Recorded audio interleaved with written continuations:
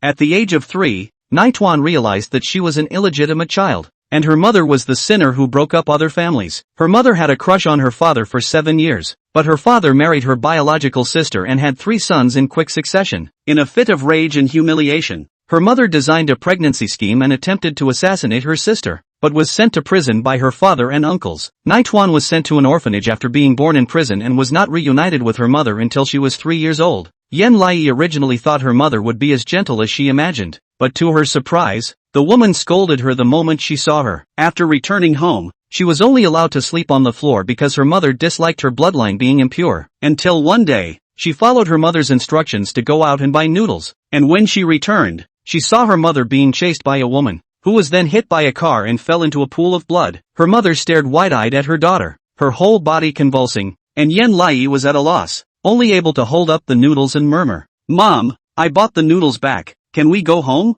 But her mother's mouth kept bleeding, struggling to say something. The child crouched down and leaned closer, hearing her mother say with difficulty, "What will you do? I left you behind. What will you do?" After saying this, her mother closed her eyes and fell silent. Lu Nian cried out for her mother, but no one answered. The driver of the accident was even more flustered. "Little friend, your mother suddenly ran out. It has nothing to do with me. Where is your father? Let's communicate properly." The child ignored him, just shaking Lu Zishi again and again, crying out, "Mom, I bought the noodles back, please don't ignore me." But no matter how much she shook, her mother did not respond. Gradually, more people gathered around, cautiously asking, "Little friend, where is your father?" "I don't have a father." Yen Lai looked up in panic, tears streaming down her face. "I only have my mother." For a moment, everyone fell silent. Lu Nian cried even more tragically, "Save my mom, please save my mom. My mom is ignoring me." After saying this, many people had red eyes. Someone directly posted this heart-wrenching scene online,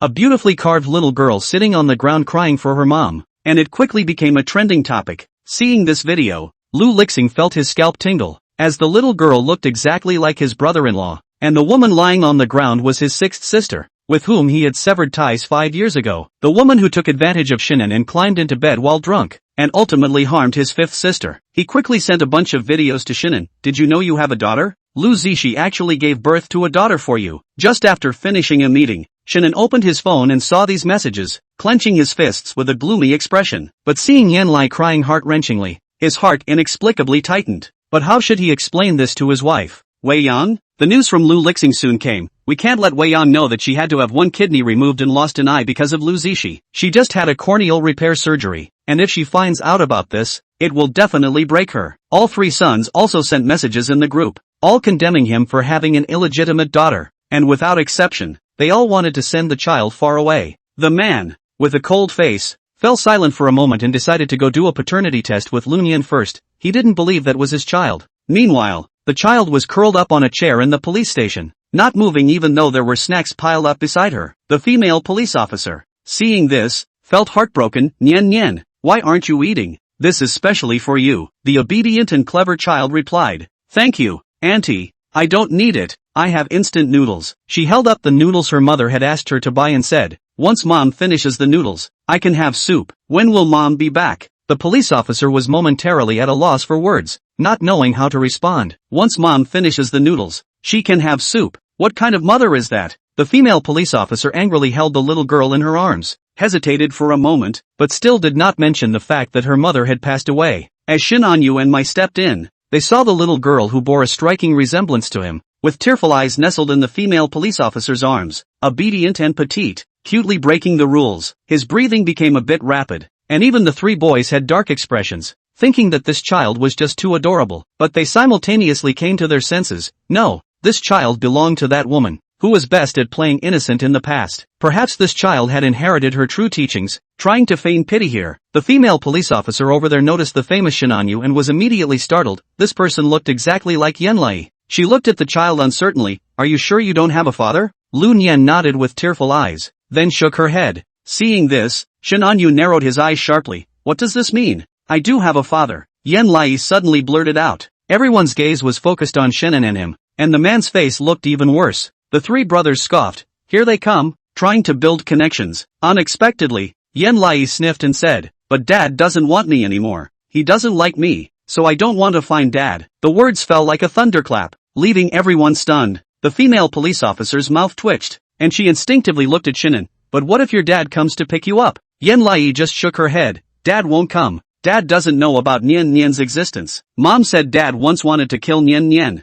and if he sees Nian Nian again, he will definitely kill her. Everyone present was bewildered. What was going on? In the midst of this dead silence, the little girl wiped her tears and bravely picked up her smile again. I can take care of myself. Nian Nian can cook noodles. After saying that, she got down from the police officer's arms and bowed to the female officer. Thank you, sister. I want to go home now. The police sister instinctively called out to her, you haven't taken your snacks yet. After saying that, she wished she could hit herself on the head. Was that the point? Lu Nian looked seriously at the snacks and cautiously took out the smallest lollipop from inside. Thank you, sister. I only want this one. Mom said these things are very expensive, and after buying them, she would have to sleep on the street. Sister, please keep these things safe. After expressing her thanks, she turned around and suddenly saw a group of people in suits at the door, looking like those powerful adults from TV dramas. Yen raised her head and met a man's sharp gaze. He looked at her coldly without saying a word. The crowd couldn't help but swallow hard, watching this scene of a father and daughter recognizing each other. Lu Nian widened her eyes in surprise, looking at the man's features, and suddenly tears welled up in her eyes. She stepped in front of him, continued to look up at him, and glanced at the three boys behind him. Shinan felt a mix of emotions in his heart, perhaps because of their blood relation. He inexplicably felt a sense of intimacy from this little girl, but the stronger this feeling became, the more serious his expression turned, and he didn't want to speak, until Yan Lai timidly raised a pack of instant noodles. This is for you, uncle. The man was taken aback, looking at the obviously cheap food with raised eyebrows. What is this? It's noodles. Lu Nian smiled brightly, tears streaming down her face. It's really delicious. She cried because she recognized her father. He looked exactly like her. But Mom said that Dad would not like her when he saw her. Yet even if it was just once, she still wanted to get close to Dad. She bravely stuffed the instant noodles into the man's palm, looking up at him with admiration. Uncle, your hands are really big, just like the dads of other kids. She had held her dad's hand, and with a sense of satisfaction, she bowed to them. Goodbye, brother, goodbye, uncle. After saying that, she walked out with her little short legs, her back looking so precocious and pitiful. Shinan felt a twinge of reluctance. Lu Nian. Upon hearing this, Yan Lai turned around and saw the man with a stern expression. I suspect you are my daughter, so come with me for a paternity test. If you are. His gaze was dark, and in front of everyone, he said in a low voice, I will take care of you. The little girl stared wide-eyed in surprise, unable to speak for a long time. After a moment, she followed the man to a very beautiful black car. Just looking at its exterior made it seem very expensive, causing Yan Lai to timidly press her lips together. Shinan was the first to get in the car, followed by the three boys. Lu Nian hesitated for a long time, looking down at her dirty skirt and shoes, feeling self-conscious for the first time because she was so dirty. She stood outside the car door, hesitating and not speaking. The man gradually lost patience. Get in. The cold words made Yan Lai shiver, and she lowered her head, tugging at her skirt and muttering, I'm very dirty. The three boys looked at her in surprise, making Lu Nian lower her head even more.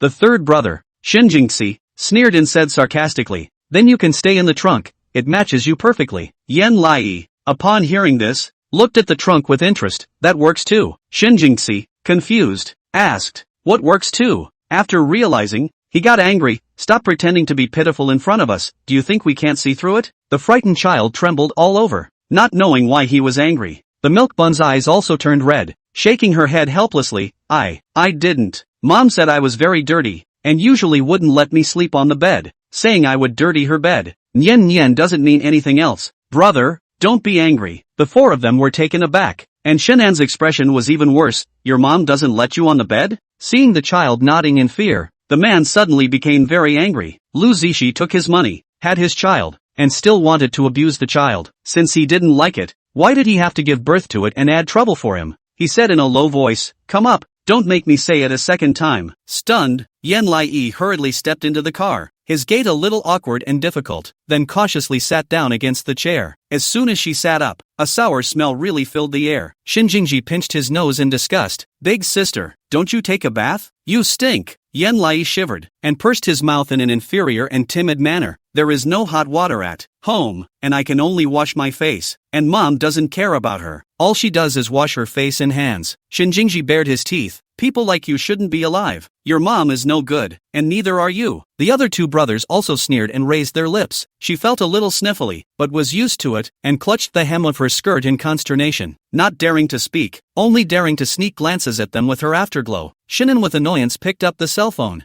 felt the little girl glancing at him, coldly swept over. Yan-Lai shivered at his look and lowered his head again hastily, like a little puppy nobody wants. Annoyance floated through him. By the time he got to the hospital, and the blood draw was dry, he didn't want to continue with her and sent her straight to the orphanage where she had been. I'll look for you when the results come in. Yan-Lai was anxious and lifted her eyes to look at the tall man. Intuition told her that Dad didn't like her. It's just like Mom said, he'll only hate her when he sees her. He won't like her. Shinjingji is even more a face of boredom, holding his arms and looking askance at her. Yan-Lai, you now also do not be complacent. Think this is your father. The results did not come out, anything does not count. You are not allowed to say to people that this is your father. Understand? Yan-Lai nodded obediently. I know. She was so sore that the four men's eyes met. No tricks, right? But Shinanha didn't bother to talk nonsense with her and turned around to get into the car. Yan-Lai stood in the twilight and suddenly spoke. Uncle! The four of them stared back, their faces exquisitely cold and arrogant, as if it were winter. She stood under the dim streetlight, her features similar to theirs, but her tattered dress was out of place. There is an invisible gulf between refinement and scribbling. She looked at him expectantly. Will I ever see you again? If not your daughter, I would like to give you a gift. Is that okay? Shinanha looked at her pleasing brow, didn't say another word, and leaned down into the car. There's a 7-day wait for a paternity test. In the past 7 days, Yan-Lai's affair has been widely publicized by the community, and the heat has only increased as so many childless couples on the internet have wanted to adopt her. However, the orphanage side said that because Yan-Lai intended to do a paternity test with someone, we have to wait for the results to come out to confirm whether it is a biological relationship before deciding whether to adopt. But she believed that the man was her father. She felt it strongly. When the orphanage aunt saw her drawing with the greeting card, she couldn't help herself. Ee wants to find her own father so badly. Yan-Lai scribbled with a worn crayon and nodded heavily. I like Daddy. Daddy is definitely my daddy. He's so tall and good-looking. Chapter 7, The Child. He doesn't want to recognize. The young teenager reading across the room lifted his eyes to scan her. Auntie kissed her cheek. We, are going to enjoy our blessings in the future. And when the results of the paternity test come out, you'll be able to have a new home. Whatever home it is, it's certainly better than her own mother, the murderer. Auntie got up and left to take care of the other children, and Yan-Lai continued to draw nicely. Suddenly, a cool teenage voice came from across the room. They won't want you. Yan-Lai moved, raising his eyes in confusion. Reflected in her eyes of the young man's bones are very good, even though only 10 years old, but his figure is a little taller than the same age, but also can already see the future of the grown-up handsome. He crossed his legs, holding a Cinderella storybook in one hand. His phoenix eyes were cold. Don't get your hopes up, she pouted. No way. Daddy will be here to pick me up. Don't tease me. Gu Huai came to the orphanage 2 years ago. Everyone said he was the illegitimate son of some big shot who had been put in an orphanage after his mother died of an illness and the big shot disowned him. Gu Huai was fierce and could fight. No one dared to talk to him when he came. He was like a violent lion, biting anyone he saw. She used to be always bullied in the orphanage because of her cute looks, and when Gu Huai saw her being bullied, he helped her fight, taught her to resist, and protected her. In the entire orphanage, Gu Huai was only close to her. When Auntie couldn't control Gu Huai, she was the one who helped pass on the message so that Gu Huai would listen impatiently for a few moments. Everyone teased her about being Big Brother's favorite. The day she was picked up by her mom, Gu Huai didn't show up, but when she returned to the orphanage 7 days ago, Gu Huai was the first to pop out. She likes to stay inside her room and doesn't like to play outside. Gu Huai used to like to play outside, and always accompanied her these 7 days, reading fairy tale books while spouting off about the princess being sick in the head. He was one, gentle but not too gentle. Gu Huai sat down next to her and analyzed with an old-fashioned mind. You were picked up by your mother for a year. Did that man come to see you? He didn't, did he? People think your life is dirty, even if you are really their daughter. They won't tell the truth. A few boys who came and heard this and shouted, Big Brother, do you just not want Yan-Lai to go off? She came back for you to be happy. You don't even love to eat when she's not here. Gu Huai's face changed as he copied the storybook and smashed it at them. Get lost. Yan-Lai sullenly squeezed the brush and looked at the figure on the greeting card. Even less happy. will it? Even if the paternity test comes back right, won't Dad recognize her? Shinnon looked at the paternity test in his hand with a dark face. The identification showed a 9,991% probability of paternity. Yan Lai-yi, his own daughter. All three sons were cranky to varying degrees when they saw this report card. Shin Jingji reacted the most. I don't agree. I don't agree even if this guy is biological. She's not qualified to be our sister at all. We can't recognize her. Just that inferior gene of her mother. What if she will still kill my mother in the future? Both brothers didn't say anything and silently looked at Shinnon with. But what they revealed between their brows was that they didn't want to recognize Yen coming either. A sister born to their own mother. They dote on. But what is the meaning of the incoming message? She was born to be unwelcome in their family. She's Yen Zixie's daughter. Shin Anha pondered for a moment, but still discarded the paper in his hand into the paper basket. He had been very busy these past 7 days, but when he had free time he always wondered what if Yen Lai was really his daughter. He raised it or not. Chapter 8, You're Not Daddy's Boy. When he and Yen Zixie that night had already broken Wei Young's heart, but she was kind and didn't pursue the matter, and didn't bring it up again for so many years. But if she was told that that night had given Yen Zixie a daughter, would she be able to accept it? She's so soft. After a few moments of contemplation, he came to a decision. I disown her. Several of the brothers were instantly beaming with joy. Shin Jingji was so happy that he was about to jump up. Then I'll go and let her know, so that she doesn't think about us anymore. I can't wait to see her reaction when she finds out the result. Ha ha ha ha. With that, he turned and walked away. Shin Anha was silent for a moment and said, I'll go too. A few brothers were stunned, but they had no problem with it and readily agreed. On the other side of the orphanage, Yen Lai had finally finished drawing the greeting card for Shinnon with. Today is the 8th day. The gifts she had prepared could be delivered today, followed by a loud shout from outside. Yen Lai, your father is coming for you. She rose from her chair in surprise and darted for the door. A long way away, parked in a familiar car, a man stood in front of the orphanage. It's Shin Jingji. He was holding the latest model of Apple phone in his hand, swiping it in his hand with some impatience. When he looked up and saw Yen Lai running towards him, with a string of little tails behind him, all of them are curious about whether they want to have a father or not. He wrinkled his nose in disgust. Like a bunch of little trashy meanings, Yen Lai views him, only feeling him shimmering, and more cautiously takes his place in front of him. Hello, brother. Her grape-sized eyes blinked with anticipation. Shin Jingji's face cleared up slightly when he saw her. I have to say, this guy is good looking for his age, he said in a hushed voice. The results are in. Yen Lai swallowed nervously and nodded. Yes, you are not my father's daughter. Shin Jingji's eyes were dark, and he said bluntly, in the future, don't climb into my father's relationship. The words fell, like a blow to the head. Yen Lai froze. All the expectations in her heart suddenly collapsed, and she asked uncertainly, not uncle's child? Right, no. Shin Jingji looked at her with cold eyes. In the future, you should stop saying you have a father to everyone. Those kids in the back roared with laughter and rolled on the ground in an exaggerated manner. Ha ha ha ha ha ha ha ha. Yen Lai doesn't have a dad. Yen Lai doesn't have a daddy. Why do you want to brag? Bragging rights. Yen Lai, your father is dead. Shin Jingji yelled back. Your father is the one who died. Those kids were stunned and made faces and ran off. Our dad was supposed to be dead. He was disgusted. What good kids can come out of a place like this? Yen Lai is nothing more than this kind of kid. Yen Lai was still blinded, but she had another thought in her head. Brother, wait for me. I'll go get you a present. She ran back with her short little legs. Shin Jingji wrinkled his eyebrows for a moment and turned to get into the car. In the car, Shinnon and his other two brothers looked at him in silence. He hesitated. Let's go. Yen Lai quickly rushed to the door with the greeting card, only to see that the black car was already gone and yelled, Brother! No one responded. She squeezed through the doorway and rushed out, holding up the greeting card in her hand. Brother! Brother! Wait for me. The car rushed around the corner. Yen Lai followed behind, crying and shouting, Brother, don't go!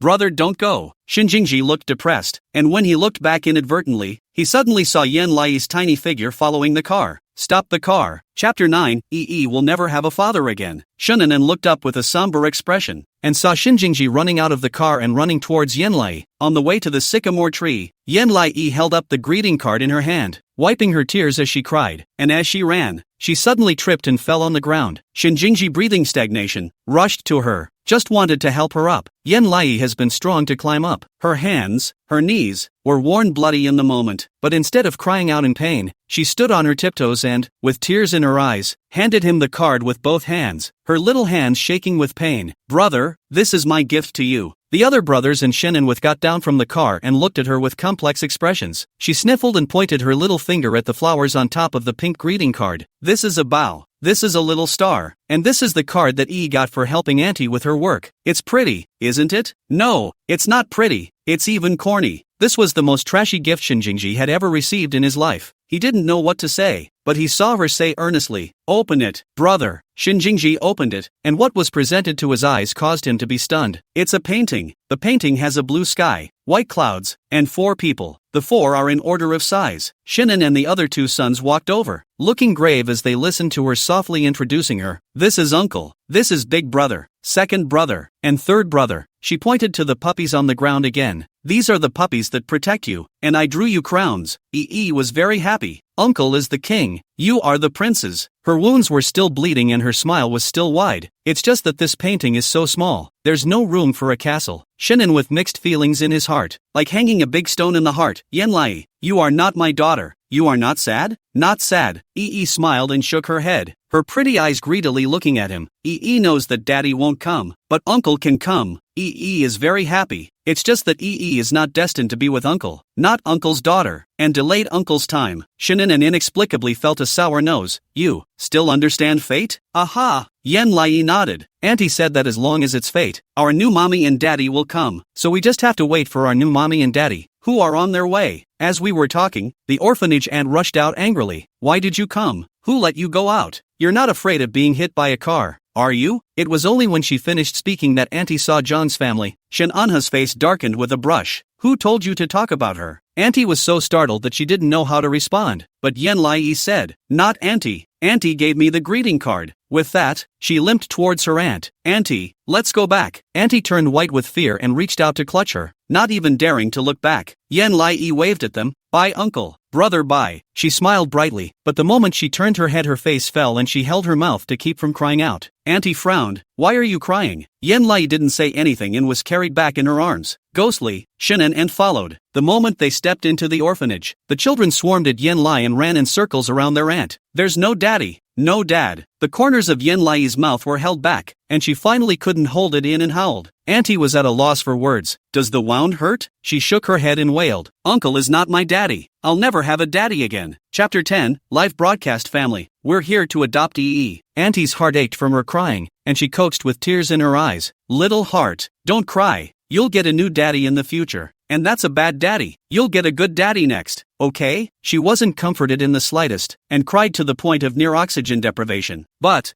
EE really likes uncle. Shinon would stoically clenched his fists. That aunt sighed at that. She is an adult. How can she not see? The 2 people with a mold inside the car, and a rich man driving a luxury car. The clothes are enough to feed and clothe the child for a year. How is it possible to say it's not your own father? Isn't it just disowning it? He's got 3 sons standing behind him. The baby's mom is also sinning. Isn't it a child's sin to give birth to a baby who doesn't love his man? Well, don't cry. Don't cry. Oh, Auntie put you to sleep, to find you a new daddy. Call your new daddy and tell him to come pick you up, okay? Yenlai was sent indoors. Shin Anha's face was somber, and suddenly, a black shadow flashed by and hit him on the shoulder. He frowned and looked over to see a fine-looking boy standing there with a stone cupped in his hand. You lied to her, right? She's your own daughter, right? Shin Anha was stunned and did not reply. Gu Huai had a maturity in his eyes that didn't fit his age, and looked at the 3 boys behind him with contempt. You guys clearly don't miss her bowl of rice, even if you give her the cheapest food you can. Why do you want her to remain an orphan? Shinon gazed at him and also lowered his eyes to ask himself. Yeah, why let her remain an orphan? It's because she was born without her own permission. Is not liked by him. Shinjingji angrily stepped forward. It has nothing to do with you. Yes, it has nothing to do with me. But Yenlai is under my cover. She is my little brother. Gu Huai weighed the stone up and down and glared fiercely at Shinon and. She's so good looking. Aren't you guys worried about her being in danger when she grows up? He had grown up knowing how much danger a good-looking person would be in if he wasn't good enough. But these things, and your lordship doesn't know about them?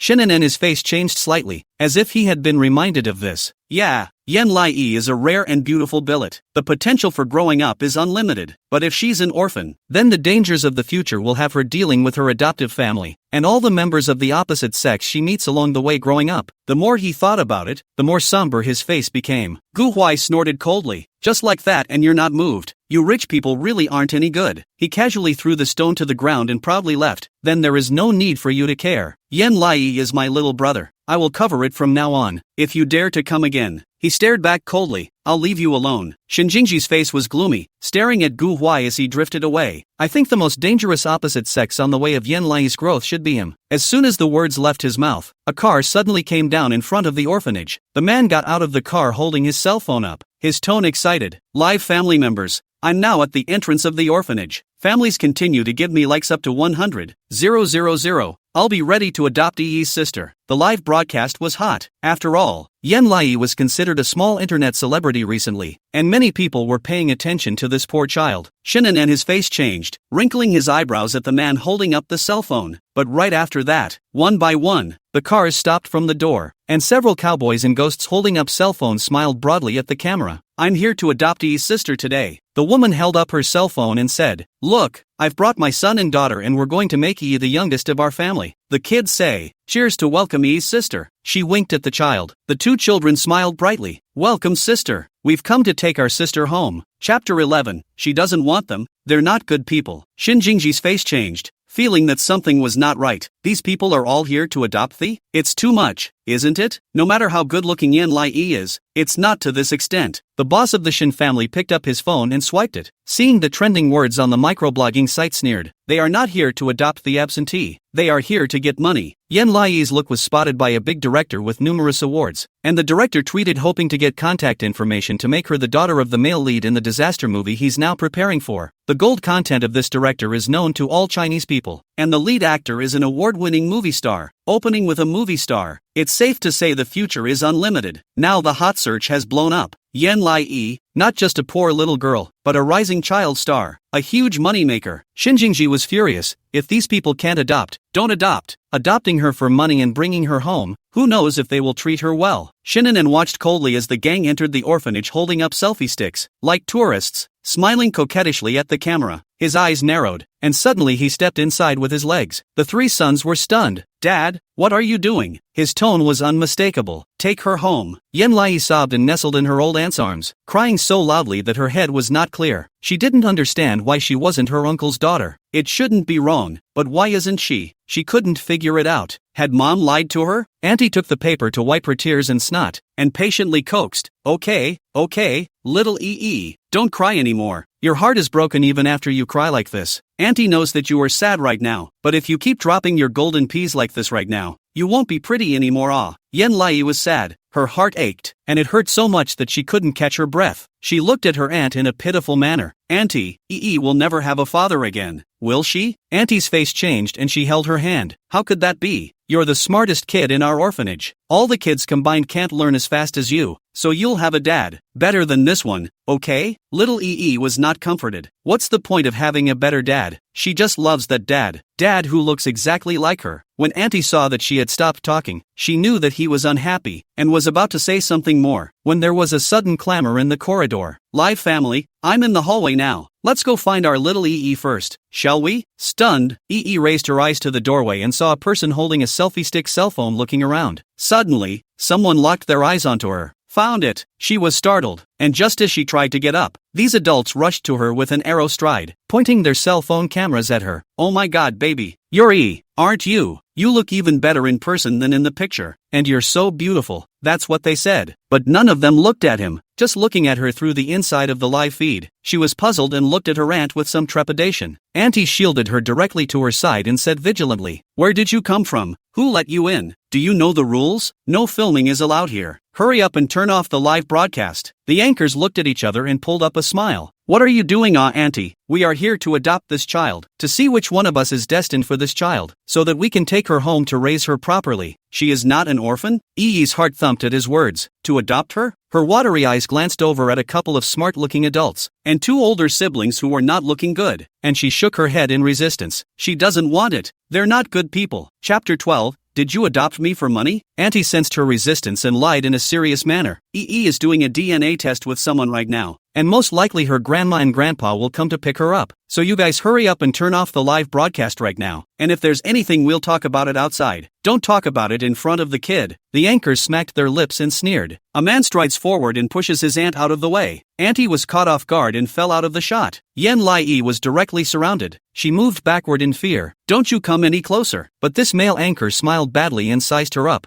his eyes looking at her uncomfortably. You're so pretty. Are you still an orphan now? Is your family coming to pick you up or not? Another female anchor held up her cell phone and stuck it to her. We have a brother and a sister in our family. If you come to our family, you'll be the youngest sister in our family, and mom will definitely love you very much when the time comes. Moreover, do you know that you've been spotted by a big director now? You can become a big star in the future. When you become a child star, mom will follow you around and take good care of you. How nice. A man pushed the woman away, looking contemptuous. That's for you to say. Are you serious about wanting to adopt EE? I think you want to eat people's dividends, so that they can become child stars and become your family's cash cow. He held up his cell phone to Yen Lai, righteously said, Uncle told you as long as you choose Uncle will absolutely heart and lungs to you, take you as their own daughter is pampered, and Uncle specially understand, without the ability to procreate talent can be adopted, you will soon be able to become Uncle's daughter. But that being said, this one individual held up her cell phone as if she had a cell phone face, and her eyes didn't even fall on her face. The other anchors got upset and stepped forward to dislike the man back. I say, what do you mean your daughter? We're here too, so we can't be allowed to run short. We're going to adopt her as our daughter too. Don't any of you argue with me. My family's conditions are the best. I can afford her. She's going to be an entertainer in the future. I can afford to pay for her piano lessons and dance lessons. Can you? The more they argued, the more they flourished, and they even began to fight. Little looked on in shock, but in her heart she was becoming more and more aware. These are not people who want to adopt her. They don't really want to be her mom and dad. She doesn't want it. Auntie was trapped outside and couldn't squeeze in. Get up. Stop arguing. There are strict rules for adoption. You can't just come here and take it away. Please hurry up and get out. You're scaring the baby. These adults ignored it and kept holding up their cell phones in front of Yen Lai.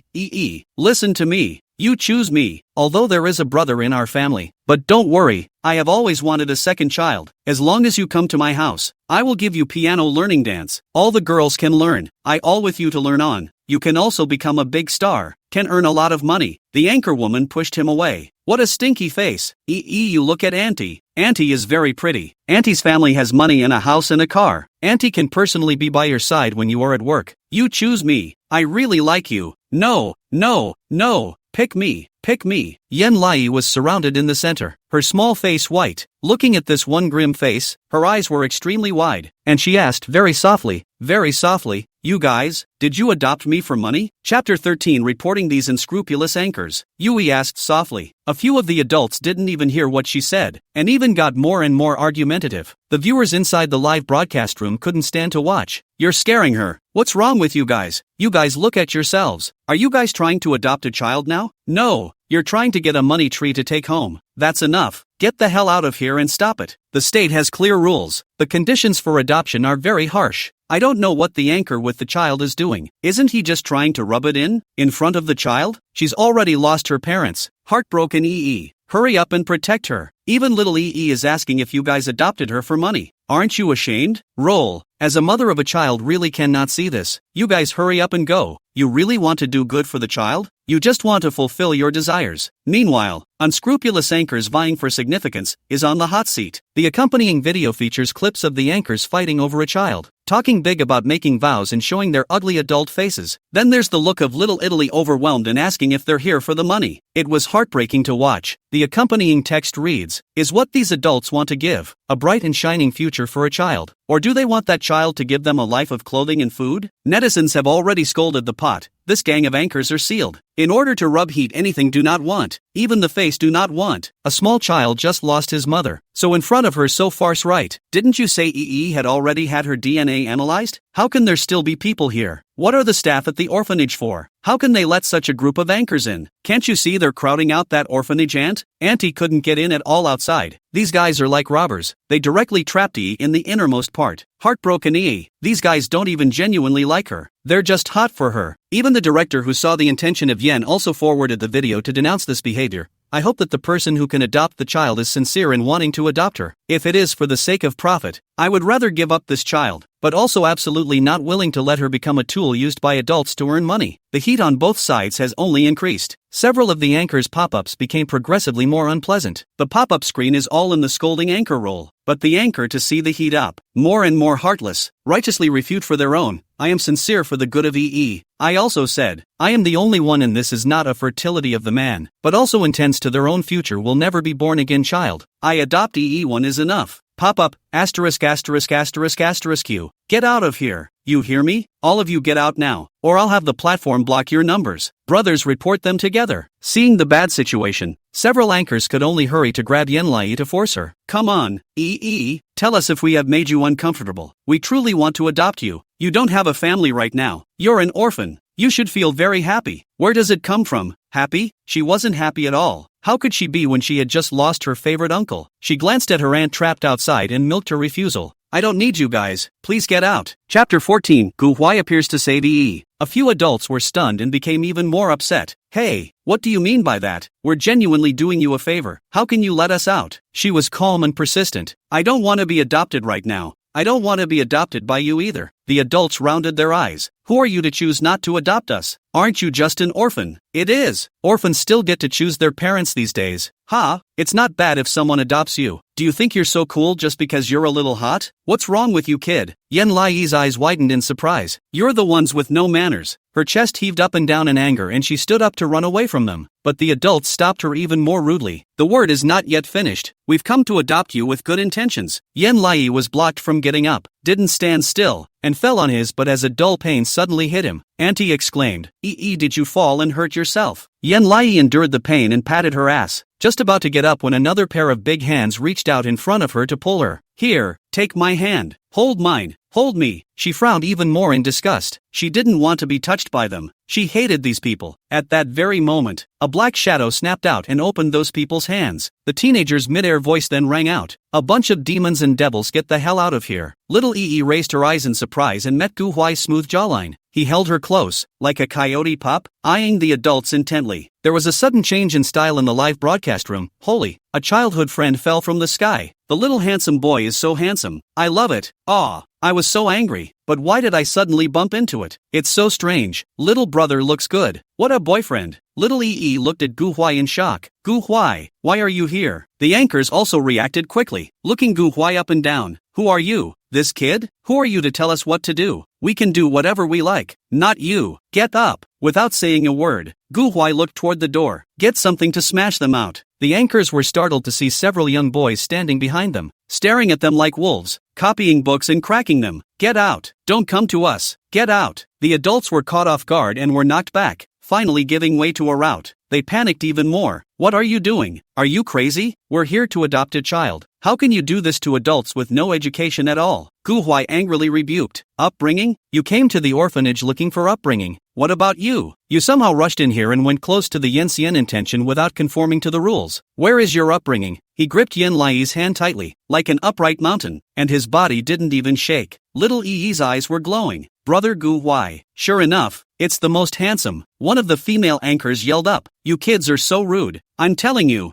I'm recording it all here. I can see your face. What? Sister, you're the one who's rude, okay? What's wrong with you? Asterisk asterisk asterisk asterisk. Gu Huai's eyes coalesced with a fishy look, and he was even facing her camera straight on. Yan Lai is under my cover, and I'm the one who will protect her. You think I'm afraid of you just because you recorded a video? He copied the Cinderella book on the table and hit it hard towards the anchor woman. Get the hell out of here. Chapter 15. Congratulations on your arrival. You have a home. The live broadcast instantly exploded. Asterisk asterisk asterisk asterisk. The little boy is powerfully explosive. Yan Lai is covered by me. Aha. What kind of poignant story is this? I feel as if a living novel has appeared in front of me. Isn't this the hero and heroine of my childhood? I can't believe I think a little boy is handsome. I can. Why don't I take better care of myself? Sister is willing to wait for you for a few more years. I can too. Sister is willing to wait for you. Ha ha ha ha ha ha ha. Sisters, put on your bitter teas. He's still a child. He's EE's. You're not allowed to rob him. The live hotspot once again blasted on a phrase. Yan Lai is under my cover. The video is all about Gu Huai looking at them in an underhanded manner and calling a bunch of his little followers to smash these anchors. Ha ha ha ha ha ha ha. That's not a cool text ending?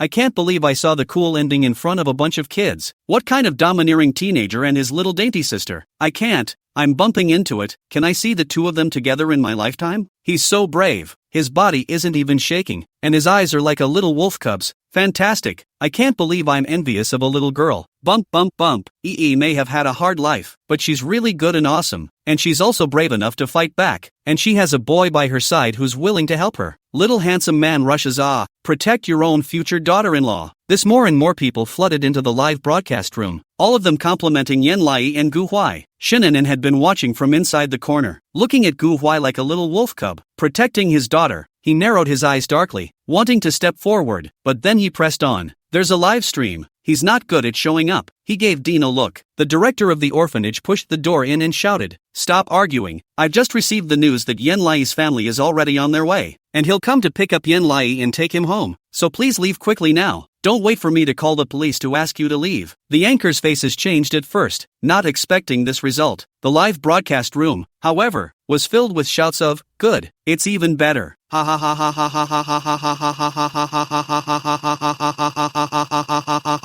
ha ha ha. You guys get the hell out of here." They all frowned in disgust and muttered, "What the hell? We're not happy to adopt if you want us to, so what's the point of pretending? Do orphans still raise themselves?" They left in droves, casting resentful glances toward Yen Lai before leaving. Gu Huai clutched Yen Lai's hand tightly and watched the group of anchors go away. As soon as the man left, the room quickly became much quieter, instantly relegating itself from a noisy food market to a peaceful classroom. Yen Lai breathed a sigh of relief and looked gratefully at the orphanage director, saying in a milky voice, "Thank you, director, for your help." Dean grunted, "What are you thanking me for? What I just said is true. Your family has come to take you away." She was stunned, and Gu Huai was also stunned for a moment. "Who is that family?" Shin'en with, "It's me." Yen Lai's heart thumped when she heard the familiar voice and looked around. Shin'en with a powerful aura wrapped around him came with his 3 sons on long legs. His well-tailored suit was out of place in the style of the somewhat outdated-looking orphanage, and those sharp eyes fell on her as if they could penetrate her heart. "Why come? I know your own uncle, and your own uncle will take you home. Your mother's brother." Shin Anha paused and said, "In the future, you will have a home." Chapter 16.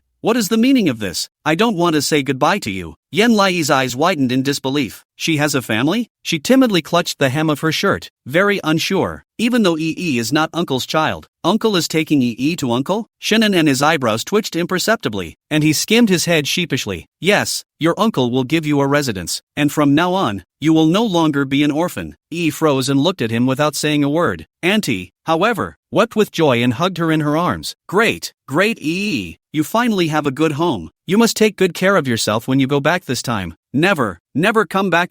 Little EE blinked her watery eyes, still unsure. She has a home, and a home where you can meet your uncle? Yen Lai's eyes steeply glowed with a little bit of radiance, secretly raised the corners of her mouth, but for fear that her uncle would think that she was complacent, she hastened to cover it up. Nonetheless, she was happy. Shin'en coldly swept at her, originally not wanting to have a meeting of the eyes with her, but seeing this scene, a trace of warmth steeply rose in his heart, and the depression instantly dissipated without a trace. It was as if the snow and ice were melting and spring was blooming. Shin Jingji and the others had sullen faces, but they couldn't say anything more about their father's choice, and could only prepare to welcome their half-sister home. Gu Huai left quietly. He left without anyone noticing. A few boys followed him. Seeing him like this was a bit heartbreaking. "Boss, you said you obviously like Yen Lai so much. Why can't you stop her so she doesn't leave? Or you can stay with her until she leaves." Another kid also scratched his head. "That's right, you can't be there every time something happens to Yen Lai, and then leave after she's fine. You two are good friends. Shouldn't you eat candy together and get beat up together? That's called sharing the same pain and suffering. Uneducated, can you not talk nonsense?" Gu Huai sat grimly on the slide. A hint of hostility gathered under his eyes. "All of you leave. Don't surround me. It's annoying." The little teenagers' faces changed. They didn't dare to say more and hurriedly turned around to leave. Indoors, Yen Lai was still lost in thought. She turned back and looked at the classroom. The bored Shinjingji, who threw glances this way from time to time, and then looked at the other 2 brothers who didn't bother to look at her. And for a moment there was some hurt feelings. "Where's Gu Huai?" Auntie pondered a little and shook her head. "I don't know. That kid might have gone somewhere to have a disagreement. The last time you were taken away by your own mother, he didn't eat for days, and after a while he was fine." Yen Lai frowned and turned to run out. "Auntie,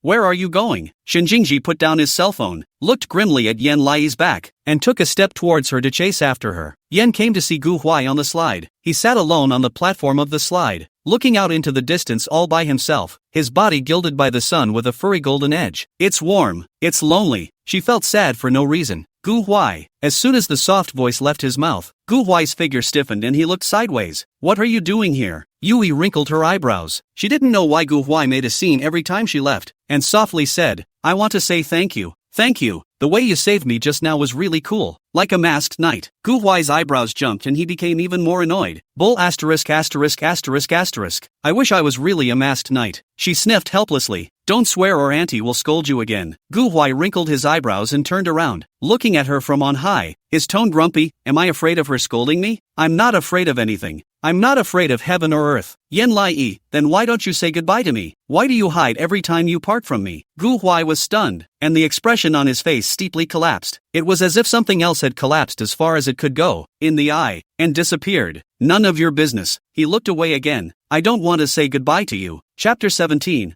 What is the meaning of this? I'll see you at the top. Yen Lai lowered her eyes in disappointment, looked at Gu Huai or did not say more, turned around and walked away. Gu Huai's breath stuttered as he watched her disheveledly walk towards the short legs towards the orphanage. He suddenly slid down the stairs. Wait! Yen Lai's footsteps lurched, turned back to look at him, and was violently embraced in Gu Huai's arms. She was stunned and asked in a milky voice, Gu Huai? This was the first time Gu Huai had hugged her. Gu Huai closed his eyes tightly, like a fish in his throat. His words were squeezed out with difficulty. Listen to me. The rich people's life isn't as good as you think it is. Although they take you away, they may not necessarily be truly heartbroken. You have to take good care of yourself, and if someone bullies you, just follow what I've handed to you and fight back. Learn whatever they want you to learn, and learn it to the best of your ability. Piano, dance, English, everything they give you to learn. You're not like your mom. You can live a better life than your mom, because you are smart. When you're older and stronger, you won't need to care if the people around us love us or not, and we won't need to depend on them. Understand? Little Ee listened to the clouds and she memorized it all, but she suddenly felt sad again and reached out to hug him. Will we see you again? Gu Huai was her favorite. Gu Huai wrinkled his eyebrows. Water mist seemed to well up in his eyes, and nodded his head sullenly. I will work hard and climb up desperately, and we will meet at the top. Little Ee's nose turned sour and she looked up at him. How far is the top? Gu Huai was stunned and quickly brushed his head away. Go find your brother. He didn't answer. Ee sniffled, finally not giving up, and hugged Gu Huai tightly. She didn't say anything, just held his wasted body in a death grip. Gu Huai's lips trembled as he buried himself in the nape of her neck, and then, ruthlessly pushed her away. Go! With tears streaming down her face, little Ee didn't say any more and turned to leave. Shinjingji stood in the corner and reflected this scene into his eyes. Yen Lai didn't turn around, because it was hard to cry. So naturally, she didn't see Gu Huai silently watching her shed tears. He grunted coldly. Watch it. He then said that the most dangerous member of the opposite sex on the road to the future of Yanai was him. It's not nice to look at. Luckily, the boy is an orphan and can't be seen again. After the whole formalities, Yen Lai huffed and puffed in her aunt's arms, saying goodbye to everyone. At the goodbye ceremony, Gu Huai still didn't come. Yen Lai followed Shinjingji with his own small package and looked back at the orphanage. Auntie waved at her with tears in her eyes. Little Ee, don't come back. She was teary-eyed and looked at the tall bodies of the four men, a little bewildered. Is it true that she won't be coming back? She was reluctant to leave, but in the end, she didn't see the figure of Gu Huai seeing her off. Gu Huai dully cowered in the corner and watched Yen Lai get into the extremely beautiful Maybach business and disappear in front of his eyes. His whole heart was empty and he looked around. There's no more coming. Not that one. The little crybaby who had timidly poked her head out of the crowd to gawk at him from the first moment she saw him. Neither did the one, quietly poking him in the palm of his hand and looking at him curtly and smiling. The little toddler. He turned around lost in thought. Suddenly, there was the sound of brakes at the entrance to the orphanage. Gu Huai looked back in surprise, and what met his eyes was not the business. Instead, it's a Rolls Royce. Auntie froze, and then she saw two bodyguards coming down from the luxury car, and another old man with a dignified face and wearing Chinese clothes leaning on his crutches, walking step by step inside the orphanage. Gu Huai's face changed slightly, and he clenched his fists warily. Auntie took the initiative and stepped forward. May I ask who you are here to see? The old master's gaze faintly swept across the room, finally landing on Gu Huai. I'm here to pick up Gu Huai. He's my grandson. Chapter 18. Show up in front of our mother and you're dead. Everyone's faces changed, and they neatly looked at Gu Huai. There was hostility in Gu Huai's eyes. The old man was calm and collected. There were flashes of fire between the eyes. The old master looked him up and down provocatively. Good looking, tall, good proportions, and his eyes are on point. Come with me, from now on you'll be the heir to my Gu family's business, and you'll have whatever you want. Gu Huai sneered and turned to leave. Suddenly, he stopped in his tracks and swept coldly at him. Do you know the Yin family and know the Shin family? Elder Gu's cold eyes. Which Shin family, which Yin family? Gu Huai, the biggest one. Elder Gu's eyes rolled, and the bodyguard beside him tried. Young master should be talking about Shinan's marriage with the Shin family and the Yin family that is linked to him. Elder Gu raised his eyebrows and nodded. How is it possible that we don't know each other? We are family friends. Why are you asking? The top 3 big families in the country of Huaxia were none other than their 3 families. Gu Huai pondered a little and made a condition with him. If I go back with you, am I probable to meet the Shin family's child and the Yin family's child? Elder Gu was puzzled. That's for sure. I'll personally organize a dinner party for you, and at that time,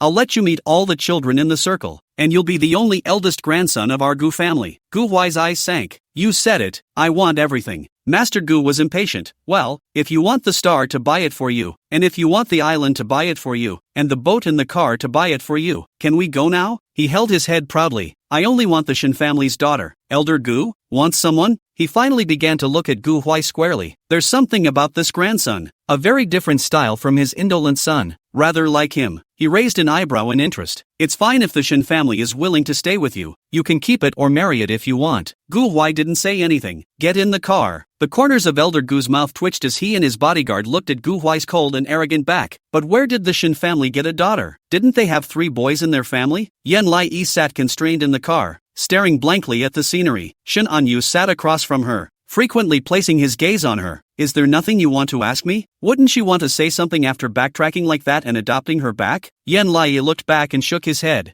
No, Mom says not to ask what you shouldn't. She wasn't too interested either. Shin Anen frowned. The reason I brought you back is not because you are my daughter, but because I know your uncle, your mother's brother. Shin Jingjie picked up the conversation. Your mother has 4 brothers and 1 sister above her, and the sister is my mother. I don't know if you know that. Yan Lai pondered a little, thinking of the name his mom recited every time he got drunk. Undeclared. She pursed her lips. I know. Shin Jingjie's face showed sarcasm. Your mom probably didn't scold my mom less, did she? Yan Lai was stunned and shook her head. Mom scolds sometimes, but mostly she just cries. Shinan and his eyes went cold. What are you crying about? She softly said. Cry for your sister. The carriage fell instantly silent. Yan Lai felt the atmosphere cold, shrinking his neck.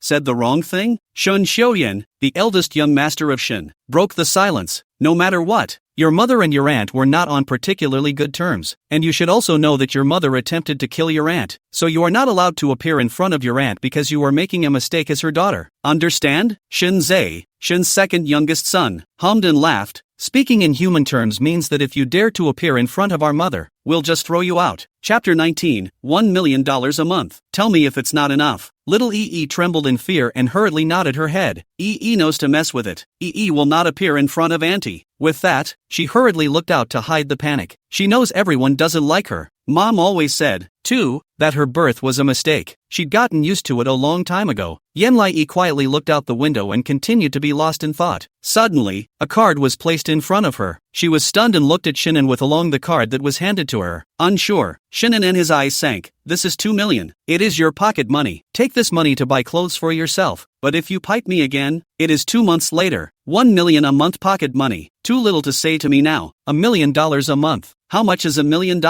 Her head buzzed. How many bags of Sancho Ichi noodles can this buy? Shin Jingji snorted in mockery. You just know your crappy Sanchoism. This money can buy several houses of Sanshoi Iman. Poor bastard. Little sucked in a breath of cold air and waved her hand in a flattered manner. Uncle, this is too expensive. I can't take it. While her mother usually scolded her for $1, her uncle was able to give her the face of several houses. She can't have it. Shananha was too lazy to talk nonsense with her, and transferred the card to Shinjingji. You take care of it. You take this money and go buy her a bunch of clothes. Throw away all the second-hand clothes you took from the orphanage, and don't let her live poorly in Yan Li Xing's house. Shinjingji was dumbfounded. Why me? Shen Zeno cackled. Third brother, aren't you the closest to this new little sister of ours? The greeting card that was just given to you, you still secretly seem to be holding it. Who's responsible if you're not? Shinjingji was even more furious. Who said I looked at her worn-out greeting card? I didn't even look at that piece of. I'll just take it and shred it with a paper shredder today. Saying that, he stared at Yan Lai warily. Don't you listen to what he says. I don't like your crap greeting card. I'm not looking at it. Little blinked in confusion. If you don't like it, you don't like it. Why emphasize it to her all over again? She nodded her head good-naturedly. Yes, brother, I don't believe it. I don't believe it at all. Shinjingji, Shinin and the corner of his mouth if anything hooked upward. Looking out the window, Hang Lung is here. You take her in to buy things. I will let the bodyguard come to you. Buy what you look after yourself, but that money is for her. You are not allowed to take it. Shinjingji angrily jumped out of the car. A small sum of money, who cares? Let's go. Yenlai clumsily followed behind Shinjingji with her short legs, politely waving her hands with them. Bye uncle. Bye brother. Thank you. The car door slammed right shut and started to leave. Shinjingji urged her with particular impatience. I really don't understand why I have to care about this little of yours. Not enjoying a good holiday. Having to get into this mess with you in here. Little Ee blushed and lowered her head in a particularly apologetic manner. Her milky little face climbing with fear. I'm sorry brother. I've caused you trouble. Why don't you go home? I'll be fine on my own. Shinjingji was stunned by the way she was about to cry and smacked his lips. Come on. With this IQ of yours, you're not sure where you'll lose it all by yourself. He turned and walked into the mall. Follow me in. Chapter 20, What Came to Be. Just a little bit of cuteness. Little Ee hurriedly followed him with her short legs. Stepping through the door, the mall inside the TV instantly caught her eye. Her eyes swished brightly and her mouth dropped open in awe. Is this a place that sells clothes? The places she used to follow her mom around to buy clothes were kind of narrow lanes, crowded with people, and not nearly as pretty. It's so beautiful here. The floors reflect her. Yen Lai looked at herself in a daze, then noticed the small shoes stained with old dirt, and looked at Shinjingji with a bit of self-consciousness. She subconsciously pulled away a little. Shinjingji realized that the little milk group didn't follow him, and as soon as he turned his head, he saw Yen Lai walking along the road with his head discreetly lowered, just like a listless little milk dog. The aura is very low. He hated it and yanked her down. What's going on? Little Ee shrank in fear, thinking that he was going to hit himself, and hurriedly raised her hand. Mom said to keep a distance from her outside, or else Ee will disgrace her. I'm sorry brother, I shouldn't have gotten so close to you. Her voice was shaking. Shinjingji had a bellyful of fire and wanted to say that she was moving too slowly. When he heard this, his face changed slightly. Your mom won't let you walk next to her? He was never allowed to be out of his mom's sight when he was little. Why is her mom doing this to her? Lai shivered, afraid of being beaten. I'm sorry brother, you told me the rules. I'll follow them properly. Say it again. Shinjingji's heart thumped, and he couldn't get a word out of the reprimand that was on the tip of his tongue, and said in irritation, the rule is that you have to follow me around. Do not move an inch. Don't leave my sight. Do you hear me? Little Italy shivered. I hear you. Shinjingji hummed. She was afraid that he was still angry, and timidly tugged at the corner of his coat. I am sorry brother. I don't know. I am thinking that I am too dirty to walk beside you. Shinjingji ridiculously tilted his head. What does your mom tell you all day long? Why do you have such low self-esteem? At the mention of her mother, little Ee's nose soured a little and she cooed. Mommy says I'm a mistake, and mistakes don't deserve to live well. Shinjingji was stunned and his anger subsided. This little guy, all this time, grew up with his mom treating him like this? His mom compliments him and his brothers 800 times a day. Compliment him on his good looks, on his intelligence, on his personality. But her mom is Xiaoyi opinion. He did not say anything. The heart is more and more uneasy. Timidly shook the hem of his coat. Brother, do not be angry. Dare not. The corner of Shinjingji's mouth twitched, squirming as he glanced at her small tender hand, coldly and arrogantly brushing aside his head. I'm not angry. Yen Lai breathed a sigh of relief. It's good that brother isn't angry. I promise that I definitely won't avoid you this time. Shinjingji looked at her askance and continued to walk forward. Little Ee took short steps and struggled to keep up. He was walking fast, and her short legs were a bit backwards. Shinjingji feigned unintentionally slowing his pace. Little Ee quickly ran up to him, stole a glance at him, and walked alongside him. Passers-by saw her and let out a gasp. Oh my god, this little girl is so cute. Her brother is also pretty. Oh, how can this brother and sister have such a high face value? They both seem, damn it, trying to trick me into having a daughter again. How can she look so pretty? Why do I think this little girl looks a bit familiar? Lai looked around, a little puzzled. Are they complimenting her? She never heard compliments like that when she was with her mom. Most of the people were pointing fingers at her, saying that she was the child of a whore murderer and wouldn't grow up to be anything good, while others said she was pathetic. She had never received so many compliments. The corners of her mouth couldn't help but turn upwards, and she pursed her lips to sneer, not daring to let on. Shinjingji squinted at her. Look at her wordlessly arched brow, her smile hidden, and the light pearly swirls under the corners of her mouth. Smile extra sweet. The corners of his mouth tended to rise as well, and he wrinkled his brow again to suppress them. It's just a little bit cute. It's nothing. Chapter 21, Defending Your Brother's Dignity. Shin Jingji's afterglow glanced at Yen Lai, and was a bit enraged. But I don't know why I'm on fire. It could be that he kind of wanted to hold her hand right now. He casually pointed to a children's clothing store that he frequented. You go there and wait for me. I'm going to the restroom. Remember, your head must be up for me. The pie must be full. If I know that you have done something that disgraced me, I'll really beat you up. You hear me? Yen Lai nodded busily, lifted his leg and ran over. Chest up, heads up, chest out and head up. She was like a little chickadee, entering the store majestically. Shin Jingji looked at her back and felt funny. It's so cute, and this little girl is smart. Self-care is pretty good. Shin Jingji finished his thought and hurriedly shook his head again. No, no, no, no, no, no. She's not cute. She's not cute at all. Yen Lai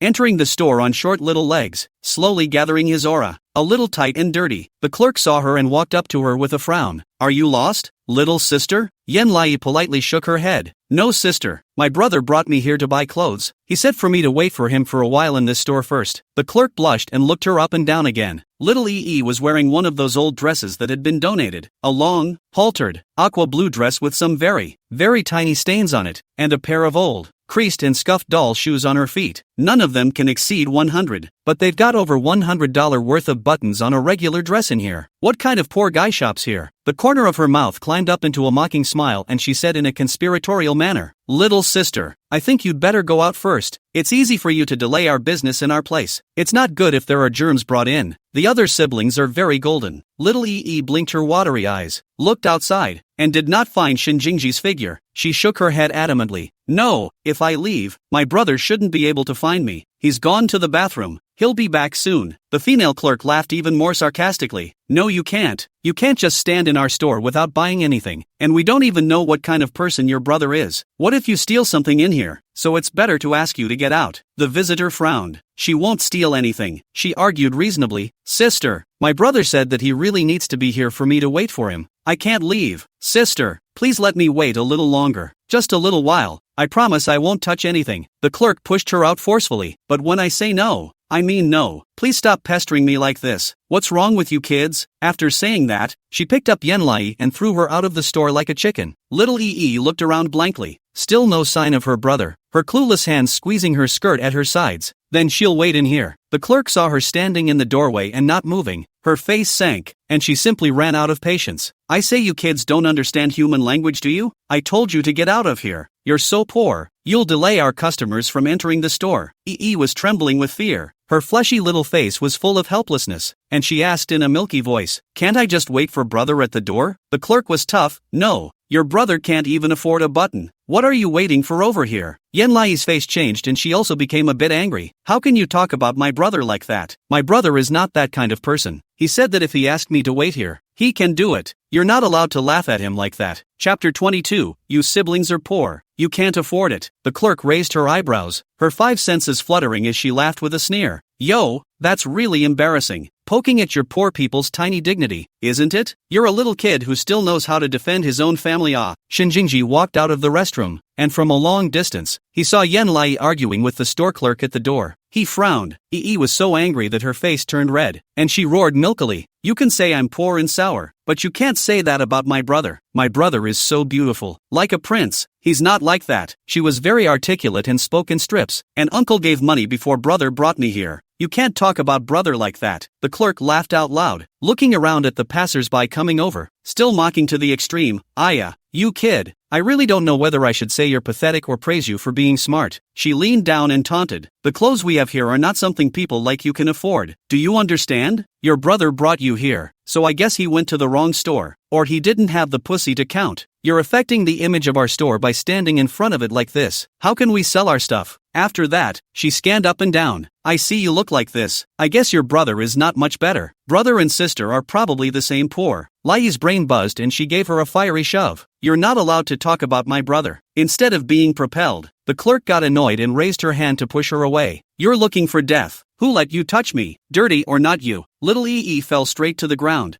her eyes abruptly red. The passersby could not stand it any longer and yelled, "Why are you bullying the child?" Exactly. The clerk was stubborn. It wasn't me who bullied her. She was looking for death herself, dressed so poorly, saying she's waiting for her brother here. Who knows if she's a thief? The passerby helped to argue. What thief? How can such a small child steal? And you have just been laughing at this child's poverty. Do you have any moral heart at all? Cabinet sisters are marvelous, aren't they? The clerk, at a loss for words, continued to point hard at Yen Lai. Am I wrong? She's supposed to be poor and shouldn't be here. There were already abrasion wounds on Yen Lai's body, and now the blood stains were showing. But she held back the pain and looked at her stubbornly. You insulted my brother first. I won't allow you to talk about my brother. He brought me here to buy something. He's a good man. Shin Jingji's heart thumped, and a flash of light crossed the bottom of his eyes. The manager of the mall passed by and saw him, and hurriedly came up attentively. Young Master Shin, why didn't you tell us about your visit? Why didn't you tell us you were coming? You didn't say you had someone with you, so I'll go shopping with you. Shin Jingji glanced at him slyly and didn't say anything. The clerk on the other side was emboldened. What's wrong with insulting your brother? I'm sure your brother is just a poor man, and he's not allowed to be insulted. A cool teenage voice interjected at the right time. Is the pauper this young lady is talking about me? All of a sudden, the atmosphere was quiet for a moment, and Tom looked towards the source of the sound. Shin Jingji was wearing a white shirt with well-tailored suit pants and a pair of immaculate white shoes on his feet. He has handsome features, peach blossom eyes like a cat, lazy and not lose reserve, broken hair messy fall in front of the forehead, looks but also about 10 years old, but the aura is all open, and even to be a head higher than the manager next to him, and slowly walks to the front of the sales clerk. Little Yi was overjoyed. Brother Jingji. The female clerk's face changed and she looked at Shin Jingji in shock. Chapter 23, let's buy it all. Okay, Yi. Shin Jingji bent down to pick up Yi and carefully looked at the abrasions on her body, overlapping with the rubbing from today's card delivery. His eyebrows climbed into a huff and his tone was extraordinarily gentle. Does it hurt? Yi softly shook her head. It doesn't hurt, brother. I didn't protect you. I don't care how I say it. My sister has been laughing at you. Don't be angry, okay? Shin Jingji's grip on her hand tightened, lifting his eyes to look deeply at her. I'm not angry, he said. It's my dignity you just argued for and defended. Shin Jingji slowly straightened up and looked at the small clerk whose face was a bit pale. This brand?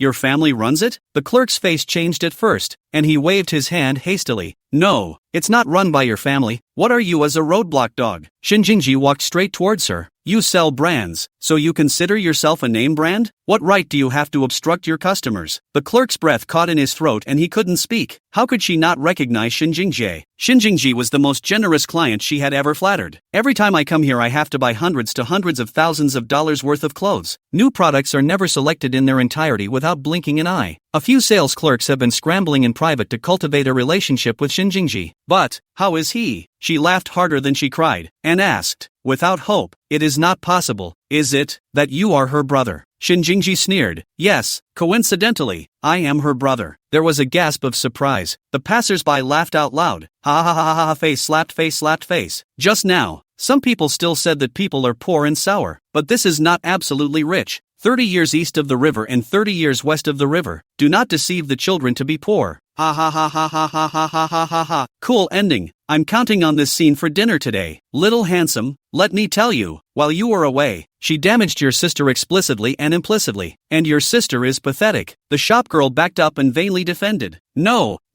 it's not like that. Please don't believe it. I just had a momentary misunderstanding. I took her for someone else's daughter with a thief who looks like her. I'm really sorry. Shin Jingji narrowed his eyes derisively. Is that so? But I heard clearly just now that it was my sister you were mocking. What do you have to lie about? He took Yi's hand and brushed past the clerk without even looking at her. Manager, tell her to get lost. I don't want to see her again. The mall manager nodded attentively and looked seriously at the female manager. You're fired. You can leave. The shopgirl's face changed greatly, and she said hastily, Dota Shin young master. I'm sorry, I still have a mortgage to pay. Life is hard. I'll give you a discount, okay? I'll subsidize myself. I'm willing to make up for my mistakes. Shin Jingji didn't turn around, as if he didn't hear. She then hastily begged Yen Lai, little sister, help me talk to your brother. Yi looked at her blankly, and Shin Jingji swept the clerk away as he turned her head around. He looked out of the corner of his eye, as if he were gazing at a dog. Get out while I'm in a good mood. The shopgirl's breath hitched and her head buzzed. Shin Jingji led Yen Lai towards the women's new clothing. His tone was light, but also hidden a trace of imperceptible favor. We all want it, okay? Yi was a bit overwhelmed. Brother, this is too much. I can't wear it. Shinjingji smiled in a harmless way. It's okay, change it, wear it for a day and then throw it away, lest any blind pig see you and taunt you next time. Chapter 24. Look, she's really beautiful. Shinjingji snapped his fingers. His tone was flat. This year's new models for girls, except for the pink dress. I'll take all the rest, and by the way, I'll find another dress for her to wear. The other sales clerks instantly glowed and said in unison, yes, young Master Shen. There was also a female sales clerk who took the initiative to half-kneel in front of Yen Lai and smiled. Miss, change your clothes now. I'll serve you. Yen Lai is flattered. These adults are too good for her too. Followed by that shopgirl's crying cries, was brought to the mirror by the shopkeepers. They kept complimenting her. Little sister, you look so beautiful. Yeah, skin's okay. Is young Master Shin your own brother? How come we've never seen you before? Yen Lai shook his head in confusion. No, she didn't know how she was going to explain their relationship, but these shopkeepers then accepted the setting spirit especially naturally and nodded. So you are cousins? I really envy you for having such a brother. You will surely be very favored when you grow up. That's right, you see how much your brother loves you. He directly wrapped it up for you. This can be the legendary little bossy president. Right, ha ha ha ha, you see how well people are cast. They've been heroines since they were little. It's a life I envy now. Yen Lai stared blankly at these shopgirls holding different clothes and comparing them to her body. A little bit of wandering, and looked at Shinjingji who was sitting on the side. Shinjingji was followed by an adult in a suit who kept bowing his head, seemingly apologizing to him. He still looked unhappy, and glanced toward her unobtrusively. She smiled gratefully at him with a crooked smile. Thank you, brother. Shinjingji's face changed slightly and he silently averted his gaze, looking at the sky and the earth but not at her. The shopgirl brushed her hair, put on a new pair of socks, a blue shirt with khaki pleated pants underneath, and a pair of Chelsea boots on her feet. Her inked hair was cascading, one side of it pinned behind her ear, and her khaki beret matched her dress. The shopgirl's heart melted as she looked on. Ouch, it feels like I'm matching dolls. Yes, this hair is so thick and long that I envy a little child. Little looked at herself inside the mirror in shock. It's like being a different person, wearing clothes that are true to size and refined beyond words. Is this still little The shopgirls laughed out loud. Of course it's you. You're so good looking. Who else could it be? After saying that, they pulled her to Shinjingji. Their tone could not hide their excitement. Young Master Shin, look, how beautiful your sister is. Shinjingji inadvertently raised his head and reflected Yen Lai into his eyes, instantly freezing in place. Lai twisted his hands in a particularly unnatural manner and looked at him nervously. His brother, good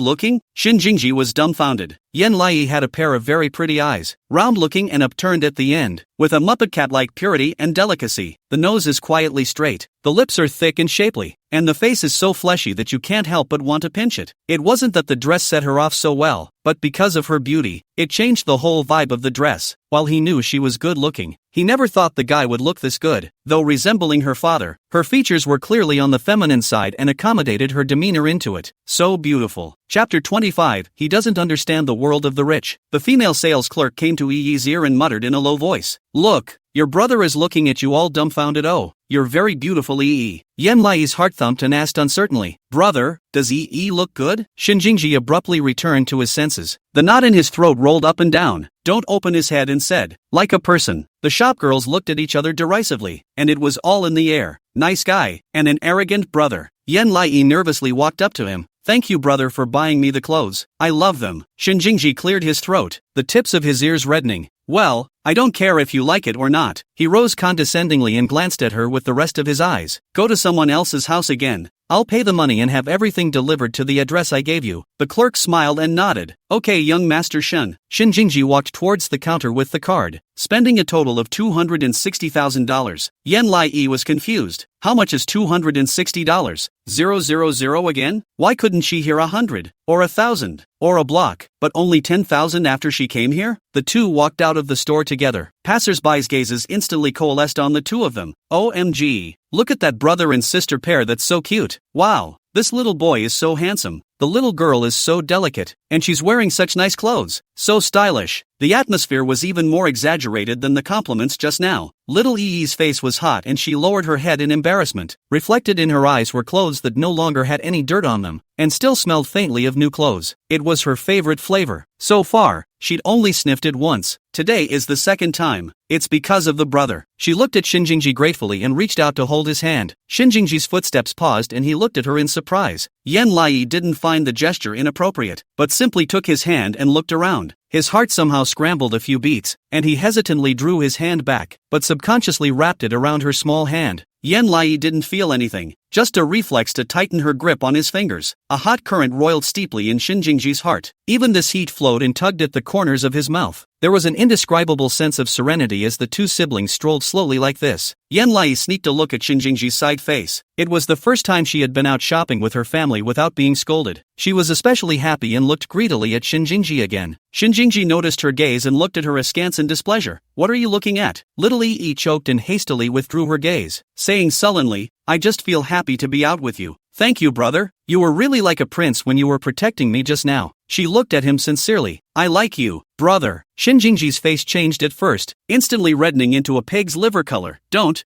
flatter me. I don't listen to any flattering." With that, he took a deep breath and pulled her inside the cell phone store. "Get a cell phone." The clerk sized up his outfit and smiled. "The latest model out of the Apple iPhone 14 Pro Max. You know it?" Shinjingji glanced at Yan Lai's small hand, estimating that he couldn't even grip it. "She doesn't deserve that well." The corner of the clerk's mouth twitched. "And what kind of style would you like?" Shinjingji's gaze faintly scanned the store. "Just 14. Clerk? Is 14 any worse? Is he polite? The rich man's world he doesn't understand." Chapter 26. What is the meaning of the beast? Yan Lai tugged on his hand and said in a milky voice, "Brother, I don't want a cell phone. It's too expensive." Shinjingji didn't take it seriously. "The clothes you're wearing, from top to bottom, are enough for you to buy 3 cell phones. Stop talking." Yan Lai. Shinjingji bought her a cell phone, a phone card, and brought her a small child's phone watch. Took her shopping again for school bags, shoes, pajamas, everything. All of them were mailed to Yan Knight's home. After buying almost everything, Shinjingji contacted the driver to pick him up and beat a path back home. Go home. Yan Lai followed him upside down and couldn't do the math anymore. She acquired a bunch of clothes, a bunch of bags, and a cell phone, and a tablet, and so many more weird things, even dolls. My brother is such a good man with a cold face and a warm heart. She likes her brother. Loved it. Shinjingji looked askance at her with downcast eyes. It was obvious that Yan Lai's aura was changing. She has gone from being timid and self-conscious at the beginning to being able to walk with her chest out and a sparkle in her eyes. It was very different from the first time we met. That's what his sister looks like. He will be satisfied and initiate a video call in the group. Yan Lixing picked up. What does the great-nephew want? Shinjingji saw his dangling appearance, wrinkled his eyebrows and said, I've already bought clothes for Yan Lai. All the things are all moved to your house in Thompson inside. What's your house password? Yan Lixing was stunned for a moment, surprised. What? You've already picked up Yan Lai, but you still want to put it here with me. What are you thinking? When little Yi heard this, she looked at Shinjingji in awe. Shinjingji also glanced at her a little awkwardly and quickly put on his Bluetooth headphones. Apparently, the uncle didn't want to raise her. Intentionally disoriented, she lowered her head and looked out the window in awe. Will she have to be sent back? Within the video, Shun Xiuyan, Shun Zeno, and Shinan of the Shin family entered a video call. Shinan with said, although we have a lot of properties under our hands, but I am worried that Wei Yang will visit those properties, so I have no way to put Yan Lai in my house. It just so happens that you have a lot of unused houses. You help me to take in for a while until she becomes an adult and goes to college. Yan Lixing was ridiculous.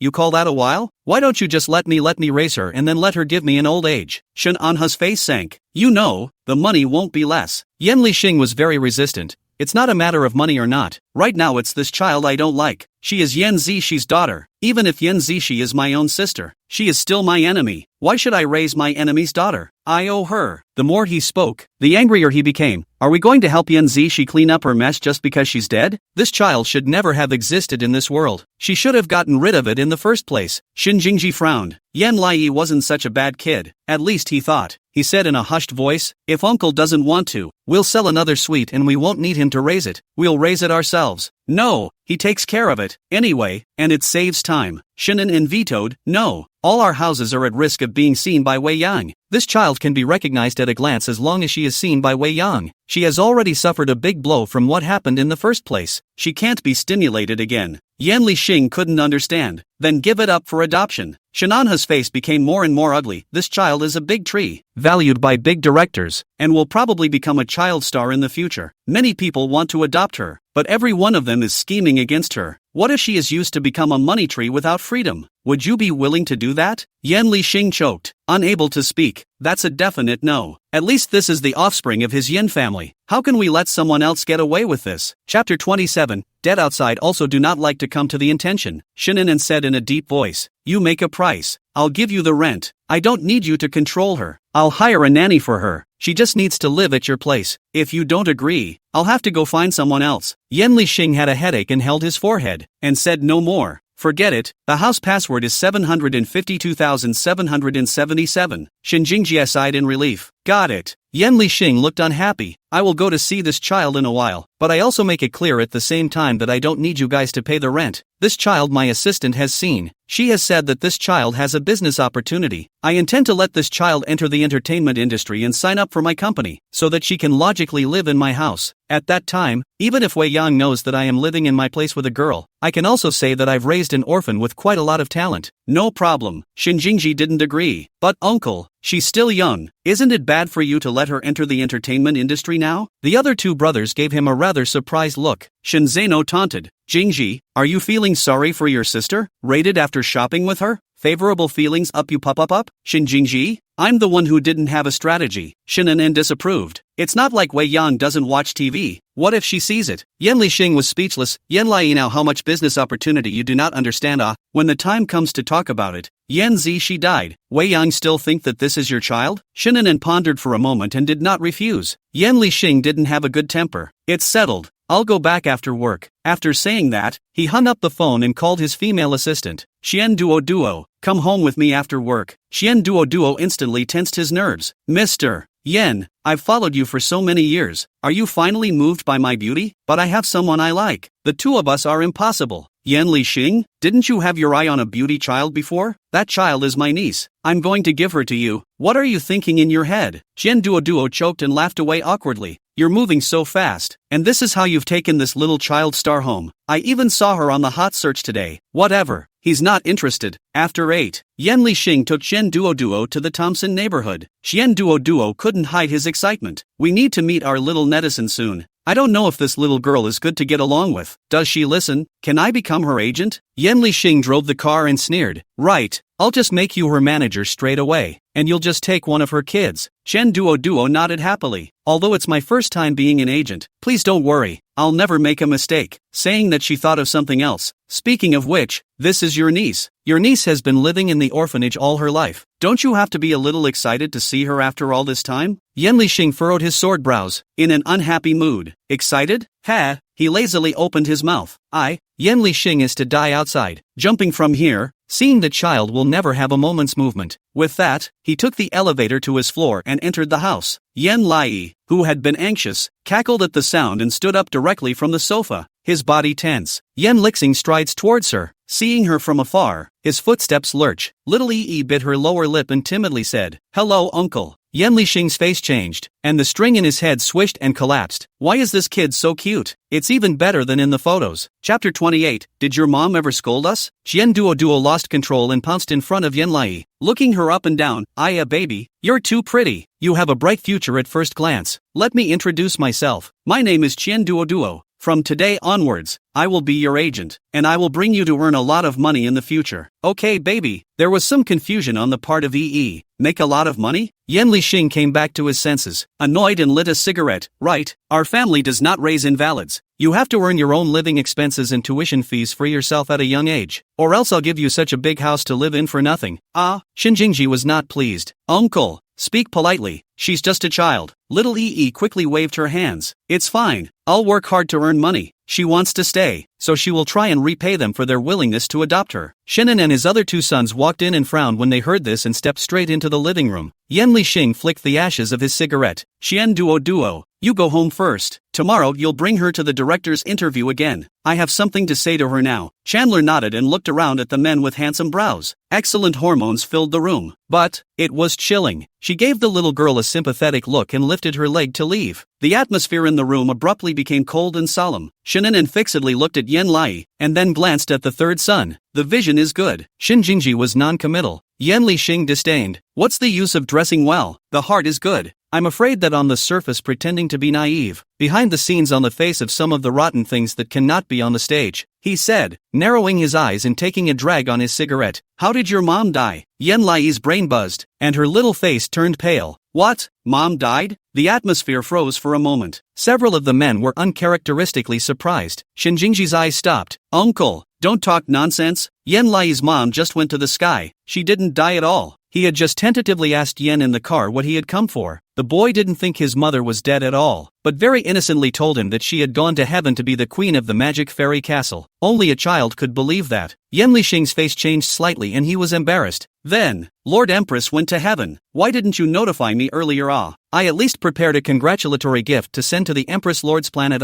Shin Jingjia glared at him. "Who would have thought you could ask? Coming up and asking how your mom died. Is that a question a carbon-based creature can think of?" But little Yi vaguely felt that something was not right, and in a small voice, she pursued the question. "Excuse me, is my mother dead?" When she opened her mouth like this, the faces of the people at the scene changed, vaguely flooding with a bit of intolerance. The corners of Yen Lixing's mouth twitched, and he was a little bit vain. "I said the wrong thing. Your mom did go to the sky to be the queen of the so-and-so Crabtree Castle. Shinjingji, it's the queen of the magic fairy castle." The corner of Yen Lixing's mouth twitched. Yes, the queen of the magic fairy castle. But how did your mother live with you all before she went to become the queen? Did she ever scold us?" Yen Lai blushed slightly and lowered her eyes in embarrassment. Yen Lixing saw through it at a glance and narrowed his eyes cruelly. "Yen Lai, don't play mind games in front of us. What we hate the most is girls who play mind games. What did your mom say to you? You have to give a truthful account or I won't raise you." Little Yi shivered. A hint of awe climbed between her brows, and she said shakily, "Mom didn't say much to me. She didn't like me. She just told me that I'm Dad's child, and that Dad was happy with his 3 sons, and that I was the most superfluous one." She timidly said, "She usually doesn't talk much about you guys, just a few words when she's drunk. And the person she beats and curses the most is E." Little E looked up again. "But please believe E, Mommy didn't talk about you all the time. She really didn't." Chapter 29, Don't Hit E. This last sentence, Xiao Yi said with urgency, afraid that they would not believe it. Shinjingji's heart ached vaguely when he saw her like this. Honestly, this explanation is just not a happy one. Does it make them feel better to think that her mom won't scold them to scold her? Yen Lixing's eyes were even more vicious. Then what? What does she usually take to earn money? Yi sniffed and shivered, her eyebrows knitting into a twist, making it difficult for her to speak. She may be small, but she understands that what her mom does is not a good business. She shook her head. "Don't want them to know." Yen Lixing's eyes sank. "Then why did your mom get into a car accident?" Yi sniffed her nose and hesitantly said, "She was chased and beaten by a woman because the woman's husband was going to give my mom money. And then, the woman suddenly ran out and beat my mom up. And we already had no rent or money for food at that time. And my mom ran away in fear. And when she ran out into the road, she was hit by a car. All of a sudden, the room was dead silent." The hostility in Yen Lixing's eyes intensified. "You mean, your mom asked for money from a man with a daughter-in-law, right?" The atmosphere gradually became condensed. Yen Lai nodded in shame. Yen Lixing stepped in. "Does she do this kind of thing often?" She clenched her lower lip and stopped talking. Yen Lixing continued to press. "Is it true that every time you see a different man, have you lost count of how many men you have?" Little Yi's body trembled. Still not speaking, Yen Lixing took a deep breath and violently manipulated the ashtray on the table and threw it towards the ground. Asterisk. Yen Lai reflexively jumped up and ran under the table, cowering and shivering. Yen Lixing almost collapsed. "Yen Zi, she is so lowly to herself. Since she was a child, when has our Yen family ever shortchanged her? She had to step by step to spoil herself into this state. Now that she's dead, she's still dead, and has left us with such a drag. Why didn't she take this child with her to die?" Little Yi was so scared that her face turned pale, covering her ears, and her eyes were extremely wide. "So scary. Uncle came to beat her." Shin Anha's heart clenched as he looked at her like this, striding to her. "Come out." She was so scared she burst into tears. "Don't hit me. Don't hit me, please." Shin Anha's face changed slightly. "No one is trying to beat you. Come out." Yi kept backing up. "Don't hit me." She still remembers an uncle she didn't mess with. She just looked at him and he dragged her to the ground and beat her violently. She was, at that moment, being flung around in the man's hands like a piece of trash. But she also resisted with all her might to bite the man. But when her mom came, she stopped struggling. But the man said, "I'll pay you." Mom was standing in the corner, so she didn't come up. At that time, she also suddenly lost the strength to struggle and cried as the man beat her. So scared, she didn't want to get hit. Yen Lai cried hoarsely, "I'm sorry, I was wrong. Don't hit me. Don't hit me. Yan Lixing gradually calmed down and looked at her in surprise. Shannon with tugged at her. Where are you wrong? You're not wrong. Come out. Yi didn't listen at all. As if blindfolded, crying out and heading inside. I'm sorry. I'm sorry. She cried out like that, causing everyone to freeze. Shinjingji couldn't look away and pushed his father away to crouch under the dining table.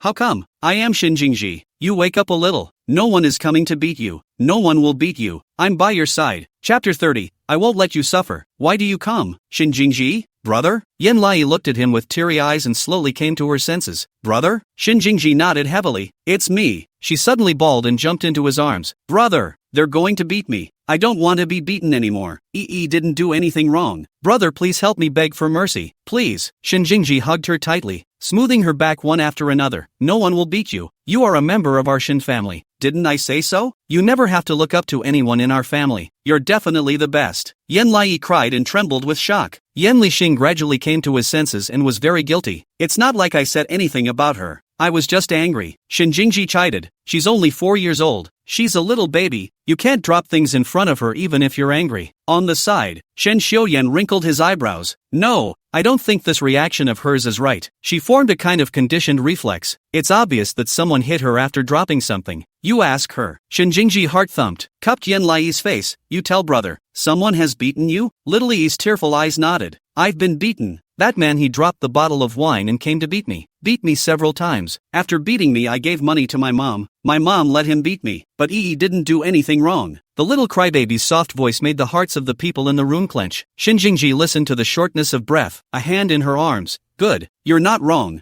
No one says you're wrong. It's okay, brother in. Shannon and the bottom of his eyes tumbled with a shadowy sky, watching Yan Lai whimper. The otherwise delicate little girl became a wreck. He even imagined the image of his flesh and blood being yanked out from under the table and beaten. He clenched his fists steeply. Find that man and I will make him pay. Without saying a word, Shin Xiuyan turned around and went to make a phone call. Shannon slowly squatted down and calmly looked at Yan Lai. Lai sniffled, his grape-sized eyes containing tears as he looked at him. Uncle. Shannon subconsciously reached out and wiped away her tears, looked at her fixedly. Yan Lai, you remember. From today onwards no one will dare to bully you. Those who have bullied you in the past, I will make him pay. Even if we don't like you, we will definitely not let you suffer half a bit of insults. I will break their legs and feet, to avenge you. Little Yi stared at him in bewilderment. Shannon and his eyebrows were frozen with frost, just like the bad guys with shady eyebrows on TV. But she felt that he was good. She came out of Shinjingji's arms and opened her arms to gently give him a hug. Thank you, uncle. You're so nice. Shannon and his heartstrings moved slightly, reaching out his hand and placing it on her thin back. It was the first time he had ever touched this child of his. For some reason, he was wanting to hold her until she slept peacefully. He ghosted her up. Go to bed. Little Yi buried in his shoulder. Milky Haftahamfan looked at Shinjingji. Brother accompanies. Shinjingji followed her without hesitation. Okay, brother accompanies you. She was put on the bed. Shinjingji picked up a wet towel and wiped her face, and also handed her a bear. Let the bear sleep with you. Yan Lai nodded, holding the bear in one hand and grasping Shinjingji's hand with the other, closing her eyes peacefully. Shannon stood silently with a cold expression. Shen Xiuyan knocked on the door. Dad. Found it. Chapter 31. I am the father of Yan Lai. Silence in the dead of night. There was dead silence in Manchester. In a dilapidated basement, the man sat on the floor looking horrified, his hands and feet bound, next to several other men who were doing the same. Shannon, with an iron rod in hand, stood under the shaking light, his eyes showing murderous intent. The men were gagged and kept whimpering. Shannon snapped his fingers. The man in the very center had his cloth ripped off and shouted, Brother, we haven't offended you.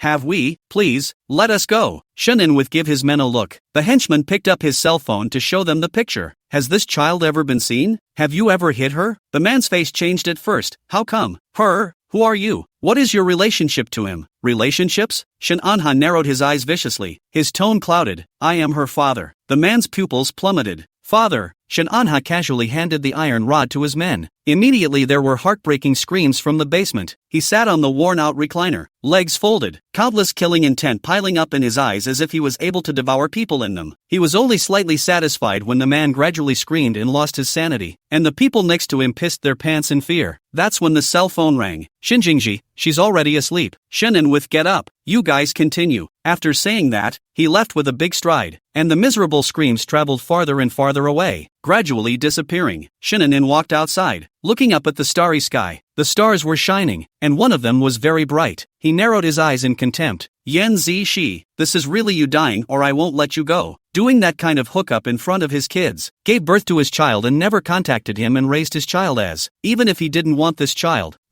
should never suffer again. He said with his men, pick a highly educated nanny to take good care of her. And remember, you must like children and investigate for any black history. The henchman nodded. Okay, Mr. Shen. On the other side, Yan Lai hugged the bear tightly and grunted unsteadily for a few moments. Teardrops slipped from the corners of her eyes. Shinjingja stayed by her side for a full hour, wiping away her tears. Shin Xiuyan and Shin Zeno stared straight at him. Shin Zai sneered. No, Shin Jingji, you should be the one who hates her the most among us. Now how come after a day of getting along, you're like a different person? Shin Jingji silently withdrew his hand and straightened his spine. I just feel that there is no one to comfort her. Crying makes me upset. Nothing else. Shin Xiuyan, heh. Shin Zeno mocked. Although Yan Lai is pitiful, but you mustn't forget that her mother almost killed our mother, and that her mother used some improper means to make father and her have Yan Lai. Yan Lai is a dirty child. Shin Jingji's eyes were deep. She's already replaced that layer of skin. The clothes she's wearing now are the best. She's not dirty. Shin Xiuyan, heh. Shin Jingji pursed his lips, said no more, and got up to leave. There was already a pile of cigarette butts inside Yan Lixing's ashtray. The whole house was filled with smoke, and he and Yan Lai were the only two people left in the house. He hesitates and walks to the room where the absentee comes from. Yan Lai slept uneasily and woke up violently when she heard the door open, looking at him with a horrified face, and ducking under the covers. Yan Lixing wrinkled his eyebrows, extinguished his cigarette and said impatiently, "Don't be afraid. I won't harm you. I was just angry just now. It's not like I'm angry with you." Yan Lai stared at her in a daze, but gradually calmed down, his black and white eyes staring at him. Yan Lixing, annoyed by her look, didn't know what to say and turned to leave. Suddenly said, "Uncle, are you my mom's fourth brother?" Chapter 32. What is the meaning of this? Call me uncle, not uncle. Yan Lixing's footsteps lurched and he looked at her in surprise. Yan Lai hugged the bear that Shinjingji had prepared for her and softly whispered. Mom had said that her fourth brother was a particularly grumpy person, but she also said that although he was grumpy, he was very nice. Yan Lixing cocked his head, momentarily unable to discern whether what she said was true or false. Your mom even mentioned good things about us? Yan Zi, she should hate them the most. Yan Lai nodded. Mom would tell me about you guys when she was drunk. She said you're all very smart people and she's the only one who's stupid. And she'd say that you're usually the one who likes to make fun of her for having a low IQ. But then there's times when you're there to help her. So I know you. Yan Lixing laughed in exasperation. When did I laugh at your mom's low IQ? I never dash. He suddenly remembered the image of his previous contact with Yan Zishi. Yan Zishi showed off in front of him. Look, fourth brother, I finally passed the 6th grade. It's so hard. He scoffed. Is 6th grade hard? Do you realize that Wei Yang got a 9 in IELTS at your time? Yan Zishi was stunned and his face sank. What do you mean? This is my hard-earned exam. It's not like I'm different from you guys. Is it fun for you to talk like this? He laughed out loud. Yes. You worked hard to pass the exam. Who made you the dumbest person in our entire family? You're not like us. I can't appreciate your kind of hard work of succeeding in exams with great difficulty. At that time, Yan Zishi's face reddened like a big tomato, and did not get angry with him, but just turned around and walked away forlornly. I didn't realize that she was pissed off to this day at his joke. Yan Lixing snapped. Your mom can be so careful. Lai raised an eyebrow and helpfully defended. No, I don't know what happened between you guys, but mom cries after every drink and she says you guys are never happy with her. She still remembers the first night after she was picked up by her mom with all the joy in the world. Her mom got drunk and started beating her. When he got tired of fighting, he took her in his arms and cried. Why? Why do they not like me no matter what I do? Because I'm the dumbest one in the whole family? Because I was born a mistake? Then tell me what's right, Yanai. Why do people like us? Why do we live? It was a phrase she remembered to this day. The most her mom had ever told her was that her birth was a mistake. It's always followed by the addendum that she's also at fault. Wrong. Born wrong. Yan Lai slowly propped herself up. I know that mom made a big mistake. She's a murderer. She's guilty of many crimes. But uncle, mom, he really just wants to get a word of praise from you guys. Even though she's done wrong, and I'm not asking for you guys to forgive her, but I hope that you guys don't think that she's really bad. Is that okay? She'd always thought her mom was pathetic. She had always felt that she and her mom were in the same boat. Yan Lixing's heart was depressed, and when he heard her words, his heart was not in the right place. Yan Zi, she is dead, and forgiveness and unforgiveness seem less important. He turned away, waving his hand in annoyance. I know, go to sleep. I'm not leaving. I'll stay here until I find a nanny. And don't you ever call me uncle again. I'm your fourth uncle. Just call me uncle. Little was stunned. her eyes suddenly bursting with vigor, and she nodded heavily. Aha, uncle. Yan Lixing gave her a twisted look and grunted. Don't be cocky, you have an interview tomorrow morning. You'll have to work hard and pay your rent. I don't have a good relationship with your mom. I don't have to support you. She nodded heavily. I will. Chapter 33, Shinanha. Is your child with Zishi still alive? In the Shin family villa, the woman jolted out of bed and sat up breathing heavily. Shinanha came straight to her and sat on the edge of the bed with concern. Wei Yang, did you have another nightmare? Yan Weiyan's eyes blackened, and she slowed down for a while before looking at Shinanha with a sweaty head. Anha, I dreamt of Zishi. I dreamt that she was trapped in the swamp. I couldn't pull her up no matter how hard I tried, and finally watched her being buried alive and dying. Did something happen to her? Shinan, with a thump in his heart, calmly wiped the tears on her face. What are you talking about? Yan Zishi has long been out of prison. Do not know where to run to the face of the wild. You do not care about her. Do not forget, you're because of who removed a kidney? Yan Weiyang grabbed his arm urgently. No, Zishi saved me. She didn't try to kill me. She was just framed by that man. She really did save my Anwith. She only took the blame for the crime because she was ashamed of me. I've been saying this for so many years. Please believe me.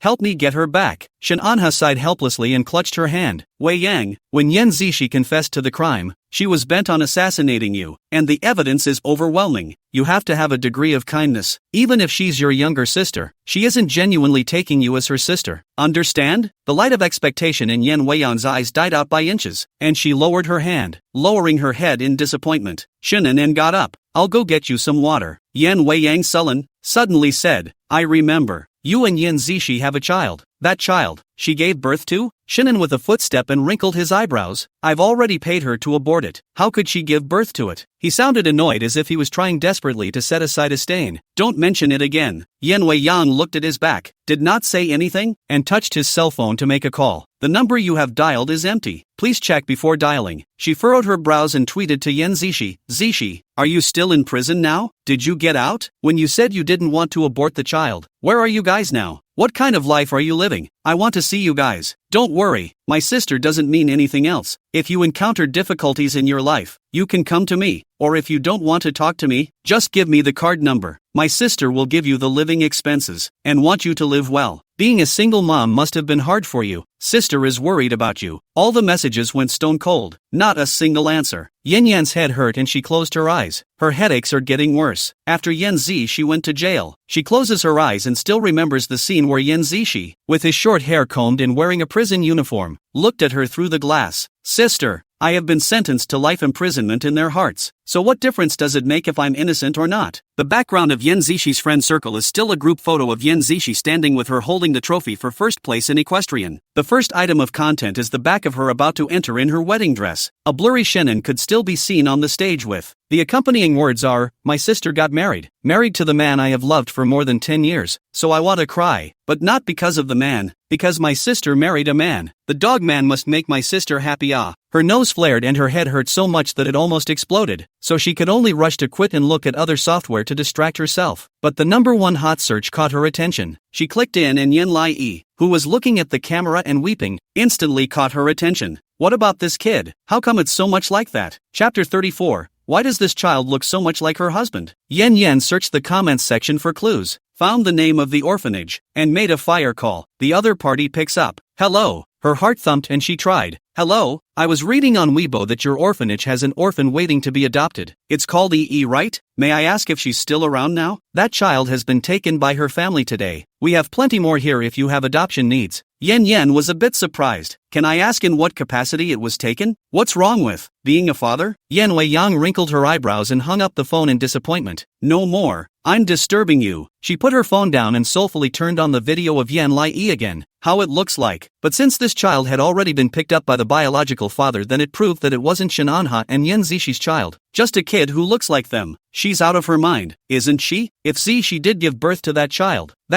can't be an orphan. She'd better stop imagining things. Early one morning, Yan Lai was sleeping soundly when Xian Duo burst into her room with a refreshed look and lifted the curtains. Come on, my little money tree. It's on. Yan Lai rubbed her eyes sleepily and got up with her bear in her arms. Is he going to make money? The milky accent heard Xian Duo's heart softened. Put the two pieces of clothes he had picked out in front of her and compared them. Yes, we'll go to the interview first today. And if the big director sees you, You'll be rich. You can earn a lot of money. Today's interview with Director Lee is very high in gold. Won numerous awards. That is, a movie star is also a Grand Slam movie star. If you take advantage of the opportunity, it's a high start and you go straight to being a child star. Yen Lai nodded dumbfounded, washed up and changed into a decent set of dresses, walking along with Chien Duo Duo. Chien Duo Duo looked at her in a favorable way. When I first saw you on the internet, I instantly fell for you. If you can get the big director's appreciation today, I'll take you to Naughty Castle. Yen Lai's eyes glowed. Really? Chien Duo Duo nodded. Of course it's true. I can't lie to you, but let me tell you, we might be late because the other party notified us late and purposely waited for us for a little while, so you must behave well when you go in. Yen Lai is even more excited. Hurry to wash up, and quick. Naughty Castle, Naughty Castle. Inside the audition hall, a delicate girl walked out. The girl was about 6 years old, with a balled-up head and chin raised like a proud little peacock. Beside her stood a woman with the same delicate face, and the two looked to be mother and daughter. The proud demeanor was almost identical. The staff sent them off with a smile. Please just go back and wait for our news. We will let you know whether you pass or fail by SMS notification. The girl towered over her with confidence. Auntie, although you say so on your lips, surely this leading lady must have settled on me? Staff? The noblewoman gently touched her daughter. Mihoshi, don't say that. It's not certain. There might be very good kids competing with you. Don't be proud. Zhao Meishi didn't think so. Mom, I just think I'll be successful. The girls who interviewed with me just now are not as rich as our family. I'm sure I'll be able to win this time's leading lady. If not, let Dad buy it. Chapter 35, just waiting for you La Xiaoyi. The staff kept an awkward yet polite smile on his face. It's a good thing for children to be confident. Or you taught them well. Then please go back and wait for the news first. Excuse me. With that, the staff returned to the lobby. As soon as he closed the door, he saw Director Lee grumpily flipping through the profiles of these interviewees. There's not a single one I like, especially that Zhao Meishi just now. Acting is something? I asked her to play a poor little girl who suffers a lot, not a big peacock. Who are you showing your teeth and claws to? I'm so angry with her. I can't help but feel angry when I look at her. You guys didn't say anything about screening. The assistant director was particularly embarrassed. The corner of the mouth of the staff member who had just sent Zhao Meishi away twitched. Director Lee, don't be angry. This Zhao Meishi's family is rich and powerful. Surely she should be given a little bit of a thin face. And this child seems to think that this female lead is definitely hers, and hasn't gone far yet, so she might hear it. Director Lee closed the cast profile. Casting her? Am I crazy or is she crazy? Kids don't know any better, and parents don't know any better, do they? He looked to the others grumpily. Has the child called Little E not been found yet? The staff glanced at the time. I found it. It's just that her agent only contacted me this morning, and it's a bit too late to notify the interview, but they're on their way this way. Should be here in half an hour. Director Lee's face cleared up a little when he heard this. You're sure this kid can come, right? The staff member was a little bit sheepish. I'll go out and wait. At the exact same time, Chandos ran towards the interview hall pulling Yen Lai with him. Zhao Meishi's mouth was dry from acting just now, and she was ready to drink some water first, when she heard a rush of footsteps from a long distance away. Yen Lai was wearing a little aqua blue dress, and ran after Chen Duo Duo. She blushed. Stop. Yui stopped and watched as Zhou Mihoshi crossed to her. Here for an interview? She nodded as she was shaken by Zhou Mihoshi's delicacy. Chandler piled on a smile as well. Yes, we're here for an interview. Excuse us please, we're running late. Zhao Meishi towered over them and crossed in front of them again. The actress has already been decided. Now the female lead is me, so you guys don't need to go in. Besides, people like you who can be late even for the interview are not dedicated at all. Don't lose face. Chien Duo Duo's smile suddenly disappeared, pulling Yen Lai inside. Sorry, even if the female lead decides, I'm going to bring my artist to stick to the last moment. Excuse me, Zhao Meishi sneered, but auntie, it's useless for you to bring this sister, but it's just letting waste the director's time. Surely you won't be able to choose, making a fool of yourself. Just then, the staff anxiously stepped out of the room, just in time to see Yen come to the forefront of joy. Ego baby, our director is waiting for you. Zhao Meishi's face smile suddenly disappeared. Watch the female staff who was still polite to her just now eagerly rush to Yen Lai. Our director is now waiting for your presence. The time is just right. The last person has just finished. I'll take you in now. With that, she led Yen Lai into the interview hall. Once the door was closed, only Zhao Meishi, Zhao's mother, and Chien Duo Duo were left in the waiting hall. Chien Duo Duo stood in place for 2 seconds, then suddenly turned his head to grin at Zhao Meishi. Hey. Chapter 36. Why does this child look so much like his brother-in-law? Zhao Meishi immediately felt that her face couldn't be put on hold and frowned in annoyance. Chien Duo Duo walked to the sofa and sat down, grimacing. What's going on here, your highness? Didn't you just say that the female lead has already settled on you? Then how come the female lead is still waiting for our EE to come now? Could it be that you're making a fool of yourself? Zhao Meishi was stunned and bit her lower lip. Zhao mother looked unhappy and angrily rebuked. You speak politely to my daughter. Xian Duo rolled his eyes. Okay, it your highness. No problem, it your highness. Your highness, hurry up. When the results are announced, don't pierce your crystal heart. Zhao Meishi was so angry that she clenched her fists and sat down directly on the sofa. Humph. I'm not leaving yet. Anyway, I'm the final female lead. That guy definitely can't be chosen. I'll just wait here. Xian Duo hummed a little. Then you wait. Anyway, Wei took the Mary Sue heroine script. The role will definitely be hers. I don't believe my vision will be wrong. Little EE stood a little nervously in front of the group of adults, her little hands tugging at her skirt. The moment Director Lee saw her, his eyes were already glowing, and there was no way to restrain his admiration for her. Little sister, has anyone ever complimented you on how beautiful you are? EE shivered and softly said, some directors. Director Lee smiled openly. It's okay, you don't need to be nervous. I also know that this is your first time acting, but I think, no matter it's your temperament, or the way you cry, it's especially in line with my imaginary heroine, so I am asking you to come and help me to act a scene. If you act well, I'll give you candy. How about it? The staff looked at Director Lee as if they had seen a ghost. That's a quick change of face, isn't it? Just now he faced all the little actors with a stinky face the whole time. How he looked like Cinderella's stepmother. And now she's turned into a fairy godmother. And Candy? Like a princess. Yen Lai deserves to be a heartthrob. Director Lee looked to his assistant director. Go get Yen Lingyun here and let him meet this little heroine I've chosen. Have the two of them play opposite each other. The assistant director nodded and sent a message to Yen Lingyun. Yen Lingyun,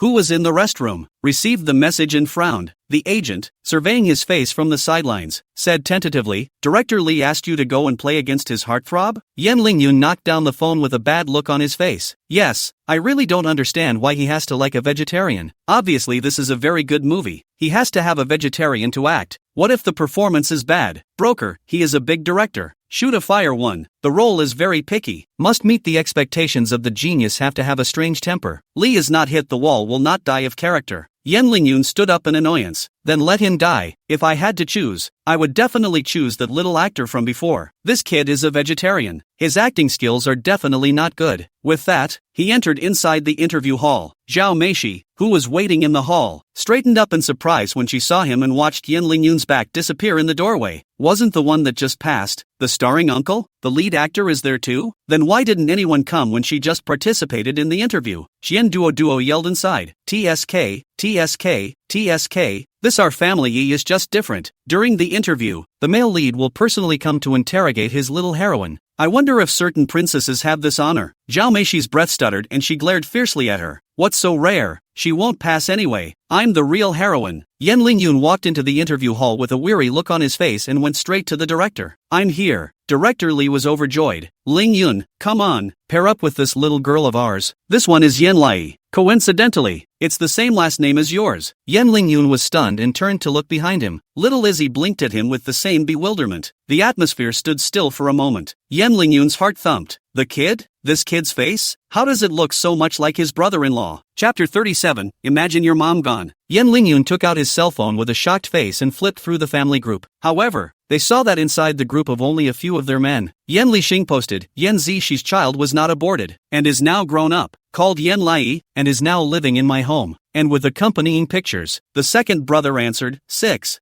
Third brother, and he hadn't been looking at this family group that he had blocked because of his busy schedule, and the photo above is not far from the little girl in front of her. Even the little girl herself is much better looking than in the photo, and a little less photogenic, but it's beautiful enough without being photogenic. This guy, surprisingly, it was his niece? Yen Lingyun stared at Yen Lai in shock as his entire body froze and stood still. Director Lee teased, what's wrong, Lingyun? The little girl is so beautiful to you that you don't know what to say? Why are you standing and frothing? Yen Lingyun suddenly reacted and looked at EE once more. Little Izzy cocked her head, still puzzled. She just felt a wonderful sense of familiarity with the uncle in front of her, who seemed to look a bit like her mother as well, and it's the same last name as hers again. It can't really matter, can it? Yen Lingyun was displeased by her look and decisively refused. No, not this child. This child is illegitimate. He would have watched all the plays he acted in, and would have made a big show of letting a lot of people see them, and if they had been seen they would have definitely been exposed. Absolutely not. Director Lee felt puzzled. Why not? Xiao Yi is very good no matter in appearance or temperament. Now we need to verify her acting skills. If it can be sculpted, I'll definitely want her. How can you open your mouth and say no? You can't be an adult and be prejudiced like this. Yen Lingyun was decisive, but she definitely won't be a good actress, because her mom is just not good. The words came to an abrupt end. Nervous, Little Italy was baffled. Why did he mention her mom? Director Lee just thought it was bull asterisk. Her mom? What's her mom got to do with it? He had learned that mom was a murderer. But so what? What's it to the kid if his mom killed him? Yen Lingyun snapped out of it, a little out of sorts himself. He turned his words around. Anyway, I still support that it's the original young actress. That actress is a bit older, but she's experienced. She cries well, and she's the best person for us. Director Lee was helpless. I told you, the background setting of this child is at the age of 4 or 5. The biggest one who came to audition today is only 6 years old. That child you are looking at is 9 years old. How can it still fit the script persona? Yen Lingyun bit her lower lip and gave Yen Lai a disgusted look, knowing that it was impossible to fight for it. Then let's make it quick. Little Yi shivered at his look and lowered her head a little sadly. Why is it that all these uncles who look like their moms don't like her when they see her? Yen Lingyun was in a bad mood. She won't pass anyway. That's all. Little Yi shuddered and muttered defiantly. Yi will pass. Yen Lingyun didn't hear. What? She raised her eyes, a pair of big eyes that looked like grapes reflecting determination. Yi will definitely pass. To stay, in order to be in top phase with brother Gu Wai. Yen Lingyun pulled the corners of his mouth in disgust, ignoring her and going to stand aside. This kind of defiant energy is really exactly like her stupid mom. Director Lee smiled kindly. Whatever Grandpa tells you, think about it and then act out what Grandpa told you, understand? It's your first time acting. I want to test you to see if you can cry. Little Yi nodded nervously. Director Lee said, imagine your mom dying. Where does it come from? Yen Lingyun? Staff? Chapter 38. Don't think too much, just recognizing you. Director Lee suddenly responded, waving his hand in a particularly awkward manner. Of course. It's either your current mom or that fake mom of yours who died in front of you. Little Yi wrinkled her eyebrows in thought, gradually becoming disoriented. Director Lee lowered his tone. Now, around you, there are a lot of adults lying on the ground. They are crushed by bricks, the ground is all covered with blood, and your mom is right in front of you, so crouch down and take a look. Yen Lingyun sneered and hooked the corners of his mouth. I'm afraid it's not an open mouth. Expressionless stick reading. The image of her mother collapsing in a pool of water snapped into Little Yi's mind. Mom's body convulsed, and those beautiful eyes showed a desperate, listless look. What do you do? What will you do when I die? Her body shook with disbelief as she crouched down and froze. Mom? With an extremely light cry, Yen Lingyun's face climbed up in surprise. Guide Lee followed the advice. Shout at her. Yen Lai pursed up her lips and unwillingly reached out her small hand to touch the nothingness and gently shook it. Mommy, mommy, mommy. Her cry was higher than a cry of despair, and her tears came down in big drops, pooling in a small puddle right on the floor. The staff froze. Outside, Chandler was getting goosebumps from hearing it. Zhao Meishi bit her lower lip and was very upset. Mom, she must have cried really hard, right? But indoors, Yen Lai cries without losing her beauty. Director Lee's expression also grew deliberate. Then you looked up and saw Dad. Little Yi snapped her head up and met Yen Lingyun's eyes. Yen Lingyun's heart thumped as if it had been taken in by the gaze. It was as if they had really become father and daughter who snuggled up to each other. It's amazing how expressive this guy is. An obsessive light gradually rose in Director Lee's eyes. You saw your father. He was covered in filth. Looking away from you, what are you going to do? Yen Lai stared at him dumbfounded, teardrops falling silently as she grabbed her skirt handily. Dad? Yen Lingyun's breath stuttered and his eyes reddened as he looked at her quietly. She ran straight into his arms. Daddy! Yen Lingyun stumbled 2 steps from her pounce and hugged her. Little Yi cried without breath. I can't wake up Mommy. She ignores me. She ignores me no matter what. Daddy, save Mommy. All she could think about was Yen Zishi falling inside a pool of blood. The flying red skirt was a nightmare she could think of when she closed her eyes, so she cried out with one cry after another. Daddy, please save her. Please save her. She hissed. Yen Lingyun wept. He looked at Yen Lai and could no longer see that annoying shadow of Yen Zishi. He squatted down and embraced Yen Lai into his arms. Daddy is here. From now on Yi will live with Daddy. Daddy will always be there. The staff moved to look at the two with red eyes. Director Lee had long since burst into tears. Swishley stood up and applauded. Bravo, bravo, bravo. You're too good. You're the one I'm looking for. Immediately following, countless staff members also clapped their hands, and the applause was thunderous and long-lasting. Yen Lai, still drowning in grief, looked at them uncertainly. Yen Lingyun clasped the back of her head with one hand and wiped her tears, smiling away with tears in his eyes. I really underestimated you, little thing, she sniffled and milked. Do you like EE yet? Yen Lingyun was stunned and dumbfounded. Don't think too much, it's just recognizing you. Chapter 39, Welcome, my heroine. Chandler, who had heard the applause in the waiting hall, rose out of his chair uncontrollably. I knew she could do it. Zhao Meishi's face steeply turned ironic, panicking and holding her mother's hand. Mom, is Meishi going to be replaced? Mom calmly shook her back. Don't worry, even if they pick someone else, Mom can pay to get you back. Zhao Meishi pursed her lips in aggravation. But I just want them to really like me. She looked over at the happy Chandos, kicked the table in annoyance, and walked away in defiance, muttering, that guy isn't good looking either. But I still had a spa day this morning. How can I let her overtake me? Yen Lai nestled in Yen Lingyun's arms for a long time. For the first time, Yen Lingyun had a kind of patience for children. He smoothed her back again and again, the shock in his heart long since unspeakable. This turned out to be the daughter of his anything but good sister. He clearly hated this child, but this child proved to him with strength that she was really good. She was born to act. But how could Yen Zishi, who only has a well-developed motor nerve, give birth to such a child? She was clearly the worst gene in their family. Yen Lingyun was filled with shock, and the excitement of discovering the genius was far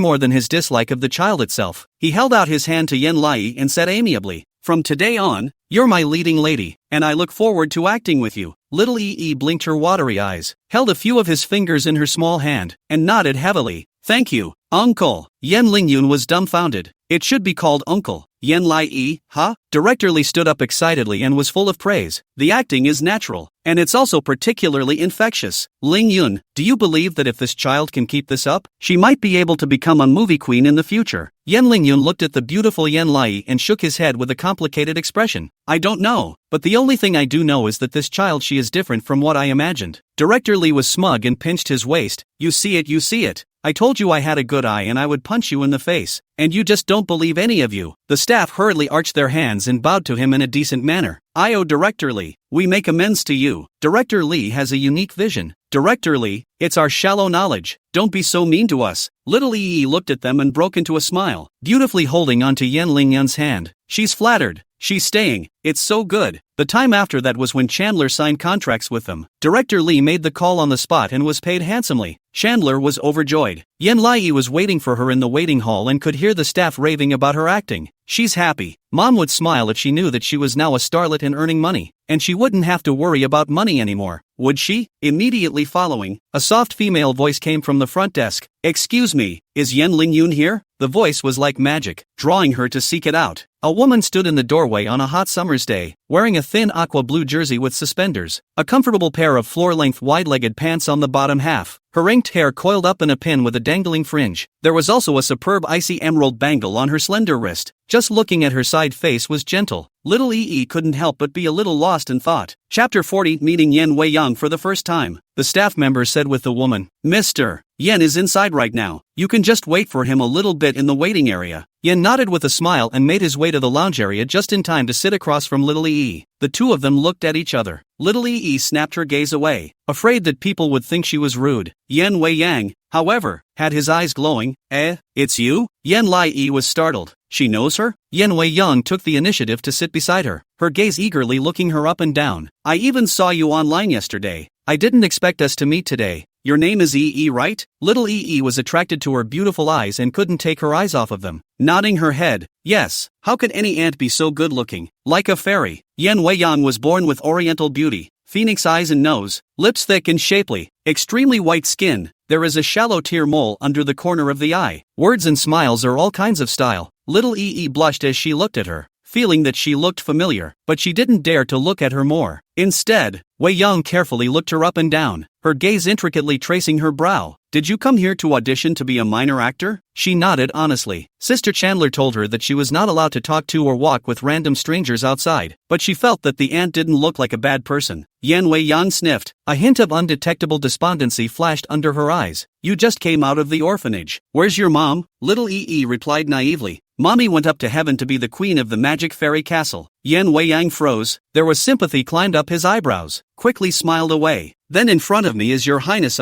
Disrespectful, disrespectful, disrespectful, disrespectful, disrespectful, disrespectful, disrespectful, disrespectful, disrespectful. Little EE was overjoyed and waved her hands shyly. No, No, no, no, EE doesn't deserve it. Mommy didn't even take me with her when she went to heaven. I'm not Her Highness. She smiled more gently and snapped. Who said that? Haven't you ever seen those cartoon princesses who have to go through trials and tribulations on earth to become the most powerful witch before going up to heaven to become the new queen? EE was stunned for a moment and her eyes showed surprise. So, Auntie, what you mean is that Mom didn't take me away because she wanted me to try to become a good witch? Yan Wei Yang nodded. Of course. Your mom just wants you to study hard on earth, so you have to work hard to grow up. Isn't that how it's always played out in anime? She nodded nervously as realization dawned on her. Yeah, that's really how it all plays out in the cartoons. Yan Wei Yang smiled brightly, and her eyes became a little complicated again. You really look like a person. Puzzled, she cocked her head. Like who? Yan looked at her fixedly. My sister. Little EE was stunned. Water mist gradually welled up in Yan Weiyang's eyes, turning her head away and choking. She said, You really do look like my sister. Your mouth is exactly the same as hers, and moreover, your temperament is very similar as well. She somehow felt a little sad and grabbed the hem of her shirt. What about your sister, Auntie? Isn't she better with you? Yan Weiyang was stunned and broke into a smile. Yeah, not with me anymore. It's like she disappeared from the world. No matter how I look, I can't find her. After saying this, she realized something was wrong and hurriedly wiped her tears. I'm sorry, I'm so out of line. How can I say this to a child? Just forget about it. Little E wrinkled her brow and didn't say anything, and painfully nuzzled her mouth. Auntie, it's okay. E can comfort you and be there for you. Yan Wei Yang glanced at her in surprise. Tears came out again, controlling her emotions with difficulty. I just miss her too much. Just the thought of her makes my heart ache. Trying to discuss her with those around her and none of them want to talk to her in a calm manner. Yan Zixi name. As Yan Zixi himself would say, everyone sentenced her to life imprisonment in their minds, unable to be relieved until death. Chapter 41, The Wei Yang is good. You're not allowed to be good with her. EE frowned in pain. Feeling that Yan Weiyan was crying so much that she was going to lose her breath, she reached out to cover her face. Don't cry, Auntie. Your sister surely doesn't want to see you cry either, so don't cry anymore. Otherwise I want to cry too. Yan Weiyan looked at Yi's red eyes, dumbfounded. Why don't they all say that daughters are good? I've given birth to 3 sons. I just don't have a lovely daughter. How much I want a lovely daughter like you. With that said, she gently took Yi in her arms. For some reason, she couldn't help but feel like she wanted to be close to her when she saw this child. She eased up and dryly jerked off the ice bracelet and put it in the small satchel of Yen Lai. This is for you. Yen Lai was flattered. Don't,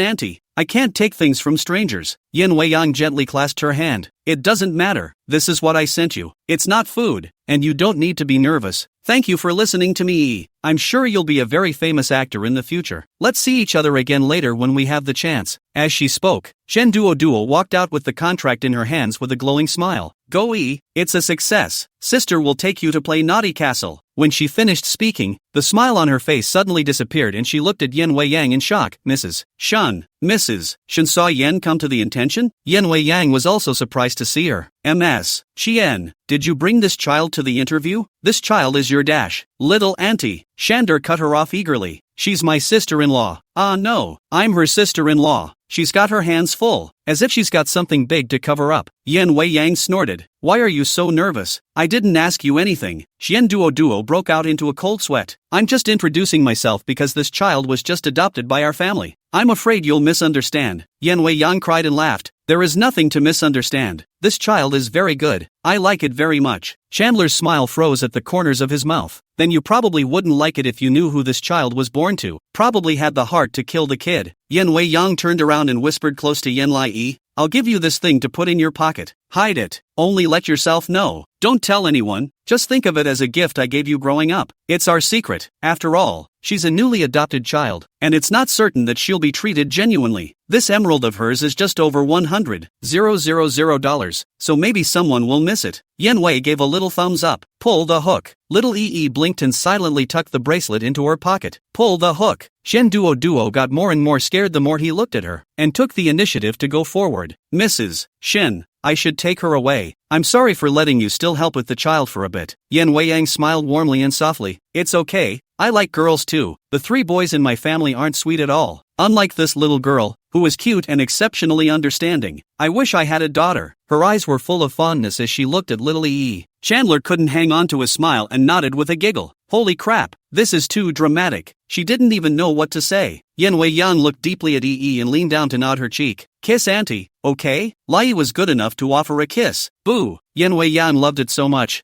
So good, Auntie is leaving. See you next time. Little Ee waved at her reluctantly. Following that, Chen Duo nervously tugged her to the side and said fervently, I'm telling you, the next time you see her, you stay away from her. You hear me? You're never allowed to talk to her again. Chapter 42, Meeting Zhao Meishi. Yan Lai was still immersed in Yan Weiyan's gentleness and was even more bewildered when she heard this. Why? I like this aunt very much. Chandler was nervous and wanted to say that this person was your mom's sister, but the words were swallowed. She looked at her with particular caution. Don't look at this auntie very nicely. In fact, this auntie, she is very sick. She will die if she talks to anyone. Little Ee was struck by lightning. Is it that serious? Then wouldn't she have just talked to me and dash? Chen Duo fussed. Yeah, it's very hurtful. So if you like that auntie, you stay away from her next time and don't talk to her, understand? She nodded with a shocked look on her face. Got it. Chen Duo breathed a sigh of relief and picked up his smile again. Okay, you've made a great achievement today. I'll treat you to McDonald's as promised, and then take you to play in the Naughty Castle, and I'll buy you whatever you want. Go! Little Ee nodded, but then looked back in the direction Yan Weiyang had disappeared, furrowed her brows thoughtfully, and turned to walk away. Yan Weiyang entered the interview hall, and Yan Lingyun was still discussing Yan Lai's performance earlier with someone. As soon as he saw his sister, the smile on his face faltered slightly and he nervously walked over to her. What brings you here? Yan Weiyang was a bit surprised to see his expression. Why are you putting on this face? When I came to see you in the past, weren't you always quite happy? This expression today is like a cheating husband hiding someone at home in a TV show. Unspeakably vain. Yan Lingyun was stunned. His expression quickly returned to normal. No, I'm just a little surprised. Your eyes are just right. Come out and also do not tell me. I sent a special car to pick you up. Yan Weiyang was helpless. Big brother, I've said I'm not that fragile. I came over here to find you this time because I've been a little upset lately, so I wanted to come out and chat. Yan Lingyun suddenly realized, nervously tried. Then did you just see anything? Yan Wei? What? Yan Lingyun breathed a sigh of relief. It's nothing. Let's go to another room to talk. Scared the out of him. Even though he had just gotten a good opinion of the niece, he would still hate the kid if he said that Undine was having health problems because of the sight of his niece. Luckily she didn't see it. Otherwise, when Wei Yang saw her for the first time, she must not think that she looked like Shinanha. It's like a mold. Chandra gleefully arrived in front of the naughty castle with a false sense of arrival. She also brought fried chicken. Coca number of food in the waiting area patted the shoulders of Small Ee. I tell you, Small Ee, this is an extraordinary naughty castle. On this kind of large-scale specifications, equivalent to naughty castles inside the Hermes, rich people's children come here to play. You are also a rich man's child, so you now go in to me to play a painful, play hungry out to eat a French fries to continue to play. Go! Little Ee gleefully changed her shoes and stood in front of this huge naughty castle, not even knowing what to play. She had seen it before, but the specs were much smaller than this one, and her mom wouldn't even let her play with it. Yan Lai ran inside, debating what he should play, and was about to climb the stairs when he was suddenly grabbed by the collar and yanked straight to the ground. She stumbled to a sitting position in pain, and as soon as she looked up she met Zhou Mihoshi's sharp eyes. Zhao Meishi clasped her hands together and glared at her with a vicious gaze. You just passed the audition, right? Stealing my leading lady. Surprisingly, you're still celebrating here. This is a place for me to get rid of my sadness. Get the hell out of here. Chapter 43, If I lose this child, no one will take him from me. Yen came to be puzzled and looked behind her to see several other girls glaring at her in the same way. She had a vague bad feeling. What do you want? Zhao Meishi grunted. What for? Hitting you, of course. With that, she raised her hand to strike her in the face. Little Ee reacted quickly and escaped directly from under her handlingly, rushing to the other side. Zhao Meishi, give me chase. The little followers swarmed around, grasping at the Yankee. Yan Lai moved with extreme agility, weaving in and out of various nooks and crannies like a loach. Compared to her, she was a child from the orphanage, and Gu Huai had taught her how to fight back and fight, so she had superb agility and resistance. But as she ran to a corner of the stairs, Zhao Meishi's manpower finally blocked her. Don't you dare try to run away. Yan Lai wrinkled his brow, noticed the ocean ball next to him, and jumped with a jolt. Zhou Mihi yelled, get her out of here. Little Ee copied the ocean ball and smashed it on her face. I won't let you catch it. She threw it, and it hit her directly on the head. Caught off guard, Zhou Mihi covered her smothered head. How dare you hit me? Yan Lai continued to coldly pick up the two ocean balls. Look at my pink flying eggs. Zhou Mihi? Followed by a slice of extremely joyful-sounding air coming from the ocean ball inside this naughty castle. But in reality those screams of playfulness to the point of joy were instead screams of fear. A group of 6 or 7-year-old girls tried to get into the ocean ball, but Yan Lai, with his meaty face, looked like a warrior defending his own treasure, and copied the ocean ball and smashed it on them. Her force was precise and hard, and she hit exceptionally fast, and it didn't take long for those girls to have red marks all over their faces. Even a few of those girls had already lost the battle and cried, "Why don't we stop fighting for now? I just can't fight anymore." Yan Lai lay in the ocean ball, glaring at Zhao Meishi with a death glare. Zhao Meishi was furious and copied the ocean ball spilled on the ground and smashed it into Yan Lai's face. Little Yi dodged out of the way with particular dexterity. Can't hit. I'll kill you." Zhao Meishi's face reddened with anger, and she looked at her with a fierce face. "Whose family are you? Do you know that I, Zhao Meishi, am very powerful? You won't have a good time if you offend me. I need to know who your parents are. My father can clean up your parents casually, believe it or not." Little Yi's face sank. "I won't tell you. What if her uncle and brother are implicated by her and get cleaned up?" She's not going to say it. Zhao Meishi gritted her teeth and looked at Chen Duoduo, who was on the phone outside. "Fine, if you don't tell me, I have a way to find out. Just wait." With that, she and a couple of little girls turned to leave. Yan Lai was in the ocean ball, looking at Zhao Meishi's departing back, and wrinkled her brow. Could she have really offended someone? But on second thought, it shouldn't be possible. Keep playing. Zhao Meishi was angry just thinking about it. Her friends pacified her. "Cece, don't be angry for now. Let's investigate whose sister she is first, and then we'll come back to clean her up. After all, she's been designated as a heroine now, and it's still very simple to find out information about her. At that time, then let our dad bully her dad. You won't need to be angry anymore." Zhao Meishi was furious. What's the point of just bullying her father? The female lead shouldn't be mine yet. I should just make this child disappear, and then no one can ever come after me again. Chapter 44, EE is missing. The girls looked at each other and thought that would be a bit difficult. But how were you able to do that and let her wander off? Her parents are still there. Zhao Meishi turned back to Chandos. Chen Duoduo kept talking on the phone. Her smile couldn't even be hidden. Following, she went to the next stall to buy a cup of milk tea, and continued talking on the phone at the stall. Zhao Meishi had a bright idea, and pulled out a friend. "Were you not there when you beat up someone just now? Tell her to go look for her sister, and tell her that her sister was taken away by the bad guys, and they're looking for her now." The girl was stunned, looked at the place lied Yan Lai and hesitated. Isn't this a little bit not so good? What if little sister gets lost? Zhao Meishi was furious. Don't you understand what I'm saying? All I want is for her to get lost. If you don't go, then there's nothing to talk about between us, and I won't consider you my friend. The girl's face changed, hesitated again and again. Can only go to the young sister? I want to ask you, wearing a pink skirt, very beautiful sister, is not your sister? Ah? EE was playing around and raised her head when she heard this. You mean Sister Qian? The girl nodded. Yes, it's Sister Qian. She was suddenly grabbed by a group of people just now, and when she was grabbed, she even shouted your name. Do you want to go save her? She went that way. What she was referring to was the opposite direction of Shander. Yan Lai looked in Chandler's direction. It was empty, only well-packaged McDonald's. With a thump in her heart, she softly pressed, "Really? That sister of mine was taken by bad people?" The girl twisted her hands in front of her and nodded. "Yeah, hurry up. If you don't get there, it might be too late." The other few sisters who weren't involved in the beating nodded along. Yes, go. You're the only one who can save your sister-in-law." Without thinking much about it, little EE hurriedly ran to the naughty castle and put on her shoes and rushed outside. Zhao Meishi stood still with a bad smile, watching Yan Lai gradually disappear in front of them, glancing at the girl who still felt guilty. "You did a good job. I'll put in a good word for your parents in front of my dad." Little EE ran out and looked around bewildered, shouting as she ran, "Sister, where are you? Sister, where are you?" Passers-by saw her tearful eyes and kindly went up to her. "What are you looking for? Sister? Are you lost with your family? Why don't you go to the mall and look for yourself?" Yan Lai shook her head, her eyes red. "They said that my sister has been captured by bad people, and I'm going to save her." The passerby was stunned, so she ran towards the distance with her little legs. "Where are you? Sister? She panicked and searched the road for any figure that resembled Chandra. Inside the shopping mall, Chen Duoduo received the milk tea, still talking on the phone. "So I said, my vision is just unique. The first time I saw this child, I felt that she was especially commercially valuable. As expected, this child went straight to being a leading lady." She sat back down in the naughty castle, her tone of voice unable to hide her joy. "Let me show you a picture of her. She's playing in the naughty castle right now and having a blast." Chandler hung up the phone and turned on the camera, pointing it at the inside of the rogue castle looking for someone. But there was no figure of absent-mindedness. She said, "E, where are you? E, come here a minute." No one answered. Chandler frowned. Chapter 45. How dare you offend our Zhao family? Zhao Meishi sneered at the corner, seeing that Chen Duoduo still didn't know the seriousness of the matter.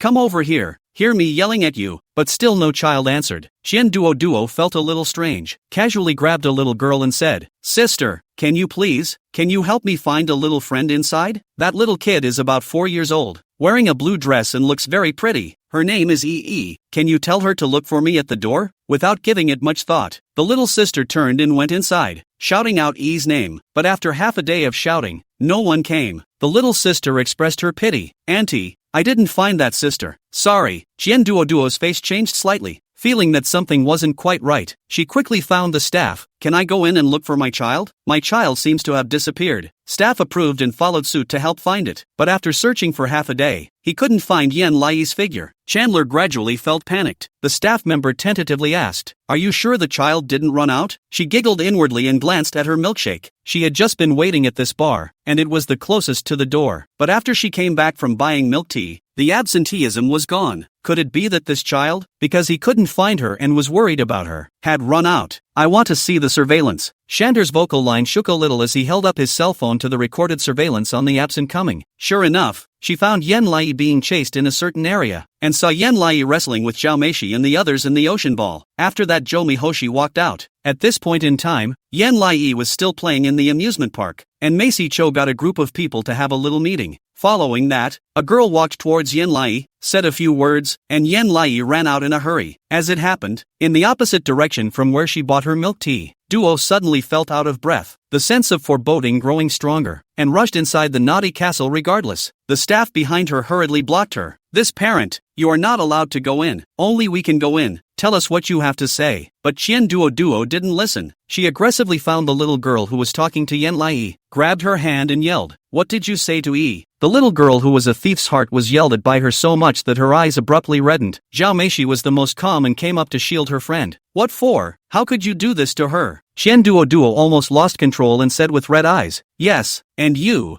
two are in cahoots, aren't you? What exactly did you guys say to Yi? Why did my child rush straight out? Give me an explanation." "Zhao Meishi, you can't control your own children and you want to blame us? We're just kids." Zhao Meishi and the little girl's parents followed close behind, pushing Qian Duo aside with one hand. "Who let you touch my daughter?" Qian Duo picked up the video he had recorded and showed it to them. "After your daughter spoke to my child ran out. I want to know the truth. I'm afraid it's not that we got the role, and you mother and daughter ugly people are deliberately taking revenge." Zhao Mother's face changed drastically, pulling her sharp voice and shouting, "What are you talking about? You are slandering, understand? Eat your bear's heart and leopards gall you. Dare to offend our Zhao family." Chapter 46. Preparing for what? For the loss of the baby? Zhao Meishi choked after her. "That's right. Do you know who we are? If my father knew about you, he'd make it impossible for you to find a good job for the rest of your life." Qian Duo's eyes reddened with anxiety and roared back, "Then do you know who this child is? Do you know the identity of this child?" All of a sudden, there was silence. Mother Zhao was the first to react and laughed sarcastically. "Yo, whose family is it? It can't be the child of the Shin and Yin families and the Gu family, the biggest in Arlan City, right? It's laughable." The other precious mothers also followed and laughed. "Egu, really don't know the height of heaven. Their own children lost, is their own failure to look after it, and even here to blame you?" The other lying little girl's mom snorted. "This lady, you wait here, I'm calling the police." Qian Duo was so angry that he was shaking. Shivering, he picked up his cell phone and dialed Yan Lixing's number. The moment the phone was connected, tears came out of her eyes in an instant. "Boss, she ran away and lost. She was tricked and ran away from the naughty castle. I have to go to other places to look for her now, but I'm so worried that I won't be able to find her." Yan Lixing? What? You just got your child and then you lost him? He quickly called Shen Anha. "Anha, that child has disappeared." Qian Duo said that when he took her to the naughty castle, the child was tricked into running out of the mall, and now he can't find her. "You have a mental preparation, Shenin, and psychological preparation? For what? For a child to run away?" he bellowed. "Then hurry up and find it." Little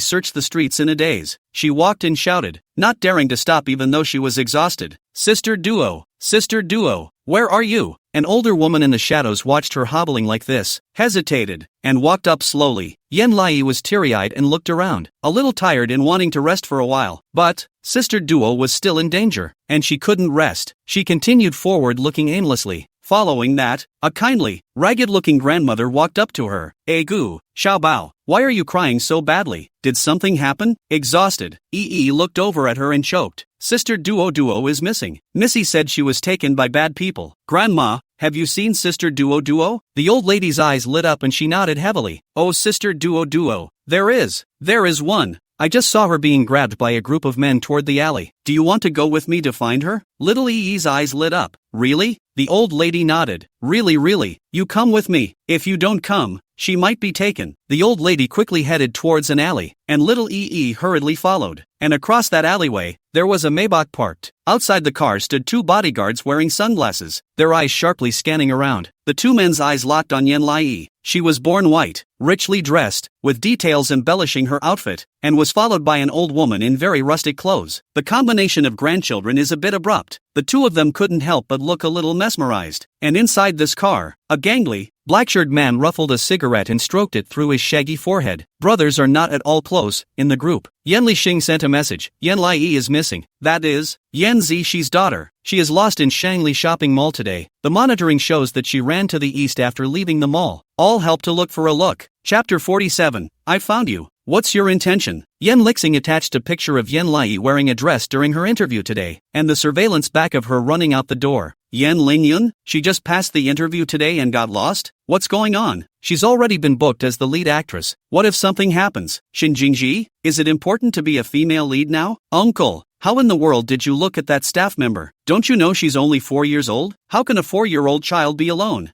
Should not leave the line of sight? Yen Lixing, the child must have disappeared because she heard someone say something. She must have run away and lost it because she thought something happened to that young lady of hers. In short, we have to use all our contacts to find it. Don't let this child get lost. Yen Wu Gue frowned in disgust and muttered as he took a drag on his cigarette. If you don't say so, creatures like children are the most annoying. He typed, since it's Yen Zishi's child, what does life and death have to do with us? Isn't it a good thing to die with less of a burden? Yen Lixing? A dog still has feelings. This is a child. If you can't help it, get the hell out of here. Yen Wu Gue sneered. What kind of a good thing could that bastard Yen Zishi have given birth to? Not to mention the fact that it was ing born with Shinan with. How it looks is a sin. The two bodyguards stood across the car, still staring at the alley, when suddenly, they saw Yen Lai wailing and lunging out from inside the alley, and was dragged in again by the old lady hard. The two bodyguards looked like Dobermans with their ears perked up, sensing something was wrong, and knocked on the car window. Yen Wu Gue lowered the window in annoyance. The bodyguard was just about to speak when his eyes sharpened to the struggling figure inside the alley. The bodyguard said, "Boss, look, there's a little girl there who seems to have been captured. She should be a trafficker. Do you want to go and help?" Yen Wu Gue picked up the binoculars and aimed them at the alley to see. At the sight of the struggling figure inside, he raised an eyebrow and lowered his binoculars with interest. Found it. Yen Lai was like a loach, constantly struggling on the old lady. Let go of me. She felt bad when she entered this alley and tried to run out, but this grandmother was too strong. She hissed, "You're bad. Get the hell off me. Old lady, put what on? Follow me." Yen Lai took the opportunity to bite her hand. Hard. The old lady ate the pain. Ouch. It hurts. The moment she let go of her hand, Yen Lai scurried straight down her body and rushed outside. The old lady reacted quickly, grabbed her collar and threw it towards the wall, and in the process grabbed half a brick on the ground and smashed it on Yen Lai's head. The little brat even dared to bite me. See if I don't clean you up. Little E's brain went blank for a moment as she watched the brick hit. Suddenly, a bolt of fire hit the bricks. Bang! There was a small thud on the ground. The brick in the old woman's hand plummeted to the ground. Stunned, the old woman looked up at the mouth of the alley. Under the sun, a man in a black shirt gangly removed his sunglasses, his tone careless. "Hey, give me the kid." The old lady did not have time to think about what the brick was knocked off, and hurriedly held the struggling Yen Lai. "Give you what for? This child is my granddaughter. She was a momentary offense not to listen to me. Do not meddle in the matter. Hurry up and get out." Little EE milkily yelled. "She's not my grandmother. Brother, save me. Brother, save me." Yen Wugu raised his eyebrows, tasting the title playfully. "Brother?" Chapter 48. You're my second uncle, right? Yen Wugue stepped into the shadows and in a loose movement pulled out a gun, indifferently cocking it and pointing it directly at the old lady. "Difference in generation, kid. I'm your uncle." EE was stunned. The old lady saw the black hole of the gun mouth breathing a stagnant, colorful and hard to stand up his chest. "Less with fake guns to scare me. Really think I'm old and have not grown to see is not it?" Yen Wugue grunted and aimed another blow at the brick. There was a small thud, and the bricks split apart in an instant. There was even a piece that grazed EE's cheek, abruptly dropping a trail of blood. She stared blankly at Yen Wugue, adding a silencer gun. The sound is small and subtle, blending in this noisy street, but it makes the old lady's blood color fade away, as if releasing a hot potato. Immediately put Wen Yui down. Yen Wugue pointed his gun at her with a lazy look. "If you're in my territory, you're dead. Get out." How dare the old lady not listen? Rolling and crawling to run out, just at the moment she walked out of the alley, two black-clothed bodyguards rushed up and held her, knocking her neck to make her faint. Yen Wu-gue lazily withdrew his gun. Send this guy to the police station. Let's be a good guy who punishes evil once in a while. Okay, boss. He turned his head contemptuously again and looked at Yen Lai sitting on the floor. The little girl was all dirty, but in the middle of this alley, her eyes were watery, as if she were a pool of clear water. The face alone is a superb one. It's amazing that Yen Zishi can produce such a good-looking child. Sure enough, it was still Shinin with better genes. He gangly put on his sunglasses and smiled badly. What did you just call me? Little brat? Little Ee tilted her head, her voice soft and sweet. Brother. Yen Wugu pulled his lips into a smile. Contemptuous, I'm not your brother, and I'm not a good person. Don't look at me for saving you. I'm going to drag you to a child selling yard next to sell you off. You're such a good-looking face, you'll surely be able to be auctioned off for a good sum of money. Do you believe me? Little Ee looked at him dumbfounded, and suddenly poofed when she saw him smile in such a bad way. Yen Wu-gue? What are you laughing at? The other bodyguard also frowned in confusion. Isn't this little girl a bit too unaware of the importance of the situation? And even laughs. Don't you know that their boss is particularly difficult to provoke? With starlight in her eyes, Xiao Yi slowly reached out her hand and removed Yen Wu-gue's sunglasses, cupping his cheeks. You're my second uncle, aren't you? Yen Wu-gue was stunned. Within the somewhat shady alley, the little girl's warm hand gently touched his cheek. He froze for a moment, not knowing how to respond. Little Ee smiled brightly. I've seen you in Mom's pictures. You're her second brother. Mommy says you're someone who looks bad, but is actually exceptionally kind-hearted and loves stuffed animals and teen idols, right? Yen Wu-gue? How did she know? Bodyguard? Teen idol? Plush toys? The murderous boss has this hobby in private? Yen Wu-gue's eyes showed killing intent, and he suddenly turned his head to look at the bodyguard. The bodyguard quickly tilted his head to look at the sky. Wow, it's so dark. The corners of Yen Wu-gue's mouth twitched as he looked at Yen Lai with a grimace. Old me doesn't have a crush on teenage idols, nor do I have a crush on stuffed animals. Don't you talk nonsense, or I'll shoot you in the head. You hear me? Little Ee trembled in fear, her watery eyes condensing watery air again as she looked at him in awe. Really? Do you really want to kill me with one shot? Yen Wu-gue, I'll crash you sooner or later, but not now. Now she's kind of cute. That. Chapter 49, The Differential Treatment of the Little Titties. He does, indeed, like cute things. The little brat in front of me. There's just something so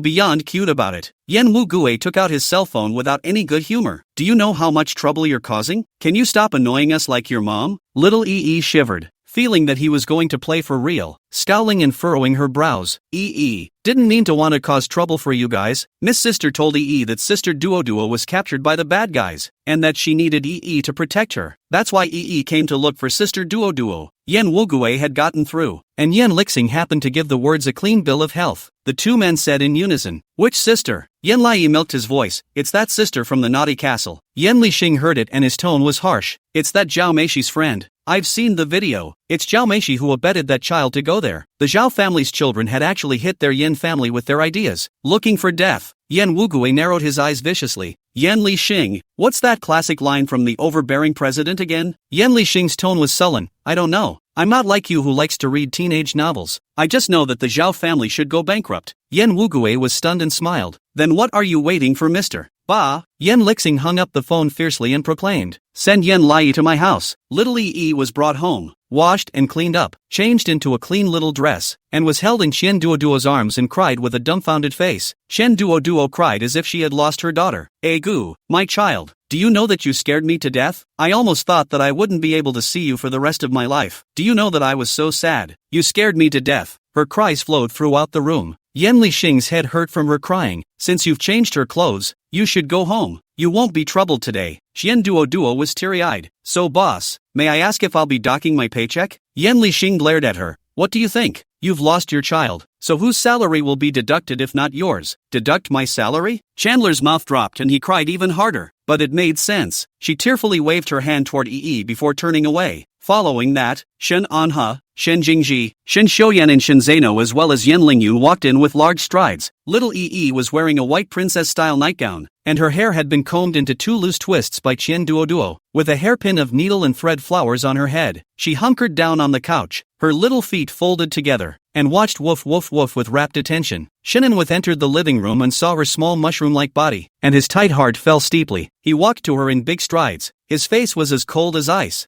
His tone was ghostly cold to the extreme. Is it hurt? Little Yi was mesmerized by watching TV and saw Shinan and his eyes light up. Uncle! Uncle is here! She jumped down from the sofa, ran to him in 3 steps and hugged his thigh, and said sweetly, Uncle! Yi misses you. Shinanha was caught off guard. His face stiffened. Little Yi immediately took a step back, and then looked at Shinjingji next to him, and more happily opened his arms to hug Shinjingji. Brother, Yi misses you so much too. Shinjingji couldn't help but soften his eyebrows and didn't say anything. When she saw Shin Xiuyan and Shin Zeno again, her expression was docile for a second. Good evening, 2 brothers. What a difference in attitude. The little milk bag is starting to make a difference. The 2 brothers frowned. Yan Lingyun stood not far away to watch. Heisei and the others also like to stay inside this house to gather and talk. There won't be any female family members coming, just them, the same sex, so the atmosphere together is all very serious. But today there was an extra little figure, like it inspired the atmosphere. When Shinjingji saw her like this, he finally let go of his heart and noticed her face again, reaching out and gently touching the extremely fine scars on her face. How did you break your face? Yan Wu Gue smoked aside. Nothing, it's just that when I shot her in the face, the stone crashed into her face. The words fell, and all was silent. Everyone shot him a conspiratorial look. Chapter 50 Yi is the daughter of a murderer. Shinjingji looked at Yan Wu Gue absurdly. Uncle, you're sick. Why would you shoot a child in front of him? This is China. What's more, what if you chipped her in the eye? What if she goes blind? Yan Wu Gue wrinkled his eyebrows. Which is so delicate? Shinjingji righteously said. There just is. Little Yi, once she saw her brother so nervous, hurriedly stood on her tiptoes and grabbed her brother's hand and shook it. Brother, Yi is not uncomfortable. Uncle saved Yi. He's so handsome. He's like one of those extraordinarily handsome adults on TV who shoots. I especially like him. Don't talk about uncle. After saying that, she held Shinjingji's hand and looked at Yan Woyo, smiling sweetly. Thank you, second uncle, for saving me. Yan Wugu was stunned. The tips of his ears turned slightly red, and he viciously brushed his head away. Don't thank me. I just did what I could have done without doing. Besides, I like you. It's useless to curry favor with me. I'll crash you sooner or later. Yan Lai frowned and finally raised his question. Brother, what does it mean to crash me? Shinjingji pulled her to the sofa and sat down in a good humor. It means that he's going to pop you in the head sooner or later. She was startled and nestled behind Shinjingji. Then don't. It hurts. Pampered and soft. A few of the men's faces warmed as they watched, and even the expressions of the 2 brothers they disliked couldn't help but soften a bit. Yan Lingyun couldn't help but laugh out loud and shook his head. This child, he doesn't resemble Yan Zishi at all. When he finished speaking, his smile disappeared again and his expression became grave. The atmosphere went cold with it. What a pot calling the kettle black. Shinan and his face was horribly gloomy. Shinjingji's eyes added a hint of complexity when he looked at Yan Lai. No matter how cute it is, it's still Yan Zishi's child. If she was Yan Wei Yang's, they would have loved her with all their hearts. But she's not. Shinanha sat down on the single sofa and crossed his legs, casting sidelong glances at Yan Lai. How did you get lost today? Why did you get lost? Shinjingji also came back to his senses. With a serious face, he took out his cell phone to show Xiao Yi the surveillance video before the incident. And this? You fought with someone, right? Little Yi tilted her head and looked at it, nodding her head particularly stiffly.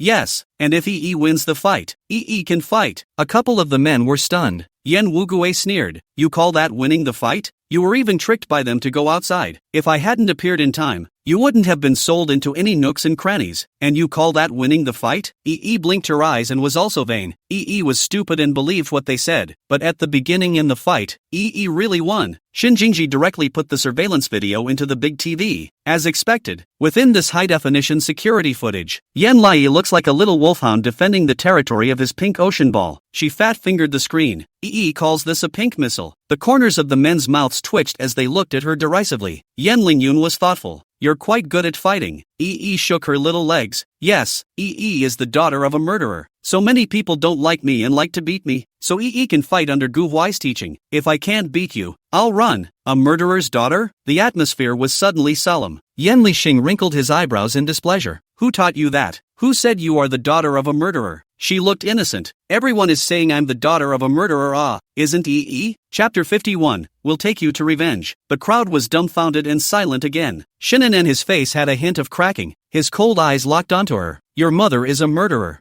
What do you think? Yen Lai was stunned. Innocent little face. Always felt climbed on a trace of despondency. The spine also slowly drooped. Just a good little one shrinking on the sofa. And they are these tall bodies in stark contrast. She shook her head sadly. I don't know, she said in a milky voice. Just thinks that mommy is a murderer. But isn't, and that mommy did something wrong. But didn't do it, and won't do it in the future. But, mommy is always my mommy. Even if mom doesn't like her, she likes her mom, too. Shinjingji took a deep breath and said softly, even if your mom is not a good person, you also like her? Little frowned imperceptibly. Yes, I have no other choice but to like my mom, because my dad doesn't like me. He didn't even come to me. At that, she pursed her lips sadly. Shin Anha suddenly felt breathless and frowned at her. The atmosphere grew heavier. Yen Wugue stared at Yen Lai dead in the face. He looked at her with the kind of maturity and steadiness that was not appropriate for her age. And for some reason, his mood felt irritated. Which of the teenage idols he usually chased weren't all smiles on their faces every day? This kind of cute face doesn't deserve this kind of claustrophobic expression. For a moment, none of them spoke, until Yen Lingyun looked at her with a stony face. So you still want to find Dad? Yen Lai. Shinnen and his phoenix eyes swept over a glimmer of ghostly light. Looking towards Yen Lai, little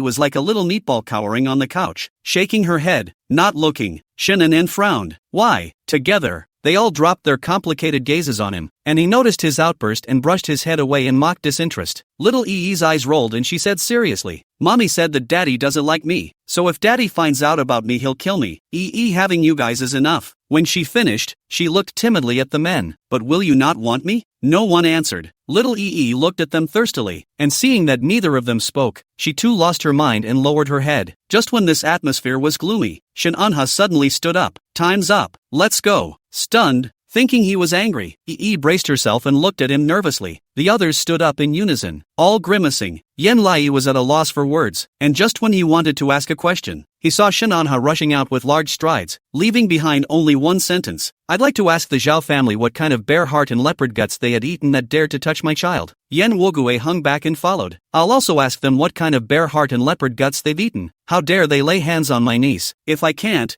I'll shoot him in the head. Yen Lixing disliked. Second brother, you say you are a handful of years old. Why do you have to collapse people every day? This is China. Really, can't you go to collapse the popcorn? You must be professional. Yen Wugue's face sank as he pulled out his gun and aimed it at him. What did you say? Yen Lixing's face changed at first and raised his hands vacantly. I avalanche popcorn. I lovely crash popcorn. Little sat on the couch and watched them drift away. Suddenly Shinjingji stretched out a hand toward her, looking deeply at her. Let's go? Little didn't understand. What for? He held his head proudly. Take you to revenge. Chapter 52. What kind of daughter of a small family is Lai? Within a certain villa area in Lanzhou City, there was almost a star-studded crowd. All those who can live here are the best of the best. Zhou kicked off her shoes, buried herself in the couch and started crying. Father Zhao painfully came forward and gently wiped away her tears. Gu, who has messed with my daughter here, making my daughter cry so hard? Did something happen? Zhao's mom followed up in a huff. Your daughter was bullied on the street today. She didn't audition for the female lead role today, and was robbed of the role by a small family from who knows where. Father Zhao was stunned and coldly lowered his face. There's someone else stealing the role of our Zhao family's child? What was the director thinking?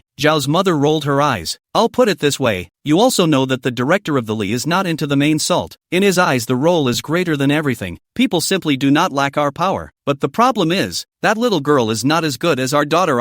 She proudly showed off in front of our daughter. And then the girl ran away by herself. And her parents even blamed my daughter, saying that my daughter abetted her to run away. Zhao Meishi huffed and cried. They don't even listen to my explanations. They just keep blaming me. I'm really sad. I've never done anything like this at all. Father Zhao heartbreakingly wiped his daughter's tears dry. Well, don't cry. Then you tell Dad. What does that girl look like? What does her family look like? Dad, this will help you seek justice. Let them get out of this calumny city. This city can't tolerate them, okay? Zhao Meishi came to her senses when she heard this, huffing and puffing as she pulled out the Qian Duo and Yen Lai she had captured inside the surveillance video from her cell phone. That's what they look like, Dad. You must do something for me. They just know how to bully me. As soon as Papa Zhao heard this, he hurriedly sent these two photos to his men. Within 10 minutes, I want the information of these two people. When he finished, he commented, this kid isn't good. He doesn't look like he's from a rich family, casually fiddling around. Zhao Meishi was relieved to hear this and nestled sweetly in his arms. Daddy is so reliable. Zhao's mom also smiled when she saw this. It has to be you. I coaxed my daughter for a long time. My daughter didn't listen to me. I have to ask you to give her justice. But how have you been lately?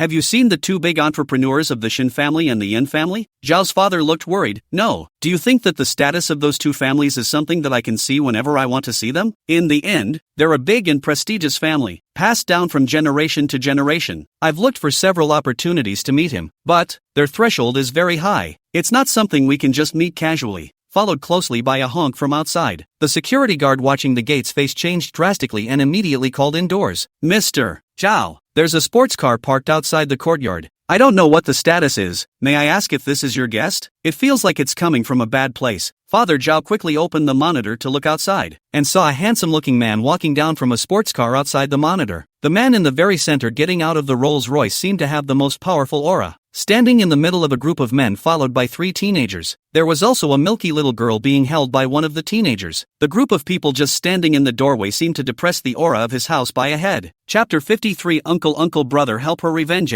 Zhao's father's face changed slightly. Shin and Yan Li Xing, and Yan Lingyun and Yan Wugue? There are even 3 elite sons of Shin and? What's going on here? Why did you come to him all of a sudden? Zhao's mother was overjoyed. Oh my god, why would they come to you all of a sudden? Can't it be that they knew you were looking for him so they came to visit you in person and wanted to talk business with you? As soon as Zhao's father heard this he was overjoyed and couldn't stop smiling. Don't say that. It's not that good. The 2 big names are on the top of the list globally. How can I be qualified to have them personally pay a visit? Zhao's mom was overjoyed. But they just came to you, husband. This is a great joyous event. It must be because they've been wanting to work with you for a long time. And when they heard the news that you wanted to work with them as well, they stopped by with their whole family. We must treat them well. After saying that, she busily greeted the servants. Quickly, I don't know what they all like. All the refreshments are prepared. The maids turned quickly to action. Afraid of slacking off, Zhao father also wiped the broken hair on his temples, straightened his appearance, and patiently told Zhao Meishi, when you see your brothers and uncles later on, be sure to greet them kindly, especially those brothers. If you can marry one of them when you grow up in the future, you'll become a phoenix. Although Zhao Meishi didn't understand it, she still understood the bashfulness and nodded excitedly. Don't worry, Dad, leave this matter to me. The family quickly pushed the door open to greet them personally. On the other side, the gate had been opened. Shinanan walked at the front with his slender legs. Papa Zhao hissed as he looked away. Look at their temperament. It looked like he was bleak. He hurriedly and attentively walked towards Shinanan. Mr. Shin, I didn't know you were here. I'm sorry to have missed you. Zhao's mother nodded with a smile. Mr. Shun, General Manager Yan. There are several other Mr. Yans here. It's such an honor. Please come in. We've already prepared some good hot tea. Zhao Meishi was very well behaved. Hello, uncle. Hello, brothers. The conversation took a steep turn, and Papa Zhao froze, looking at Yan Lai in consternation. This little girl? Why does it look so familiar? Zhao's mother's expression also steeped in fear. How is she? What's this kid doing here? Yan Lai obediently stood next to Shinjingji. Seeing them also did not have a good face. The small thick eyebrows tightly frowned. Grasping his brother's hand, brother,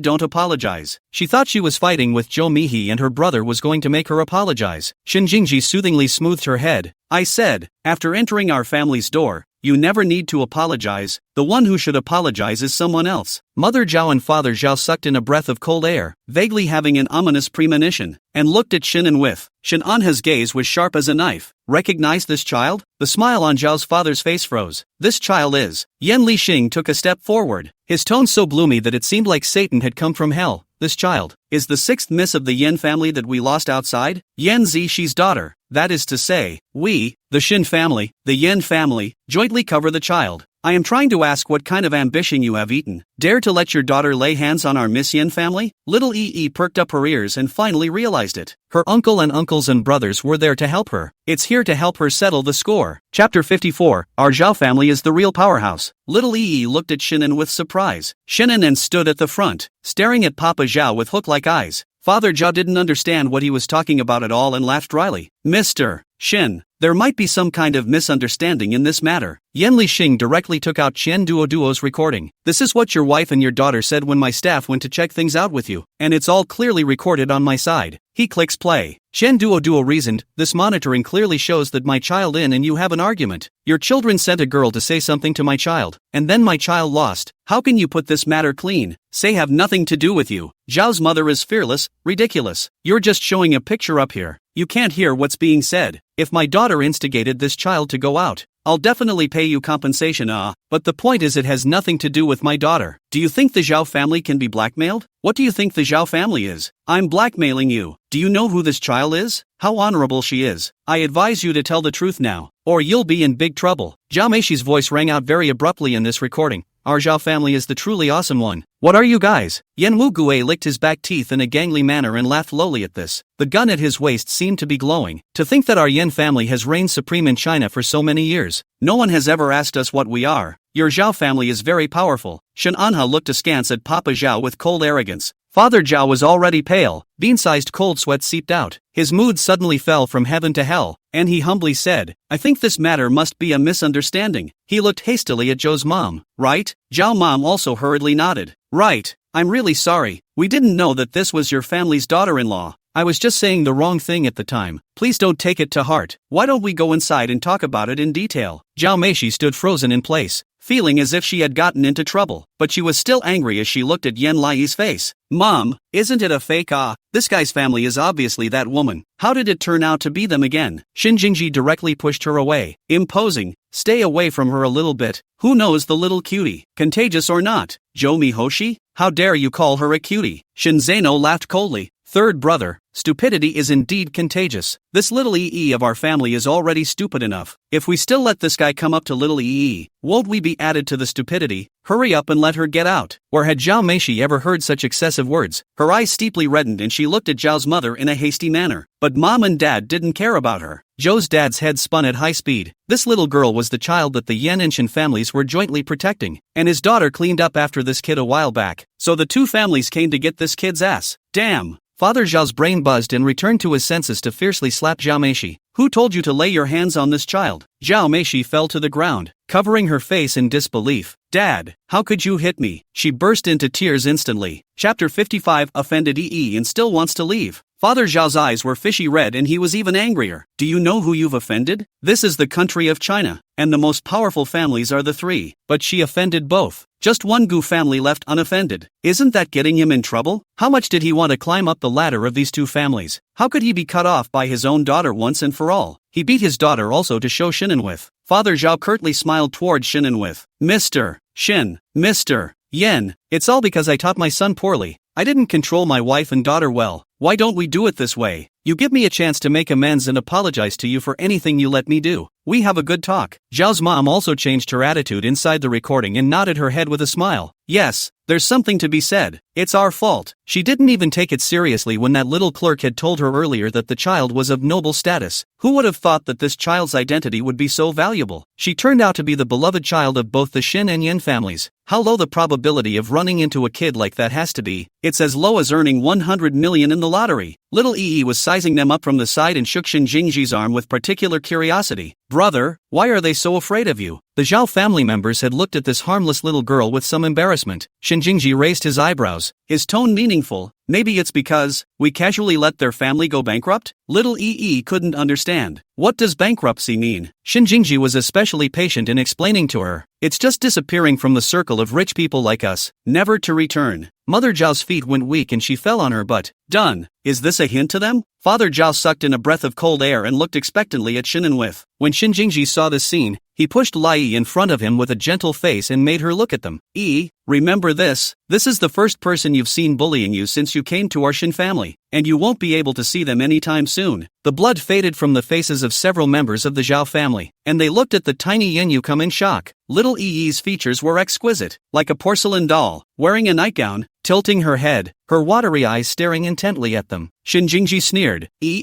Say goodbye to your uncle and aunt. Waved her hand nicely. Bye-bye uncle, auntie and sister. Shin Anha faintly and imperceptibly hooked the corner of his mouth, looked deeply at Papa Zhao one more time, and turned to leave. They didn't say anything. Papa Zhao followed behind with his but, Mr. Shun, Mr. Yen, wait, let's talk. No one paid any attention. Striding to their cars, Thang started their engines and disappeared before their eyes. Zhao's father stood at the door in a state of disorientation, suddenly feeling hopeless. It's over. It's all over. He came back to his senses and slapped Zhao Meishi hard. Who told you to provoke them? Zhao Meishi ate the pain and covered her face, crying, Daddy, what did I do wrong? Zhao's father continued to beat her. Do you know that you have offended the two groups of people under the sky who should not be offended? Zhao Meishi rolled all over the floor. But that Yan Lai guy is I don't like her. She took my stuff. As it happened, Gu Huai was sitting in his car, passing by their family villa. He left his window open just in time to hear the comment and signal to stop. Chapter 56, The Little Zhao Family. It's not much to worry about. A Maybach was parked in front of Zhao's house like this. No one in the Zhao family was paying attention, and Zhao's father was still beating Zhao Meishi. How dare you say that? How dare you say that? Zhao Meixin even cried and ran. Dad, why don't you help me? You said you would make Yan Lai Yi disappear from this world. Gu Huai narrowed his eyes harshly, glanced at their house's door number, and directly dialed a phone number. A sonorous voice rang out. Something wrong? Gu Huai, this family at Yizhuang 30. I don't want to see them again. Tell their company and their family of 3 to get lost. The man frowned in disbelief. Reason? Gu Huai, they upset me. That's all. The man said. Is that your attitude about letting your dad do you a favor? Gu Huai, you can't do it? Want me to take more time to talk? Man, the little Zhao family is not enough. With that, the man hung up and looked for someone to send some messages to. The other party quickly returned the message. Who exactly has this Zhao family offended? I just checked. It seems that the Xin family and the Yen family are jointly trying to encircle the Zhao family, and you're coming to intervene as well? The man doesn't understand. Why? You know. Seems like it's because the Zhao family's daughter today offended a little girl. That little girl seems to be born by Yan Zishi, with the Yen family and the Xin family protecting her. Zhao family directly offended 2 big leaders. The future of the company to live are not good to say. Now hurry to sell the company and run away is okay, as long as he continues to hold on. It is estimated to be able to be messed up until the family lost all their money. The man narrowed his eyes darkly. That is, because of a little girl? Yes, little girl. And that little girl is still from the orphanage. Seems to be especially cute looking. Oh, the man raised his eyebrows and suddenly thought of something, striding over to Gu Huai's room. As soon as he pushed open the door, several photos on the desk were of Gu Huai and a little girl. 2 people making dumplings together on New Year's Eve, watching anime together, read a book together, painting together. There is also a picture of 2 people holding hands and standing in front of the orphanage. It's all about Gu Huai and this little girl. The little girl smiled sweetly, and Gu Huai stood beside her. And even when she didn't smile, her eyebrows were gentle. The pictures filled almost the entire table, and there were many single pictures of little girls. The inside of the bookshelf is not even spared. You could say it's collected to the level of perversion. The nightstand is a picture of 2 people comparing hearts with their arms above their heads. He couldn't help but suck in a cold breath. The man on the other side of the phone tried. Mr. Gu, can I take the liberty of asking, do you want to clean up the Zhao family because of something? Not for any other reason. I just want to eat melon. He narrowed his eyes with interest. I might also be because of this little girl, right? Man on the other side? What is that little girl? The daughter of a god. So favored? He was thoughtful. She could be my future daughter-in-law, but your son should only be 8 years old, right? And your daughter-in-law is all set? This rich man's life is different. It's really about strong connections. The man dropped his gaze on each photo with interest. I don't know. Maybe my son likes it. Suddenly, Gu Huai's cold voice came over. What are you doing? He was startled and immediately hung up. Looking natural. Nothing. I came to your room to see if you were missing anything and I'll fill you in. Gu Huai stood in the doorway, cold-eyed. You told me yesterday to let me buy whatever I lacked myself. Have you forgotten? The man's mouth twitched in embarrassment and he spread his hands. It's not enough that daddy cares about you. Gu Huai didn't answer, coldly walking to the room and looking around. His voice line steeply tensed. You moved my picture frame? Chapter 57. What is the meaning of this let me nurse for a few days? The man froze, and then he saw Gu Huai move the photo frame slightly with great precision. Just a little bit. Him? What a compulsive kid. Gu Huai coldly swept towards him. Don't you know that other people's rooms are not to be entered easily? The man was a little embarrassed. I just came in to take a look around. After all, it's my son's room. I had to come and have a wander around first. Gu Huai sneered. Then why don't you go visit my mom's grave? The man choked and his face fell with a brush. Gu Huai, you know I'm preparing to move your mom's grave. Let her live in our family's mausoleum. Gu Huai nodded playfully. Yes, then my mom will be so happy that she will bring those ghostly friends of hers to your family's grave in the middle of the night and have a check-in to a good mausoleum party. The corner of the man's mouth twitched, knowing that this son of his was sharp-tongued, and he spoke back. Then it's not like I can't do it if your mom is willing.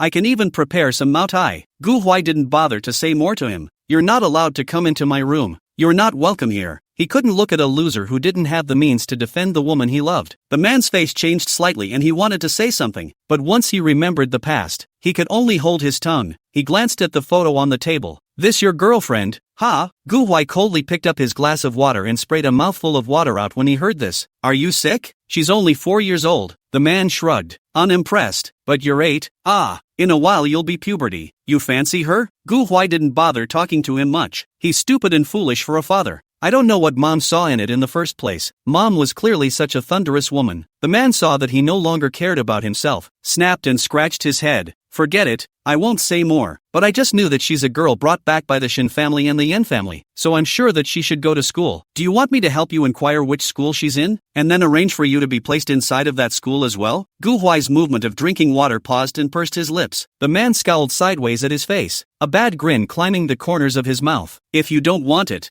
I'll just stick you in an elite school. Oh. Gu Huai put down his glass of water and swept his face to him with a sunken look. If I don't see her at school, you see how I'll find trouble with you. The man snorted and assumed a respectful posture. Yes, young master. Within 3 minutes I promise to find out about this woman. Gu Huai glared at him fiercely before looking at the picture of Yen Lai. The little girl smiled with an arched eyebrow, his gaze steeped in tenderness. If only I could be in the same school as her. That's the equivalent of being together for a long time, right? On the other side, Yen Lai re-entered inside Yen Knight's large flat. Yen Wugu stared straight at her milky back. Can I let her stay at my place? The crowd's faces changed, and they looked toward him neatly. Little Izzy blinked her round eyes and cocked her head. Second uncle wants her to live there? Shinjingji wrinkled his brows suspiciously. Second uncle, didn't you just say that you wanted to shoot her in one shot? Why did you let her stay at your place? Yen Wu Gui's expression remained unchanged. He likes cute things, wanted to keep it for fun. His tone was light. Nothing, I just think the child is poorly brought up and I want to educate her. Yen Lingyun saw through it with a glance. I think it's because you want to add a new collection to the inside of your cupboard, right? Yan Wu. Chapter 58, Giving Yen Lai an IQ Test. Yen Lixing winced in disgust at the thought of Yen Wu Gui's fetish.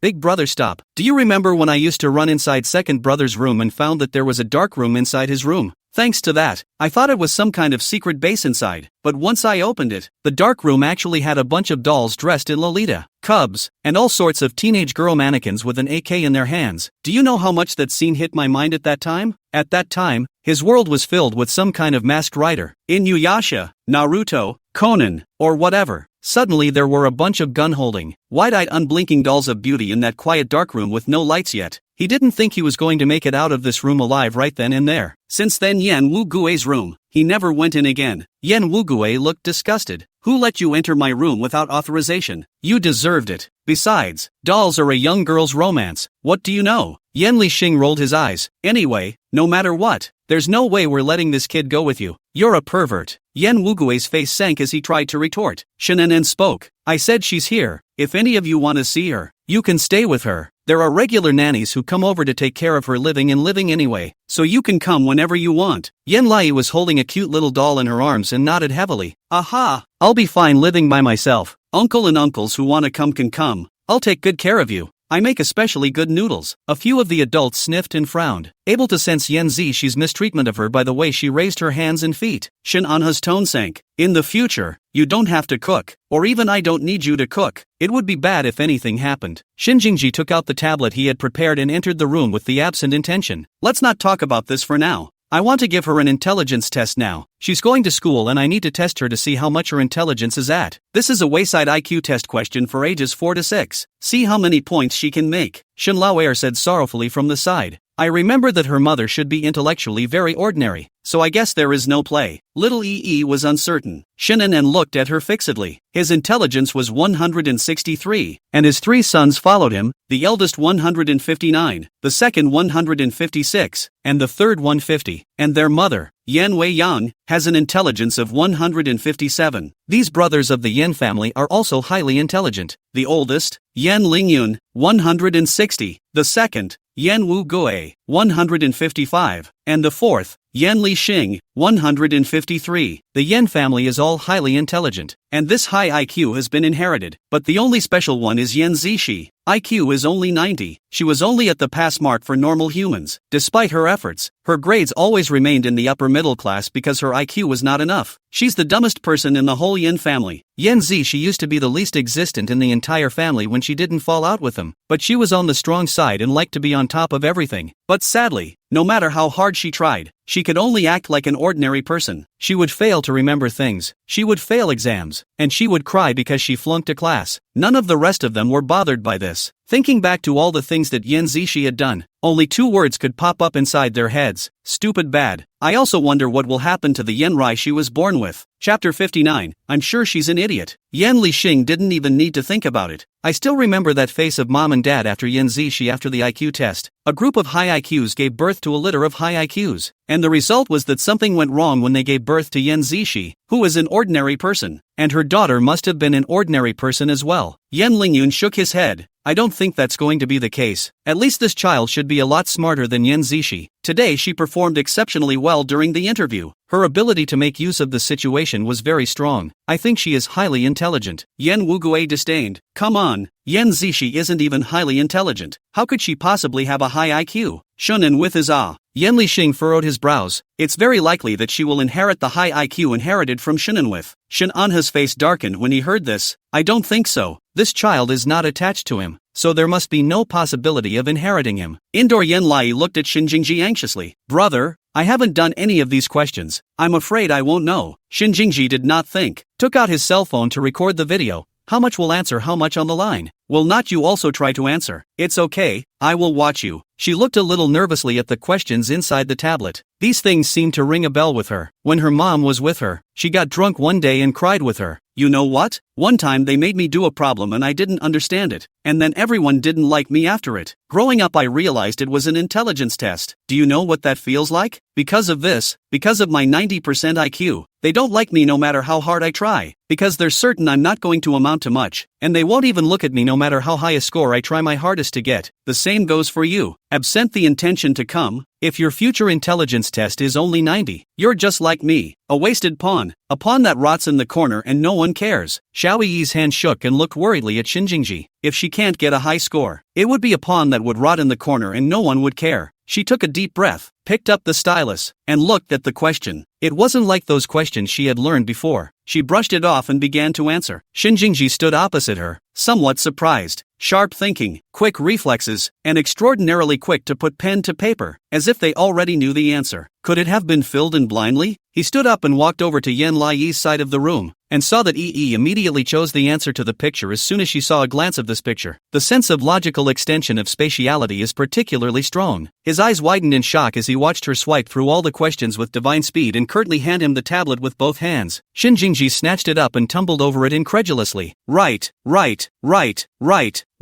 The full speed is over 5 minutes. That intelligence is obviously of a super high standard. He immediately pulled out the other topics he had prepared. Keep doing blocks and arrangements. Without saying a word, Yan Lai began to brush his hands. She was too preoccupied and tense to let up. She knew she was smarter than the other kids. Auntie had said that she and Gu Huai were the 2 smartest children in the entire orphanage. Almost genius level. Genius should be the best then. She answered the question quickly. Chapter 60. Absolute Lai scored 130 on the exam. Shinjingji also recorded a video of all her reactions. These answers, even if they are all correct, are raw scores and have to be converted based on her performance. But she doesn't need to make the conversion now. Reacting so quickly is the equivalent of a perfect score. 50 minutes later, Shinjingji stared blankly at all the questions that had been answered correctly on the tablet and walked out with a godly look on his face. He looked at Shinan with hollow eyes. These adults outside guarding the place were about to become a statue, and when they saw them come out, they immediately looked toward them. Shinzano maintained a mocking smile at the corner of his mouth. How many points? It's not like it's 0 points. Yi held the little doll and timidly glanced at Shinjingji. She didn't know how many points she had answered, because after she answered the question, her brother looked at her like she was looking at a monster, and it made her feel uncomfortable all over. She was worried that she had answered the question wrong, but Shinjingji looked at them with a dumbfounded face, as if he had lost his soul, and shook his head. 130. They froze at the keen number. How many points? Shinjingji became more and more excited. 130 points. She exceeded 130. She got all the questions right, and her reflexes were exceptionally fast, and she was able to answer all of the missing pictures she was shown to fill in, as well as the number arrangement, and the arithmetic, all of which she was able to answer correctly. Her score exceeded 130. How is that possible? Shunanan looked at little Yi with incomparable shock. Little Yi's heart thumped, vaguely having a bad feeling. What's wrong? You guys don't think you don't want me, do you? I will study hard. Shunanan was filled with shock. Exceeding 130 at age 4 is an extremely rare score. In other words, she's highly intelligent. When she's a little older, you can thoroughly test what score she is. But, how can it be? How is it possible to exceed 130 points? Shin Anha took Shin Jingji's cell phone and opened the recorded video. Yen Lai only thought for a moment when faced with the very first two questions, and after that she was able to make snappy responses with just a sweep of her eyes on each of the big questions. She was responsive, active, and didn't look half stuck or embarrassed the entire time. It was like making a game of it, with a relaxed and self-effacing demeanor. He couldn't believe it. After all, this was something he had done as a child. He was also over 130, but he wasn't as fast as she was. He subconsciously looked to the others. Have you ever been as fast as she is? But after he asked the question, he felt ridiculous, because he has the highest IQ of any of them, a whopping 163. The others naturally shook their heads. Yen Lai clutched herself uneasily and watched as the adults gradually became stony-faced and looked at her as if they were looking at a monster. She sniffled her little nose and choked on her particularly indisputable tears. Is EE going to be sent back to the orphanage because she's an idiot? Can brother and uncle give me another chance? EE promises to get a higher score next time. A higher score? Shin Anha's hand holding the cell phone shook, curbing his excitement and handing the phone to his son. Rippling, make the call. Yen Lai's breath hitched, feeling like she was going to be finished. However, she met Shinan with an extremely dark gaze. Arrange for her to attend the best Tongqing Academy, take the entrance exam,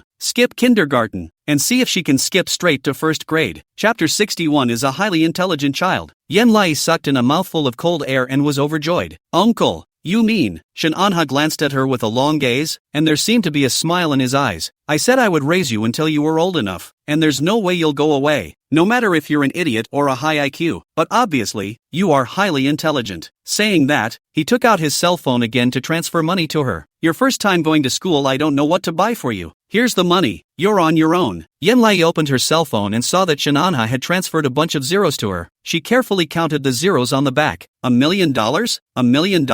Uncle gave her another $1 million. Her jaw dropped. Uncle! Shin Anha didn't look at her again and directly turned away. Shin Jingji waved his hand at her in a very good mood. We'll see you tomorrow, absent coming. Yen Wu Gue gave her a deep look. Yen Lingyun was also full of smiles as he went up and touched her head. See, I just thought that your IQ was high, and sure enough, I guessed right. So I'll see you when we shoot the movie. Yen Lai suddenly reacted to why Shadow Emperor Dada was also here. Is he her uncle too? Her round eyes were filled with great doubt. Yen Lixing scratched his head and looked embarrassed. I really didn't think that you could have such a high IQ. I'm afraid that not all of the IQ that should have belonged to Yen Zishi has fallen on you. Shinanen got off the elevator with them and walked straight towards the car in the underground garage. Yen Wugue followed behind him, pondering. Yen Lai looks exactly like you, and even his IQ has inherited your ultra-high IQ, which means that this child has basically inherited yours from head to toe, and has not inherited Yen Zishi's at all, right? He was quite surprised and patted Shin Anha's shoulder. Okay, you Shin Anha, giving birth to a child who was so good at genetics, completely inherited your strengths and did not inherit half of your weaknesses. Shinan with a pale look.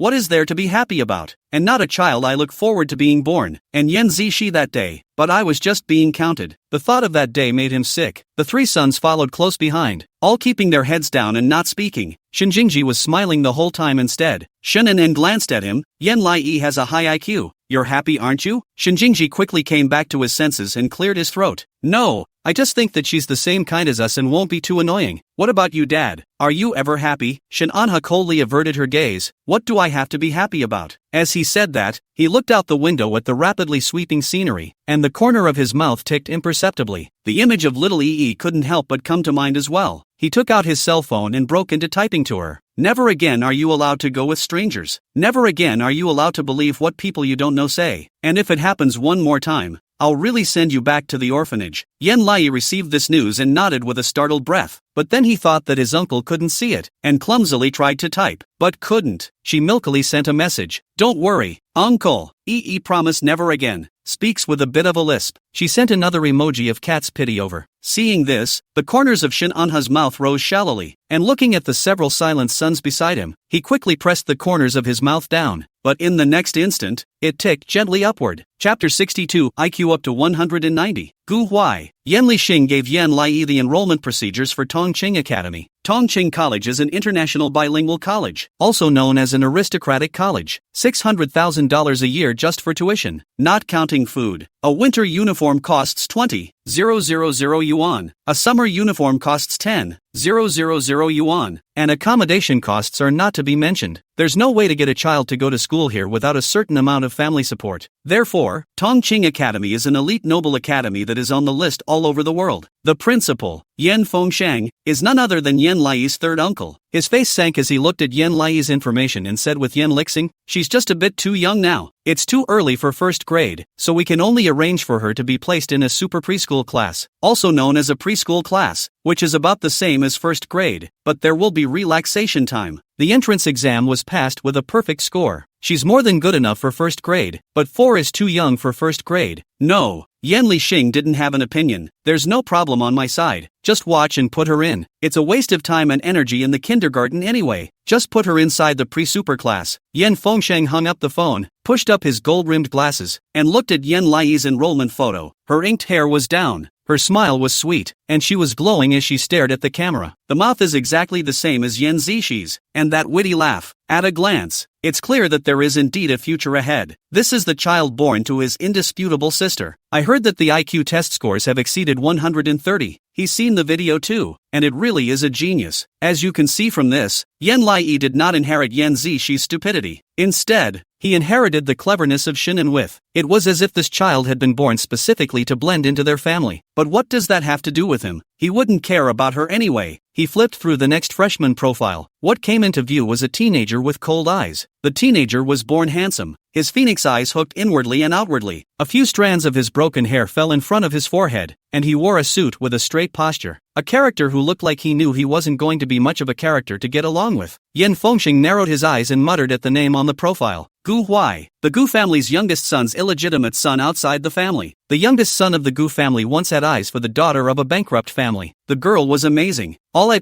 grades, super high IQ, and a lightning fast worker. But because of the family bankruptcy, he has since withdrawn from the circle of the rich. Despite the girl's excellence, Elder Gu still didn't approve of the two's relationship. Because he lost his son in his old age, he could only lay a Gu young son available. Gu's youngest son even eloped with that woman for a while, and was finally captured by Elder Gu. After that, Gu's youngest son was forced to get married. A while ago that woman finally got pregnant and gave birth to what was found to be a mixed-race child, causing the whole circle to be in an uproar, only to realize that Gu Xiaochong had been keeping her body for Gu Huai's mother. Chief Gu's ex-wife had a breakdown of heart and cheated on her husband, not realizing she'd have a hybrid child because she was a bit too messed up during that time. Messing with the old man, Gu's mind exploded, finally stopped being stubborn with his son, and after finishing the divorce between the two, he hoofed it to pick up his grandson. Yan Fengsheng glanced at Gu Huai's profile. IQ 190. The corner of his mouth twitched. 190? The kid is even 190? His IQ is more than enough to go abroad, so why would he be here? Chapter 63. She defends her dignity to the death. The school year started on Monday with cars coming and going in front of Tongqing College. The elementary and middle school divisions are next to each other, except that they are in the front building and the back building. Every time school starts, cars pile up in front of the school. Gu Huai got off the bus from the main entrance of the school, and the driver nodded respectfully with him. "Young master, I'll pick you up after school. Please be careful at school." Gu Huai got it. As soon as he stepped off the bus, he drew whispers from those next to him, dropping their eyes on his face frequently. "This is that bastard son that Gu family brought back recently, isn't it? Seems like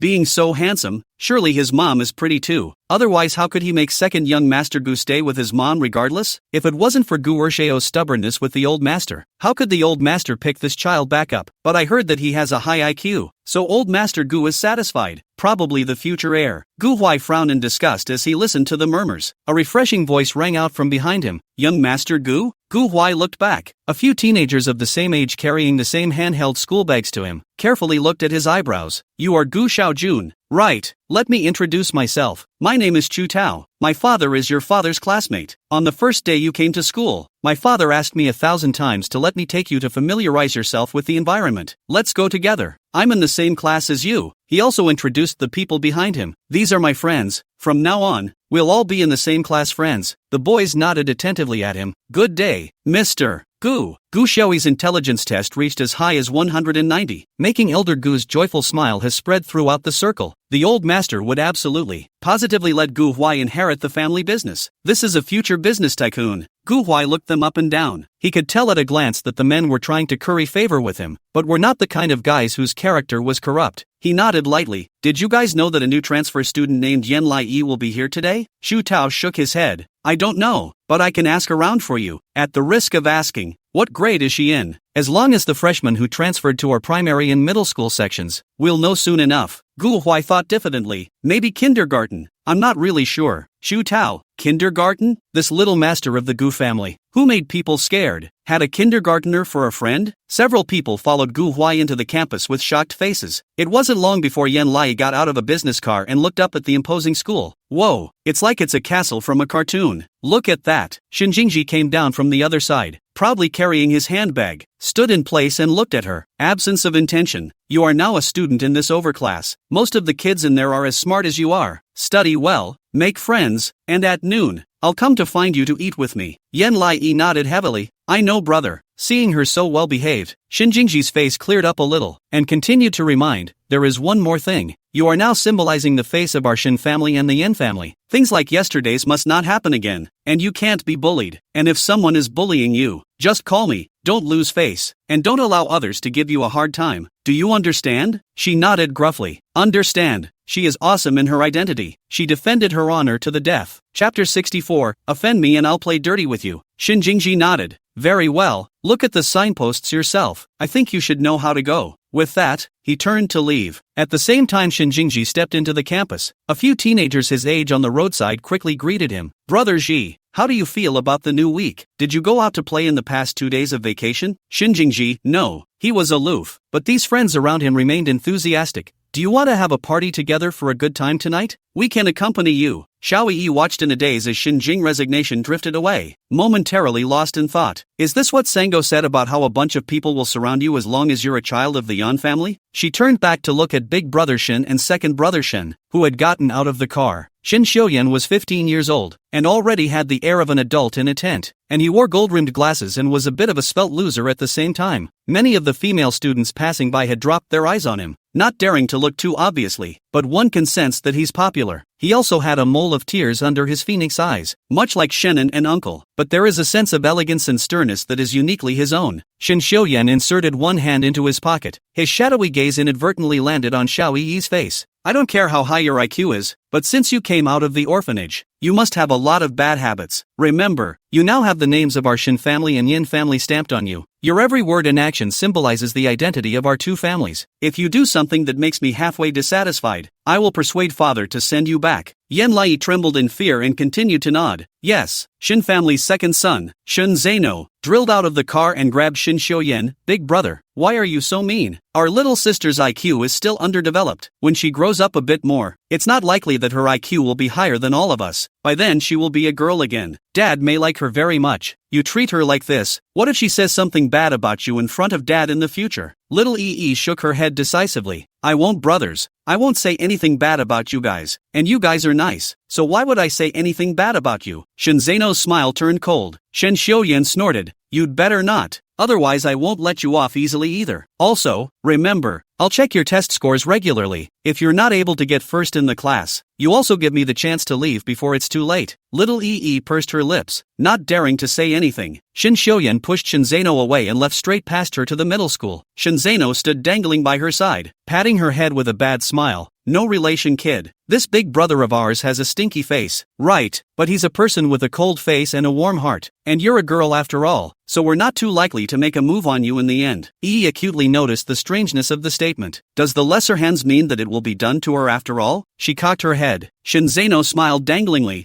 I'm not like Big Brother. Big Brother will look at your grades. I'll look at whether or not you're usually bullied inside the class. If you're bullied, like Zhao Meishi bullied you, I'll get angry, but I'm not the same as Big Brother. I'll play dirty to mess with you. Shin Zeno walked to her with a smirk and put his hands on her shoulders. So don't even think about snitching on father. If I know that you told father and said something bad about any of the three of us brothers, I'll play dirty with you. Chapter 65, Absent from School. Shin Zeno finished, took out a handkerchief paper, wiped the hand that had touched Yenlai, and then a handful of paper precision threw it into the trash can. Bye-bye, little trash. Xiao Yi furrowed her thick eyebrows and shivered as she watched Shinzano walk into the academy with a smile on his face. All she hadn't seen so far was her third uncle, fifth aunt, and say her grandma and grandpa, but just the ones she knew so far were scary. The three brothers were of very different temperaments. The older brother was quiet, but his gaze was particularly sharp, and one look at him suggested that he was a bad character to deal with. Second brother Shinzano is the one who loves to laugh the most, but he always feels that he has a bad temper and is not to be messed with. Shinjingji goes without saying, a hard face and a soft heart, though there were still times now when she would make a stinky face at her. Most of them were with the stinkiest of faces and the gentlest of words. That's why third brother is the best. She likes the third brother. Yenlai bounced into the academy with her small school bag, but she remembered all the advice given to her by her three brothers. To study first and not be bullied because she symbolizes the face of their entire family. She must do her best to keep her current position. So punch it. She still had to keep her promise with Gu Huai. Yenlai pulled his leg out and ran. Zhao Meishi, who was within the first year 3 class next to the preschool, fell on her desk and cried as soon as she entered the classroom. Zhao Meishi is considered to be the best person in the whole class. The girls flocked up to look at her with concern. Why are you crying, Meishi? Zhao Meishi looked up with tears in her eyes. There were still some bruises at the corners of her mouth, all caused by her father beating her up in great anger last night. She was in tears. Last night a little girl ran inside our house and brought a group of people to beat and smash my house. I obviously didn't even do anything to her, but she wanted to bankrupt our family. Then my dad told me that this might be my last month in this school. We will never be able to see each other again.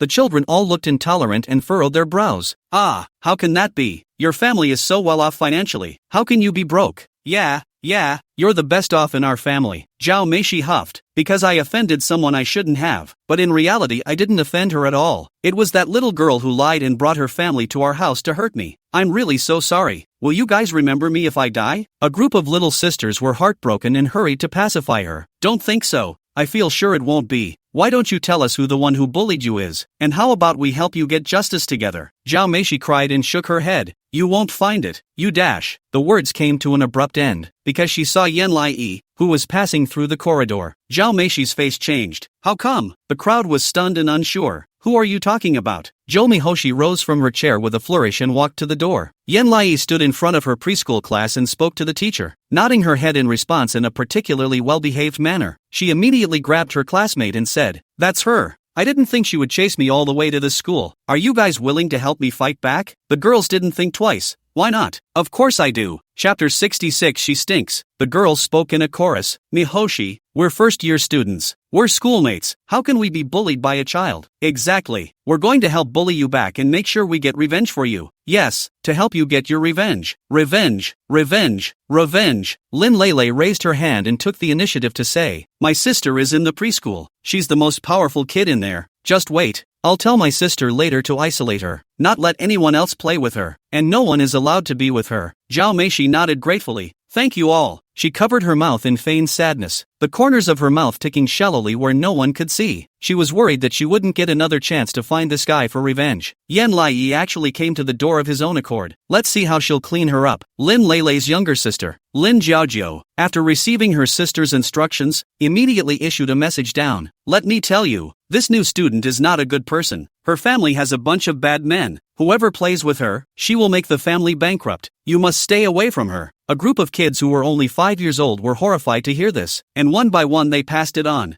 Isolation has been quietly staged in places that Yanai doesn't know about. She stood nervously on the steps, keeping her best footing, a small smile on her lips, but she's sensitive to the atmosphere. The sight of all these older siblings didn't seem to particularly like her, like the look she got at the beginning when she was told she was a murderer's child. Did she do something wrong? The teacher said, "Tell everyone this child called Yenlai is going to be with us from today onwards. Her IQ test was as high as 130 points. She's the absolute genius of our class. And from now on, Lin Jiaojiao in our class won't be the only genius." Lin Jiaojiao's face changed drastically, looking absurdly at Yenlai. What? 130 points? She's only 110, too. And had her sister just told her that this Yenkai wasn't a good thing, and this guy came and stole her unique position of high intelligence? How can she be like this? The teacher smiled and raised her hand. Come on, let's all applaud and welcome this new student to our school. Lin Jiaojiao looked around. The students had wanted to applaud, but when they saw her gaze they immediately put their hands down and stared at Yan Lai with a cold face. The teacher saw this and cocked his head quizzically. Students, I'm going to let you applaud again. The students looked at each other and stared at Lin Jiaojiao. Lin Jiaojiao gave Yan Lai a deadly glare. Teacher, it doesn't matter if you applaud or not. It's better to hurry up and let her go back to her seat. The teacher wrinkled her eyebrows, vaguely feeling that this Lin Jiaojiao was bullying. But the Lin family was the toughest family within their class, with a heavy status that could not be offended. This one came from a place where she was not sure of the identity, only that it was a little girl with a super high IQ. It shouldn't be anything awesome. She sighed. So would anyone like to sit in the same seat as the absent-minded kids? Yui wrinkled her brow and looked around. The students eyed her curiously, the vast majority staring at her with indifference, though some had faces of pain. There were even a few people looking at her derisively. She hesitated, finally settling her gaze on a boy. He was the only one sitting alone, and naive, round eyes, a little chubby, very cute to look at. Yan Lai stepped forward and leapt to his feet. The chubby little man met her gaze and blushed, covering his seat warily. I don't want her to sit next to me. She stinks. Chapter 67. I don't smell at all. Little Yi's brain buzzed. Stink? The students roared with laughter. Ha ha ha ha ha ha ha. Goo. It really stinks. The air hasn't been fresh since she got here. Lin Jiaojiao pinched her nose. I was just thinking.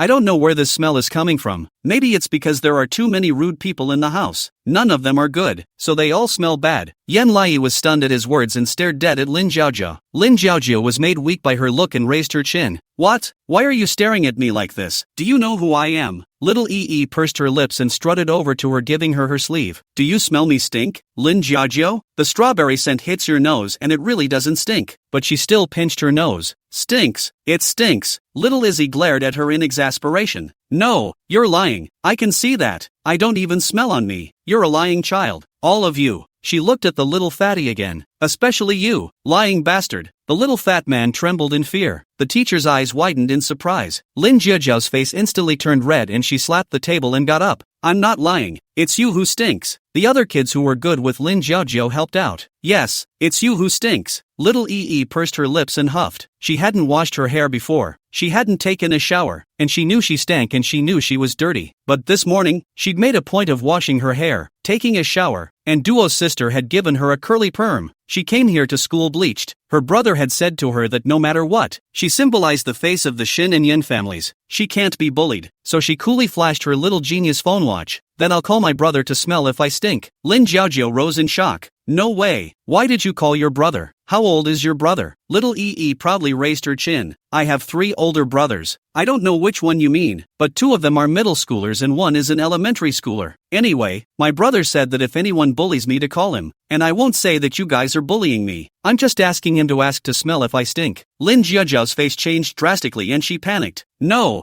calling you brother. I just smelled it wrong. It's not your stench. This guy's brother was older than both her and her sister. She couldn't beat the older kids. Students whispered. I can't believe there are 2 middle school brothers. So have I. It's nothing unusual. I have 2 sisters. But what if his brother is very powerful? Then wouldn't we be bullying our very powerful sister like this? Little Yi will be satisfied with her words before she puts down her watch. Then you apologize to me. Lin Jiaojiao wrinkled her eyebrows. Not wanting to speak, she flashed her little genius phone watch again. Lin Jiaojiao. Okay, I'm sorry. Alright. Yan Lai looked at little fatty again. You, apologize to me too. The chubby little man bluffed at her and frowned less than happily. I'm sorry. Then he peeked at her again with his afterglow. This little sister is so cute. Okay, fierce. But, it's beautiful. He offered to move a seat, flashing his Iron Warrior toy if he could. Would you like to take a seat with me? Yan Lai sat down in his back seat with her book bag fiercely. I don't. I hate you. Chapter 68. What are you talking about, boss quotes? Little fatty was devastated and looked at the teacher with a confused face. Teacher, she just said she hates me. No one ever hated him. His mom and dad and grandparents and grandma and grandpa say he's delightful. The most delightful baby in all the land. How dare this girl say she hates him? The teacher looked at him with the same incredulity. Geez, that really hurts. You're so cute and likable. You don't see how you're hated at all. Why don't you ask if you just said the wrong thing? The little fat man wrinkled his brow and looked bitterly at Yan Lai. I have the Iron Armored Warrior. I'm willing to let you play with my Iron Armored Warrior if you sit next to me. Are you sure you don't want to sit? Yen Lai slammed her little face, and without saying a word, she directly took out a Barala little magic fairy transformation stick from inside her bag and slapped it on the table. No, I'm not on your side, fatty. The atmosphere abruptly fell into a stalemate. The teacher stood on the stage, his expression wooden, his eyes losing their light. Ever since she became the teacher of these rich kids, she's been constantly refreshing her perspective. In other words, these kids can bring toys to school, and the control can't be too strict to avoid angry parents. And as a classroom teacher, not only could she not control it, but she had to watch them climb the ladder. Lin Jiajiao stood up incredulously. This transformation stick of yours is actually a signed limited edition? How could you buy it? My mom couldn't even buy it at a great price. Yen Lai picked up her magic fairy wand and coolly flicked the switch. Pink light flickered and swirled inside the crystal ball. Then it's great that you don't have one. You can see that I do.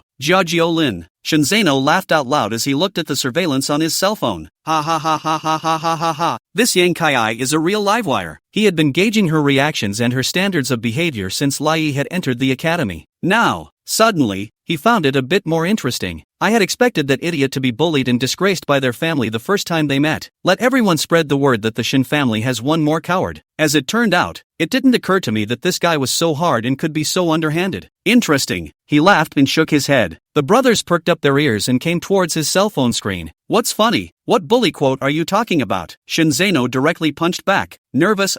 Don't come over. What I see is none of your business. The brother ate the pain, covered his reddened face, and looked at him with tearful eyes. Brother Wild, you're also too fierce. I'm just curious, why are you so nervous? Shenzeno didn't have a good temper. What do you mean I'm nervous? You don't look at what you've done. If you're not looking for a fight, who is? The brother covered his bluntly aching face. I wasn't planning to see what you were looking at, was I? You were looking at your cell phone the whole time and mumbling like that domineering president had his eye on a little dainty wife. So I was curious and came over to take a look. The other brothers looked over curiously. What? What Stepford wife? What Mr. Bully? Could it be that our brother Wild has a girl he likes? Shenzeno copied up his book and directly gave one of them a blow. Am I that idle? I told you, I'm not interested in things like falling in love. I'm just looking at an admission criteria. The brothers looked at each other, still puzzled. Admission criteria? What's the criteria for that? Exams? Chapter 69. Shall we? Shenzeno did not give them another answer, picked up the cell phone and continued to Yencum, the corner of his mouth hooked. The little thing, if it chose not to say a word when it was being reprimanded just now, was substandard in his eyes. They couldn't afford to have any cowards in the Shin family. They had to have the courage and the boldness to confront people to do so. She will qualify, and it played to a standard he hadn't imagined. A little something. On the other side of the elementary school department, Chu Tao found a video and immediately held it up for Gu Huai to see. Master Gu, look, I found it. Isn't it this girl? Her name is Yen Lai. They have surveillance at the school and the PTA has an account to view school-wide footage. You can watch it as long as you borrow a parent's number, so it's not hard to find someone. Gu Huai took the phone and looked at the girl wearing a playful short skirt and draping her hair inside the camera, a hint of greed flooding his eyes. That's her. Chu Tao was happy. It's great to be able to help you. Gu Huai hung a light smile, sniffing and looking at this attentive teenager across from him. He pondered a little. Let's have dinner together tonight. Ask your parents to come to our Gu family. We'll have a common classmate banquet. I'll have my father attend as well. Chu Tao was flattered. Really? He nodded and looked to the others. Well, you guys come too. A couple of the boys were ecstatic. Can we really? Gu Huai smiled particularly gently. Of course. Thank you for helping me. The boys sucked in a breath of cold air and turned around and hugged each other in celebration. Great. We got this at the beginning of the school year. Awesome. My father and my mother have always wanted us to have a good relationship with Gu Huai. They've always wanted to see Mr. Gu, and it didn't occur to me that we'd be able to meet Mr. Gu at the start of the school year. Chu Tao, you're good. You were able to make us fulfill the KPIs our parents gave us on the first day. Chu Tao smiled from ear to ear. It's Master Gu who's so refreshing. We have to thank Master Gu. Gu Huai smiled a shallow smile that didn't reach his heart and took out his cell phone to send a message to his dad.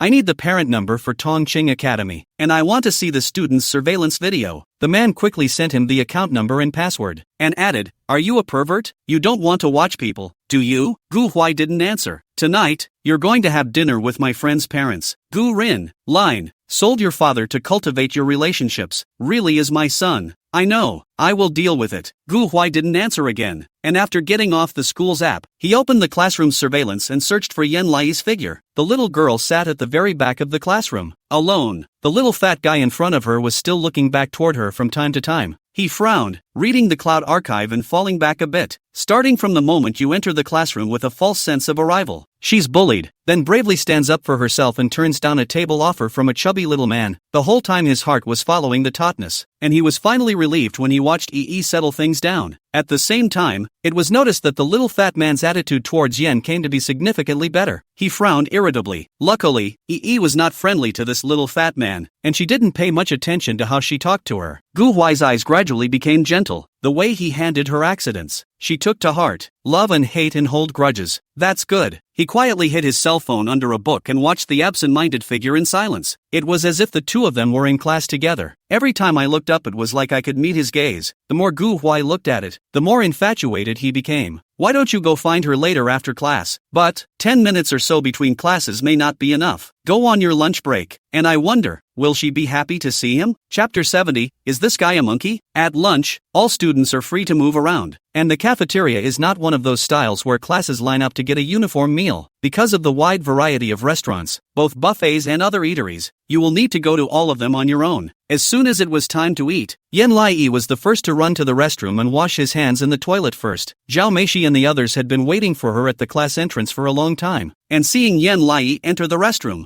they quickly followed her. She gave the others a wink, and Lin Lia quickly grabbed a mop and set it up in the doorway of the restroom. Do not let the intention to go out. See what she does. They looked at each other and smiled. Intentional finished using the restroom and pushed the door.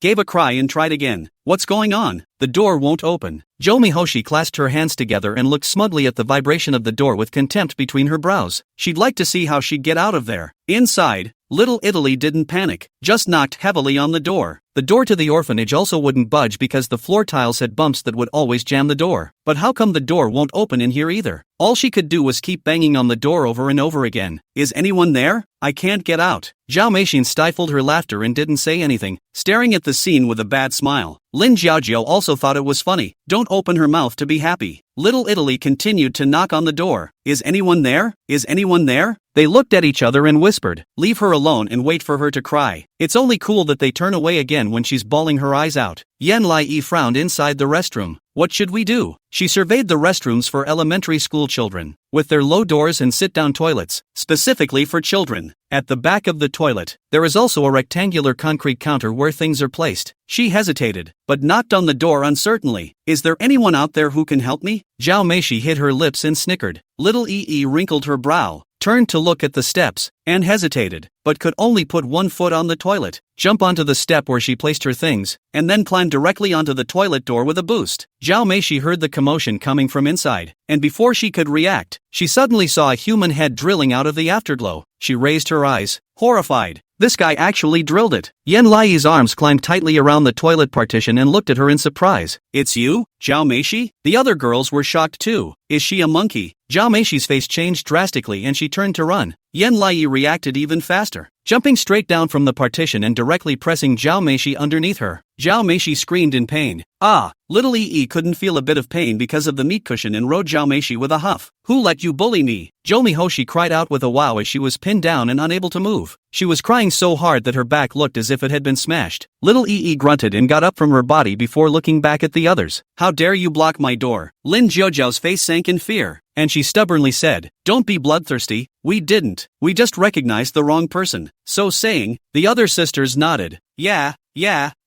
we just recognized the wrong person. We were just messing around with the others. Little Yi narrowed her eyes suspiciously. Really? They nodded their heads as if they were pounding. Really? Zhao Meishi lay on the ground bawling. Don't you guys really fake it? Hurry up and help me up. Is this guy a monkey? The strength is so big. Chapter 71, I don't want to sit with you. Her friends came back to their senses and quickly helped her up. Zhao Meishi rubbed herself in pain and tearfully looked at Yen Lai. I'm going to tell my mom. You hurt me. I'm going to make your family pay for everything. Little Yi wrinkled her eyebrows. But hasn't your family already lost everything? Jo Mihoshi? Kill and kill. Her eyes widened in disbelief. Our family isn't broke yet. That's why I started getting back at you. When she finished, she suddenly covered her mouth. Crap! She let it slip. As soon as Yi heard this, her expression steeply became grave and she fiercely said, sure enough, you guys are deliberately targeting me. You guys aren't misidentifying anyone at all. The girls shook with fear. Zhao Meishi simply admitted frankly, right. Otherwise why do you think we were waiting for you inside the toilet? We were waiting for you to cry. As a result, I didn't expect you didn't cry. I cried. How are you going to compensate me? Yan Lai's face sank as he coldly pulled out his own little genius phone watch. Then I'll ask my brother to come and pay you back. Lin Jiajia was scared by the little genius phone watch. Wait a minute, don't you call out to your brother? Can't we talk things over? And you're already 4 years old, can't you solve your own problems? Yan Lai,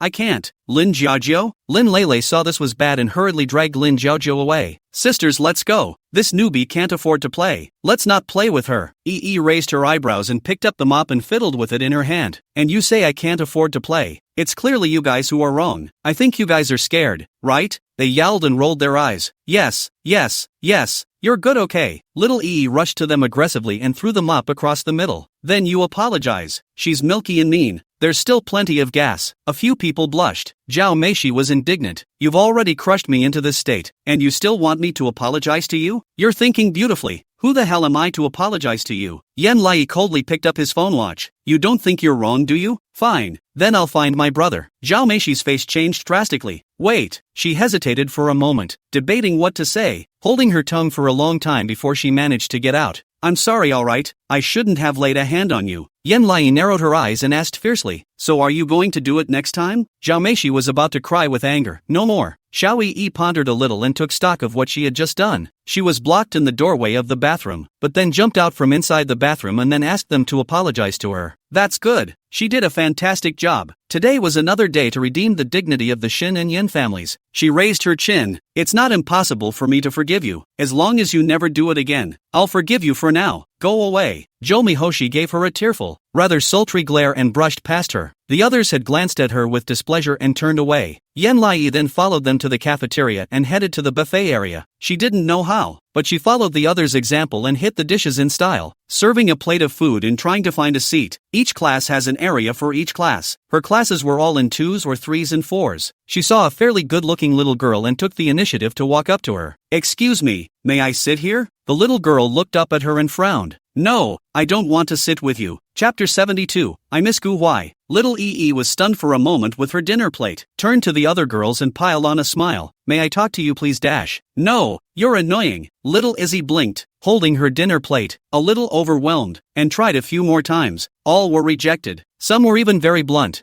My first grade sister won't let me be friends with you, so I'm not going to be friends with you. She pursed up her lips and could only find herself a spot to sulk and eat. Zhao Meishi only felt relieved when she saw this scene. She had just run in, specifically instructing these girls not to sit at the table with Yan Lai. Let her get her in trouble. See, that's her power. Maybe the guy will be so sad he'll want to cry because he's so isolated. Just then, some commotion came from not far away.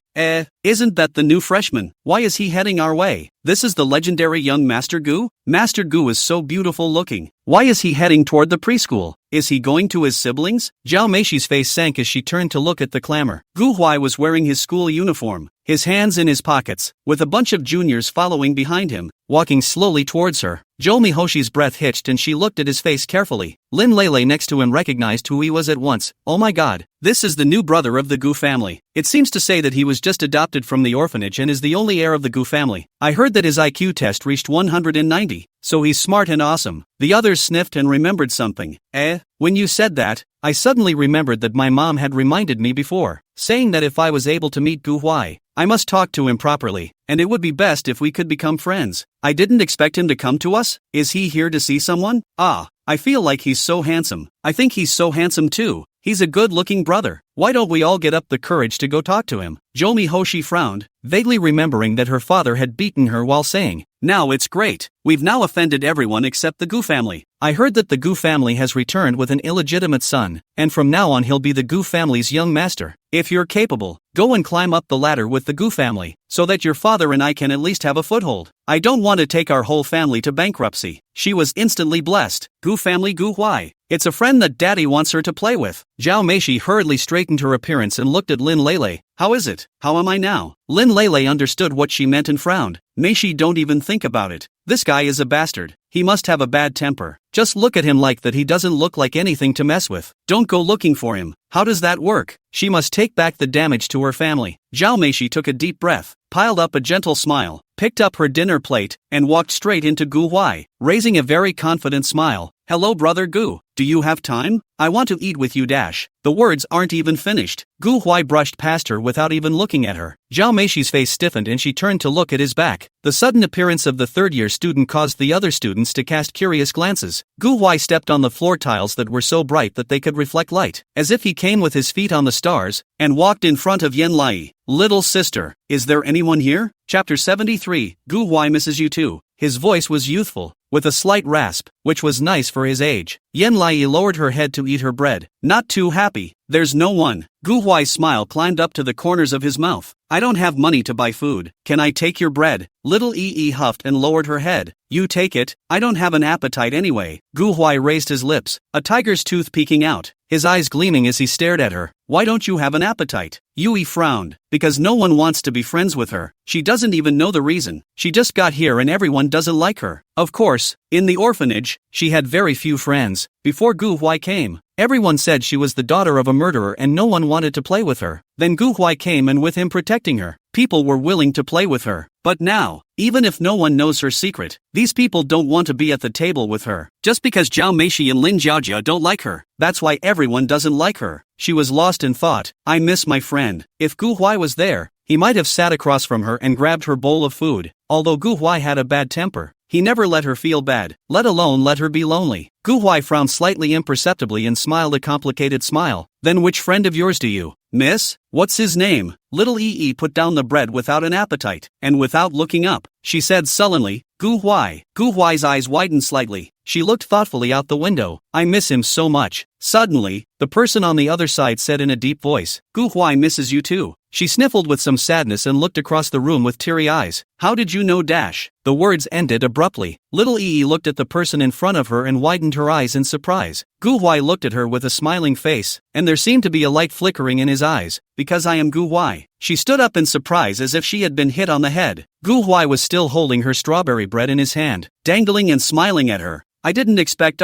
Yen come to the intention. In the orphanage you are so abrasive. Every day say I'm not good at this, say I'm not good at that, but the result is that when I'm not there, you would even think of me so much, and think of me to cry? Yen Lai was at a loss for words. Her nose seemed to have been punched. A sour feeling surged up. Watery mist surged in her eyes. Why are you here? He should be at the orphanage. He should be waiting for someone to adopt. Gu Huai put down the bread and looked at her frankly and smiled. We agreed to meet at the top, but I thought that instead of meeting at the top, I'd climb up to the top with you, so I came to find you. She couldn't quite understand his words, but they made her burst into tears in an instant, and she threw herself right into his arms. Gu Huai. She's so happy. Gu Huai, who was always by her side. Teach her how to resist fighting Gu Huai. It's all around her now. Her tears were like an open floodgate, and she buried herself in his arms and whimpered. Gu Huai looked down at her, his gaze gentle and focused, one hand stroking her head, the other running down her back. He didn't say anything, just lowered his head and leaned over hers, taking in the warmth and aroma of her body. She smells good. It's soft again. Gu Huai closed his eyes, his heart indescribably calm. It was as if he had lived his life to take her in his arms. Yen Lai huffed and looked at him. That's great Gu Huai. From now on you won't have to worry about the wind and rain anymore. You have a home too, right? Gu Huai's dark pupils reflected her face, raising his hand to incomparably gently wipe away her tears. Right, Yi cried out in joy. That's great. Gu Huai clutched her hand tightly, his other hand still wiping her tears, and nodded heartily. It's great, being able to be there for you. That's great. Chapter 74, Absence of Intent. Nice to meet you. I'm no longer afraid of being alone with you. Gu Huai gazed deeply at her and closed his eyes, leaning dependently on her neck. The people next to him watched silently, as if infected by the emotion. But just then, an abrupt voice came. Yen Lai, who are you hugging? Cameo was stunned, huffing and puffing, and craned his head to look. Shinjingji held his dinner plate in one hand, followed by those friends of his, staring at her with a gloomy face. Didn't I ask you to wait for me? The atmosphere went suddenly cold. Little Yi was stunned and pointed at Gu Huai to introduce. Third brother, this person is Gu Huai. He's my friend from the orphanage. You guys get to know each other. Shinjingji put the tray on the table without any good humor and looked at Gu Huai condescendingly. Gu Huai also had a cold smile on his face. 2 by 2. Even if Shinjingji was a grade higher than Gu Huai, Gu Huai's aura still did not lose. The brothers on both sides looked at me. I looked at you. and also hurriedly took out their pies and stared at each other with hostile faces, as if on the verge of a fight. Gu Huai rested one hand on the back of his chair with a calm demeanor. Shin Jingji's eyes became more and more vicious. Little Yi was oblivious to the fact that she felt tugging on Gu Huai's sleeve and said happily, "Gu Huai, this is my brother, Shin Jingji. He's very handsome. He bought me a lot of skirts and clothes, and usually it's the third brother who takes care of me. So how about you be a good friend with him?" Gu Huai frowned slightly and looked at her helplessly. Yui looked at him expectantly. His brow furrowed even tighter as he extended his hand to aim at Shin Jingji. "Hello, I'm Gu Huai." Shin Jingji locked his eyebrows and didn't say anything. Little Yi ran to him with her short legs and tugged on his sleeve. "Brother, this person is Gu Huai. When I was in the orphanage, Gu Huai covered me. Usually it's Gu Huai who is my friend. He even teaches me how to fight. He's very good. Can you be his friend?" Shin Jingji's jawline was taut, and he didn't look down at her. Little Yi waited for a while, a little disappointed. "Brother, don't you want to be friends with him?" Shin Jingji didn't have the good sense to look at her impatiently and extended his hand towards Gu Huai. The two men gave each other a particularly perfunctory shake. Gu Huai quickly retracted his hand, and Shin Jingji rubbed it on his pants without leaving any traces. "You're coming with me. Don't continue here. It's too noisy here with too many people. I don't like it." Little Yi was stunned and subconsciously looked at Gu Huai. Gu Huai had a cold smile hanging at the corner of his mouth as he stood up from his chair. "Then you can go with your brother. After all, you just arrived in this family. You need to get along with your family. It's okay with me." Shin Jingji wrinkled his eyebrows as he watched from the sidelines. "What doesn't matter? Like he's particularly pathetic?" Yan Lai nodded heavily. "Gu Huai, did you just say that you don't have money to buy food? Why don't I share half of my food with you?" Gu Huai laughed and shook his head. "I was just teasing you. Did you study hard today?" She nodded heavily. "Yes.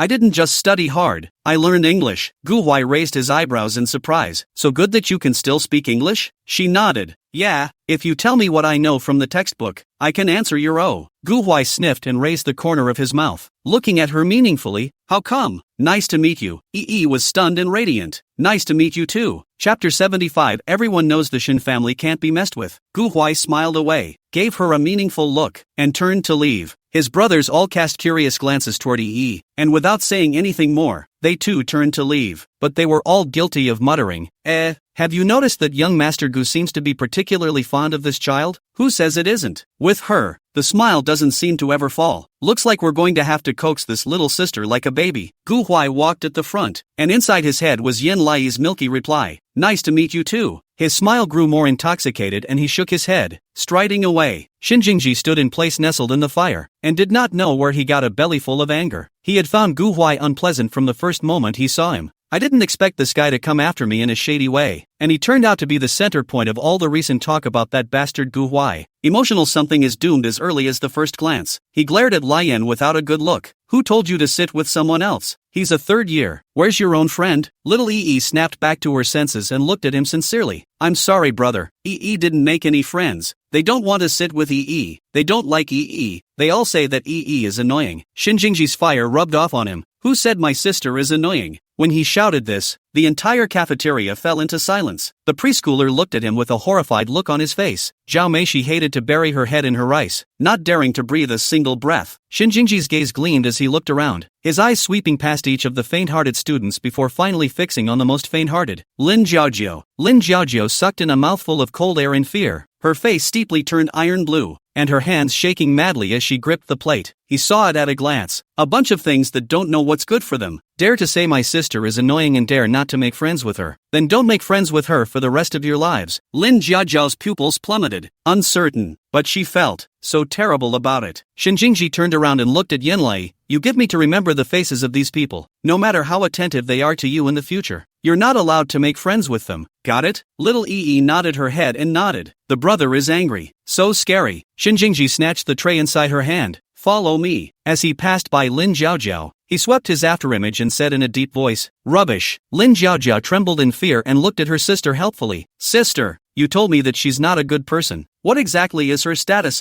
Why is Senior Shin Jingji her brother? Lin Lele was also confused, and turned to look at Zhao Meishi. "Meishi, didn't you tell me she wasn't a good kid? What's the status of this new one? Whose child is she?" Zhao Meishi frowned in chagrin. Bottoming out, Shin Jingji is her brother, as well as Shin Xiuyan, Shen Zhenye. All of them are also her brother. A few of the girls stared in surprise. What? Lin Jiajia was incredulous. Those three big brothers are her brothers? Who wouldn't know the three Shin brothers? They also often went from attending Shin's parties, and it was all because mom and dad had wasted a lot of effort to get them there. All the kindergartners from the upper grades down to the lower grades know that the Shin family can't be messed with. Chapter 76. What to do if you've offended Yan Lai, which is not doing everything they can to try to impress a few of them and invite them to the party. These are KPIs that are written in your bones and are meant to be accomplished. And they ended up offending Shin Jingji's sister on the first day of the day? Lock her in the bathroom? Letting people isolate her? Accusing her of stinking in public? Lin Jiajiao thought of something and broke down bawling. It's over. I'm going to be scolded by my mom. Wow. Lin Lei hurriedly calmed her sister and turned to reprimand Zhao Meishi. Meishi, we're good friends. How could you screw us over? You could have at least told us. Why didn't you even say anything? If so, she will not directly let her sister front with Yan Lai gang. She can play Ina. Zhao Meishi was teary-eyed. I didn't expect her to be so powerful. I thought she wasn't favored at all inside the home. Of course, she lied. She didn't want her friends to know that she was well aware of the status of her arrival. If they knew that Yan Lai was favored, and she was aware of it, then she was done for. But in this way the sisters, also harboring anger and frowning with chagrin, sat aside and simply sulked and ignored her. Zhao Meishi then felt aggrieved and simply smothered herself in her seat and cried. She's sad too. On the other side, Yan Lai was brought to a separate private room by Shin Jingji. Shin Jingji put the dinner plate on the table in a fiery manner. Eat. She dutifully walked over to the table and sat down, not daring to breathe a word. The older brothers next to him raised their eyebrows at the sight and teased. Brother, resignation. Be gentle with your sister. No matter what. She's just a little girl. She doesn't want to. Shin Jingji swept a gloomy glance at them without saying anything and directly got up to leave the room. Inside the room, only Yan Lai and his friends remained. A few boys were friendly enough to put those delicacies they had pinned inside their plates onto her dinner plate. Little sister, you look so pretty. Hurry up and eat. Don't take this matter of your brother to heart. It's fine. Little was anxious, holding the empty spoon inside her hand, neither eating nor not eating, looking at them fearfully. Brothers, did I do something wrong? That's why brother Jingji is so angry. A few people were adored by her and opened up with laughter. Gu, that's too sweet of you to say, brother. Don't worry, it's not your problem. One of them sat across from her and said with a smile, your brother is just angry that you can't even make any friends. You have to know that since your brother started kindergarten, he's been surrounded by a whole lot of people. And in all these years, when has your brother ever been wronged? So when he sees you being wronged and bullied, he's just angry for you. You don't have to take it to heart. She nodded cloudily, picking up the bread and taking small bites. Soon Shinjingzai brought a new tray to her and snatched the food inside her hand. In the future, at noon, eat vegetables and fruits. Eat something nutritious. No more bread. He also stopped by to get her a glass of strawberry milk. This is the popular one here. A lot of girls are said to like it. Try it. Yan Lai was greatly touched, received the strawberry milk and drank it, and took the initiative to say, brother, wasn't bullied today. They tried to bully but bullied them all back. Wasn't bullied by them. Don't worry about it. Brother. Shin Jingji moved, lifting his eyes to look at his friend. Did you guys say something? My friend shook her head like a rattle. No. Chapter 77. Preparing for the parenting program. Shin Jingji indifferently retracted his gaze and poked at the food in the bowl. Absence of intention. I didn't care if you were bullied for this kind of thing. I'm just angry that this group of people can disregard the authority of our Shin family. And it's our Shin family's face that is being hit. I'm not worried about you. As soon as the brothers heard this, they looked at each other and poofed. What a mouthful. It's obviously worrying about her sister. Angry that she can't make friends. The bias is still talking like this. Yan Lai took the small spoon and nodded dully. Okay, I know. Shin Jingji glanced at her with a fury. If you have backbone, in the future, all the people who have bullied you today, no matter how they please you, you should not make friends with her. Have some backbone, do you hear me? She nodded heavily. Hear the mess. Shin Jingji's face cleared up slightly. It's okay, quite obedient. The mood in his heart that had been made a little angry by Gu Huai dissipated, and he picked up the orange juice and squinted to savor it. So what if Gu Huai and Yan Lai are no longer close? Yan Lai was his sister. He bought the clothes, he took care of the people. He coaxed them to cry. She could only stay with him. Gu Huai is nothing. So, eat and get back to class. Little snapped out of it. Yes, she ate well and had obviously received some good upbringing at the orphanage. Shin Jingji shook the orange juice in his hand and hooked the corner of his mouth with great satisfaction. The other brothers staggered at the sight. Look what it means to be a domineering schoolboy. It's called bully schoolboy. The orange juice tastes like red wine and the eyes are still in control. Since when did their cold-hearted resigned brother take care of children? It's magical. When school was over, Yan Lai rode the car back home. Shen Duo had been waiting for a long time. As soon as he saw her, he bounced up from the sofa. "You're finally back, little E. Do you know how long I've been waiting for you?" She was surprised. "Sister, why are you here?" Xian Duo looked at her with gusto. "I've arranged a job for you. During this period of time, you don't have to go to school for the time being, so you can first take care of this job that I've arranged for you." She took out the script and showed it to her. "This is a parent-child variety show, in which a father lives with his child, and you're going to be a trainee father-daughter pair with another celebrity, and try to make yourself liked in it. Do you have any confidence?" Yen Lai thought about it and was curious. "If EE can be a well-behaved daughter, can I earn my living expenses?" Xian Duo smiled and nodded. "Of course, not only can you earn living expenses, you can earn a bunch of living expenses, and then your uncle and your brothers will love you." She readily agreed. "Okay, then I'm going." Xian Duo was a little bit excited. "This side of the program group is still keeping secrets from us. I really don't know who is the one who brought you that star father. If it's famous, it's good." On the other side, Yen Lingyun received the tableau for the variety show. He was a bit angry. "I haven't been on a variety show for a long time. Why did you sign me up for a variety show and not ask for my permission?" The agent has a reason. "This is the director of the first variety show you participated in when you debuted.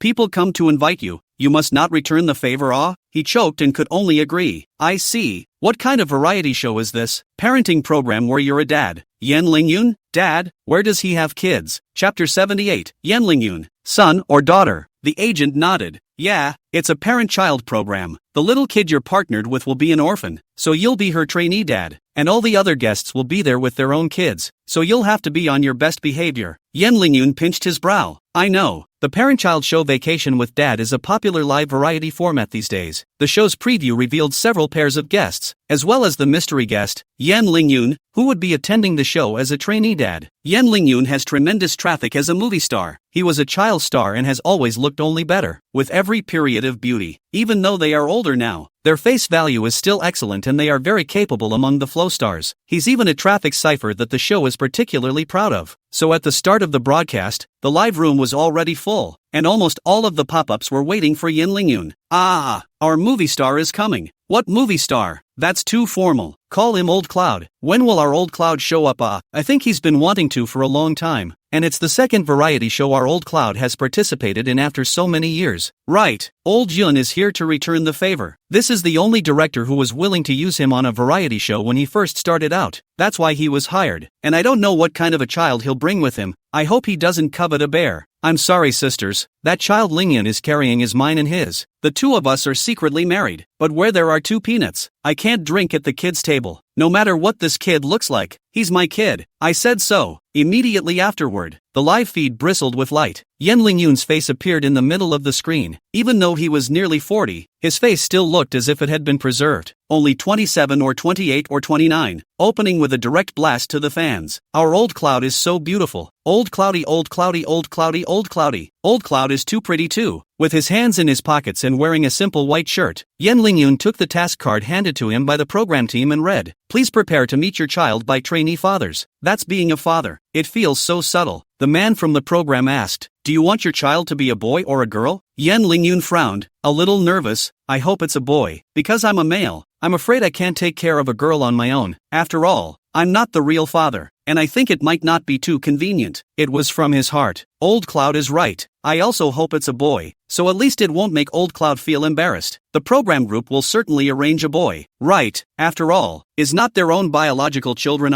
If arranged a girl, a lot of things may not be very convenient, but I want to see my daughter. I think she's very well behaved, maybe a very well behaved daughter. I saw a preview of the program that said they were going to one of those remote rural areas today. Or should I have picked a kid with more skin in the game? Old Yoon, like this, definitely doesn't have any problem in handling a boy. And when he was filming before, he played especially well with boys. The programmer asked again, "So what if it's a girl?" Yen Lingyun laughed. "What can we do? Spoil it." Chapter 79, Hello, Father Apprentice. My name is Yen Lai. Yen Lingyun had some jitters. I don't think he'll be assigned as a girl, right? The man from the program nodded. That child is already on her way here, just downstairs from the hotel. But you'll have to reveal for yourself whether she's a boy or a girl. Yen Lingyun rubbed his hands together nervously. He remembered his agent telling him that today's child was a vegetarian. Seems to be an orphan still. I hope nothing goes wrong. On the other side, Yan Lai was sitting in the car and was a little nervous. Xian Duo admonished, "Let me tell you, this program you're participating in now is a live broadcast. Everything you say out will be heard by the audience for the first time, so you must grow a brain, and never, ever be able to cause trouble for the adults, okay?" Little Yi nodded heavily. "Don't worry, Auntie Duo. I'll take care of Daddy." Chandler cried and laughed. Taking care of Dad? Dad takes care of her pretty much. Following that, the car stopped in front of the hotel. The camera position was aimed at Yen Lingyun's tense face and then at the car door. Yen Lingyun rubbed his hands together particularly nervously and stepped forward. Yen Lai was pushed to the car door by Shander. "Get ready for an extra nice smile." She took a deep breath and a smile climbed up her brow, spreading an extremely wide grin. As soon as Yen Lingyun opened the car door, he was met with a pair of extremely beautiful eyes. Reflected within the live broadcast, Yen Lai topped a delicate little face and smiled sweetly at him. "First time meeting Dad. My name is Yen Lai.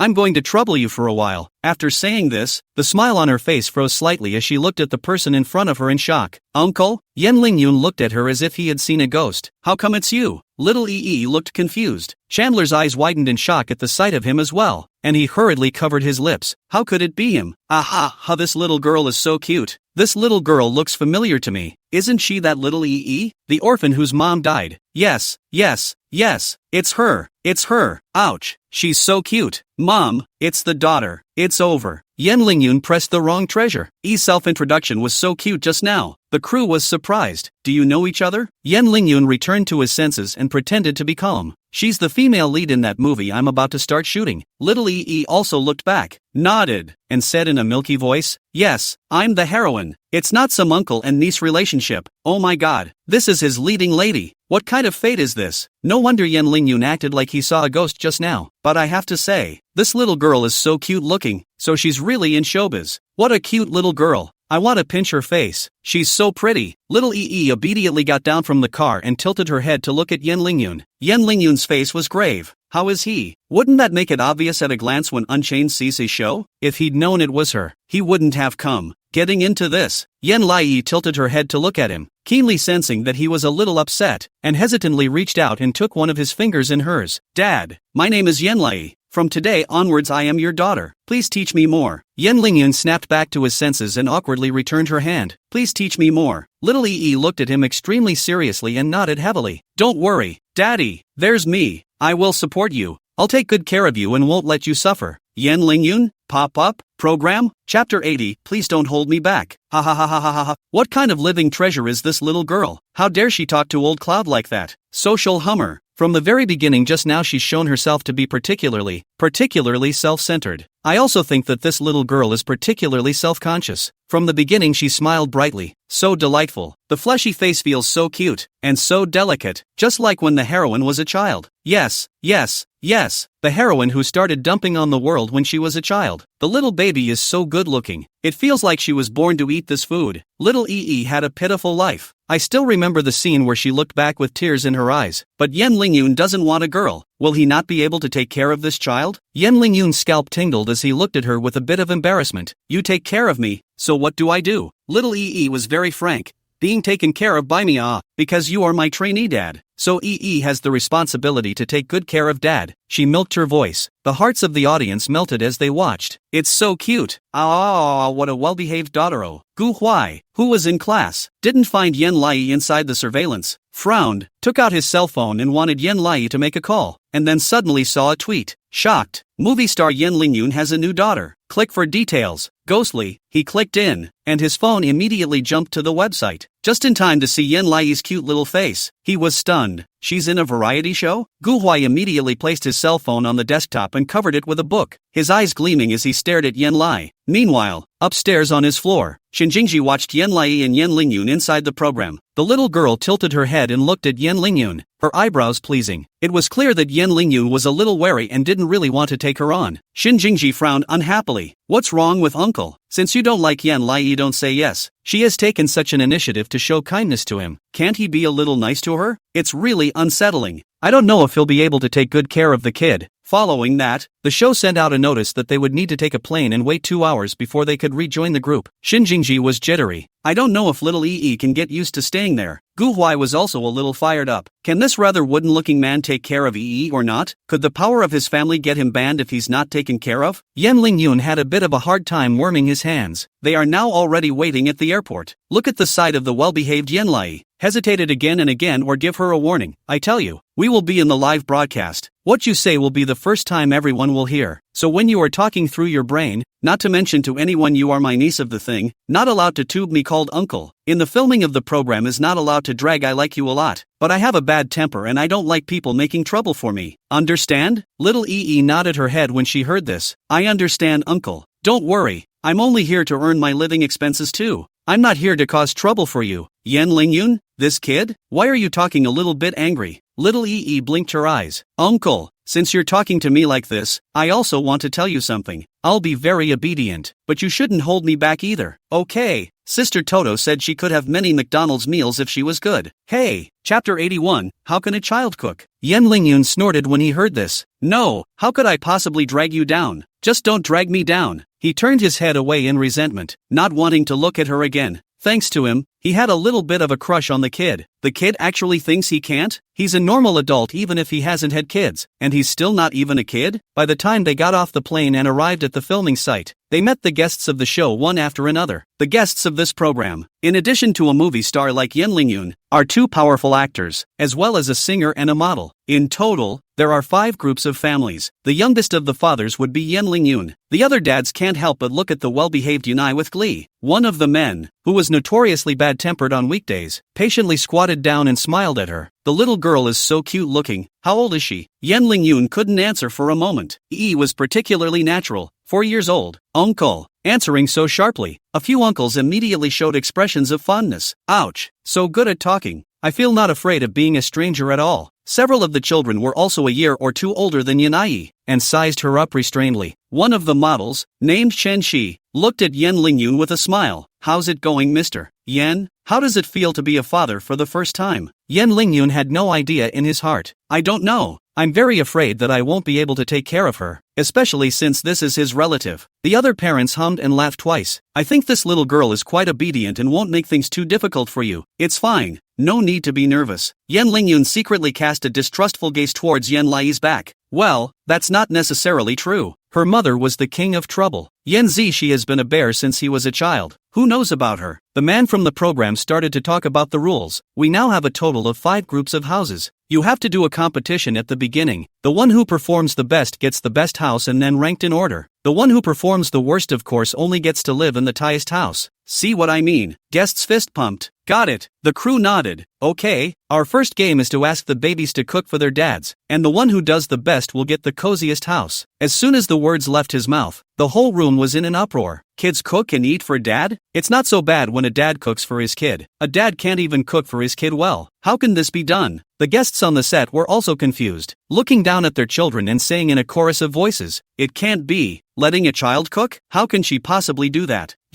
What if you get hurt?" Tatsuhi shook her head unhappily. No. My daughter definitely can't cook. Don't you belong to making things difficult for us? By the time each of us can't cook, 5 people are going to grab the worst set of house, right? The other dads cracked up laughing. Yeah, my son is even less likely. Of the 5 children, counting Yan Lai, it was 3 boys and 2 girls. Only Tatsumi's is a daughter. The ages are probably all stuck between 8 and 5. Absence of coming to me in the least. Actor Zhao De waved his hand. My son is the oldest, 8 years old, but I'm not sure about my son. He definitely can't do it. And there's the youngest child in here who's 4 years old. And you guys are too shady for this program. Chapter 82. The program's people made them look to the other side where the ingredients were prepared. The ingredients we are preparing today are different. There are instant noodles, buns, induction cookers, steamed buns, and steamers, and there will be a staff member next to them to assist. So as long as the children are directing the staff members can help with the work. So please don't worry, this is definitely something that can be done and there will be no injuries. The pop-ups weren't too favorable either. Now it's not a matter of getting hurt or not. How can these kids possibly cook? That is, the oldest child is 8. 8 is still possible, but Zhao De also said that his children can't cook, so it's even more unlikely that the rest of of these children can cook. Finished. Then I want to wait for the first wave of Lao Yun can get the most winning house it. Lao Yun, this child is only 4 years old. Even more hopeless. Let's heart the old cloud first. Little Ee looked around. The brothers and sisters all looked puzzled, and none of them wanted to come forward. The other sister tugged at her dad's sleeve and asked softly, "Dad, if I can't do this, does that mean we won't get a nice house?" Tatsuhi nodded. "Yes, but don't be burdened. It's okay. Your safety is most important. Dad doesn't mind if it's to a nice house." The girl frowned. "But I want Daddy to live in a nice house, so I'll try." With that, she gathered her courage and walked over to the stove, looking at the pots and pans and wondering for a moment what to do with them. The staff next to her waited for her to make the call. "I'll do it all for you if you tell me what to do." Sayumi had a difficult look on her face, but the problem was, she didn't know what to do with it. A couple of the other boys followed suit, and stood there as if they had been frozen in their tracks, just standing there and not moving their bullets. The dads cried and laughed. "It's over. Let's sleep on the street today. I guess we won't even be able to eat a bun." Yen Lingyun also laughed and shook his head. "I don't think it's going to work out. You all don't have a chance. I'm even more hopeless." But Tatsuhi noticed Ee. "But your daughter went ah." Yen Lingyun looked down in surprise. Little Ee walked firmly towards the kitchen with her short legs. He waved his hand. "She's just going to look around. Visit. She can still cook? Don't tease." Yen Lai walked straight to the stove, looked at the 5 placed induction cookers, and without saying a word, picked up a small basin pot, caught water inside the faucet, and began to cook the noodles. She moved with skill and finesse. The smile at the corner of Yen Lingyun's mouth froze. The other dads were even more dumbfounded. "Holy, she can actually cook." The pop-up screen directly exploded. "Oh my god, this technique is too skillful, isn't it?" Little Ee is the youngest in there. She's only 4 years old, so it's amazing that she can use an induction cooker. How can this kid cook? My scalp is numb. It's not possible that our old cloud can really live in a nice house, is it? I guess it's just a joke. The other siblings looked at her with shocked faces. Yen Lai especially skillfully tore open the bag, after the water boiled down the noodles, and then put the seasoning packet all inside. Then she whimpered and picked up the small steamer pot and put it on another induction burner. Washed my hands, arranged the buns one by one on top of each other nicely, snapped on the lid and waited for the water to boil. A few older siblings looked at each other and walked up to her. "Little sister, can you cook?" She nodded and said graciously,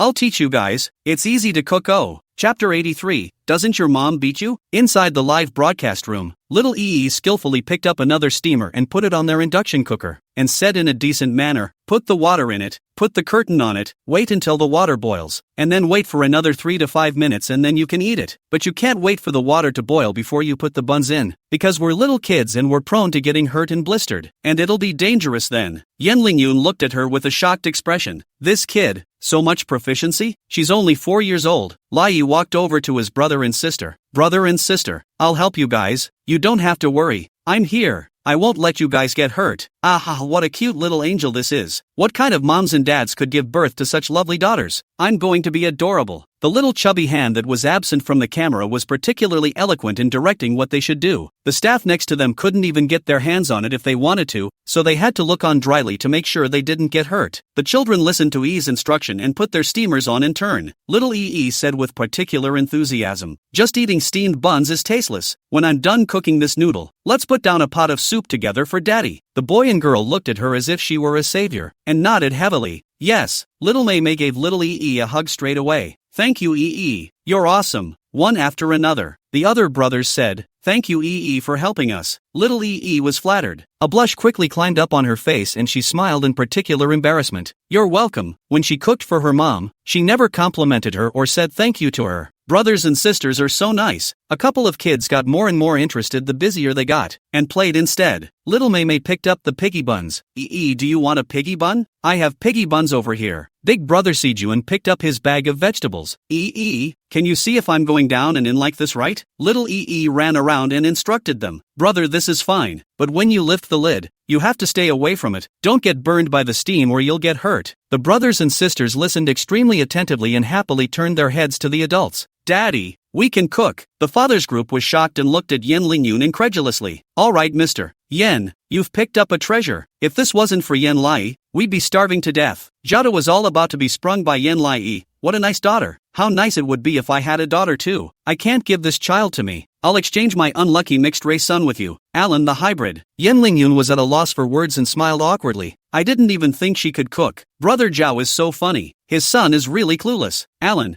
Dad, are you polite? I don't blame Zhao. Who wouldn't like such a cute daughter? Mei Mei said in a milky voice. Sister, why do you know how to cook? Did your mom teach you? Little Yi lowered her head and stirred the noodles, answering without a heartbeat. I'm the one who cooks inside my home, and if I don't cook my mom will beat me, so I will study. The words fell, and the scene was dead silent. The guests were shocked. Mei Mei's expression changed at once. Would your mom even beat you if you didn't cook? Why is she so bad to you? Not feeling like it was a thing, little Yi cocked her head. Doesn't your sister's mom beat you? Chapter 84. Thanks to Yi. My brother and sister looked at each other and shook their heads. Sijuan was heartbroken. We have a nanny who cooks in our house. Mom won't let me cook. She's more afraid I'll get hurt. And even if I don't cook, Mom doesn't beat me. Alan nodded. Yeah, and my mom doesn't hit me. Another 5-year-old boy, Pup, puckered his mouth. My mom doesn't hit me either. She's scared I've touched a knife and won't let me go in the kitchen. Mai nodded. My mom said that my hands are meant to play the violin and I can't cook and grow up. Yen Lai sniffed, her stirring of the soup slowing down a bit as she stood by the stove and frowned. So why, then, is her mom different? Yen Lingyun's expression steeply became grave. Shen Shi acutely sensed a hint of difference and spoke to stop it. Alright, stop talking. Yi is a very smart child. Without Yi, wouldn't you guys not be able to cook? Be quick to thank Yi. The children didn't think much of it and said in unison,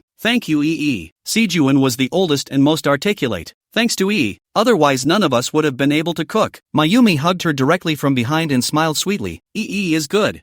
Pup and Alan nodded and nodded. Little Yi was overjoyed and instantly put her unhappiness behind her. Smiling, Auntie said that children are meant to help each other. But despite her innocent smile, it still didn't look good to the adults. Shen Shi's father was close to Yen Lingyun, muttered in a low voice. I heard that this child's mother died in an accident a while ago, and thought that it would be difficult for this child to be taken care of without a mother. But it turned out that this mother is also too bad, so big a child to let her cook, and if she doesn't cook then she will beat. It's not abusive as well? Zhao face was ugly. Being a parent doesn't require an exam. Not what kind of mom is worthy of being a mom. It's no wonder this little girl is so understanding and polite. So it's because she was treated like this. Yen Lingyun stood there in a daze, feeling his face heat up. The bad mom they were talking about was none other than his own sister. When the instant noodles were ready, Yen Lai waved at him. Dad, I've made the rice. You can eat then. She was the first one off the pot, so she's the first to finish the job. The instant buns have also been warmed up. Yen Lingyun had mixed feelings in his heart as he slowly walked towards her. His own sister abused his niece like a little slave. Fight if you don't cook. He crouched down next to her with a complicated look on his face. Yen Lai clumsily took the small bowl, picked out the noodles little by little, used a spoon to scoop up a bowl of soup for him, cupped it up and handed it to him. Please eat. The tone of his voice was respectful, his eyes were innocent, and his technique was so skillful that it made his heart clench. The pop-ups were warm. It's so heartbreaking. This child obviously just cooks inside the home a lot. She's so skillful. I feel like she's a better cook than even I am. But my mom hasn't hit me if I don't cook, and I'm already 27. What kind of evil mom is this? No wonder, Yi's mom has passed away. She will die so early. This is retribution. Forcing her to cook when she's only 4 years old. She's not being abusive, but it's because she's so abusive that she's raised a nice, polite and smart little Yi. She's so cute looking, she should have grown up being pampered by millions. The way you guys look at Old Cloud, it looks like there are tears inside his eyes. Old Cloud is heartbroken too, I guess. Chapter 85. Yen Lingyun took the bowl and felt the temperature pass out from between his fingers. His mood was even more complicated. He lifted his eyes to look at Yen Lai's big eyes, and for a long time he pulled out a very complicated smile. You've worked hard, daughter. Yi was not expecting this. Her cheeks reddened and she hemmed and hawed. It's not hard, Dad. You eat, there's still a lot more in the pot. Let's eat together. Yen Lingyun had a complicated look on his face and kept nodding his head. Okay, let's eat together. Our Old Cloud is real heartbreaking. It really feels as if Yi is his daughter. Yen Lingyun's eyes are so complicated.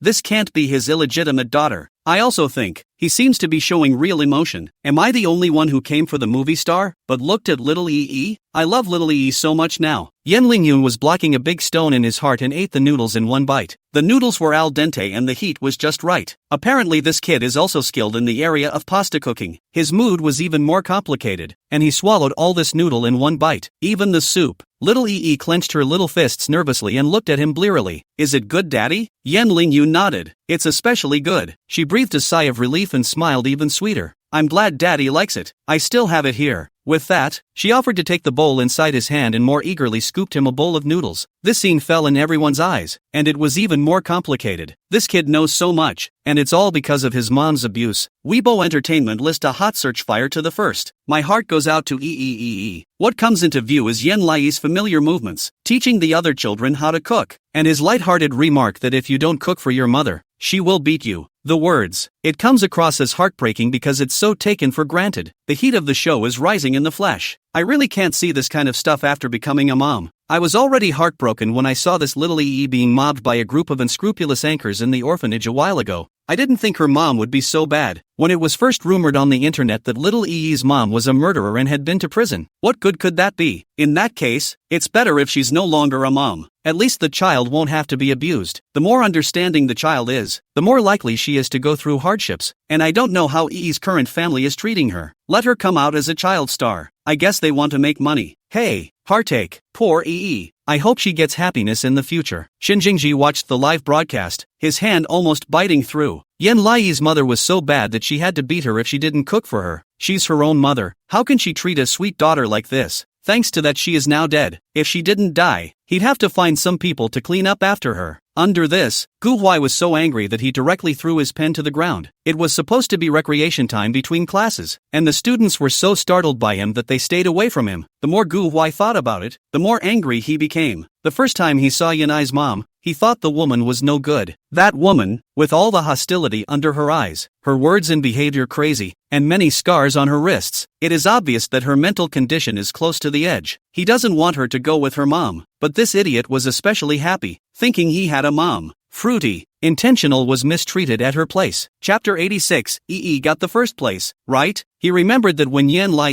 had come back, he had made a point of asking her if her mom had abused her or not. EE just told him no, said mom was good to him. Is that called good? The little twerp had lied to him. Shin Jingji and Gu Huai's friends looked at them warily. Unknown. What's going on here? Why is it suddenly so scary? On the other side, Dad and the kids had eaten and drank their fill. Yen Lai sat obediently in Yen Lingyun's arms. A few uncles looked at her with eager faces. Let's not talk about the second and third place. I think we've got a winner for today. Tatsuhi nodded. Yes, our little EE has to be the champion today. Without EE, we'd all have to go hungry and sleep on the street today. So the first place has to be hers. I heartily applauded her. Sister is number one. Sis is the best. The other boys applauded one after another. Congratulations, sister. The dad's group all looked relieved to see that the kids weren't upset at all. Yes, little EE is so cute and so generous. Who wouldn't like it? The program team naturally didn't have any objections and said in a loud voice, then our first place winner is our little friend Yen Lai. Congratulations to Yen Lai and his father, Yen Lingyun,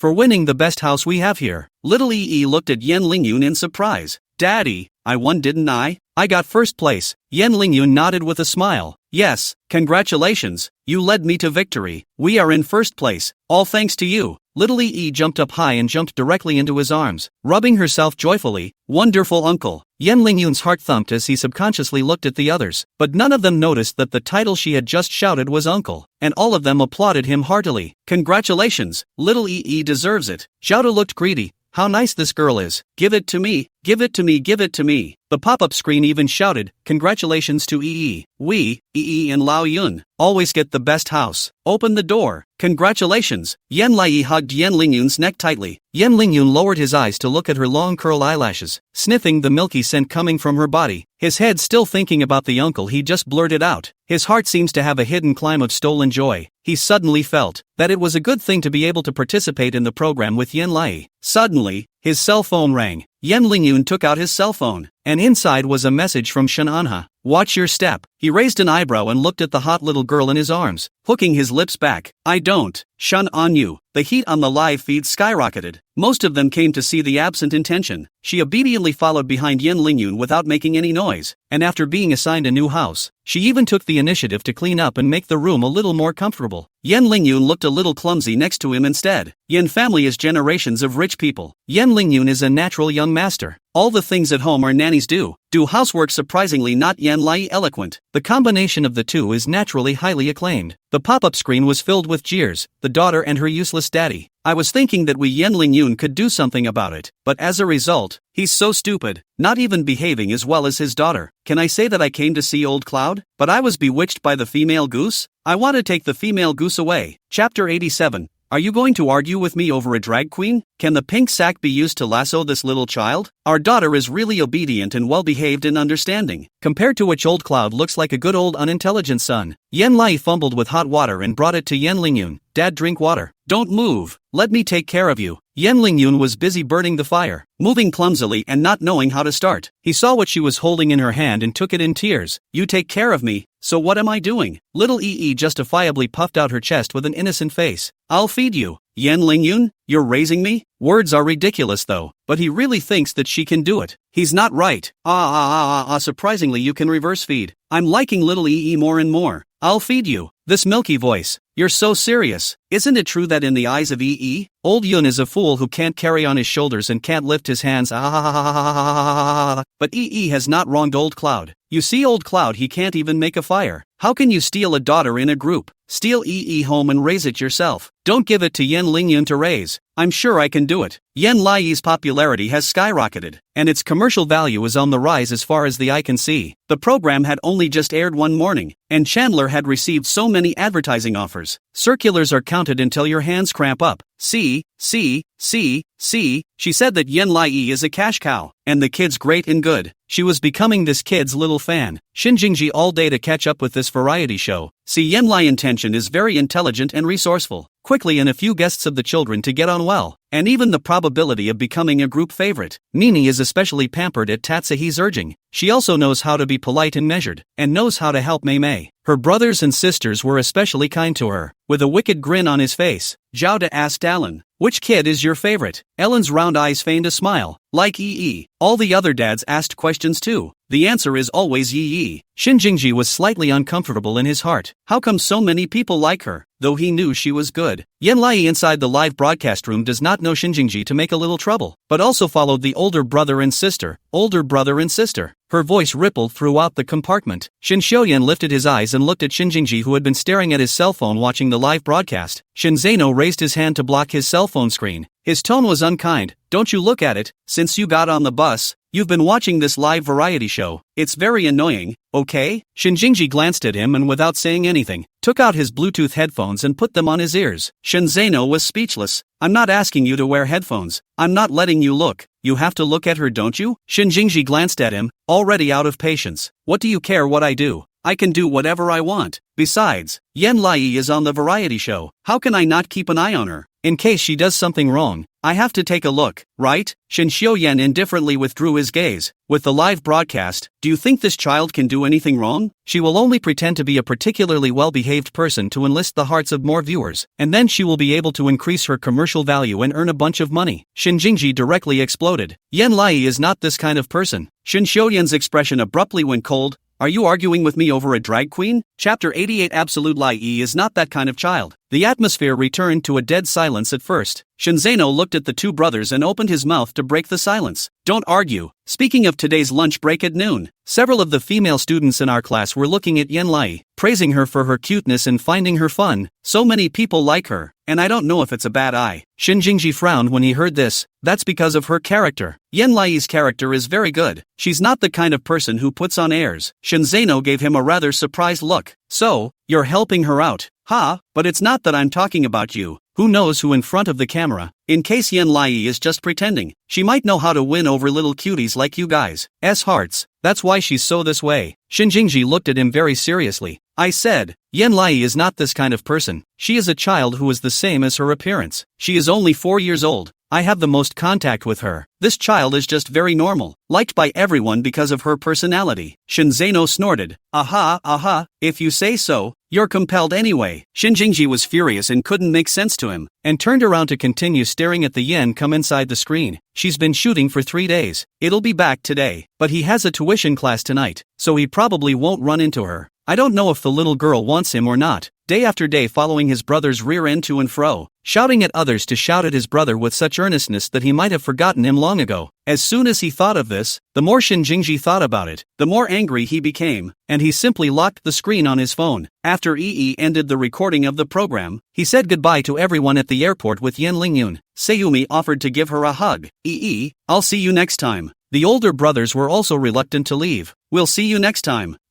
She nodded, looking blearily at their departing backs, and was quite upset. Yen Lingyun stood beside her and held her. I'll take you home. She nodded curtly and joined him in the car. Yen Lingyun drove the car himself, fastening her seatbelt and nagging her. How does it feel to participate in a variety show? Little Yi wasn't sure how well she was doing. There was a little bit of nervousness. I really like spending time with you guys, uncle, but I didn't show my face this time, did I? People shouldn't have heard that you're my uncle. Yen Lingyun was stunned, her unintentional cry of uncle that came to mind, and shook his head. No one should know. But he actually wanted to be her uncle if he could. The title dad wasn't his after all. Thoughtfully, he tried. I'll take you to eat dash. Before the words were finished, suddenly, the cell phone rang. Yen Lingyun slid to connect. The tone of the person on the other side is very anxious. Obviously there is an urgent matter. He pulled over and listened to the other man finish his sentence. Is it urgent? Yen Lai blinked at him. He looked somber. I know. I'll be right over. Yen Lingyun hung up the phone and looked at the time. He had an urgent matter to attend to now, and there was no way to get her home. It just so happens that they're downstairs at Shin and Wit's company. You go ahead and find your Uncle Shin. I have urgent work to do. Is that okay? Little Yi nodded without hesitation. Okay, uncle. Yen Lingyun quickly led her out of the car and threw her to the front desk,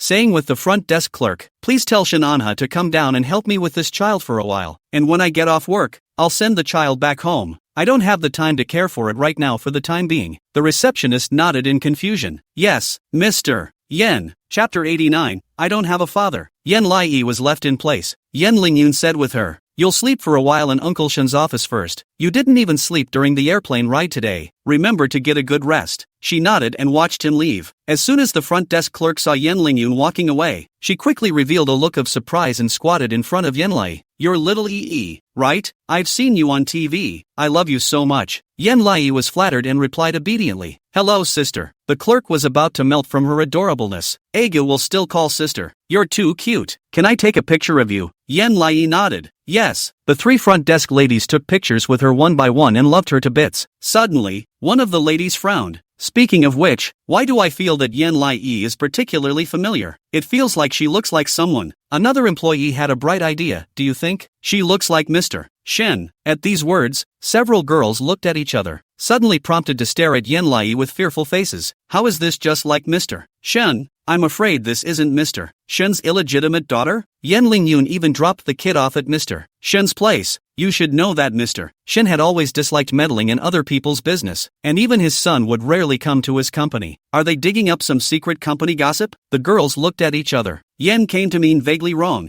Heart thumped, here and now said, Sister, my father died. Shen and who received Yen Lingyun's message to come downstairs to pick her up with. What? The receptionist was confused by her comment and cocked her head. What did you say, little sister? Yen Lai nervously grabbed her little skirt, afraid that they would hear where it was wrong, and said with incomparable firmness, I'm not like Shin and with General Manager Shen. If Mr. Shin finds out, he will be angry. You can't say I look like someone else, because my mom and dad are dead. They'll be upset if they hear about it. The women choked at the words and smiled even more awkwardly. Really? So do you look like your dad or your mom? Without thinking, little Yi lied. I look like mommy. I look exactly like mommy. The front desk ladies looked at each other, but they didn't think too much about it. That's fine. The child's parents died and it is indeed rude to say she looks like someone else. Shinnen and his eyes were even more complicated as he stepped away and walked towards Yen Lai. Yen Lai. Yen Lai woke up, saw him, and was overjoyed. Running towards him, Uncle. She opened her arms and tried to give Shinnen with a hug, but Shinnen looked at her with a grave face. She wimped out for a second, taking her hand back and standing still in a very formal manner. Hello, Uncle. Uncle Lingyun put me here. He said he has work and asked you to take care of me for a while. I won't cause you any trouble. Born apart like someone else's child. Shinnen with somehow, indescribably annoyed, wrinkled his eyebrows and said, You come with me. Yen Lai followed behind him with his ass, and also turned back and waved his hand towards the receptionist. See you later, sisters. The front desk staff looked at me. I looked at you, and it was even more unbelievable to see two people in the same frame. Doesn't that just look exactly the same? That's right, this little girl looks so much like him too. It's hard to tell if she's the father. That's not necessarily true. I think it should just be a coincidence. Mr. Shin is a rich man after all. Maybe he has an illegitimate daughter-sister outside.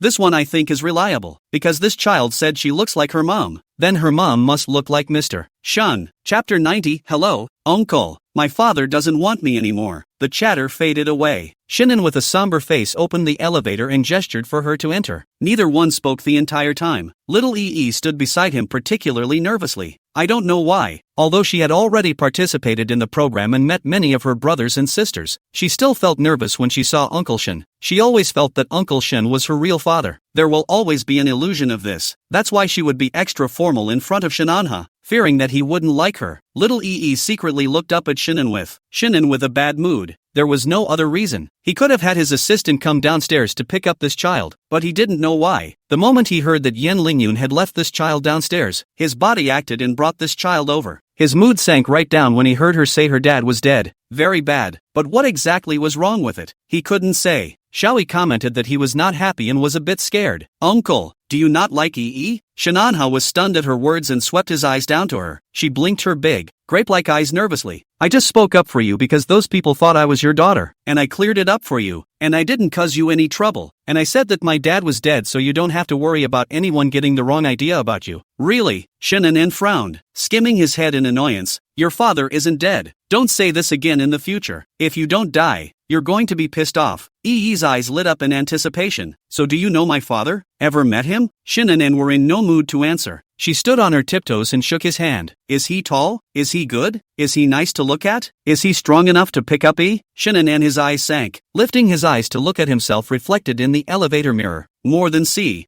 you every day. Yen Lai waited expectantly for a while, but when he didn't say anything, he simply gave up. And Uncle Lin are really mean. She missed Uncle Lingyun, and then, the elevator stopped. Shananha didn't even turn around to look at her and walked out with big strides. She ran behind him with her short little legs ta-da-da-da-da. Passing employees who saw the two of them walking shoulder to shoulder showed their astonishment and muttered in whispers, "This is General Manager Shen's daughter? It's too similar." But I haven't heard that, mister. Shen has a daughter. Shannon grimaced the entire time. Yen Lai followed him with a tense look. I'm not his daughter. He's not my dad. My dad doesn't want me. Company employee? Shannon and Little Ee clutched her skirt tightly, and whenever a passing clerk cast a glance in her direction, she nodded her head toward the person and said in a milky voice, "Hello, uncle. He's not my dad. My dad doesn't want me." Clerk? Shannon and the veins at the corners of his forehead rippled, stoically clenching his fists. A milky sound in the ear stacked one on top of the other. "Hello, auntie. My dad doesn't want me. He's not my dad. He's not my dad. My dad doesn't want me. My dad doesn't want me. Dad, not me." The more Shannon listened, the more his face muscles twitched, and as he carried her to the office room, he brought her directly to the sofa. His tone was so gloomy that it seemed to be seeping out of the abyss. "Yen Lai, you stay here for me. You're not allowed to go out when I don't take you out. There's a toilet inside this room. If there's something, give me a call or talk to that auntie at the door. Got it?" Chapter 91, Ee had a nightmare. Ee nervously looked at Shannon with, "Got it," but her watery eyes were full of disbelief. Why is Uncle angry again and again and again? Shannon left the office with a sullen face.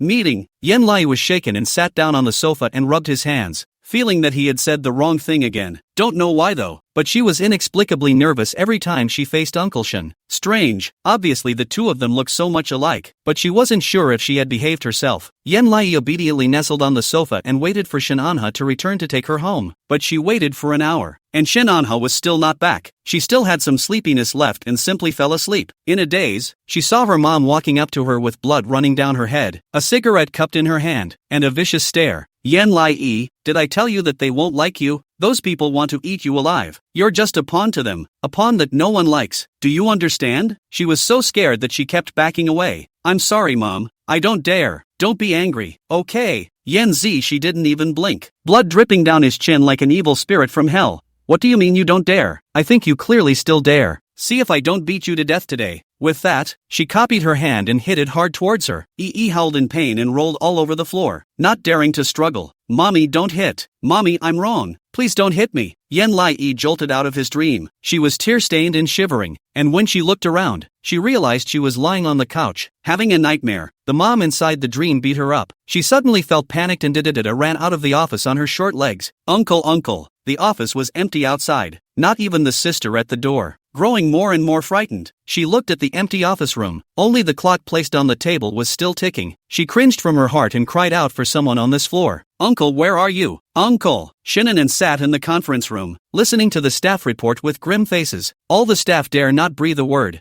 "I don't know what's wrong today, but, mister," Shin is very upset. But again, their planning was particularly imperfect this time around. Isn't this just waiting to be criticized? Cold sweat oozed from the palms of the reporting employees, who were overwhelmed by Shin Anha's aura. Shin with coldly swept towards him. What are you fuming about? Waiting for me to send you an invitation to continue? The clerk trembled with fear, opened his mouth warily, and was just about to speak when a cry suddenly came from outside. Uncle! Yi is so scared. Shin'en and his gloomy expression instantly collapsed, looking at the door in surprise. Yan Lai pushed open every room, and when it came to this one, she pushed open the door, her eyes locked onto him, rubbing her eyes and running towards him. She milked her eyes and jumped into his arms. Uncle, I finally found you. I thought you didn't want me anymore. Shin Anha was stunned, looking at her bare foot, limping. His heart tightened, subconsciously scooped her up and placed her on his lap. His face grave. What's wrong? Someone bullied you? Who dares to bully his Shinin and his children? She rubbed her eyes, shivering with fear, and choked. I had a nightmare, Uncle. I dreamed that Mommy beat me. She said you guys don't want me. She beat me so much it hurt, Uncle. Is Mommy angry? Chapter 92. Uncle, is EE a mistake? Shin Anha's face sank. She doesn't dare to get angry with you. I'm here. The staff looked at each other in disbelief, dumbfounded as they watched the boss coax the child. Is this still the same Mr. Shin whose face would be scary as long as the meeting was interrupted? Or are they dreaming now? Yan Lai's face was hung with tear stains, seeking help to look up at Shinin with. Uncle, EE don't want to stay by herself. EE is so scared. Really scared. Her small, fleshy hand clutched his thumb. Shin Anha looked at her like this heart clumped a layer of messy hemp. His mind could not help but recall the words she said in the program before. If she doesn't cook Yen Zi, she will then beat her. He suddenly understood why Yen Zi she had to give birth to this child, fearing that she was not begging for him, so she would give birth to his seed to abuse her. On the surface it looks like she gave birth to a child. In fact, she's taking it out on the kid. Damn it! EE waited late for an answer, cringed and clutched his hand, and said with teary eyes, Uncle, EE won't cause you any trouble. Can EE stay by your side? I don't want to go back. I'm so scared.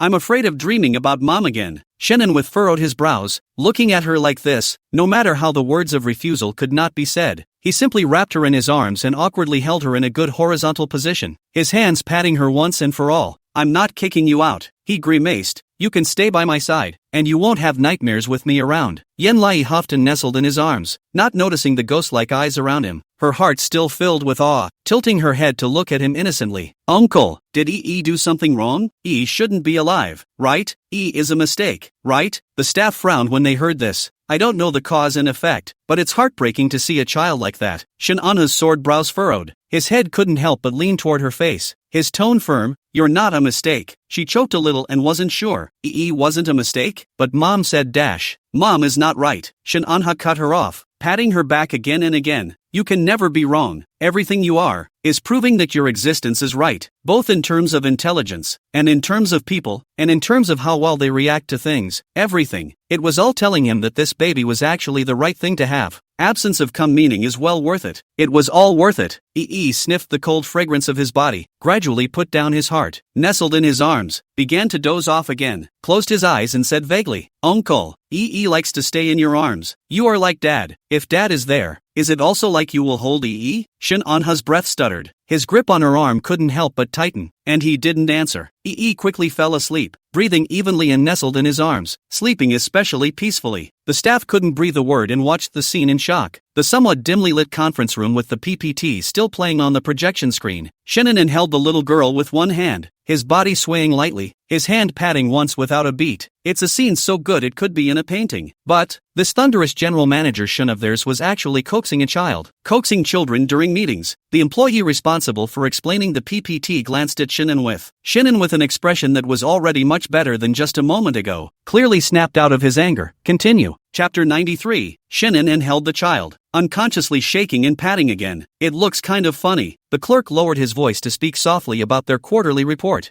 During this time, Shinin frowned, wanting to say something, but then looked at the Yen Lai in his arms, and ultimately did not say anything. The staff was vaguely relieved. According to the original script, I'm sure I'll be scolded, but it's amazing they dodged it. Because of this little kid. What kind of kid is this? Isn't this a blessing from heaven? Thank God for sending little kids nightmares. Surprisingly, he was able to hold back the wrath of Mr. Shun. I don't know how long it took. Yen Lai woke up in a daze and rubbed against his arms like a kitten. Uncle. The voice is sweet and soft. It melts the heart to hear it. Shin Anha lowered his eyes to look at her and gave a deep woke up from a nap. She nodded, rubbing her eyes and softly whispering, had a beautiful dream this time, dreaming about Daddy, and I was outside flying kites with him. The meeting was already over, and those staff members had already packed up their things and were ready to leave. When they heard this, they quickly slowed down the movements in their hands and pricked up their ears to listen. Shin Anha wrinkled his sword brows. So you saw, what did your father look like? Little looked up at him and smiled brightly. Looks especially like you, treats me well, just like uncle. Shin was stunned. The depression in his heart instantly dissipated and opened up, like the clouds seeing the sun, sweeping away all the unhappiness. But just then, someone outside the conference room knocked on the door. Mr. Shin, Mrs. Shin has arrived. Shin with a startled look. Unchained? As soon as the words fell, Yan Wei Yang pushed the door in, a smile still on her face. And, isn't there a dinner party tonight? I want you to come with me to choose my evening gown. Do you have time? As she spoke, her eyes met with a dumbfounded Yan Lai. The smile on Yan Wei Yang's face faded. You, what are you doing? The words fell, and all was silent. Shin and his brain buzzed, subconsciously pushing Yan Lai down from his arms. It's not like that. Yan Lai was caught off guard and directly fell out of his arms. The pain came at once from his palms and knees. Shin woke up with a jolt, subconsciously wanting to help her, but then thought of something and restrained himself from putting his hands behind his back. Little looked at him with a confused expression. Uncle? Shin with his jawline taut, just glared at her. She was so baffled by the glare that she didn't know what to say. Yan Wei strides inside the room and rushes to help her up on the floor. Yeah, isn't this Yan Lai? She chided Shin with. How could you push this child into the ground? She's still a little girl. What if she bumps through? Shin with his hands in the air, facing all kinds of business occasions without changing his color. For the first time he had a feeling that he didn't know how to respond. I was afraid that you would misunderstand. That's why I dash. Yan Wei Yang was speechless. What can I misunderstand? Misunderstand that she is your daughter? Shin Anha was stunned and looked away, especially sheepishly. Yan Wei Yang carefully looked little Yi's body up and down. Yi was knocking blood from her knees, beads of blood scrambling out. She was distressed. My God, it's not like this. A trace of heartache slipped under Shin and his eyes, and he took a restrained step back. Yan Wei Yang was annoyed and condemned Shin Anha. If you don't know how to hold a child, don't hold it. What kind of child sits in your arms and you can't even hold it steady enough for her to get hurt? This makes her mom and dad know how heartbroken are? How are you going to explain to the parents? Shin with choked and bowed his head. I'm sorry, I don't know whether to talk to Yan Lai or Yan Wei Yang. Chapter 94, She is my wife. Shin looked a bit overwhelmed, as if a domineering president who was so spoken to by his own wife that he didn't dare to breathe a single breath. Yan Lai vaguely felt that something was wrong and helped to speak. Auntie, is fine. Uncle, he didn't do it on purpose. It's me who didn't sit properly. Yan Wei Yang frowned. You don't have to speak for him. I saw that he just didn't hold you up properly, which caused you to be injured like this. Saying that, she glared at Shin Anha particularly unhappily. You've never been a presumptuous person. What's wrong with you this time? Shin with his body taut and stiff. The surface is still cloudy and light. This child just had a nightmare. I helped to calm down. See, you suddenly came in, afraid that you will misunderstand the relationship between me and her. So, did not hold steady. Yan Wei Yang was helpless. How could you think I would misunderstand? Little Yi saw a gap and held Yan Wei Yang's hand. Auntie, I'm sorry. I've caused you all trouble. Uncle Ling Yun was supposed to send me home, but he encountered a little thing on the way. That's why he put me here with this uncle. Please don't be angry with uncle, okay? Uncle didn't mean it. It's me who didn't sit still. Shin looked at her in surprise. From just now, the kid was doing his talking for him. Is she so afraid he'll be misunderstood? Yan Wei Yang's eyes were full of fondness. You're such a smart kid. You even know how to help your uncle exculpate. Little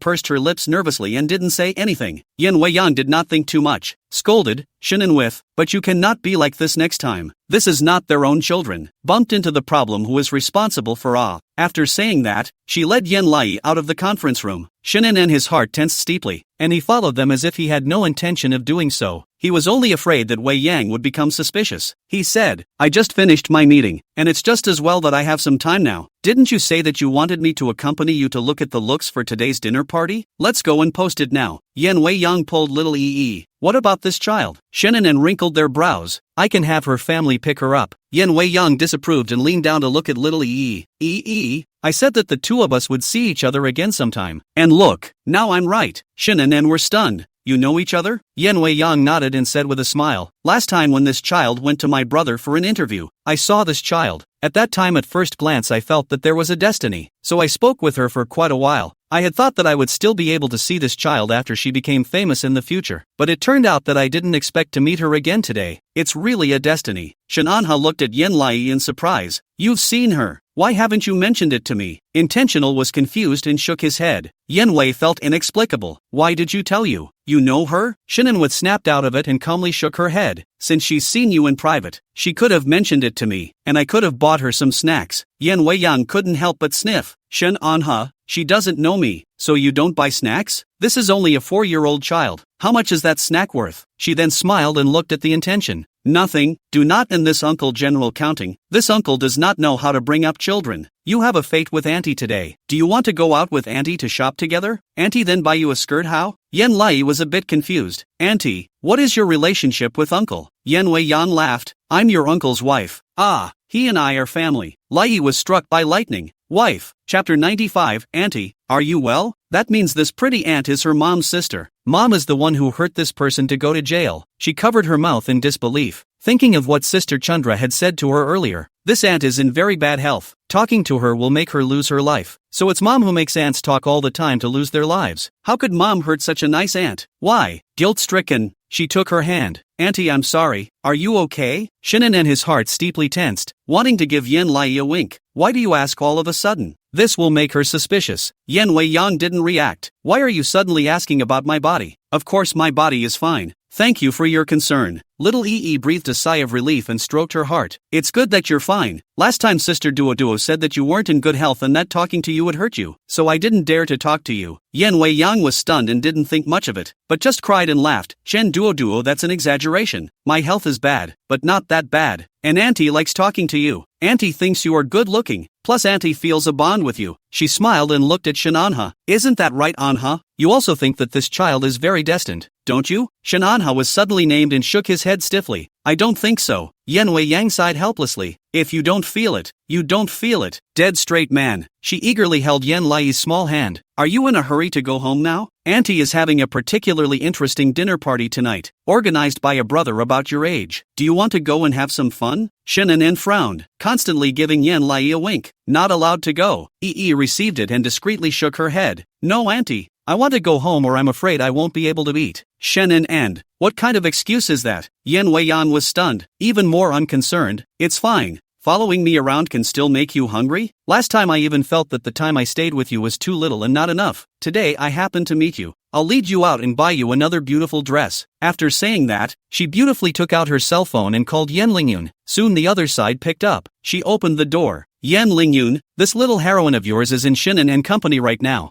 I've seen her, but can you help me talk to her family and say that this child is going to a dinner party with me tonight? After it's over I'll personally send this child back to her family. Can you help me communicate with her family? She was confident that the child's parents would agree, because their Yen family is a powerful family at the top of the pyramid. There is a queue of people who can flatter them, and getting the children's families to agree is not a problem. But Yen Lingyun's voice was urgent. Have you seen that child? Yen Lai? She frowned. Yeah, that's the kid. What other kid is there? Yen Lingyun sucked in a mouthful of cold air, full of shock that was hard to describe. But, this isn't good. Aren't you breaking the bank by buying a skirt for this child? Plus she has a bunch of dresses. She probably can't even wear them. Yen Wei Yang was unmoved. That was bought by someone else, not me. Since you were able to send this child to Shinan with here for foster care, that means her parents may not have the time. I'll just need her for a few hours. I'll send her back afterward. That's it. I'm hanging up. Yen Lingyun, hello? Hello? Chapter 96. Can't let Yen Wei Yan know Yen Lai's identity. Yen Lingyun was speechless. This sister of his was really spoiled since she was a child, and she was emboldened to do everything, even dare to borrow a child. The kids from the other families in the key are even. That's a lot of coming. A time bomb. Yen Wei Yang hung up the phone and made a flying eye at little Yi. Your family agreed. Let's go, little Yi. Yi was a bit moved, blinking her eyes and subconsciously looking at Shinan with. Shinan and his face turned blue, wrinkling his brows and not saying anything. She pursed her lips and looked scrupulously at Yen Wei Yang. If my family agrees, I agree. Yen Wei Yang snapped her fingers. Bingo. Then you're coming with me. I'm going to dress you up like a princess today, so that the young master throwing the party will want to be your friend when he sees you, okay? She curiously took hold of the unchained hand. Is it okay? That person he will like Yi. Yen Wei Yang rubbed her face lovingly. Of course. You don't even realize how cute you are. Just like a little princess. Speaking of which, do you like the Disney princesses? Who do you like in there? Yi jumped up. I like Cinderella. Yan Weiyan was overjoyed. What a coincidence. I like her too. Then let's wear the color of Cinderella's dress today, okay? Yi readily agreed, completely forgetting about the stone-faced Shannon with behind her. Good. Yan Weiyan was overjoyed, leaning down and turning her upside down in his arms before looking back behind him. Shen Anha, what are you waiting for? Follow me. Shen Anha snapped back to his senses and went to her side with a green face. Let me hold it. You're not in good health. Yan Weiyan dodged and pinched Yi's cheeks. It's fine. I like this child. Otherwise I wouldn't have been able to take the initiative to hug her. Yi's eyes brightened slightly as she nestled in her arms and sniffed her scent. Yi likes Auntie too. Yan Weiyan was stunned, and her smile became even more gentle as she stroked the back of her head, just like a loving mother. Shen and Nen were a little out of it for a moment. He had rarely seen such a genuine smile on Wei Yang's face since Yan Zishi had entered the prison. She used to be a vibrant, gentle, kind, and strong woman, but when Yan Zishi went to prison, it seemed to take away her joy. It had been a long, long time since she'd been this happy. She loves this kid from the bottom of her heart, but also without knowing the true identity of this child. Shen and the guilt grew heavier and heavier. Feeling more and more sorry for her, couldn't Wei Yan see that this child looked especially like him? At the same time, his cell phone began to vibrate. Shinanen opened it to find that it was the inside of their group of men that had blown up. Yan Lingyun was incredulous. Why has Wei Yang seen Yan Lai? How come no one has said anything to me about this matter? And how come Wei Yan likes her so much? Shin Jingji, Mom has seen Yi. So what is her reaction? Did she hate Yan Lai? Did she hit her? Yan Fengsheng, at Shenan and, explaining. They were talking and chattering endlessly, constantly asking questions. Shen Anha gradually felt annoyed and picked up his cell phone to reply. Wei Yang especially likes her. She wants to take her out for shopping, and she doesn't think of this child towards me, and has an over-the-top pampering for this child. It's the same as loving your own child. Shin Jingji was jittery. Dad, if it's not possible, let's find two people to play her grandma and grandpa. Mom might just think EE is cute, but if she knows what she is, Mom might not like it and might be greatly irritated. Chapter 97, Last Chance to Bow to Gu Wai. That's what they're worried about. Shananha looked at Yan Weian's back with a grave expression. He told her about what had happened to her at the orphanage, and she laughed out loud with particular gusto. His expression became more grave. Everyone goes on alert not to let the others know the true identity of this child. So far, Yan Weiyan was really happy following her around. If she knew the truth of the matter, she would certainly be doubly devastated. Saying that, he sneakily took pictures of Yan Weiyang and Yan Lai. Yan Weiyang smiled and said something to the little girl, while little Yi had an expectant look on her face. The two are side by side, and the image has an indescribable warmth. When the several brothers of the Yin family saw this scene, their expressions gradually became softer. Yan Lixing suddenly said, "How good it would be if this was Wei Yan's daughter. They're going to spoil and pamper her." The brothers of the Shin family also had mixed feelings when they saw this scene. Shin Shoyan, Mom has always been a little lack of heart. Certainly did not think of Yan Lai as the identity of the father's child. She is presumed to think that this child is an orphan, and only heartbroken. Shin Zeno, I feel the same way. I just hope this Yan Lai guy doesn't reveal himself. Shin Jingji was nervous. Is a very smart child. She won't reveal herself. But underneath this message, two of his brothers sent two identical messages at the same time. She won't be wanted if she reveals herself. Shen Anen frowned, looking at the girl nestled in Yan Weiyan's arms in front of them. Her curly long eyelashes flickered and flickered, and her small meaty hands gently grasped Yan Weiyan's lapel, well-behaved and adorable. If she, indeed, reveals herself, he wouldn't want her either. The dinner was held at the most luxurious hill hotel in Lansao City. Gu Huai sat expressionlessly on the sofa, wearing a well-tailored black suit. Half of his broken hair was combed behind his head, and a few strands of bangs fell in front of his forehead, piebald, and his handsomeness could be felt from afar. Today was the dinner where he officially stepped into high society. From now on he was the only designated heir of the Gu family. He looked wan, feeling nothing but boredom and fatigue at these things. The other adults walked up to him and smiled at him in greeting. He doesn't smile either, just nods politely in greeting. Elder Gu sat beside him with his crutches in hand, his sharp eyes curving as he climbed into a cordial conversation. His gaze landed on Gu Huai if anything. Gu Huai had a smelly face from the moment he sat down. It's like who owes him how much money. As soon as the people left, Elder Gu's smile turned steeply sharp. Gu Huai, can't you be happier? Gu Huai looked arrogant.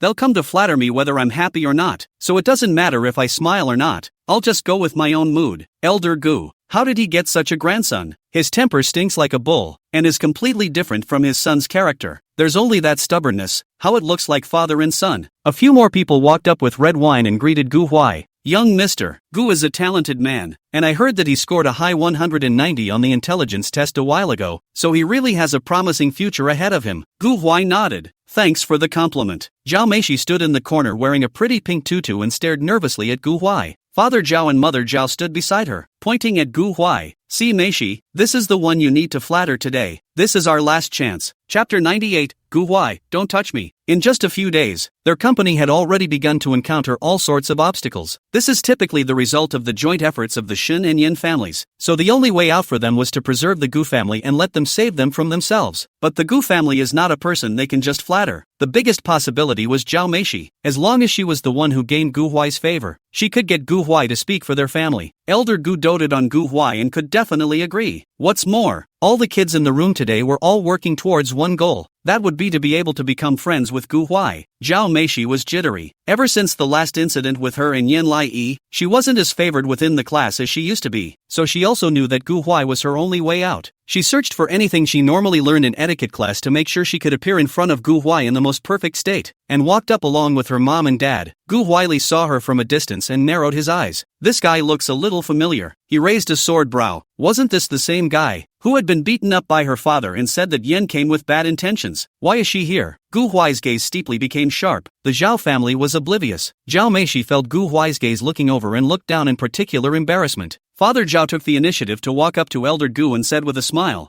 "Good day, Elder Gu." Elder Gu nodded and looked at Zhao Meishi. "This is your daughter?" Zhao Meishi was born with a big air, thick eyebrows and big eyes, like a peacock high above the ground. It was hard not to notice. Father Zhao nodded his head like garlic. "Right, this is my daughter. My daughter and your young master are in the same school and can still help each other out." Zhao Meishi stood nervously, not knowing what to do. Mom disliked her. She abruptly came back to her senses and gathered enough courage to approach Gu Huai. "Hello brother Gu, my name is Zhao Meishi. Would you like to go play together?" Elder Gu raised his eyebrows and looked at Gu Huai without moving, but Gu Huai didn't even look at her, got up from his chair, and brushed past her. Papa Zhao's eyes lit up, sensing something was up. "Go play with Master Gu." Zhao Meishi followed him with her skirt and tugged on Gu Huai's arm. "Brother Gu." As soon as her hand touched Gu Huai broke away in disgust and looked disgusted. "Don't touch me." The voice was cold as ice. Zhao Meishi's breath stuttered and she froze in place. Father Zhao and Mother Zhao looked at each other, unsure. "This? How did you get hated straight away?" Gu Huai crossed the hall straight away, and Chu Tao and the others followed behind him as little followers upside down. "Master Gu, wait." Gu Huai didn't turn around and walked straight towards the restroom. Bored, a group of people made it hard for him to even sit still. Come over and flatter him endlessly. It's annoying as hell. Elder Gu watched his grandson walk away without looking back, instantly realizing the situation and looking derisively at the Zhao family's father and daughter. Papa Zhao was particularly embarrassed and nodded with a smile as he tugged his daughter away. "Master Gu, we won't bother you anymore. We'll leave first." Master Gu's smile was shallow as he watched them leave and then hooked his hand to his bodyguard. "This family, is it the same Zhao family that my grandson specifically ordered to clean up after them before?" The bodyguard nodded. "Yes, Mr. Gu. Mr. Gu has already gone to take care of it. Their family should belong to the end of their strength. That's why they want to come to the bar." Elder Gu murmured. "No wonder." Chapter 99, Absolute Lai is the cutest thing in the room. Elder Gu looked at the somewhat despondent figures of the Zhao family and let out a cold laugh. He didn't really care if these little families lived or died, as long as it's a happy grandson, and by the way, it's a good way to sharpen the claws. Meanwhile, Yan Weiyan stepped into the party hall holding Yan Lai's hand. The moment the door opened, all eyes fell on their faces. Yan Lai is wearing a haze blue sari, revealing an ankle, with a pair of lovely Mary Janes on her feet, her hair half pulled back in big waves, and a white bow tied at the back of her head, hanging down gently. Her beautiful eyes seemed fox-like, reflecting a child's sense of clarity, but the beauty of adulthood was already hinting at the corners of her eyes. Yan Weiyan was wearing a haze blue gown similar to hers and was holding Shannon with her other arm, like a family of three stepping into a dinner party. It instantly attracted a lot of attention. "Mr.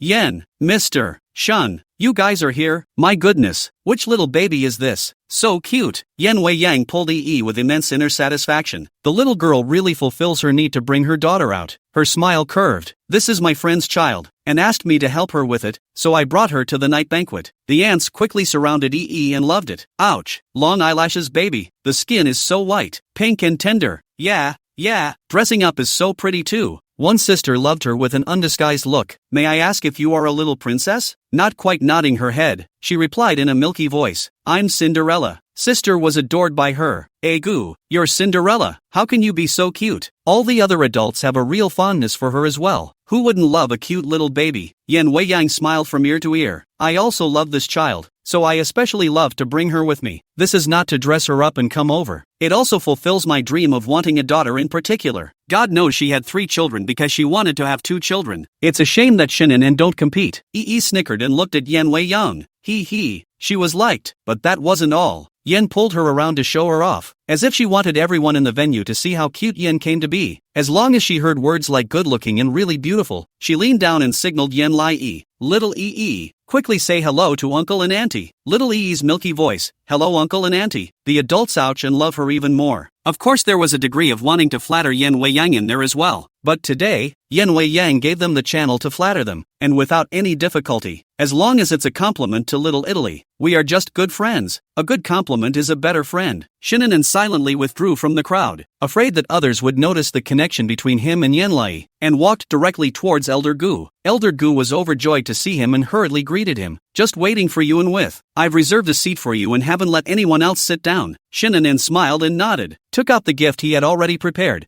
I heard that you have been looking for a jade goddess of mercy lately, and I have brought a jade goddess of mercy, and I don't know if you will like it. Once the lid was opened, it was clear that the jade goddess of mercy that Master Gu had been searching for a year was placed inside. A flash of delight flashed under Master Gu's eyes, and he smiled even more happily. You said you, every time you see me, you bring a gift. You really have a heart. Please sit down quickly. Chapter 100, like the intention. After his consent, Shin Anha calmly sat down next to Elder Gu. Our Shin family has been friends with you, old sir, for so many years. It's only right to send you something you like. Master Gu was overjoyed. Aya, why don't you say that I like you? You said it would be so nice if you were my son, but it's a pity that that son of mine doesn't compete, unlike you who is capable. Shinanan modestly shook his head. Mr. Gu and I aren't in the same field. In that field of his, I can't be as good as Mr. Gu, but I've heard that the grandson you got back has an IQ as high as 190. Exceptionally smart. Is that right? Elder Gu was overjoyed and nodded modestly. Yes, it seems that you all know about it. News travels really fast. As she spoke, Yan Weiyang pulled little Yi in front of Elder Gu. Call out to Grandpa. Yi greeted in a milky voice. Hello Grandpa.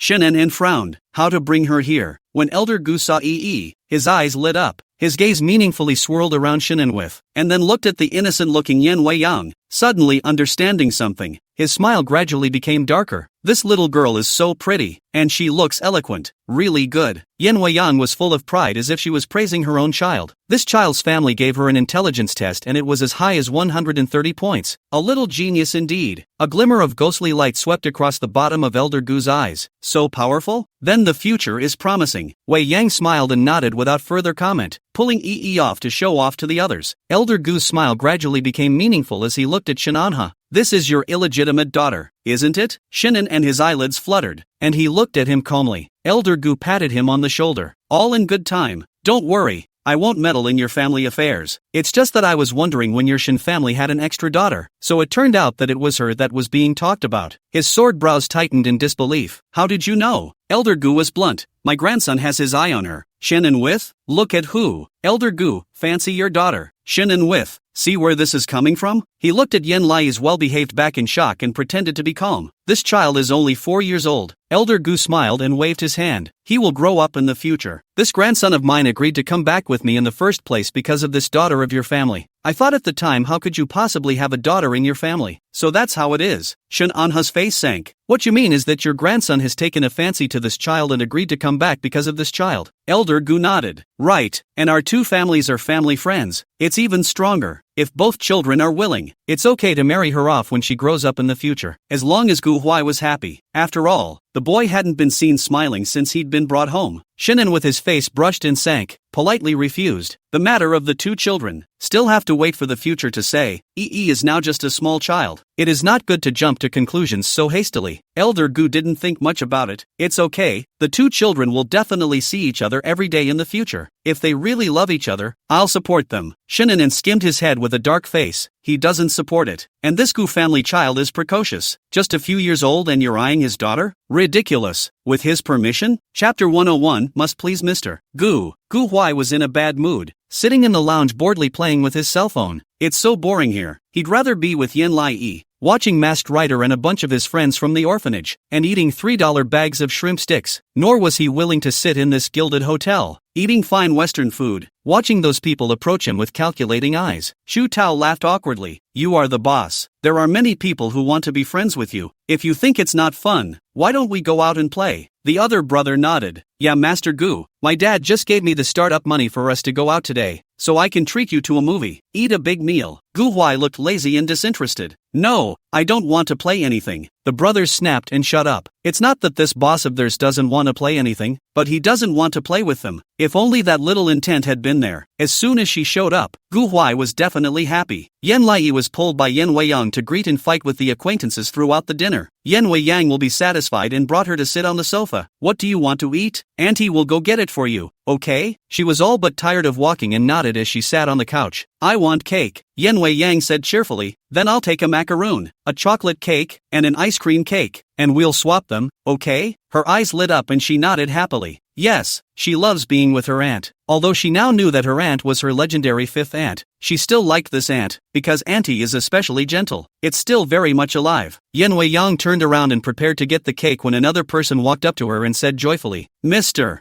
Yan, long time no see. Yan Weiyang was overjoyed. Yeah, Cindy, you're back from abroad? The two men met at once and began to talk. Weiyang took the time to look at Yi. Take your own dinner plate and go get the cake. Auntie wants to talk to this auntie. Don't wander off.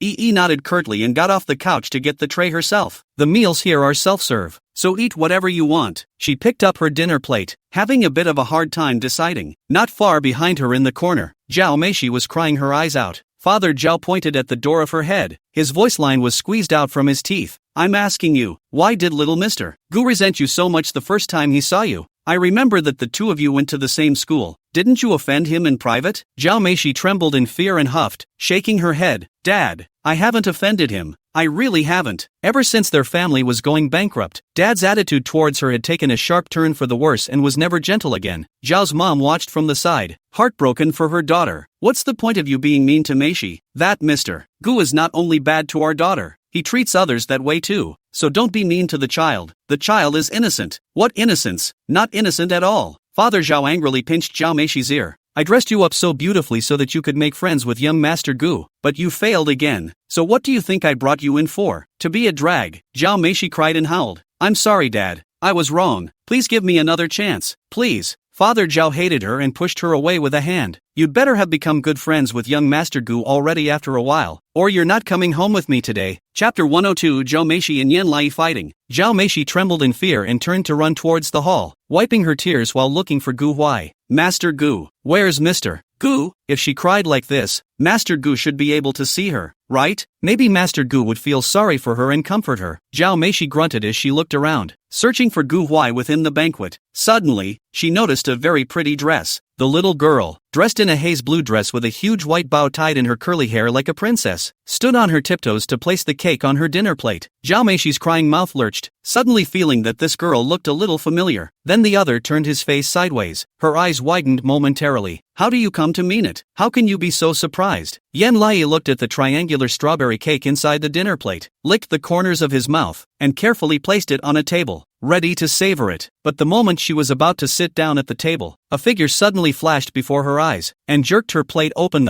Why are you here too? The other woman's voice was so shrill that it rattled her ears. Yi rushed to protect the cake and inexplicably met Zhao Meishi's angry eyes. She was stunned and frowned bashfully. It's you again. Zhao Meishi clasped her hands in her arms and looked at her intently. I still want to ask you how come. Why are you here? Why are you so shady? After saying this, she suddenly reacted. I see. You also want to flatter young Master Gu, because I want to be friends with him, so you learn from me and want to be friends with him too. Yui looked at her baffled. Is this sister crazy? She had nothing nice to say and put the tray on the table. I don't know what you're talking about and I don't want to talk to you. I'm going to eat my cake now, so please leave. Zhao Meishi's breath stuttered as she violently snatched the fork inside her hand and poked it down towards her face. I won't let you eat it. Yi's head tilted and she quickly dodged out of the way, raising her hand and knocking the fork away, glaring at her angrily. What are you doing? Zhao Meishi hit empty, did not expect her to fight back. Annoyed, line ah. you are quite good at hiding. Dress like this want to show off with Huma? I also like this skirt of yours. Take this skirt off and give it to me, or I will beat you to death. Yi's eyes were firm as she stepped forward. Try hitting me if you dare? Jo Mihoshi was stunned and directly raised her hand to grab her. Her body dodged backward and she decisively pulled out her own little genius phone watch. But there's only one layer of ribbon on the wrist. She didn't bring it. Jo Mihoshi noticed her detailed movements and grunted. Oh, wanted to sue and realized you didn't have your cell phone with you. Did you? Then it looks like there won't be anyone to help you today. With that, she struck towards Yi with her teeth and claws open. Yi made a snap decision, lifted her skirt and turned to run. Jo Mihoshi followed her with her hands up like a big devil. No running. The adults turned around and shook their heads helplessly as they watched the chase scene between the two of them. This place is all played up. Yan Lai ran straight to the corridor. Zhao Meishi screaming after her. Just because of you, I was scolded by Dad, and now Dad doesn't like me at all. You also stole my leading lady. You're still on TV, and you're still flaunting in front of me in this dress. I tell you, I won't allow a bad girl like you to appear in front of me. I'm going to beat you to death. Intentionality lurched to her feet and snapped back to look at her. Zhao Meishi stopped, too frightened by her steely gaze to step forward. In the next moment, Yi's legs branched out and she crossed her arms in front of her body. You can't beat me to death. I have a golden body protection. I can transform. Chapter 103, Yi is wrongly accused. Zhao Meishi was stunned and so angry that she also spread her legs and put her hands in front of her body in a transforming gesture. You're the only one who can transform? I can transform too. I have a lot of magic fairy wands at home. Yi looked resolute. You're the bad magic fairy. I'm the pink magic fairy. Zhao Meishi stared absurdly. Bull asterisk asterisk asterisk asterisk.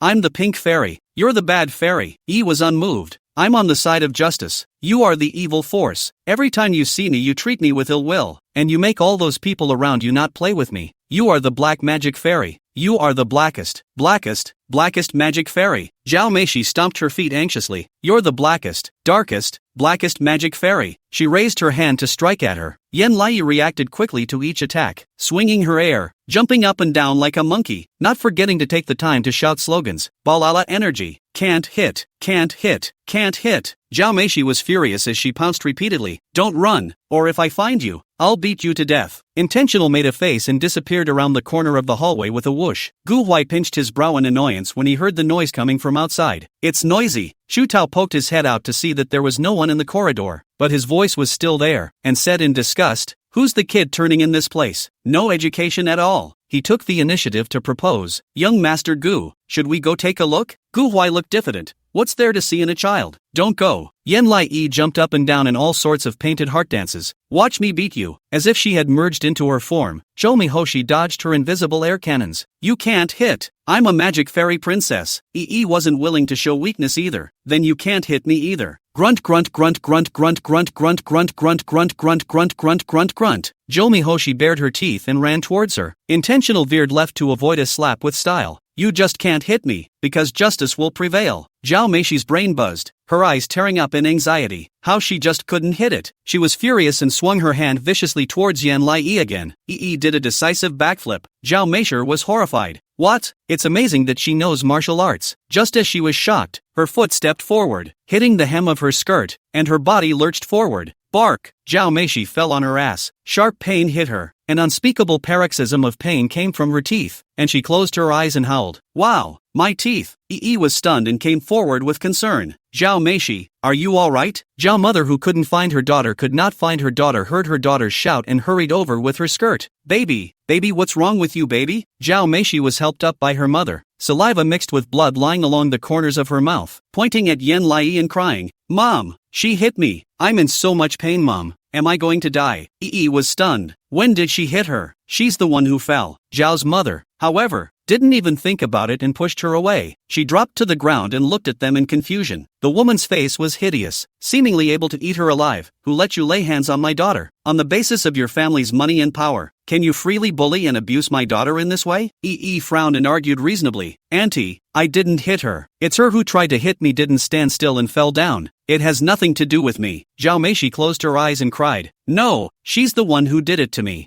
I'm in so much pain, Mom. I'm going to die of pain. Zhao's mother screamed at Yen Lai as if she was crazy. My daughter is like this and you're still sophomoric. Are you that cheap? Chapter 104. There's nothing wrong with EE. It's her fault. EE was stunned and shook her head helplessly. It's not like that. EE didn't. It's that she was trying to hit me and missed, so she fell down. Zhao's mom didn't think twice. Why should I trust you? You are just a bad seed, and I don't know what kind of guys the parents are. I really want to meet your parents. Saying this, she suddenly remembered something and smiled conspiratorially. Oh yeah, I almost forgot that you're an orphan. You don't have any parents. Your mom and dad are dead. Even if something happens, there's no one to help you. Little EE was like a blow to the head. Her eyes widened and she froze in place without saying a word. Zhao Meishi nestled in the woman's arms and bawled. Mom, you hurry up and help me take revenge. She did this to me. I really hurt. It hurts me to death. Mother Zhao sniffed and glared at Yen Lai. Hurry up and apologize to my daughter. EE flushed a small face and refused to apologize. I'm not right. It's her fault. She should apologize to me. Zhao's mother directly raised her hand to slap her. Pow! E was caught off guard by the force and over and banged the back of her head. She was out of breath and a buzz exploded in her ears. Pain. It hurts. She struggled to hold up her upper body as the woman hugged Zhao Meishi and glared at her like an evil spirit. It's all like this and you're still relying on my daughter. Are all children like you who have spent time in an orphanage so lowly? EE sat on the ground, tears welling up in her eyes, and looked at her stubbornly. EE is right. Mother Zhao, you're still sophomoric. She lifted her hand again and struck it hard at EE. Instead, a cool teenage voice came from the distance. Who told you to make a scene at someone else's dinner party? No breeding? The sound was not loud, but it ran the length of the hallway. Yen Lai was stunned to hear this familiar voice and looked towards the source of the sound.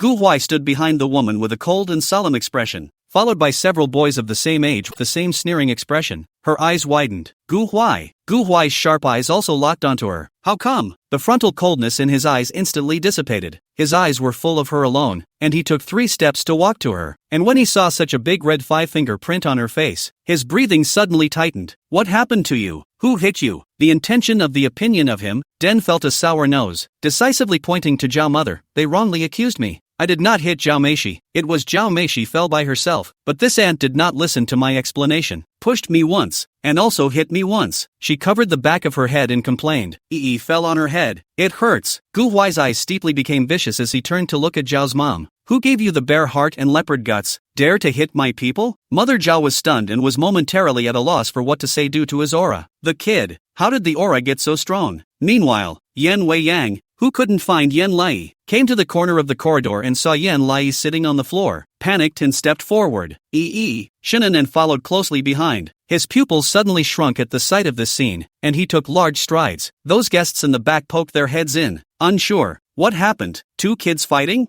I just saw this big kid chasing after this little kid. I thought the 2 of them were playing, but it turns out they were fighting? Yen Weiyang nervously picked Yen Lai up and touched the back of her head. How did you get such a big bump? Who did this to you? And who hit you with the slap marks on your face? EE was rubbed in pain and pointed at Zhao's mom again. Zhou's mom's face went white and she didn't know what to do. Why is Yen always here? Chapter 105. Looks like you're really going to have to get down on your knees. Mrs. Shiu. Yen Wei Yang turned her head to look at her, her eyes turning steeply cold. You fought, didn't you? Zhao's mother raised her chin sheepishly, and when she tried to speak, Yen Wei Yang slapped her directly across the face. Pow! There was an immediate gasp. Oh, gosh. The force was so great that Zhao's mother's head tilted to the side, covering her face in disbelief. You hit me? Without saying a word, Yen slapped her again. Both sides of Zhao's mother's cheeks instantly ruffled with fire, and her mind went blank. Yen Wei Yang hugged Yen Lai, her eyes full of anger. I brought this child here. If you dare to touch her, I'll dare to double back. Zhao's mother's body trembled, her eyes reddening from her shock. I can't believe she slapped her in front of all these people. Elder Gu rushed over at the sound. What's going on here? When Zhao's mother saw him, it was as if she had a backbone, and she complained accusingly. Elder Gu, you can help judge. The child that Mr. Yen brought in hurt my daughter, and when I as a mother slapped this child in a moment of anger, Mr. Yen hated to eat me, slapped me twice, but my daughter is innocent. EE retorted. Not at all. It's your daughter who has always disliked me. She bullied me at school, and then this also tried to bully me. Just now she tried to beat me up, but I dodged her. so she stepped on her skirt and fell down by herself. It wasn't even me who pushed her. She's so emotional and sincere. She's not at all vain. She doesn't even cry a little. Elder Gu raised his eyebrows in interest. The little girl looked like a coyote pup. It's fierce. It's nice. Shin Anha narrowed his eyes as well. It's good to see that Yen Lai doesn't get stage fright and doesn't shy away from bullying. Gu Huai captured a bit of information and held her hand. Absence of intention. It's not the first time they've bullied you, is it? Yi nodded and said righteously. When I was in school, she wouldn't let anyone else play with me and lock me inside the toilet. She wasn't nice to me at all and I didn't like her. But I didn't do anything to her, because she lives in her uncle's house and doesn't want to fight to get him in trouble, so she didn't fight back. Gu Huai's eyes sank as he looked at Zhao Meishi, who was still pretending to be innocent, and raised his hand to hit her. Zhao's mother rushed to protect her daughter. What are you doing? Do you have any kingly laws left? Do you still want to make a move in front of me? Zhao Meishi was so scared that she nestled in her mother's arms and stared at Gu Huai in fear. Gu Huai was calm and collected, his eyes curled with black mist seemingly coming from hell.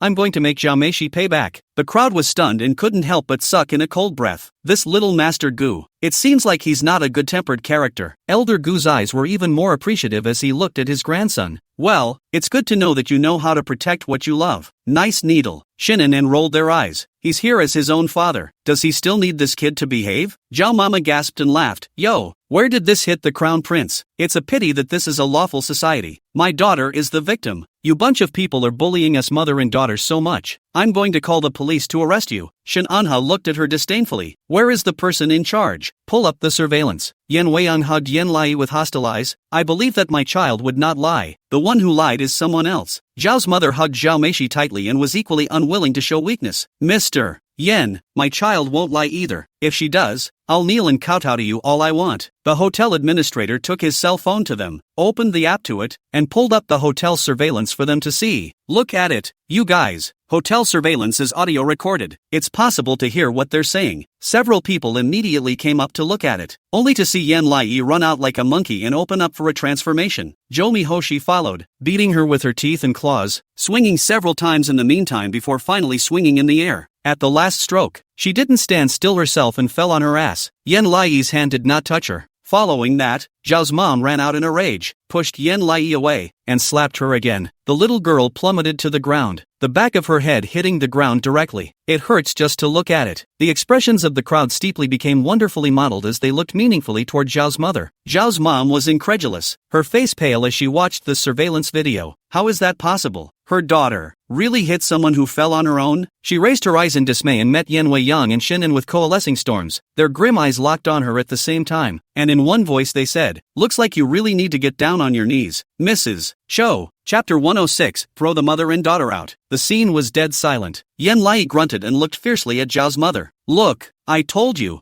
I didn't hurt your daughter. Zhou's mom's breath hitched and she looked to the others. Shunan with eyes like ice. Disgust was piled up between Yen Weiyang's eyebrows. The other guests watched the action with a very interested expression. If she does apologize, their Zhao family's face would be disgraced. Her lower lip trembled as she mendaciously said, "No, that's not possible. It's definitely not my daughter. It's this surveillance that's wrong." When the words fell, the whole room was in an uproar. What? Problems with the surveillance? The guests looked at each other and almost laughed. A woman laughed shrilly. Ha ha ha ha ha ha ha, she's crazy. How dare she say that? Yen Weiyang sneered and raised her lips. Mrs. Zhao, we both know this is impossible. If you apologize to my child while you're here, I'll still be able to forgive you, but after a while, there won't be that chance. Mrs. Zhao's face turned pale as she argued. My daughter is right. Why should I apologize to you guys? I think you guys are just trying to bully me. Gu Huai's face was horribly gloomy and he hooked his hand. The bodyguard stepped forward. Young master. He raised his chin. Throw it out. Mrs. Zhao's face changed drastically as she shielded her daughter, colorfully saying, No way. We have sent gifts and received invitations. We are your guests. You cannot drive me away. What's more, what we haven't done is what we haven't done. Zhao Meishi cried out. Right, what hasn't been done is what hasn't been done. And I want Yen Lai to apologize to me. Yi wrinkled her eyebrows in disgust. Auntie Weiyang, isn't this the very legendary shamelessness? The thin, broken laughter spread quickly. Mayan nodded with interest. Yes, just shameless. She wasn't surprised, and said in a milky voice, No wonder Zhao Meishi is like this. So mommy is like this too. This is the legendary heredity, isn't it? Mrs. Zhao's eyes were extremely wide and she wanted to hit her. Shinan with crossed in front of her and cocked his head with a raised eyebrow. Try your hand? She was so shocked that her blood faded and she stepped back. Elder Gu was particularly unhappy. Mrs. Zhao, the evidence is clearly in front of you, and you still don't admit it. This is losing your Zhao family's sense of propriety. Not to mention that Mr. Yan and Mr. Shen aren't unreasonable people, so hurry up and apologize to them, lest there be trouble. Mrs. Zhao was like a frightened cat, her body trembling, her voice sharp and urgent. My daughter wouldn't do such a thing. This is a frame-up. Who knows if the surveillance has been tampered with? What's more, my daughter is the one who was injured the most. She fell so hard just now. You guys don't help and don't sympathize. Forget it. And you want me to apologize? Our family is the real victim. Yan Weiyang touched the large bag on the back of Yi's head with one hand, her gaze becoming even more sullen and cold.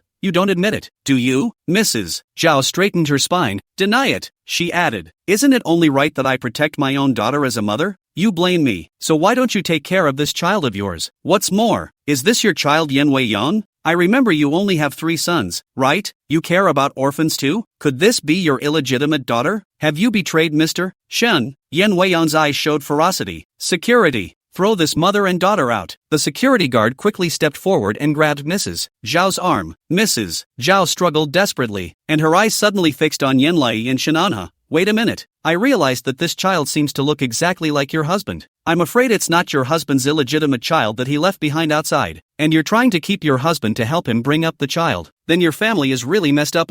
Yan Weiyang was stunned and looked at Yanlai. Other guests poked their heads out and exclaimed, really, as if Yan frowned absurdly, glancing back and forth between the two men's faces. It's a lot like. Shenanha composed herself and met Weiyang's eyes. Don't listen to her nonsense. Mrs. Zhao snorted. Still not admitting it, General Shen. You let everyone see. Anyone with eyes can see that you and this child simply look exactly the same. Okay? She said with more excitement. This child that looks so much like you. It shouldn't be born by our Mr. Yan. Could it be that you have a mistress outside? Shenanha didn't move to look at her, and just as he opened his mouth, there was a sudden flash of black shadows in front of him. Pow! The sound of a crisp slap resonated throughout the hallway. Everyone sucked in a cold breath. Mrs. Zhao's face deviated and went straight to red. Yui looked incredulously at the person holding her. Yan Weiyang looked cold. No making up about my husband and my favorite child. Mrs. Zhao covered her face in disbelief, her voice shaking. You still dare to hit me? Yan Weiyang raised her eyebrows and taunted. Why don't you dare to beat you? Don't say I'm justified today, even if I'm not. For a small family like yours, messing with you is as simple as stepping on a small mouse. Mrs. Zhao's breath stuttered, and a sense of humiliation surged through her heart. Yan Weiyang sarcastically raised her lips. I rarely get angry, Mrs. Zhao. You really pissed me off today, but you don't think about it. Am I something you can afford to offend? Mrs. Zhao only felt like she couldn't breathe and was vaguely trembling. Unchained took a step back and gave the security guard a look. Get rid of it. The security guard immediately tackled the mother and daughter. Zhao Meishi cried out in shock. Mommy, I'm scared. Mrs. Zhao stared blankly at Yan Weiyang, her lower lip trembling the entire time as she was tugged along by the security guard in a daze. Yi blinked and looked dully at Yan Weiyang. Auntie is so handsome. It's not like her old style. Yan noticed her gaze and smiled at her favorably, kissing her on the cheek. Suddenly, an abrupt male voice sounded. Excuse me. What are you guys arguing about? Intentional looked back. Zhao Meishi's dad had an embarrassed smile on his face as he looked at his wife and son who were being tackled by the security guards. He had some bad premonitions, still holding a trace of expectation between his eyebrows. Elder Gu, Mr. Shen Yan, what is happening? Did my wife do something? The crowd raised their mouths derisively. Gu Huai sneered. Yan Weiyang looked at him conspiratorially. It's not much. Your daughter didn't stand still and fell by herself. Your wife beat the child I brought in and had to say it was our fault is all. Papa Zhao's smile faltered slightly as he looked at his wife. Really? Mrs. Zhao shivered and lowered her head without answering. Elder Gu was helpless. Mr. Zhao, to be honest, your family did not do a good job in this matter. People's surveillance clearly recorded that your daughter hit the child first, and then she did not stand still and fell down. Your wife had to protect your daughter, and died without admitting her fault. This is good, angered Mr. Yan and Mr. Shen, and made my grandson unhappy. Today this dinner your Zhao family can be really today's dinner party. Your Zhao family is really graceful, more honorable than our Gu family. Chapter 107, Offended and Want to Run? A family of idiots. Offending the Yan and Shen families is still good? If it were me, it's my daughter's fault. I would have to pour tea for them and apologize, lead the child to the hospital, and coax them as grandchildren. but they made a fool of themselves. Yen always easy not to get angry. Once angry will be someone's bad luck. Don't look at Yen always inside the weekdays gentle and soft, but they are real estate giant. Outside the soft, inside the strong woman. The means of ruthless vision. Still dare to offend her? The Zhao family is finished. I'm afraid that Mr. Yen's health is not good in the past 2 years. Abdicated to his elder brother to live behind the scenes. A group of small families forget the identity of others. Dare to jump to Mr. Yan's head. Yi blinked her eyes and simply asked Yen Wei Yang, "Auntie, are you really good?" Wei Yang smiled warmly. "It's just average, but it's more than enough to protect Yi, so you don't have to worry." Those who heard this bowed their heads. A strong woman who was sitting on hundreds of billions of dollars in assets a few years ago and still average? Still a bit unconvinced, Zhao's father pretended to be calm and said, "I want to see the surveillance." The manager immediately showed him the surveillance. Father Zhao's eyes gradually lost focus and slowly raised his head to meet Mrs. Zhao's thirsty eyes. He wanted to raise his hand to hit her, but seemed to have thought of something and stalled, pointing at her nose with red eyes. "There is surveillance and you still refuse to admit it. Do you spoil your children like this? It's obvious that our child made a move on others first. Do you think they're vegetarians?" The blood on Mrs. Zhao's face faded, and tears abruptly came to her eyes. I was just confused." "You're confused. I think I'm the one who's confused." Zhou's father was so enraged that it was already hard to imagine what was going to happen to him next. He has now been hitting the wall repeatedly. The Shin family, the Yen family, and now an offended Gu family. This is going to drive him to death. He lost control and grabbed Zhao Meishi and kept shaking. "Why don't you apologize? Why don't you apologize for making a mistake? You say it. Who taught you that?" Zhao Meishi bawled. "Dad, I'm sorry. I won't dare next time. I'm just afraid of what you'll say about me." He pushed Zhao Meishi directly. "You won't have a father from now on." Zhao Meishi dropped to the ground and cried even harder. Papa Zhao looked at Yen Lai apologetically again and directly bent down towards them. "Mr. Yen, Mr. Shin, I'm really sorry. I've taught my daughter poorly. I'm willing to take care of all the medical expenses, and I'm definitely not going to shirk my responsibilities. I apologize to you all. I'm sorry. Please forgive us for our ignorance and irrationality. We will never do it again. I'm sorry." He cocked her head, pondering whether or not to forgive him. But Yen Wei Yang had already given her answer and said in a cold voice, "Mr. Zhao, if your wife had started with this attitude, I wouldn't have treated you guys with this attitude. But your wife just insulted my husband and child. I don't accept your apology." Shinanan said in a chilling voice, "We don't need your compensation. The Shin family isn't short of this small amount of money." Yi looked at Papa Zhao curiously. Papa Zhao's face abruptly turned gray, as if he had turned into a steak, his body staggering. He turned his head and looked at Mrs. Zhao, his tone soft. "We're divorced." Mrs. Zhao was stunned in disbelief. "What?" The light in Zhao's father's eyes went out inch by inch, and without saying anything, he lifted his leg and left. Mrs. Zhao violently broke away from the security guard and cried as she chased after him. Hubby, don't be angry.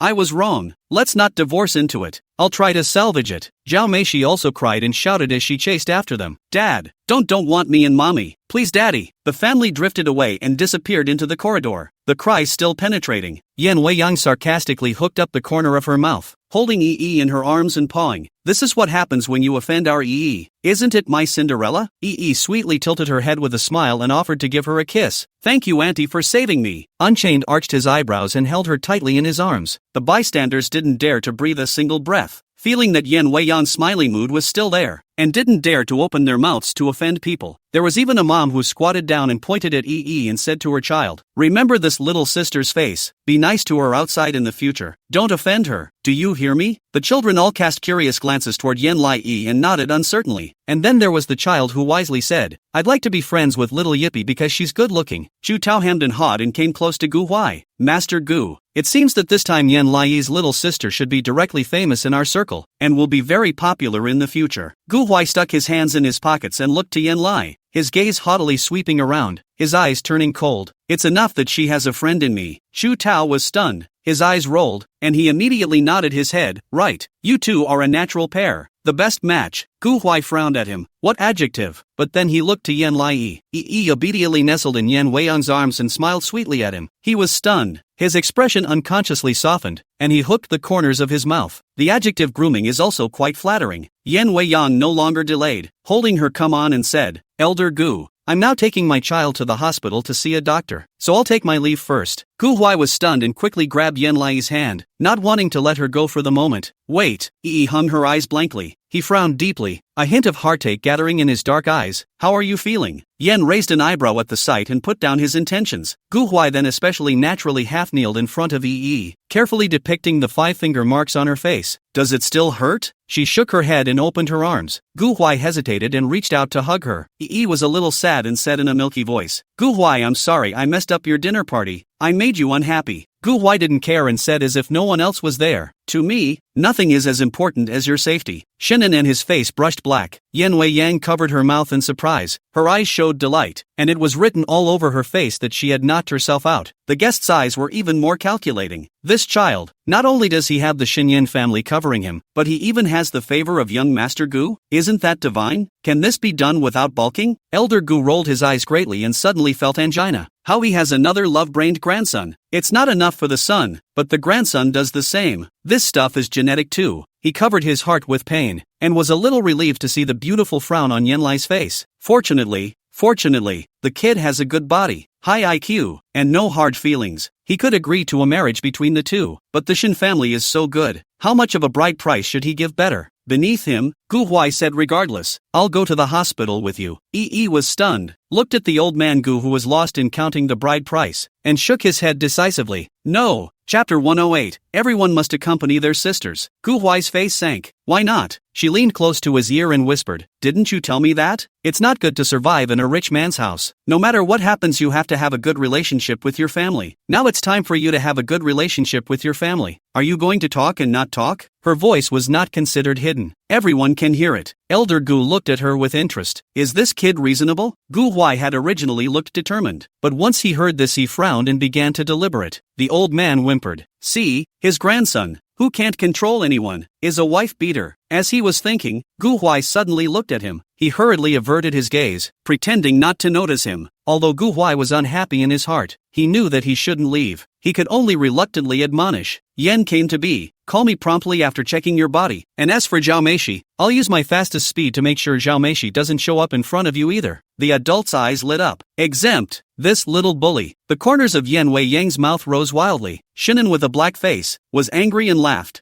Ha, nodded. I promise you, but you must be happy. Oh, today is your dinner party. You have to smile. Gu Huai gave her a deep look and reluctantly withdrew his hand. She walked up to Yan Wei Yang. Let's go, auntie. Yan Wei Yang blushed a heap of red and squatted down to whisper with her. This brother of yours is so cool. You should praise him and say he's so handsome today. Yi didn't think much about it and followed suit. Brother Gu Huai, you're so handsome today. Gu Huai still maintained his half-kneeling position. Hearing this he was stunned. The tips of his ears silently reddened. Frowning and turning his head away. No need for you to say it. Intentionally not surprised by this answer of his, he looked at Yan Wei Yang again. Yan Wei Yang was so happy that she stomped her feet. Hey, it's the arrogance attribute. She was rather puzzled. Why was auntie so happy when she complimented Gu Huai? Yan Wei Yang's blood pressure came up, and with an aunt's smile, she picked her up and turned to leave. Gu Huai suddenly said, How come? Yi looked back. The little teenager stood at the bottom, his cheeks vaguely red. You also look good today. Shinin with. Yi was stunned and delighted. Thank you. Gu Huai's face turned even redder and he squirmed and bowed his head. Hurry up and go. Don't waste time. Yan Wei Yang's whole body melted, smiling so much that she couldn't see her eyes, and hugged the child and walked away. Too sweet. Insulin has to be complimented with a high-end bureau. When they were gone, Gu Huai turned to look at his grandfather and whispered, I want the Zhao family to disappear before my eyes as soon as possible. Let me do whatever I want. Elder Gu said thoughtfully, I would like you to do something, but a small family really can't use too much strength. Don't worry. I'll take care of it for you. The young children came to a private hospital with the intention of being absent. Yi could no longer feel the pain. Auntie, aren't you a bit too nervous? I'm fine. I don't need to see a doctor. Yan Wei Yang was particularly resolute. No, bumping the back of your head is a big deal, especially for a child as young as you. It's life-threatening. She sniffed with more mixed emotions. It's nice to have an aunt like that, so heartbroken that she would still care for her. How great would it be if this aunt was her mother? Shinin with followed behind the two, his eyes harboring great anger. He's going to speed things up and bring the Zhao family to an end, especially that woman. Dared to touch his daughter. Still blissfully unaware of how many forces she had catapulted into action, Yi was carried to the doctor by Wei Yang. Unchained said, This child bumped the back of her head. I'm really worried about her safety. Let's give her a CT scan to check her out. The doctor asked Yen Lai to sit across from her and asked patiently, little friend, do you still feel pain at the back of your head? Any dizziness or nausea? Yui shook her head. The doctor writes an order. Do a CT first, but if the CT is normal, it is not reassuring. There is also the possibility of delayed cerebral hemorrhage. Within 72 hours is the most dangerous. As soon as any dizziness, nausea and headache symptoms, you should be sent to the hospital in time. Yenwei frowned in chagrin. Okay, I know. She was busy holding Yi. Shannon with followed her, and was not allowed to hold the child even after trying to do so several times. Hesitantly said,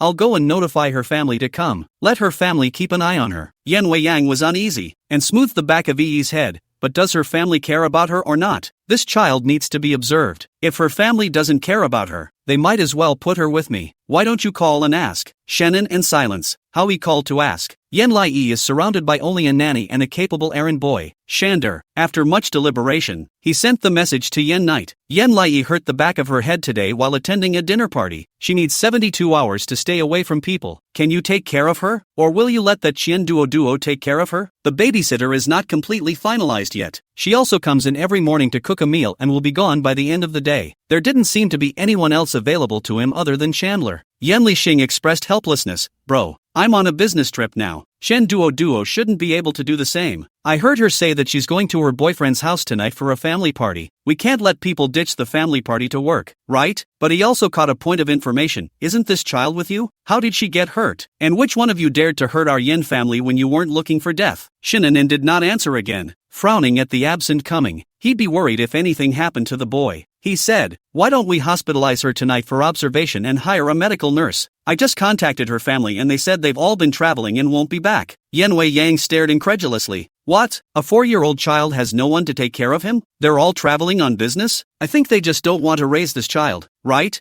There's no such thing. Shinan with a gloomy face, don't think like that. It won't happen. Look at these clothes she's wearing. Her financial situation is definitely not lacking. Yen Wei Yang felt ridiculous. Money alone will do? What about care? Can she take care of herself as a 4-year-old? The nanny can't be one to take care of her as if she were her own child. Yi sensed that Auntie was angry again and tugged on her sleeve to curry favor. Auntie, don't be angry. Yi can take care of herself. Yi is very brave. Yen Wei Yang was resolute. No, you can't. Since your family is not responsible for you, you are in my house for 72 hours this day, and I will take care of you. Shinan with. No way. The longer you stay with Yan Lai, the more dangerous it becomes. It's already dangerous today. Yen Wei Yang glanced at him indifferently. That's it, Shinan, huh? Tell Shin Xiuyan Shinjinya Shinjingju to stop all tuition classes and come back to accompany his sister. Shenan and Chapter 109. She didn't want her aunt to know what she was. Yi was shocked. She grabbed the corner of Wei Yang's coat uneasily and whispered, Auntie, do you want Yi to go home with you? Yen Wei Yang nodded. Right. Yui was a bit torn. Her brother and uncles had said she couldn't stay at her aunt's side for too long. Auntie will not be in good health if she knows who she really is. She shook her head. It's fine for Yi to live alone, and when she's not feeling well, she can call Auntie. Yen Wei Yang was helpless. It's too late for you to call when you're not feeling well, and you shouldn't be formal. I'll take good care of you. Plus, when you come to our house, your 3 brothers are all very good looking, gentle and won't bully you, so just get along with your brothers peacefully and you'll be fine, okay? Yi worriedly bit her lower lip, not daring to say anything else. She didn't want her aunt to know what she was because it would break her heart. She looked tornly at Shinan with. Shinan and his brows sank as he nodded a little. Promise. He was also uneasy about the intention of coming. She was stunned, and with a hint of glee climbing to her heart, she said in a soft voice, that would be a pleasure. Auntie. Yen Wei Yang instantly smiled and touched her face. Good, let's go then. I'll go ask the doctor what else I need to pay attention to first. She handed Yi to Shinan with and went into the consultation room herself. Shin Anha hugged her, his eyes cold. When you arrive at our home, don't mention your mother. Your aunt will not be able to stand the stimulation, understand? Yi nodded like garlic. Got it. There was a hint of annoyance climbing up under Shinan with his eyes, and that annoyance came to an abrupt end when his gaze landed on the 5 fingerprints on her face. Does it still hurt? The little girl's hair was a little disheveled and her left cheek was very red and swollen. The unmistakable 5 fingerprints reflected on it looked heartbreaking as well. He shook her head. It doesn't hurt anymore. Shinan and his eyebrows but did not let go, reached out his hand and gently touched the 5 fingerprints on her face. She gave a thin hiss. He suddenly felt a tightness in his chest and frowned. In the future, if someone bullies you again, you can look for me. Go to someone else without me. Cry. or and yell as much as you can. Do your best to attract attention. Don't face it on your own. You're only 4 years old now. Yi didn't quite understand and shook her head. Mommy doesn't like me to cry. Every time I cry, she beats me. Shannon froze. His expression became more grave. Not anymore. You'll only get hugs if you cry. Her eyes widened in surprise and a rush of heat welled up in her heart as she wrapped her arms around his neck. A hug like uncle's? Shananha suddenly felt that this uncle was particularly harsh. Did not speak again, reached out and unconsciously rubbed her head. This scene happened to be caught in the eyes of Yen Wei-young, who came out. She was surprised. Shannon with? Are you comforting the child? Shannon turned around violently, looking at her with some shock. Yi said unsuspectingly, Aha! Uncle comforted me. Shananha frowned in chagrin and wanted to stop her, but Yen Wei-young came to him smilingly. You can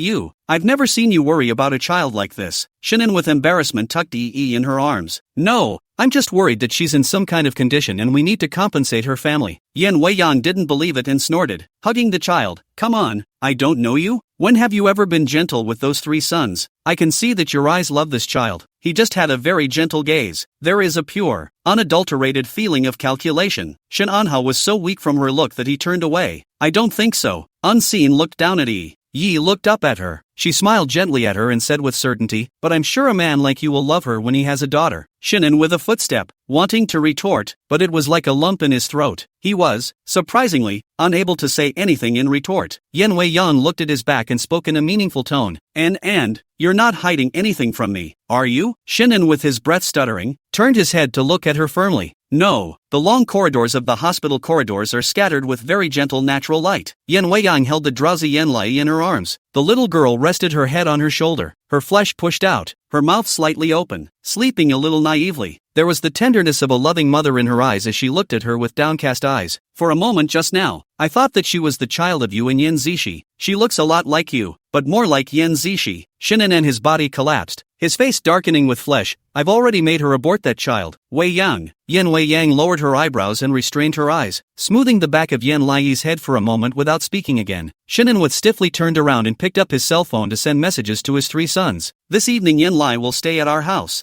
You pay attention, do not reveal yourselves, and remain friendly strangers. Shen Xiuyan, Shen Jingji, Shen Zeno, come to stay at their house? Isn't that dangerous? Shen Zeno was the most angry, grumpily dropping his cell phone. Yen Lai can be really scheming. How dare you approach my mom? Shen Jingji made a stern face. Yi is not that kind of person. Mom has always been very warm and kind. Maybe it was mom who invited her here. Shen Xiuyan's face sank. No matter what, her coming to our house is equivalent to being like declaring war on us. She might be thinking of taking advantage of our mother's weakest moment to tell her the truth. And by that time, even if she doesn't say anything, mom will see who her biological father is. The other 2 sons' faces changed, and they became tense. When Yen Wei-young was stabbed, she lay in ICU for a full month before her life was out of danger. The pain of losing a loving mother at any moment is something that the average person has no way of experiencing. Mom lost a kidney and went blind in one eye at the hands of her own sister, and a cornea transplant was only recently completed. Yen Zi, she also caused dad to feel sorry for mom for the rest of his life. It would be painful for mom to know. Shin Xiuyan's palms were moistened with cold sweat, and his gaze gradually became stern.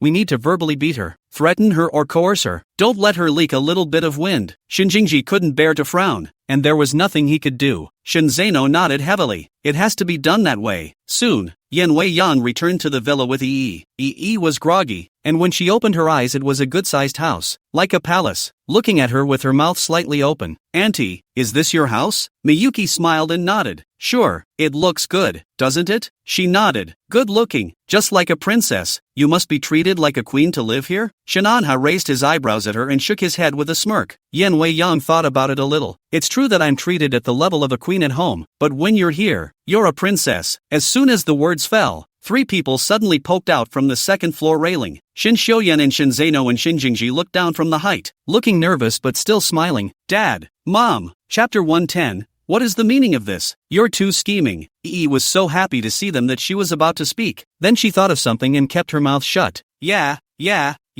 she can't show her face. She hurriedly put on a timid face. A glint swept across the eyes of a couple of teenagers when they saw her not saying hello and acting all green. Okay, it's quite capable. Shinzano swooped in front of her and took her in his arms. Oh my god, how could there be such a cute little girl? As he spoke, his arms tightened suddenly, hugging E to the point of raw pain. She closed her eyes in pain, and subconsciously grabbed the flesh on Shinzano's arm and held it up a little bit and pinched it hard. Shinzano's smile stiffened slightly, almost bursting into tears from the pain. The kid even fought back. He gritted his teeth and took a step back. He looked at him with a frank face. She was sore from the hug just now. Shin Jingji walked up to her and smiled stiffly. Sister is very pretty. Shen Xiaoyan nodded with a stern face. Aha, it's from the heart. Yan Huayang was delighted. Gu, these three sons of mine have never complimented anyone on their good looks. You're the first. Yi's eyes swished and lit up with light. Looking at them happily, they twisted their heads away from each other. Shen Xiaoyan calmly asked, Mom, what exactly happened to make you bring your sister to us? Is my sister being bullied? A mouthful of sister sounds so smooth and pleasant. In fact, Shen Xiaoyan's eyes were cold. Yan Weiyang didn't notice and told the truth. I like this child, so I took her to Gu Huai's dinner party today, and it turned out that this child was bullied by a child named Zhao Meishi, and Zhao Meishi's mom even hit Yi, and she hurt the back of her head. Shin Jingji was stunned and rushed to Yi in big strides. The back of your head is injured? Is it serious? The words fell, and all was silent. Shinanen frowned at his youngest son who hadn't restrained his emotions. The two older brothers also thumped in their hearts and rushed forward to surround Yi. Yes, is it serious? With the two of them around, Shin Jingji's emotions didn't seem so strange. Yi shook her head blankly. It doesn't hurt anymore. But the brothers surprised her. It's like he's a different person. He's suddenly enthusiastic. Yan Weiyang didn't doubt it. It's not serious, but it's still not something to be taken lightly, and you can't leave people around. Shen Xiaoyan nodded and took the initiative to propose. In that case, I'll take my sister to the guest room to rest. He leaned down and smiled at Yui. Come on, little sister. Yi's eyes widened at his smile. It felt as if a fox was laughing. She winced and took one of his fingers. A hint of ghostly light swept across the bottom of Shin Xiaoyan's eyes as he led her up the stairs. Yan Weiyan looked at the backs of several children and was happy. See and with. I told you that my children would accept her. After all, this little sister is so cute looking. How could she not be worthy of love? But the three brothers led her upstairs, and the moment the door opened, Yanai was violently pushed inside. She was caught off guard and fell to the ground, her mind going blank. Shin Jingji hurriedly helped her up from the ground. What are you doing, big brother? She's still injured right now. Didn't you hear Mom say that? She needs to be properly observed. How can you push her? Yi would return to her senses and look at Shin Xiaoyan warily. The teenager wore gold-framed glasses and comfortable black and gray loungewear, his broken hair falling in a messy, orderly fashion across his forehead with an indefinable languid reserve. He drew out a nearby tissue and wiped his hands, his long, white hands like works of art, and said lightly, why shouldn't I trouble her? After saying that, he roughly pushed Shin Jingji away and violently pinched Yi's face and pulled it upwards. The long, slender fingers curled up, showing hidden veins, and his eyes behind the lenses were even more appalling, as if they were coalescing with a fishy wind and blood. What did I tell you about the absenteeism? Didn't I warn you not to go near my mother? Why would you attend a dinner party with her and stay at my home? You are tired of my mother by your mother's harm is not enough. You want to bring her together to die. To your mother to accompany the funeral, is it? Yi was shocked to the point that her breathing stuttered, as if she was going to be consumed by his anger. I don't have a brother. It was Auntie who liked me and wanted to bring me along to the dinner party, and I didn't want to stay at your house. It was Auntie who wanted me to stay here, and I refused. Shin Jingji couldn't watch and tried to save her. Shin Zeno fiercely tackled him, playing with the flavor. Brother, don't be anxious. I'll give you your good boy in a moment. Shen Xiaoyan narrowed his eyes fiercely. How come? You less pretend to be a good girl here. I've already inquired about it. Your mother pretends to be a big-hearted person on the surface, but she's calculating my father. Both you mother and daughter are the same. Your head is filled with calculations. Water mist rose in Yi's eyes and she shook her head again and again helplessly. I didn't. Shin Jingji was heartbroken. Enough. She's still just a 4-year-old child. What does she know about plotting and scheming? You guys are too uptight. Hurry up and let her go. Shinzano tugged at Shin Jingji to prevent him from going up, and said in a gangly manner, Big brother, why do you need to talk nonsense with her? If Mom knows her identity, let's send her abroad, and in an unfamiliar place. Let her wait for death alive outside. Shin Jingji, don't believe it. Brother will protect you. Don't take it seriously. Brother will definitely protect you. Shin Xiaoyan looked at him with a vicious glance. You worthless thing. A little girl has charmed you like this. Shin Jingji was unconvinced. Brother, Yan Lai is just a child, without a heart. You understand her. You'll like her too. Shin Xiaoyan only pretended not to hear. His fingers suddenly exerted force, the eyes behind the gold filigree orbits concealed murderous intent, like a flutterbee with a layer of skin torn off, revealing his original nature. Hear that? We do what we say we're going to do. Yi nodded with difficulty and milked her voice. Yi heard you. Shin Xiuyan would be satisfied and just wanted to call it quits. Suddenly Yan Wei Yang pushed the door in. Yi, I picked out some pajamas for you. They're all my brother's old pajamas, but they're all washed. What are you doing? Her voice turned abruptly cold. Shin Xiuyan turned around in shock. Mom? He didn't lock the door. He subconsciously looked to his two brothers in the doorway. Shin Zeno was dumbfounded. Shin Jingji provocatively hooked his lips. Yeah,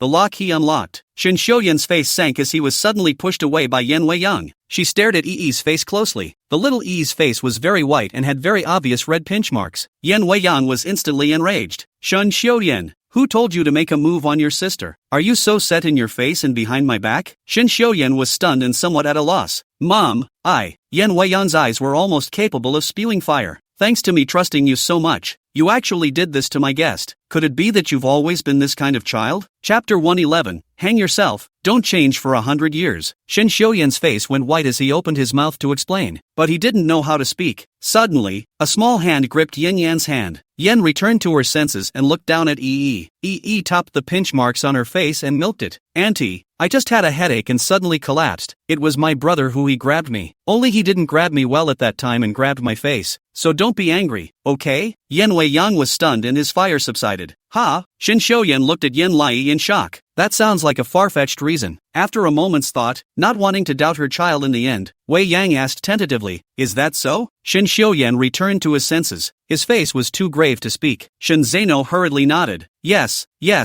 that's right. Big brother just didn't catch it and accidentally held the child's face. Mom, you're too nervous. Yan Wei Yang pondered a little and said helplessly, Okay, then Xiu Banquet. Mom apologizes to you, but you have to take good care of this sister. This sister is very pitiful without a mom and dad. You guys can't bully her. She's only staying for 2 nights and then she'll leave. The three brothers nodded in unison. The atmosphere was particularly odd. Intentional winked at them surreptitiously. Shin Xiuyan looked at her with some awkwardness. Yan Wei Yang said, Auntie went to warm up some milk for you. You can sleep well after you drink it. Wait for me, oh. With that, she placed the 2 sets of pajamas on the bed and left again. The atmosphere became steeply stagnant. Shin Xiuyan bored face look Yencum. Tone dull cold. Who let you speak for me? Shin Jingji couldn't listen. It's not right to help you speak. It's not right to not help you speak. Why are you so hard to serve? Yi was not angry, tilted her head and looked at Shin Xiuyan, and said graciously, Brother, actually you don't need to be nervous. Yi knows that Yi is a bad boy and not popular, but I really like your mom. She's the best mom in the whole world. Shin Xiuyan was stunned. Shin Zeno also looked at her dumbfounded. She lowered her eyelashes with some regret and whispered softly, Yi's mom is not gentle at all. She has never hugged me and never comforted me. But Auntie is different. She is the second person in this world, other than the orphanage auntie, who is good to me. Her goodness to me even exceeds everything. I can't afford to make her sad. Shinanwith was ready to push open the door, and at the sound of the sound, his movements were stopped, and he stood in the doorway and quietly listened. Yi clutched the hem of her skirt and looked down at this blue dress that Yan Wei Yang had bought for herself. At that time, Auntie couldn't get enough of her and said, Egu, how come our Yi looks good in everything? Thinking of that scene, her smile climbed up her eyebrows. Yi really likes Auntie. If one day Yi makes Auntie sad, I'm willing to leave on my own accord and go back to the orphanage. But until then, I will never, ever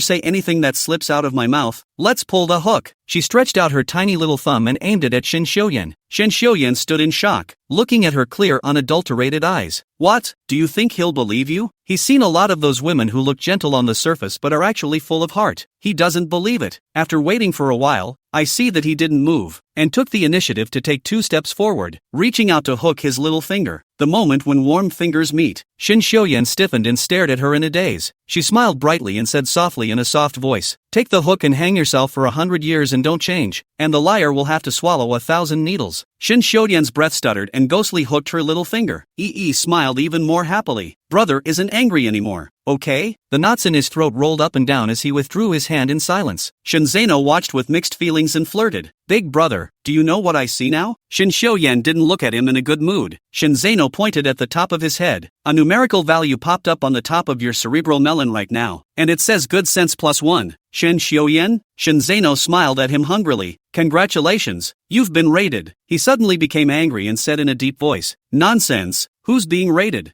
I'll never like Yen Lai in my life. He walked to the door in a huff and bumped right into Shinin with. A trace of embarrassment crossed Shin Xiuyan's brow, and without saying any more, he brushed past him. Shinin with narrowed his eyes high and deep. Shin Xiuyan, who was very much like him in the way he conducts himself, calm, cool, and collected. The city is deep, and the ruthless tactics are already taking shape. It was the first time he'd seen him fall on his back. Because of this child, Shinzano turned around and looked at Yen Lai, smiled meaningfully, revealing a small tiger tooth. Okay, you can coax our high and cold big brother to be happy. I am now really more and more interested in you. Also waiting to catch your fox tail. Bye-bye little baby. He took it easy. Shin Jingji was furious. One psycho and one big oil field. Tomorrow I'll put detergent in his mineral water. With that, he walked over to Yi and observed her body. The knee was knocked red and did not bleed. He breathed a sigh of relief. Is everything okay, Yi? Yui shook her head contentedly. It's fine. She was happy to have her third brother with her like this. Shinjingja breathed a sigh of relief and instructed her. You remember, next time if someone bullies you,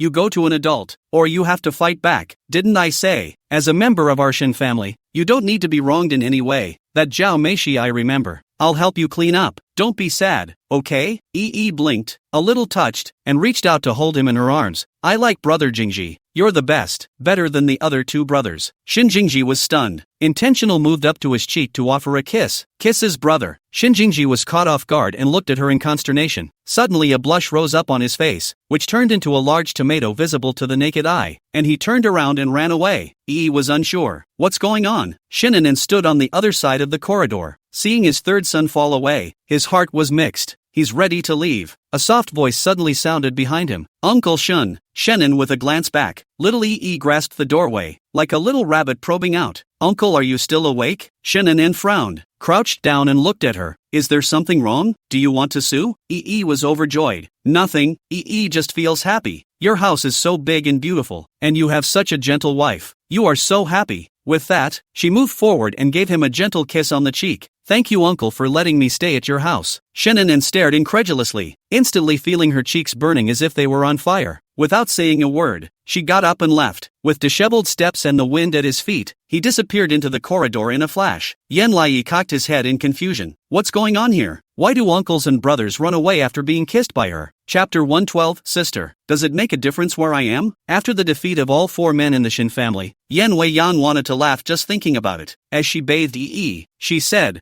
I just heard from Jeno that big brother was kissed by you and blushed like a shrimp, nestling in his room and refusing to come out. But you have a lot of guts. That oldest son of mine has the most volatile temperament, and you even dared to kiss him. With a head of foam on top of her head, Yi innocently asked, so is Yi wrong? Yen Wei-yang pinched the tip of her nose with a bad smile. Of course that's right, but next time you kiss him in front of Auntie, okay? Auntie hasn't seen your brother at a loss for words. Intent nodded. It's so much fun to be with my aunt. Auntie will always have something to say that makes her happy. It's like a playful little schoolgirl with a calculating eye on her own son. She said happily, wait for your order next time, and then give your brother a kiss in front of Auntie. Yen Wei-yang smiled from ear to ear. Then we have a deal.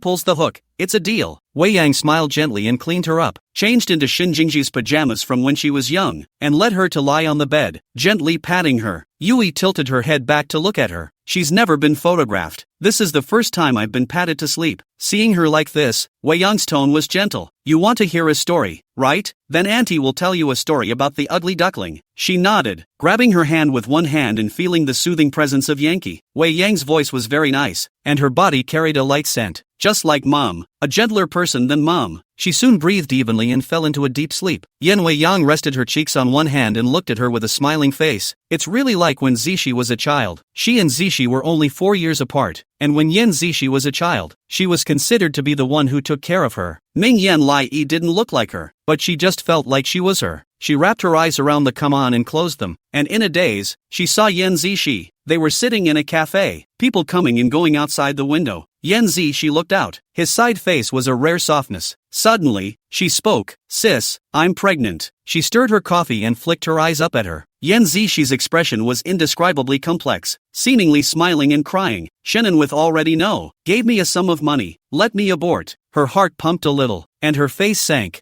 What do you think? Yen Zishi mockingly hooked the corner of his mouth. Abort it. Her breath stuttered and she wrinkled her brow stealthily. But your body is not easy to conceive in the first place. What if you can never get pregnant again? Yen Zishi looked at her hungrily. It doesn't matter. I'm wasted for life anyway, not to mention who's going to raise this child when it's born? Her, I raise. Yen Zishi was stunned and looked at her in dismay. What? She didn't know where she got the idea, didn't want to delve into the minutiae. Have the baby. You go far away, abroad or to another city. I'll treat her like my own child while you go off to a whole new life. Yen Zishi gasped and laughed. You're sick, aren't you? You want to keep this sinful seed? She was incredibly adamant. It's not a sinful seed, Zishi. Yen Zishi was stunned. She looked at her steadily. This is your child. It doesn't matter to me who her father is, but this is the only child you might be able to conceive, and we can't give her up. Yen Zishi looked at her dumbfounded. Her eyes reddened steeply. Sister, it's impossible. I wasn't born with a high IQ. My child will be even more of a fool. I don't want to give birth to her and make her suffer. She was stunned. Yen Zishi's gaze passed through her and looked into the distance, seemingly thinking of someone. I have 7 family members, but you're the only one who likes me. Everyone else looks down on me because of my low IQ. No matter how many first places I get, I can't get back a single look from one of them. It's a horrible thing to say, but you'll never understand it in your life. Suddenly, the scene shifted. She was pushed roughly to the ground by a man. The other man's eyes glazed over like an angry chihuahua, teeth bared. I want $100 million.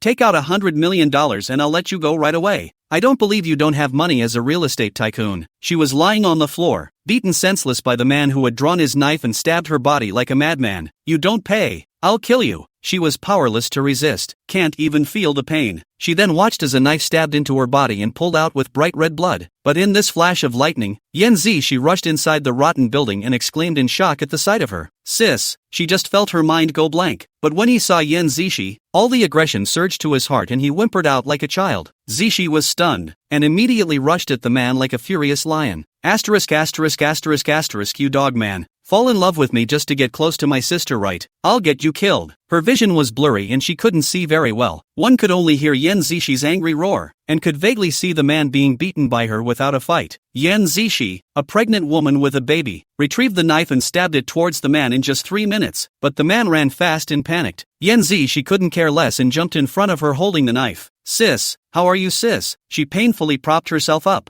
Zishi, why are you here? You are pregnant. The child is dangerous. Leave me alone. I'm dying. Yen Zishi's eyes reddened. No, it won't. The child is not as important as you. I will take you home. But the blood wouldn't stop. Yen Zishi was scared, covering her wounds. Tears kept hitting her face, shaking her head pleadingly. Sister, please don't leave me behind. You're the only person in this world who loves me. I don't want you to die. I'd rather die than you. She didn't have the strength to talk anymore. She could only look at her. Yen Zishi was so scared that her face turned pale and she knelt down in front of her, whimpering, Heavens, please, I'm willing to trade my life for my sister's life. Don't let her go, please. Suddenly, the police fishtailed in and surrounded Yen Zishi. Drop your weapons, hands in the air. Yen Zishi stared back in dismay, shocked to realize that he was still holding the gangster's knife in his hand, slowly raised his hands, and the knife fell to the ground with a crash. Yen snapped out of it. The dream was so real that it was as if she had re-entered the past. Startled, she sat up from the bed, probably because she met a girl who looks a lot like her sister. Yen closed her eyes wearily. That day, Yen Zishi was surrounded by the police, and it was the last thing she saw. She lay in ICU for a full month, and when she opened her eyes, Yen Zishi was in prison. Her best friend had come to see her and gently said, Yen Zishi argued her case at first, saying she came to save you, but her punk boyfriend broke his spine and died violently on the spot during his escape, and no one but her can describe what happened at that time. When your mom and dad and brothers arrived, they didn't listen to Yen Zishi's explanation, scolded her and slapped her several times. Then, Yen Zishi confessed to her crime. Chapter 113, Summer Sports Day, Parents Can Come. Yen Wei Yang's eyes were once again colored with watery mist. Then no matter how much she appealed and tried to prove Zishi's innocence, no one believed her. Everyone said she was crazy, said she was good and bad to protect her sister. Yen Zishi also bites the bullet and says that she deliberately killed her. All her complaints are dismissed and she can only watch as Yen Zishi stays in jail. Later, when she visits the prison and asks her why, Yen Zishi smiles at her with tears in her eyes. Sister, I have been sentenced to life imprisonment in their hearts, so what difference does it make where I am? This jail time is considered as my compensation to you. I shouldn't have gambled in the heat of the moment with pretending to be you to find Shinin with. So don't hate me, but you also don't come to see me anymore. The big miss of the Yen family meeting a murderer will ruin your reputation.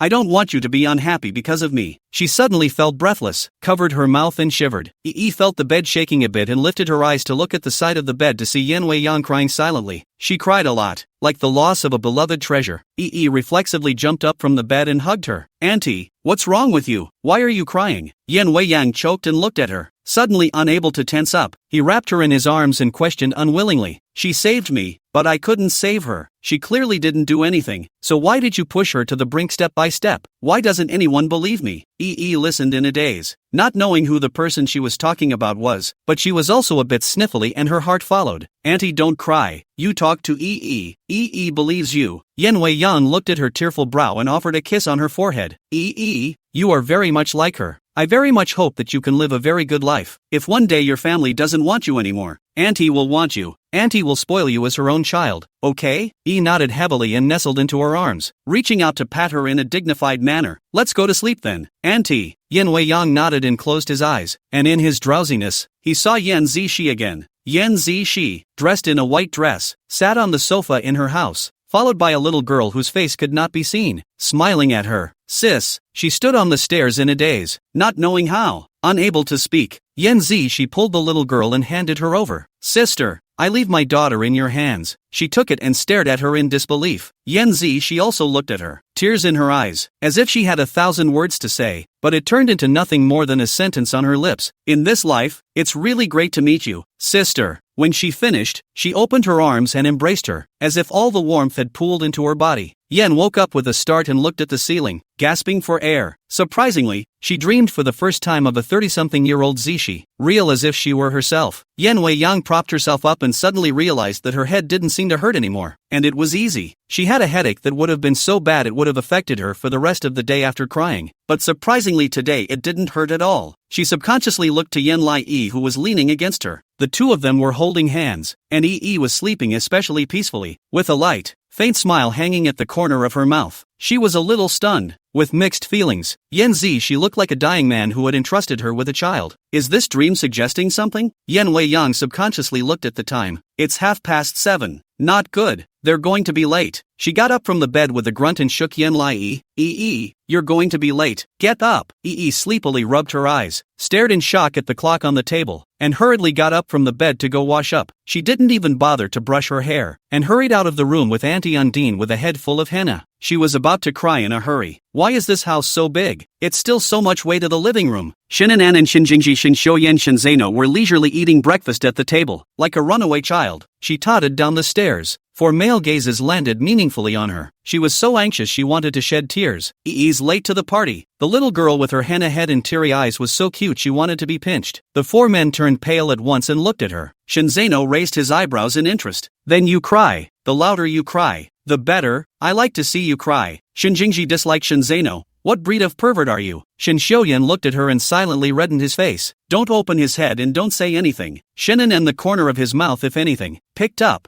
high and deep not to speak. She was carried to the table to eat by Yen Wei. Yen Wei-yang was furious. What are you guys doing? Why aren't you even calling out to the two of us? The three sons looked at each other, stifling their laughter and lowering their heads. Shinan and the clouds put down the coffee, flipping the tablet and said, today is the summer games, just be there at 8:30. It's okay to be late. Intention's hand was busy stuffing bread into his mouth when he froze at that. What's a field day? Shinjingji sighed and said helplessly, going to a variety show. I'm sure no one told you. Today is the day of the summer games. We'll be holding 2 days of games, so even if you're late, it won't be anything. She beamed with joy. Are the games fun? She used to take gym classes at the orphanage. She still likes it. Shinzeno laughed, revealing a sharp little tiger tooth. Fun ah. During the run we'll get a group of girls applauding, a group of people cheering and screaming for me, but also can receive love letters and drinks. Especially fun. Shin Xiaoyan slanted him a glance. Don't you have any other interesting points in your life? Shinzeno was a bit distressed. Does being too handsome count as an interesting point? Shin Xiaoyan. Shinjingji was helpless. Mom and Dad, today our summer sports meeting. There is a parents' competition. Are you coming or not? Shinan wrinkled his eyebrows and looked at his three sons, finally nodding his head. Aha. Yen nodded back. I'll bring bento. With that said, she looked at Yen Lai-yi with concern. I assume your family will be there as well? The four men across the room looked at her. Yi didn't want Yen Wei Yang to think about it and said with certainty, "It will go." Shinan and silently lowered their eyes, and a flash of worry flashed under their eyes. Summer sports, one of the extremely popular activities for students. No classes for 2 days, just cheers, snacks, and gossip with friends. There are also people watching programs in the evening. Kindergartners will also participate in the games. Yen Lai Yi, a pre-kindergarten class, is classified as a kindergarten, and parents bring cameras to record their babies' adorable poses and shouts of support. The only one who was sitting alone was Yi, sitting in the corner, watching them with bated breath as they jumped in gymnastics. Chapter 114, Gu Huai, I'll lend you my father. Use him as you like. The teacher stood beside her. Yen Lai, it's not that the teacher won't let you go to the jumping drill. You're taking part in the recording of the variety show during this time, so you don't have any school, but you're very free today. You just have to watch everyone play. It's very relaxing. Oh, she nodded, her tiny body shrinking into a ball, sitting alone in her chair. The other side was all a bunch of enthusiastic, video-wielding moms and dads. She didn't seem to be in the same world as them. She tilted her head at her teacher. Teacher, are mom and dad going to compete later too? And is anyone from my family coming? The teacher shook her head helplessly. I've contacted your family and they all say they don't have time. Yi was stunned. The light under her eyes abruptly died out, and she obediently nodded her head. The teacher left her alone and turned away. She sat alone, wearing a white t-shirt, small dark blue shorts, a pair of sneakers on her feet, and white mid-length socks. Auntie Niyuki gave her a double ponytail today with a white hair clip on her head. She was particularly pleased with her look today, but no matter how pleased she was, no one would see her. She looked enviously at her mom and dad next to her and pursed her lips. After the class gymnastics performance, the students returned one after another to the arms of their mothers and fathers pouting. So tired. Mommy, I want orange juice. Okay baby, you just danced so beautifully. Mommy is especially happy. Yi rubbed her hands together a little forlornly and lowered her head to stop looking. Suddenly, a pair of immaculate little white shoes landed in front of her. Yen Lai, you're finally back. I thought you couldn't even participate in the sports meet and didn't have the means to see such a beautiful me. With a start, she lifted her eyes to look. Lin Jiaojiao looked at her triumphantly. She quickly hid her disappointment and stiffened her chest. I didn't look. I was busy. Lin Jiaojiao was stunned. Her face sank. Looking around her, where are your parents? Then she thought of something else and smiled badly. Oh yeah, you don't have parents. I forgot. Yi wrinkled her eyebrows, and the other children sniffed and laughed. Yen Lai, you don't have a mom and dad, so who's going to race for you? Your babysitter? Ha ha ha ha ha, she doesn't even have a nanny. So shabby. I think she just doesn't like her own family. My mom and dad came over to spend time with me no matter how busy they were. Her mom and dad must have just not wanted her. Yeah, don't want her, don't want her. Yi's face sank as she stood up and retorted. It's not like I'm a childish ghost like you guys. I don't need mom and dad to accompany me. I can cook and fight. Can you? They were stunned. She looked at Lin Jiaojiao again. I was locked in the toilet.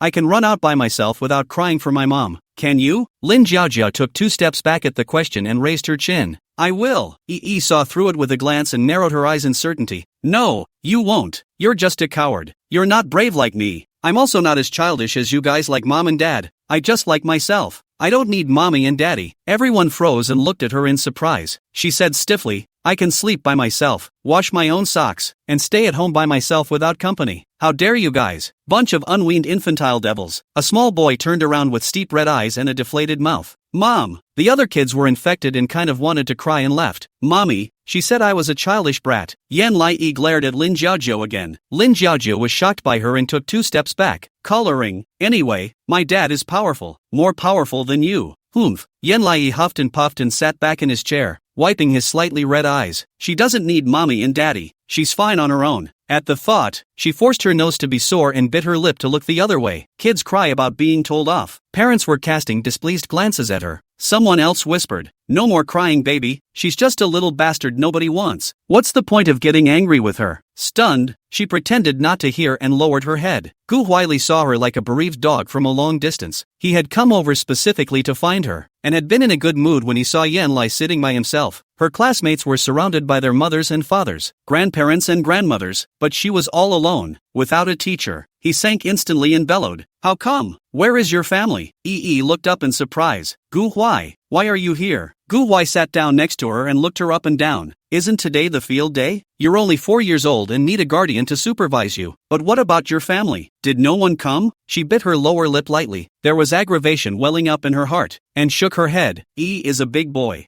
Doesn't need family. With that said, she quickly adjusted her mood and milked her voice. Anyway, I didn't sign up for the race today. It was pretty easy. Gu Huai's expression was cold and solemn, as if he saw through her. No lying to me. She was stunned and nuzzled. I'm not lying. Gu Huai snorted coldly and pulled out his cell phone to make a call. Hey, it's me. Come to my school. Gu Rin on the other side of the phone was surprised. Son, didn't you say you didn't need me for the games? Now you need me again? Gu Huai didn't say anything and directly hung up the phone. Gu Rin had long been accustomed to his son's coldness, and decisively dropped the work at hand and instructed his secretary, Xiao Lu, bring me bento and cake, the kind that kids like to eat. Today my son is going to the sports meet, and I'm going to represent the parents to give him a race. Xiao Lu quickly bought bento for him. Cakes, mashed potatoes, bento, milk tea, everything. He took it beautifully in his hands and chose the most flamboyant Lamborghini customized sports car to arrive in front of the academy and shine. Gu Rin unbuttoned his suit, and in his head, he even dubbed himself with the BGM for the appearance of Mr.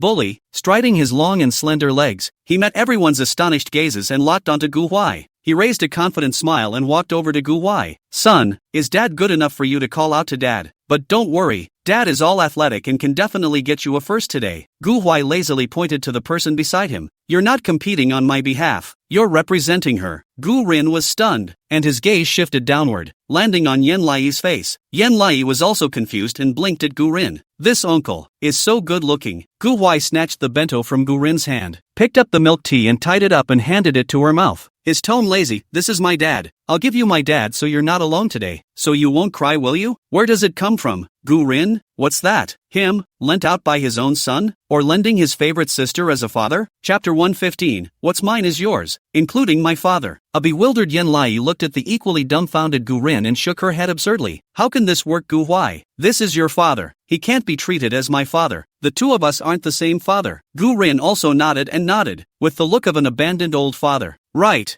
I'm here for you, Gu Huai. He's the one who left a bunch of work behind to come over and coax his son, only to have him shove it in his little girlfriend's face. That's too much for him to be sad about. Typical of a woman to forget her father. It is inherited from him though. Gu Huai's expression was scattered. Yen came to be. There's no need to separate so clearly between the two of us. What's mine is yours. Was stunned. Gu Rin absurdly pointed at himself, including in me as a dad? Gu Huai swept his cold eyes toward him. Problems? Gu Rin. No.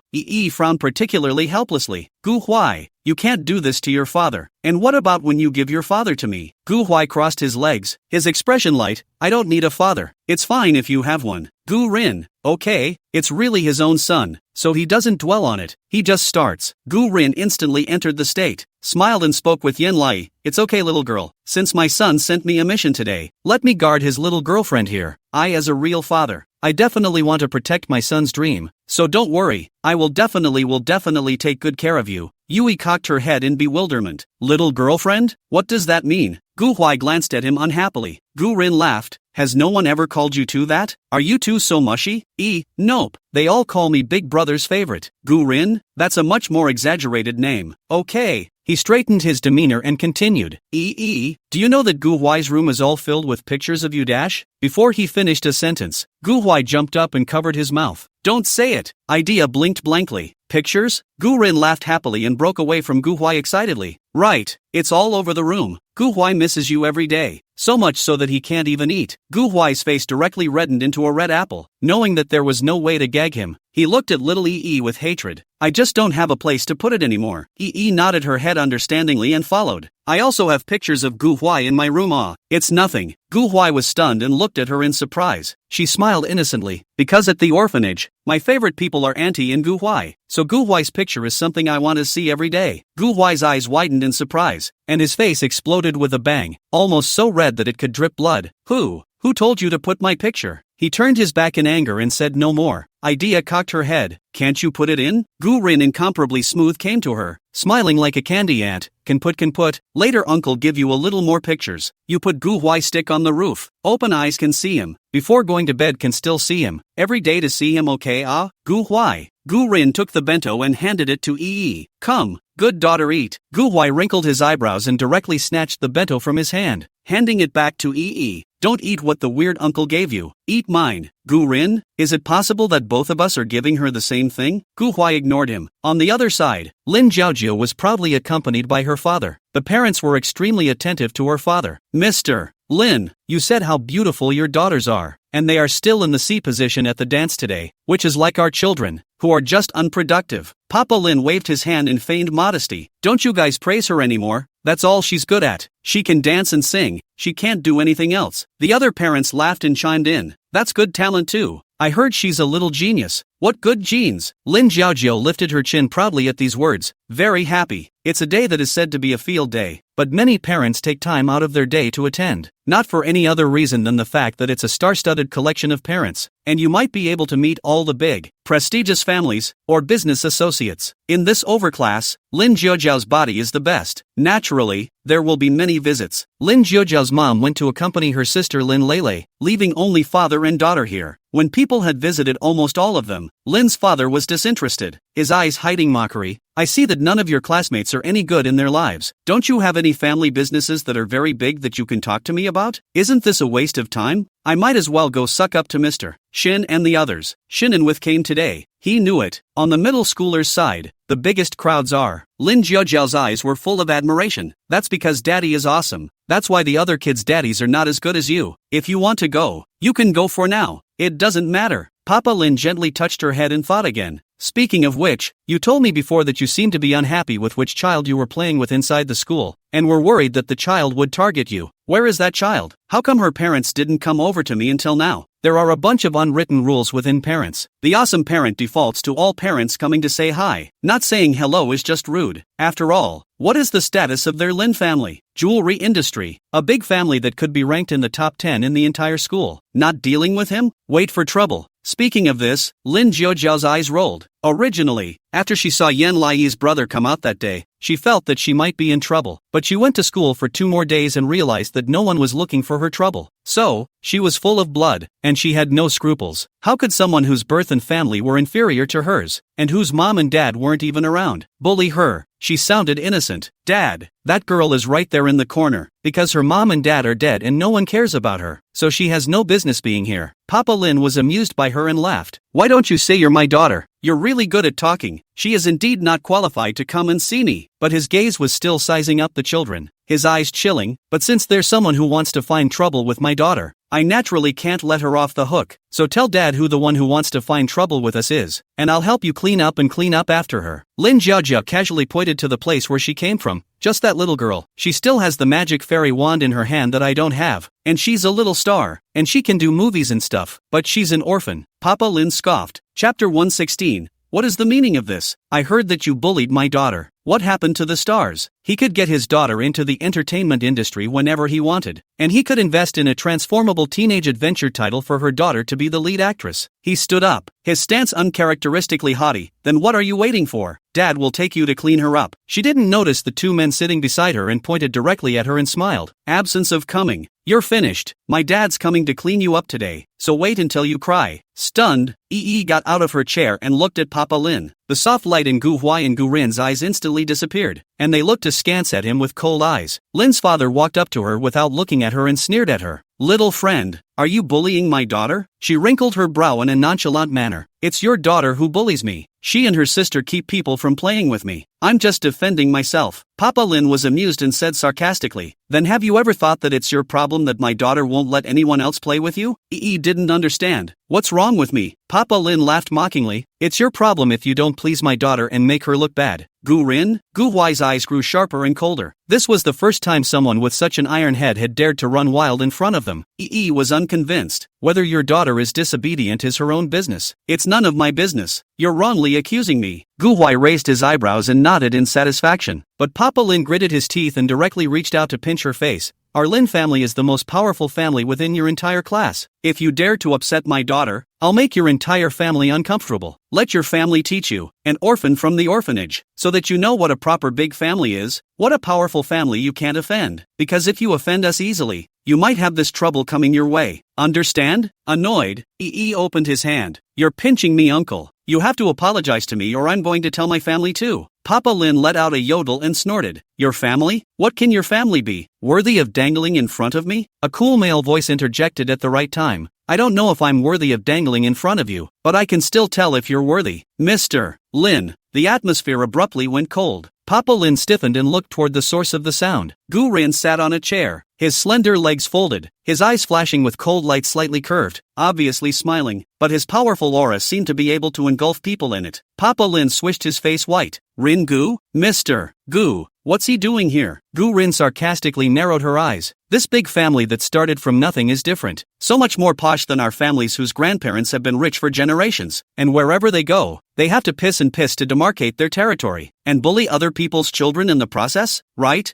Father Lin stared incredulously, almost sitting on the ground with weak feet. Gu, Mr. Gu, why are you here? Are you here to attend your own son's field day today as well? What a coincidence! Gu Rin sarcastically raised her thin lips, pulled Yi to her side and rubbed her face. Not coincidentally, this child you just bullied. I'm his surrogate father today. Papa Lin's brain buzzed and he looked at Yen Lai in disbelief. Yi looked at him gamely. Gu Rin took a closer look at the pinch marks on Yi's face, and his gaze gradually became ruthless, his smile raised like Satan. Bullying a child in front of me. You're pretty wild. Lin's father's breath stuttered and he almost sat down on the floor, stiffly bracing himself not to move. Gu Huai rested his chin in one hand. His anger was even more intense than Gu Rin's. Don't talk nonsense to him. Tell his daughter to get out of this school. If she doesn't, I'll think of something. Lin Jiaojiao didn't know what was going on and hid behind her dad in fear. Father Lin was also like a scared bird, his palms covered in cold sweat. Mr. Gu, I'm sorry, I didn't know it was your dash. Gu Rin lightly cut off his words. Perhaps you don't know. Although this little sister came out of the orphanage, she happened to stay in the same orphanage as my son, and my son especially likes her. As he spoke, Yi was wrapped in his arms. She looked at him confused. Gu Rin smiled softly at her. I even have an idea. I hope this little girl can marry into our Gu family, and grow up with my son as a childhood friend, and then grow up to become a good story. So I purposely avoid my son's matches, and dedicate myself to this little daughter-in-law of mine. He looked up at Papa Lin with a big smile. But I'm still sitting next to her and you're here to bully. What kind of dog are you? The eyes of the onlookers around the room looked over. A few of the parents who were not impressed with Yi widened their eyes in consternation. This one, isn't it the little girl who just bullied their kid into crying? She's so hardcore? They looked at Papa Lin again in dismay. Father Lin was at a loss for words and hastily defended. No, I was actually just joking. You, Gu Rin, I don't think you're joking. Papa Lin's face abruptly turned ironic, the corners of his mouth downward, like a sad frog. Gu Rin's smile didn't diminish, still looking at him mercifully. At the cocktail party yesterday, I said that I have a single business to give you. After all, the two of us are considered to have known each other for so many years, and it doesn't matter that billions of dollars or more has been given to you casually. But since your family is so strong and is a big family at the top of the pyramid, then get lost. Papa Lin sucked in a breath of cold air and shook his head. Don't, please, don't. He was so nervous he couldn't even spit out a complete sentence. Gu Huai looked at the scene sarcastically. I thought it was something. It turns out it's a dog that needs others' charity to eat. Those who don't know still think it's mixed up into the master, and dares to take itself so seriously. Papa Lin stared at him with wide eyes, cold sweat sliding down his nose as he subconsciously looked at Yen Lai. Yi sat in the middle with an innocent look on her face. On her left was Gu Huai and on her right was Gu Rin. Her delicate features seemed like a little girl in a comic book, with a creepy cuteness and grimness. She looked at the cold sweat on his face, no longer able to tell if it was sweat or tears, and tilted her head inquiringly. Uncle, are you crying from fear? Papa Lin shivered and suddenly found it hard to breathe. Where is this a little girl? It's clearly a demon. Maximum size demon. Seems innocent and harmless, but if you bully her, bad luck will come. Gu Huai and Gu Rin raised the corners of their mouths sarcastically. Those parents next to them probed their heads, chilled by these words, and muttered in whispers, Isn't that Mr. Gu? Mr. Gu is even here? Isn't Mr. Gu's child already in elementary school? How could he be in this preschool? Is it about the girl? Chapter 117, I've been watching you, so why don't you come? Can't you see that Mr. Gu is bringing a child with him? I think I've seen this little girl before. Yesterday at the Gu family's dinner party, it seemed like she came with Mr. Yen and Mr. Shen. Oh yeah, I have an impression. The Zhao family is all about to meet on the rooftop now because they offended the Shen family and the Yin family. It's scary. This child is remarkable, and his identity is very expensive, but I didn't expect to know Mr. Gu. It's over. Mr. Lin is finished. Who let him usually be so proud in front of us. Today it's kind of like he's met a tough opponent. Tell him to have a good time. Mr.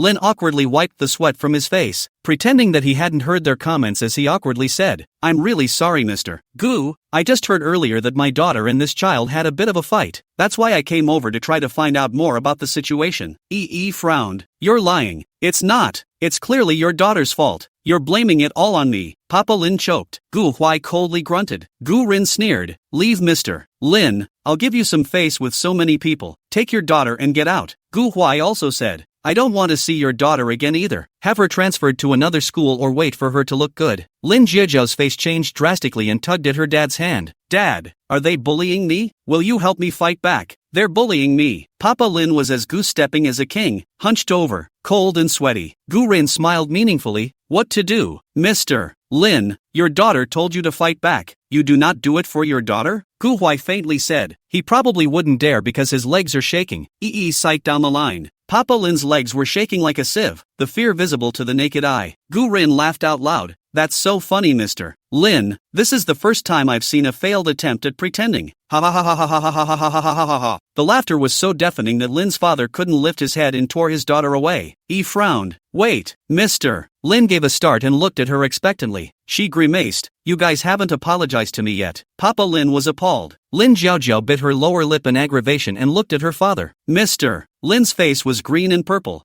and blue. He didn't dare to say more and bent down. "I'm sorry, we won't dare to do it again next time." Lin Jiaojiao nearly broke down. "Dad, how can you be so humiliated?" Mr. Lin raised his hand and pushed her. "Hurry up." Lin Jiaojiao instantly had hot tears in her eyes and lowered her head unwillingly. "I'm sorry, how come?" Yi is very satisfied. "Today is another day to defend the dignity of the family." She raised her eyebrows. "I forgive you, but the next time, I will definitely not tolerate you either. But you let your father bully me and didn't settle the matter with me privately. You're really ashamed of yourself too." Gu Huai raised his lips in satisfaction. Not bad for what he taught. Papa Lin was disgraced by what she said and glanced at his daughter in obscurity. Tugging at his daughter, he hurried away. Not a moment later, Lin Jiaojiao's wails resounded through half the sky. This breath finally went out of Yi's mouth, and she sat back down in her chair with a calm demeanor. The other parents didn't dare to breathe a sigh of relief, and the way they looked at her always changed. Gu Rin was so happy. "Little girl, you are quite fierce. I thought you would be bullied by him and cry straight. I didn't expect you to be so powerful." Yi nodded heavily. "All of this was taught to me by Gu Huai. He said that the more I tolerate, the more others will bully me. So I must protect myself. Plus my family told me that I must not lose their face. So if I'm bullied, I must do it properly. Definitely won't let myself be upset." Gu Rin looked at Gu Huai with interest. "You still teach your little girlfriend? Okay, Gu Huai. You're better than your dad at it, eh?"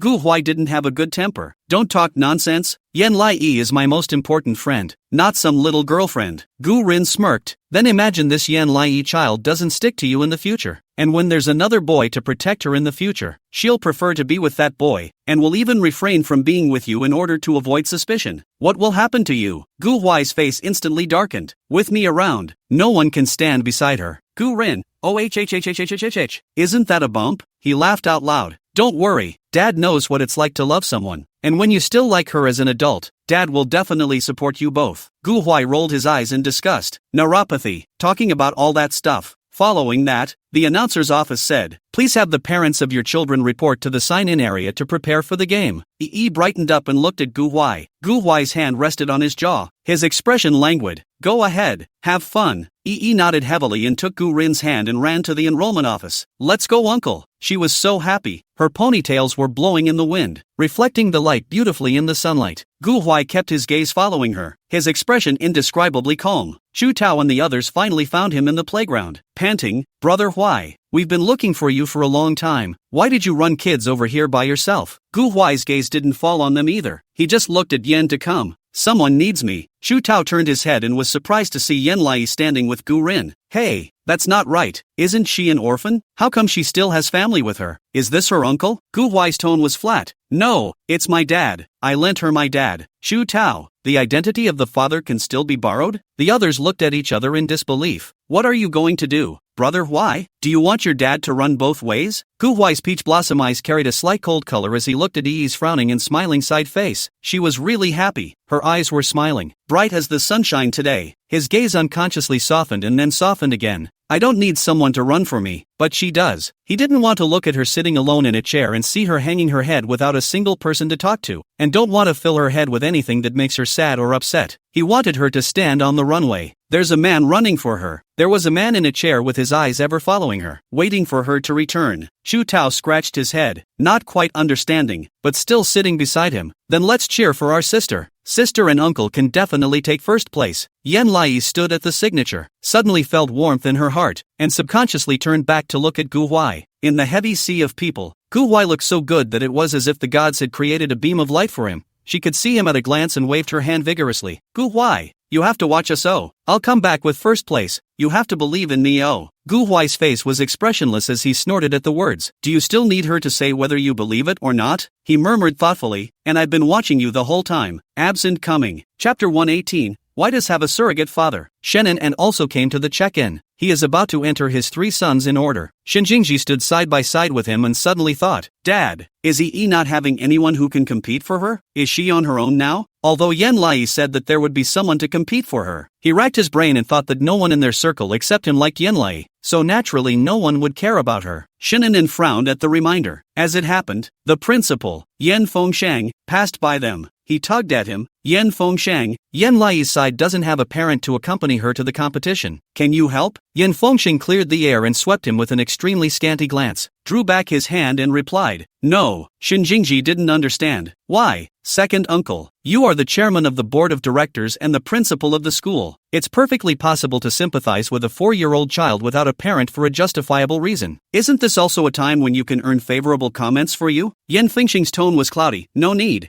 I don't like Yan Zishi, and even more so, I don't like her child. As soon as the words were out of his mouth, there was a sudden high school scream in the distance. Ah, Mr. Gu is so handsome. Geez, that's the same Mr. Gu who was hanging on the wall, isn't it? What hangs on the wall? People that are past super seniors with super grades and graduated from MIT. That honors wall in our school isn't just for anyone to go up. So strange, obviously already 40 years old, but still so charming. It feels as if from a youthful teenager into a man who has weathered over the mill. Mysterious and dangerous. Look at that group of greasy Mediterranean with beer bellies. And then look at our Mr. Gu. This is the living domineering president. I'll bet a cup of milk tea that he's definitely got mermaid lines on his belly. Sisters, put some pants on. People have kids in elementary school. Mr. Gu. Shen Anha heard the familiar title and turned around to see Gu Rin standing in the kindergarten area with a smile on her face, accepting the flattery of the others. He stood in a loose white shirt and straight, slim dark gray suit nines with a pair of immaculate white shoes, handsome as a shining new star in a crowd of greasy Mediterranean. Apparently he unprepared and came here on short notice in his work clothes. But this is rather colorful. Adults were fawning over him, and in the distance a female high school waved and screamed. Senior. Gu Rin looked toward the source of the sound and gave a refreshing smile. I've graduated for so many years and still call me senior? The girls let out a scream and hugged each other excitedly. Because you're handsome, that's why you've always been a senior. The adults next to us laughed their asses off. No, you're standing next to us like you're in your 20s. You're so young. Yan Fengshang got a headache when he saw him. Why is this noisy guy here too?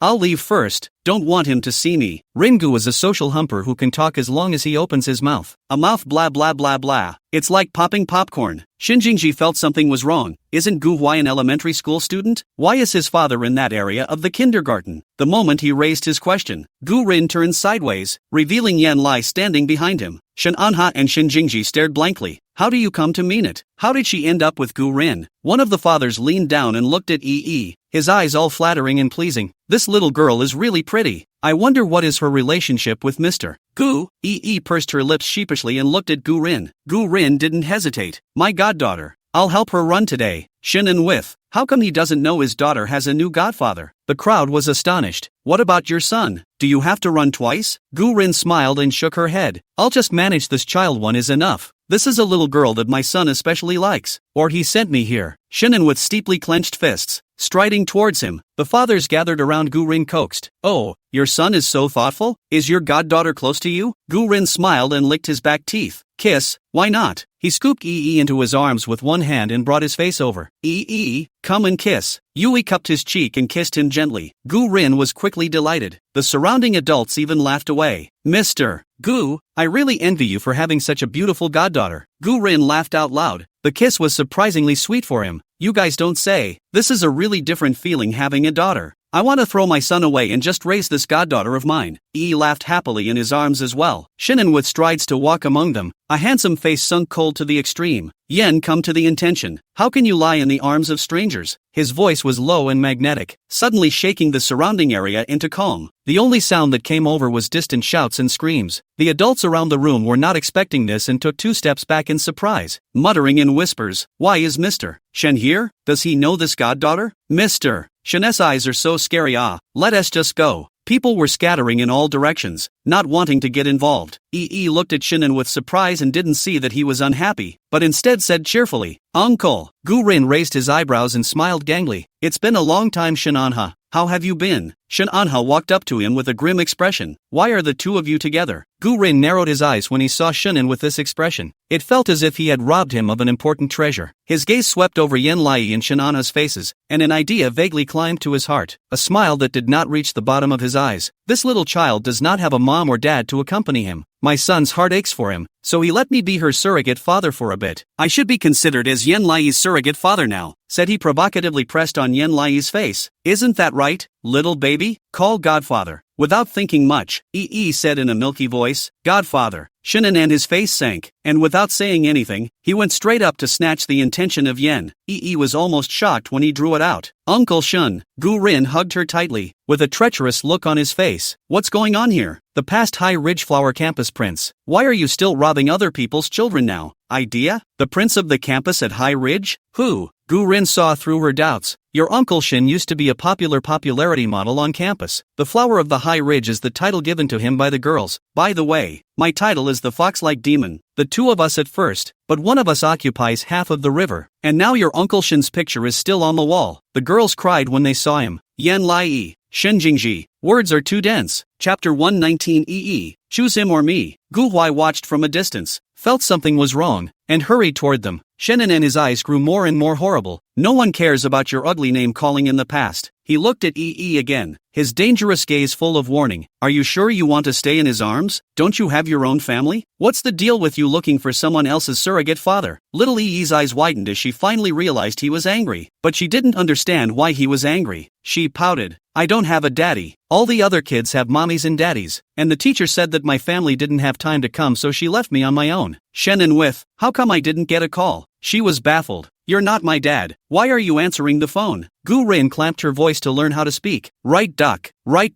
You're not her father. Why are you answering the phone? Shannon with a belly full of fire, picking her up to put her on the ground. Then you can't find someone else's father. I'll find someone else for you. Gu Rin hugged EE tightly without letting go and screamed in a small voice. Ah, crap. The Flower of the High Ridge is robbing the baby. Yeah, no. Shannon and neuropathy. He lowered his hand, his expression returning to a cold color. Gu Rin, put the child down for me, and I'll arrange for her to be in charge of another parent. Gu Rin, I don't. Shannon with suppressed anger. What about your own son? Gu Huai interjected in at the right time. Don't bother you. I'll manage my sister on my own. Shananha lowered her eyes and met Gu Huai's sarcastic eyes. He was wearing his school uniform, his contempt undiminished, and he seemed to be smiling. We meet again, Uncle Shun. Shannon and grimaced and didn't say anything. Shin Jingji walked in front of Gu Huai, leveling with him. You really are a ghost. Although Gu Huai was younger than him, he was as tall as him, and his aura wasn't lost in the slightest. Shen Jingji, I only appear where Yen Lai appears. If you don't want to see me, stay away from Yen Lai. Shin Jingji's pupils suddenly shrunk and he shouted lowly. You dare to tell me to stay away from her? What are you? EE was flabbergasted. What's all the fuss about? Why are her uncle and brother angry when she's so happy to have a dad to help her run? Shannon and do not want to talk nonsense. Sharp eyes locked to her. Coercion of God is very thick.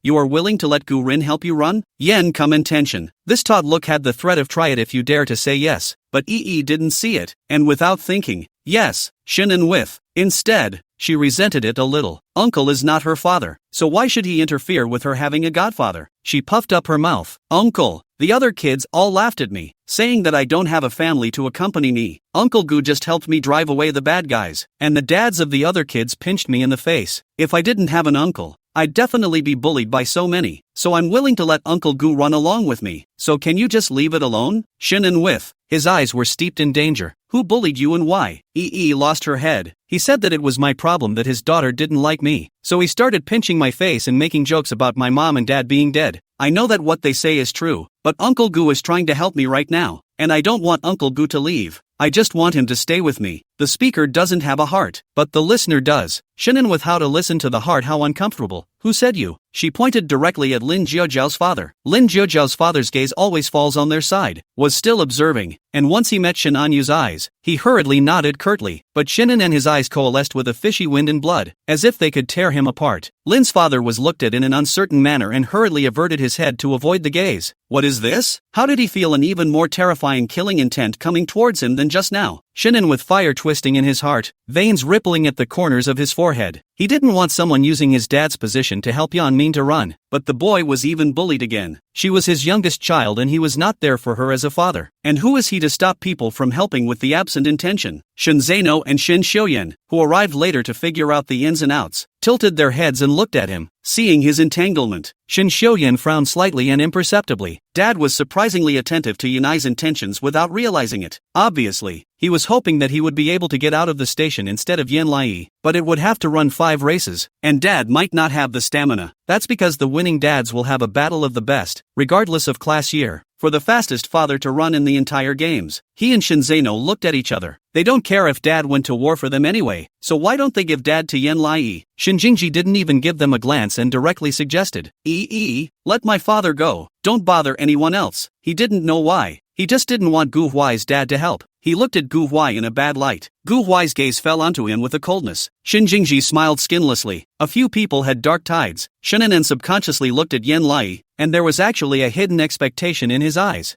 Suddenly felt so much pressure, but before she could speak, Gu Rin's smile turned a bit cold and hugged her tightly. You guys are going a bit too far. It's not easy for me to pick up a cute little daughter, Shinan and you, but you have 3 sons. I want such a younger sister who is not half related to you, can't I? Shin Anha didn't say anything, just stared insistently at Yanlai. I'll run for you or he'll run for you. You decide. But there were 2 big words written in his dark eyes. Pick him. Frowned and looked at Gu Rin, then at Shin and with. Gu Huai's expression tightened a bit. Shin Zeno was unimpressed. There's no need to choose. I'll definitely choose my dad. She licked my dad so much. What's the point of choosing? Idea, no. The crowd was stunned. She firmly shook her head. I want Uncle Gu to run it for me. Shenan and Gu Rin was happy and lifted her up and spun her around. Yo, goddaughter chose me. Gu Huaidan softened his brows and raised his lips in satisfaction. Shinan and his face sank so low that it could be charcoal. Reason. Looked at him seriously. Uncle Gu came first. I can't be cool with Uncle Gu. Thank you Uncle Shin for trying to help. You'd better mind your brothers. Shinan and the veins at the corners of his forehead rippled. A mouthful of uncle. He's her real dad. Shinanha took a deep breath and didn't say anything more, only looking at Gu Rin with a ruthless gaze. We'll meet at the last match. You'd better come in first. Gu Rin's gaze turned steeply cold. Definitely. Shinan turned to leave. The other 3 children looked deeply at Gu Huai and left in contempt. Gu Rin looked at the backs of a few people meaningfully. It's really a dream back to high school. Reminds me of when I used to snatch Yan Weiyang from him, making every effort like a big peacock in courtship. This time it's robbing a child again. But it's really interesting. Chapter 120, You've revealed yourself. Shenan with. After Gu Rin finished, she looked at again. But who let our little baby look pretty and popular? My son will probably have to suffer in the future. But my son is the first one to get a number plate. You have to pay more attention to our contestants. Gu Huai. Dad, don't talk nonsense. Gu Rin scared lightly. You don't understand. I'm helping you pave the way. Gu Huai was speechless. Shinan finished signing up on the other side, his gaze coldly sweeping towards Gu Rin. Yan Weiyang walked up from the audience and looked curiously into the distance. Isn't that Gu Rin? Why is he with Shinan with a chilly tone. He's her surrogate father now, and Yan Lai doesn't have any parents around to help, so he's going to help her run. Yan Weiyang was stunned and laughed. See, I told you that our is very popular. This little girl is naturally pleasing to the eye and should be star-studded. Shinanha sneered coldly. Yan Lai has people who love him. This time it is just not arranged. Yen froze and looked at the side of his face. It was as if it had condensed into ice. Doubt rose in her eyes. Shinanha didn't notice Yan Weiyang's gaze, but only stared burningly in the direction of Gu Rin's side, his eyes becoming more and more appalling. The kindergarten group is ready. A gunshot rang out, and Gu Rin rushed out like an arrow off the string. Jumped up and clapped and cheered. Go Uncle Gu! Her voice was clear and bright. Shinan heard. His face became more and more ugly, went to his track to get ready and looked at Gu Rin. Gu Rin sprinted to the finish line, raising her hands in the air and cheering. The female high school students were screaming, "Ah ha ha ha!" Senpai, that's so cool senpai. The other dads held their knees and looked at Gu Rin absurdly. What kind of speed is that? This is a middle distance runner, right? Yi almost jumped up to the sky. Gu Huai, look, Uncle won. Uncle won. Gu Huai calmly held her up. Pay attention, don't fall. Yi could hardly restrain the excitement in her heart and ran towards Gu Rin with open arms. Gu Rin didn't even take a breath, leaning down and picking her up with one arm. Is Uncle awesome? He also walked towards Shin and with as he spoke. Yi didn't notice and smiled from ear to ear. Awesome. Uncle is definitely even better than my dad. My real dad is definitely not as good as you. Shin'en and his teeth clenched, every joint cackling as he twisted his head to look at her. So happy? She hadn't even been this happy with him, and had always looked scared of him. Shin Jingji wasn't too happy. It's just helping her get first place. What's the big deal? If I were to compete with Gu Huai, I could also help her get first place. The sour smell of the two of them could waft across the playground. Yen Yen stood back and coldly watched their reactions. Shannon with not right. He's always been pretty chill about things, but the attitude towards Yan's coming exceeds that of his son. When he finally waited for Shin Anha to get into the ring, a gunshot rang out and Shin Anha instantly disappeared from the starting point. The Mediterranean beside him looked confused. Asterisk asterisk asterisk asterisk. He flew Yi looked in the distance and said in surprise, Uncle Shin is running too. Shin'en and his gaze glanced her way if at all. She joyfully jumped up and cheered. Go Uncle Shun! Go Uncle Shun! Go Uncle Shun! Shin'en raised their eyebrows and sprinted towards the finish line in silence. Yi cheered. Uncle first place. Shin'en broke through the ribbons and looked at her unconsciously again. They were spaced farther apart, but Yen Lai's voice still cut through a lot of noise toward him. Uncle is number one. Uncle is awesome. His taut nerves suddenly softened. Gu Rin walked towards him with open arms, wanting to give him a hug. My first place worked hard. Shin'en with, don't come over. Yen Lai stared at the backs of the two of them, her eyes glowing as she tugged at Gu Huai. Gu Huai, Uncle looks so handsome. He must be very capable. Gu Huai silently looked at Gu Rin and coldly grunted. I will definitely be higher than him in the future. Her eyes filled with admiration. She nodded. Aha, aha. I believe Gu Huai is the best. Gu Huai choked and said sullenly without looking away. You're the only one who can talk. Gu Rin hugged Shin Anha in full view of everyone and patted him on the back. Shin Anha, Yen Lai is your and Yen Zishi's child, right? Shin'en stiffened and did not answer. Because a veto won't help. Gu Rin is smart. Gu Rin released him and smiled deviously. You just had the look of a dad who was jealous because of his daughter A, but Wei Yang shouldn't know that, right? If you want to hide it, you still have to pay attention to it better. Oh. Shin'en snapped out of it. Yeah. He lost his cool. Everything he had just displayed had all changed because of Yen Lai's intention. So, did Uno notice? He turned around, deliberately searching for Yen Wei Yang's figure. Yen stood in the corner and picked up a phone. Any leads? The voice on the other end was deliberate. Find out. But, she was impatient. Say, where is Yen Zishi now? The other party said, she rented a house in a dilapidated and ancient residential building on the edge of Lan City. The address I will send you later. But, she herself is now at the funeral parlor in Qingli District. Lan City. Yen Wei Yang's pupils plummeted, the hand holding the phone shaking vaguely. Work? No. Unfortunately, MS. Yen Zishi has passed away. Like a heavenly thunderbolt, Yen Wei Yang suddenly froze in place, her body freezing. The other party said, Miss Yen Zishi was chased by a woman because she was dabbling with a married woman, and during the chase between the two sides, she rushed onto the road and was hit by a car. The video of the aftermath was taken down by the internet because of the gore, but I got the resources of the video. In addition to that, Yen Zishi left behind a daughter who was sent to the Qingli District Tian'an Welfare Center after her death. Yen Wei Yang's breathing gradually became rapid as more and more thoughts flooded his mind. What is the child's name? The other man said. How come? Wei Yang shuddered, the idea in her heart suddenly materializing, and laughed out absurdly. Continue. Opponent, according to my investigation, this child had a paternity test with a man after Yen Zishi's death, and the results of the paternity test showed that there was a blood relationship between them, but all of the surveillance on the day of the orphanage's adoption was destroyed. All that can be known is that the child was taken away by her father. It's just that the orphanage claimed to the public that it was taken away by her uncle, concealing the fact that the biological father took it away, and it's not yet clear what the other party's intentions were. Yen Wei Yang's head buzzed. Of course you're not clear. How could we possibly know if someone is intentionally hiding it? Opponent, Mr. Yen, what did you say? Yen Wei Yang woke up and composed herself. Yen Zishi's address and the funeral parlor's address were sent to me. I'll transfer the money to you now. The commission is over. She hung up the phone after saying that and looked at Shin'en with in the distance. Shin'en looked for her in the heavy sea of people, with worry on his brow, and even picked up his cell phone to dial her cell phone. Yen Wei Yang pulled up the corner of his mouth coolly, a bit of a strange, always absentee child, and her sister who died almost a month ago. Shin Anha,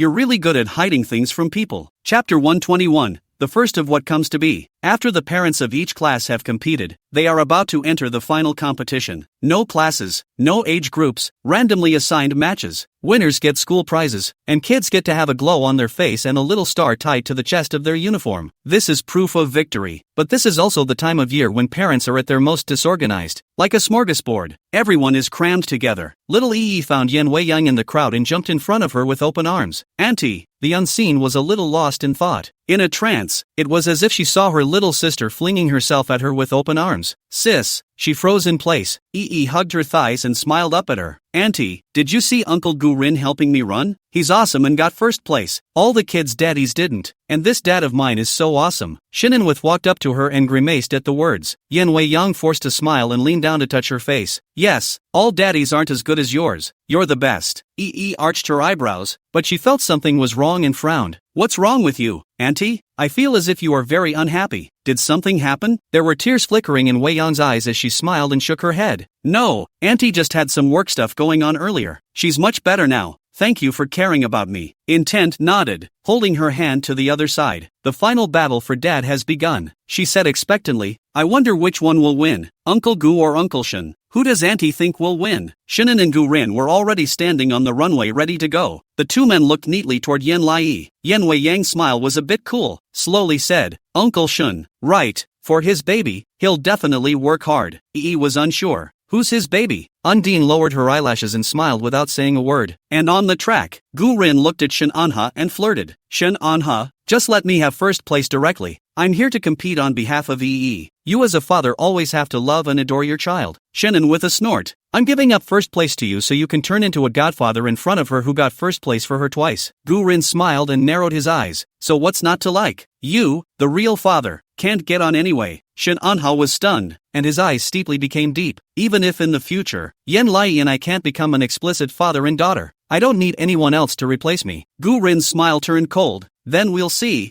I want me to fight for this goddaughter of mine to be number one anyway. You don't stand a chance. The race is about to begin. Shinnan looked to Yan Lai. Xiaoyi stood beside Yan Wei-yang and waved at them. Go Uncle Gu. Go Uncle Shun. He withdrew his gaze in cold arrogance, heard a gunshot, and sprinted toward the finish line. The Gu-rin at his side was also extremely fast and incomparable. The intensity of the competition between the two sides was so great that all eyes gathered on them. Whose dad is that? Shinjingji's dad seems to be the same as Yan Lai's dad, right? How come her father is so good looking? Why do I think Shinjingji's father and Yan Lai look alike? Little Yi tiptoed expectantly and looked away. Yan asked tentatively, who would you prefer to take first place? She was honest. Uncle Gu is competing on my behalf, and I want Uncle to take first place. Yan Wei-yang, don't you want your Uncle Shin to take first place? Yi smiled in a subtle way. Uncle Shin is also quite good, but I still want Uncle Gu to take first place. Yan Wei-yang raised her eyebrows, her tone meaningful. But don't you think Uncle Shin is like your father? Yi was stunned and turned her head to look at her. I don't think so. Yan tilted her head suspiciously. Why are you so sure? Yi's gaze followed the two men's chasing figures as she unconsciously said, we had our blood drawn, and Uncle said we don't have a father-daughter relationship. Unchained raised an eyebrow,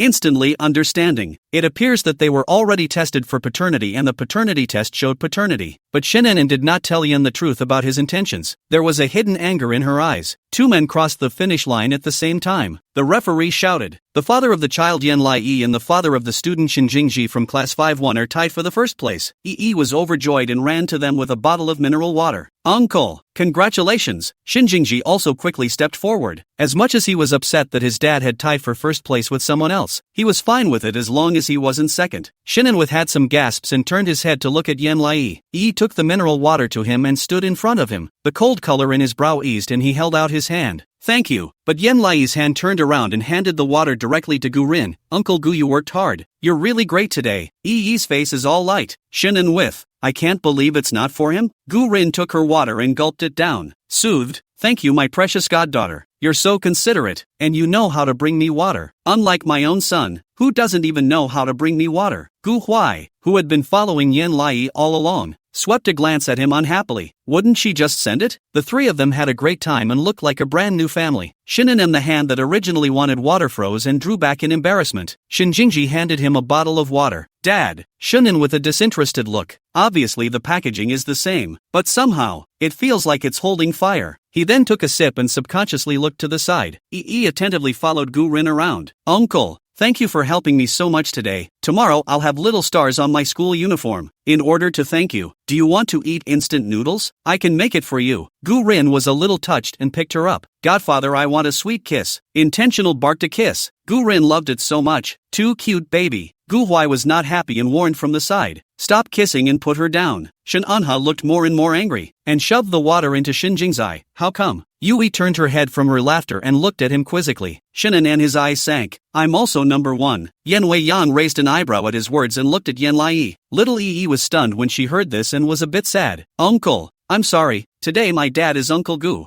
I'm going to cheer for my dad properly, so go find someone else to praise you. Don't keep coming back to me. Shenan and Yen Wei Yan sneered. He doesn't go to be a father to others, letting others be a father to him. Clueless, right? Shenan and Gu Rin smiled oddly and hooked her lips, grabbing Yen Lai's hand and waving it around. Then let's go. Shenan and he looked away with a black face. Just go. He doesn't care. Chapter 121, Absolute Lai performed on stage by himself. The entire summer games were held until well after dark. When they drew to a close and moved on to the last part of the program, the banquet hall was packed. Little Italy returned to the class jurisdiction area, with the kindergarten in the position closest to the stage. There was a Gu Huai on her left and a Gu Rin on her right, as if creating an invisible barrier that cut off everyone else. The parents all cast envious gazes at her, muttering in whispers, "Look at this child of others." The opening is the top match, surrounded by a Mr. Gu accompanied by a small son of Gu. This child grows up as long as it does not do anything to die. In the future, that will have to be the status of what? The resources she has now are better than ours, and she can get Mr. Gu to be her godfather. What a great resource. Gu Huai propped his chin up in boredom and was not interested in the performance. No, you're not going to perform? She shook her head. The teacher said I went to a shoot to delay registration, so I can't go up there. Gu Rin was not pleased and got up directly. What? No, I think your teacher just thinks you're powerless and wants to bully you, right? I'm going to tell your teacher to add a program. Yi grabbed him in fear. Uncle, I don't know how to perform. Forget it. As she spoke, Lin Jiajiu walked onto the stage. The host announces, next up, we have our Jiaojia Lin child and her mom singing a song about Scarborough Fair. Applause. Intentionally looking toward the stage, Gu Huai wrinkled his brows and muttered, this Lin Jiajiu is actually still here. Lin Jiajiu stood proudly on the stage, with an extremely gentle and loving mother standing beside her, bending down to the audience stage. When she straightened up again, Lin Jiajiu's gaze fell on Yen Lai and she hooked her lips in triumph. See, that's the gap. She's about to show off her singing voice today before her dad still says she's offended someone she shouldn't be. After all, Yen Lai didn't even have a show, and he still had the nerve to show off in front of her? Yui met her gaze and rolled her eyes breathlessly. What a lack of eyes. Like a big, proud rooster, he came to her clucking across his neck when he had nothing else to do. Lin Jiajiu's mother sits at the piano and presses the keys. The mellifluous top notes ring out. Lin Jiajiu stood in front of the microphone and opened her mouth to sing. The child's voice is clear, not off-key, not too good, not too bad. Gu Huai took out his noise-canceling headphones and plugged his ears, closing his eyes to sleep. The preschool teacher looked at Lin Jiajiu with particular pride. A colleague complimented, the best of the students in your class is Lin Jiajiu. I really envy you. She humbly waved her hands. No,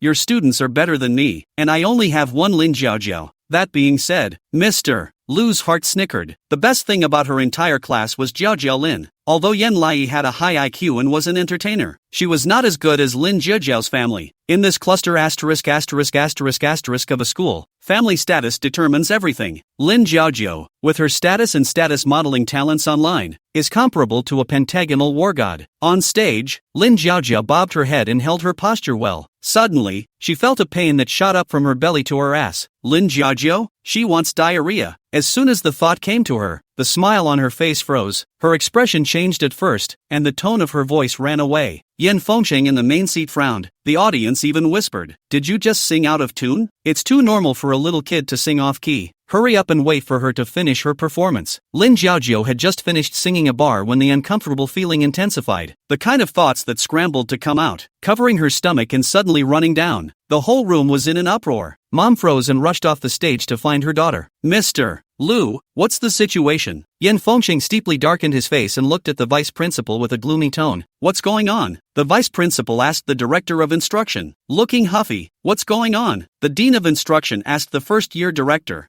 his voice shaking. What's going on? The first-year director was all over the place. I'm going to ask. Yen Fengsheng was speechless. This kind of thing can go wrong. He was angry. Wouldn't the classroom teacher pick his best students? The vice principal nodded his head repeatedly. Don't be angry. We've gone to ask and we'll have the results soon. The stage was empty, and the guests underneath stirred, looking at me and me at you, unsure. Teacher Lu was directly confused and rushed towards Lin Jiaojiao. What are you doing? You haven't finished your performance yet. Lin Jiaojiao's face was suffocatingly red. Teacher, I'm going to have diarrhea. I seem to have eaten too much ice cream just now. Mr. Lu, what about your performance? So many people are watching. Aren't you losing my face? A class may only present one program. That's why she sent her strongest hero, Lin Jiaojiao. As a result, Lin Jiaojiao on this play level? The audience gradually began to roar. Hurry up with the next song if no one else is performing. All of our time is worth a lot. That's right. What's going on here? The voice of discontent is growing stronger. The first grade director ran to Mr. Lu. What's wrong with you? Is this the program your class put out? Lin Jiaojiao's face continued to ooze cold sweat, and she really couldn't hold it in a bit. I'm sorry, director.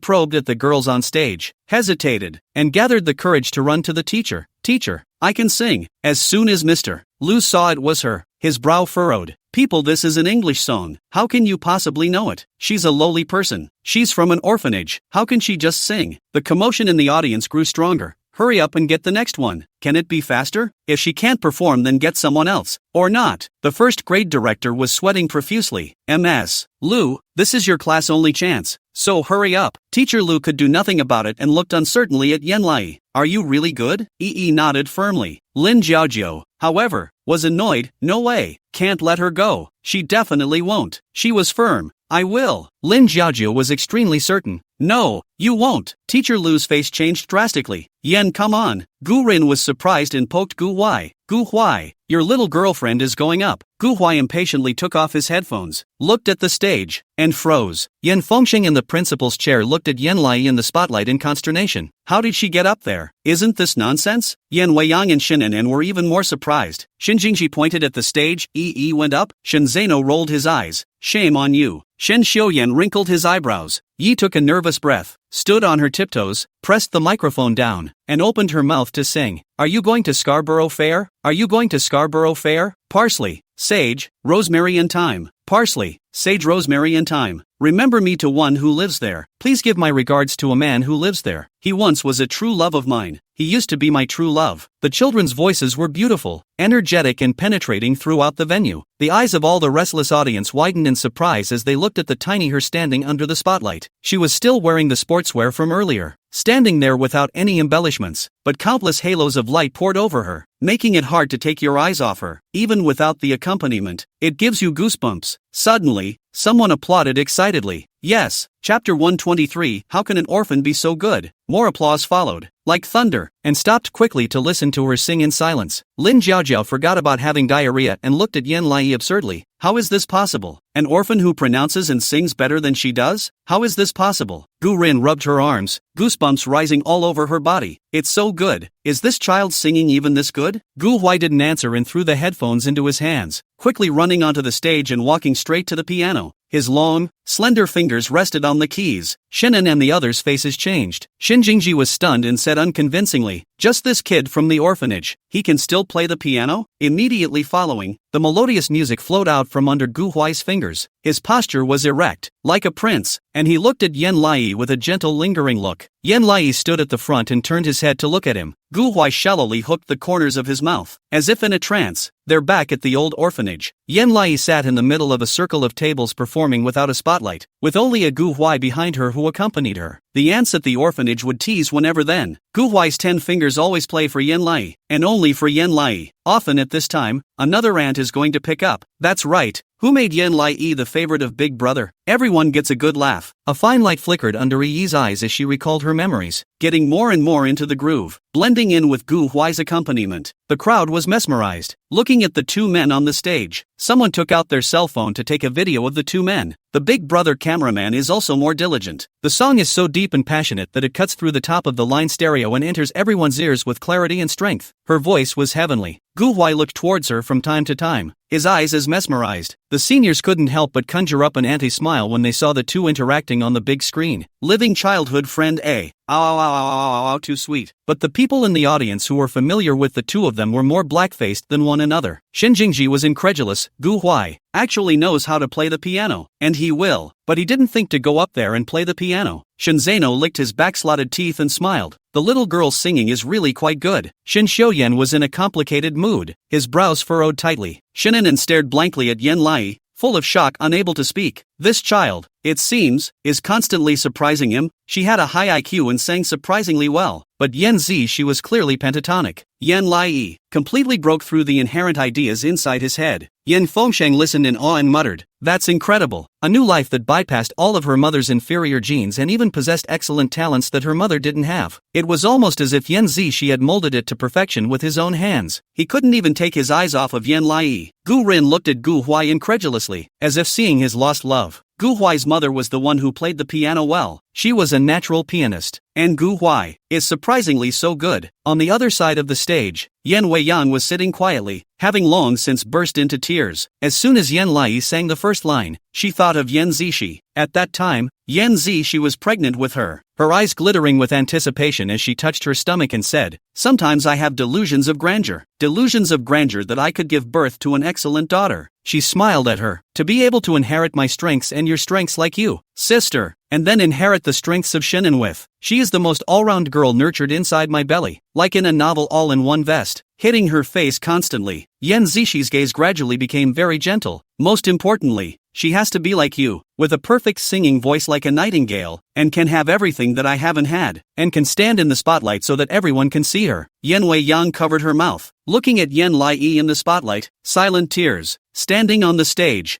was in love, closed her eyes, and sang the last words. "Are you going to Scarborough Fair? Are you going to the Scarborough Fair? Parsley, sage, rosemary and thyme. Parsley, sage, rosemary and thyme. Remember me to one who lives there. Please give my regards to a man who lives there. He once was a true love of mine. He used to be my true love." When the song was over, she spread her smile and leaned down to the group. The room was quiet for a moment, then suddenly burst into thunderous applause. Yes, the singing was awesome. There was also whistling. Yan Weiyang was the most excited, standing out from her chair, crying and laughing and clapping her hands, refusing to stop even when her palms were red. "Zeishi, did you see that? Your daughter, as you expected, has everything you want for her." She was sparkling like a jewel. Shinanan looked at her on the stage in a daze, as if looking at an angel. Shin Jingji suddenly woke up. "I don't seem to have a video." Shin Xiuyan glanced at him indifferently. "What's there to record?" Shin Zeno took out his cell phone. "I recorded it." The two brothers looked at him in shock. He was full of innocence. Why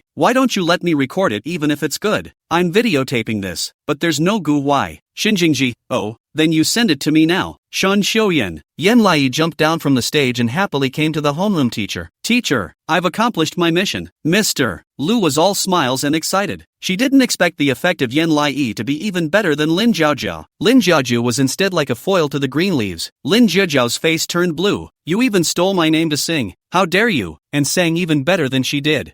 Was puzzled. "Didn't you have diarrhea? That's why I went up to sing." "I wouldn't have gone up to sing if you didn't have diarrhea." Lin Jiaojiao had tears in her eyes and was especially angry. "I don't care. You're the one who robbed me." She reached out and was about to push her. Decisively did a backflip. "Can't hit it, can't hit it, can't hit it." Lin Jiaojiao? She was furious and tried to raise her hand at her again. Gu Huai crossed in front of Yan Lai and clutched her hand. "Try it if you dare to move your hand." Lin Jiaojiao trembled in fear and her mouth turned downward. "Mom, this brother bullies me. He's so scary." Gu Huai looked at her from above, his eyes waveless. Lin's mother hurriedly protected her child and said in annoyance, "How could you do this to my daughter? It was you who were bad in the first place, stealing my daughter's performance." Gu Huai sneered, "It's your daughter who's wasted to the stage trying to get diarrhea, and the situation is also ours to help you salvage it. Without us, you're just a piece of trash taking up resources." Lin's mom was horrified. "You're calling us trash?" Gu Huai raised his eyebrows, and when Chu Tao and the others saw that something had happened to him, they were extremely resourceful and walked behind him. Standing in a line and looking intently at Lin's mother, he stood in the middle of the room, holding Yan Lai in one hand with an appalling air. "Don't you dare say you're not?" Chapter 124, invite Gu Huai to be in a variety show together. Lin's mother's face changed drastically and wanted to retort, but she suddenly noticed Gu Rin who had been looking this way. She frowned. "Isn't that Mr.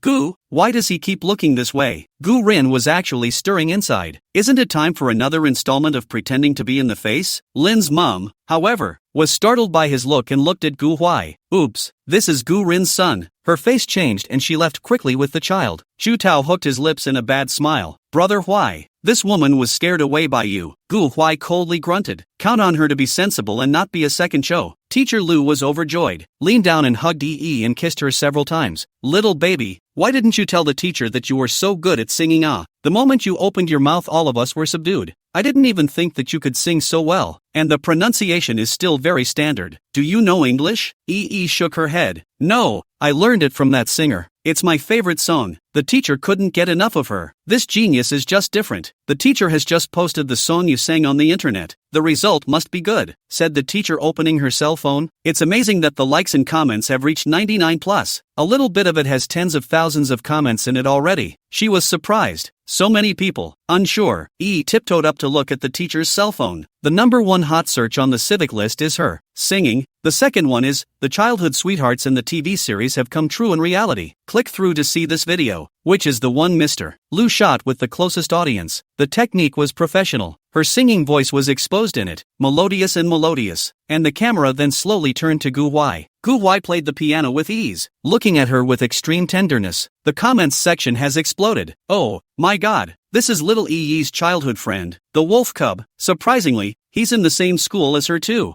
I'm going to be melted by two little kids. What kind of princess and prince pairing is this? Is this something I can kowtow to? Insulin, this is the high end of the game, where little Yi is. This little boy is. This little boy is brave and good looking and so talented. How can they be such a good match? I'm going to kowtow to death. Wait.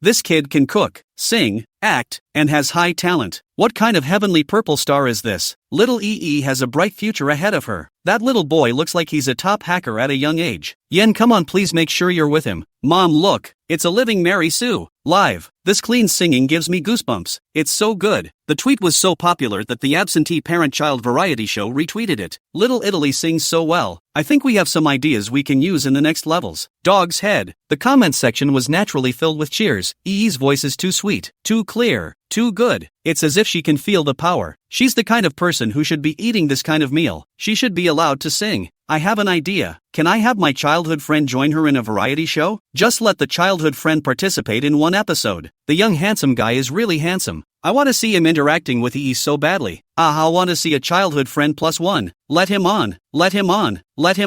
Soon. Let the childhood friend of Yen Lai Yi be on the variety show. The words top the hot search. The comments section is all about anticipation of what sparks will fly between the two kids. I can't believe I like two kids together. I'm guilty, but Gu Huai is really handsome. It's just handsome, okay? At a young age. It's already more than the fresh meat in the entertainment industry. The director is stupid. Maybe it really can. He decisively called Yen Lingyun. Yen Lingyun was puzzled. Having Yen Lai's childhood friend participate in a variety show? The director was especially excited. I just saw the two of them on the internet. One playing the piano and the other singing. The picture is too harmonious. If he can come to, the ratings will absolutely explode. I'm willing to pay the same acting fee as Yen. Just let him participate in one episode. You should know this kid's father, right? Yen Lingyun wasn't too keen on agreeing, but in the spirit of the director's kindness to him, he said, I know. I'll give it a try, but his father shouldn't agree. The Gu family is not short of money. Elder Gu disliked his grandson throwing his weight around even more. The director was looking forward to it. Then I'm counting on you. I hope you'll definitely help me get this opportunity. Yen Lingyun hung up the phone and picked up his cell phone to look at the Weibo hot search. The image of Yen Lai singing is reflected in his eyes. The song is mellifluous and melodious. He was surprised for a split second and decisively clicked save. How can Yen Lai sing so well? Her mom is a run-of-the-mill singer and knows nothing about pitch. But this kid sings at the level of Unchained? He was getting to wonder if the child was inside the belly, pointing out the talent points before coming out. Too perfect to be human. He dialed Gu Rin's phone and explained his intentions. Gu Rin was especially surprised. My son is on fire, and he was able to go to a variety show? Yen Lingyun nodded. Yes, with me. I'll bring Yi with him. Probably give a few $100,000.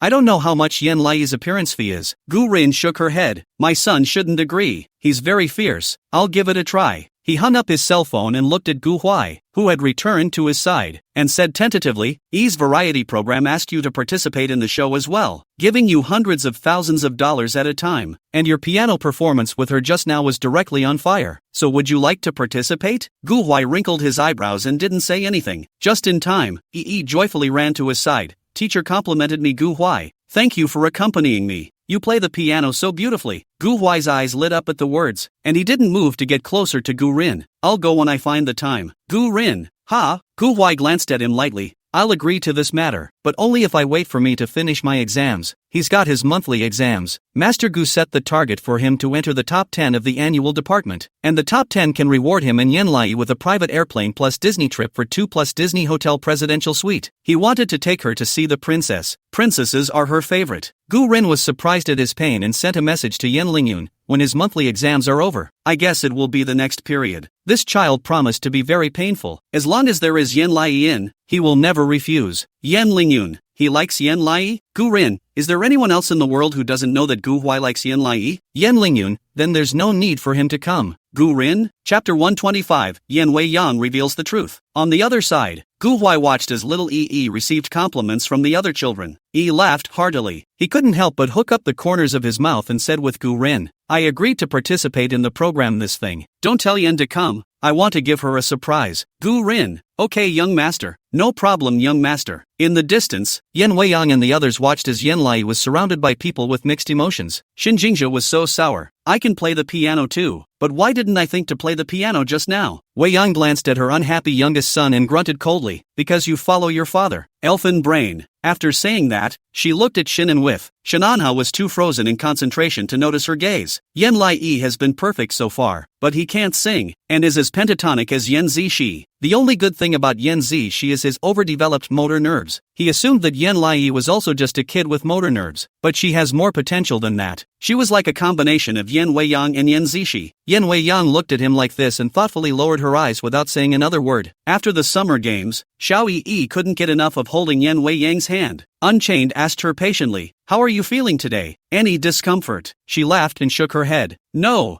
I'm not just not uncomfortable. I'm also happy." Unchained softened her brow and looked at her with a more complicated look. Gu Huai was watching from a short distance away. If he hadn't guessed wrong, Yen Lai's mom would have hurt this woman. What this woman would do when she knew the truth, he didn't know. But the only thing he knew was that if Yi was hurt in the slightest, he'd be sure to bring her home and give her the best of everything. Unaware that Gu Huai was looking behind her, Yi walked to the car with Auntie Wei Yang. The school gates were all gone. Only the girl's family remained, and it was quiet. Suddenly, an abrupt female voice came over. "May I ask if you are Mrs. Yen Wei Yang?" Yi looked up at the sound of the voice and saw a woman in a cleaning outfit looking at Yen Wei Yang expectantly. Yen Wei Yang was bewildered. "You are?" The other party rubbed the sweat from his hands and extended his hand towards her. "I'm Yen Zishi's cellmate. I recognized you at a glance. So you really are Yen Wei Yang, eh? You look much better in person than in the photo." Shunin with a thump in his heart. Shinjingshi Shin Xiuyan and Shinjinya's nerves immediately tensed up and looked at Yen Lai. Yi was surprised and wanted to ask, "Do you know my mom?" But then she thought that she couldn't let her mouth slip, and hastened to keep it shut. The three teens were vaguely relieved. Yen Wei Yang looked calm and shook the other's hand back. "I'm her sister." "Hello, do you work here?" The woman nodded humbly. "That's true. It's hard to find a job in our position. How is Yen Zishi? Has she gotten better since her release?" Yen Wei Yang was stunned, and his smile grew cold. "What do you mean by mental condition? We haven't seen each other for a long time." The woman heard this, unfortunately sighed. "Xia, since the birth of the child was carried away by the police. The mental condition is particularly poor. Before can still smile and talk to us, and then on the daily fights and curses. The doctor said what? Schizophrenia. Can be serious, like changing a person as if." Yen Wei Yang's eyes widened in disbelief, and they vertically reddened. Yi felt Wei Yang's palm turn cold with a brush and reached out to hold her, rubbing her along the way. The woman was even more surprised when she saw her. "This is that child of Zishi's, isn't it? What a beautiful little daughter." Shin Anha's face changed and he calmly defended himself in front of her. "She is not Yen Zishi's child." The woman was surprised. "But the kid looks alike, eh?" She looked at Yen Lai again. "Isn't your mother's name Yen Zishi?" He frowned and shook her head under her breath. "No." But just then, Yen Wei Yang suddenly said, "I'm sorry, she is indeed Zishi's child, but since her mother has a previous conviction, I'm worried that some people will discriminate against her. So can I trouble you to keep it a secret? Everyone was stunned and looked at Yen Wei-yang in shock. The atmosphere abruptly fell into dead silence. Yi was even more disbelieving and subconsciously withdrew her hand. The woman nodded with understanding. Good, then I'll leave it at that. I've got work to do. Bye. Undine smiled and nodded, her smile fading away instantly as she watched the woman walk away. Yi took a step back in fear. Auntie. Yen Wei-yang didn't say anything and turned to look at her calmly before looking at Shinan with. Then, she raised her hand and violently slapped Shinan with it. The four kids sucked in a cold breath. Shin Jingjia panicked. Mom! Yen Wei-yang's gaze was like a hook as he stared at Shinanha. Do you know why I hit you? Shinan with a stiff expression and nodded.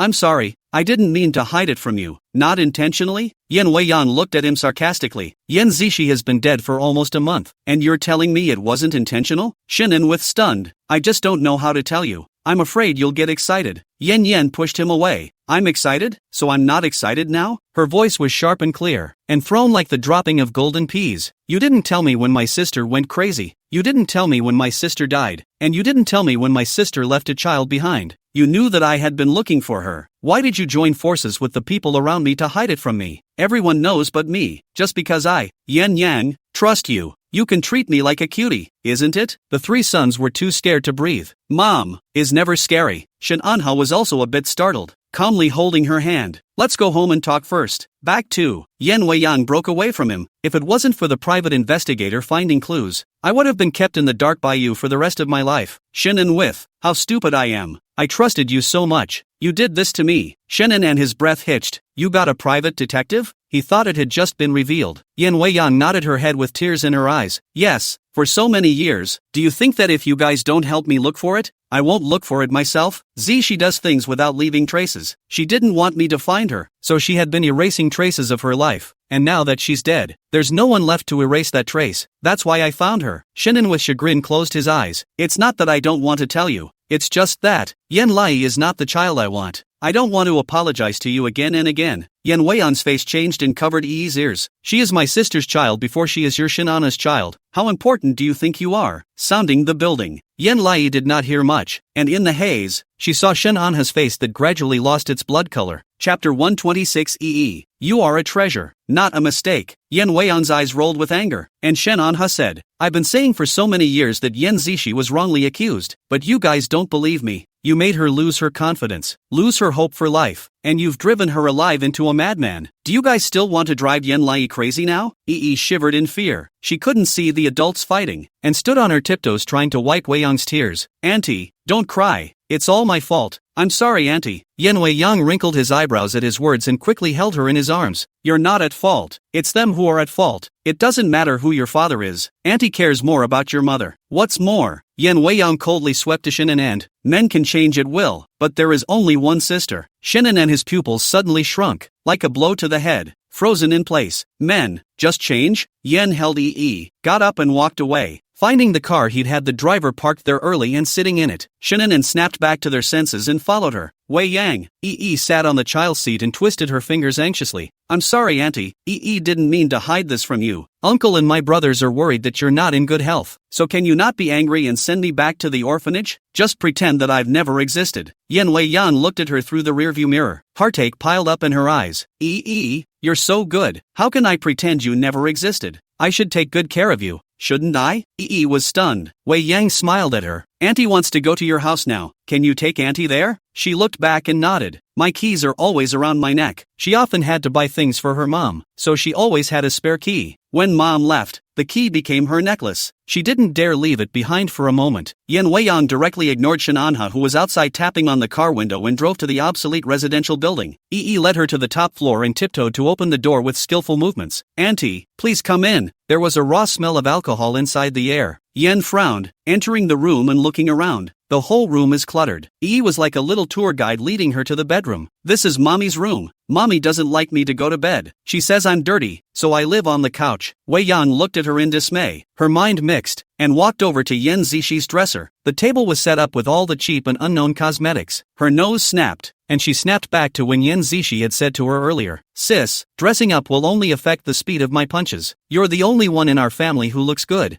I'll take care of being Little Miss Physical Attack. She blinked, not wanting to cry, and began rummaging through her belongings, quickly finding a Chanel shopping bag. The quality is strangely poor and not authentic, but the other side seems to have chosen this packaging specifically to look good. She pulled a white scarf out of it. The stitches are not very good, obviously knitted by myself, and you can see the owner's clumsiness. Inside was a note, in extremely flowing script, that read, "Sister, happy 35th birthday, 35 years old." At that time, Yan Zishi was still in prison. She sewed this inside the prison. Yan Wei Yang's nose was sore, suddenly wanting to cry, and forced himself to find a photo from the drawer. It's a picture taken of her and Yan Zishi together when they were cheerleaders. Yan Zishi was the captain of the cheerleading team and was particularly popular, and difficult maneuvers were as easy as eating for her. She was there specifically to celebrate her, so she took this picture. Between the two somewhat similar-looking girls, a full-body photo of Yan Lai was abruptly placed, disguised as a trio photo. She looked to the back. The boy is beautiful, and has a temper and hobbies like you, sister. Her hands shook as she turned to look at Yi. Yi looked at her in awe, like a puppy that needed to be abandoned. Auntie, you don't want Yi anymore, right? Yi is a mistake, a sin, right? Sobbing silently, Undine beckoned her over. Come here. With a worried look on her face, Yi walked up to her, only to be embraced in her arms. Yan Weiyang's voice was gentle but full of energy. Yi is never a mistake, much less a sin. So don't worry, Auntie won't leave you behind, ever. But your mom is not treating you well just because she is sick. Don't blame her, okay? Yi felt her nose sour, felt her aunt's voice reach her heart, and an invisible strength surged through her heart as she nodded heavily. I've never blamed Mom for that. Yan Weiyang cried and nodded. Good boy. I will give you all that your mother wants to give you. From now on, you will call me mother in private and in public. You are my child. Understand? She nodded tearfully. Mom! Yen nearly burst into tears, strong enough to hold them back as he picked her up and left. They came to an open space. Yi didn't know where this was, only that there were a lot of people here with red eyes, many of them dressed all in white. She took Yenwei's hand and stepped into a house. Yan Wei Yang's voice was shaking. Hello, I want to see Yan Zishi. The staff froze. Ha, are you here for the person or the remains? Unseen froze in place for a moment, her voice sounding like it was squeezed from the inside of her throat. Remains. The staff to look for a moment. Wrinkled eyebrows.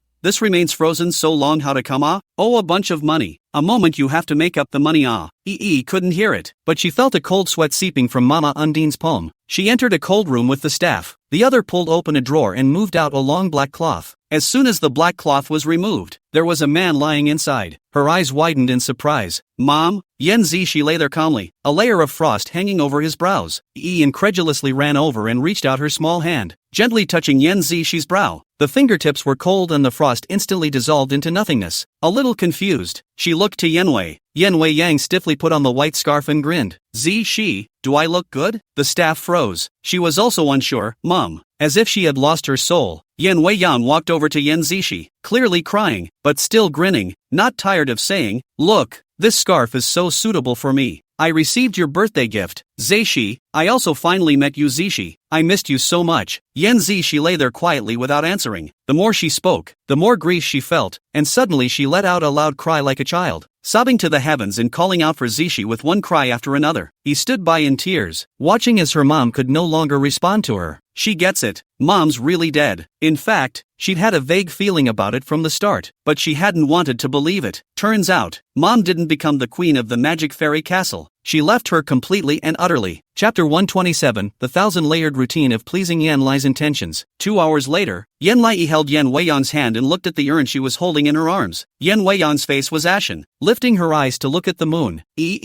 From now on, you're my daughter. We have to live well with Zishi's last wish. She choked back a sob and asked, Mama Undine, so what was my mother's last wish? Yan was thoughtful. She wanted you to have everything she had longed for, but had not had, and to be the man of our family. Strength surged up in Yi's heart. Thinking of her mom's dying face, she nodded her head firmly. I want to become a human being. Fulfill my mom's wishes. Yan Weiyan was amused by her voice moms and silently turned off the phone call from Shananha. Let's go. Auntie has a lot of houses. Find a home that suits us. Nodded. I'm going to participate in a variety show soon, and I'll give you all the money I earn then. Yan Weiyang broke into a smile. Mom doesn't want a penny, but Mom can save it up for you, and you can still talk to Mom if you don't have enough money, and Mom will buy you new clothes again, so you can go to the variety show looking pretty, okay? She nodded. Yes, Auntie Nijo has really become her mom. That's so nice. Shinanen have been calling Yan Weiyang. Can't get through. Several brothers of the Yin family had grim faces, and looking at him like this, they knew that Yin Weiyang was truly angry. Shinin violently dropped the cell phone on the floor. Damn! He'd forgotten that Undine had access to a private investigator. Yen Lixing said with a smelly face, "Isn't Yen Lai going to participate in a variety show in 2 days? Can't we just go and block Weiyang? She'll definitely send the kid." Xin Jingji was anxious. Will mom hate Yi? Yen Fengxing sat on the sofa and lit a cigarette. Xiao Wu's angry point lies in Shinin and concealment. She is heartily fond of Yen Lai. Don't worry about her abusing the child. Yen Wugue rolled his eyes. To put it simply, Yen Lai is the seed borrowed under Yen Zixi scheme. Weiyang looks at this child more than she looks at Shenanha all over again. As a result, Shenanha took herself too seriously and thought she was more important than the child, which led to this kind of thing happening. Shenin and, thanks so much for his analysis. Yen Lingyun raised his hand. Alright, no matter what, the only breakthrough we have now is Yen Lai. When the variety show starts shooting day, you guys will just go and block Weiyang. And the child is very simple. She will definitely be able to help. They all nodded. Then wait for that day. On the day of the opening of the variety show, Yen Lai was at risk. Yen Weiyang said solemnly with her, "Remember, no matter how nice the uncles are to you and what snacks they take to coax you, you can't spill the beans about where we live. I don't want to see your Uncle Shin and the messy other uncles right now. I want to audit their performance, and if their performance is good, then we'll talk about forgiveness, okay?" She nodded cautiously. Row. Yen put his heart down and led her to the set, where he saw a few men waiting from a long distance away. Nice guy, a row of beautiful men, like a 5A scenic spot. She rolled her eyes. Go down there yourself, Be safe. He nodded and got out of the car clumsily. Shinin and his eyes lit up and quickly ran towards them. Weiyang. Yen Weiyang gave him the middle finger and drove straight away. Shinin, with no defense at all, subconsciously went to chase the car. Yen Weiyang disappeared in front of his eyes as if fleeing for his life. He frowned and looked over at Yanai. How's your aunt doing these days? Tilted her head to look at his greenish scruff and nodded. Mom has been living exceptionally well lately. But uncle, are you not feeling well somewhere? Shinin and lowered their heads in chagrin. He hadn't slept in days. His whole being didn't know what to do without Undine. Opinion of him like this. Sympathized. Mom already said, if uncle wants to forgive, it depends on how you guys treat me, and then she'll combine the scores. Not sure what it means though, but she was right when she related in full. Shinin came to life. Attitude? The other Yen brothers also stepped forward. Shin Anha thought a little, reacted, and stuffed the flowers he had already prepared into her hand. This is for you,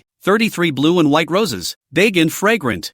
Caught it with a confused look on her face. She was going to be overwhelmed with flowers. Shin Anha thought about it, and then felt that it was not enough, and took out a black card from his pocket and shoved it to her. You can swipe this card as much as you want, and you can spend it however you want. Yan Lixing, Yan Fengsheng, and Yan Wugue all stood behind Shin and he and squatted down. Kid, is the pocket money enough? Nodded. Doesn't even spend any money. The 1 million that uncle gave is still there. Yan Lixing took out his cell phone. I'll pay $1 million.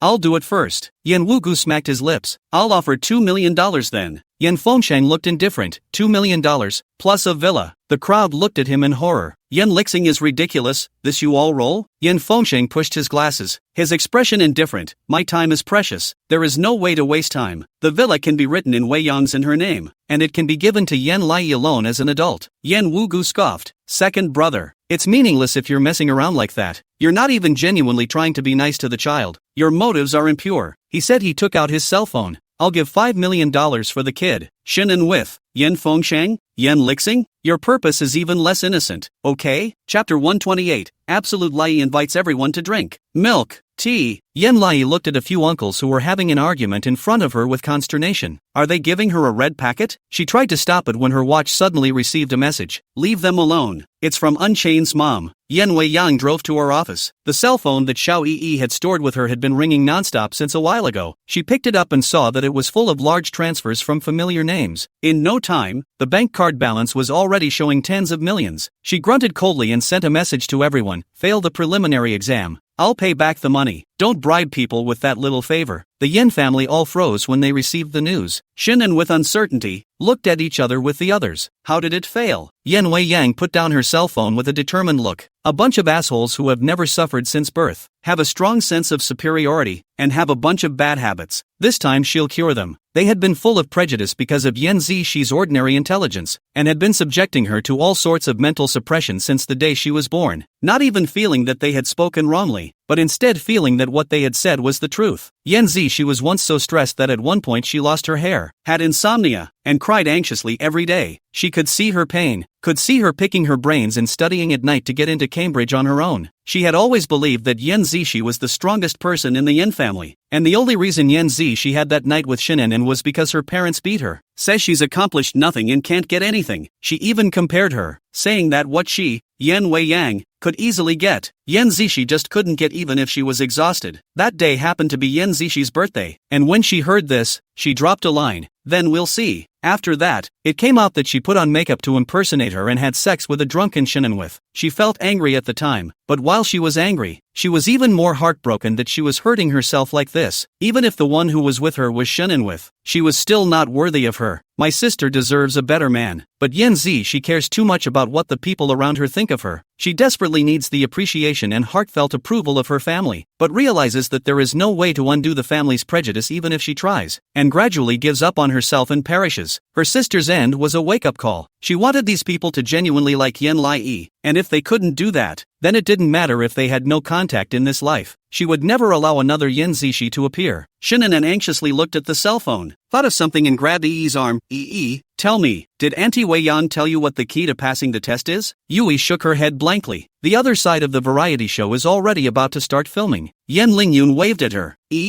Come here. She ran over with the flowers. Coming. Coincidentally, the variety show started filming, and came to Yen Lingyun's side with flowers in her hands. Daddy, aha, female goose, my baby, do you know what I've been going through these past few days? Why is little Italy holding the flower? Does have a fan? Is this from a fan? But aren't the flowers a bit too big, haha? Yen Lingyun raised his eyebrows and smiled genuinely, leaning down to hug her. Who gave you the flowers?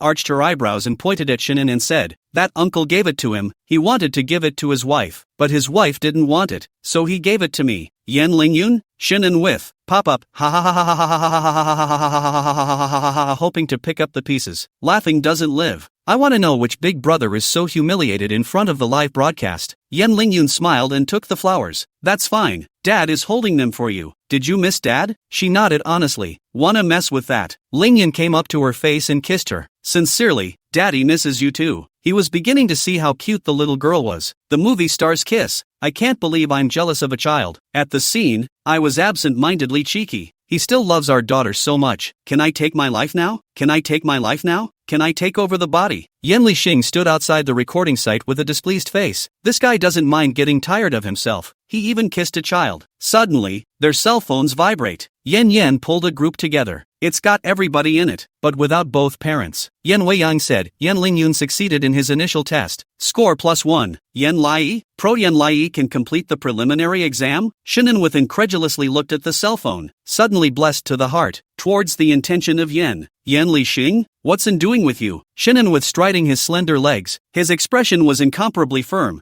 Go and pro animal come to the intention. Yen Wugue grabbed him. Are you crazy? People are filming a variety show. You'll only be taken for a pervert if you go in. This is a live broadcast. With a lurch in his step, he suddenly woke up and took out his cell phone and dialed his assistant's number. It's me, Plan B car drive over here. The crowd was stunned and looked at him in surprise. Several big G's slowly made their way towards the set. Was stunned to notice the car, and Yen Lingyun also looked over along with it, his face changing slightly. The cameraman notices the two men's expressions are off and turns the camera around to see a couple of big G's turning around and aiming their asses at them. It's so loud it's like it's got a bomb in it. Suddenly, a bunch of black-clad men appeared from nowhere and opened the trunk. It sparkles inside. Pop up, so shiny. Is it the Golden Legend? Unconsciously squinted her eyes, then slowly opened them again to see a pile of delicate cakes in the form of a cake tower clearly presented in them, stacked full of 5 cars, and lighted ribbon decorations. There was even a standing sign of her in human form next to it. 5 men in black stood beside the car and shouted with expressionless faces. MS. Yan's family invites everyone to eat cake, drink milk tea, wish everyone a shoot, photography, good luck, Yan Lai. Staff, pop up. The guests were dumbfounded. Holy, Yan Lai's entire body was dumbfounded. She subconsciously looked across the room at her uncle's pile. Shenanha was calm and relaxed, obviously satisfied. She saw right through it. It's him? Yen Lingyun was speechless. It's really earthy and rowdy. The row refers to the cake tower. The dirt was a group of black-clad men on the sidelines. Zhaoda laughed out loud. Oh my god, is this a gift from your family? Yui grabbed the edge of her skirt and smiled awkwardly at them. For some reason, she felt there was a slight exaggeration. But Tatsuhi and the others are happy. It's a surprise. We have to thank and her family for sending us their blessings. The children were mesmerized by the row and looked happily at Thank you, was overjoyed and snickered and nodded. It's so nice that people don't think this dirt. Chapter 129, Shinin and No Feelings, All Skills. Mei pounced in front of her. These look so delicious. Can I eat them now? June raised his hand as well. I want some too. Ellen nodded her head and nodded. Sister. I want some too. Was a bit moved and subconsciously looked at Shinin and nodded, signaling her agreement. Her eyes glistened and she nodded. Good, let's go together. A couple of kids, their eyes showing gratitude, quickly rushed to the snack section. Yeah, my maintains order. Wait, we have to let eat first, so can pick her favorite, and then it's our turn because it's stuff. Waved her hand, signaling that they chose on their own to leave her alone. The children were happier, chattering around her. She smiled from ear to ear and offered to distribute milk tea to her dad. Milk tea for the uncles. The uncles took it with a smile. Yen Lingyun had a proud face. Look at his kids. They're just so obedient and understanding and polite. The pop-ups were also more of a hoot. Outside the program, Yen Lixing looked dumbfounded, absurdly looking at Shinin with, when did you prepare this? Shinanha's eyes gleamed as he stared at Yen Lai's back. I prepared 2 sets of cars, one for Yen Lai and one for Yen Wei Yang. He knew that Wei Yang cared about the boy, so just being nice to the boy would make Wei Yang happy. He nodded expectantly to the Microsoft group, Shinin and too pompous, hoping to gain the young girl's heart through something unrealistic but having no feelings of his own. All tricks, 1 point deducted. Shinin with. Yen Wugue also laughed his head off. Ha ha ha ha ha ha ha ha ha ha ha ha. Shinanha has been defeated. Pass it on, Shinin, and get deflated. Yen Fengsheng contemptuously glared at Shinanha. What a stupidity. It's strange that someone can appreciate your love. You can even give away such dirt. Shinin with a sullen face and didn't say anything.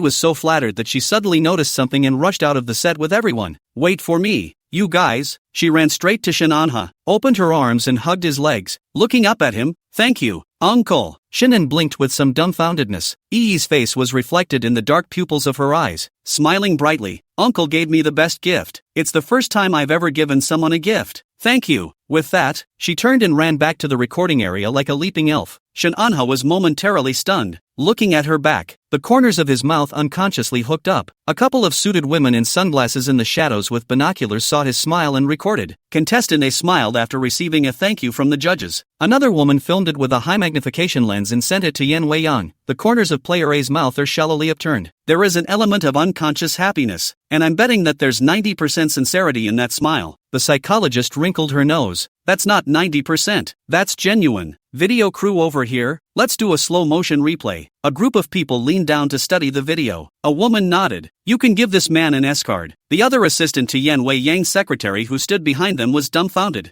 There's no mistaking that these guys are overseeing what's coming. Yen Wei Yang spent a huge amount of money to hire such a bunch of people. 8 in the morning and 5 in the evening, double holidays, 5-digit monthly salary. Overtime is calculated separately. Master stalker, elite sneak peeker, psychologist, for no other reason than to see if the dangerous men around her are slowly delivering their hearts. She, in turn, will have to monitor the group of supervisors for any letdowns. Rich people are strange, and in the diagonal corner of the group, Yen Lai was having a good time drinking milk tea. The pop-up screen a laughter. Is it my illusion? I feel like Yen Lai family seems to be very rich. This friend in front of me, it's not an illusion. Yen came to be a student of Tongqing Academy. Absolutely rich. Just that uniform is already up to 5 digits. I heard someone say that the childhood friend of the popular little wolf cub is richer. Yen Lai and his relationship is good. Can still be poor? I can't imagine the world of the rich. Is totally low on the list. She was abused by her birth mother and now she's a self-made child star with such a rich family. Is this the kind of family where if you don't work hard, you'll go home and inherit hundreds of billions of dollars? Wait a minute. Look who's here. The camera pulls away as an actress in a visor walks in style with a suitcase. She wasn't followed by small children. Her big waves fluttered in the wind, and her whole body seemed to glisten in the sunlight. The woman walks up to them and is suddenly drawn to the attention of a cart full of milk tea and cake towers. Oh my god, is this a meet and greet gift for me? You guys are too attentive. As she spoke, The woman removed her sunglasses, revealing an extremely voluptuous face. Yan Lai's eyes widened at the beauty. Yan Lingyun's face bristled with blackness. Pop up, it's Yun Xingchan. How can it be Yun Xingchan? She's a special guest. Oh my god, it's actually her. I heard today that there will be a special guest today, but I didn't expect it to be Yun Xingchan. She's too pretty. We have our swinging king. Yi looked at her in surprise. Yun Xingchan also noticed the humanoid standing sign at the same time. His gaze fell on her and he walked to her with a smile. Little sister, is this the milk tea you specially prepared for sister because you know that sister is coming here today? Shaken by her beauty, she said honestly, I don't know you, but it's okay for you to drink. The words fell, and all was silent. Yun Xingchan's smile froze. Pop up,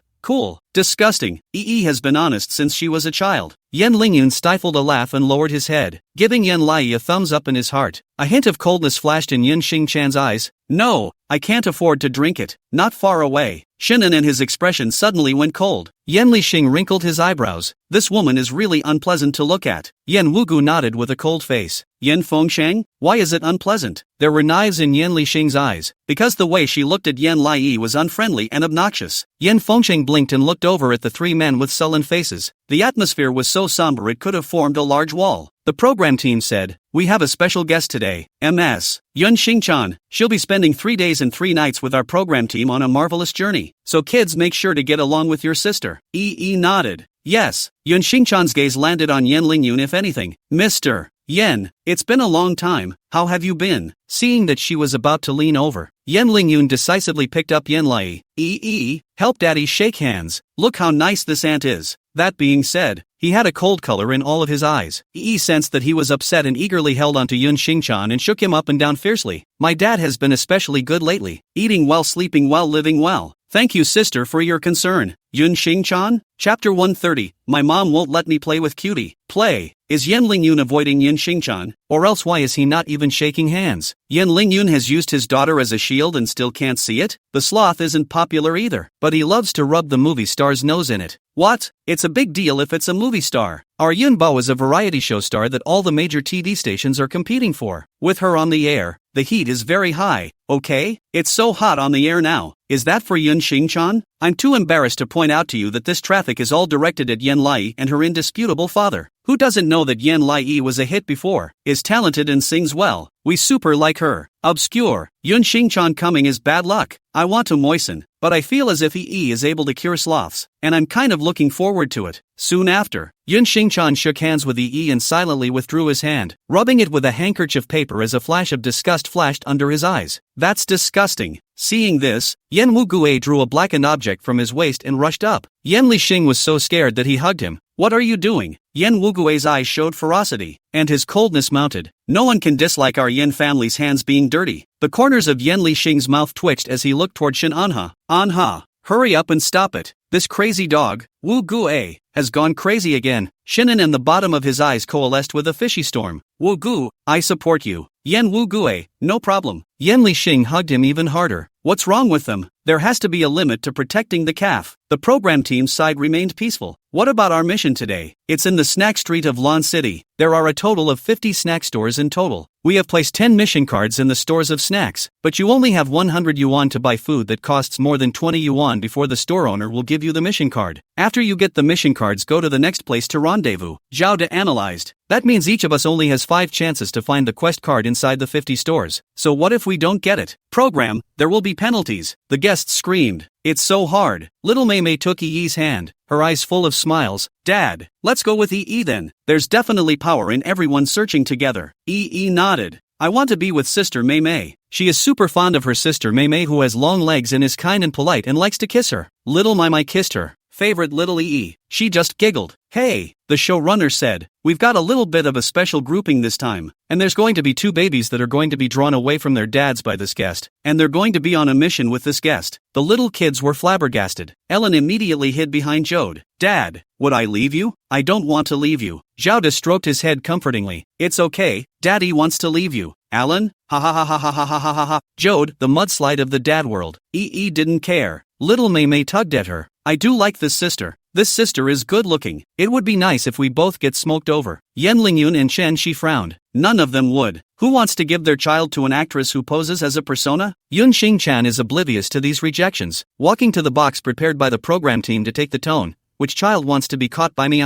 Mai raised her hand decisively. The few remaining boys were disinterested and didn't really want to bother with her. Yun Xingchan's smile stiffened and she drew out 2 pieces of paper. It clearly says, Alan, absent the intention to come. Yi was stunned. Alan's eyes abruptly reddened. I don't want it. Yun Xingchan stayed awkwardly and walked to him to coax him. Why don't you want it? Sister can guarantee that she can treat you extraordinarily well. And if you say don't want, sister is very faceless. Ellen hugged Jode and wouldn't let go. I don't want to leave Daddy. Zhao De leaned down to advise him. Isn't there still Yi? Yi took the initiative to walk up as soon as she heard this. Brother Alan, don't cry. Yi will protect you. Ellen saw the slight movement in her eyes and obediently took her hand. That's fine. Put. That's okay. Ha ha ha ha ha ha ha ha ha ha ha ha ha ha ha. Ellen and Mei Mei are both particularly fond of Yi's kind. And Ellen is soft and well-behaved and feels so nice and creamy. It's better than a childhood friend. A wolf cub. Little Yi is so cute. She's so young, but she's just so steady. Yes.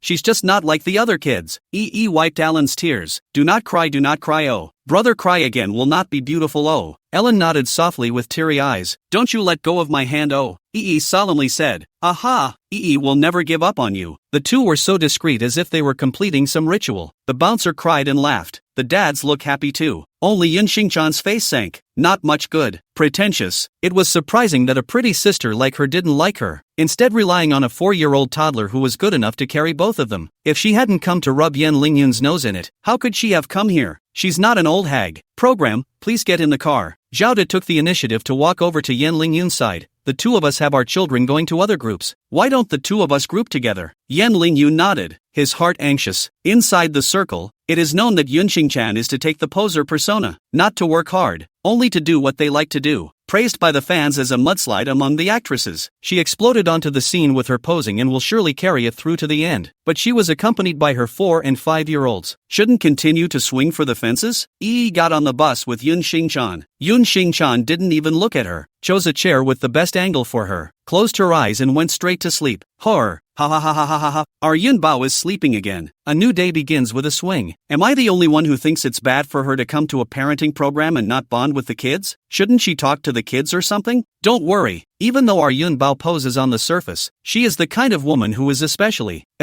responsible, and posing is nothing more than a protective color for her. Slackers fans disgust me. What's the point of having protective colors in front of 2 kids? Lazy Hank is 27. She's not a chameleon. That's right. In the opening round, she recognized the food we prepared for everyone as her own, and she didn't apologize for being shameless, so she just got in the car and slept? Even a pig wouldn't dare to be such a loser like her. I can't take it anymore. Just get her out of here. Will you? What? Those who say our Yun Bao is bad are all Yan Lai's fans. Right. Are all your Yan Lai fans like dogs? Sorry. Yan Lingyun's fans can't stand to look at it +1. Alan's fans +2. Mommy's fans +3. We just can't stand the fact that Yi is more capable than a little kid. And what's the point of a grown woman acting crazy in front of a toddler? Yun Bao is just simple and not worldly, unlike some people whose mother is a murderer. Early to be a family must understand bad genes can be inherited. Laughing, the daughter of a murderer has the nerve to say she knows what she's doing? User 545973224 sends out a pop-up, and again, absent the intention of being the daughter of a murderer. Beware of someone following the net to find your address. Gu Huai's eyes sank as he watched the live broadcast. Because of Yun Xingchan's arrival, the pop-ups that had been in harmony suddenly began to quarrel, even started attacking the absenteeism. The more he looked, the angrier he got. So naturally he wouldn't put up with it. Pop-up, ma. Yan Lai's fans are just different. What a pie. What are you? The young prince of the dynasty? And you can still come down the net to beat me up? Some people still don't go too wild. Beware of human flesh. We fans of Yun Bao still need to speak rationally. After all, big data everyone is no secret. Then our Yun Bao is not wrong. Besides, has not even begun. Pick our Yun Bao faults. Yun Bao is really a person read right and wrong. Are slacker fans in a normal mental state? So thick-skinned that people are 2 miles out of their homes and their faces are still dragging on the ground. The live stream was filled with curses, and the heat quickly shot upwards. And within the live broadcast room, Yi looked at Yun Xingchan as if she was looking at a monkey. It was the first time she'd seen such an unreliable adult. Nini's sister seems to be a little more reliable than even her. That's rare. Following that, the car stopped.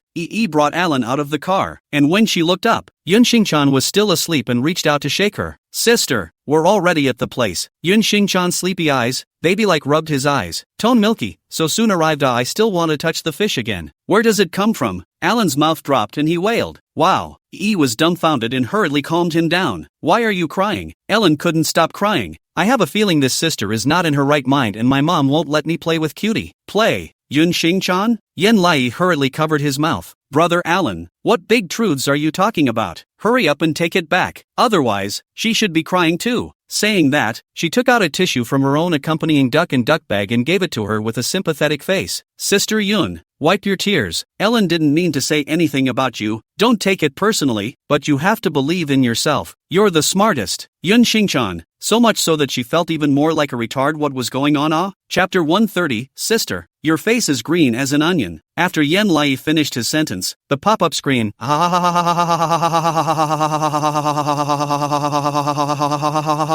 Alan's smile didn't disappear, it just shifted to my face. Alan, you're not telling me the truth. See, fans touting cute posers as being retarded in the eyes of little kids. Isn't Yun Xingchan just a dumbass? Still pretending to be a baby there at his age. So disgusting. Yun Xingchan's face was horribly green. Was worried. Sister, your face is green as an onion. Is your body not alright? Yun Xingchan, the kid did it on purpose. It's just a deliberate attempt to diabolize her. But in the next moment, held her hand and her tone was gentle. Sister, we'd better hurry up and do the quest. Yun Xingchan was speechless and drew back her hand. Don't cry, Alan. A moment later, sister will buy you food. Whatever you want to eat, sister will buy it for you, okay? Ellen huffed, not wanting to talk to her, and cowered behind Little Italy. Yun Xingchan's smile suddenly disappeared. Sensing the killing aura, stood in front of Ellen with immense ease. Sister, let's go. Yun Xingchan's cold gaze landed on her face, didn't say anything, and slowly walked into the snack street.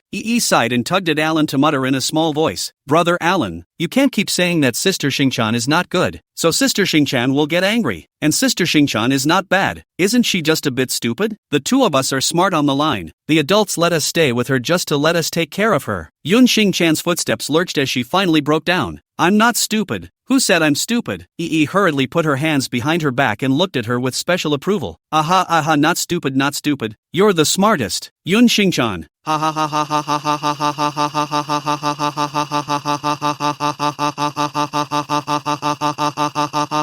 I can't. I'm laughing my ass off. Slacker remediation expert. Absenteeism. The main thing is that she's very sincere. And when she says she's not stupid, it's just like coaxing a little cutie. She's just like a sweetie. Sisters, come and see. The lazy man is being fixed. Sisters, I saw Slacker on Twitter being wildly disliked by Absolute Lai. Am I late? Not too late. Not too late. Yun Xingchan gritted her teeth. Her face turned green into green pepper color. Endured the fire and walked straight to Alan. Alan, little baby. Sister really isn't stupid at all. Don't worry. Sister will lead you to victory. Ellen choked. Don't believe it. Yun Xingchan?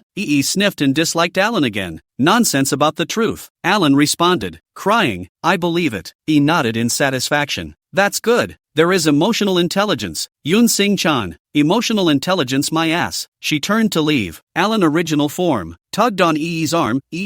Don't leave me, okay? This sister seems like that stepmother in Snow White. Gave him a decent hug. I'm not leaving you. Gu Huai in the classroom watched the live broadcast, and the 2B pencil in his hand clicked broken. A little twerp who was always needing protection and milking her eyes in front of him, but was actually acting like a sister in front of the other boys? What a way to look at it. The teacher who was in charge of watching over the study sessions was secretly staggered as he watched his expression change. It seems like the drama the young prince is following should not have a very good plot. One moment smiling, one moment calm, now ironic. It mustn't be that Ultraman is going to fail at saving the planet to be so angry. He walked over, pretending not to mean it, and glanced at the cell phone he was hiding. Coincidentally, Yen Lai's face appeared on the air. Variety? Watching variety shows and crushing pens? Following that, Alan from the live feed rubbed E's cheek. Gu Huai copied the book and slammed it on his phone. Teacher. Finished rubbing his face by Alan and felt that he was in a better mood, leading him to run to Yun Xingchan at a fast pace. Yun Xingchan was still harboring a fire, with a face that was itching to lay it out now. Hungry? Do you guys want to eat anything? Nodded and proposed. Sister,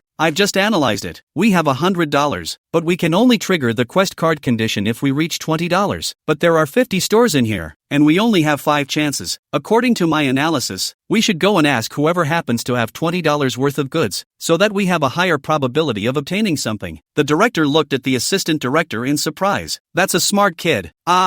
I knew our little EE was smart. She seems to be Hermione from Harry Potter's childhood. Hello everyone. The theme of this variety show is the amazing journey of Yenlai and her useless first-tier poser chick. In comparison, Yenlai's high intelligence sets off Yun Xingchan like a Yumbo must have thought of it too, okay? In fact, Yun Xingchan didn't even listen to Yenlai speak. Instead, she joyfully swooped down to a store. Oh my, if it isn't dried pork. I just love dried pork. Let's have some dried pork. Where does it come from? Alan? Pop up? Where are the Yun Xingchan fans? What about the promise that she thought of it too? Stand out and I promise not to slap you. EE tugged at Yun Xingchan and persuaded him with kind words. No way sister. We need to know which some vendors are the ones that can sell exactly $20 worth of stuff so that we can have a chance. Now that everyone is still here, the 10 mission cards are still relatively easy to find. But if everyone redeems them away one after another, there will be 6 envelopes left in our hands. We have to be quick about it. And as long as you're getting the mission cards, you can eat whatever you want. With a smile on her face, Yun Xingchan shook her head and hummed as if she didn't hear it. I like eating dried pork the most. Yen came to mean, sister? A hint of cold light crossed the bottom of Yun Xingchan's eyes as she leaned down to look at her.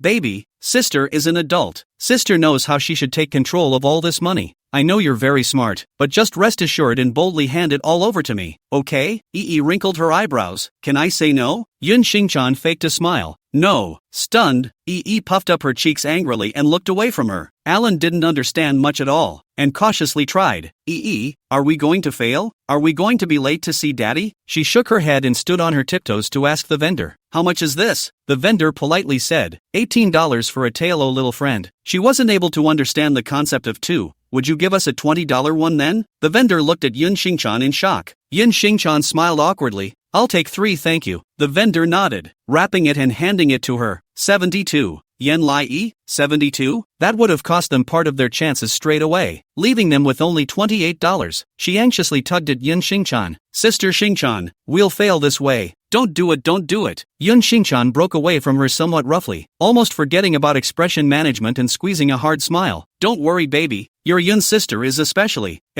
powerful. I will definitely lead you to victory. She's not comfortable with it. The opener used up so many chances, and those chances were already low. What's going on? Chapter 132. What comes to be? Your destiny is up to you. Yun Xingchan handed the 2 of them the dried pork. Come on, eat it. It's guaranteed to smell good to you. Oh. With a devastated look on her face, Yenlai stood on her tiptoes and continued to ask the merchant, Auntie, do you have an envelope for me? We want mission cards. The merchant shook his head apologetically. Sorry, not with us. The director was also head over heels. He just gave $100. Who would have thought that Yun Xingchan would have such a special brain circuit to buy dried pork? Asterisk.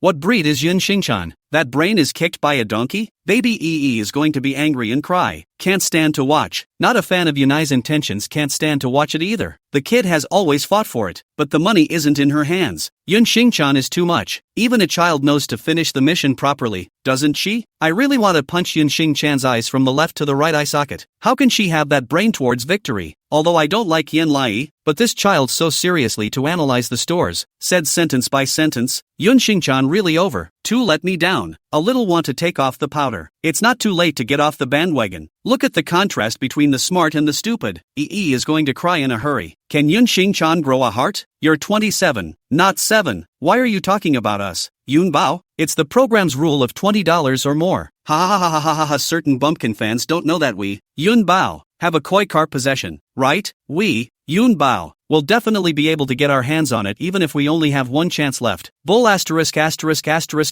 koi possession. Get out of here. Slacker fan. Yenlai walked towards the glass door with some annoyance. As it happened, Yen Lingyun and Zhao De passed by, talking and laughing. Both have mission cards in their hands. With her face pressed against the glass, she exclaimed, Daddy and Uncle Jode both got mission cards. Ellen followed suit. Really? Daddy has a mission card. EE had a bit of a hard time and turned to look at Yun Xingchan grudgingly. Yun Xingchan cozily held a pork spread in both hands and took small bites. EE clenched her fists. How did she get assigned to her? Who can tell me how the movie star and big brother Zhao De got it? just came back from Yen Lingyun's live broadcast side. Yen Lingyun analyzed that there would be quest cards in stores with exactly $20 items, and he analyzed it correctly, so he got 2 of them effortlessly. I'm going? Then in that case E's analysis is also right. A 4-year-old child can analyze it. A serious answer in front of Yin Xingchan can think wrongly. And she went to eat dried pork? Not only do they eat pork stores, they eat with both hands. No wonder EE is crying with anger. For her to bring a pig teammate with this IQ, if it were me, I could be so angry that my hands would shake. Old Cloud, come quickly. Your daughter is being bullied by Little Cloud. Your daughter came up with the same answer as you, but your daughter can't play. EE is just a random dog that can take off with a leash. How come she's with Yun Xingchan? Are the fans of Yen Lai all mad dogs? We can't even spend money normally. We have to listen to her? Is she God? What? What is it that lazy fans say so brazenly? I'm sorry, are there any sisters in Lanchang? Meet up and scold that trash Yin Xingchan. It pisses me off. I'm already on my way with my Gatling on my shoulder, carrying a Gatling on the road +1. EE walked out of the pork shop store with a heavy heart and a sad face. Alan was heartbroken. EE, don't be sad, okay? She shook her head, trying to say she wasn't upset, when suddenly, in the distance, there was a strange sound of gas. Police. She looked around with a start. The voice is still over there. Hey, hey, hey. Yenlai fixed his eyes and saw a man wearing sunglasses and a floral shirt among a bunch of onlookers holding up their cell phones. He was particularly conspicuous, following a bunch of black-clad bodyguards wearing sunglasses around him, automatically forming a barrier that separated the group of people who feared him. With such a conspicuous array of men, the men were wearing sunglasses and masks, as if they were hiding something. Available at. The intention was obvious at a glance. Isn't this Uncle Yen Wugue? Yen Wugue took out a $100 sheet from his pocket, balled it up, and tossed it to her. EE crouched down and picked up the money and unfolded it. Looking up at Yen Wugue, the bodyguard beside Yen Wugue held up the card, which clearly read, "Take it to complete the mission." She lit up with joy and nodded, but the next instant, the money was snatched from her hand. Yen Lai looked up in confusion as the staff member took her money and walked straight towards Yen Wugue. "Sorry sir, we're on a mission over here. Feeding is prohibited." A question mark flashed through Yen Wugue's head, and he took the money in displeasure. "You guys paired your child with a dumbass and still won't allow support? I'm her uncle. I can't see my child being bullied." E's eyes widened a bit in delight at that. He's calling himself an Uncle A. The corner observation team records the scene as +1 point for contestant Yen Wugue's courageous act of bravery and heartfelt Yen Lai. The staff member intoned, "Sir, I can understand that your heart aches for your child, but the mission just has to have twists and turns to make it look good." Yen Wugue was offended, pointing at Yun Xingchan in the chamber. "Is this a wave you're making? You're arranging an Everest for Yen Lai." He originally had nothing to do because his nationality was not in China. He did not have a job in China, and Shinan went to work with all of them, so he wanted to watch a variety show to pass the time, and as a result, his high blood pressure was all pissed off. The programmers could do nothing for him, and without further ado, turned to leave. With a disdainful look on his face, Yen Wugue threw another $100 over at Yen Lai. The programmer was stunned and breathlessly stepped forward to pick up the money, but just as he picked it up, another 100 pieces rolled down to Yen Lai's feet. EE picked it up in a daze, and the staff quickly snatched it away, reprimanding, "This gentleman." I said no. Yen Wugue doesn't say anything and holds up his carry-on blackboard. "It's not for you." He flips it, "For the kid." The staff member's mouth twitched. "That won't do."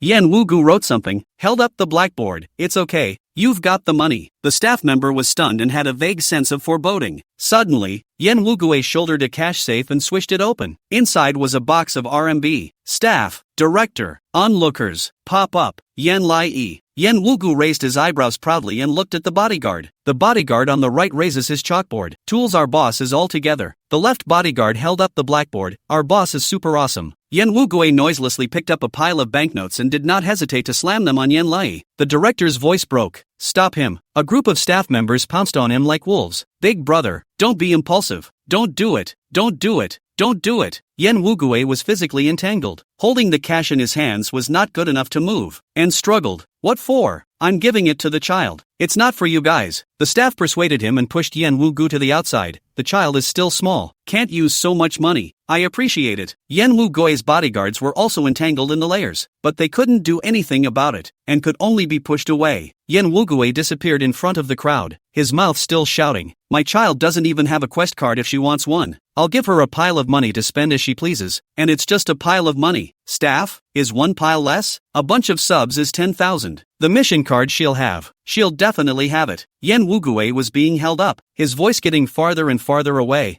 Yen Lai, don't rely on anyone. Your life is up to you and not to God. Chapter 133, Absolute Lai had a car accident. Yen Lai watched Yen Wugue gradually shrink into a single point and suddenly grinned, rubbing his stomach and laughing. Uncle Blameless is too amusing. The pop-up screen was even more laughter. Ha ha ha ha ha ha ha ha ha ha. Is that person dressed as if he's a Black Jersey Club boss or uncle? The uncle of the absent-minded is also too cute. He's mean and funny. It's like having the status of a rich man, but not having a smart brain. Laughing so hard my stomach hurts. Look at how angry your uncle is. If the program hadn't done this, how could he be so angry? Yen Lai have aunt and uncle? How do I feel this uncle seems to be very handsome. Look, hey hey hey hey. What? We're all here to watch the show, and you want to be Yen's aunt? Where's the morality? Where's the dignity? Where's the address? Where's the contact info? Yen Lai laughed so hard that his stomach hurt, and when he came back to his senses, he thought it made a bit of sense. She shouldn't get her hopes up on an idiot. She looked to Yun Xingchan. Yun Xingchan was no longer in the mood to eat, not realizing that there would be someone who would diabolize her on the sidelines while she was going through her persona. Again, it has to do with the intention of Yunai. She rolled her eyes. Didn't notice and walked straight to Yun Xingchan expectantly. Sister, can I have the remaining $20? Yun Xingchan's eyes flickered as he smiled at her. It's fine.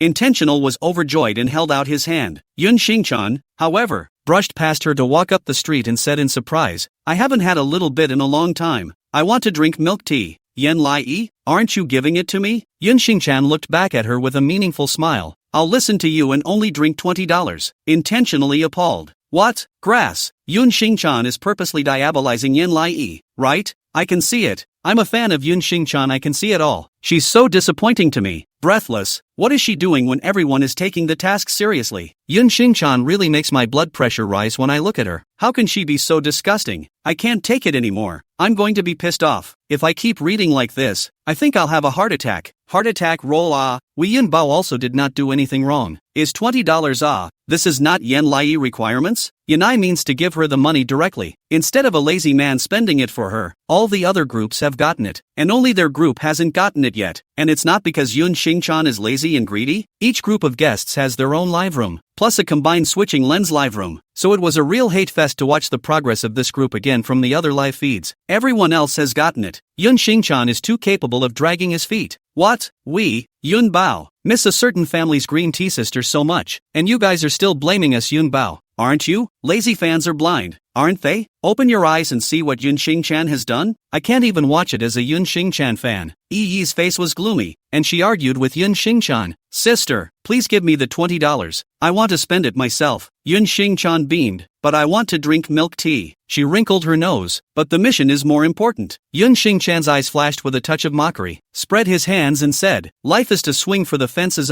just be happy to spend every day. Was speechless. Are you happy even if you're being punished? We should finish the mission because the director teacher told us to. Yun Xingchan's eyes looked upwards and his head bobbed as if he hadn't heard. Yen Lai was so angry that he clenched his teeth and finally couldn't hold it together. Here we go again. You put on this look again. Just now you were like this when you were eating the pork store. Giving you advice and you don't listen. Promising me things and then going back on them. You're the dumbest adult I've seen so far. Yun Xingchan? Photographer. Director. Pop-up. Beautiful. Cool. I'm so angry. I want to bite my pillow. He's so mean. Your uncle said you're in charge of your life. Yun Xingchan's brain buzzed, placing the milk tea handed over by the clerk on the counter. How dare you say that about me? I've taken care of you guys from the beginning. I'm still wrong, right? Yen Lai looked at her sarcastically. Lying. You got on the bus and started sleeping. You were selfish. You didn't take care of your teammates. You only did what you liked. Ellen said from just now that she wanted to see her dad early, and you completely disregarded it. You clearly said you want to coax Alan, but you didn't ask Alan's preference when you buy things. Ellen gathered her courage. Right.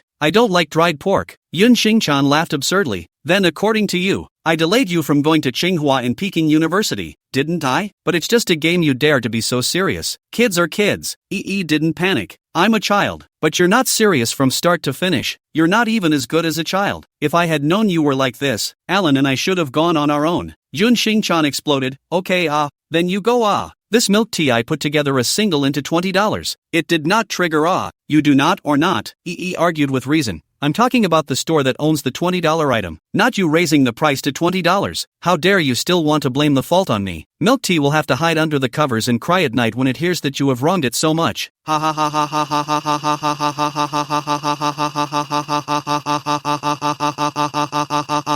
ha ha ha. Milk tea, I should have known I should have rotted my head in the store. Laughing doesn't live. Adults and children tearing each other apart. Ha ha ha ha ha ha ha ha ha ha ha. This kid talks so smooth. It kills me with laughter. Yun Xingchan's face has gone green and he can't even speak. Gu Huai hit his lips and snickered, shaking his head repeatedly. Not bad for the little fighter he trained. The teacher was also looking on in amusement. The kid Yen Lai is quite interesting. At this point, the popularity of the live broadcast exploded. A hot word entry on the civic list has shot up to number 1. Yen Lai and Yun Xingchan are cursing. A large number of viewers flooded the live broadcast room, all of them coming to watch the two men come to fight. Yun Xingchan became angrier and angrier. Her blood pressure rushed up to her head, almost forgetting where she was. You say I'm stupid, right? Well, then I'll give you a chance. You get the hell out of here right now. The two of us will split up into 2 combinations. You go and beg the director to give you another $100. If you can get the mission card, I'll call you my sister. Meant to look to the showrunner expectantly. The programmers are at a loss for words, shaking their heads. You can't be separated. Yen Lai's small face sank in hatred. Forget it, the 3 of us are going to be punished. Yun Xingchan showed a fierce color. I don't. This child of yours is so young that he is full of vigor. He takes himself too seriously, and I'm not going to serve you anymore. With that, she grabbed Yen Lai and headed for the front of the store. Ellen was scared silly and cried as she followed. Don't do this to Yi. She's my sister. She's the youngest child. Don't bully her, like a madwoman. Yun Xingchan yanked Yi and threw her towards the door. Go! Yi stumbled and flung himself into the street, and before he could get his footing, a rider slammed into him. Boom! Yi's brain buzzed and her body abruptly lunged to the side, rolling several times before stopping. For a moment, all was silent. Yun Xingchan's face changed. Ellen screamed in terror. Tourists plus a lot of fans quickly gathered in a stunned pile. The takeout rider was so scared that he hurriedly squatted in front of Yi. Little sister, how are you? I didn't notice that you would suddenly rush out. I'm sorry, he was right at the door at that time. Absolute come-ons are the equivalent of a direct hit. He didn't even react to the fact that he had to brake. Yi shivered, her eyes staring blankly at the sky, saying nothing and slowly closing her eyes. Everyone locked their eyes on Yun Xingchan. Yun Xingchan stood stiffly, his face green and gray. Gu Huai inside the classroom saw this scene and slapped the table. The class shivered and looked at him in horror. The teacher knew what he was because of and calmly said, Gu Huai, sit back first. Gu Huai's eyes were red and he didn't listen at all. Teacher, call my family, I'm going out. After saying that, he rushed out like a gust of wind. Teacher, you wait for Gu Huai. Gu Huai rushed towards the entrance of the school and came to the first floor when he suddenly noticed Shinjingji running over from the other side. Shinjingji also looked flustered and froze when he saw him. You were there to find Yen Lai? Gu Huai nodded calmly. You too. Shinjingji wrinkled his brows, not wanting to answer, but as soon as he thought of the scene where Yen Lai was knocked off the ground, he immediately ran outside the school. Then what are you still waiting for? Let's go together. Gu Huai walked alongside him and snapped. I will definitely not let that woman have a good time. Shinjingji had already dialed the phone. What do you need to say? We can handle it ourselves. With that, the other party picked up the phone. Shinjingji said eagerly, Dad, Yen Lai had a car accident on the program, so hurry up and take care of it. Shin and with. Chapter 134, everyone knows Yen Lai had a car accident. The director eagerly rushed to Yen Lai and shouted, no one is allowed to touch her. Call 120. Quickly, quickly, quickly, quickly. Someone from the program quickly called 120. Ellen cried and sat beside Yen Lai, her face covered in tear stains. Sister, what happened to you, sister? You open your eyes and look at me, sister. You won't die, right? Wow. The onlookers cringed with intolerance. The little girl is so pitiful. She was just yanked right out. That's child abuse. This person is too vicious. It's still a star. Bah! There are several fans of Yen Lai deliberately ride over to see Yen Lai. The results did not expect the opening of the lightning strike. Cannot wait to pounce on people. Yun Xingchan, where is your moral heart? Why did you lay your hands on a little kid? Don't you know that there are a lot of riders in this snack street? Yun Xingchan, you ing it. To put a child in such a state. If anything happens to this child, you see what her family will do to you. Yun Xingchan, you. From the beginning you've had a strange attitude towards the two kids, and now it's so bad that Yen Lai got into a car accident because of you. The takeout boy even laid down for you. What EE said is true. You don't believe me because you're stupid. You buy your MLGB of dried pork? Asterisk asterisk asterisk asterisk. Yun Xingchan stood stiffly on the sidelines as everyone verbally attacked her, their words hitting her like a muffled stick one after another. Her body shook uncontrollably. Everyone's mouths were open at her. Everyone had a scowl on their face. She didn't even dare to look them in the eye, but could only look down at the motionless Yan Lai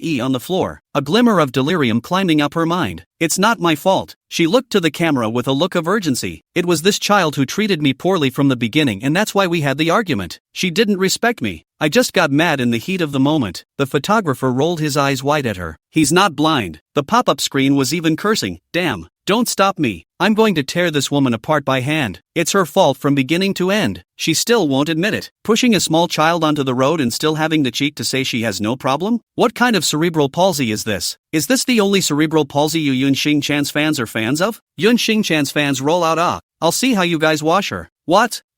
Yun Bao didn't say anything wrong. You guys are so brainless to protect the White Lotus little sister. Just because she's small so she's doing everything right? Does she respect us? You Yun Xingchan still deserve respect? She doesn't believe the serious answer when it's in front of her. She has to eat what she wants. She's just stupid and bad. Yun Xingchan gets out of showbiz. Yun Xingchan out of showbiz. Get out of showbiz. I'm clutching my quick-acting heart pills watching this program right now. And with Yun Xingchan playing like this, you guys are still letting her stay here? I'm so mad at her. I'm gonna blow a gasket. Yun Xingchan, get the hell out of here. Damn it. Above the words of Yun Xingchan and Yan Lai's quarrel, a word directly exploded. Yun Xingchan pushed a 4-year-old child into a car accident. The edited version of the video that goes with it is from the beginning, with Yun Xingchan disrespecting the various offers of Yan Lai, making all sorts of stupid decisions, explicitly and implicitly provoking, and a lot of micro-expressions. Eventually, the two broke out into an argument. Yun Xingchan pushed Yang Lai onto the road like a shrew. Yi stumbled forward, and the delivery man directly knocked her down. Her body fluttered for a split second, landing in several rolls on the ground. Wearing short sleeves and shorts instantly stained and dirty, he lay on the ground without a sound. The picture looks creepy because it's so close. Comments section: I've long been displeased with Yun Xingchan as a poser, and a bunch of people are praising her and saying she's cute. She's cute. Heba. Now it's good. Make a little girl like this. Is she still cute? She's a murderer. Yan Lai is only 4 years old, still not a bare child. From the beginning to the end has been to persuade her, to stop her, but also to help bring Alan. Yun Xingchan, how dare you? Isn't this persona collapsing? Isn't Yun Xingchan the queen of posing? Why are you angry? Why would she do that to a little kid? If I were Yan Lai's mom, I could tear her apart myself. A pure white customized Maserati 120 miles per hour sped along the wide highway. Yan Weian's face is gloomy and terrible. Step on the gas pedal, hate to step on the sparks. Palms are all cold sweat. Gripping the steering wheel of the hands continue to ooze cold sweat. Have to wipe again and again wipe. She had just arrived in another city when she received the news that Yan Lai had been in a car accident. Her hands were shaking. If anything really happened to Yan Lai, she was going to tear that woman apart and feed her to the dogs. Sent to jail to squat. Let her have no peace in her life. On the other side, Xian Duo walked through the company corridor with an anxious expression. What's the situation now? Has the ambulance arrived yet? The other woman was saying something in a hurry, and she couldn't help but run quickly as her face turned whiter and whiter. Shander slammed into a wall of people. As soon as she looked up, Yan Lixing looked at her with displeasure. Xian Duo, are you an elementary school student, running in the hallway? Xian Duo eagerly said. I'm sorry, mister. Yan Lai had a car accident and is now in a coma. I'm very anxious. Yan Lixing was stunned. His face swished and sank, dialing Yan Wugui's number. Yan Wugui was eating dessert in a cafe when he received a phone call and wrinkled his eyebrows. What? You want to mock me for being on TV? As a result, Yan Lixing's questioning crackled down. Yan Lai had a car accident, you know? She is now in a coma. I do not know what the situation is. You were not at the scene? How do you look at the child? Yan Wugu was stunned when the strawberry sundae in front of him suddenly stopped smelling good. What? After he was kicked out, he saw a new strawberry product coming out of this store. So he just had an ice cream. How? He hangs up and opens his phone, and the first popular tweet is, Yan Lai is put into a coma by swinging woman Nebula Starchan. Click on me to see, explode. He was silent for a moment, got up and stormed out. During the school's lunch break, Shin Xiaoyan and Shin Zeno came inside the Western restaurant, and how to call Shin Jingji's phone could not be reached. Shin Xiaoyan was impatient. Does this kid want to stand us up? Shin Zeno shrugged. I don't know. Four girls at the entrance of the Western restaurant walked in with a huff. Yun Xingchan is too much. That's right, she even pushed Yan Lai into the road and got her hit by a car. I hope it's nothing. After all, it was an electric car, but she's only 4 years old and her bones aren't even hard. Shen Xiuyan's face changed, looked at each other with Shen Zeno and rushed to the girls. Excuse me, please repeat what happened. The three girls were not expected to see them face red for a moment. Stuttering, we just chased the variety show inside. Yan Lai was pushed to the road by Yun Xingchan, was hit by a car, and now has been sent to the hospital. As soon as the words were out of their mouths, the two swished and disappeared in front of them, running outside. Girls, are the two young schoolboys fans of Yan Lai? Chapter 135, Heavenly King cannot save Yan Lai. Yan Lingyun also knew the news of Yan Lai's accident and quickly ran to the hospital. For a while, people from all directions gathered at the hospital. Yun Xingchan stood within the corridor, his face terribly gloomy. She was just arguing with the kid. She didn't expect the guy to get hit by a car. Pissed her off. Chagrined, she pinched her insides and opened Twitter. The top blog post was originally at 50,000 comments, and now it's all the way up to 100,000. There is a particularly harsh, I was originally your fans, especially like you, but did not expect you to swing a little bottom line. I'm going to step back. Yun Xingchan, you're letting us down too much. Can you live up to our expectations? She frowned in chagrin, followed by a cell phone ringing. The message from the agent came down like a sudden crackle of rain. What the is wrong with you? I asked you to go so you could rub the movie star's nose in it, not to kill the kid. Have you been subdued? Do you know how much trouble I had to go through to get you this resource? She's aggravated. It's not me. It's this absentee problem. She said I was stupid. I just got mad for a second. I didn't think she'd get hit by a car. Agent, I don't care what your reasons are. It's live. Your messages are all over the extranet. If anything happens to this kid, the two of us will have to cross the Naiku Bridge hand in hand. You're going to be a douchebag. A big douchebag. You're going to be a big, fat asshole, and you're going to lose money. Yun Xingchan was speechless. Okay,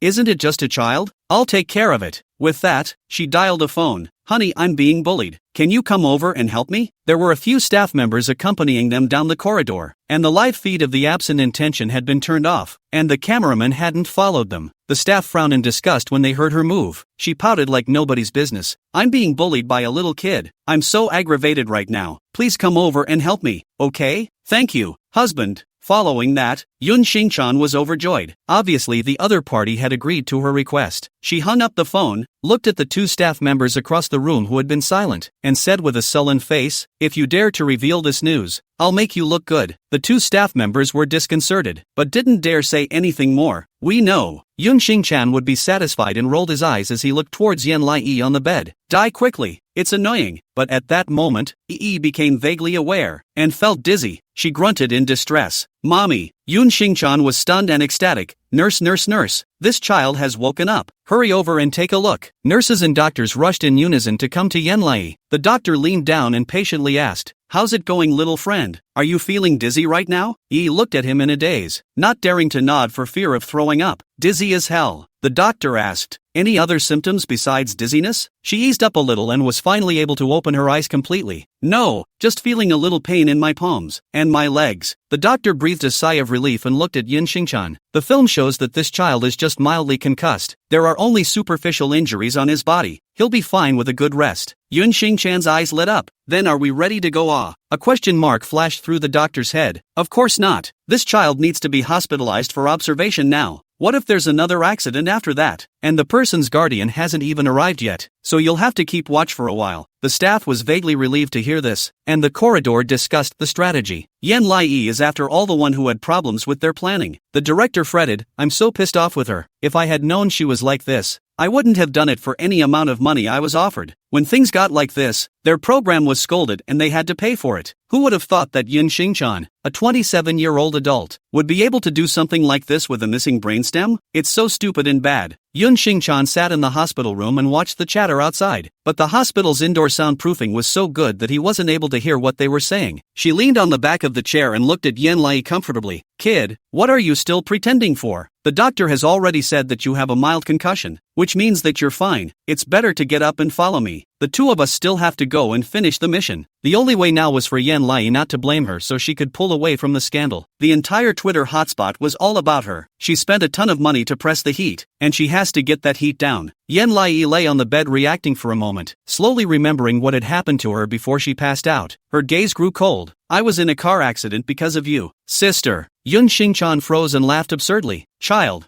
You brought this on yourself. It's not my fault. If you want to blame it, you can only blame yourself. Who made you say I'm stupid? What do you know as a 4-year-old child? Yan Lai silently dialed the phone watch and found the recording function. Clicking on the recording before speaking, Sister, I was trying to win, so I found the rules. We should try it out. But you've been playing the game without following the rules, and you had to drink milk tea at the end of the day. We're obviously going to be punished, and you're not even tense or obeying, so of course I'm angry. Yun Xingchan looked at her sarcastically. I do what I like. Who are you to control me? What are you? And do you know what my status is? Do you know who the people behind me are? Even my fans can drown you with a mouthful of spittle, and you're in charge of me? Am I your mom?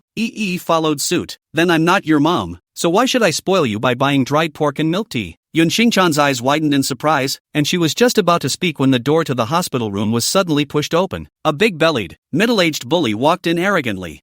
Was stunned, shocked to see that the man's stomach was so large that it seemed as if he was carrying a baby in July, and the LV belt was stuck just below the folds of his stomach, swaying as he walked. She was dumbfounded. The staff outside vaguely felt something was wrong and wanted to come into the ward, but a group of bodyguards blocked their way. The director got anxious and pushed the bodyguard. Mr. Yoon, calm down. Yan Lai's family is on their way now. Please don't do anything out of the ordinary. If this matter becomes a big deal, it won't be easy to handle. Not to mention that Yan Lai is just a child. It's not worth the trouble. Yun Xingchan sneered and hooked her lips, giving him a deep look before closing the door behind her. It's no use begging her. The King of Heaven can't save Yan Lai even if he comes today. Chapter 136, Excuse me for recording. Yun Xingchan turned around and gave the man a hug. Hubby, you're finally here. This child was deliberately angry at me just now, so angry that my heart and liver hurt. Without saying a word, the greasy middle-aged man walloped her against the wall in a dominant, strong kiss. Yan Lai. She was struck by lightning and hurriedly put her head down. What did she see? It was more disgusting than when the boys pranked her and put 2 knotted earthworms in her desk. I don't know how much time passed, but she looked down and saw a large belly breaking into her vision. Looking up again, the man looked her up and down with his hands in his pockets, his eyes extremely sarcastic. A girl whose hair hasn't even grown. How dare you bully my woman? How many lives do you think you have? Frowned. Her gaze fell on his stomach, and she replied with incomparable seriousness. I only have 1 life. But uncle, you have 2 lives. Right, and there should be another one in your stomach. Man? He looked down at his beer belly and said in annoyance. What the are you talking about? You bastard. You made my wife look like this, and now the whole internet is cursing her. How dare you talk to me like that? Do you know who I am? Yui looked at him baffled. I don't want to know. The man's eyes glared at Yun Xingchan. Yun Xingchan understood and walked to her. I'll tell you where you are coming from. I don't know whose child you are, but my husband is definitely one that your family can't afford to mess with. My husband's power is not on this side, but his means are enough to make people tremble with fear. If you want to let your grandparents and grandmothers to live well, you'd better come up with a total of 10 respect to me and my husband to speak nicely, or we'll make you eat your words. Wrinkled her eyebrows. I haven't eaten anything yet, and you're still making me eat? The two of them looked at each other. Speechless, beer-bellied man breathlessly rolled up his sleeves. No more bull **** with her. After saying that, he grabbed Yan Lai by the neck and carried him upwards, disliking the wall in the process. The back of Yi's head hit the wall with a bam and she felt dizzy, painfully meeting the man's cohesive stormy eyes. The man gritted his teeth and spoke in a vicious tone. Let me put it this way. The old man is the one that no one dares to offend, because the old man has a lot of means. Anyone who sees me goes around. Yan Lai, this woman you bullied today, is the old man's woman? When the media visit you, you say that it is your own run to the road. You intentionally hit the car, but also say that my woman gave you an apology. You saw her as if she felt the same warmth as her mother. She also took good care of you. Hear me? Looked at him with cold eyes. No fear at all to speak of. She recorded it anyway. There's no point in him saying anything. Yan Lai's eyes became more determined. That's a lie. I won't lie. The man grimaced and disliked her against the wall again. If you say you won't, you won't. If I say you will, or else I'll shoot you in the head. You hear me? He made his hand into a pistol position and pressed it dead center against Yan Lai's head. Yun Xingchan smiled deviously beside her. Hubby is so handsome and mighty. The man raised an eyebrow at her in triumph and nodded vigorously at Yan Lai's head again. Did you hear me? Yi's head banged. Dizzy, feeling like she could throw up the next moment. Breathless, "I heard you." The man would be satisfied and looked at Yun Xingchan. "Then I'll leave first. On my way here, there are already reporters' cars coming this way." Yun Xingchan nodded like a little Stepford wife and moved up to give him a kiss. The two are like entangled earthworms again. Yan Lai looked down without looking, her small hands stoically clenching the covers as she silently saved the recording. Uploaded to the cloud successfully, the man turned to leave, and as soon as he was gone, the reporters on the back foot came in afterward, flooding into the hospital room and knocking on the door. "How do you do? Can I interrupt for a moment? Hello, little EE. Brother has a few questions he would like to ask you if that's okay?" One of the reporters was holding a cell phone live in his hand.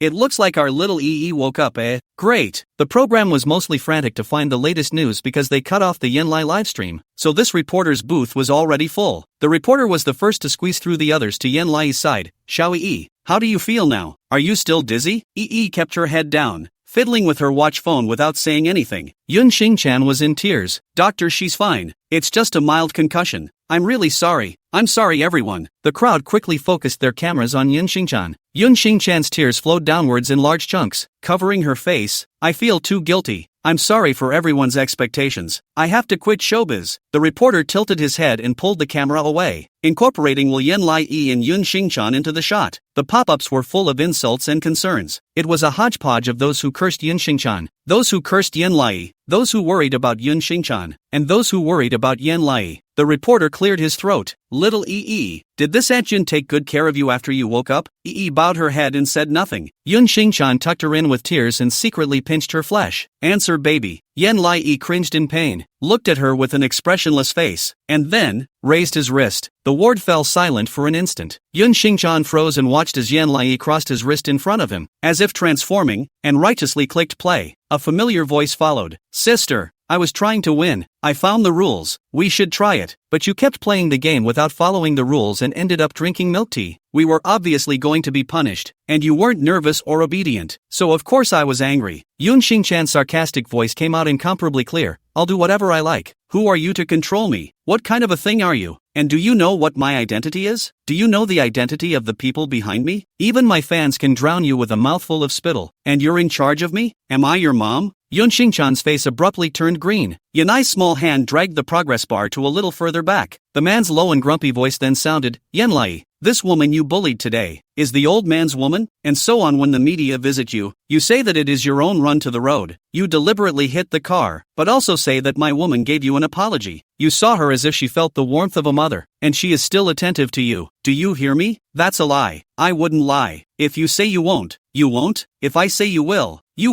or else I'll shoot you in the head. You hear me? In a flash, the whole room was in an uproar. Pop up. Asterisk asterisk asterisk asterisk. Yun Xingchan's face was pale and incredulous as he looked at Yenlai. Yenlai looked at her with unperturbed waves and slowly hooked a pleasant smile. "I didn't think so, Auntie. I recorded it." Chapter 137. Miss Yun Xingchan, are you usually a two-faced person? The whole atmosphere of the ward seemed to boil over at that moment. All the journalists, not daring to take a breath, brought their microphones closer and closer, wanting to shove them into the speakers. The reporter holding up this broadcast room went straight to the numbness, so excited that his hands were a little shaky. The live stream flooded with more and more people, as if the floodgates had been opened, and the pop-ups refreshed almost at the speed of meteors. 6666666666666. Yenlai Asama will also record. Yun Xingchan, you're a dog. Right, Yun Xingchan, you're a dog. Right, Yun Xingchan, you're a dog. Right. This story tells us how important it is to tell our daughters to know how to protect themselves. Yenlai played the recording back to adjust it a bit and replayed it again for details. From the beginning, when Yenlai spoke to Yun Xingchan, to the man's entrance and apparently making a move on Yenlai, the pop-ups were even more cursed. The middle-aged man with a big belly is Yun Xingchan's gold master. Didn't Yun Xingchan say she was just an ordinary girl without a gold master? This mouthful of husband called so dearly. I told you that Yun Xingchan must have been adopted. Otherwise, with her like this, how could she get such a good resource? Yun Xingchan fans out. Call your brother-in-law. Your sister is in love. The guy is a pregnant middle-aged man. The reporters blinked their starry eyes expectantly at Yun Xingchan's reaction. MS. Yun, say something? The strings in Yun Xingchan's brain suddenly linked and violently rushed towards Yenlai. Reporters rushed to block. What are you doing? MS. Yun Xingchan, do you want to make a move in front of the camera? Yenlai lay quietly on the bed, looking at Yun Xingchan's grimacing face, instead of the ease with which she had begun. Her face reddened to a pig's liver color, her eyes seemed to be glaring out, and she hissed, "These are all fakes. These are all synthesized voices. I really didn't think that you, a little girl, would be able to be so vicious. You must have negotiated with all of my opposing families to come and bully me, didn't you? EE ducked back and grabbed a female reporter's arm to explain. I'm not lying. A pregnant uncle really came to me, and the two of them even kissed in front of me. The reporter's eyes were brighter than the sun today. Kissing? Is that okay to say? Enraged, Yun Xingchan raised his hand and hit her hard. How dare you slander me, you child? EE's eyes widened in surprise, feeling the wind of the palm coming. Just at the moment it was about to hit, suddenly another hand pinched her wrist. Asterisk asterisk asterisk asterisk. So fast. Where's the hero? Who saved the day? My eyes can't keep up with this man's stance anymore. EE was stunned as she looked along her hand and met Yen Lingyun's eyebrows that were coalescing with a stormy wind. His arm veins rippled as he gazed at Yun Xingchan dead on, his eyes so vicious that they were capable of devouring a person. Yun Xingchan, you've done it to my daughter over and over again. Do you have me in your sights? Yun Xingchan's face turned pale with a swish. Asterisk asterisk asterisk asterisk. Yan Lingyun, old Cloud is so handsome. Ah, old Cloud has come to save me and her daughter. Ah, what are you talking about? This is the daughter of old Yun and me. He still cares so much about our daughter. I knew our old Cloud would come. Our old Cloud is such a sentimental and righteous person. EE was overjoyed. Lingyun dad. After that he got a little dizzy again and leaned weakly against the wall. Yen Lingyun hurriedly came over to her and looked at her with particular concern. How do you feel? Is it still hard? She shook her head and said gratefully, it's not hard anymore, because you came to my rescue. Old Cloud was so handsome when he came over just now. Old Yun knows Israeli fighting. He's been in a lot of martial arts movies. I'm sure he can save her. Being Yin Xingchan's fan can ing watch. Now has turned black. It's not too late to fan Yen Lai and Yen Lingyun. It's not too late sister. We'll be the best of sisters if you get out of the pit and step back in. Cloud Star-chan has collapsed. Many endorsements on Weibo have all announced the dissolution of the partnership. Yun Xingchan is innocent. Cloud Starry-Eyed is clean and white. She's clean and innocent. What? Can someone still watch this? There was a large wave of people who flooded into the live broadcast room, frantically brushing Yun Xingchan clean and white. It seems to be a fan-controlled review that is quickly taking over half the world. But the next moment, more pop-ups rushed up.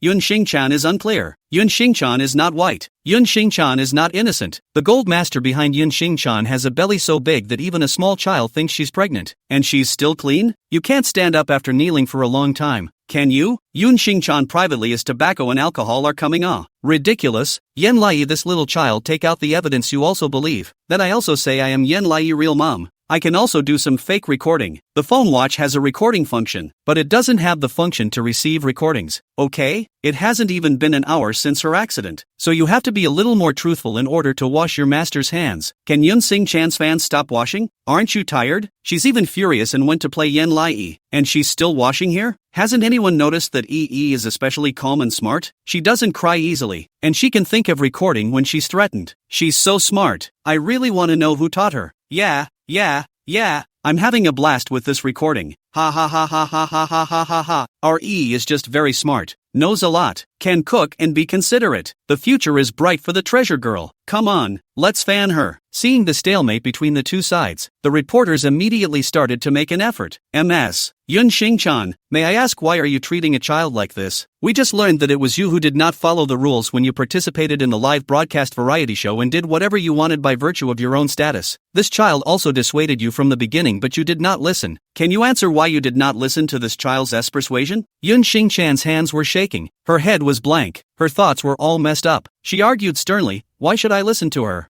I am an adult. I have the ability to judge whether something is good or bad. Why should I let a 4-year-old child control my thoughts? What's more, what she says may not be right. Reporter, but as far as I know, the program did put all the tasks on the stalls with only $20 of merchandise. The other 5 groups of guests have already got theirs, while you as a special guest denied the child's offer. You are usually two-faced and snake-hearted, right? Chapter 138. It's so cool. She wants to learn this when she grows up. Another reporter disliked the microphone to Yun Xingchan's mouth. You usually like to leave a child on the main road and let her get hit by a car, don't you? Does your mother have no problem with you acting like this? Ha ha ha ha ha ha. These reporters are asking some pretty sharp ing questions. Doesn't your mother have a problem with you acting like this? Simply put, didn't your mother teach you anything? Ha ha ha ha ha ha ha ha ha ha ha ha ha ha. The reporter continued to hold the microphone in front of her. What is the identity of that man? Is he your husband? But you claim outside that you are not single? Is he your golden master or your secret husband or your boyfriend? How long have you been in a relationship with him? How long has he been supporting you? You have so many resources lately because of this man who invested for you, right? Is that man's stomach really big? Does it really look like he's pregnant? Yun Xingchan was at a loss for words. His breathing gradually became rapid, and he didn't even know how to answer. She looked to Yen Lai. There's no way for the intended brain to process the information properly. What kind of questions are these adults asking? The pop-ups are going numb with laughter.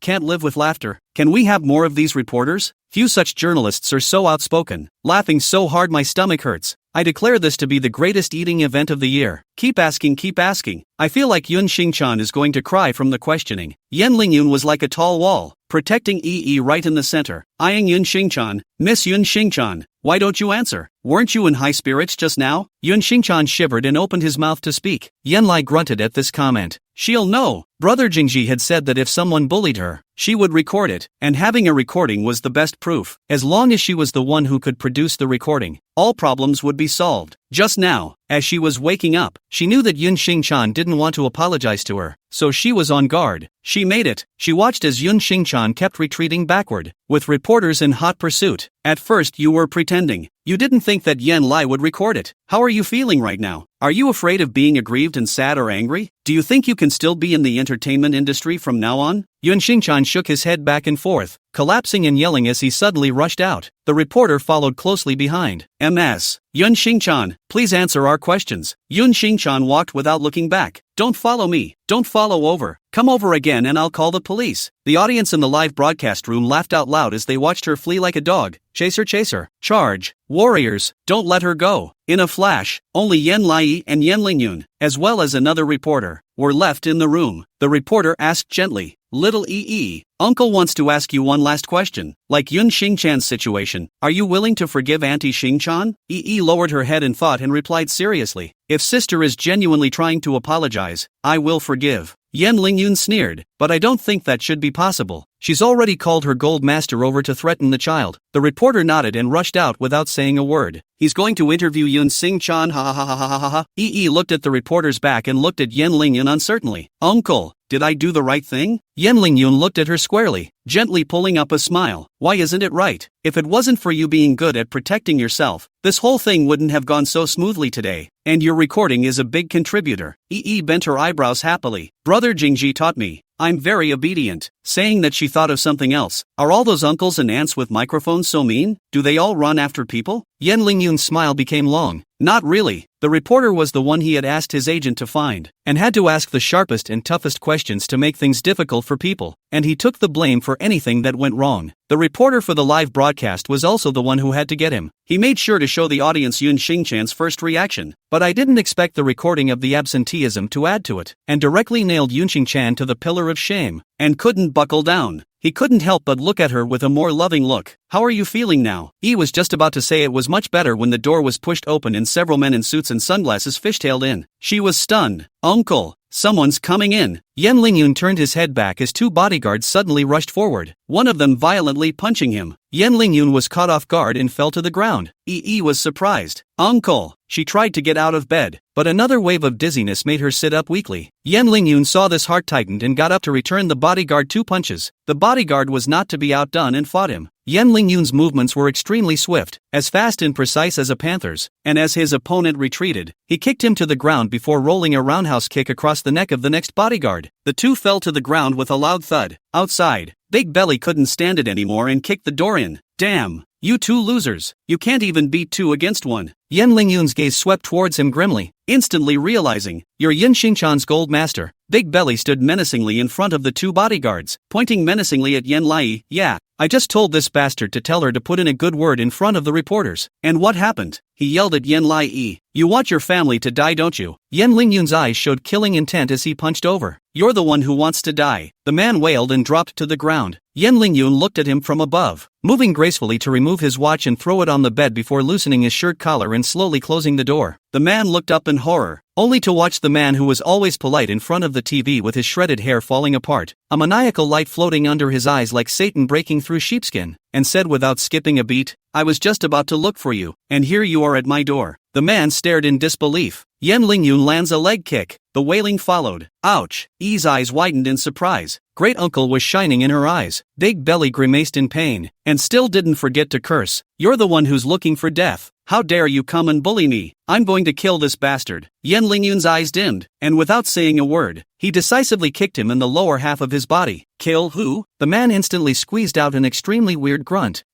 He's about to explode at the root of his life. Yan Lingyun stomped on his back, his voice almost squeezed out from his teeth. Climb up. I'd like to see what you're capable of and still dare to make a move against my people. Intentional surprise covered her mouth. It's so handsome. She's going to learn this when she grows up. Chapter 139, Her Highness Among the Fairies. Big Belly bared his teeth and covered his lifeblood, his eyes vaguely a little red. Painfully low roar. You even dare to make a move on me? Do you know who I am? I'm a big businessman abroad. The power is very strong. Aren't you a star? Then I'll ruin your face and gouge out your eyes. I'll let you die. His voice was vaguely revealed outside the hospital room. Yan Wu Gue, who was about to push the door, paused in his movements and looked in through the window. The familiar figure curled up on the ground, his eyes almost glaring out like a pig being stepped on, sputtering vicious words. Yan Lingyun, you've offended me. You and this bastard won't have a good ending. I'm going to break you into pieces and throw you to feed the crocodiles in that territory of mine. Yan Wu Gue was stunned at his words and laughed. The bodyguard beside him probed. Boss, isn't this Lu Chun who begged you to give him another chance? Why is he here? Yan Wu Gue looked at him meaningfully. He's not just here, he's also here pretending. Lu Chang lying on the ground, tearing his heart and lungs to Yan Lai, small. You also do not lie comfortably in bed. Leave the Huaxia country, you are nothing. You are a dead body. Yan Wugu nodded and pushed the door open. Really? I don't believe it. Intentional looked toward the source of the sound in surprise. Yan Wugue was wearing a floral shirt with white flowers on a black background, loose jeans with a pair of black marten boots, slowly stepping into this ward. His hair is a bit disorganized, slightly cover his eyes. 2 strands of broken hair fell to the sides more lethargic. Eyes are flashing with dangerous killing intent. Lu Chang, really unexpected.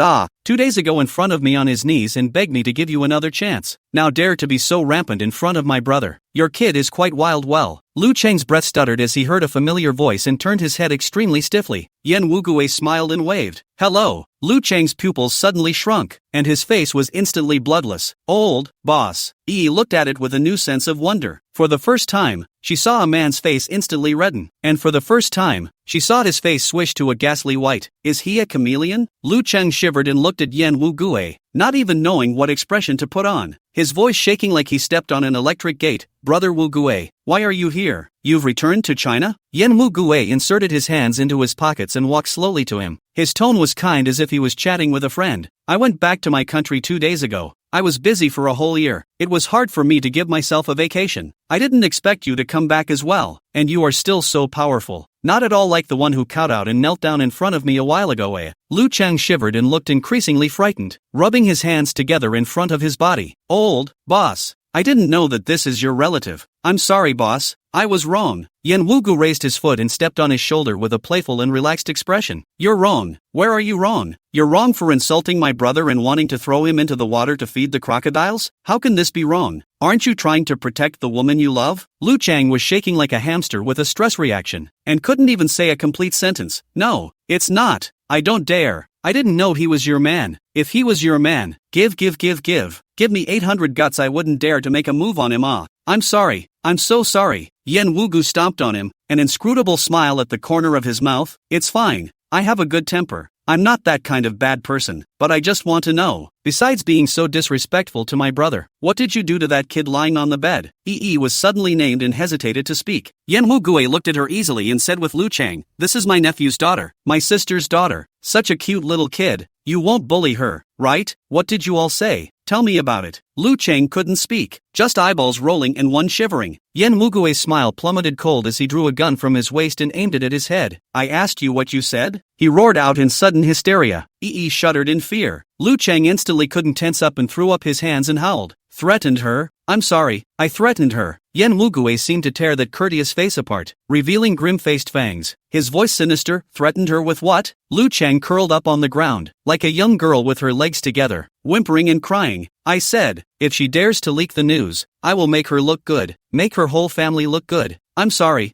I didn't know that her whole family has you. I'm sorry, Yen Wugue grinned, revealing two small tiger teeth, and pressed the muzzle of his gun against him. You're really good, Lu Chang. Didn't you notice that this kid has the same surname as me? Didn't you notice that this man has the same surname as me? Pretending to be a pussy in front of me. I'm going to shoot you right now. Yi's eyes widened in shock as he cocked the gun and stepped back to aim it at Lu Chang's brow. Lu Chang's feet were too weak to get up. Don't, please, don't. Yen Wugue held his head slightly high, his curly hair blocking his eyebrows and eyes. Only his clearly defined side face could be seen. His sideways face looked like a harmless Bernese mountain, but he had a smile that was more evil than the devil's. Bang! Lu Chengkai exclaimed. Ah! Intentions clutched up the covers in shock and cocked his head again in confusion. Only strange ribbons of color fluttered out of the muzzle, and a flag bristled and unfurled from the muzzle. Pistols? Toys? Yen Lingyun sighed in relief. He thought this brother of his had gone crazy enough to shoot someone in the country of China. Yen Wugue smiled like a demon, pressed the muzzle of his gun against Lu Cheng's forehead, and gently spat out a word. Bang! Lu Chengkai closed his eyes and cried, "No, no, no, no, no!" But then he suddenly reacted, and as soon as he opened his eyes, he saw a small colorful flag pointed at him. Stunned, he misplaced his gaze and met Yen Wugue's epileptic gaze. Yen Wugue smiled happily, like a fox with bad ideas. You should really be thankful that this is Huaxia, otherwise you wouldn't be able to watch me here right now. Lu Cheng atmosphere do not dare to breathe a bit. Trembling look at him.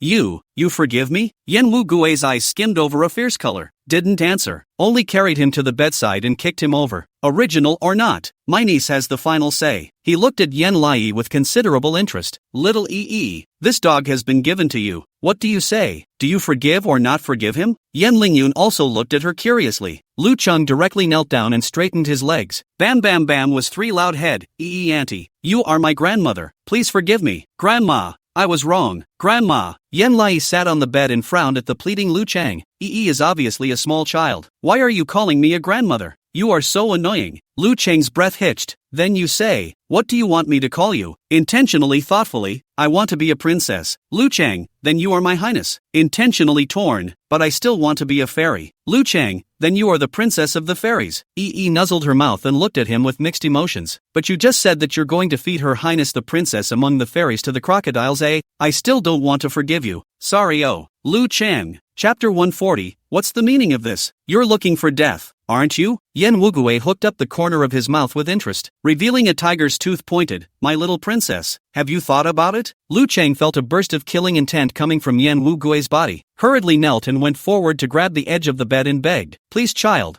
I'm really wrong. I didn't know that you're big brother's niece. Give me a chance. I can assure you that I already know it's wrong. You punish me to kneel or not. Punish me to slap me or not. Please forgive me.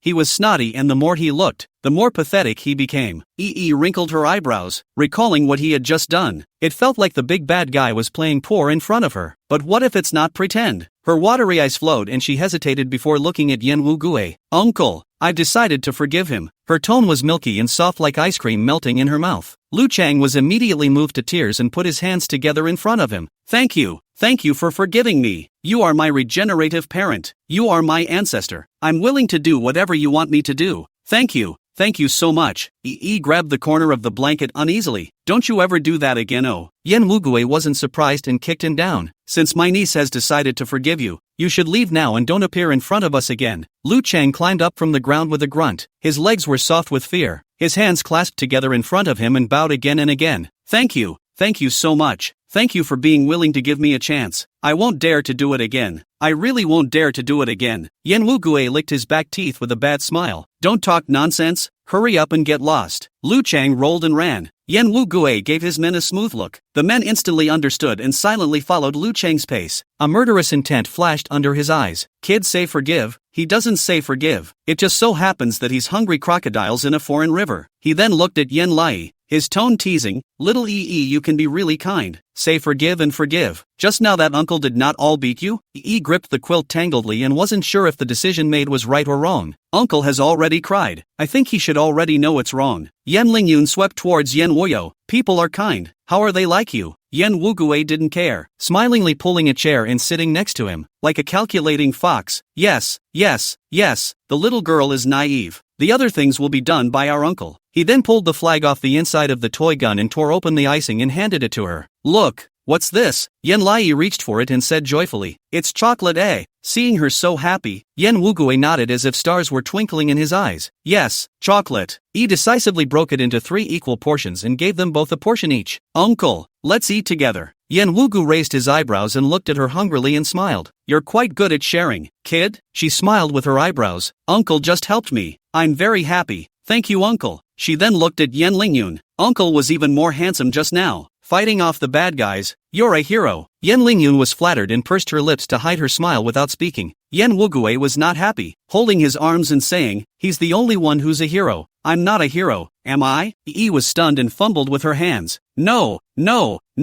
Uncle is also a hero." She put the chocolate in her mouth in one bite and moved to Yen Wugue's cheek for a gentle kiss. "Thank you, Uncle, for coming to save me." Yen Wugue's body subconsciously trembled as he looked at her in surprise. She kissed Yen Lingyun again, chocolate-flavored kisses with a hint of sweetness. The 2 big men all stiffened. Yen Wugue cried and laughed when he came back to his senses. "No woman has ever dared to come and kiss me as long as Uncle has grown up. You're the first." Yi looked at him in a serious manner, her eyes full of gratitude. "Uncle helped me, so Yi wants to thank Uncle with the highest courtesy." "Thank you, Uncle, for helping me." Yen Wugu sniffed and narrowed his eyes, the pupils of his eyes tumbling up with a thick deep meaning, as if he was calculating something. Yen Lingyun didn't notice his expression and remained stiff. Yi was oblivious to the fact that she was eating chocolate with her legs crossed. "Chocolate is so delicious." Yen Lingyun returned to his senses. His gaze shifted downward and landed on her little chubby hands, so white and tender that they could only pinch the look of 1 or 2 of his fingers. "Hiss, cute as hell." He pursed his lips. "I'm sorry, absent coming." Unsure, Yi cocked her head. He said, "I didn't protect you. I'm sorry." Yen Wugu looked at him in surprise. His mouth can be stuffed into an egg. Asterisk.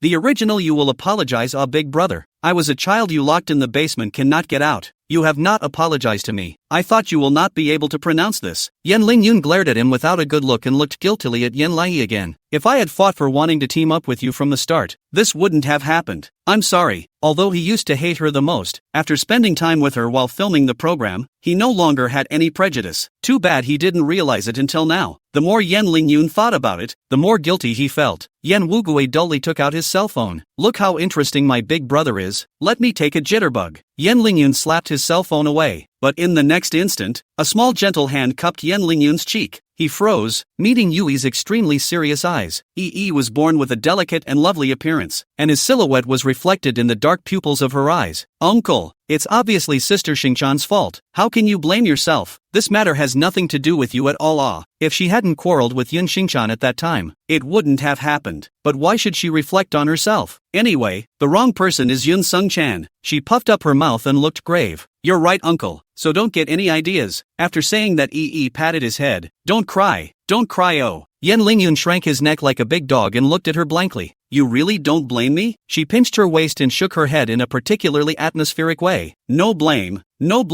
Yi will never blame you." Yen Wugue clapped his hands and nodded with particular approval. "Right, the person who did wrong is Yun Xingchan. What are you apologizing for, big brother? You used to be a perfectionist who didn't care about anything. You never cared about anyone's well-being, right?" Yen Lingyun didn't say anything, just calmly looked at Yen Lai as a warm current surged in his heart. He didn't know how to say it. He hadn't had many girlfriends, even with their entire male family being emotional geeks, and he'd never been this nice to anyone other than Yen Weiyang and Yen Zishi living with them. Yen Lai was the first. She stormed into their world like a lance, and when she came back, she was a soft kitten sitting in the sunshine, coming into his life. In retrospect, he seemed to get used to it and began to like it. Yen Lingyun involuntarily pulled up the corners of his mouth. "Uncle will make the bad guys suffer the price they deserve. Don't worry." Yi smiled with a wide brow. "Good." The words just fell. Yun Xingchan kicked open the door. Topped with a head of messy hair, face grimly walked in. "Yen Lai, in the end, what did you say to my husband? Now my husband doesn't even answer his phone. Those reporters I had a hard time getting rid of. And how did I warn you just now? You're looking for death, aren't you?" Chapter 141, "You're the one who hit my daughter." Yi was startled, and before she could speak, a white-suited figure suddenly flashed out of the door, grabbing Yun Xingchan's hair and slapping him over. "Just you touch my Yen Weiyang's daughter?" Like a thunderbolt from the ground, Yen Lai's mouth opened wide in shock. "Unchained Mom?" Yen Weiyang is like an angry lioness, rushing into the hospital room, grabbing Yun Xingchan's hair and not letting go. "Dare to bully my daughter, and dare to push my daughter onto the main road. Let me tell you, my daughter, this is a mild concussion before I can spare your life. If anything happens to my daughter, you see how I'll punish you." How dare you hurt her? Yun Xingchan screamed miserably. Let go of me. Do you know who I am? Yan Wei Yang snapped 2 slaps over. Then open your doggy eyes and see who I am. Yun Xingchan screamed and looked up, meeting her eyes in a daze. Mr. Yan. The words fell, and there was a dead silence in the hospital room. Yan Wuguo Yan Lingyun watched in disbelief, not even daring to take a breath, and behind Yan Wei Yang, there was the same shocked Shinan, and with Yan Lixing, the Yankees went out on the warpath, and not an inch of grass was left. Yun Xingchan shivered and looked at her with a bit of trepidation. This is your daughter? Yan Weiyan's eyes widened in anger and he said with a fierce color, reacted? What were you thinking just now? What were you thinking when you pushed my daughter into the road? Yun Xingchan was struck by lightning and looked at her with a pale face, unable to speak. Suddenly, Xin Jingji and Gu Huai rushed into the hospital room and came to the bed in unison regardless. Are you hurt? Yan Lingyun, who was squeezed to the back. Yan Wu Guo, who was squeezed to the ground. The 2 teenagers completely ignored the 2 of them and surrounded Yan Lai heavily with one on the left and one on the right. Was surprised. Brother? Gu Huai. Gu Huai cupped her face and carefully confirmed the wound. I heard that you have a mild concussion. So are you dizzy? Are you nauseous? Where are you uncomfortable? Any abrasions? Xin Jingji clutched her hand, his tone sullen. Where are you uncomfortable? First tell my brother. My brother will go to help you find a doctor. Also, do you want to eat now? Do you want to eat cake? Do you want to drink milk tea? Do you want to eat roasted sausage? Gu Huai looked at him breathlessly. Shen Jingji, she's sick right now. What kind of roasted sausage is she eating? Shen Jingji equally unwilling to show weakness. That Yan Lai now sick with you say what? It's not like you know how to see a doctor. Gu Huai sneered coldly. I'll get a doctor. Shin Jingji sneered. Doctors will also want patients to keep a cheerful mind. Eat what they like to eat, mood will be good. Good mood will get well faster, is not it? Gu Huai, it's an ass. Intentional frown and grunted. Knock it off. I'm dizzy. But a light sentence brought the voices of the entire ward to a screeching halt. Everyone looked at her. She scratched the covers uneasily, her eyes subconsciously sweeping towards Shinan with. Shinan stood on the outermost edge of the hospital bed, their gazes unblinking as they stared at her, seemingly harboring thinly veiled anger. Just a flash of concern flashed under her eyes when she touched them.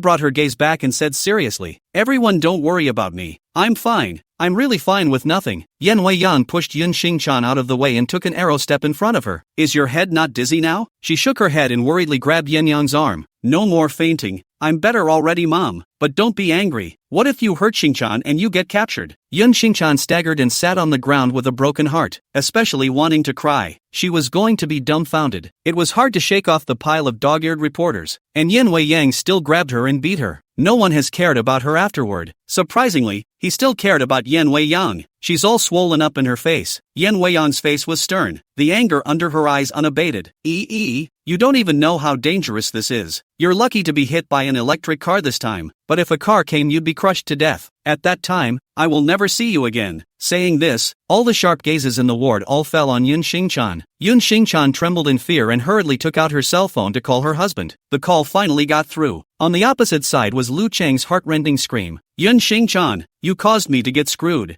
I won't let you go even if I go to hell. Immediately afterward, a sudden pinging and beating sound appeared within the microphone, as if something was happening, and the phone was suddenly hung up. This phone number is so informative. Shin Xiuyan Shinzano arrived late, heard the commotion, and sarcastically hooked the corners of his mouth. Yun Xingchan was like a bucket of cold water in her pocket, drenching her with chills, and she looked stiffly at the people in the hospital room. By the window, on the sofa, and in front of the hospital bed, all were men with handsome features, good taste, and a strong aura. Even the teenager's brow was shrouded in a hint of cold color. Shin Anha's eyes coalesced with a fishy storm, but his tone was cloudy and light. It seems that no one can protect you. Yun Xingchan's breath stuttered and some of his mind broke down as he shivered and dialed his agent's number. The agent only gave her a sentence. The contract is all cancelled. You are now infamous and have been blocked. Just wait to lose your money. And then hung up. Yun Xingchan was struck by lightning and collapsed, pulling her legs out and running out of the hospital room, bawling as she ran. What the hell did she do wrong? Didn't she just accidentally push a child? Why did you do this to her? Yan Weiyang indifferently closed the door, not wanting to hear her cry. I just discussed with the doctor. Just knocked the back of her head a while ago. I'm worried that there might be something wrong. so someone has to keep watch tonight. Which one of you is willing to do that? Gu Huai raised his hand without hesitation. Me. Shen Anha also stood out, his deep pupils carrying seriousness. Me. Shin Jingji also raised his hand. Me. Yan Weiyang directly ignored the two children. Gu Huai, you need someone to take care of you even when you sleep now. Right, you'd better go home and get some rest. Gu Huai wrinkled his brows. When I was at the orphanage with Yen Lai, she always lives next to me. I could take care of her. Crowd, live next to him? Shin Jingji collapsed. You even live with Yen Lai. Gu Huai looked indifferent. Our orphanage is poor. Even the gate is broken. The beds are bunk beds put together. It's not like the two of us are alone together. Everyone breathed a sigh of relief at that. That's more like it. Shin Anha stepped forward once more. Since no one else can,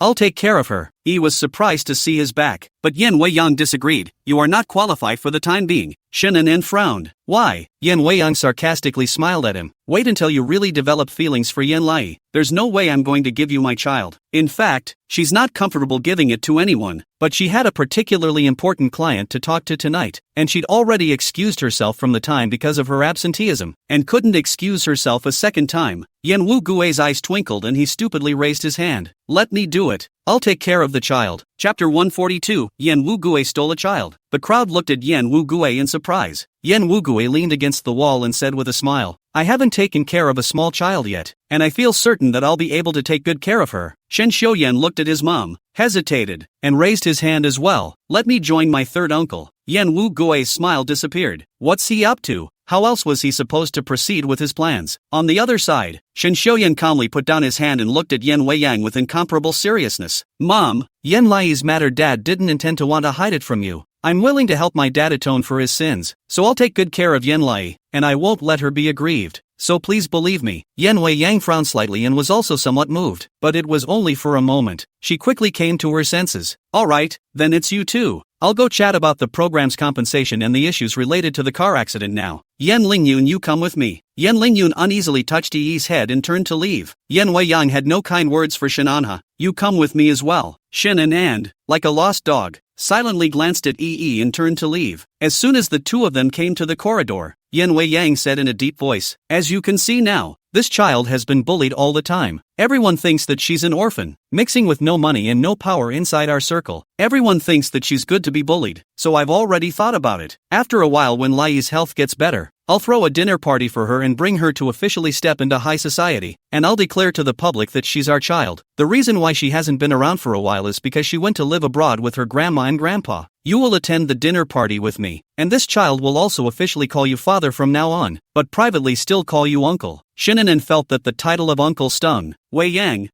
Yen Weiyang raised her hand and looked at him mercilessly. Shen Anha, you never knew how important Yen Zishi is to me. I am angry with you. I am also angry with my brother. I'm not just against you alone. If you want me to forgive you, you'll have to show your true heart and treat Yen Laixie without any prejudice, until one day, you truly see her as your daughter and are willing to be her father. Then we'll talk. The Yen family brothers, as well as Shin Xiuyan and Shin Jinye, walked towards her, and when they heard this, they had mixed feelings in their hearts. Yen Weiyang saw through them with a glance. I know that to you. Yen Lai is the daughter of Zishi's land and has disgraced our family, but to me, she is the only daughter of my only sister, the continuation of my sister's life, and I find it hard to imagine how you all treated this child when I didn't know the truth. Yen Lixing frowned sheepishly and tried to speak. She raised her hand to stop it. Don't lie. I don't like it. They were dumbfounded and bowed their heads guiltily. Yen Weiyang looked at them sarcastically. When there comes a day when you guys really realize your faults, that's when I will forgive you. Of course, if you guys don't care if I forgive you originally or not, it doesn't matter to me because I don't need you guys either. Just like you guys don't need Yen Zishi. I'm not one to be messed with either. A couple of stunned, horrified, unchained. Yen Lixing deplored. We grew up together. We are your own brother. Yen Weiyang desperately skimmed her head, tears flashing in her eyes. So what if it's her own brother? So what if it's her own mom and dad? Didn't they still force Zishi to die? Zishi is not your own sister anymore? She held back her tears again. Every one of us is responsible for the fact that Zishi will die, and I no longer have the means to say sorry to my sister, so I will make up for everything to her daughter. If you guys lie to me again with your false intentions, I'll never ignore you guys again. With that, she turned and walked away without looking back. Yen Lingyun looked deeply at them. To be honest, Yen Lai, this child really isn't that annoying, but don't be in a hurry. Take your time.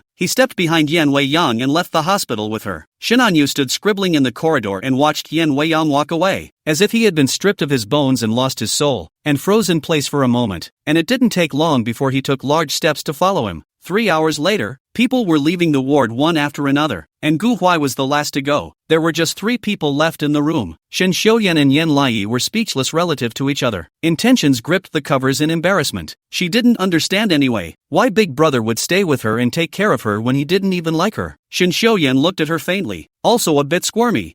Go buy you some food. Intent nodded and flopped down on the bed to wait, and it wasn't long before she drifted off to sleep. Yan Wugui sat on the sofa with his legs crossed and suddenly put down his hand that was looking at his cell phone. How come? Intentional breathed evenly and didn't answer. He walked up and shook her. Do you have a passport? Was sleepy and felt Yan Wugu talking to her. She couldn't even open her eyes and nodded vaguely. Yes. Yan Wugui followed his lead. Where is it? She closed her eyes and cooed. Sister Duo's place. Yan Wugui nodded and smiled badly. Do you want to follow third uncle? Third uncle has a lot of good-looking little dresses in his hands. Oh, you go with uncle today to talk about a business. Tomorrow uncle will take you to our country to see the beautiful girls. Okay? Yan Lai was sleepy and confusedly nodded. Okay.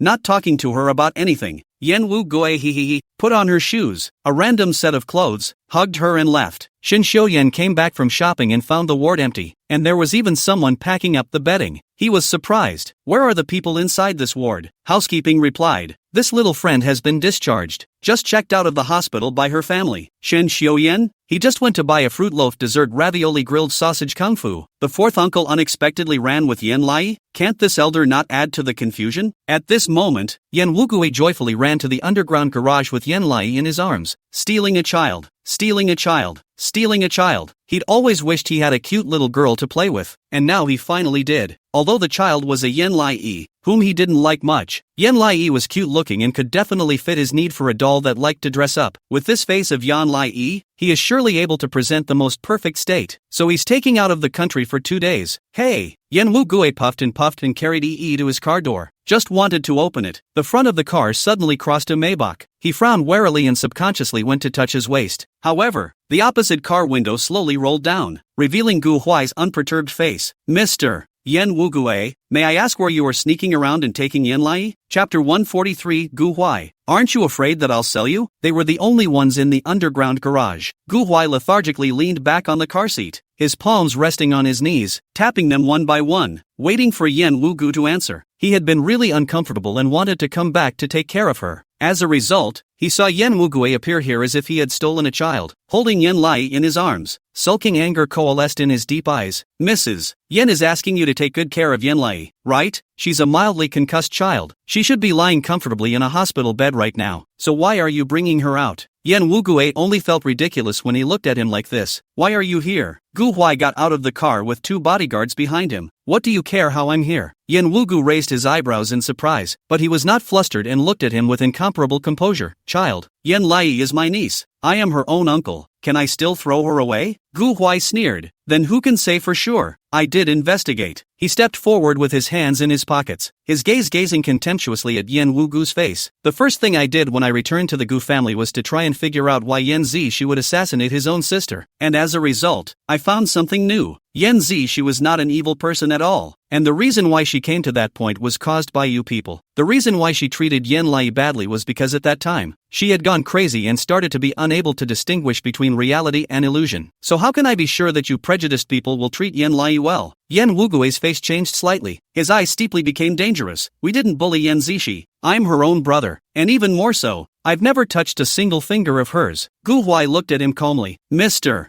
Yan Wugui, it's not only the violence of fists that's called violence. Language is too, and it hurts people invisibly. Yan Wugui was stunned, and Yan Weiyan's godless murmured words inexplicably surfaced in his mind. The moment Zishi confessed to the crime, she must have been very disappointed in you all. He suddenly felt out of breath and subconsciously looked over his shoulder at the sleeping Yan Lai. Yan Lai had a calm brow and slept peacefully. He was inexplicably glad that the boy didn't hear him, and said in a taut tone, no matter what you think, the only adult around this child right now who can take care of her is me. You're not part of our family, and I know what you're trying to do, but I'm not going to give this child to you even if you tell me otherwise, and if you really want her, you're coming with me. Gu Huai's face sank as he looked at the unsuspecting Yan Lai. who was sleeping on his shoulder, and decisively stepped forward. The bodyguard was surprised. "Young master, you can't leave. Master ordered us to make sure to keep you safe." Gu Huai's tone was clear and cold. "Then you can tell the master that I was taken away by Yin family Yin Wugu, and went out with him for 2 days to play, and I'll be back in a couple of days." Yin Wugue rolled his eyes greatly. Kid's real sticky. The reason why he said that was to make him know what to do, but it turned out that this kid actually followed him. He was speechless. "Aren't you afraid I'll sell you out?" Gu Huai was indifferent. "You can try." The corners of Yin Wugue's mouth twitched as he led him to the car. "It just so happens that I'm going to talk about a business deal, so I'll take you to meet the rest of the world." Gu Huai got into the back seat, picked up the sleeping Yin Lai, put his jacket over her, and immensely naturally wrapped his arms around her, patting her with one beat. Yin Wugue looked at the two people through the rearview mirror, and in a trance, it was as if he had seen him in Yen Zishi. When Yen Zishi was 4 years old, he put his shirt over her like this and wrapped his arms around her. Yen Zishi was in a daze of sleep and asked with a milky whine, "Third brother, will you be good to Shi for the rest of your life?" Yen Wugu was only a few years old at the time and did not hesitate. "Why wouldn't I? You're our youngest sister ah." But he went back on his word, and he hasn't even noticed. Yen Wugue annoyingly lit a cigarette, and then saw Yen Lai in the rearview mirror, or pinched.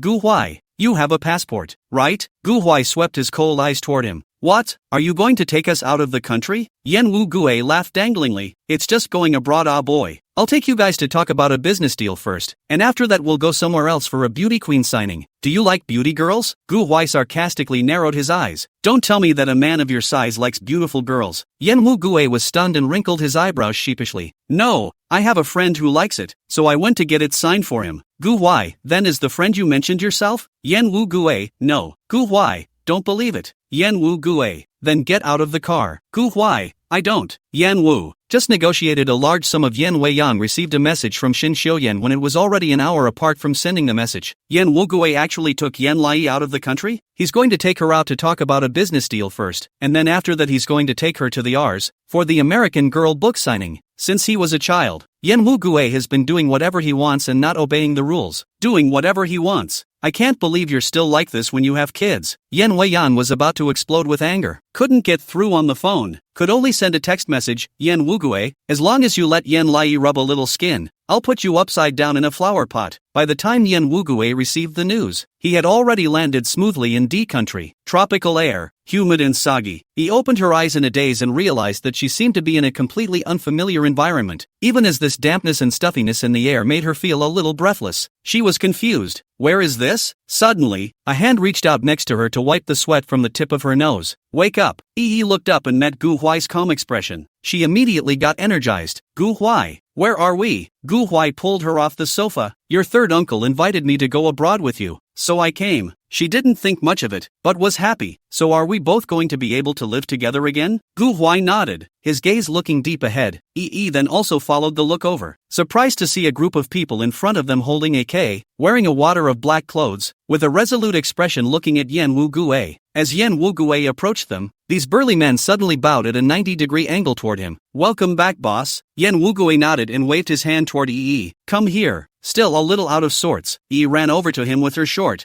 legs ta-da-da-da-da-da-da-da-da-da-da. Gu Huai calmly followed her, and the group of burly men across the street changed their faces when they saw the two kids. What is this? This golden couple? So good looking. Are they the boss's kids? Yi looked up at them curiously. The burly men were all menacing, with broad shoulders and narrow waists and long legs, and a gun in their hands. She looked at it with her mouth slightly open, feeling a little powerful. The burly men looked down at her in this silly way, a little dumbfounded. So cute. Want to pinch faces. Chapter 144. Uncle. Dag blay. I can't like you. The strong men's eyes fell on Gu Huai again. Gu Huai stuck his hands in his pockets and scanned them with a lazy demeanor, deep meaning flowing in his eyes. The burly men raised their eyebrows. The boy didn't seem to be afraid of them at his young age. He looked like he was born to do this. Must be the boss's son. Then this is the boss's daughter. No wonder they never had a boss looking for a woman. It turns out that the boss already had a name for a long time ago. Yen Wugue didn't introduce them either, pointing at them both in a particularly casual manner. Call Miss, Young Master. A group of people bowed in unison at 90 degrees. Welcomed the return of Miss Young Master. It was so loud that the ground shook. Yen Wugue looked indifferent. Remember, always treat Miss and Young Master with all the respect you can muster. See them as if they were me. Miss's orders are the holy decree. Whatever Miss says is what she says. Got it? They shook their voices. Yes. Yen Wugue looked at Yen Lai again and smiled at her with interest. My lady, Give the order. Is there anything you wish to command these people? The burly men immediately looked to her. Stand by for orders. Intentional scratched at her backpacking pants and blankly met the sharp eyes of the burly men. I want to shush. Yen Wu Gue? Gu Huai. The captain shouted. The lady wants to boo. Empty the restroom. See the lady to her boo-boo. The people behind them instantly unfolded a path and said in unison, respectfully, Miss Hush Hush. The other passers-by looked at Yenlai in consternation, as if they were looking at a mobster's young lady, horrified and curious. Yi was even more dumbfounded, and looked at Yen Wu Gue under pressure. Uncle, it's just me going to the restroom. Do they have to let the whole world know about it? Yen Wu Gue puffed and teased. Yes, the princess's platoon. Yi nuzzled her mouth, very difficult, and walked towards the restroom under pressure, and also turned by the way. A soft light swept across the bottom of Yen Wu Gue's eyes that even he didn't notice. It's really getting more interesting the more you look at it. Gu Huai looked at him and said without warning, what kind of business are you in? Yen Wu Gue looked at him with raised eyebrows, not hiding anything. What kind of business do you think I'm in? Gu Huai narrowed his eyes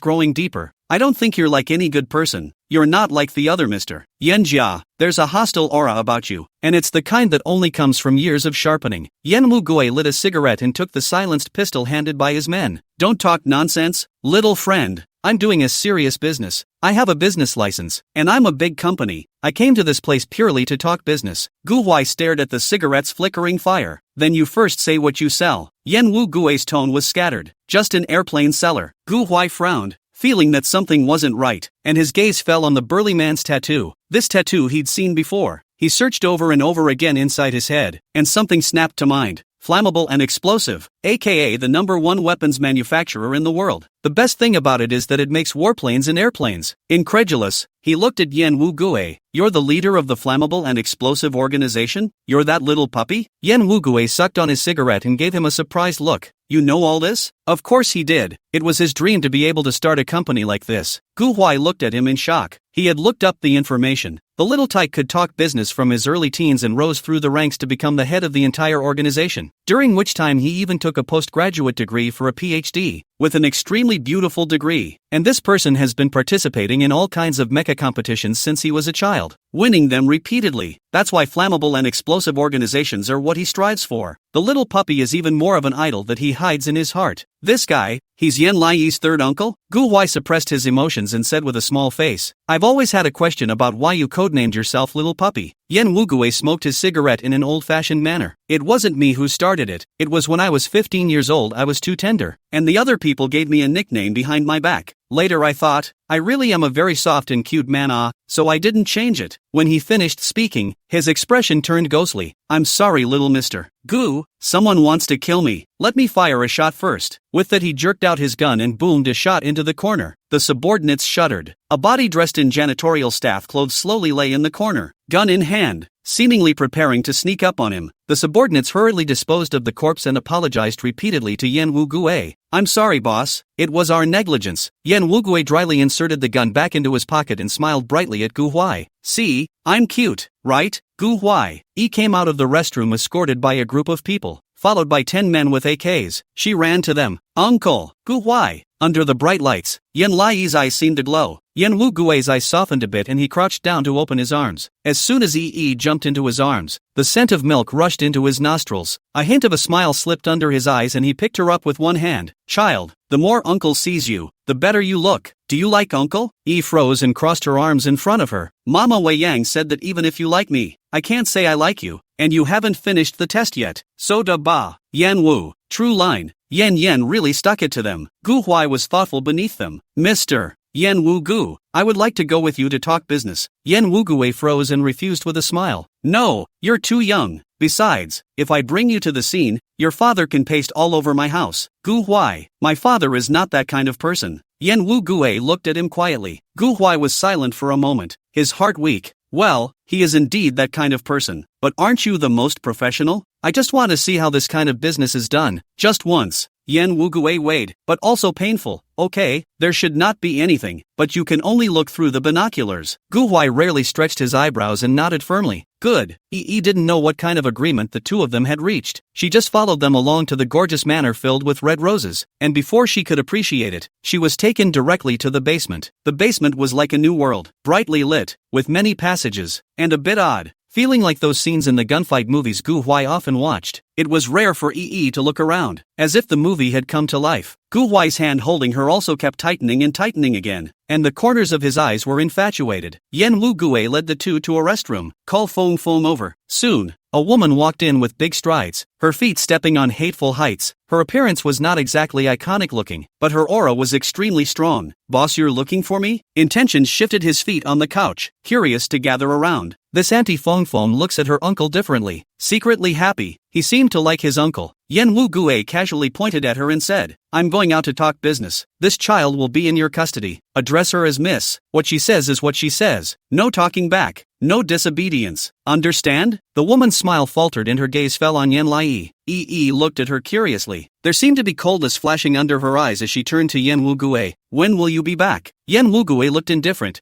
It's not certain about doing business with them for the first time. If they suddenly turn against me and try to kill me to swallow the goods, I might come back a little later. Yi stared in horror. What? There are still people trying to kill him. The woman nodded calmly. I know. Please feel free to leave the child in my hands. Yen Wu Gue turned to leave. Gu Huai also said, I'll go with him first. Wait for me. Yi nodded uneasily and watched the group of them go away, leaving Feng Feng and the bodyguards around Feng Feng in the room. Yui looked at her nervously. Just now, the next second after Uncle Yen Wu Gue left, Feng Feng's expression changed. She was looking at her in a condescending way. She waved her hand awkwardly. Hello, sister. It was going to be called Auntie, but Auntie's face stinks. It's better to call your sister. Chapter 145, Harm, Sister? Vaughn gave her a deep look and went to stand in the hallway with the man at her side. Mainland China was upset. Sister Feng, this is the boss's daughter and son, right? No wonder our boss has been rejecting your advances for so many years. It turns out that he already had a child a long time ago. Feng Feng's eyes reddened with anger. Her vocal line almost squeezed out from between her teeth. Didn't he bring these two children here just to hint at me and make me give up on him? And to make me obey this girl? For so many years I accompanied him through life and death. Even if he has no feelings for me, it's not as if he's insulting me like this. It's really no wonder I would betray him. Meaning rubbed her grumbling little stomach and walked to the doorway to poke Feng Feng's arm. Sister, I'm hungry. I want to eat. Do you have something to eat? I'll eat anything. Feng Feng looked at her condescendingly. Is it okay to eat human flesh then? Idea? With murderous eyes, Vaughn gave the mainland a look that. Continental grabbed Yen Lai by the collar as if he were carrying a chicken. Intentional was caught off guard and surprised him by flopping up and down in his hands. What for? Continental didn't say anything, just lifted her up so that she was eye to eye with Vaughn. Feng Feng picked up her chin, her eyes showing a fierce light, as if she could disintegrate her by inches. I'm going to take you to see your father and make you go to hell with your father. Dad? Bewildered, he suddenly realized what they had just meant by betrayal. These two are badass. They want to hurt Uncle Yen Wu Gue. She yelled, Help! Help! Continental covered her mouth as soon as she could so she couldn't make a sound. Feng Feng's gaze was cold and stern. First, press this girl into the car. Remember to hold her and move in a friendly manner, or else you will be seen. Continental nodded and was about to change positions when Yui bit his hand violently. The taste of rust came from his mouth. The man flung himself away in pain. Grr! She landed smoothly and ran to the end of the hallway without looking back. Feng Feng was horrified and just wanted to call out to someone, but then reacted that she couldn't make a sound. Catch her in secret. Do not alarm the people. Continental nodded and quickly followed. Yen Lai pushed open a door in his haste and found a corner to hide in. Continental pushed his way in. She covered her mouth in horror, not daring to breathe. Continental looked around, realized no one was there, and turned to leave. Intentional breathed a sigh of relief. She should have gotten away with it, right? She surveyed the house again. The whole room was high-tech, with a bunch of sophisticated equipment on the table and fruit bread snacks. She climbed decisively into a chair, tore open the bread wrapper and began to eat, gulping down large mouthfuls into her stomach. Eat enough to have the strength to run away and find your uncle. Yen Lai was as anxious as a small hamster. His mouth kept chewing eating while looking at the English on the desktop precision instrument. There is a red button that stands out the most. She poked curiously. Suddenly, the dark glass in front of him instantly turned transparent, reflecting the next room. There was a very weak woman lying on the floor. Following that, the door opened. Feng Feng stepped in with a scathing look on his face. You're not dead yet, Spider. The woman on the ground weakly propped up her upper body. How am I going to die if you're not dead? Feng Feng sneered. Ha!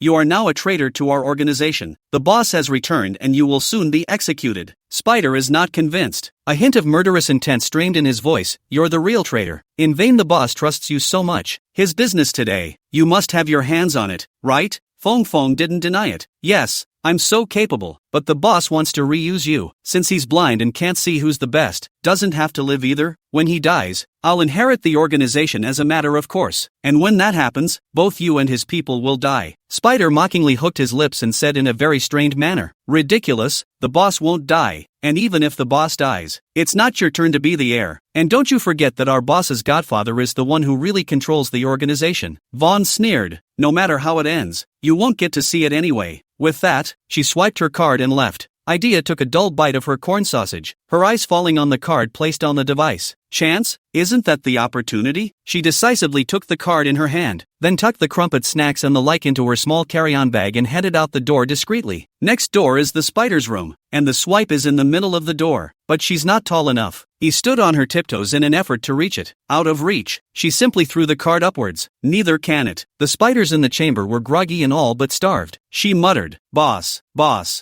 don't have an accident. Yen Wugue was her savior, and she regarded him as if he were her life. But Feng Feng framed her, and even if she had her own minders, there was no way to save her. No one can help her. She closed her eyes in despair, feeling a little bit of her body's energy draining away, and outside the door of this building, E desperately tossed the card upwards. The card kept falling down, and she bit her lip in anxiety, and when she tried to pick it up again, a large paw suddenly landed on it. It's brown and black and kind of familiar, like a tiger's. She stiffened in her movements and slowly lifted her eyes to meet a pair of golden eyes. Yen Lai's eyes widened in horror and he fell on his butt. Tiger? Surprisingly, it's a tiger. How can there be a tiger in this place? The tiger, strong and powerful, looked down at her, already half a head taller than her on all fours, bared its teeth and let out a guttural low roar. Oh, E was incredulous, her eyes locked on the collar around its neck. Milk duds. A tiger that big is called milk duds? Shivering, she took the corn sausage out of her mouth and handed it to it. Do you eat? Milkshake, who had been grimacing, cocked his head at this, sniffed, and opened his mouth to eat the intestine, not even chewing it, but swallowing it directly. Intention shivered. It should be able to chew twice when it eats her, right? She bit her lower lip and looked at the card under its paw, her tone pleasing. Little tiger, EE is not a bad person. EE is here to help this sister. Uncle is going to be killed by bad people. I want to save Uncle, but maybe only this sister can help, because this sister seems to be very supportive of Uncle. Milkshake cocked his head and looked at her loftily for a moment, slowly taking a step back. Yen Lai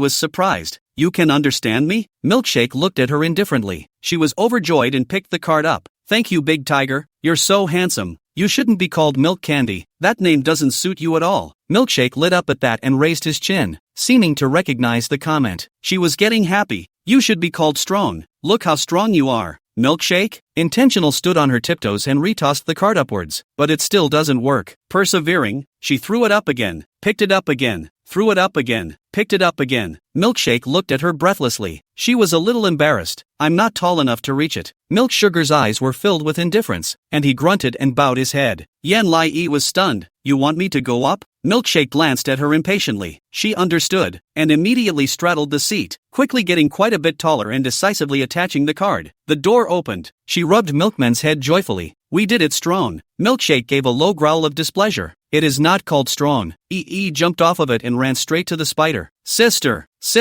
are you alright? Spider lay weak and groggy. Hungry, so hungry, she's going to be starved alive. EE frowned, feeling as if she was sick, and suddenly had an idea, tearing the small bread out of its wrapping and placing it at her mouth. Sister, do you want to eat something? Auntie said that you must eat well when you are sick, but the next moment, the lifeless woman suddenly sat up in a state of shock from her dying sickness and ate the bread with her bloody mouth. EE jumped in shock and fell into Milk Candy's arms, just to see the woman lick the slag at the corner of her mouth like a zombie and stared straight at her. Harm have you, old sister? Idea? Chapter 146, No one can beat me in my BGM. The entire chamber was silent. EE stared blankly at the spider. Spider looked at her expectantly like a man in the desert who had seen a source of water. Yen Lai was confused. There's a little bit more. Spider swallowed. Then give me a little more. She opened the small package and pulled out small breaded granulated oranges and a handful of melons. Spider rolls over with a carp, picks up the bread and inhales it in a storm of wind. In the blink of an eye, though, the melon was cleaned out of her mouth. EE rubbed her eyes vigorously and looked at her with incomparable shock. Sister, are you full? Spider sniffed the bread wrapper with intent, sighing as he inhaled. Enough to keep me functioning for half a day at least. When she finished, she suddenly woke up. By the way, Who are you? Yi frowned and softly replied, my name is Yen Lai. Yen Wu Gui is my uncle. Spider's eyes widened in surprise and joy, clutching her arm with particular fervor. Oh my god, the boss saved me once. Now it's become boss's niece who saved me. Are you specially coming here to save me at boss's behest? Can you already be an agent at a young age? Yi didn't understand what she meant. Her brain CPU was burning. She didn't know what to do. No sister, it's me who wanted to come and save you. Just now that sister called Feng wanted to drag me down to hell with my uncle. So I ran out and happened to see you. I hope that you can save my uncle and Gu Huai. Spider's excitement tempered and gradually snapped out of it. You saved me all by yourself? Yi nodded and pointed to Milk Candy behind her. Yi isn't tall enough. Milk Candy is the one who helped pad me. Spider looked behind her at Milk Duds with the wrong eyes as wide as brass bells. You can still ride Milk Candy? She nearly broke her voice, questioning Milk Candy. You still let her ride? Milkshake leaned down in displeasure and let out a guttural whine. Unsure, Yi looked at Spider. Sister, can't Milkmaid be ridden by me? Spider sucked in a cold breath, covering her mouth in disbelief and shaking her head. It wasn't that it couldn't be ridden. It was just that Milk Candy was a pet that Yen Wu Gui had raised since he was a child. Although this tiger was familiar with them, it was not close, and had a particularly bad temper. So only Yen Wu Gui could touch the Milk Candy. But, since there was a little girl who not only touched the Milk Candy, but rode it and could manipulate it to save lives, Spider's eyes glowed with excitement, and the way he looked at her changed even more. Maybe that's the power of bloodlines. Yi wrinkled her eyebrows, feeling that this Spider sister was a bit dull, not quite the cold-hearted female agent rumored to be. She pressed on. Sister, can we go save Uncle now? Feng said that Uncle is going to hell today. What if we're late? Gu Huai will go to hell with him. Spider snapped out of it and nodded. Let's get going. She skillfully took a U-shaped clip from her ponytail and shoved it inside the handcuffs, but opened it in a few clicks, leading her to say, follow me. He followed her in style. Curious, aren't we going to find someone else? Just the two of us? Spider shook his head. Feng is a handful here. I'm not sure who betrayed and who didn't, so I can't do anything rash. My men are all stationed outside right now. Get out there before I summon them. Yi nodded her head and asked in a small voice. Then, sister, why were you arrested by them? Spider clamped her under her armpit with one hand and quickly came to a room.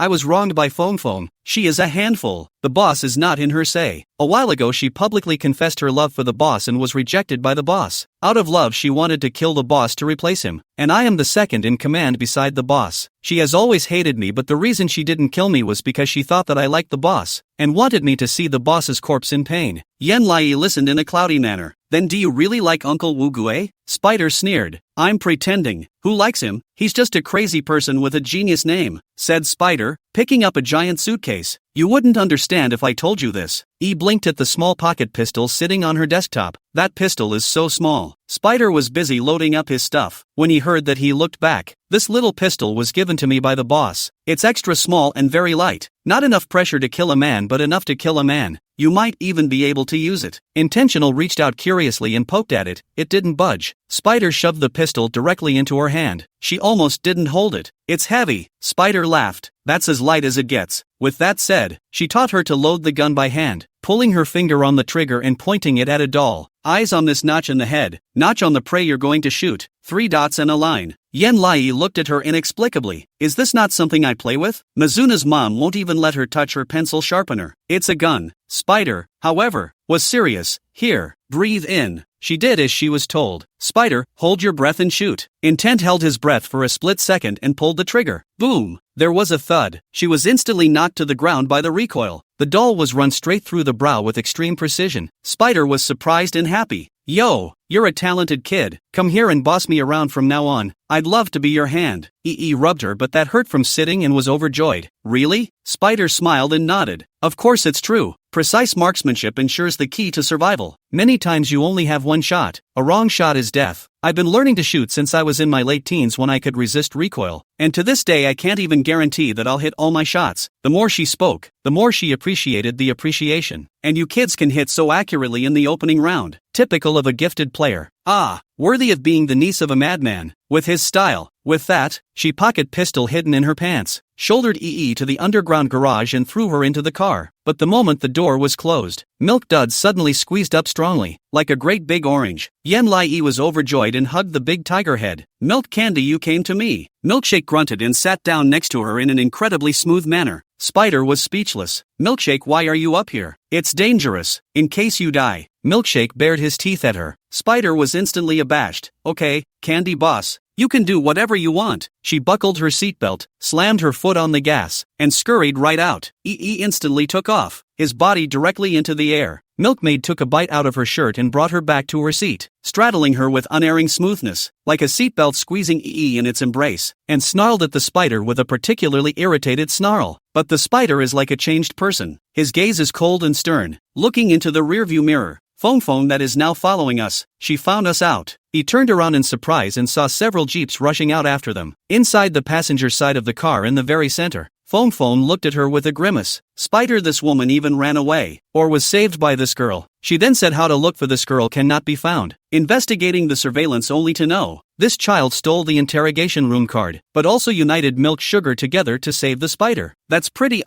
smart. Grass. The continent driving the car was incredulous. Hasn't Milk Dud been forbidden to be touched except by the boss? How can this kid possibly manipulate it? Phone has a belly full of fire. What's impossible? This child is the boss's child. The two of them smell the same. Milk Candy is just a tiger even if it is a tiger. Can it still be special treatment because it's a girl? Continental wrinkled his nose. Yen Wu Goi's brothers also came by, and Milk Candy still didn't look good to them. This kid is the first. Yen Lai peeked out the rear window, looking at the several cars all chasing after them, a little worried. Sister Spider, are we going to get caught? Spider scanned the rearview mirror and sneered. No one can beat me at my BGM. With that, she turned on the car stereo, and the familiar music started. Calorie, calorie, calorie, calorie. Calorie, calorie, calorie, calorie. Calorie, calorie, calorie, calorie. A hidden phrase welled up in E's heart, and the song rang out at the same time. Burn my calories. E was stunned as Spider suddenly shifted gears and scurried right off with his foot on the gas. Chapter 147. A woman with a child can't catch a break. The car seems to be flying. So exciting. She wrapped her arms around the neck of her milkshake and looked to the side with wide eyes. The car was traveling quickly through traffic. Numerous honking sirens blared from the side, deafening all the cars as they scraped past in shock. Her eyes went sour and she looked at the spider in dismay. Spider's expression was subdued and calm, completely different from the woman who was madly stoned a moment ago. But before she could get happy, two cars surrounded them. The other guy lowered his window and fired a volley of bullets. All the bullets hit the window directly. Several bullets went deep. It just won't hit. Yen Lai was so scared that she hurriedly hugged Milk Dud. Milk Sugar was particularly offended when a large paw intentionally encircled her in his arms and hissed at the spider. Roar! Spider's eyes sank. Got it, brother Milkshake. She slammed her foot on the gas, lowered the window, and aimed at the driver's side BAM. 2 shots. The car instantly drifted to the other side and crashed into the guardrail. Dumbfounded, E saw Spider tackle the enemy on her right in the same manner again, looking at her through the rearview mirror. Isn't sis handsome? She couldn't even say a complete sentence, nodding frantically. Handsome, handsome, handsome. It's even more handsome than the woofers. Spider was smug. Little sister, you saved me today. I owe you my life. From now on you'll be my savior. With me protecting you, you'll have a blast. Foam exploded with anger. Can't a bunch of big men beat a woman and a child?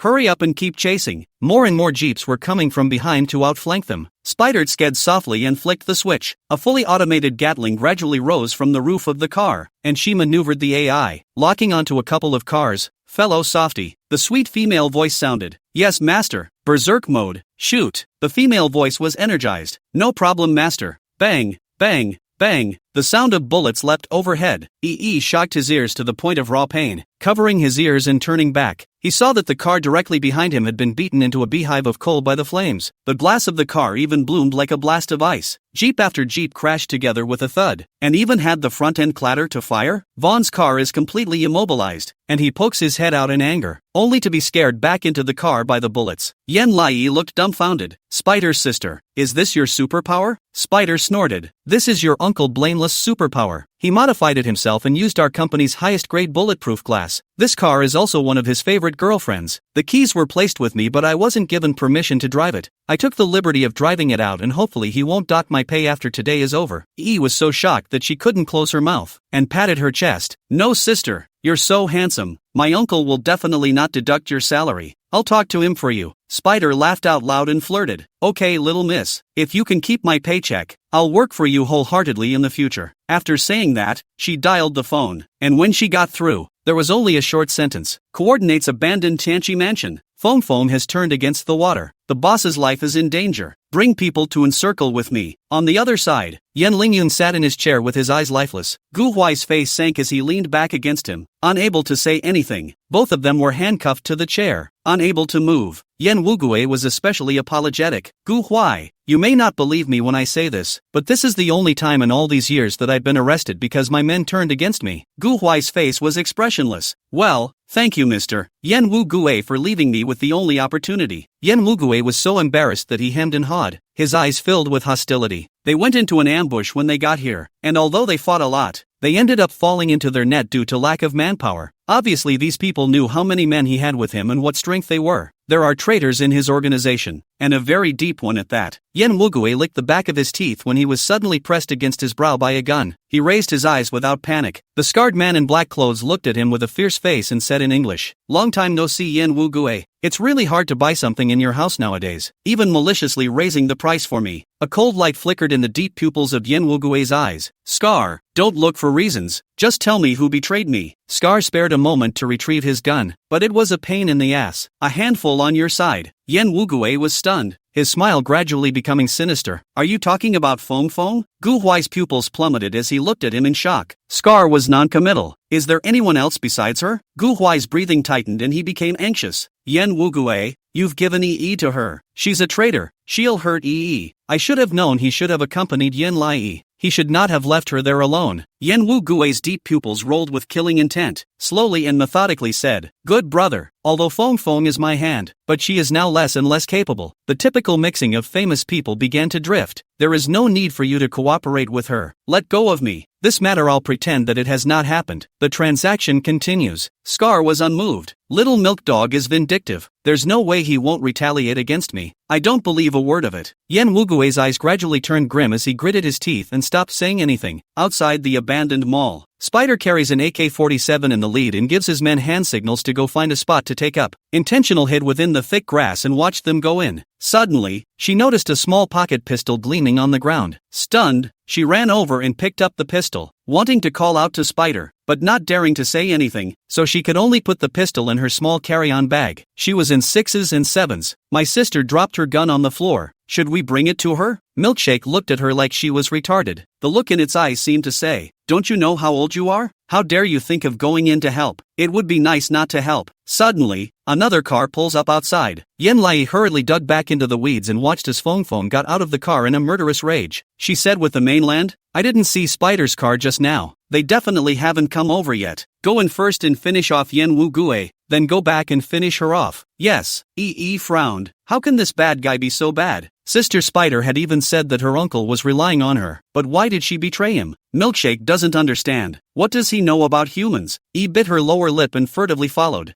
Milkshake took a bite of the shirt on the back of her neck and pulled her back. She was eager. "Milkshake, I'd like to send this gun over in case Sister Spider needs it." Milkshake wouldn't listen, still looking at her with indifference, as if talking out of your ass wouldn't help. A no is a no. Suddenly, the miserable screams of Yan Wugue came from the chamber. "Ah ha ha ha." Milkshake perked up his ears to make sure it was his master's voice and rushed in with a low growl. "Yan Lai, what about the deal to keep her out?" She hurriedly called after her in a whisper. "Milkshake, wait for me." Chapter 148. Don't bully my uncle, you bad woman. Spider found the 4th floor sniping point, got down on the ground to look in the rearview mirror, and held down the Bluetooth headset. "How are you guys doing?" The man inside the headset replied. "All patrol guards inside the building have been cleared. We found the sniper point, but Scar treated the entire room and had to gouge through the cracks, and there was no way we could hit Scar in the first place. There's no way for the B team to hit Scar either." Spider frowned. On her side as well, although she could fight, she might not be able to hit with a single shot, and as long as she wasn't hit with a single shot, Yan Wugue might die. The real place to hit them is at the door, but the doorway is too risky and easy to detect. She couldn't do anything rash. Yan Lai sat on Milkmaid, smoothing its fur while following it to the 4th floor. It took her a lot of effort to calm Milkman down. Milkshake lurked on her pack, coming to the 4th floor doorway and setting her down silently before peeking inside without moving a muscle. EE also poked his head out silently and peeked out to observe. And in a store above her diagonal, Spider looked at her with a confused look on his face. "How do you come to mean? What's she doing in here? Isn't that holding them back? A lot of sniping are in the opposite corner." See Yen come is even more surprised. With a Bluetooth headset. Spider, this is not the boss's baby? How did you bring her here? If anything happens to her, boss will kill us. What does the boss care what happens to her when his own life is on the line? But how did this kid feel his way in? Should have gotten her out first. The guys were talking in their headphones. Spider was disgusted that the guys were babbling endlessly and tapped on the Bluetooth headset radio. A silence returned to the headset. Spider's face grew harder. Something had to be done to get this kid out of there. While she was racking her brain, Yen Lai was looking at Yen Wu-gue. Yen Wu-gue sat down disheveledly in his chair. He had one leg bent, his floral shirt stretched open from the rough beating, his 8-pack abs visible and dotted with bloodstains. The corners of his mouth were covered with blood, and his face was bruised and battered, obviously from a brutal beating. He still has shoe prints on him. Gu Huai didn't get hit, he was just a little bit lousy, but his face was so dark that he seemed to be angry. Feng Feng stood in front of Yen Wu-gue and slapped him a few more times. Thanks to me loving you so much, how dare you irritate me with the bastard born from another woman and you? Yen Wu-gue licked over the bloodstains at the corner of his mouth, the mist under his eyes sinking in as he asked in a mute voice, where is that child? Gu Huai also looked hard at her. Vaughn sneered, I threw that child in the river to feed the crocodiles, and before she died she was frantically screaming for you. Yen Wu-gue's face turned pale with a brush. How dare you touch my niece? Feng Fang's smugness instantly vanished. She's not your daughter? Yen Wu-gue was like a raging lion. When did I have a daughter? How dare you make a move on my niece?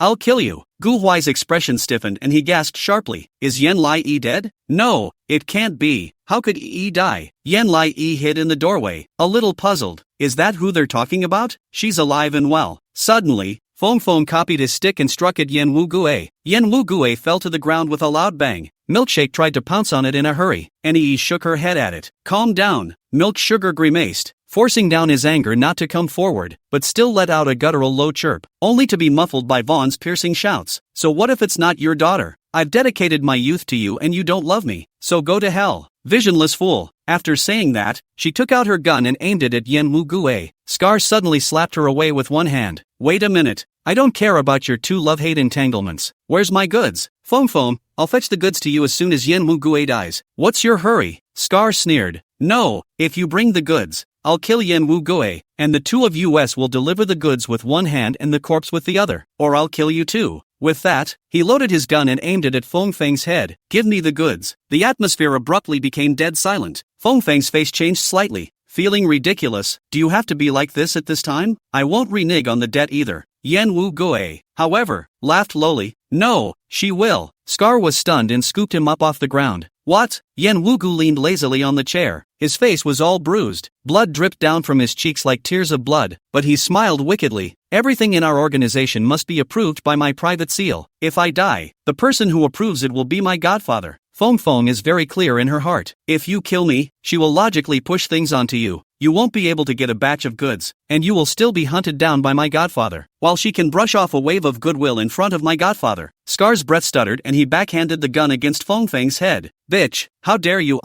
trick me? The atmosphere grew stronger. It was as if you could smell the gunpowder in the air. Spider Scorch bit his lower lip, unable to find a suitable firing point in any way. Damn, now Scar's gun was not pointed at Yen Wu-gue, but Feng Feng and Continental's guns were still pointed at Yen Wu-gue. It had to be shot. She could only hit one, and needed someone to hit the other, to divert attention, but there was still the little drag of Yen Lai at the door. Damn it! Yen Lai nervously hid behind Milk Dud, her chest rising and falling dramatically. She watched as Yen Wu-gue's blood fell drop by drop on her collarbone, and Gu Huai's mind wandered. His body actually shivered a little, not knowing what he was thinking. No way. It can't go on like this. With trembling hands, she opened her small bag and pulled her pocket pistol from it. Spider's eyes widened in disbelief and he fumbled with his pants. Empty. Her pocket pistol was picked up by this kid, and she tried to shoot to save her life? She just complimented her on being a little sharpshooter, and this kid takes it to heart? If she shoots and doesn't fire correctly, it will be the end of her. The other angles were even more surprised to see this and pressed down on their Bluetooth headsets. What's that kid holding? Spider's sister's pocket pistol, right? Is this child sick? Will she stop giving us trouble? Shuddering,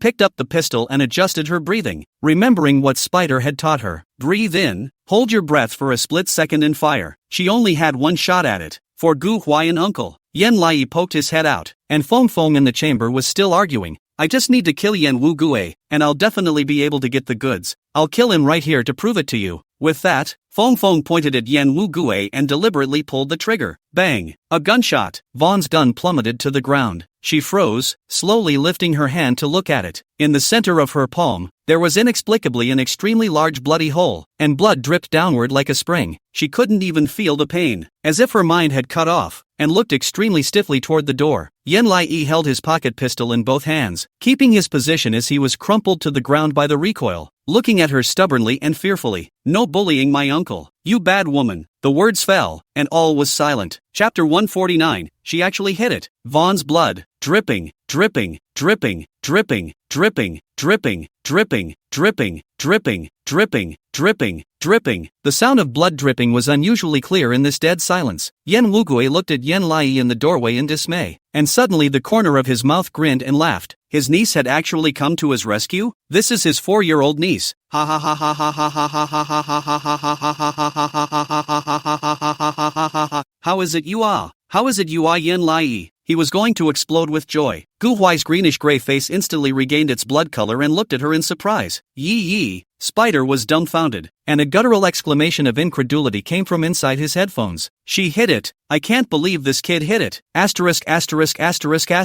I just said she was sick. Turns out I'm the sick one. How did this kid do it? Spider's head was buzzing and he didn't know how to respond. This kid, is he really a natural marksman? Foam stood stiffly in place as pain suddenly overwhelmed her. Right in this flash of lightning, Yan Wugui saw the opportunity to break away from the shackles that had long since been unlocked. Picking up the gun and aiming a shot at Feng Feng's head, Feng died violently on the spot. Spiders quickly siege, all up. Yan Lai was so stunned that he was directly thrown on his back by Milkmaid's bite of his shirt and rushed to the periphery. She snapped back. Gu Huai is still inside. I have to save Gu Huai. Milk Candy was stunned. Yan Lai jumped down without hesitation and rushed into a hail of bullets. Gu Huai was trapped in the chair and couldn't move. Watching her rush over and said sharply, "Don't come over." Wouldn't hear of it. You'll have to unlock your locks to do that. There was gunfire in all directions. Gu Huai looked worried. Don't mind me. Something will happen to you this way too. But as soon as the words fell, a bullet grazed Gu Huai's chair. Yan Lai instantly whitened in fear. No way. I can't leave you behind. The two of us are best friends. She went for the handcuffs with her little hands, so anxious that she wanted to cry. What do I do? What do I do? It won't open. Just then, a bullet violently grazed her hand, breaking the handcuffs. Yan Lai shrinks in fear and looks to the source. Yan Wugui smiled maniacally, the barrel of his gun still smoldering, obviously fighting but happy. Go out and wait for me. As the words fell, an enemy set his sights on her and rushed towards her. Instead, Milk Sugar pounced without hesitation, biting down on his enemy's throat. Roar! Hurriedly ran to the door with Gu Huai. Milk Candy finished attacking the enemy and rushed decisively towards her. Leaning down for her to ride, she straddled the fence with Gu Huai and quickly ran out of the scene. Yan Wu Gue put down his heart. There are no more children. Get rid of the gang. As he spoke, his gun jammed. The man with the scar said joyfully, Yan Wu Gue is out of bullets. Yan Wu Gue rolled to hide behind the couch, took the Gatling that Spider pushed over, and racked it decisively. Didn't think so. I have another one. The crowd was horrified. Find cover. Yan Wu Gue killed his eyes. No use. Today's high-end game. Our side's auxiliary Yan Lai MVP, so you guys will definitely lose this game. Spider silently moved away from Yan Wu Gue and muttered with his men. See, I told you that Yan Wu Gue is a madman. This Yan Lai will shoot and make him so happy that he can blow awesome for a year. On the other side, and Gu Huai were brought into the weed pile by Milk Candy. Yan Lai scratched his head as if he could hear Yan Wu Gue's loud laughter. Is uncle so happy about the fight? Suddenly, Gu Huai embraced her in his arms and his arms kept tightening. I'm sorry. Was stunned and subconsciously hugged him. Why did you say sorry? Gu Huai's hands were even shaking vaguely. I shouldn't have left you alone there. I should have followed you around and accompanied you every inch of the way. Milkshake cocked his head and looked at the two. Smiled openly. Mixed, not caring. No need Gu Huai. You can do whatever you want. I can protect myself. I also have the ability to protect myself. You see, today it is me who protected you all. Gu Huai was stunned and reacted with hindsight. Yeah, the people protecting him today are absent from the intention. It's his intention. He breathed a sigh of relief, and was just about to say something else when Yan Wu Gue's voice rang out from inside the mall's main entrance. Yan, come on. The man's voice had an undercurrent of anger that seemed to be hiding a sulk. Yan Lai shivered reflexively at the sound and stepped out of the weeds with trepidation. Under the twilight, the lilies on Yan Wu Gue's floral shirt were dyed red. He came bathed in blood, but his eyes were swirling with a fine golden light, as if gold had been sprinkled in the bottom of his deep eyes. and his tone was imploring. "You're a little kid. Who let you take your anti-spider's gun without permission?" Yi's face went white, and she hurriedly placed the small pocket pistol on the ground. Yi didn't do it on purpose. It's just that Spider Sister accidentally dropped the gun on the ground when she was going to look for you. Yi originally wanted to return this gun to her, but Spider Sister couldn't care less about me at that time, so I brought it with me to the past. Sorry, uncle. Yen Wugui's expression grew colder and colder. Then do you know what kind of effect you've caused me by carrying this gun? Yi bit her lower lip. Her watery eyes filled with worry, and shook her head pitifully, like a little milk cat. Yi doesn't know. Yen Wugui was cold, but suddenly the corners of his mouth hooked upwards, gradually blooming into a smile. You saved my life. Yen Lai was stunned. Yen Wugui leaned down, his pretty peach blossom eyes gradually turning up a rich sincerity. It was like a churning wave, coming up in waves, and the smile became more and more sincere, looking at her with incomparable affection. I'm afraid that in my whole life I've never been able to forget the way you held up your little pistol and cried to save me. Her breath hitched and her heart trembled at the tip. Uncle,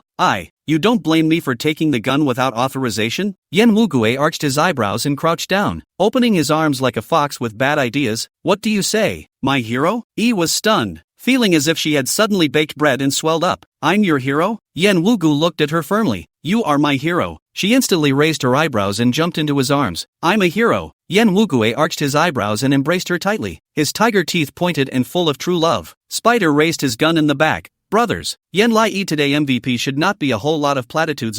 Come on, call big sister. The subordinate shook his voice. Hello big sister. Spider, what if something happens to big sister later? We would give our lives to help big sister. Flattered, Yi looked up at the spider. Spider rubbed her head roughly. Yen Lai, you didn't just save our boss's life. You saved my life, and in the grand scheme of things, you saved a lot of people's lives, and if our boss dies, even if Feng Feng can't get everything, she'll definitely break down and make a demon out of her. So you're a credit to our flammable and explosive organization. It should be recorded in the file bag. Yen Wugui wrapped his arms around Yi, his tone doting. It's time to write. Go back and I'll write it myself. Chapter 150, The Boss Kisses the Kid. Intentional surprise looked toward Yen Wugui. He frowned deeply. I finally know why Wei Yan would like you so much. You're really excellent. I'll always be pleasantly surprised when I'm with you. After saying that, Yen Wugui gently raised his hand and wiped the dirt on her face with that calloused palm. She was tickled. That tickles. Yen Wugui smiled and pinched the tip of her nose. I've thought about it. If you're willing to do so, I'll have a choice for my future heir. Spider laughed out loud. Boss, we're thinking of the same thing. I was just telling Yen Lai that if she's willing to come in the future, I'm willing to be her hand and tutor her properly. Yen Wugui didn't answer, just looked at Yi. Are you willing? Yen Lai's pretty eyes rolled and she milked her voice. That's fine. Yen Wugui was dumbfounded. If you say it's okay, it's okay. After saying that, he clasped the back of Yi's head and gently planted a kiss on her brow. The spider stared in horror. The boss kissed the kid? Sure it's not eating children? She and the other men rubbed their eyes. After all, he had never seen Yen Wugui so gentle before. Yen Wugui is like a time bomb. Looks happy, smiles sweetly and adorably, does not fit the appearance of the boss, but he is ruthless in his tactics, uncertain, and may blow up at any time. But for the first time they saw tenderness in his eyes. Spider-eyed,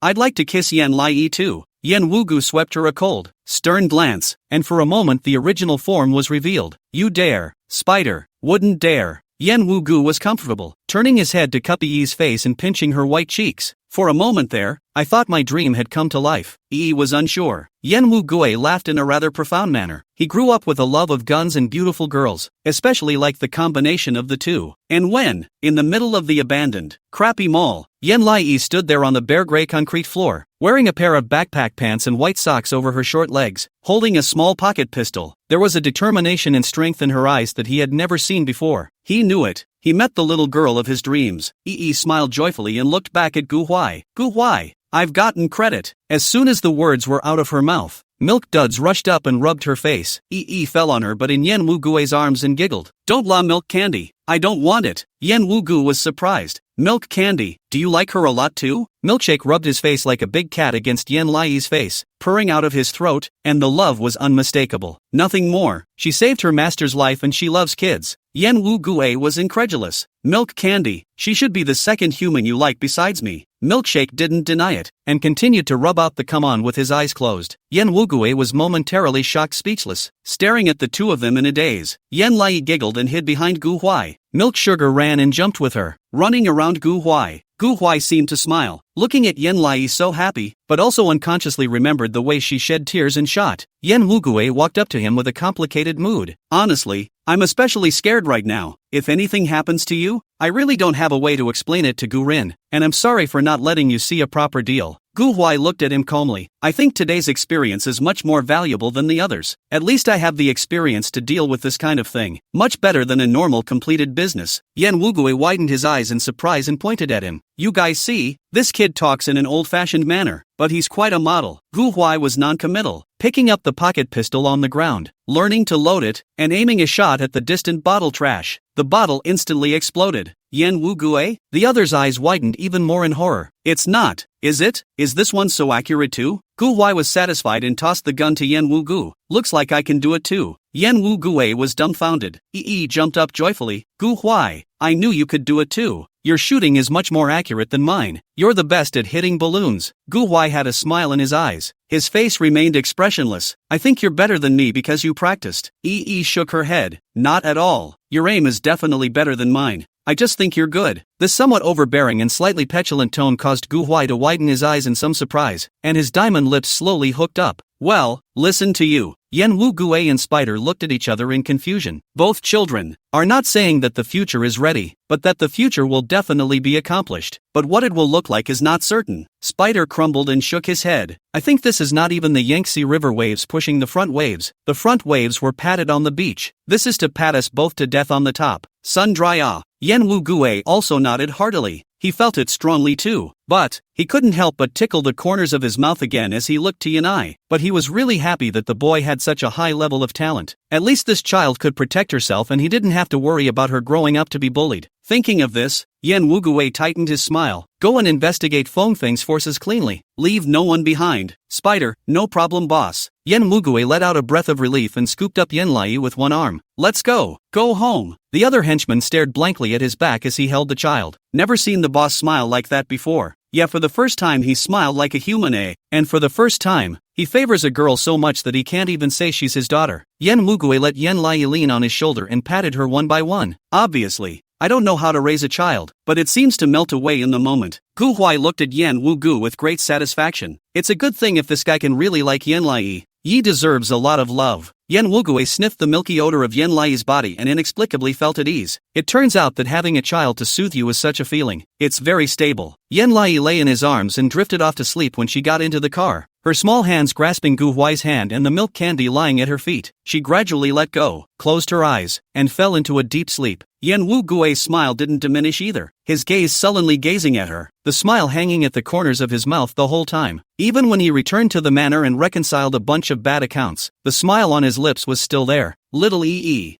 Wugu murmured. So cute. A male voice suddenly sounded behind her. Who's cute? Caught off guard, Yan Wugu turned his head to look behind him and met the old man's derisive eyes. He wrinkled his nose. Godfather, don't you walk noisily? The old man hooked his lips in a bad smile. Yan Wugue, having feelings is a big taboo in our profession. If you think about people and get carried away, you're not far from death. Chapter 151, Grandpa Blame has captured Gu Huai. Come and save us. Thank you. Yan Wugue was speechless. I'm thinking about my own niece, not a woman. Besides, we're doing legitimate business. Don't make me look like a gangster, okay? The old man was quite surprised. Oh, I thought you were a sister controller, but it turns out you're still a niece controller? With that, he came up to him and taunted. I heard you got caught in a jar today and ended up being saved by a 4-year-old girl. Your niece? Yan Wugue was angry when he thought about it. Well, he was shaded by Feng. But why are you back? Your new disciple received it? The old master was not happy when he mentioned this. No, running through all the countries a child that suits me is not available. Nowadays the children are really not as good as the first class. Compared to you and your elder sister, it is really far from it. Yan Wugue was helpless. In itself, your requirements are not good for anyone to be able to meet. As a result, you now have to restrict the gender. You have to accept female disciples. You can't even find one without restricting the gender, let alone restricting the gender. The old man pinched his brow. What about the little girl who saved you today? Yan Wugue, she's visiting with her friend. Gu Huai likes the industry so much that he's looking at the guns and equipment. The old man raised his eyebrows. Gu Huai is a boy. Yan Wugue nodded. Well, I heard that it is a high IQ of 190. It is indeed smart. The first time I shot 100 times. My niece is also. Her intelligence test is over 130 points. I think that if she grows up a little bit more, the test IQ should not be low. The old man's eyes rolled. Alright, get busy. I'm going to take a stroll. Yan Lai followed behind Gu Huai with boredom. Gu Huai, how much longer do we have to shop? Gu Huai touched the AK-47 obsessively. I'll take another look. Unable to do anything about it. Yi sat cross-legged. But that's what you said 2 hours ago, and I'm sleepy. Gu Huai jolted awake and looked at the time. It was amazing that he had been visiting for 3 hours, as he would scrutinize each weapon for a long time, and couldn't get enough of it. He apologized. I'll walk you back to bed. Yi nodded and ran ahead without hesitation. When suddenly, there was a strange sound from behind her.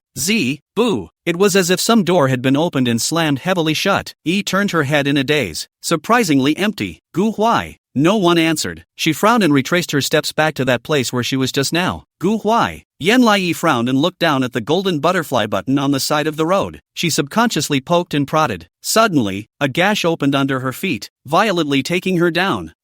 Two adults quickly ran over to the end of the hallway and ran to the source of the sound only to see that the hallway was empty. One of them scratched his head. Why do I seem to hear Big Sister's voice? The man following him was even more confused. What Big Sister? The man said. It's that little girl who saved our boss today. Our organization respectfully calls her Big Sister. The other person was stunned. You mean that 4-year-old lady? She's already been promoted to become a Big Sister? So fast? The other nodded. That's true, but she's been promoted to Big Sister, which is equivalent to a position just below our yen boss. So no one should be bullying her. Yan Lai screams frantically inside a slide tube. Her body twisted and turned and slid for who knows how long before she suddenly fell out of it and smashed into a fluffy sponge. Yan Lai looked up with a confused, sleepy face. What's going on here? Why is there a basement inside a basement? She got up in a daze and looked around. The camera in the corner shone her in it. The old man stared at Yan Lai with interest and looked back at the struggling Gu Huai. Little friend, this little girl is the one who shot the traitor and saved you all today, right? Gu Huai's expression tightened and he gritted his teeth. What do you want? The old man's eyes smiled. Even though he was older, his eyes were still sharp. Nothing. I'm just too bored. I want to find a child to tease a little. I heard that you have an IQ of 190, so you have the ability to forget? Gu Huai's eyes sank as he looked at him without saying anything. He smiled more and more treacherous. In my hands, I think, there is a Trojan horse virus that no one has cracked yet. The antivirus code I have already researched, and I can even counter-hack each other's computers. It's considered a hacking technology. You say I let this little girl learn the code to save you. Can she learn it? Gu Huai was stunned and struggled. Are you crazy? Computer, that kind of thing is a tricky thing to come by absent-mindedly. You're not allowed to touch her. If you have a target, come at me. The old man shook his head, grinning badly and calculating. I've seen a lot of people with your kind of IQ. You can do your best in everything. It's too unchallenging. It just so happens that I want to take a female disciple. So let's just have some fun. This code, if she can really learn it, I will not only release you two, I will also give you 2 red packets. How about it? Of course, I don't give away those money kind of mundane things either. I'll give you both one of these. With that, the old man opened a small iron box on his own table. The little tin box was worn, and looked older than the man himself, with patches of rust stains all over it. Gu Huai wrinkled his eyebrows, and when he saw his hand open, the metal box was unexpectedly filled with sparkling diamonds. How did this guy manage to put so many diamonds in this broken metal box? The old man casually picked up 2 inside and put them in his palm. Like taking out 2 peanuts, the diamonds are 10 carats. You 2 1 each. I'm generous, right? Gu Huai was unmoved and rejected in a stern voice. I don't need you to bribe us with such petty favors. I want something I can buy myself. You hurry up and release me. I want to go back and find Yan Lai. The man smiled without saying a word and walked straight outside. Yan Lai was still looking around, anxious and a bit sniffly. Gu Huai, where are you, Gu Huai? Don't scare me, Gu Huai. An old male voice followed. Little girl, Gu Huai is here with me. She was stunned at the sound and turned around, meeting the man's smirking eyes directly. Yan Lai blinked and looked at him blankly. Grandpa, who are you? The old man smilingly walked to her front, crouched down to her level.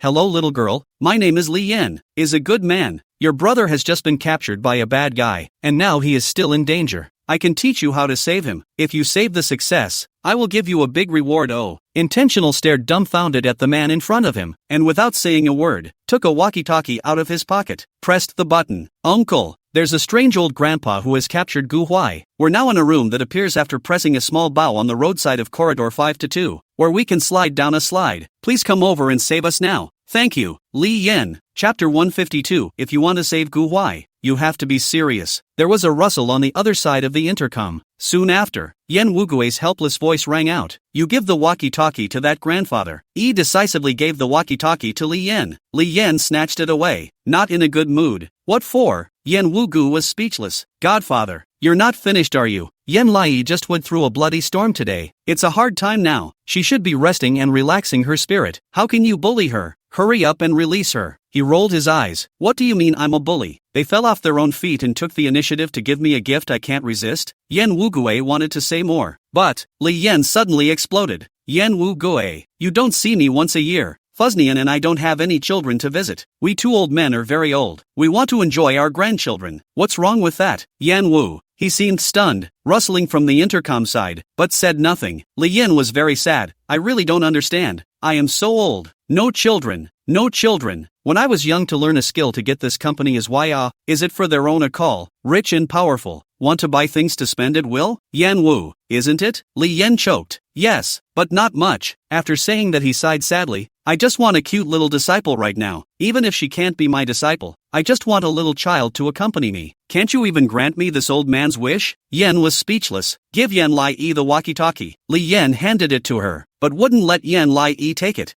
Poked her ear over and heard Yan Wugu say, listen to me. This grandpa in front of you has a problem with his head. He's too lonely and just wants to find someone to keep him company. He won't hurt Gu Huai. Just go along with him for a while, and in a little while he'll return Gu Huai to you. He's my godfather. You don't have to worry about him hurting you. Hesitated a bit and looked at Li Yan. Grandpa, are you really lonely? Li Yan sniffed and sniffled loftily. It's not very lonely. It's just that I have to plug in my headphones and listen to music every night and call myself a loser. Born and bred. I'm sorry. Frowned and nodded. Alright then, but you can't lock Gu Huai up. Gu Huai is my best friend. If you want to play with us, you should play with us properly instead of aggravating him. Who said he's aggrieved? Li Yan looked at her fervently. You don't know how well off he is now. He has an exceptionally nice big brother to keep him company, and he gets to watch LCD TV. Gu Huai sat in the surveillance room with a dark face, looking indifferently at the black bodyguard behind him. The bodyguard, 5'9" and as burly as a double-door refrigerator, stared at him with a burning gaze. It was as if he could carry him up and dunk him upside down into the basket if he dared to move. Pay verse to look at the monitor again. That's what Li Yan calls a big LCD TV. Him, intentionally spoken to. She bit her lower lip. So what do you say? How are the two of us going to play it? It's easy. Li Yan pulled her to a computer. This is a computer. I'll teach you how to type. Follow. I'll show you a video. It's very fast. Lots of letters and symbols. You memorize the sequence of these letters. You can't make a mistake with each word. And you have to make sure to disarm it within 3 minutes. Otherwise this computer will break down. But after you undo it, you'll be able to save Gu Huai and get tons of rewards. How's that? It's pretty easy to understand, isn't it? Nodded her head with immense seriousness. Aha, didn't get it at all then. Li Yan? He sat in front of the computer and played the video. Green characters on a black background. Brush a few lines of code down. All like a heavenly book. Yan Lai looked directly dumbfounded, staring with a dumbfounded expression at the irregular combinations that glided by in front of her like shooting stars. 3 minutes passed. Yan Lai remained confused. What's that? What's this? Li Yan looked at her expectantly. Will it? She looked up blankly. Can say no will? Li Yan was dumbfounded and patiently said, It's okay, you're a little kid now. You don't understand. I'll teach you how to hit these key combinations first. 5 minutes passed. Yan Lai was finally able to skillfully hit the key combinations and understood what he meant. As long as it's in order, right? Li Yan was incredibly excited. Yes. Inside the other aisle came a curmudgeonly man wearing glasses. His hair was touched up with hair oil and he wore gold-rimmed glasses that looked very much like a human quality youth. His gaze fell on Li Yan, who was not far away from teaching people. Li Yan's eyes were all enthusiastic, pointing at the computer screen, signaling the little girl to look carefully. With a slight frown on his brow, he came to the monitoring room. The old gentleman has another candidate to take on an apprentice? The black bodyguard replied in broken Chinese. Yes, the old man likes it very much and is now taking the test. The man with the glasses glanced at Gu Huai and said in a conspiratorial manner, If you have this time to waste with little kids, why don't you teach me your abilities? I'm clearly the one who enjoys hacking the most. Gu Huai raised his eyes and gazed at him quietly. The man with the glasses was still staring contemptuously at the monitor. It's a wonder this kid can learn. Immediately afterward, Yan Lai on the monitor said to Li Yan in a disinterested manner, Grandpa, do you usually play such boring games? I don't want to play this. Can I play something else with you? The glasses guy snorted lightly. See, I knew it, she won't learn. Pei Shi's eyes welled up with deep meaning, and he said in a deep voice, she can learn, if she wants to. The man with the glasses didn't move to look at him. If a small child can learn it, there's no point for us adults to teach her. It's a waste of time. Gu Huai indifferently withdrew his gaze. But, this old gentleman would rather choose a little girl than you. Have you tried to reflect on yourself, Mr. Oilhead? The man with the glasses glared. What did you say? Do you know who I am? Gu Huai crossed his legs, the light from the monitor hitting his face. I don't need to know. All I know is that Yen Lai is better than you. The man with glasses snorted. Fine, then you wait and see what Li Yan says about her. Inside the room, Yen Lai was still fretting. It wasn't that she didn't want to cooperate. It was just that they were too jumbled and confusing and unreadable to do more than form an inherent picture in her mind. She tends to get mixed up in her memory, so she turns to Li Yan for help. Let's change the game. Li Yan's gaze swished cold. Intentional gave a scalded start at the look in his eyes, her small hands picking at the tabletop. Li Yan's gaze was sharp like a knife. So are you forcing me to do it? Where does it come from? His eyes were clear in black and white, and he had verve even in his old age. Pointing at the monitoring room and threatening fiercely, if you can't fight it out, I'm going to clean up Gu Huai. Yen Lai's pupils shrunk in disbelief. What are you talking about? Grandpa, didn't you ask me to play with you? Li Yan's eyes showed a fierce light. I want you to play with me, but you're not playing with me painfully, so hurry up and get serious or I'm going to clean up your Gu Huai. Yi was instantly annoyed and stood up. On what grounds? You're being a scoundrel. This isn't the same as what you said in the beginning. I'm going to call my uncle here. Li Yan was fierce. Try asking him to come? Your uncle has to listen to me too. As long as he rushes here, he has to pack up his things and go home, and can't earn money from me anymore. Yi was incredulous, her mouth hanging open in an O shape. Ridiculous. She was in a hurry. Give me the walkie-talkie. I'll talk to my uncle. Li Yan casually dropped the walkie-talkie in a trash can not far away. Intent wanted to pounce. Li Yan stopped in front of her and looked at her condescendingly, like Satan giving people the creeps. Little friend, if you want to save Gu Huai, you have to be serious. Chapter 153, I'm not going to be your disciple. Gu Huai couldn't stand to watch and was going to rush out to find someone. You guys are bullying Yen Lei. The black-clad bodyguard fished him out with one hand, as if tackling a puppy, with unparalleled ease and comfort. You can't go. He was even more cranky. What are you doing? Don't touch me. Get out. The man with the glasses looked on coldly. No need to struggle. She can't answer. She'll be released in a moment. The old man won't keep a loser around. Gu Huai glared fiercely at him and could only look helplessly at the monitor. Inside the monitor, Yen Lai's face was pale, and her small hands began to shake from fear. Sensing that she was starting to get serious, Li Yan pressed his voice to follow her lead. Hurry up, little Yi. You have to hurry in order to save your friend. Yi bit her lower lip with tears in her eyes and reluctantly sat back in her chair, wiping her tears and continuing to watch the video. Li Yan slowly hooked his lips. From now on,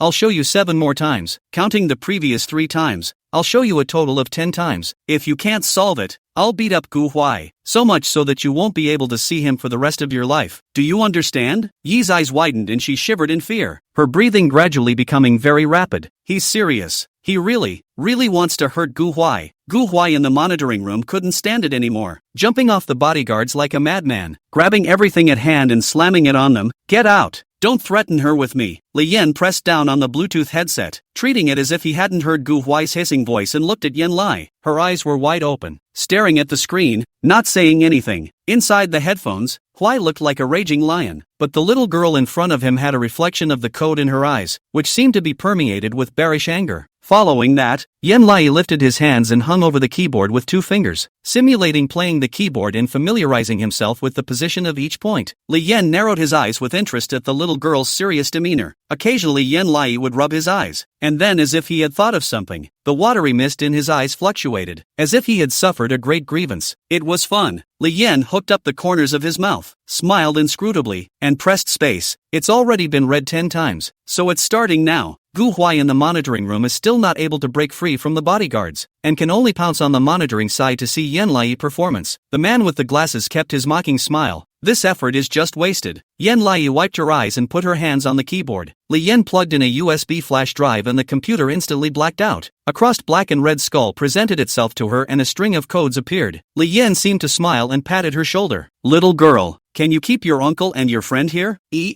however, sensitively broke away from him. "Don't touch me." Li Yan was stunned. She bit her lower lip and bided her time, waiting until the other side was in the process of loading. Her small hands danced quickly across the keyboard. Li Yan's eyes widened in surprise. Gu Huai braced his hands on the table and stared dead at the screen. The black-clad bodyguard's eyes also lit up. The glasses man's mocking smile faded and he stared at her in bewilderment. Yan Lai moved very quickly. His expression was extremely grave. His little fingers were flexible and delicate, as if he had used all his strength to poke around on it. Li Yan stared at the code incredulously. Right. Surprisingly, it's all right. He had thought the boy could just get a page or two right. Turns out there's surprisingly not a single mistake so far. The black bodyguard was dumbfounded and looked at Gu Huai. This kid really cares about you, eh? Gu Huai froze and watched. His heart flooded with heat after heat. Yan Lai shed tears in silence while coldly knocking out code. All the images were framed into pictures in her mind. She just had to go follow the swiftness to recall them. For this reason, her whole nerve was taut as an unpluckable string that threatened to break at the slightest hint of slackness. But for Gu Huai, to save Gu Huai, without blinking, Yan Lai closed his eyes and carefully recalled the image in his mind. Li Yan, and she closed her eyes? Following closely, with 3 minutes to go, Yan Lai slammed the return. Ding dong, the computer boots up successfully and instantly presents the Windows interface. Success! Li Yan was so excited that he slapped the table and directly burst out. Asterisk asterisk asterisk asterisk. It's too absolute. The man with the glasses couldn't believe it. It's impossible. The code is so hard. How could she possibly memorize it? It's impossible. The bouncer scratched his head. Without letting up, Gu Huai reached out and gently touched the figure of Yan Lai in the screen. She sat panting in her chair as if she had dropped half her life, her hands shaking with acid. Li Yan was so excited and happy that he could jump up to the sky. A hand over Yan Lai's shoulder. Pleasantly surprised, pick up a random child can pick up a little genius. It is really God's help to me.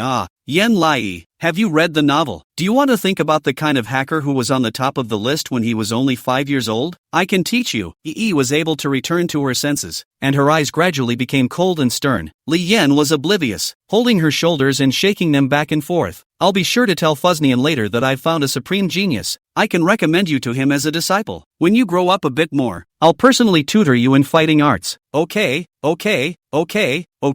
Yi sank abruptly and pushed him away. Not good. Sounding the building. Li Yan froze, thinking he had misheard. What did you say? Yan Lai sat down on the chair in an aggravated manner, the corners of her mouth constantly deflating as she cried out with a wow. Wow. I want Gu Huai. Give Gu Huai back to me. Li Yan was at a loss for words, wanting to pacify her but not knowing how to do it. He hurriedly pressed the Bluetooth headset, put the boy out. Gu Huai was finally released and rushed into the room without hesitation. Yan, come here. Yan Lai saw him and immediately ran to him with open arms. Gu Huai. She cried her eyes out as if Gu Huai had suffered an inhuman abuse, and was only reassured when she smelled the cold fragrance coming from his body. You scared me to death. I thought I would never see you again. Are you hurt? Gu Huai's sword brows were tightly locked and he held her tightly in a hidden hug. Don't be afraid. I'm still here. This guy is lying to you. He didn't hit me or scold me. He just wanted to tease you on purpose. Don't cry. Yi froze on the spot and twisted her head to look at Li Yan. Li Yan smiled shamelessly at her. Little friend, I just want to test whether you can do it or not. Don't be afraid of me. Yan Lai was struck by lightning.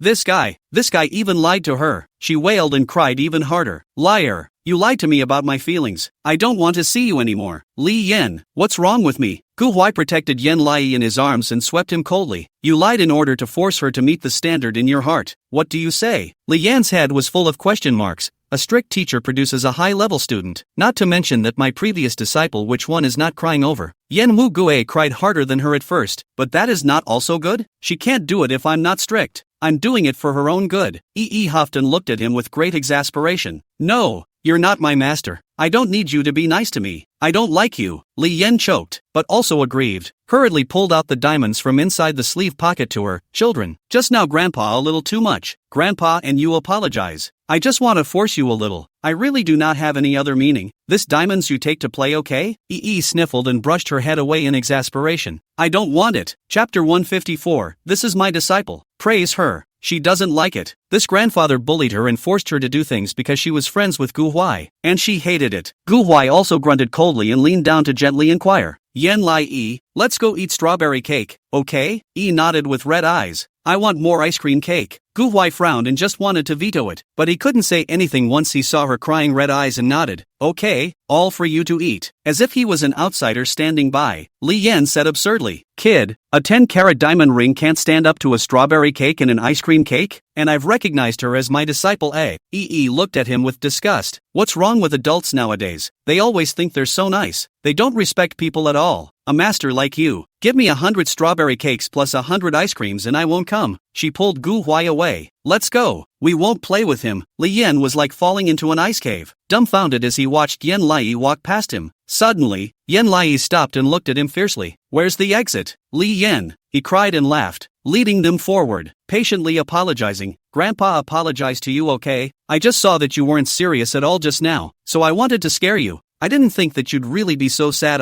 Yi gripped Gu Huai's hand tightly and stubbornly tilted her head. I'm not sad, that's just the sweat coming out of my eyes. Li Yan, then you sweat quite a lot. Yan Lai glared at him. Li Yan was looked at vainly and smiled curtly. Let's do it this way, kid. I'll pay for your strawberry cake and ice cream cake. I'll buy you the most delicious ones. You promise to become my disciple, and the two of us will end our feuds with a smile? Yan Lai puffed out her face and didn't even look at him. I don't want it. When I say I don't like you, I mean I don't like you. Li Yan was dumbfounded. The man with glasses beside him couldn't stand to hear it and snapped. Kid, don't give your face away. Do you know how high Mr. Li's gold content is? He has come this far from nothing. It's a height you won't be able to reach in your lifetime. Yi went back fiercely. You can go if you like. What do you care about me? Gu Huai smiled coolly. Maybe he's jealous of you because he doesn't deserve it. Glasses guy? Li Yan nodded. Well, that's the truth. The man with the glasses suddenly felt a little high blood pressure, shivered and went to touch his anti-hypertensive pills, and retreated in silence. Li Yan, who stayed on the sidelines, had a headache. I think he was strong and handsome when he was young, and he was the most powerful big man inside this circle. Yan Wugue worshipped him as his teacher, and it was only after he made many difficulties that he was taken under his tutelage. Now that he is getting older and his business affairs are getting out of hand, he can only continue to take on disciples to avoid becoming an invalid. But he had a hard time looking at one, and he was asking for her consent? His mind moved and he had a good idea. Let's put it this way, Yan Lai. Is it okay if I take you, my little brother, in as well? You guys will make a solid profit by becoming my disciples, and I can train you to become a terrifying female devil in the circle. Yi looked at him very speechlessly. Yi wants to be the cutest little fairy in the whole world. She doesn't want to be a female devil. You are really a bad person, trying to teach me bad things. Gu Huai also indifferently swept him a glance, as if seeing through everything. So far I haven't found where you're excellent, but you're really gifted in this aspect of stepping on mines. How could a young girl of her age like a female devil? Don't you think about it? Li Yan, row. He's a man who just isn't afraid of setbacks. He regrouped and tried his best to sell himself. I came out at the age of 8 to hang out on the streets of M. Now I'm 58 years old, and in those 50 years I founded the flammable and explosive organization, and trained Yan Wugue and another business tycoon. Becoming my disciple has a lot of benefits, and you can also experience the excellent style of a 5-year-old hacker at a young age. How can I think of it as a good deal? This is the only time I'll be able to do it. The more Yi heard, the more disgusted she became. Why is this guy so sticky? She couldn't believe that someone with such a nasty grandfather would want to be his apprentice. She took a few quick steps and ran straight to Yan Wugue's office, and just in time, Yan Wugue came out with his laptop and almost collided with her. He held her up in fear. Yan Lai, what are you doing here? She pointed at Li Yan in disgust. This old grandpa keeps following me around and has to take me as his disciple. I don't want him to mess with me after him. Yan Wugue looked absurdly at Li Yan. No way, godfather. You've already degenerated into this? Begging for someone to be your disciple and they won't even do it? Li Yan was hopeless. I also said the wrong thing, so I'm coaxing your niece. Coaxing on the line. Besides, it's all about capturing the elite. There's no shame in asking for one. Speechless, Yan Wugue wearily led them into the office. Come in, godfather. I was just about to go look for you. Yi followed him, noticing that the atmosphere was stagnant. I don't know what's going on. Yan Wugue put the computer on the table and briefly said, just now our computer was suddenly hacked. The hacker couldn't crack it, saying that it was a virus Trojan horse that had just become popular on the market. You have to help me hack it back. The others looked grave. Master, all the customer information is inside. Once stolen, the consequences are unimaginable. You hurry to help. Li Yan was disinterested and pointed to Yan Lai. This kid will. With a start, Yi looked over at the computer sitting on the desktop. It's a red skull icon on a black background, obviously the one she would have memorized earlier. She and Gu Huai looked at each other and climbed into the computer chair. Yan Wugu's back was turned to the computer. He didn't notice her movements and choked breathlessly. Godfather, will you stop it? How can this child be? The subordinates were also eager. Please, old master, just help us. The situation is urgent. We're going to be in a heap of trouble when customers pursue this. Master, please. Li Yan sucked in a breath and hopelessly pointed to the absent intention.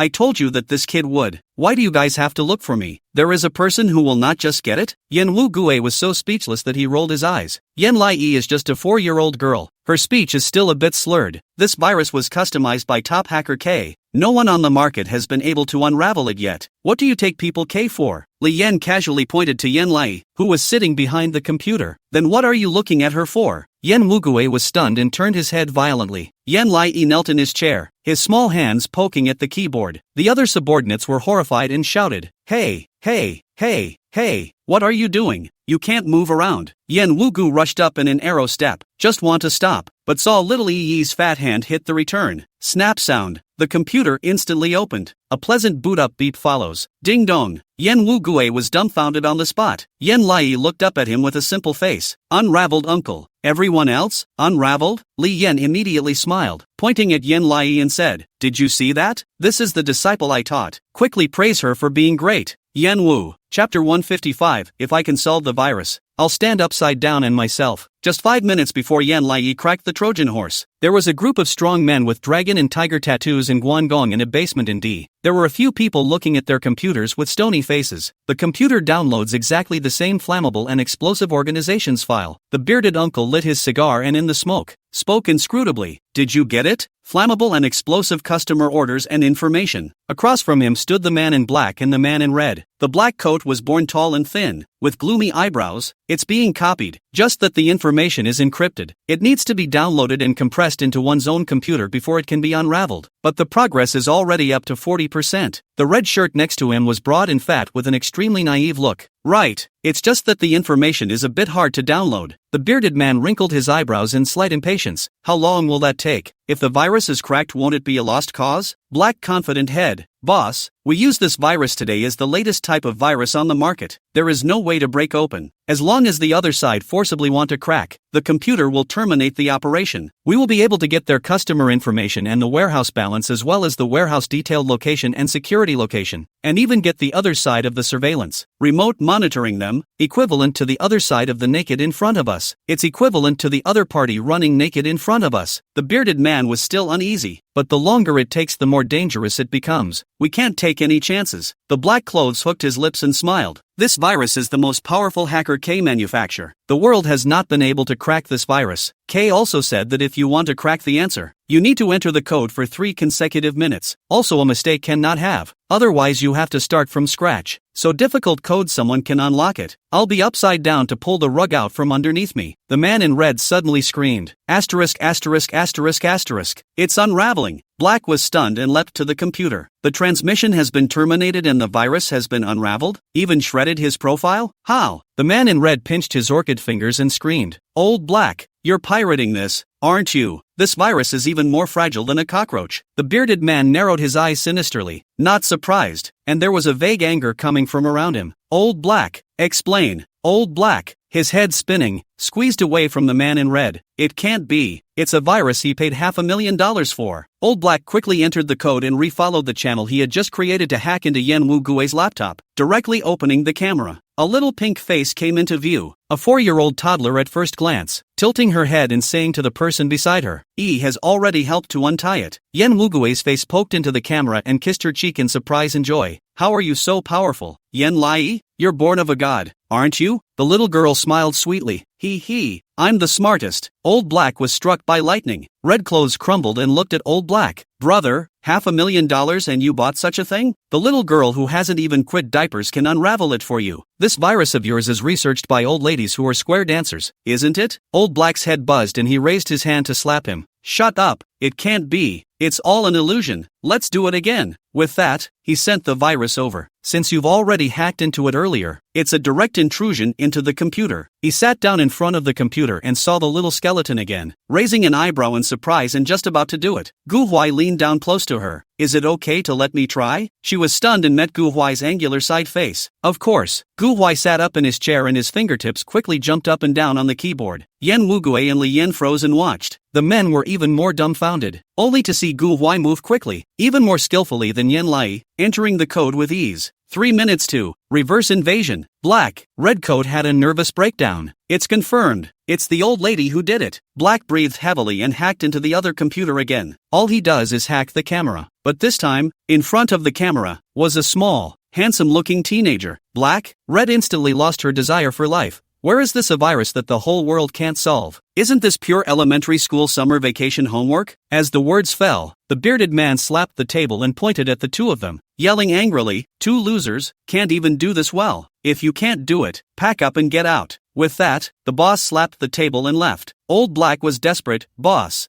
you give me another chance, boss." The boss walked away without looking back, slamming the door heavily. They were the only two left in the room. The old black man crumpled and stood still for a moment before viciously slamming the laptop shut. Grass. He was so angry he was shaking. 3 minutes. I want all the information on these two kids. I have to know what these two kids are about. The man in red picked up his cell phone and raised an eyebrow. It won't take 3 minutes. I've already found it. Old Black was stunned, his head poking over. On the cell phone was a picture of Yen Lai standing on the stage singing while Gu Huai played the piano in the back. Both were in the spotlight, matching as if they were Nuwa's children. He gritted his teeth in anger. Track both of their journeys, and when I find these two kids who got me in trouble, I'm going to make them look good. On the other side, Yen Wu Gui's headquarters had blown up. There was thunderous applause in the office. Awesome. These two kids are just too strong. Li Yan directly embraced Gu Huai into his arms and proudly raised his chin. I taught this too. My disciple. Gu Huai disgustedly pushed him away. I remembered it only after I saw Yen come to input it once. It has nothing to do with you. Li Yan? Yen Wu Gui's head was filled with black lines. Read it once and memorize it? Is this the latest for Psy? Spider ate the instant noodles with gusto and said vaguely, these two kids were born to do this. Come and be the boss of our place when they grow up. Sell airplanes with us. The men nodded their heads in unison. They look fine. After all, what they'd fretted about, these two kids had taken care of in 3 minutes, and twice. The man in charge of the information, his eyes glistening with tears, placed his hand over his heart with devotion. You are, me, the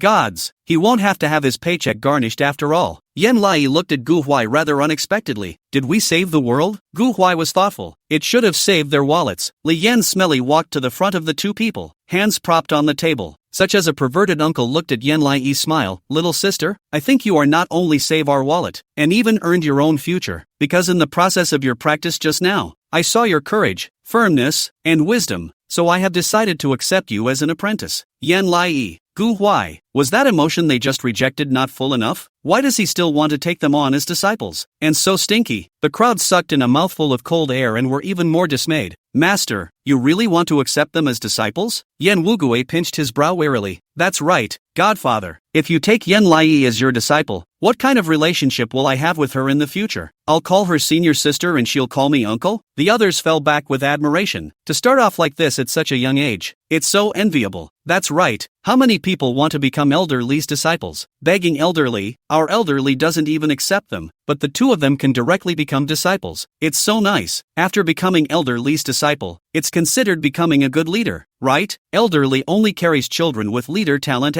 Yen Lai heard the whispers and looked over at Li Yan. Li Yan raised his chin, his nostrils flying to the sky as he looked at her with immense pride. Hear that, little sister? That's what I call professionalism. He pointed to himself. Little sister, your uncle followed me since he was a teenager. You can see that he is now the leader. Not to mention, people in the circle will be afraid to hear his name. And I also brought a particularly powerful female disciple. And your uncle almost the same level. People nicknamed the Sharp Edge. That is also the existence of a person who makes people scared of the wind. You two into my door. Yen Mugu and the Sharp Edge of the master of the elder brother and sister. You two will be under my tutelage, and Yen Wugu and Sharp Blade will be your senior brothers and sisters, so there are many benefits. Idea, no heartbeat. Li Yan? Crowd? Yen Wugue almost laughed out loud. Put. Chapter 156. We'll be together for the rest of our lives. Gu Huai. Li Yan was a bit unacceptable. Why don't you feel moved? Just because I was mean to you just now? Wrinkled her eyebrows and nodded very seriously. Yes, you lied to me that Gu Huai was suffering and forced me to work for you. I don't like people like you. You're so vicious. And, at that time, he had a terrible look in his eyes. It was like a madman, very maniacal, looking at her. Yen Wugui's gloating smile suddenly disappeared. Godfather, you did this to my niece? You threatened her? The atmosphere grew cold. The adults who originally did not understand the meaning of Yan's visit instantly realized and chided. It's too much, isn't it, elderly? Yeah, to a 4-year-old. No wonder people aren't close to you. Li Yan was speechless, spreading his hands in defense. Isn't this also strict on my part? I just want to test this child. I can't do it without forcing her to do it. Look how excellent she is now. Gu Huai coldly looked at him. The test was successful. Congratulations, we're not interested. Li Yan was again rejected by him, and was humiliated and angry. If you guys aren't interested, I'm still not willing to teach anymore. Make it seem like I'm dying without a disciple. He turned his back when he finished, his face puckering a bit. Yi was quite happy. Then don't come pestering us again. We're going to bed. Li Yan froze and looked back at her in shock. He says he doesn't need it and they really don't care about him? Yi didn't even look at him and happily grabbed Gu Huai and walked out. Let's go. Gu Huai nodded, his eyes falling meaningfully on Li Yan. Serves you right. The corner of Li Yan's mouth twitched as he watched them go away. Yen Wugui hugged his arms aside, narrowed his eyes and teased. Master, do you think you're lifting a stone and smashing your own foot? I remember you have a fetish for collecting disciples, right? Will you not be able to sleep at night? Li Yan choked and flung his sleeve in exasperation. No way. I'll sleep well at night. He went back to his bedroom and scratched his head at the absent coming Gu Huai. It feels like seeing your favorite hand puppet but not being able to get your hands on it. Li Yan tossed and turned, but finally opened his cell phone and searched. How about a happy 4-year-old girl? But the relevant word is, how a grandfather can bring his granddaughter closer. He rolled his eyes. What a bull ***** connection. Li Yan slid his fingers roughly over it, hesitated, but clicked in and read it carefully. On the other side, Yen Lai was lying on the bed, and Gu Huai was sitting on the side reading. His long, slender fingers dragged the book, and while he was clearly reading, his whole body was in a state of delirium. He looked at him with her cheeks resting on her head. What are you thinking? Gu Huai snapped back to his senses and met her eyes. Didn't think anything of it, but she saw right through it. I can tell you've got something on your mind because I want to hear you read Cinderella. But you're taking bedtime horror stories. Gu Huai was stunned and took the storybook away like a hot potato. Yi's dark eyes gazed at him. Can you tell me about it? Gu Huai moved with a slight pause, his tone guilty. I just feel that I have been dragging you down today. I am too stupid. Once upon a time in the orphanage, he was the king of children and no one dared to disobey him. He can protect Yan Lai very well. But now, with more and more people around him and things getting stranger and stranger, he can't control it, and there's always the feeling that he's not good enough. Yan Lai looked at him in surprise. Gu Huai, you didn't drag me down, eh? You're very smart, ah. How could you think so? Gu Huai sullenly tossed the storybook aside. I got caught twice today, and you saved me both times. What's there to be afraid of? Yi coiled up her little legs and said in a dignified manner, we grew up together, so there must have been a lot of setbacks. Maybe you'll have more than me in the future. Besides, you've helped me so many times. Why should you care about these 2 times? Gu Huai's face was grave. But will we really be together for the rest of our lives? Yan Lai was as important to him as his departed mother. But no matter how hard he tried in the first place, she left him. He's scared. It's scary to not be able to catch Yi. The pupils of Yan Lai's eyes were like black pearls in the setting sun as she asked him rhetorically, why wouldn't it be? Gu Huai was stunned, gazing into her eyes as if smoke had dissipated, and murmured, yeah, why wouldn't it? The sadness in his brow dissipated and he picked up the storybook thoughtfully. There will never be a next time. Yi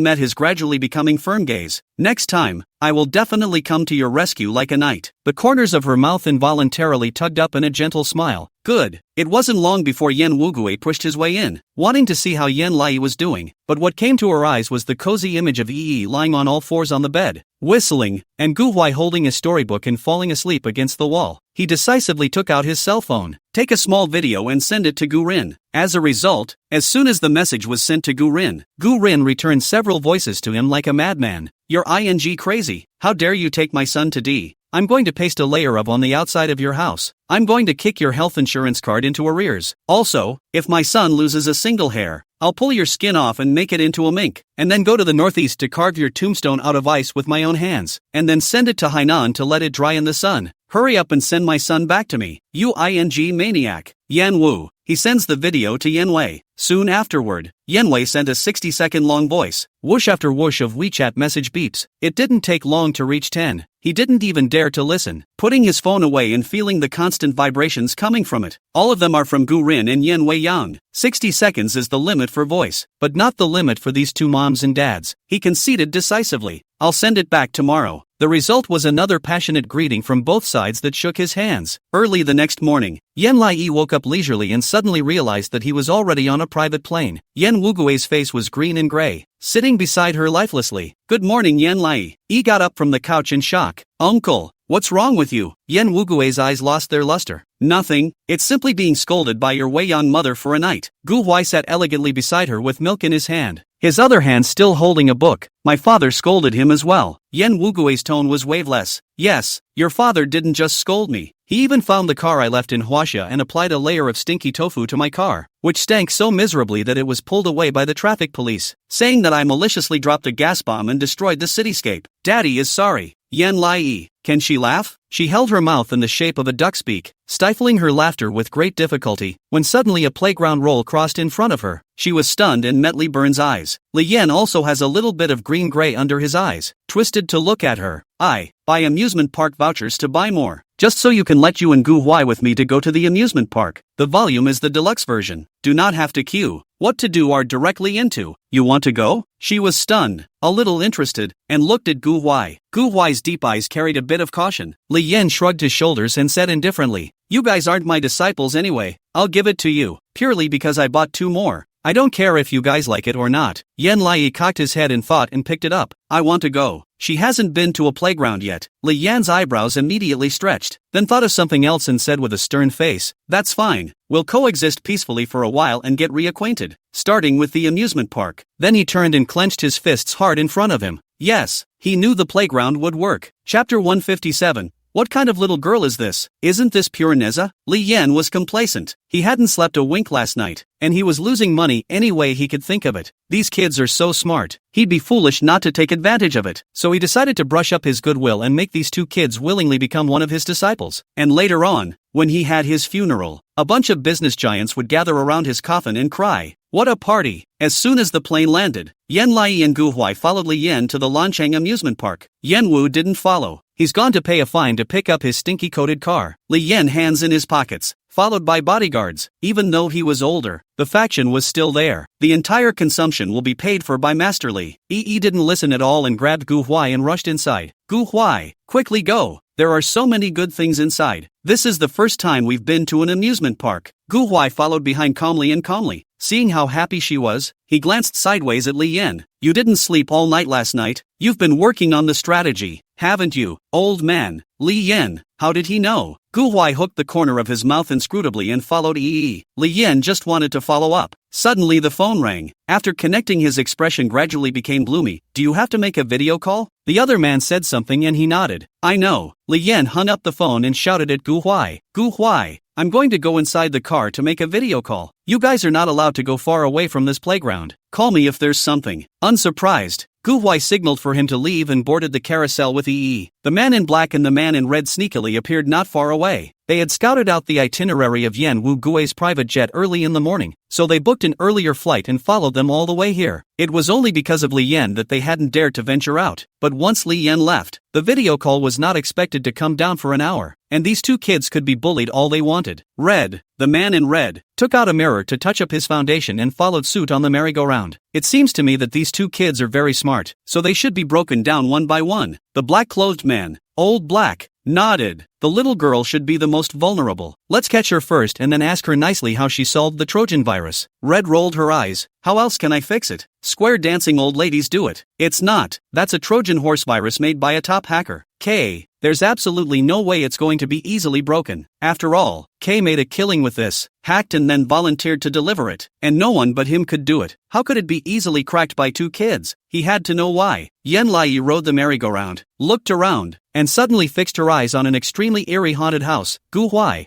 I want to play that later." Gu Huai's expression was light, and he had no comment. Suddenly, he felt a sharp gaze lock onto the 2 of them. He looked back. A man in red and a man in black gazed at them, and meeting his gaze, the 2 men turned their heads away without moving. It's like they never cared about them. Gu Huai narrowed his eyes warily. "Go now. Absent the intention to come." just in time for the merry-go-round to stop. Intentional was incredibly excited to get off the merry-go-round and head towards the eerie haunted house in the distance. Gu Huai walked idly, glancing sideways at Old Black and Hong Hong as if he had no intention of doing so. Two men crept up behind them. Where are they going now? Yan Lai pointed straight ahead to the hospital haunted house. It's almost here. Gu Huai nodded and quickly followed. Old Black and Red were on their feet. Surprised. A haunted house? The Old Black face was a little pale and twisted. It can't be. How can it be a haunted house?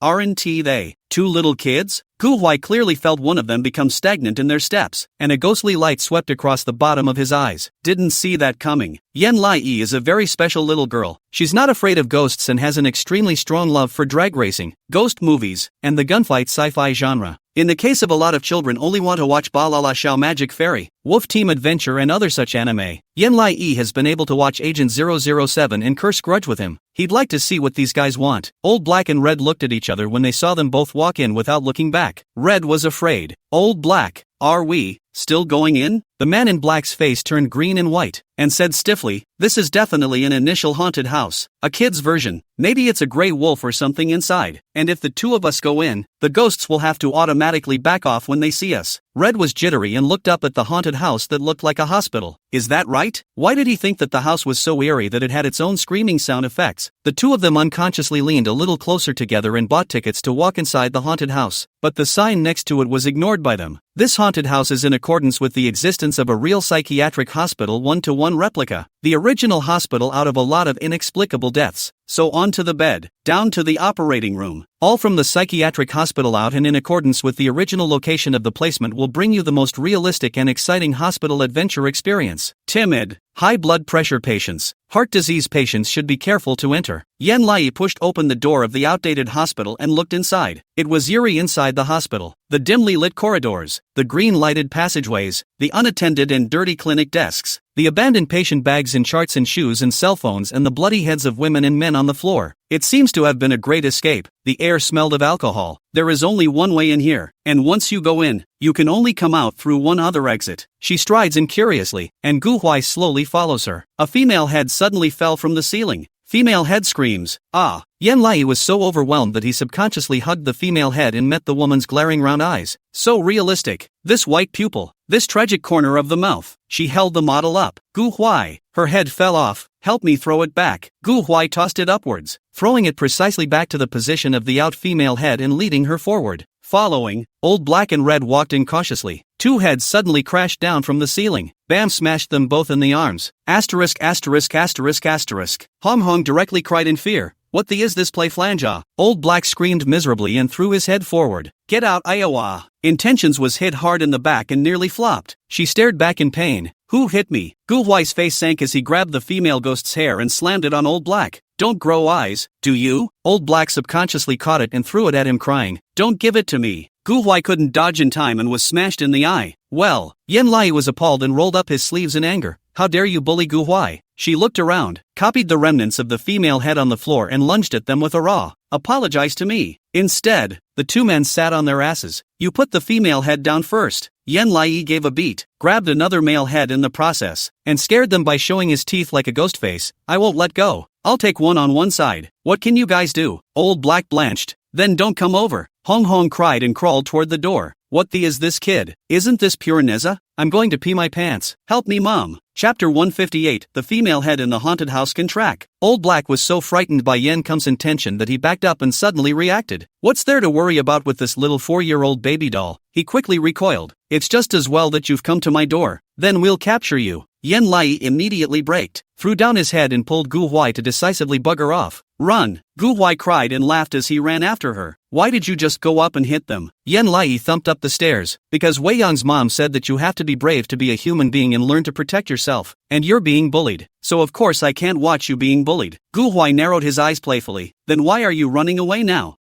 Because Mistress Undine also said that if you feel you can't beat them, you should bail immediately. The two fled inside a hospital room. Old Black was so angry that he forgot his fear. That boy is not to be caught for now. Both of them will unlock the Trojan virus of ours anyway. Just catch that one little girl now. The little girl is definitely the weakest. Yan Lai listened to the sound of them talking getting closer and closer and decisively drilled under the bed. Gu Huai, quickly find a place to hide. Gu Huai, alright, the gang was supposed to be here to arrest them, and he had wanted to just call the police. But for now, play with her. Gu Huai hid behind a cabinet and blocked himself with a human anatomy demonstration mannequin. Yi's expression tightened as she poked her head through that gap, feeling as if she were shoulder to shoulder with someone. Suddenly, she reacted and looked to the side. The cloaked and pale woman with a wig stared at her blankly, powder in hand to fix her makeup. What are you doing? Yan Lai looked at her with the same dumbfounded look. What are you doing? The woman looked dumbfounded. I work here. It dawned on her. Are you a ghost? The woman nodded with a confused look on her face. Yi looked at the cosmetics in her hand, a little bit greedy, and took out 2 cheese sticks from within her own small carry-on bag. Sister, can you put some of this on me? I also want to be a ghost. The woman cried and laughed as she returned the cheese stick to her. You know what to do, little girl. I'll lend it to you. The boss dispensed it anyway. But when you're done applying it, can you get out of here? Sis is going to be scary later. She nodded like garlic. Okay. Don't worry, I'll leave when those bad guys are gone. The woman didn't get it, thinking she was just playing house, and painfully lent her the makeup. Apply it yourself. Yi decisively slapped a big white face, smoothly picked up the red lip glaze painted with blood to make blood tears under her eyes, blinking and looking at her. Sister, do you think I look like this enough? The corner of my sister's mouth twitched as she moved closer to her for a closer look. Why do I get the feeling you're more professional than me? Yan Lai hemmed and hawed. I've seen so many little kids' ghosts look like this. I can do it. I used to take crayons and draw them on my face. Following, Old Black and Red pushed their way in. Old Black was raging, completely forgetting that he was still in a haunted house, and said with particular unhappiness, let's hurry up and catch her, and then leave this haunted place, and take a good look around the edges, and these 2 kids must be hiding. Red nodded and casually uncovered the white bed curtains. Yan Lai, who had left tears of blood, and the female ghost, who had shed tears of blood, met his 6 eyes. Red's impatient expression suddenly disappeared, the knot in his throat rolling up and down as he slowly lowered the bed curtains, his features gradually screwing together. Old Black wrinkled his eyebrows. What's that look on your face? Who bullied you? Red pouted, tears welling up in her eyes, and pointed under the bed. There. Old Dark? What's there? Red was in tears. There's a ghost. Old Black snorted. There's something wrong. How can there be ghosts? There are ghosts have long come out to scare us, he said as he lifted the curtains of the bed. Yan Lai and the female ghost met his 6 eyes. Old Black, sorry to interrupt. Yi and the female ghost looked at each other, showing their teeth and lunged out. Wow. Old Black was so scared that he ran away screaming. Red pinched her orchid fingers and wailed. You wait for me, Old Black. The female ghost hissed and followed them. Yan Lai stood in the doorway watching them fade away, her eyes full of envy. What a cool job, making people scream as soon as they come out. It should be a miserable scream to be precise. Gu Huai walked over to her side and after seeing her face, the corner of his mouth twitched. You've been transformed? Yi nodded. My sister lent me her makeup and was so nice, and she hasn't asked for my cheese stick yet. Gu Huai was speechless. You can even go out and scare people like this. Yi tilted her head. Isn't it good? Aren't those 2 uncles coming to arrest us? As long as I dress up like this, they won't dare to come near us. With that, she unraveled her double ponytail with special ceremony, messed up her hair, put on her blood-covered nurse's cap in the process, and then took the syringe and held it up in her hand. Come on, I'll take you on a break-in. Gu Huai raised the tip of his eyebrows and nodded his head in response. Then I'll let you cover me, absent the coming of the little friend. In the meantime, outside the haunted house, Yan Lingyun stood outside the haunted house with a greenish-gray face, with Chen Shi on his left and Zhao De on his right. He took the task card with a face like death. Please find the 3 boxes hidden in the haunted house, which contain the hotel funds for tonight. The funds are equal. There is no higher or lower. The first to find it can leave first. If you can't find the boxes, you will face the punishment of doing the roller coaster and walking the haunted house alone. He gazed dully at the camera. You guys are too hard, aren't you? Chen Shi and Zhao De's faces were particularly ugly. Program team, you guys have a grudge against us? Right, we had a hard time slowing down from the car accident of Yan Lai yesterday, and you're letting us participate in the haunted house today? The pop-up said. I heard that was mildly concussed. Fortunately nothing serious, so I can also relax my spirit today. Oh, I miss Of all the guests we are the only ones who don't have a child with us, and I don't know if Old Cloud wants to have a child or not. If only would show up. The first day didn't show up. Thinking about her. For today's amusement park quests, there were 2 taking kids to the kids area to do quests and 3 other adults coming to the haunted house to find quest cards. The other 2 dads who drew the lottery to bring their kids were so happy they took off. Yen Lingyun's eyes were lifeless. I miss Yen Lai so much. Maybe Yen Lai will cry and worry about me as soon as she hears that I am coming to the haunted house, and then let me not come in. Zhao De didn't look too good either. It's fine. Even though it's a haunted house made 1-to-1 with an abandoned hospital, even though it has a lot of strange and bizarre cases, and even though that hospital is very evil, it's all an illusion. Tatsuhi, brother, when you comfort us, can you not add so much though in front? Yen Lingyun closed his eyes in particular resignation. Let's go. Don't delay any longer. Zhao De and Tatsuhi wrapped their arms around him left and right. He was suddenly left and right for the men. Tatsuhi winked. Lingyun, you're the tallest and strongest of us here. With the best muscle tone, you're in the middle as the boss. Yen Lingyun, don't look at him with a cloudy surface. In actuality, his calves were cramping. Him, most, fear, ghosts, now. Yen Lingyun's throat knots rolled up and down, bracing himself to push open the door, and a female head suddenly fell from the sky. Zhao De and Tatsuhi went out. Ground jumped up. He reflexively kicked the female head out. Just in time, Red and Old Dark came screaming out of the other side of the hallway and the female head bam flew into Old Dark's arms. Old Dark, ********. The female head of this haunted house can ing track. Chapter 159, Come and Play with EE. The 2 men ran screaming to the other side of the hallway. Tatsuhi blanched in fear. The female head of this haunted house can still track? Zhao De hugged Yen Lingyun tightly. First of all, I'm an atheist, and secondly, female heads don't chase me.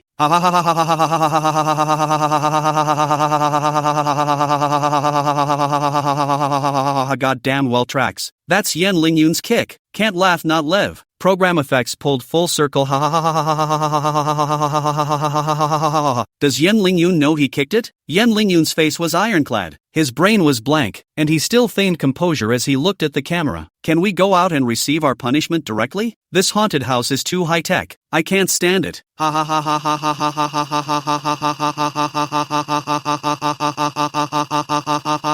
The haunted house is too high-tech.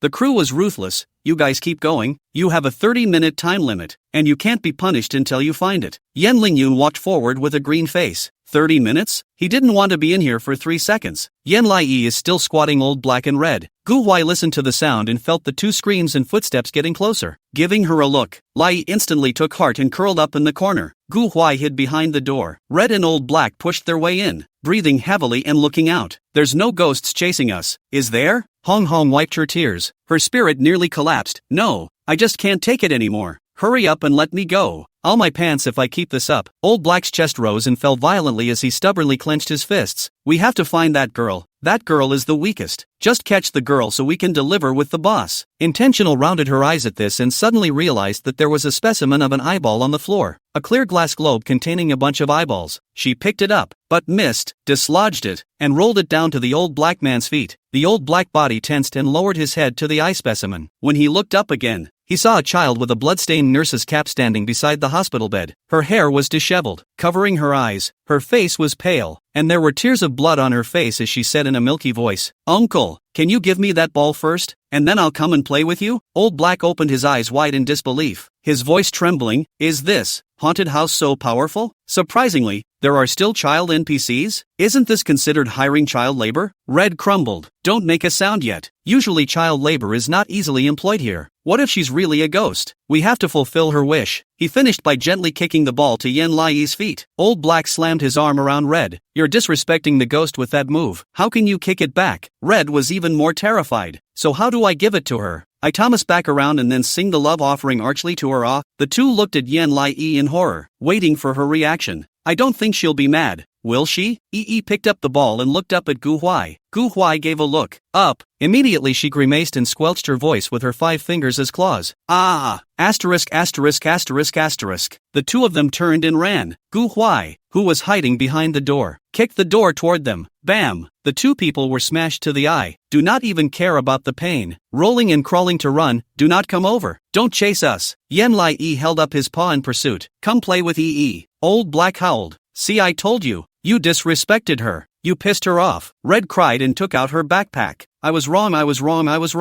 I'll give her a confession. With that, he threw out mineral water drinks, melon seeds, bread chips, shrimp sticks, donuts from his bag. And $200. Explode a field of equipment. Yan Lai took it while walking. Her little hands couldn't hold it anymore, and she looked back at Gu Huai. Gu Huai, I got a bunch of prizes. He must have more. As soon as Red Old Black turned around, Yan Lai chased after them with his teeth and claws open, holding snacks. Wait for me. Old Black's face changed drastically, and he slapped Hong Hong's head again. You've been so happy to give her an offering. Now she wants more. If you don't take it out, the next step is to kill us both. Hong Hong cried. Bad attitude is not good. Good attitude is not good. This netherworld people, why don't you do something in the young world? The staff member hiding inside the ward saw the two men stupidly trying to scare them, but saw through the window the Yan Lai chasing after them. He pressed his Bluetooth headset. Boss, did you hire a kid as an NPC? No one answered. The staff frowned, feeling something was wrong, and still dutifully jumped out to scare Old Black and Red. Whoa! The two instantly exploded, screamed miserably, and directly rolled both eyes and fainted. The staff member was stunned, needing the stopped Yan Lai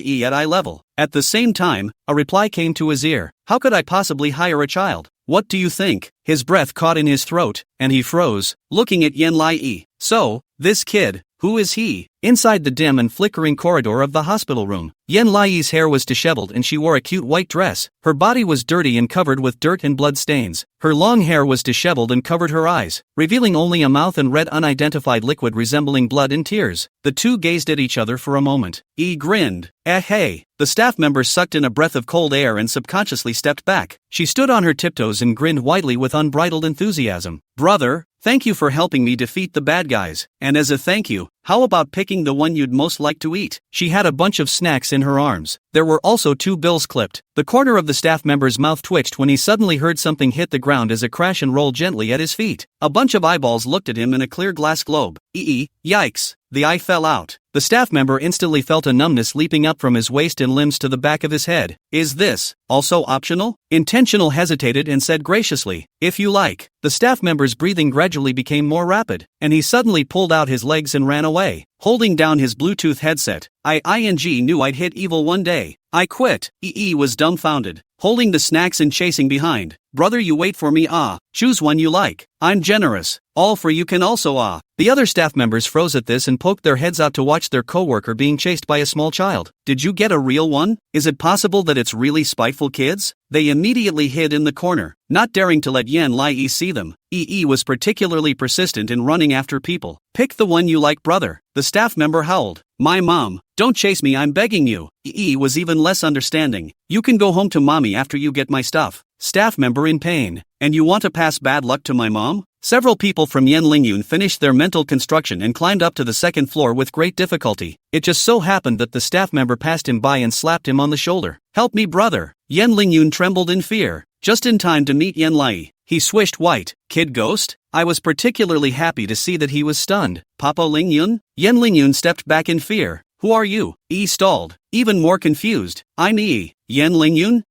Chapter 160. Not sure what she won, but she won. What? What do you mean? Is it really How come I can't see her eyes? Yan Lai nodded happily. Papa Lingyun, you're filming a program here. Yan Lingyun had a little heartbeat and subconsciously wanted to get closer to her. Are you really here for this? Zhao and Shen she suddenly had their wits about them and stopped him. Don't believe it. This is a trap. It must be to drag you away and bring you for punishment. Let the ghosts bounce on you. Yan Lingyun? Where does it come from? Goddamn, letting ghosts bounce off of you, ha ha ha ha ha ha ha ha ha ha. Is this an NPC arranged by the show's lead actor? It goes without saying? Definitely. Yeah, I think it's the pits. 2. Isn't Yan Kai hospitalized? But she sounds just like Yan Lai. There are a lot of little girls with similar voices, right? Yan Lingyun looked at Yan Lai. How he looked like him, but how he didn't look like him.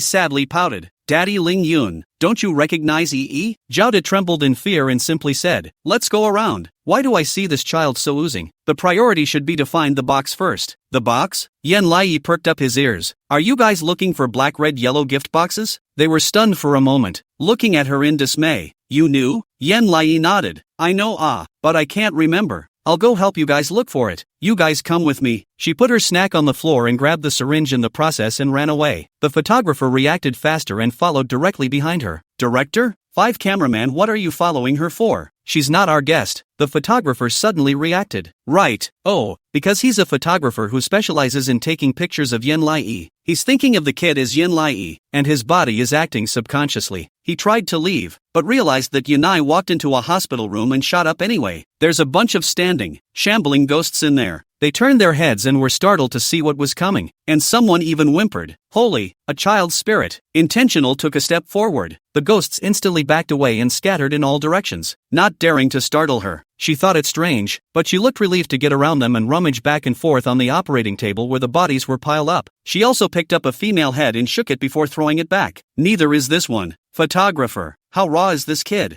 I don't think our family EE is so cute and innocent and lively. She shouldn't be able to do it, right? How can a child not be afraid of ghosts? Still think this is Yen Lai? No matter how powerful Yen Lai is, she can't be at this point. She's just a little bit smart. Suddenly, Yen Lai found the box under the bed and said happily, I found it. It's hidden under the body. Yen Lingyun shaped his guts and walked inside the room. Looking next to Yen Lai, a bunch of ghosts shrunk inside the corner, like a bunch of little puppies who are about to get a shot and don't dare. They look fearfully at the absent intention. He froze and looked to Yen Lai. Tatsuhi looked on in horror. This is afraid that it is not a top-level spell spirit, right? Jode nodded his head and nodded. I don't know what's going on, but this little ghost girl is so cute. I thought I was the only one who thought she was cute, with a nurse's hat and no eyes. Ugly, ugly, ugly. Still warm-hearted. Intentionally clutching the box, he turned to look at the ghosts. The outermost ghost had no place to hide and said with trepidation, Little sister, we're both from the netherworld. Don't bully us. The other ghosts nodded and nodded. Right, it's all from the netherworld. He clutched the box in distress. But I want to know where the rest of the boxes are. I can't quite remember. The corners of the ghosts' mouths twitched. We didn't know. EE stepped forward. You guys really don't know? A couple of the men sucked in a breath of cold air in fear. Don't go any further. We told you. You go out the door and turn left. The first box is in the disposal room, where the needles are lanced. The last box is the doctor's office at the end of the hall. Yeah,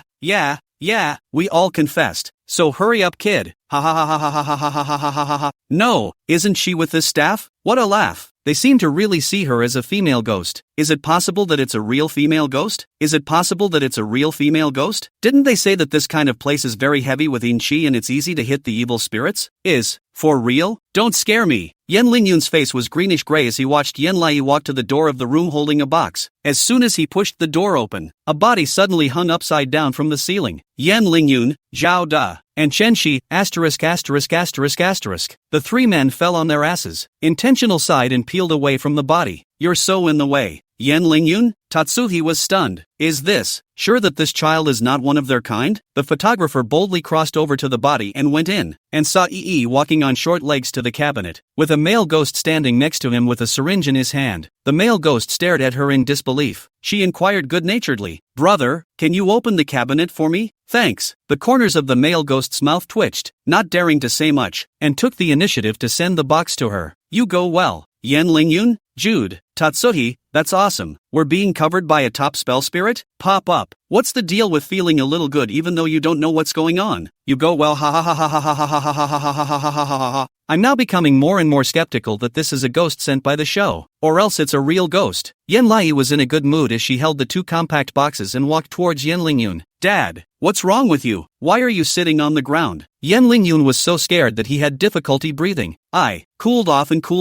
EE tilted her head and glanced through. You're not afraid of ghosts, are you? The corners of Yen Lingyun's mouth twitched, and Zhao Dechensi leaned in tighter, not answering. Yen Lai sighed and looked at him in a serious tone. Dad, you have to be strong. This society is not as good as you think, but luckily you have me. I'll help you out. Yen Lingyun, why did he have the feeling as if he was being spoiled by this brat? Tatsuhi's expression gradually changed. What a cool brat, wanting to call her big brother. Yen Lai looked back at them. Follow me. Chen Shi ran over. Okay, big brother. Gu Huai was watching from a short distance away. Yen Lai walked straight to the doctor's office. The staff inside are still exchanging. I heard that a coworker saw a child ghost, and the boss even said there was no child. Isn't that child a ghost? It will also give us something to eat. Yeah.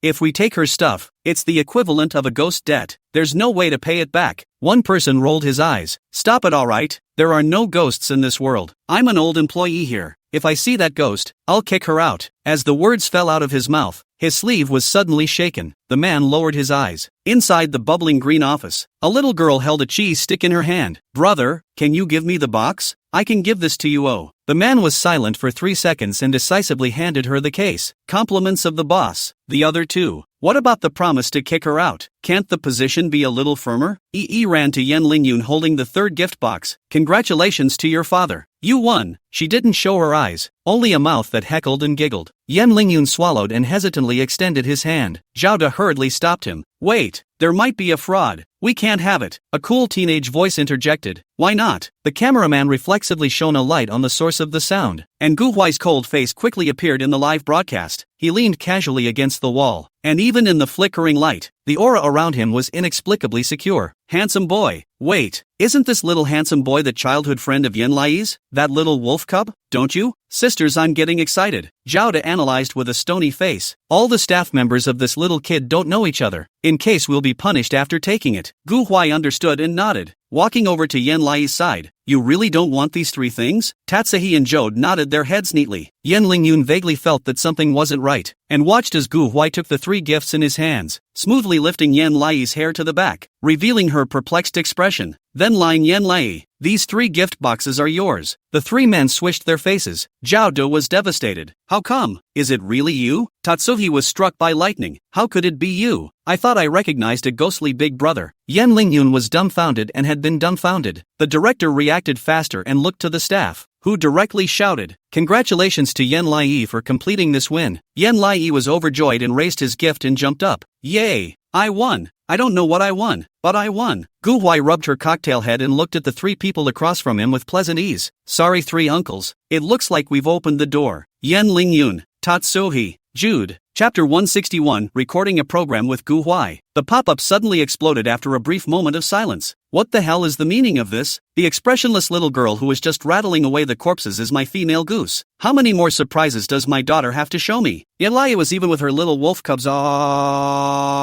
Anakta. Is it arranged by the program? How can the program team understand my heart so well? I was just waiting and hoping for the wolf cubs, and the wolf cubs finally showed up. Previously on the school video, the wolf cub's handsomeness was not captured in its entirety.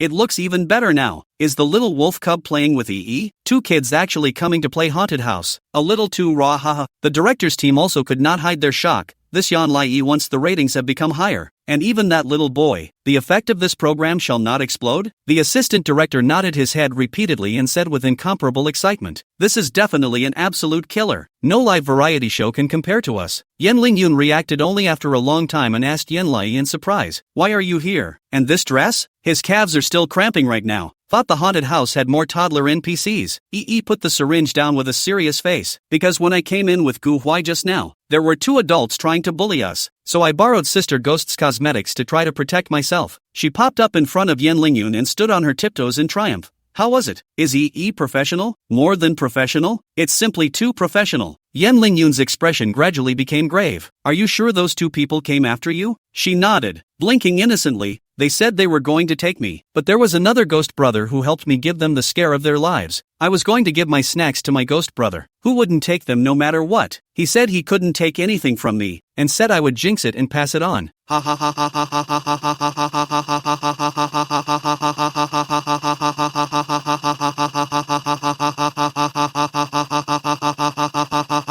ha ha. Goddamn doom passing. I feel that at first that little brother took Yen to be a real ghost. Who could have thought that a small child would appear here, dressed like this? Laughing doesn't live. No wonder she just went in to get something the whole time unhindered. So everyone treats her like a ghost. Yan Lingyun also cried and laughed. The more he looked at her face, the more comical it became. You're physically better? Can you come out to play? She nodded. Yes, Gramps had extra playground rolls in his hands and asked if I wanted to come out and play. So here I am. Yan Lingyun. What about that old grandpa? Li Yin was in the monitoring room of the haunted house with a walkie-talkie in his hand, commanding the bodyguard to say bring me those 2 men who want to capture my disciple. I want to see what their identities are. Dare to grab his disciple. Looking for death. Inside the surveillance, Old Black and Red are taken away with someone on their shoulders. The haunted house owner on the side looked at Li Yin with trepidation. Big brother, is it ready? Li Yan swept his eyes at him with a squint. He was jolted by the look. The moment this old man entered the surveillance room, he felt that this guy was not to be messed with. It's like a gangster in a movie without the anger. He didn't dare to be offended. There's nothing wrong with the child, and indeed it's our staff's negligence as well. Li Yan didn't say much, put the walkie-talkie on the table and drew out $3. I've just returned to China. I don't have cash in my hand, so I'll trouble you to keep today's matter a secret. With that, he dashed off without looking back. The owner stared blankly at the $300 of American money placed on the desktop mountain, and with trembling hands converted the current interest rate to $000. Big brother looks at a monitor to take away an individual surprisingly gave $2,000 directly. When can this good thing happen again? He immediately stood up and eyed Li Yan. You take care. Welcome miss and young master to come back next time. Li Yan stood in the doorway and sent a message to Yan Lai. I see you and your family get together on TV, so I won't accompany you too. I'll give you and Gu Huai a small red packet later. It's a kind of meeting fee. I won't be back to leave Huaxia during this period of time because there is still a very powerful master who wants to be introduced to you. I'm sure that you won't be able to escape from me.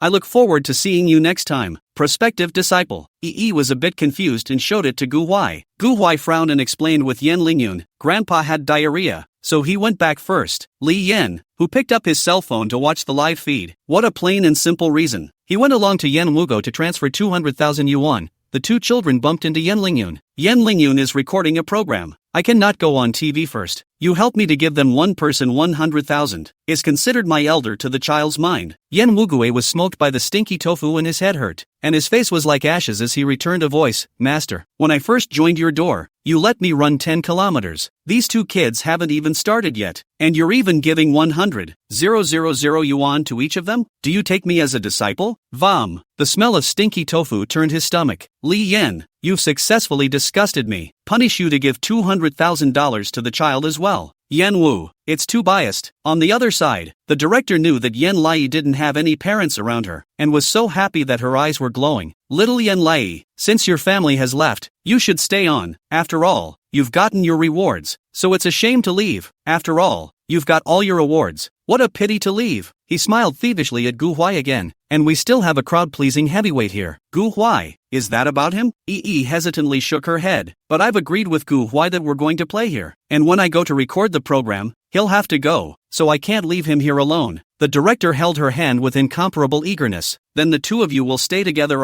You'll do the mission with Father Yan Lingyun. This kind of opportunity doesn't come to everyone. CP, YYDS, a childhood friend. Stay. The director's math is so good. I can hear it from this side of the TV. The director in the live room couldn't hide his excitement and took out his cell phone to slide the hot search. A man's big G was smeared with stinky tofu by a friend's hot search. There's a new message that just came up. The little wolf cubs with no intention of coming have appeared. The director's blood pressure rubbed up, his voice trembling with excitement. Look. How many people are waiting to watch you two golden couple? You guys just stay. Yeah, stay. I have to see my childhood friend today, or I'll die here head first. You must stay today. Don't make me beg on my knees. Stay. Stick to the childhood friend CP for 10,000 years. Yan Lai was dumbfounded and looked at Gu Huai curiously. Just a look. Gu Huai nodded helplessly. I agree. Chapter 162 Gu Huai, do you like the idea of coming here? Yi instantly beamed with joy. Then we promise. Why is this little boy so compulsive? Is that the head he's pointing at? He's pointing at my heart. The boy's eyes were so spoiled just now. Yi looked at him and agreed. I bumped into it.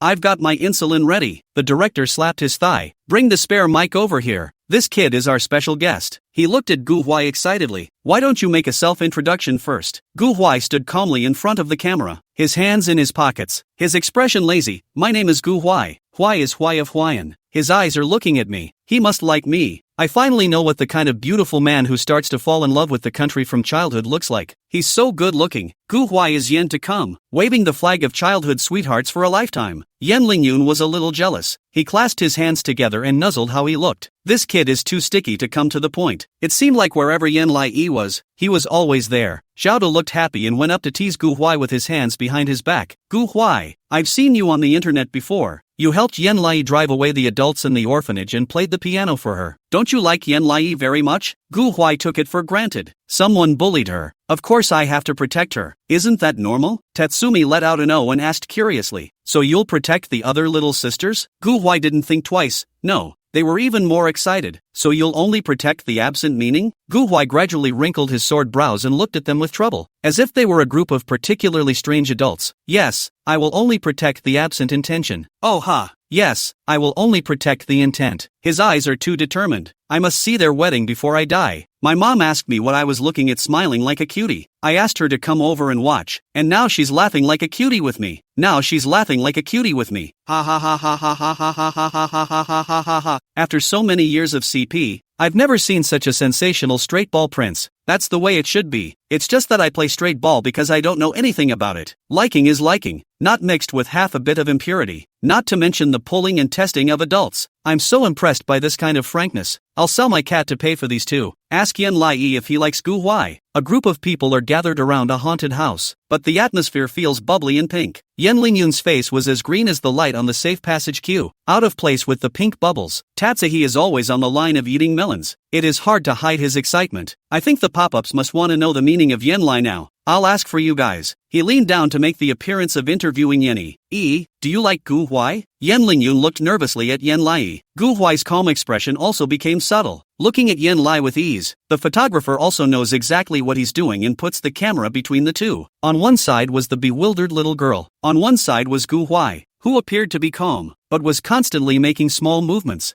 Topped her hair like a chicken's nest without thinking. Why don't you like Gu Huai? Gu Huai was stunned inside in relief as if he had no intention of doing so. Zhao De followed the temptation. Then who is your favorite among the children within this crew of ours compared to Gu Huai? Milky voice, Gu Huai. Zhao De didn't expect her to be so pained and continued to ask. Who do you like best compared to ice cream, snacks, cakes in Gu Huai? A glimmer of ghostly light swept across the bottom of Gu Huai's eyes as he gazed at her without looking away. Intentional was stumped by the question and gazed in thought. Ice cream is good. Snacks are good. Cakes are good. Zhao De was especially excited and didn't know what he was excited about. Yes, but if you choose those, you can't choose Gu Huai. You have to think clearly. He licked the corner of her mouth and sighed. Gu Huai it is. Gu Huai. Gu Huai, right? How reluctant is this guy? Yen Lingyun was also very dissatisfied, his tone all carrying the sadness of an old father. Why? Could it be that in your heart, ice cream and cake have a lower status than Gu Huai? Should have just gone with the ice cream unshakable. Okay, if he chose ice cream, he'd just buy a house full of it and give it to her. Shook her head and analyzed it very attentively. Being with Gu Huai is as happy as eating ice cream, and while the ice cream is gone after eating it, I can be with Gu Huai all the time. Yen Lingyun, he was struck by lightning. Is Gu Huai as happy together as he is with ice cream? Gu Huai looked at Yen Lai in a daze. Are you sure? Smiled joyfully and held his hand. Of course I'm sure. It's my greatest fortune to be able to know you. Yen Lingyun, Jode, Tatsumi, 6. Gu Huai's ears steeply reddened and grunted as he jerked his hand away. That's so corny. Where did you learn that? She smiled with particular embarrassment and said sweetly. The TV show that Undeclared's mom watched said it, and I thought it was so good that I wanted to say it to you for your birthday. Gu Huai's face reddened like a pig's liver, looked at the camera helplessly, and denied with a stern face. I think you're just showing off with me because you've learned. Wrinkled her eyebrows and started to get angry. No, it's from the heart. Don't you believe me? Gu Huai choked, his aura subsiding. No. She stood on her tiptoes and looked at him carefully, seeing that he seemed to believe it. We'll be satisfied. I won't lie, Gu Huai. You're just my best friend. I like you the most. The three eating adults stood by in shock. Yen Lingyun was dumbstruck. He thought that the kid Gu Huai was straight ball enough, but he didn't realize that his niece was even more straight ball. Learned from who? Gu Huai's face was even hotter. He didn't say anything and turned his back. The photographer shines quietly, only to see Gu Huai in the live broadcast with his hands in his pockets, his back to the screen, and his entire back written with disinterest. But when the camera slides to the side, his cheekbones were rising. And purse your lips, then the corners of your mouth turn up, press down again, still gently biting his lower lip. But how could he restrain his laughter? Simply covered his mouth and laughed silently. Tatsuhi took everything in and smiled at the camera. Let's not say anything to anyone. Let's just pretend we don't see him snickering. Look at how happy he is. Gu Huai is really happy. I seem to be sweetened by him. Sincerity is the biggest must-have. We are saying that it is no wonder that Gu Huai is being held. But I am also being held when he speaks so nicely. Yi is really so sweet and sweet. If Gu Huai is the little prince of straight ball, Yan Lai Yi is the little princess of straight ball. Meeting you is my greatest luck. This kind of words. For anyone else I feel good oil. But this is a child said. Or said to no matter what happens to stand in Yan Lai Yi's side of Gu Huai. He deserves it. Chapter 163. Please return the intention to me. Who can understand the feeling that my face is sore from laughing? Gu Huai is still a child. He can't hide his happiness. It's all in his eyes. What do you mean by like? This is what you call like. This isn't even eye candy. This is eye candy. I so love the feeling of shoving that lollipop right into my mouth. Please step it up. Why are the two of them children? When will they grow up?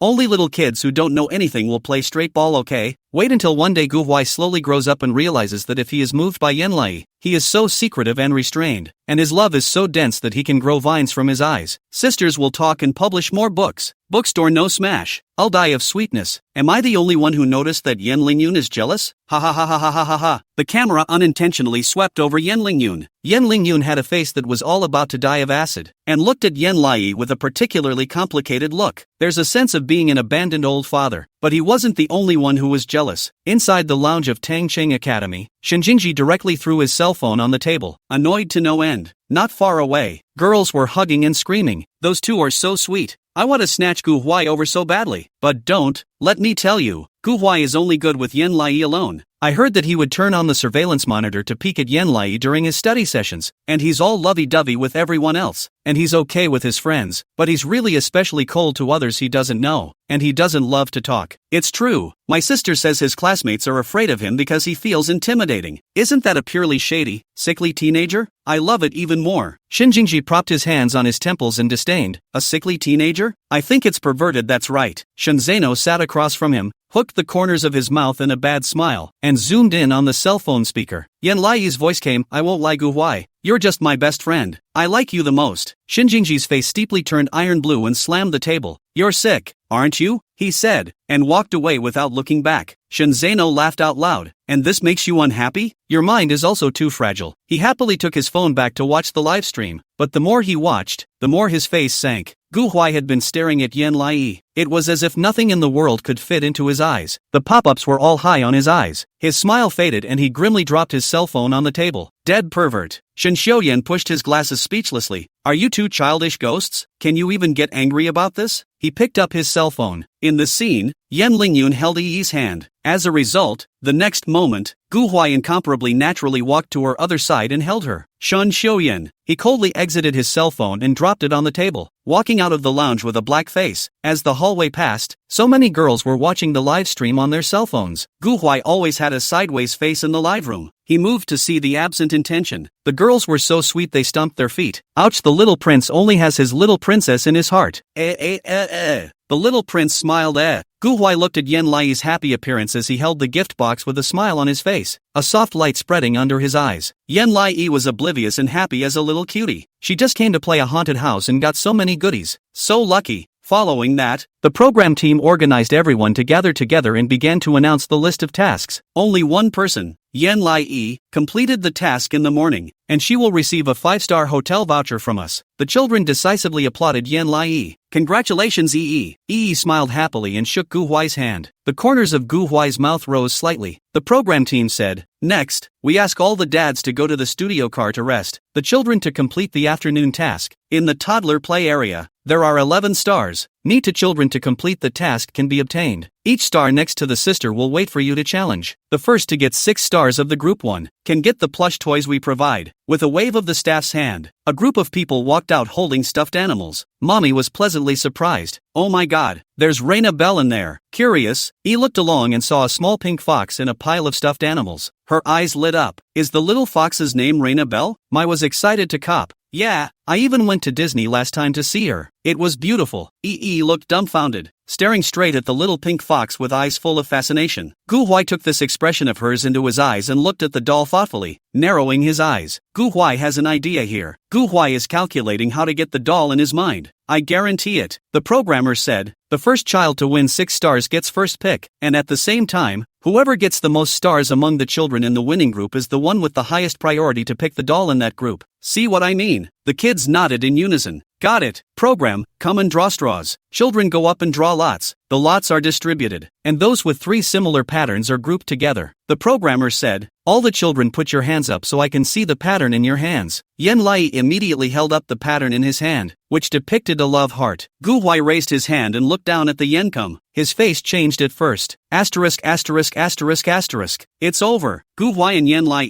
are not even a team? How dare the program team break up my CP? Hurry up and sew them back together. The adults probed their heads and said in surprise, Gu Huai and Yen Lai are not even a group, eh? Then woke up, looked at the star in Gu Huai's hand, and frowned in regret. Gu Huai's face turned blue and he lowered his hand without saying anything. Meanwhile, the program said, absence of coming, Alan, Jun as a group, Gu Huai, Mei, and Cub for a group. Ellen was so happy to hear this that she jumped up and gave Yen Lai a hug with an open hand, saying milkily, great the 2 of us are together again. I was so worried about you last night. I was so afraid that you would die. After saying that, he kissed Yen Lai on the cheek in an unbelievably natural way. Welcome back. The dad's eyes widened in shock. Jode scratched his head in dismay. What his son has done. Pop up. Oh, Alan's about to get in trouble. The camera turned to Gu Huai, and he was seen standing beside Yen Lai with an iron face, his chest rising and falling violently, his eyes staring straight at Yen Lai's kissed cheeks. This boy, how dare he kiss her? Without saying a word, he decisively lifted Yen Lai up, hugged her behind him to protect her, wiped her kissed cheek in the process, and looked at the director with incomparable firmness, his tone fierce as a wolf. I want to be with Yen Lai, so please give her back to me. Director. Chapter 164. Gu Huai's body carries its own cold wind effect. Inside the camera, Gu Huai's eyebrows are stern like a wolf. His features are restrained and withdrawn, with little expression, but his eyes reveal emotions like a furious beast, itching to take over the territory with its teeth and claws. His bony knuckles were white from clenching his fists. Give him back Ree. Give it back to him. He's so handsome. Ah! The director woke up and touched his heart. He was surprised that he had just been glared at by a small child and his heart stuttered. He hurriedly gave the staff a look. The staff walked up and coaxed and persuaded Gu Huai. Child, calm down first. Don't get too angry first. Alan witnessed Ee's car accident yesterday and didn't sleep well last night, so he's just happy to see Ee. So you understand. This team is sure that it won't be able to be replaced for the time being. Gu Huai's eyetails dyed some red. His chest rose and fell violently, gritting his teeth and shaking off his arm equals. I didn't care, but he cared between the lines. The audience saw through it at a glance, and he said he didn't care. The expression on his face just now has instantly fallen from heaven to hell. Jealous Gu Huai. I also like The program group is too doggy. Obviously know that Gu Huai is participating because of Yen Lai. Why do they still have to separate the 2 of them? Can't they put the 2 of them into a group? Breathless. What's the point of this? Am I the only one expecting Gu Huai to be jealous? He's a jealous man. What? Why am I looking forward to this? Take away the shoots nah. Or why do they say that there is not a single good person on this internet? But count me in. I want to see it too. Gu Huai stood stiffly to the side, his afterglow drifting towards Yen Lai from time to time. Yui gave him an apologetic look. He gambled not to look away. Tatsuhi smiled like a fox. Look at how angry this child is. Jauda cried and laughed.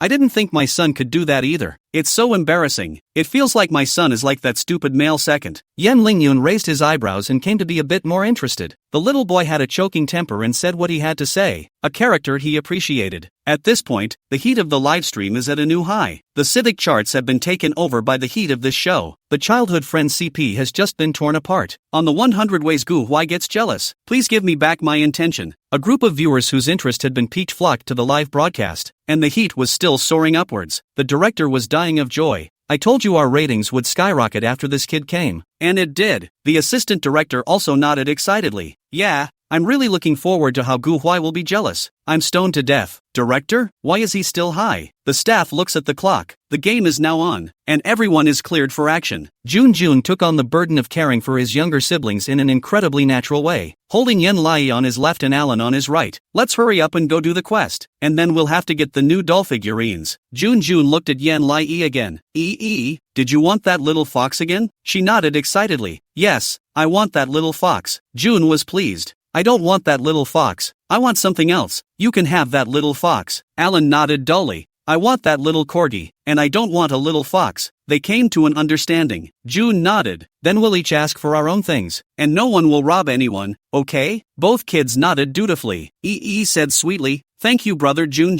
June's eyebrows climbed up with a hint of pride, raising his chin. Brother is brother. It's only right for brother to take care of you. Gu Huai stood and watched. His eyes seemed to spread a thick black mist, even in the summer light, which could not be beaten or dispersed. The cub looked at him timidly. Let's go, brother. We should go to the stars too. He looked back and nodded. Mei was curious. Brother Gu Huai, do you want to be in a group with Sister Yi? He lowered his eyebrows and restrained his eyes, restraining his deep meaning. Just call me Gu Huai. You don't need to call me brother. It's over. Gu Huai's eyes were able to build a bridge just now, but now he can't even pull the strings, and he's as cold as the Dead Sea. Wait, I suddenly realized a detail. Is it that Yi will call Gu Huai brother? So Gu Huai won't let Mei do it. What? Sister, you seem to have the truth? If it's true, I feel even more sorry for Gu Huai. He's so nice to Yi. He'll still keep his distance from the other kids, but Yi is in a group with someone else. Although it's funny that Gu Huai is jealous, I still want him to be with Yi. Gu Huai was thoughtful. He hoped that Yen Lai would be able to get the little fox, but I don't want Yen Lai to get the little fox because of the others. But if he can get it, he can give it to her. He hesitated and quickly rushed inside the children's playground. Yen Lai is already challenging the mission. The lady who manages the stars enthusiastically pointed to the rock climbing program and said, "Kids, if you can climb to the top, whoever gets my little star." Jun raised his hand decisively. "I'll do it." Gu Huai quickly stepped forward. "I'll come too." Jun looked at him in surprise and then at his sister. "Sis, only one person can get the star for this, right?" Sister nodded. "Yes, I only have one here. Whoever you summon first gets it." Jun wrinkled his eyebrows and glanced at Gu Huai again. He can't seem to get this guy. Jun, he seems to be very aggressive. I'm so scared. Ha, stupid big brother. Jun had for the first time appeared this difficult expression.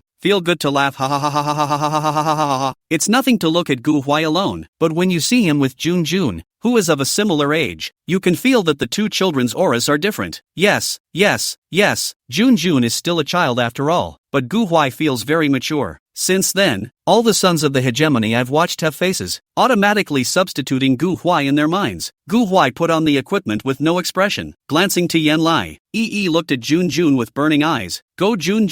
Gu Huai was stunned, frowning, tilting his head, staring at her in disbelief. Yi was stunned by his look. Her anger subsided, and she milkily waved her little fists. Go Gu Huai. Gu Huai withdrew his gaze slyly and made preparatory movements without saying anything. Jun directly shivered and glanced at Gu Huai in fear. Why does this guy have an air conditioning effect on him? Chapter 165. Is Gu Huai a Superman? Missy raises her hand. All hands on deck. Start. The kids quickly cheered underneath. Go Gu Huai. Go Toshi. Jun riveted his strength to climb up, and suddenly he saw Gu Huai dabbing the top like a monkey, touching the top platform, then sliding down with his feet. Less than a minute. It's over. Jun hangs in the middle of the rock climbing as if he were a clown, staring stonily at Gu Huai untying the rope and leaving coolly. Alan and Pup looked at him with open mouths and shocked faces. Is he Superman? Nini was the happiest, so excited that she ran to Gu Huai and opened her arms to try to hug him. You're too good, Gu Huai. Congratulations on getting the star. Gu Huai dodged her hug without dropping a trace and looked at Yen Lai again. Yi folded her hands in front of her body and was sincerely happy for him. Gu Huai, congratulations. I knew you would get the championship. Whoever is in your group will win. It's true. She believed that Gu Huai was the best. Gu Huai's brows relaxed somewhat, and just as he was about to speak, he saw Jun walking beside Yen Lai with his head hanging down.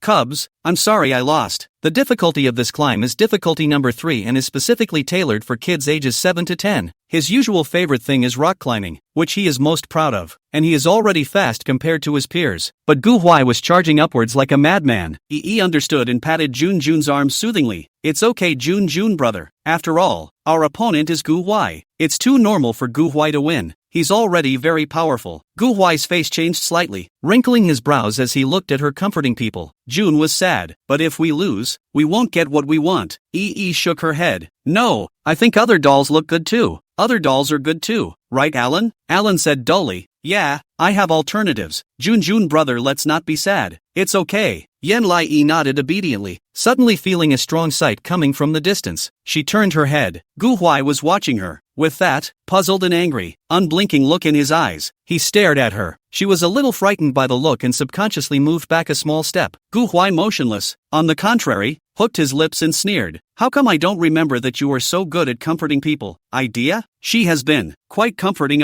She winced. This Gu Huai is too scary. his eyes are so persistent. Zhao Dun nodded and analyzed. I saw that he won and wanted to get compliments from Yen Lai, but it turned out that he didn't expect Yen Lai to go and appease his frustrated teammates. Tatsuhi probed, and the look in his eyes, it's very much like the crazy batch guy that Ling Yin brothers played, just chasing after the female lead, tailing her, and finally the pervert who was killed by the female lead calling the police. Yen Ling Yun. He felt a little bit too, and that was acting in the first place. He deliberately upped the ante and made himself a crazy batch. However, Gu Huai's surface did not move, and every look at Yen Lai's eyes was written with strong possession and obsession. Tatsuhi truth. Gu Huai's eyes really look like a crazy batch. Can I say I'm scared to look at it? The shady, sickly teenager has crawled out of a novel, alive, and it's alive. It's scary, but it's still tempting to kowtow. What if my childhood friend is a sickly girl? Inside the studio car, Shenxi used her hand to pretend to be a microphone and passed it to Yen Lingyun's mouth. Mr. Yen Lingyun, we would like to ask, as your daughter has such an ardent supporter, how are you feeling right now at this moment? Yen Lingyun thoughtfully, bad smile raised his lips. My personal feeling is that Gu Huai is not with Yen Lai in a group is quite good. After all, my daughter's popularity is so high. Grind this kid's temper.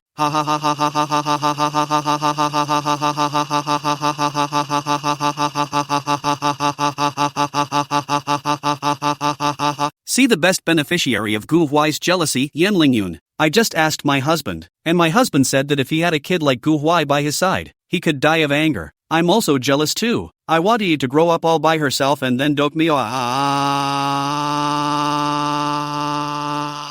But where can you find a boy like Gu Huai who is so secure? Yi can't leave Gu Huai. Yen Lai don't Gu Huai, just give it to me. I want it. Even if Yen Lai doesn't want Gu Huai, he won't go. Look at that look in Gu Huai's eyes. He can't wait to swallow Yen Lai. Gu Huai returned to his senses and suddenly felt that the stars weren't that important. He casually handed the star to his teammate. Here you go. And with that, he turned away. Mei Mei and Cubby were unsure and chased after him with the star. Gu Huai, this is your star. We can't have it. Wait for us. Yi clutched the corner of his coat in a daze, watching him fade away and wrinkling his brows. Abused up. Gu Huai is really angry. Don't. I came here to see the two of them being sweet and sweet, not to see Gu Huai get angry. I'm starting to feel bad after this. No one can make Gu Huai feel bad. Gu Huai, don't be angry. Don't be angry. The program team did something. Just split the two children apart, knowing that Gu Huai unconditionally spoiled Yi's. The program is too much of a dog. 2. Yen Lai lowered her brows and narrowed her eyes, hesitated for a moment, and then turned her head to Jun. Brother Jun, I would like to change teams. Jun was stunned. Do you want to go to Gu Huai's team? She nodded. I'm going to go talk to Mommy-san later, and then I'll find another star for you, if you agree. Jun didn't have much to say and looked to the director. The director came to be interested and didn't stop it. Jun thought about it and nodded. Okay, as long as you get a star. Then I, the captain, will promise to switch with my intent. Nodded and quickly rushed to the other places where there were stars. Gu Huai sat in the rest area and watched as the figure of Yen Lai swept past him like a fluttering little butterfly, running towards the basketball rim where the shot was being taken. Sister, I want to get the star. Toshi and Alan both followed her and watched her perform. He lowered his head in silence, not wanting to say anything. Mai and Pup stood beside him, not quite daring to speak. Gu Huai gave off too much of a fierce vibe, and the kind that easily wouldn't dare to strike up a conversation with him. Mei Mei looked at Yen Lai's struggling little back and tried. Gu Huai, do you want to be in a group with Yi? If you do, we can actually switch. The bottom of Gu Huai's eyes were filled with coldness. No need. She prefers other teams. It doesn't matter if she's with me or not. You guys go ahead and do the quest. I'll be there in a bit. As soon as the words fell, cheers came from the side of Yen Lai. Yes. Gu Huai was surprised to look up, and saw Yen Lai get the little star handed over by his sister. Jun was beside her and had been too surprised to speak. Yen Lai, you're too good. You didn't even throw any blanks? Yi was proud of herself. I'm very accurate at hitting things. Yi is really desperate to see Gu Huai. The more I see, the more my scalp tingles. Where is this girl so strong? This is not the skill of a 4-year-old. This is a child prodigy, right? Yi is already very strong. Can cook. Also know how to do things. Bold and not afraid of ghosts. Very quick thinking. When doing the mission she has always done as good as Jun. Jun is 10 years old. She can reach Jun's level, enough to see that she is powerful. Yen Lai smiled from ear to ear. She was challenged to a shooting game that started out stationary and after a certain amount of time was reached the basket would move from side to side. 10 balls must be hit to earn stars. She made it in one sitting. She could go see Gu Huai. Chapter 166 Demon King Gu Huai obtained Yen Lai card doping? Jun suddenly started to feel scared. Wait, I suddenly regret it a little. If you are with Gu Huai, won't you become two big evil kings, holding all of us down? Ha ha ha ha ha ha ha ha ha ha ha ha ha ha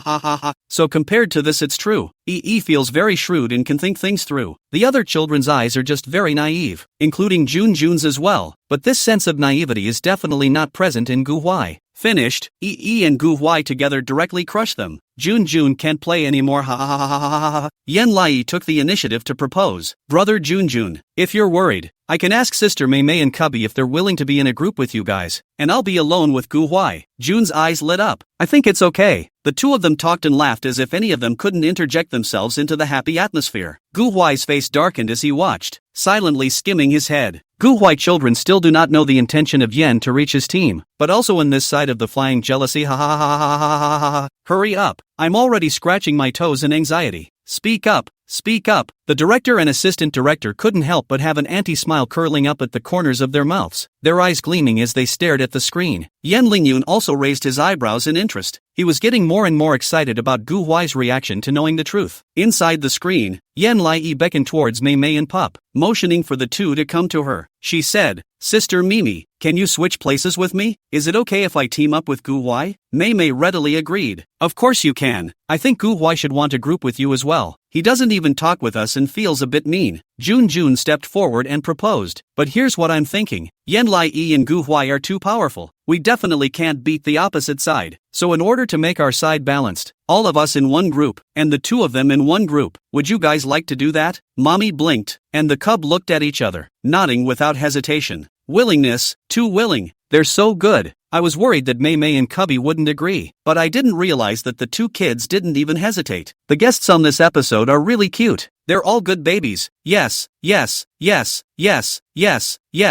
yes, yes, yes, yes, yes, yes, yes, yes, yes, yes, yes, yes. But, Mei looked at Gu Huai and muttered in a whisper audible to the audience. Actually, to be honest, the reason I said yes was because I was afraid of Gu Huai. Cubby especially felt the same way. I'm also more afraid of Brother Gu Huai, even though he'll talk to us and isn't mean to us. I just think he's mean. Ellen silently raised her hand. I don't even dare to talk to Brother Gu Huai. Jun also nodded heartily. I think Gu Huai has a bad temper. Look at him now. EE followed the direction they were pointing, and saw Gu Huai sitting sullenly in a chair by himself, eyes downcast and silent. The aura is so strong that people dare not come forward, but the side face is so exquisite that it attracts the eyes. Mei raised her eyebrows thievishly at Yan Lai. Actually, I know why he's upset. He just wanted EE to play with him, but EE didn't. So he's jealous. The truth about my. Jun was anxious, staring at Gu Huai's gloomy side face. So if he's in this mood now and EE comes to him, he won't be mean to her, right?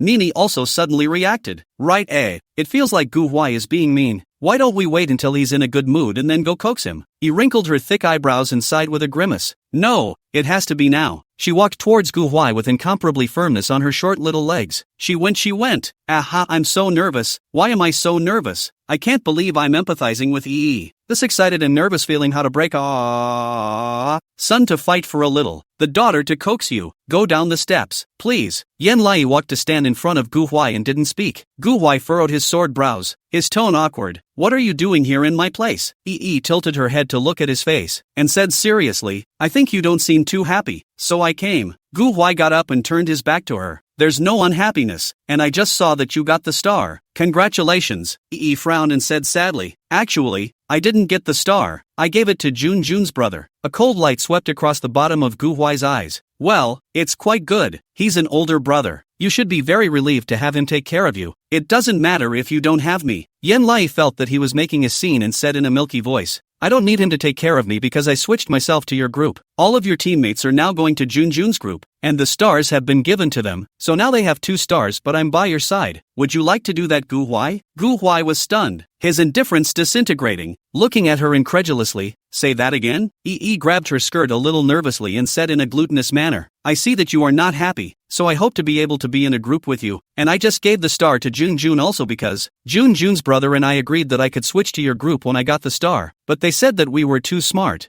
so I propose to let all of them play against the two of us, so now there is only a group of me and you. Are you willing? Gu Huai. Why not? Of course he does, but he was uncertain, and cautiously tried. Are you sure you want to choose me? Absence comes to mean. Yi's black and white eyes were filled with determination, and she nodded heavily. Gu Huai, I know you want to be in a group with me, and so do I. So nothing can separate the friendship between the two of us, not even the director. Director? The assistant director let out a girlish squeal. Aha, so sweet. The bottom of Gu Huai's eyes abruptly blossomed with light, and he reached out and wrapped her in his arms. The pop-ups exploded the moment the two of them embraced.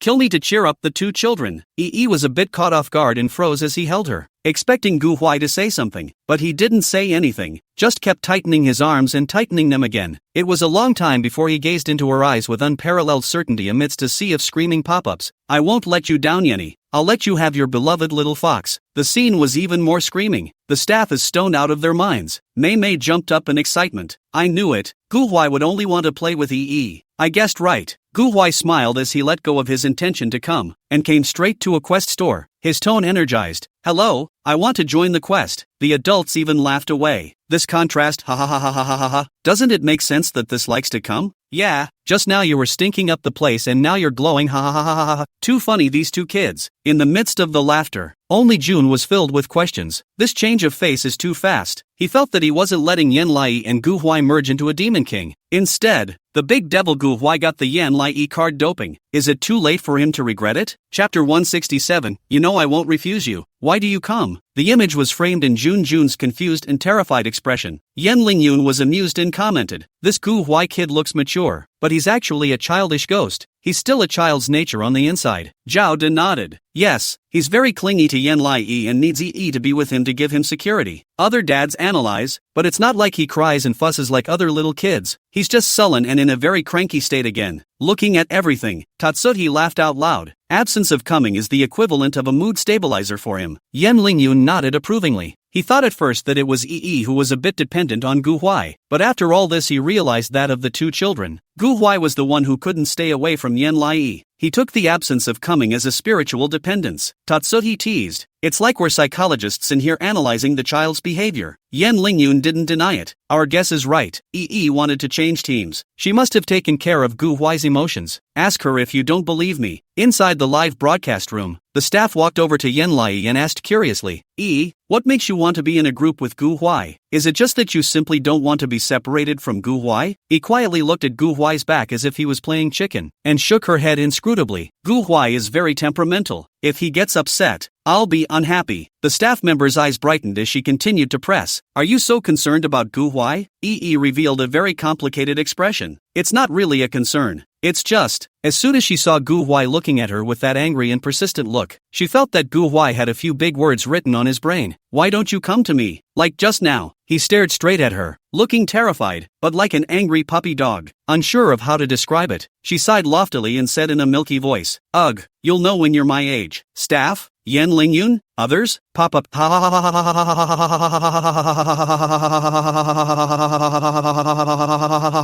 My mom's laughing so hard my stomach hurts. Did this kid not drink mangpa soup when he was reincarnated? You'll know when you're my age. Is it possible that one possibility is that she has already come from your age?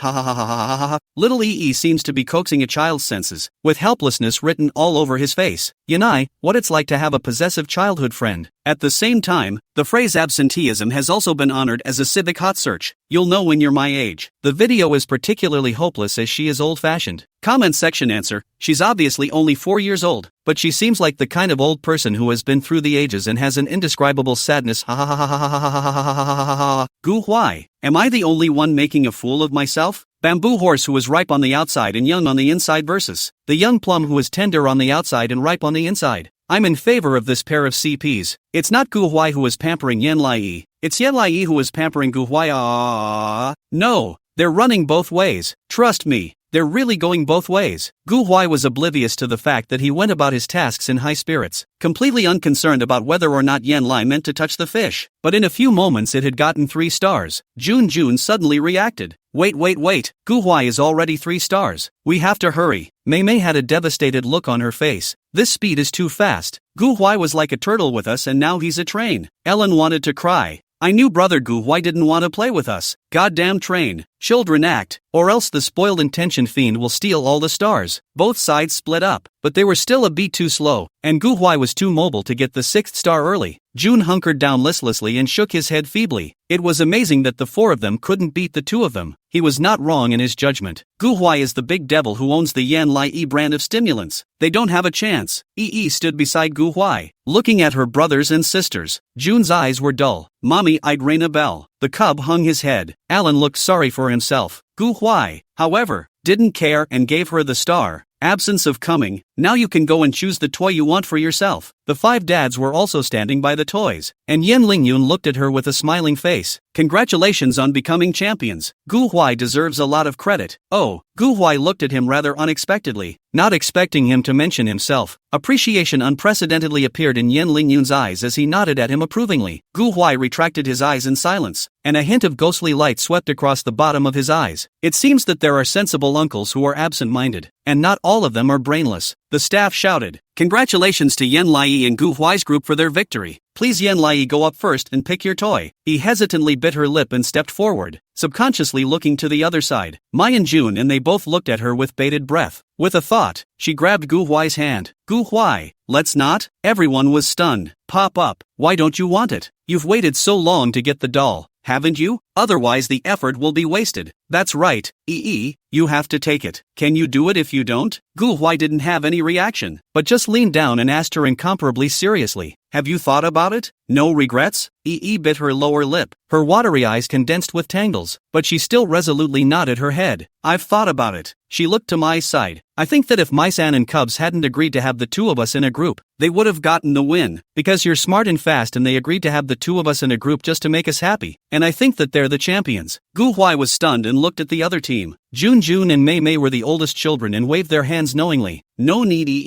you don't have to give it up to us. You should be the champion. You are the champion." That being said, they still had longing in their eyes and pursed their lips at the toy. The other 2 kids were younger and the anticipation was etched right into their brains. Gu Huai lowered his eyebrows and restrained his eyes, looking at Yen Lai again without speaking. Yui blinked her watery eyes at him. "May I?" His heart fluttered at the tip, as if his heart was soft as a rock. Gu Huai's eyes are so focused, I've bumped into it again. Our little is just too understanding, trying to trick me into having a daughter again. Is too obedient and well-behaved. 100 years. Dads can't help but exclaim. My kids certainly don't have that realization, and they still have to be absent-minded. Yeah.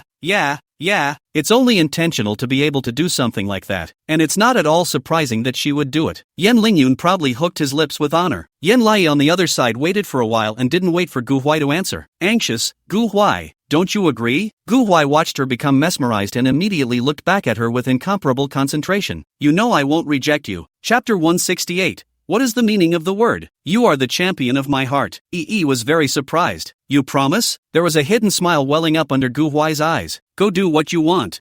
Was overjoyed and quickly handed the star to Mei, saying radiantly, "Sister Mei, brother Jun, thank you for being willing to trade with me. I think you guys are the deserving champions. This star is for you." Mommy took the star in shock. "You're really going to give it to us?" June didn't understand. "But don't you want Raina Bell? If we're allowed to choose first, Raina Bell will be gone." "Are you sure?" Intention still nodded. Gu Huai stuck his hands in his pockets behind her and said in a cloudy manner, "It's okay, if she really wants it, I can buy her a car, so you all take these toys. We don't want any of them." June, Mommy, Pop, Alan, several of the children looked at each other as if they had been struck by lightning. Why? Obviously it was good that the 2 of them didn't want toys, and it was good that they were allowed to be champions, but how did they feel as if they had been stabbed in the heart? Alan gradually deflated the corners of his mouth and said with immense sadness, "I find it becoming ripe for the picking, and I'm not at all happy that I got the doll I wanted, even though I got it, because there's a cart full of Yunai and we can only take one." The dad group was outright amused to the point of scattered laughter at the comment. "Ha ha ha ha ha ha ha ha ha ha ha ha ha ha ha. What a comedian Alan is. He makes my stomach hurt from laughing every time. This kid always cries and tells the big truth at the same time." Gu Huai's words are so solid that we don't want any of them because we can buy a carload. And amidst the laughter, Yen Lingyun was the first to applaud. "Then let's congratulate the champions. Congratulations to the Jun Mei group for their victory." Tatsuhi nodded repeatedly. "I'm most grateful to and Gu Huai's little friend for being willing to give up the title to them." The applause was thunderous, and Mai smiled sweetly as she hugged Raina Bell and reached out to hold in her arms. "Thank you,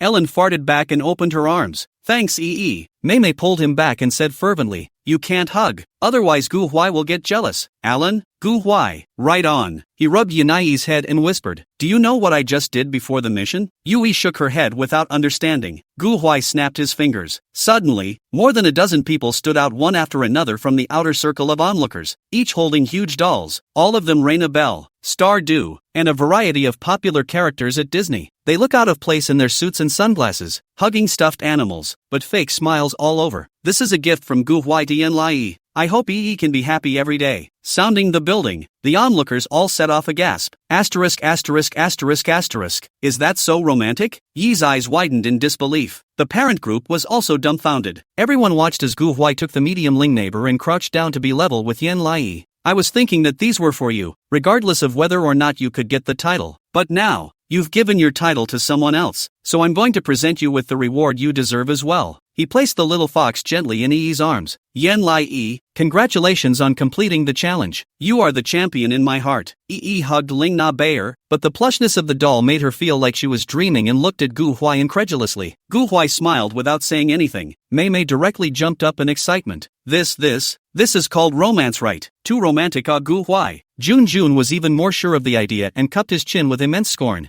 I told you that Gu Huai is the great demon king. It's amazing that he has the money to be able to buy toys, and that he has a lot of his allowance at his disposal and a bodyguard to keep him company. He's really quite extraordinary. The two kids were outright dumbfounded, with mouths that could fit into an egg. Alan cries, see, I told you shouldn't get too happy too soon. Yen Lingyun was even more dumbfounded. How come this Gu Huai is better than him? He's nearly 40 without him. Chen Shi and Zhao De were excited about him. Holy Lingyun, if this Yen came to be your own daughter, you mustn't take off. Where can I find a son-in-law like this? Tatsuhi grabbed his arm tightly, almost mad. No, give me Gu Huai. I'm quite attracted to him. Yen Lingyun froze and couldn't make a response. The other two dads shook their heads and cried. I wasn't even as talkative as he was when I was in love. The pop-ups have blown up. I've screamed out when I saw so many dolls.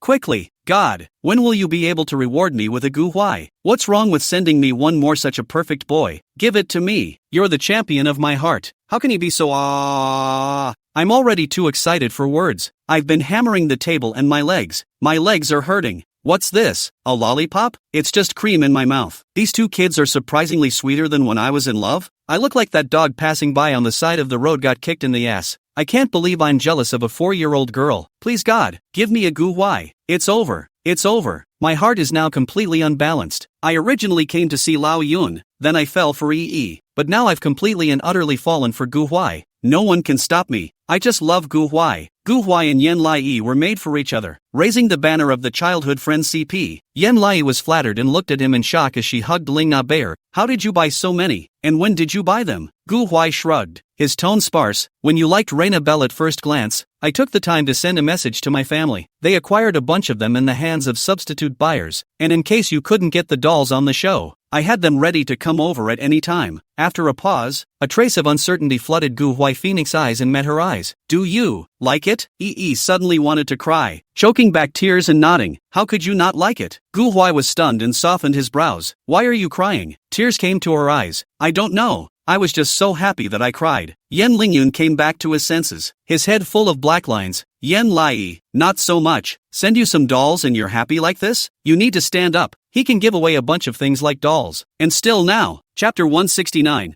Why don't you two get engaged in a baby marriage? Yen Lingyun's father is in a hurry. Hurry.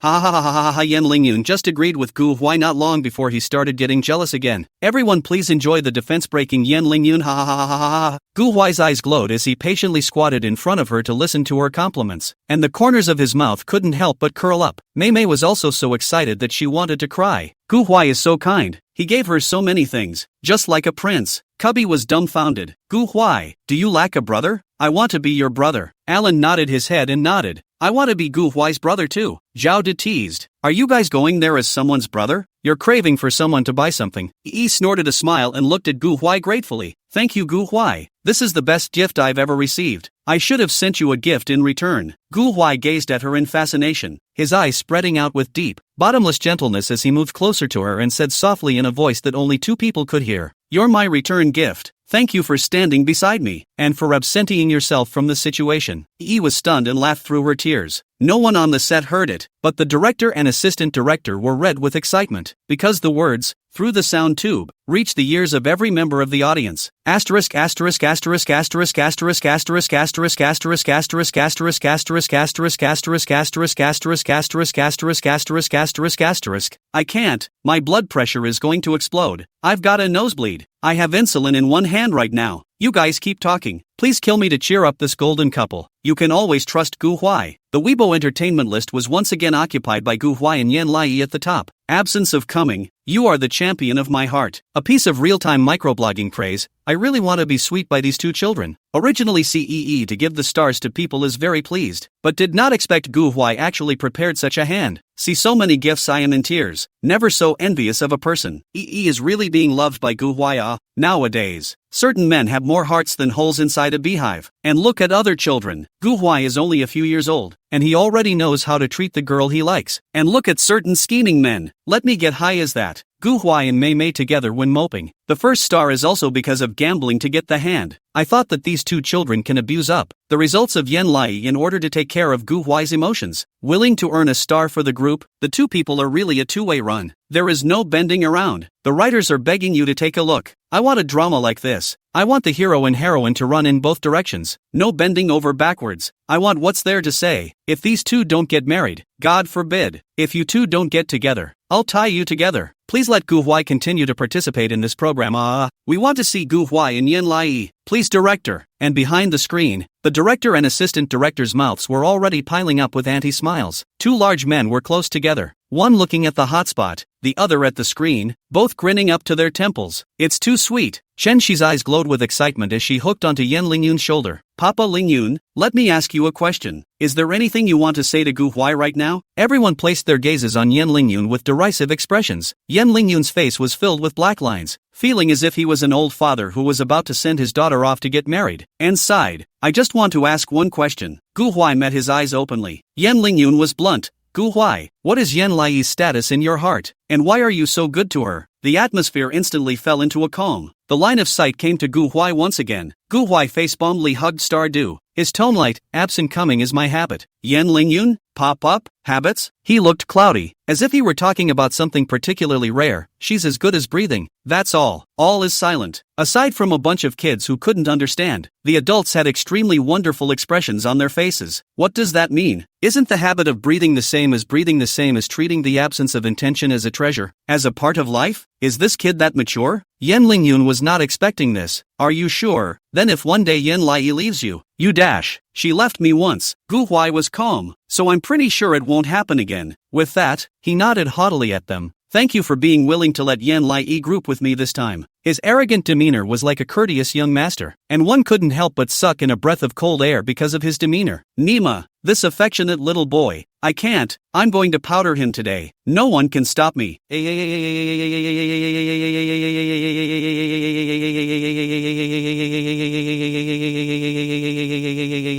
Finished. I'm mad. I love this little boy playing straight ball so much. I can't wait to take over into Yan Lai's body.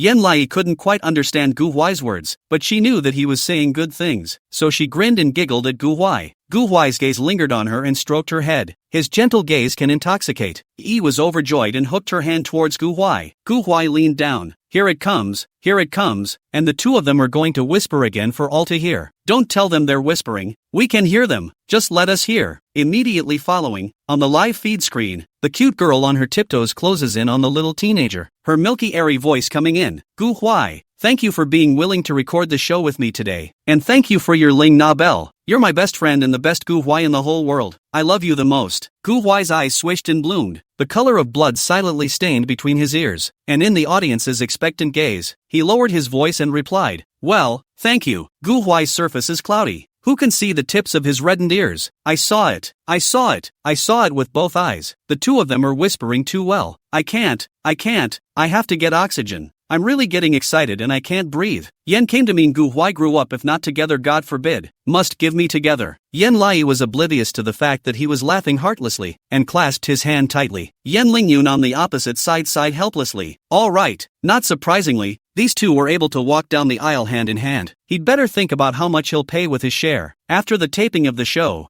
Yankee rolls around frantically on the couch watching an edited version of the show. Too sweet, too sweet. How could there be a boy as precious as Gu Huai? She looked at Yen Lai excitedly, feeling like a CP fan head. Was Gu Huai that good to you before? Yi hugged Raina Bell and nodded honestly. Gu Huai has always been good to me. When I was in the orphanage I liked to eat French fries and every time he gave me his share. Saying he didn't like it. Yen Weiyang was overjoyed. Then in that case, you can make Gu Huai your date for your appearance dinner. And you call and invite him. Just say that I'll pay for all the clothes and makeup. Ask him if he's willing to hold your hand and enter. Without saying a word, Yi clumsily picked up her cell phone and dialed. Soon the call was answered. Gu Huai's cool voice came from the other side of the phone. What? Yi glanced at Mama Weiyang and tentatively arrived. Gu Huai, I have a dinner party in a couple of days and Mama Weiyang said that she wants you to hold my hand for the entrance. Would you be willing to do that? The teenager on the other side of the phone froze for a moment and quickly replied. Good. Yen Lai was overjoyed. Then we have a deal. You'll be my date. Gu Huai raised the tip of his eyebrows and didn't say anything. Yen Weiyang howled to hold back her excitement and came over to the microphone. Gu Huai, I'm Weiyang's mom. I'm telling you, you're on fire on the extranet now. And a lot of people know that there's a little kid named Yen Lai who unconditionally spoils a little kid named Yen Lai. In the future, the two of you will be together for the rest of your lives, okay? Yen Lai didn't understand what this meant, and asked in style, is it good? Gu Huai sat on the sofa, watching the variety show playing on his laptop. In the variety show, it's showing Yen Lai and Jun making a deal. She tried to move over to his group, and cast a worried glance at him. The corners of Gu Huai's mouth slowly rose. It will be, Yen Lai, we will always be together. You promised me. Yen. She grabbed the phone and suggested exuberantly, then why don't you two go along and get engaged? Gu Huai, what does doll marriage mean? Yen Weiyang was excited. It means that you two will be buried together even if you die. Gu Huai froze and didn't hesitate. Well, that's fine. Yen, can I? Is this kid so charged? Chapter 170, Absent Zishi. Just my failed work. Just as Yen Lai hangs up the phone with Gu Huai, and Weiyang is fighting with her, a white business pulls up downstairs. A woman who appeared to be around 50 years of age got out of the car, followed by two tall bodyguards. She tilted her head to look up high. Inside the 20-story house, women and small children are vaguely revealed playing. A sharp light flashed under the woman's eyes as she turned off the variety show on her cell phone that was absent from her intentions and stepped into the hallway. At that time, Yen Weiyang looked at Yen Lai with a face full of fascination. Enjoying the details of the future banquet.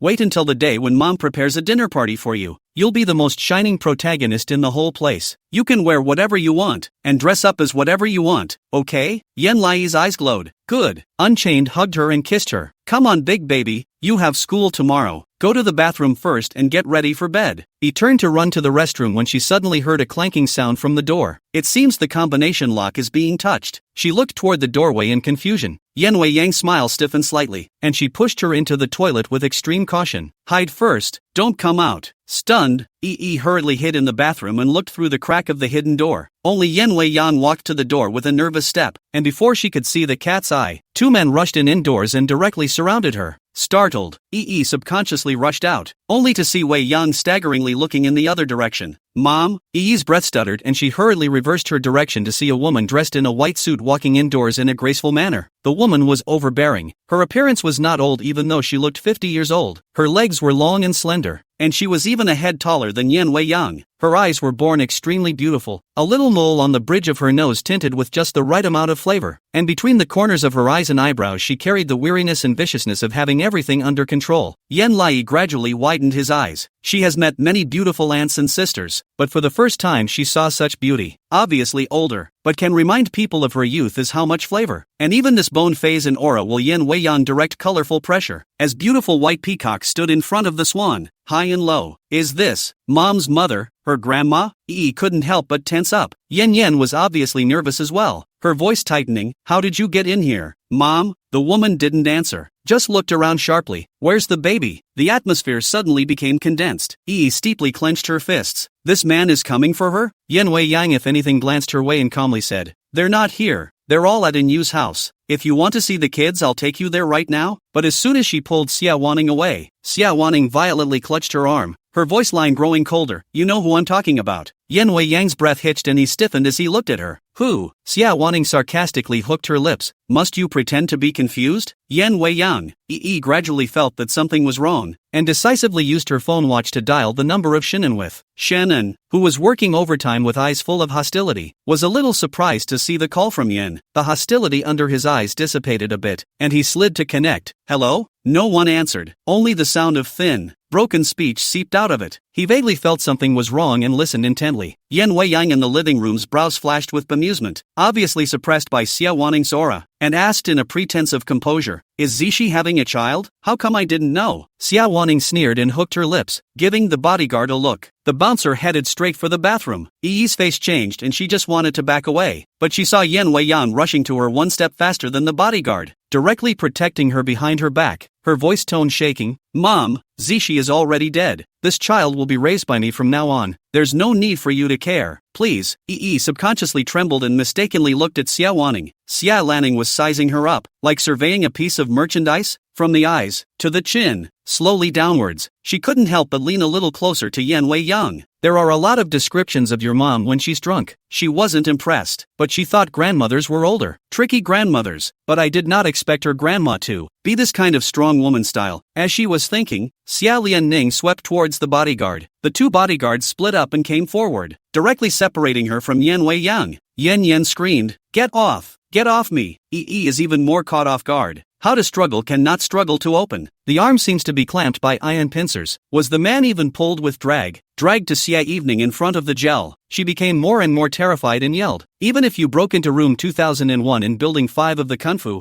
I will never, ever be afraid of you. This is Mama Wei Yang's home. Get out. Shannon on the other side of the watch phone had already been sitting in the car waiting to send the car. Heard this foot stepped on the gas pedal and rushed out. He dialed Yen Knight's number in passing. Yen Lixing was having a comfortable get-together with the other Yen family brothers, and his voice was still dyed with a smile when he picked up the phone. It's really heartfelt. We were just about to look for you and Wei Yang. Why don't you two come over to my house for dinner? Shannon with eyes dyed with sullenness, said bluntly, Mrs. Xia returned to the country. Now they are in the Kung Fu 5 building 2001 room. That woman to catch the intention of Yen. Yen Lixing was stunned. His cell phone suddenly fell to the ground, and his face steeply turned pale. Yen Lingyun noticed the difference. What? Not feeling well? Yen Wu Guo was listless. Did your car get smeared with stinky tofu too? Yen Fengsheng did not move to look at Yen Lixing. Yen Lixing shivered as if he had seen a ghost, and met the gazes of several people in terror. The woman is back, in the grip of the absentee coming. Several of the men's faces changed at first, and they got up and rushed out. Yi was carried in the hands of the bodyguard and looked at Yen Wei Yang in fear. Yen Wei Yang was tackled by the bodyguards, trying to find her but unable to, and kept struggling. Let go of me. Let go of me. Mother Wei Yang could not protect herself. Yi could only bite her lower lip and calmly meet Xia Lianning's eyes. Looking closer, one can better see the vicissitudes of age on the beauty's face. But despite this, Xia Evening gel gaze is still sharp like a knife, as if she can be inch-planing open, absence of intention, right? Yui swallowed and looked at her nervously without speaking. Xia Wanning flipped through her information and said in a loose tone, Your mother conceived you in prison. Your fetal education must have been terrible. But did your mother have the habit of communicating with you in English? Yi's feet were hanging in the air. Her arms were yanked to raw pain, and her brain was blank. Isn't my mom your daughter? Xia Wanning, who was flipping through the information, had a movement. Not just anyone can be my daughter. The corners of her mouth turned up in a merciful smile. Yan Zishi is just a failed piece of work that I misjudged wrongly. Chapter 171, Who told you to lay hands on my daughter? Yan Lai's eyes widened in disbelief. Thinking of her mother's resigned cries before she was born, she told me herself that I was a failure of a piece. Why? Why she'll never like me? For no reason at all. Yan Lai felt anger welling up in her heart. You're not allowed to talk about my mom like that. She will be sad. Xia Lanning hooked the corner of her mouth with incomparable irony. She won't be sad because she was burned to ashes. Yi grew angrier and grabbed at her with open teeth and claws. You're a bad person. I want to avenge my mom. Xia Wanning, however, calmly took a step back and avoided her small short hand. Take it to the airport and prepare to send it to the lab. Yi was dragged directly towards the door, angry and anxious.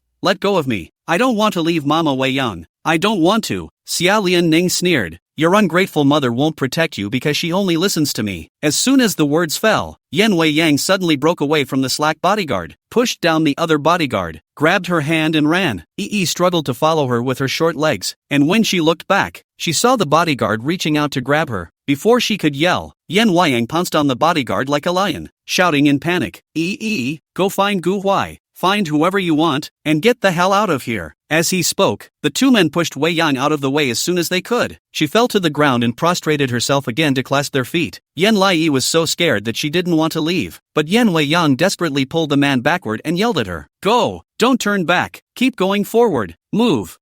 Desperately grabbed the corner of the coat, unaware of the tears streaming down her face, and ran away without looking back. Yan Wei Yang was vaguely relieved and continued to pester the bodyguard not to move. Xia Lanning walked up to her and sighed. What a touching mother-daughter love. It's just a pity that there are still 10 bodyguards downstairs waiting to catch her. You can't protect her. Yan Wei Yang was stunned, as if struck by lightning. 10 bodyguards? Her face turned pale with a swish and she deliberately ran for the elevator. But the 2 bodyguards directly pinned her to the ground. She couldn't struggle away, and could only let out an incredibly mournful cry. "Let go of me! Don't touch me! Let me go to her!" Inside the elevator room, Yan Lai was incredibly nervous as he watched the elevator countdown. 3, 2, 1. The elevator doors opened and she stepped out, startled to see several cars parked in front of the block. In the center stood a woman in black, surrounded by a line of 10 men in black. She tried to run back, but the elevator doors were closed, so she had to hide behind a large vase placed in the doorway. It seems that the usual playing agents over the house is working. Yan Lai nervously picked up his cell phone call and tried to call the police. "I've just told Uncle Yasu and Uncle Yasu will help Mom, and she's going to call her police uncle to help her." Yan Lai opened his watch phone and was about to call 911 when suddenly a shadow fell over his head. She froze and looked up. A woman quirked her mouth grimly. "There's no use hiding. Oh, little friend." She sucked in a cold breath. "Done." The woman pulled her right out and threw her smoothly to the bouncer. The bodyguards directly surrounded Yan Lai. Terrified, she took out her little genius phone watch and tried to make a call, but the woman simply snatched it away and said coldly, "Take her away." Yan Lai was suddenly caught under the armpit of the strong man, as if he were holding a small briefcase. She kept fluttering her hands. "Help! Help! Help! Kill the child! Help! Kill the children!" The crippled woman couldn't take it anymore and grabbed her by the hair and slapped her in the face. A buzz erupted in Yi's ears and she looked up at the woman. The woman looked at her with a scowl on her face. "Keep your mouth shut or wait until the lab and you'll be in for it." She trembled with fear and cried out more piteously, "Help! They're going to turn me into Superman." The woman's face changed and she grabbed her hair to hit her again, but she saw a flash of black shadows next to her and punched the woman right out. Yan Lai's body swayed for a moment, raised his eyes in surprise, and met Shin and eyes full of killing intent. "And with the uncle." Shin Anha pinched the bodyguard's wrist with one hand, his expression cold and stern to the extreme. "Making a move on my daughter. Are you looking for death?" The bodyguard's face changed slightly and he struck towards Shinanwith dodged, and in the process hooked open the ink-colored tie. 3 times wrapped in the palm of his hand. A fist counterattack. Was so surprised that she opened her eyes wide, and saw Shinan with a black suit moving as agile as a black panther. And within a few moments, he knocked a few people to the ground, and came towards her aggressively. The bouncer couldn't play well with one hand pinning her, so he could only kick at him with his legs, but Shinan with a direct kick to his center of gravity. The man wailed and flung himself down on his knees before him, dropping the absent intention. Looked at Shinan with confusion, only to see his clothes loose. Ink hair is also a bit messy, face stained with a few drops of blood. Hostility in his eyes does not reduce. Reach out his hand to wipe off the face does not belong to their own blood. With this ability, you dare to move my people? Yi's eyes instantly glowed. So cool. Shin Anha heard this and looked at her sideways. The hostility emanating from his peach blossom eyes instantly disappeared, his gaze locking onto her red and swollen face. "Who hit you?" Yi decisively pointed to the crippled woman who stood at a loss for words and milkily confessed. "She slapped Yi." Shinanwith then carried her to the woman. "Call back." The crippled woman froze for a moment and said absurdly, "Mr. Shin, I'm Professor Siesman." Shin Anha ignored it. Absence of intention. "Do it." Hesitantly pursed her lips, raised her hand, and gently slapped her. Bad woman. Not very lethal, but extremely insulting. The crippled woman instantly broke her defense and lunged at her like a madman. "How dare you hit me?" Shin Anha quickly clasped her shoulders to keep her from stepping forward. The woman, who was originally grimacing, seemed to feel the pain and gradually furrowed her brows, stoically meeting Shin Anha's eyes. Shin Anha looked at her condescendingly, his bone knuckles pinched white, and his voice line was almost squeezed out from between his teeth. "But where you're a male assistant, you can't yell like that in front of me. Understand?" The crippled woman's pupils plummeted as she looked at him in horror. Shivering and unable to speak, another wave of people came in at the glass doors outside. Yen Wugue was the first to rush in, seeing the mess on the ground angrily roaring, "What have you all done?"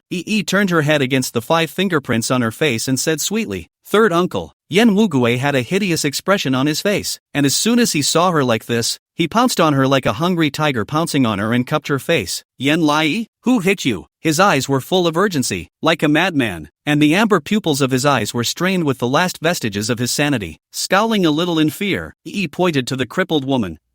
But I just called back. Yen Wugue looked at the slope-footed woman. The woman was still confined under Shinin with, too sore to speak. He looked straight up and without warning grinned, revealing 2 harmless tiger teeth. Send her to the spider and let it take care of her. Chapter 172 Blah blah energy. Ming La Wu, a blow to the head. The crippled woman's face changed drastically, and she retorted in defiance. You can't do this to me. I'm your mother's person. Yen Wugue backhandedly cupped her chin, his tone vicious. So what if it's that woman's person? Yen Lai is Lao Zi's savior. Lao Zi doesn't even smoke in front of her now, yet you're making a move on her. You're crazy, aren't you? The blood faded from the woman's face and she was dragged down viciously. Mrs. Xia, save me. Yen Wugue grumpily stroked through the broken hair and turned to pinch Yi's face. Looking at her face closely, Yi subconsciously gulped. Uncle Sam is a bit scary in this way. Yen Wugue breathed heavily, like a beast on the verge of collapse, but his eyes slowly turned up gentle. It's all right, Yen Lai. She was stunned as he reached out and clasped her in his arms. I'm here to protect you. Yi blinked, her lashes sweeping over his crushed hair, warmth fluttering at the tip of her heart as she pursed her lips and didn't say anything. Shin Anha silently separated the two and gave him a disgusted look. Your current condition seems like a mad dog. Yen Wugue, you don't look like that? Shininwith tugged at his collar. I'm always graceful. Yan Wu. Yan Lingyun, Yan Fengsheng and Yan Lixing raised their eyebrows in surprise and looked at each other. Yan Lixing muttered in a low voice. I had heard that Yan Lai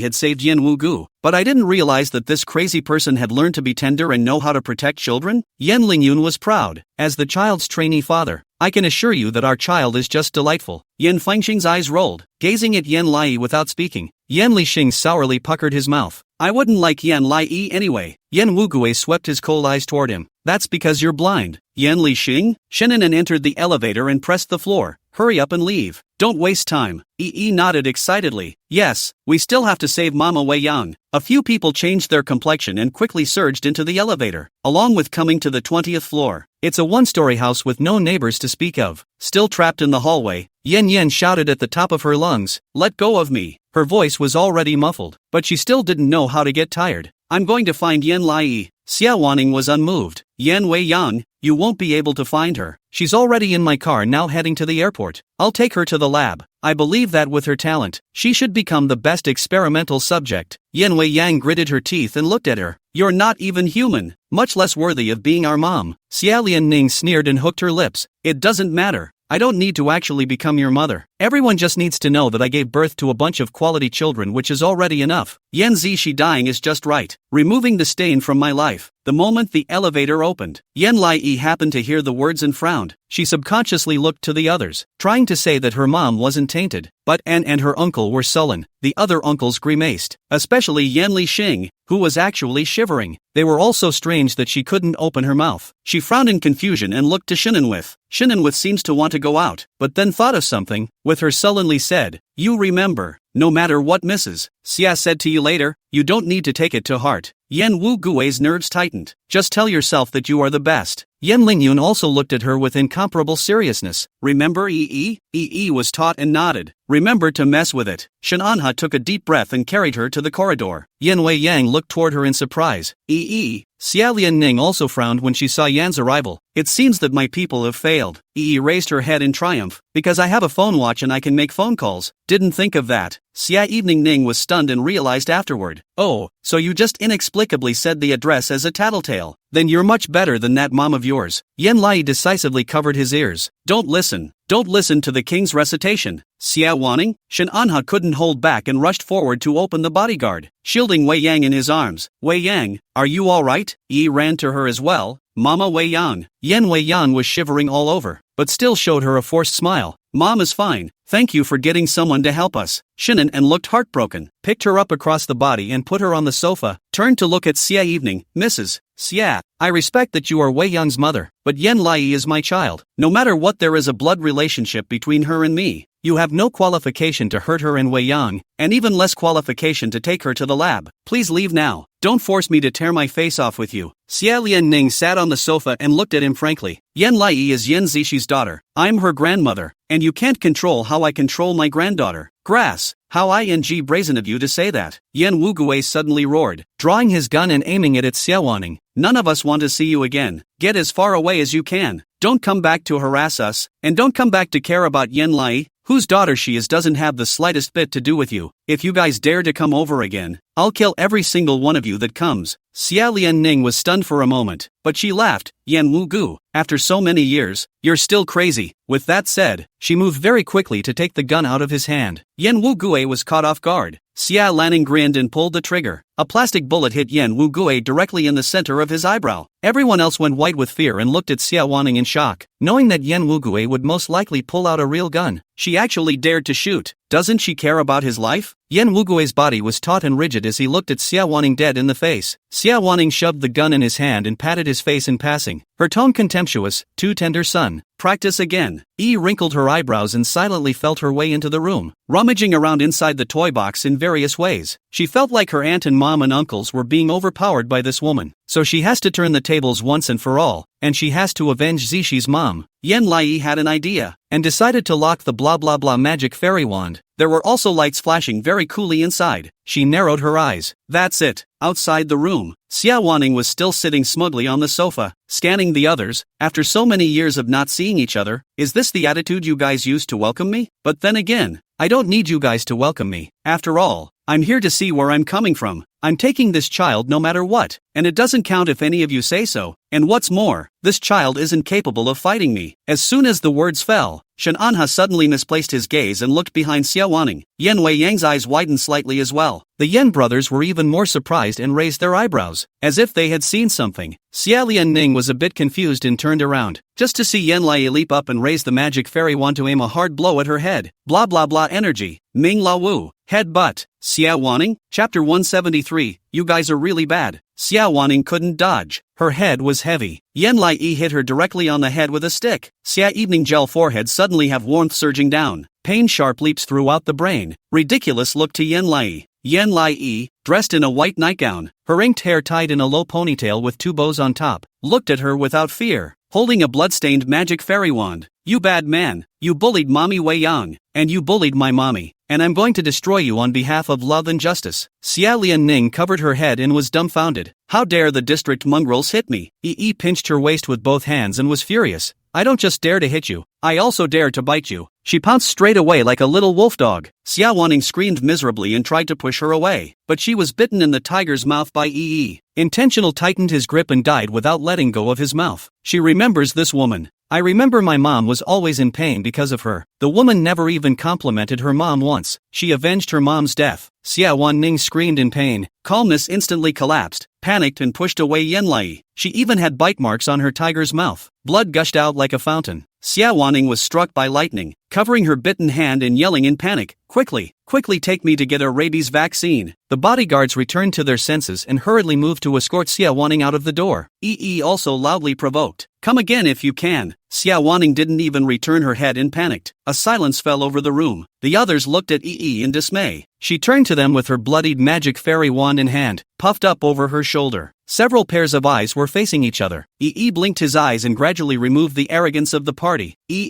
Injured the elders, is it not very bad? Yan Wei Yang was stunned, and Shinin and looked at each other face to face. The others were even more dumbfounded. Suddenly, Yan Wugue puffed and covered his stomach and fell on the sofa laughing out a goose call. Goosey goosey goosey goosey. As soon as he opened his mouth, Yan Lingyun couldn't hold it in either, covering his mouth and laughing in a low voice. Yan Wugu learns from Xia Wanning's horrified face and covers her hands to fake cry. Quickly, Yan Lingyun gradually laughed so hard that his stomach followed with a vague pain. Even the corners of Yan Fingxing's mouth hooked if anything, and his eyes burned at stood on the sofa, still holding the magic fairy wand in her hand, with a confused face. How happy are you guys? Don't you guys think I did something wrong? Yan Lingyun gave a particularly admiring thumbs up. Too good Yan Lai. Yan Lixing sat cross-legged on the ground. That one is called Balala Energy Ula when the head hits the ground. I can laugh at this joke for the rest of my life, ha ha ha ha ha ha ha ha ha ha. The corners of Shinan and his mouth gradually rose. Yan Lai's guts are quite big, unsure of what was going on. Hemmed and hawed along. She hit Xiao Wanning and they were surprisingly not angry. How can you be so happy? Did she do something good? Yan Wei Yang also stifled a smile and went to her, cupping her face and carefully sizing her up. How do you feel? Did something happen to you after you went downstairs? Nodded her head and told the truth. It was Shinan and Uncle who saved me. He helped me drive away the bad guys. Otherwise I would have been captured by them. Wei Yang was slightly stunned and turned her head to look at Shinan with. Shin Anha's expression tightened and he guiltily said, Wei Yang, now that your mother has returned, I'm only afraid that she will come back to trouble you again. Go home. I'll protect you. After a pause, he looked at Yan Lai with a heavy face. As for my relationship with her, I want to start all over again, and I will double or even triple what I owe her. But please let me protect you guys first. Yan Wei Yang gradually chilled his face and looked at Yan Lai, secretly pondering. Intentionally wrinkled her nose in resistance. She knew Shinan would be her father now, but she didn't want to recognize it. She gathered her courage and retorted, Uncle, you don't have to care about me. I'm grateful to you for saving me and Mama Wei Yang, but I don't want to recognize you as my father. Shinan looked at her in dismay. Ha, don't want to recognize him as your father? Nodded. Her black and white eyes filled with honesty. I don't want a dad who doesn't like me. Shinan and his breathing stalled, and his face swished white. The Yen brothers' smiles faded as well, looking at her in shock. Yan Lai resisted and lowered her head, cooing, don't look at me as small, but you don't like me. I can see that. He just wants to work hard to earn money, study hard, pay for tuition, food, and lodging, and work hard to become a good person to repay you for your parenting. She recoiled more and more, but doesn't need your love, or daddy's. Shin Anha sniffed. His heart seemed to fall into an endless abyss. Yan Lai,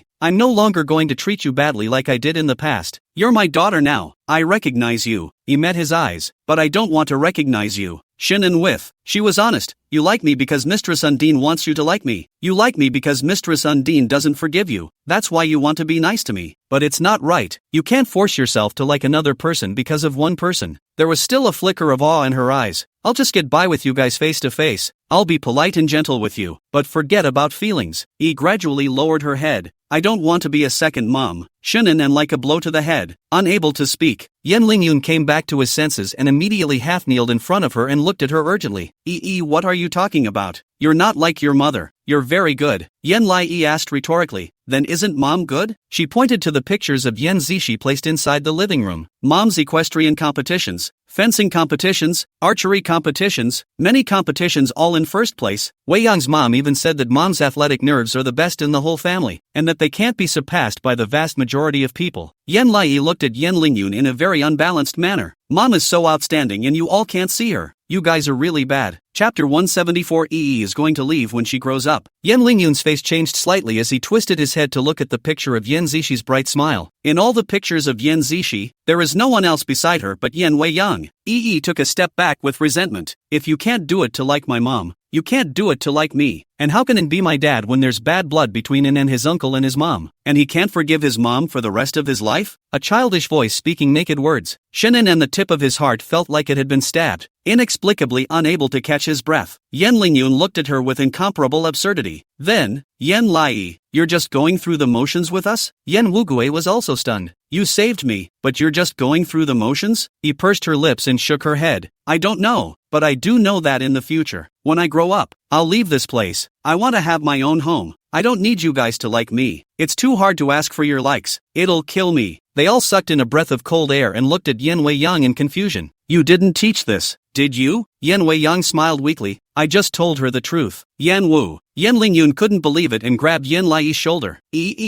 I'm true to you. I treat you like my own daughter. How can you say that my like will die? Yan Lai's black and white eyes looked at him. Doesn't believe it. Yan Lingyun. Next to her, Yan Wei Yang snorted. The first time I saw you guys get defeated. So, before the words were finished, her eyes went black and she directly collapsed into Shin Anha's arms. Shinan hugged her in dismay. Wei Yang? Exclaimed. Mama Wei Yang. Yan Wei Yang didn't answer and was already unconscious. Shinan did not say anything, picked her up to go, and then suddenly thought of something, turned back to look at Yan Lai. What you just said, we'll talk about it again when we have the chance. Yan Lixing and the others wanted to follow, but they thought about Yan's intention and stayed behind.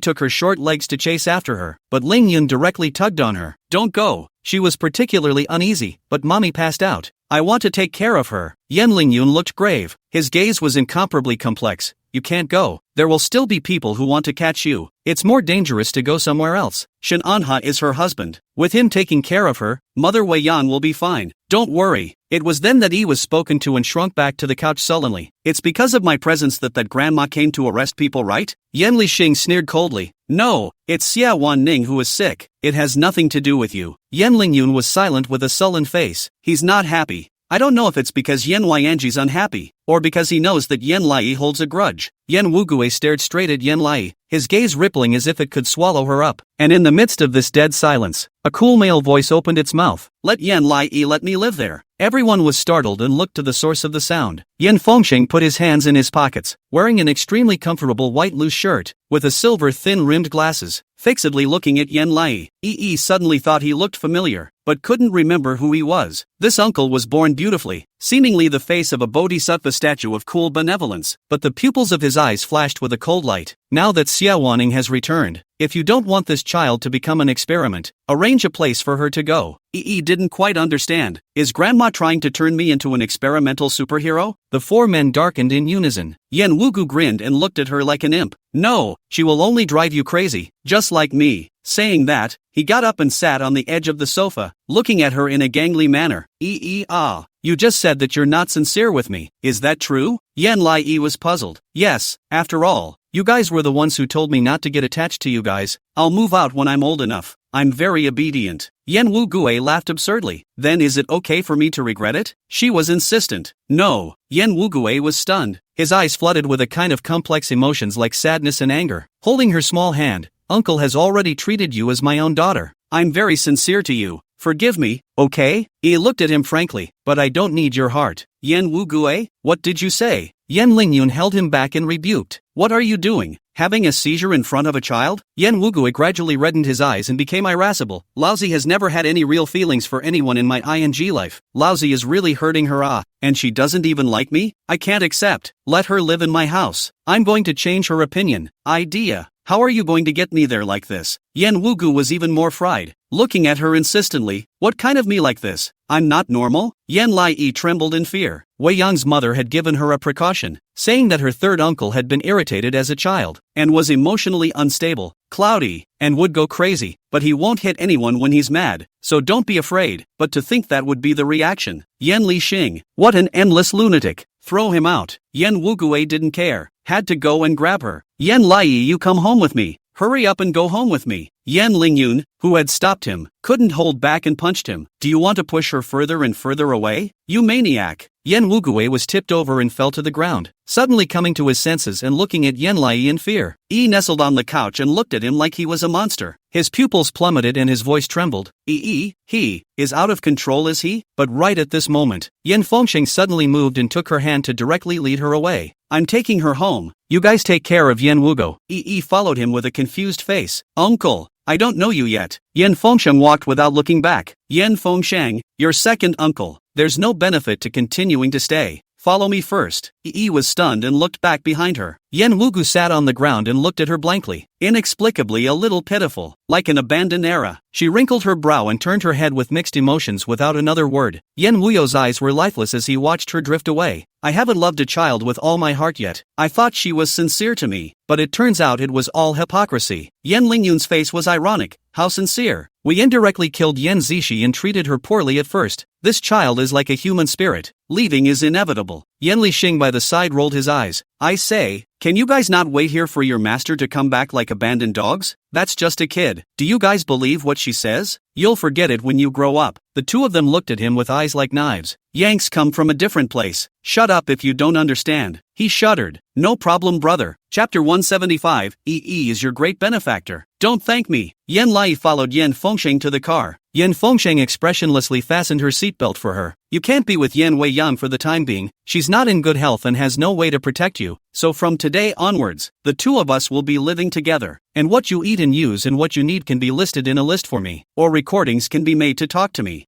Understood. But she couldn't hide her loss. Just needs a room. Yan Fengsheng looked at her askance. The little girl sits in her car seat like a downcast rabbit. He wrinkled his brow and dialed a number. It's me. I need toys, bedding supplies, food, everything a little girl between the ages of 4 and 6 would like to have delivered to my home. Delivered to my home before I get off work at 6 o'clock. I want to see a change in my home. And then hung up. Yan Lai looked at him in dismay. Yan Fengsheng looked indifferent. Living in my house won't be a loss for you. There's no need to put on such a disappointed expression. Idea. She's disappointed because, well, she just wanted to live with Mizuno's mom. In a flash, they arrived in front of a townhouse. Yan Fengsheng led her through the door. Yi's eyes lit up. Yan Fengsheng's home is very large, with 2 floors, white and gray decoration style. Extremely technological. No unnecessary decorations in the room. Not even photos. A faint cold scent filled the air inside. It's the smell on Yan Fengsheng. She hurriedly took off her shoes and obediently followed behind Yan Fengsheng. Yan Fengsheng's language was concise, casually pointing around. Everything you can use. Come to my place just like Yan Weiyan's house, but you have to knock when you enter my room. And you can't barge into my room without authorization. Understand? Yi nodded and looked at him helpfully. Understood. But Yi's a little hungry. Yan Fengsheng looked at the time and vetoed. No, it's too late. Eating at your age will upset your stomach. She argued reasonably, but Yi is already hungry to the point of having an upset stomach. Yan Fengsheng, then whatever. With that, he stepped away, leaving her in the living room. Yi was still confused. This second uncle felt thunderous, with few things to do and few words to say, but not to spite her. Usually an uncle who just met her has to give her a hard time. She rubbed her hungry stomach and went to the kitchen to rummage for something and found a packet of instant noodles. There are also small pots and induction cookers designed to cook instant noodles. Ha! Yan Lai quickly stepped on a small bench and went up to the stage to cook the food. Yan Fengsheng came to sit in the study and wearily removed his eyes and closed them. The cell phone suddenly rang. When he opened it, it was a message from Yan Wugue. This child seems to like bedtime stories.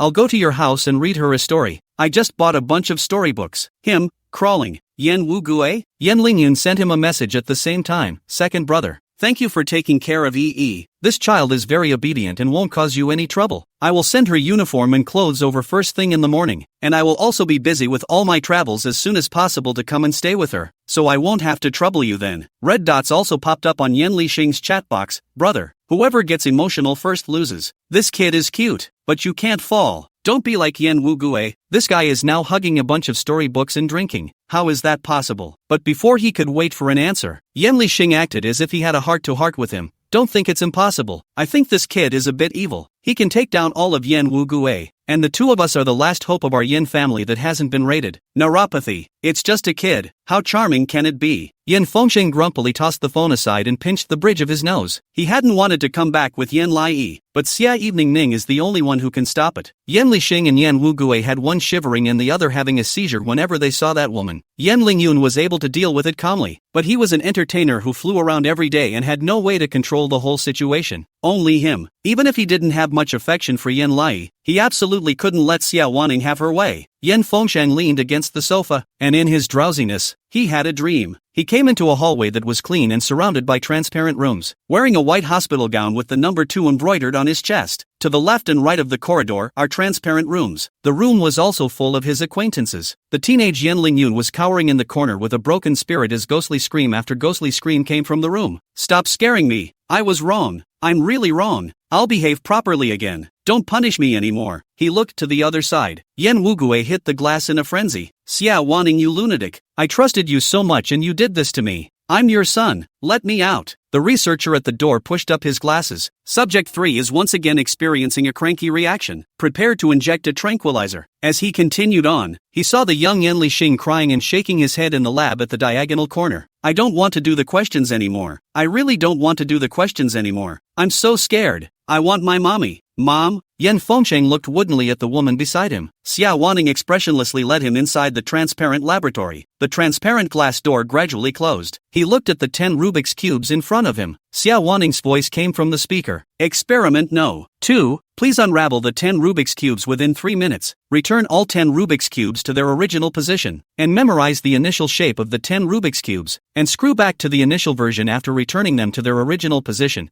Failure to do so will result in a punishment. The punishment is unknown. Yan Fengsheng lay on the sofa and unconsciously raised his hand in a twisting motion of a Rubik's cube, but his expression became more and more agonized, and his breathing gradually became rapid. Knocked on the door. Second uncle, I made noodles, but I can't eat a packet. Why don't we eat together? No one answered. She pushed the door open and looked in to see Yin Fengxing sitting on the couch, his hands still fidgeting. She wondered, second uncle? Yin Fengxing's movements accelerated more and more. Cold sweat even seeped out from the tip of his nose as he muttered, faster, faster, faster. Yi was stunned. Having a nightmare? She hurriedly placed the noodles on the coffee table and fanned the smell of the bubbly toward him with her small hands. Wake him up with the scent. Yin Fengxing kept speeding up his movements when he suddenly caught a whiff of bubbly. The people in the lab looked at each other in disbelief and roared, "Who's eating instant noodles in the lab?" Hearing these words, Yin Fengxing awoke with a start and subconsciously looked at Yin Lai. Great, I can go eat my share now. She's craving it. Yin Fengxing looked at her absurdly, his chest heaving violently. You called me over? She was stunned and cocked her head. Of course it's hard to wake you up from a nightmare, is it? Yin Fengxing was momentarily stunned, unable to speak. Is that hard? Of course it's hard. He has nightmares that can only be woken up by splashing cool water or slapping him. Otherwise he'd be stuck in a nightmare indefinitely, constantly making questions. This guy, calling him back with a serving of instant noodles? Yen Lai opinion he looked shocked, seems to have not slowed down, so he touched his head, soothing, touch the hair, scared not, touch the ear, scared for a while, alright oh. Yin Fengxing shrunk his neck, his uneasiness instantly replaced by shock. And the kid touched his head? He had a grim and complex expression like an overwhelmed wolf while she stroked his head. Do you realize what you're doing? Yi retracted her hand and smiled adorably. I know, Yi helped you chase away the monster and is your great benefactor, but you don't have to thank me. I'm very generous. Yo! Yan Fengxiang, Chapter 176, Yin Fengxing, you're worse than a nightmare. Yin Fengxing's fierce heartbeat gradually calmed down. The knot in his throat rolled and he looked askance at Yen Lai in annoyance. Are you treating me like a child? Yi frankly handed him the chopsticks, as helpless as a small adult. Uncle, Wei Yang's mom said that injured people are babies no matter how big they are, and you have nightmares that need to be soothed, so you're a baby too. It just so happens that I can't eat my noodles, so I'll give you half of it. With that, she ran out of his room on short legs. Yin Fengxing stared back in disbelief, put on his glasses and looked at the noodles, unable to speak. Surprisingly, he was saved from his nightmare by a cup of bubbly noodles from Yanai. He leaned down to eat, but then thought of something else and picked up his bowl of bubbly and walked out of the room. Yen Lai sat at the dining room table, watching TV. The Yankees stopped by. The TV plays extremely childish and unwatchable cartoons, but the girl was scrunched up in a chair, watching TV with her legs crossed and giggling every now and then. He looked frozen. This TV, it seems to be turned on for the first time, right? After all, he had bought his own house and lived in it since he was an adult, and no one had ever lived in the house. For the first time, someone would offer to make him a snack. For the first time there was fireworks in the house. He sat down across from her. Yen Lai didn't even look at him and happily watched the TV. Does uncle like to watch Woof Woof Adventure? Yin Fengxing didn't want to raise his head. No, she stared straight at the TV. Then we'll both line up and you can watch it after I do. Yan Fengxiang, I'm not looking. It was then that Yi looked at him squarely and grinned. That's very generous of you. Thank you for letting me have it. Yan Fengxiang, there's no thanks for that. He buried his head in the noodles and took a bite, slightly stunned. Why is this instant noodles kind of delicious? Before long he even drank the soup and looked at her in surprise. Just the right amount of sinew. Does this kid still have chef talent? Yen Lai also ate and drank her fill, and couldn't take her eyes off the TV. You put it there. Uncle, I'll wash the dishes. With that, she stared straight at the cartoon and got out of her chair when she suddenly planted her feet towards the floor. She spilled out screaming, ouch, but in the next instant, a hand violently encircled her. Yi looked up in surprise and met the man's cold gaze. Yin Fengxiang was clearly upset. Watching TV has no soul, does it? Look again, this life cannot watch TV. Yi wrinkled her eyebrows and nuzzled her mouth. Why are you saying the same thing as Mama Wei Yang? Unchained mom doesn't like to let her watch TV either. Yin Fengxiang grunted, and took the bowl in her hand. Brush your teeth, go to the bathroom,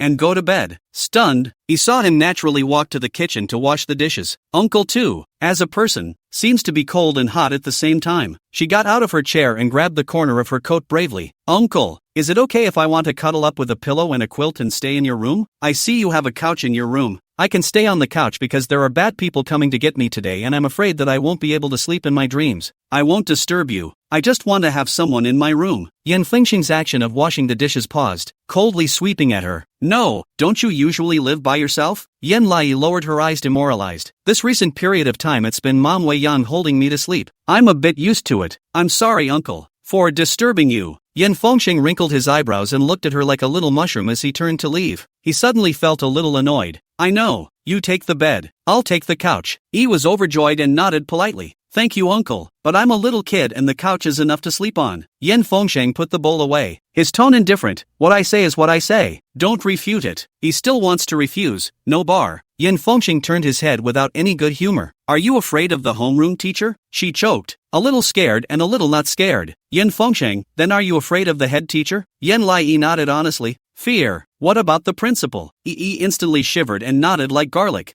"Fear, fear, fear, fear." Yan Fengsheng propped his hand on the dishwashing counter and looked at her with a raised eyebrow. "Yan Lai, little friend, so you're afraid of me. Why don't you listen to me?" Yi was puzzled. "But you're not the principal." Yan Fengsheng raised an eyebrow and fastened the topmost button, looking at her in a condescending manner. "Take a closer look." Yi frowned and looked closely at his features, gradually revealing a strange expression. Shock, dismay, and disbelief all mixed together. She nearly broke her voice. "You're actually the principal." She saw the principal only briefly, only on Mondays, and when she saw him on the road he was always accompanied by several adults. She'd never paid much attention to the principal's appearance. It only vaguely felt good-looking, long legs, tall, and a very powerful adult. But surprisingly, it's him? Yan Fengsheng admired her crumpled expression and a hint of pleasure climbed under his eyes. "Yes, I am the principal." Yi suddenly deflated her mouth and wanted to cry. "Then why didn't you tell me earlier? If you had said so, I wouldn't have come to your house." Yan Fengsheng was stunned as his pleasure gradually tightened. "Why did you want me to say it earlier? You're worse than a nightmare." Yan Fengsheng, inside Mission City Hospital. Xia Wanning sat in the hospital corridor with a grim expression on her face, feeling the gusts of pain coming from her injuries. She was annoyed. "Are my men back yet?" The bodyguard's tone was difficult. "Mr. Yan Wugue forced them to resign. They won't be coming back." Xia Lianning was stunned and laughed out. It seems that I'm really old. They dared to disobey me to this extent for a child." But she was not in a hurry. "You now go and talk to the people in the laboratory. Find me that favorite of those experimental subjects. Let them enroll in Lan City. Do a comparison. For the time being, do not have to catch Yen come to the intention." The bouncer didn't quite understand. "Can you be as detailed as possible and I'll paraphrase?" Xia Lanning slowly said. "You go to my Zishi experiment project team, take a few children, and place them in Yan Lai's, Shen Xiuyan's, Shen Zeno's, and Shin Jingji's classes, and if they can be on par with them or surpass them, this project will be a success." The bodyguard nodded. "Okay, I'll pass it on." Xia Wanning stood by the window, looking out at the night view. She studies intellectual development in children, mainly to give them more possibilities for development. For example, overachieving, spatially extended thinking, and so on. At first, she couldn't find anyone suitable, and parents who fit the criteria didn't want their children to be experiments, so she had to have them herself. Every year during the winter and summer vacations, Yan Lingyun and the others would be sent by her to the lab to do research and develop their brains. Within a few years, she gave birth to Yan Zishi, who was of average intelligence. Yan Zishi's IQ didn't qualify her to enter the lab, so she treated her directly with herding. But she found that Yan Zishi was interesting. She seemed to be fighting tooth and nail to please her and make everyone in the family see her. So when her older siblings were being sent to the lab to be studied, she told Yan Zishi that her older siblings were traveling without her. "If you want to travel together, then you need to study hard." Yan Zishi was convinced, though later, when Yan Weiyang truthfully tells her that they were being studied, not some kind of tour, Yan Zishi half believes her and comes back to question her. She then took out the synthesized photos and videos to show Yan Zishi. "Your brother and sister lied to you. They're just looking down on you." Chapter 177. See you later, little friend. At that time, Yan Zishi faced pale, only to feel that her brother and sister are lying to her, and gradually with a few older siblings more and more disconnect. Quarrels from time to time are staged in the family. Yan Wugue was the first one who couldn't stand it and broke out into an argument. "Yan Zishi, you're such a dumbass. You even believe this? I'm your own brother. Can I lie to you? There's no way we can get to the lab to take your picture." Yan Zishi was not willing to show weakness. "Yes, I am stupid, but the video photo's in front of me. I'm blind, I can't see it? You guys just frankly said ostracize me, what's wrong? You have to be so hypocritical, right?" Yan Lixing's eyes red with anger. "Right, we just despise you. Okay, you're so stupid. It's your fault that you can't get into the lab." She was watching from the shadows. Yan Zishi is successfully provoked and drifts away from the other siblings, but the person becomes more and more uptight. That's what she wants. Although she had never been in her lab, she had always been her subject. But Yan Zishi ended up going crooked. It's a consequence of her overstimulation, but she had the experience of failure. And now named after Yan Zishi, she had researched many children similar to her in a bid to complete her experiments. We'll see how the experiment turns out after tomorrow. Early the next morning, Yan Lai rubbed his eyes and walked downstairs. Yan Fengsheng was cooking inside the kitchen and turned around to look at her when he heard the sound. still a little out of sorts. She looked into the living room. There were iron school uniforms on the living room and lots of cute hair clips. She surprised her by running over to the uniforms. "Did you bring the uniforms?" Yan Fengsheng was a bit tired. Yan Wu Gue brought it over. "I'll iron it for you." He gets up in the morning, runs home, irons the baby's clothes, makes breakfast, and stops by to check on her health. It's exhausting. What a child to raise. So annoying. The bottom of Yan Fengsheng's eyes flashed with hostility. Putting breakfast on the table. Your Wei young mother has gotten better, but she needs to recuperate during this period of time. In the morning I called you and you were still sleeping. I answered it for you. She said that she would call back when she had time, and told you to listen to me. Intent nodded at his words and began to eat. Yan Fengsheng sat across from her, his gaze falling on her if anything. Last night, when he closed his eyes and had a nightmare, he could smell a bubbly odor. He woke up with a start at the smell of this bubbly, then went back to sleep, but surprisingly didn't have nightmares for the rest of the night. It's just that in the dream he's eating instant noodles. Still with Yin Lai, he rarely dreams so easily anymore. Is it because of this child? Yan Fengsheng gazed deeply at her.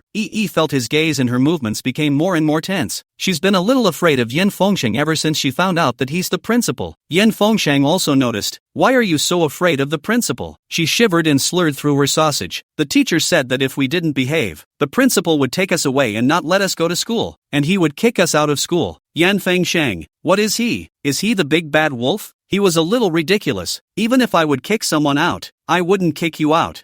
Froze. Why? Because I can backflip myself and run? Yan Fengsheng is not. He put down his coffee cup and had the presence of mind to break it up with her. Look, I ironed your school uniform. I made your breakfast, and I'm the one who's going to walk you to school later. So what does that express, do you think? Thought especially hard. The principal is the big bad wolf, but the big bad wolf doesn't mean to eat me. Yan Fengsheng? He breathlessly hugged his arms. It means that the big bad wolf that could have taken you is now taking care of you, and is even going to brush your hair and put it in pigtails later. And what big bad wolf have you ever seen that would braid a child's hair? Apparently the big bad wolf has a special case for you. Had an idea. Wants a high double ponytail with 2 bows today. Yan Fengsheng. Got it. Yan Lai. So mean. Isn't this still the big bad wolf? Her elevated favor disappeared instantly. Yan Fengsheng regained his composure, feeling that she was upset, and his heart wasn't particularly smooth. Thinking that his heart was as quiet as water, he didn't get angry easily, but this kid talking so shafted really made him a little angry. Where's the usual smarts? He made a random topic of conversation. Your class will be transferring 2 kids today, and one of them is coming for you. Moved. Surprised. At me? Yan Fengsheng didn't have a good mood. Well, her parents and herself demanded that when the classes were divided, she had to be grouped with you, regardless of her grades, and could only be with you, or perhaps be a fan of yours. Yan Lai was thoughtful. She has fans too? She diverted her attention and thought of something. Uncle, we'll have a craft class at school today. Why don't I make you something? When Yan Fengsheng heard this, he silently picked up his cell phone to look at the school group. First grade director, it's the overflow class's turn to do a craft session today, and the director of instruction and I will both be there to see what these kids can do with their hands. He glanced toward the absent intention.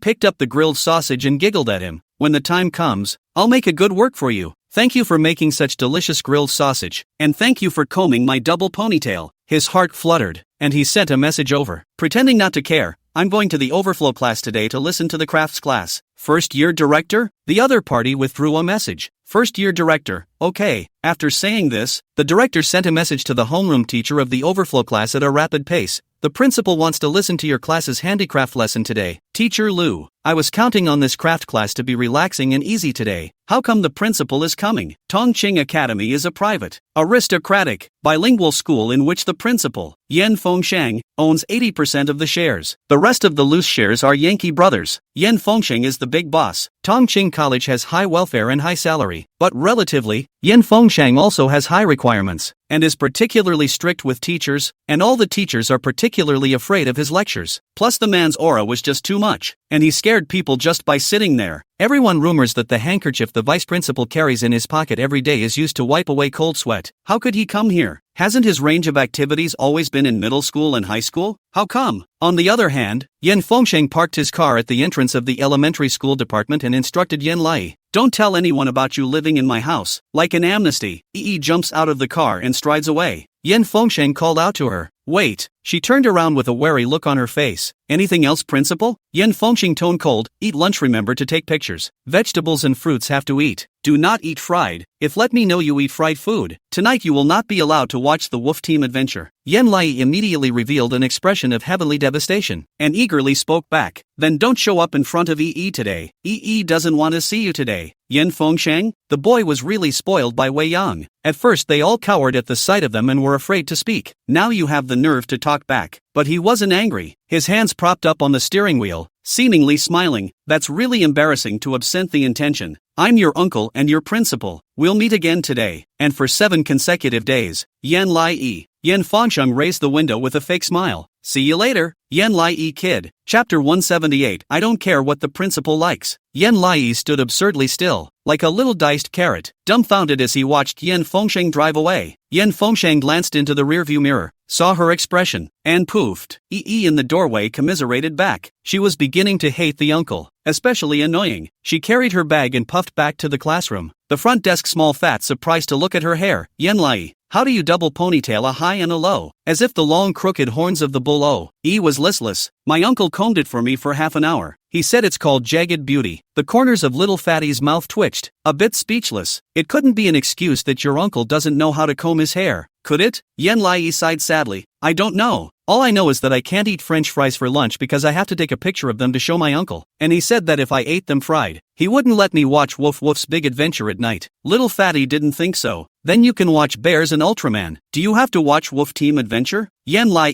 was enlightened. Right. Why didn't she think of that? What a brilliant way to do it. Just as he was thinking, Mr. Lu walked into the classroom and clapped his hands to signal for silence. Quiet everyone. There are 2 transfer students coming to our school today. Please come and get to know them. EE looked over cheerfully and disliked Fatty. My uncle said that a transfer student is a fan of mine today. Fatty looked toward the door. Seriously? Are you that famous? It must be true. Her uncle is the principal. EE probed excitedly and saw 2 girls in school uniforms slowly walk in. One wore her hair cute and short, was very petite, and her eyes fluttered under her bangs, petulant and adorable. The other girl was extremely pale in complexion, taller than either of them, with narrow features, very thin-skinned looks, and just plain bad-tempered by the looks of it. The 2 of them have a style that is a world apart. Fatty looked to Yen Kai. You'd better pray it's the short-haired little sister coming at you, or the other one I think she's here to stab you. EE knocked him on the head. Don't say that. The short-haired girl stepped forward and said sweetly, Hello everyone, my name is Lin Lucy. I'm 5 years old this year. Pisces, my hobbies are chasing stars, watching TV shows and variety shows, watching anime, and my least favorite thing is studying. So I hope that you all will teach me more in the future. After saying that, Lin Lucy's gaze turned around the classroom and suddenly locked onto EE. Intentional was flabbergasted by her look. Lin Luxi glanced away in silence. The second girl stepped forward and said without skipping a beat, Hello everyone, my name is He Jianing. I transferred from the 1st grade of the Slim School in M. I excelled there. I was the first in my yearly department and topped the list for several years. I hope we can help each other in our studies. Thank you. The kids looked at each other in disbelief and applauded sparingly. EE was still confused and met He Jianing's gaze toward her again, but it was only for a moment, and He Jianing looked away. She was suddenly at a loss. These 2 kids, none of them look like she's a fan of. Uncle Yen Fengsheng really didn't have a kind word to say. She's -1 to his favor again. Teacher Lu pointed to the empty seats beside her and Fatty. Come on, you 2 each find a seat. He Jianing immediately took a step toward her. Fatty suddenly felt the killing intent. Yen Lai, you believe me, He Jianing is coming for you. She is here to assassinate you. EE sat stunned in her chair, subconsciously touching the alternate version of the Balala magic fairy wand in her desk. But the moment He Jianing walked in front of her, Lin Lucy suddenly grabbed and sat beside her. He Jianing stepped forward and frowned. I was here first. Lin Lucy inexplicably looked at her. Who said? These 2 chairs are next to each other. Who first rushed to sit down?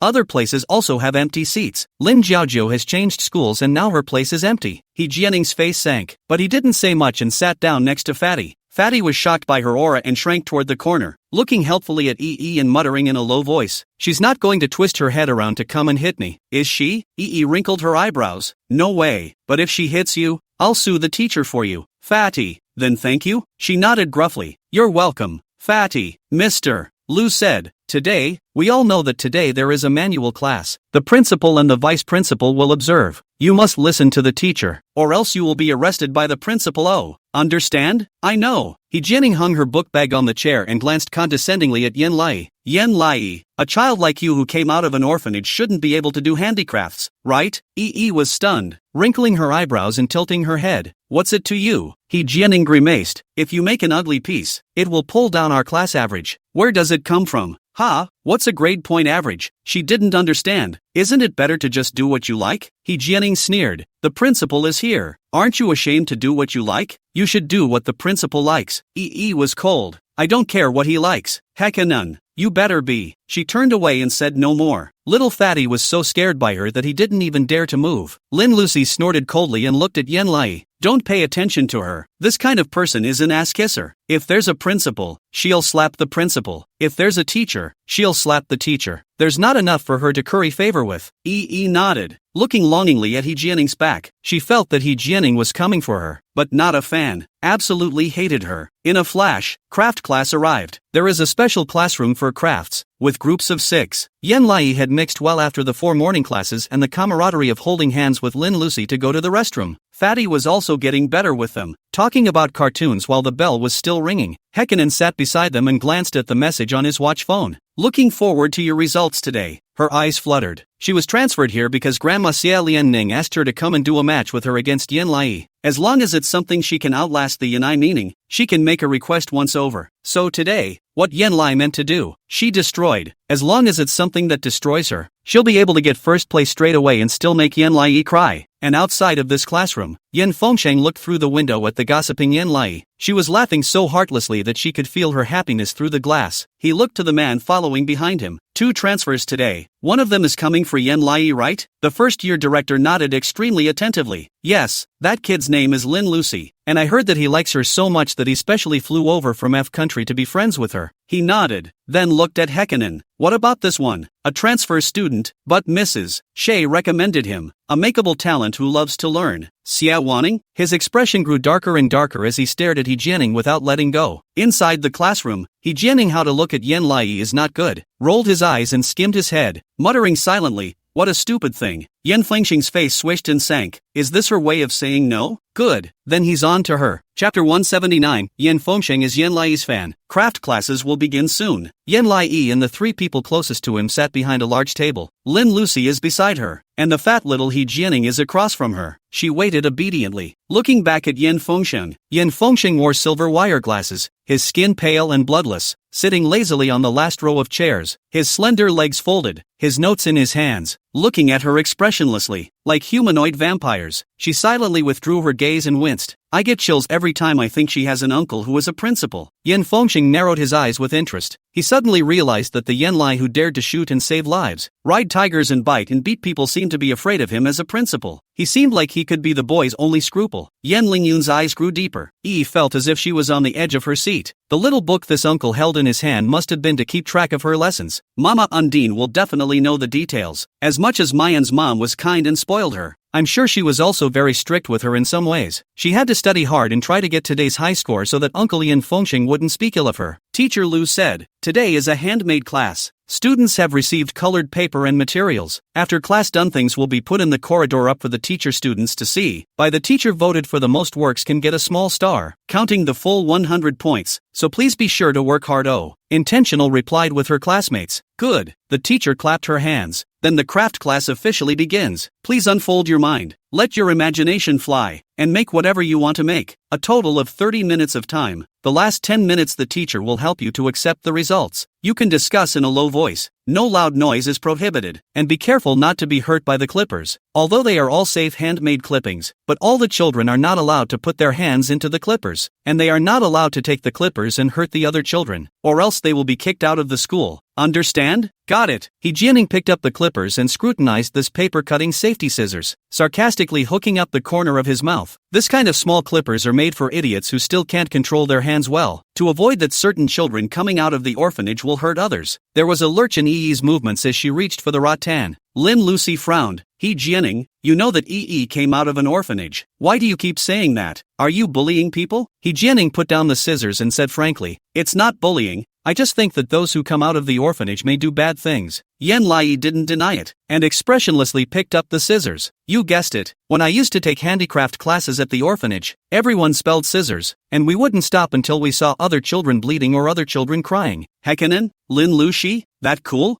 Fatty winced. No wonder you looked like a black magic fairy on your first day of school. He Jianing pretended to be condescending. Not surprising. This is after all, from the orphanage inside out of the child. To do this kind of thing does not let a person feel surprised. After all, there is no father in mother tube is this way. Clipped the air with her clippers. But I was just teasing you, and you really believed it? Hekinen? Yen Lai's face was expressionless, milky and mocking. I realized that you like to look at people with prejudice.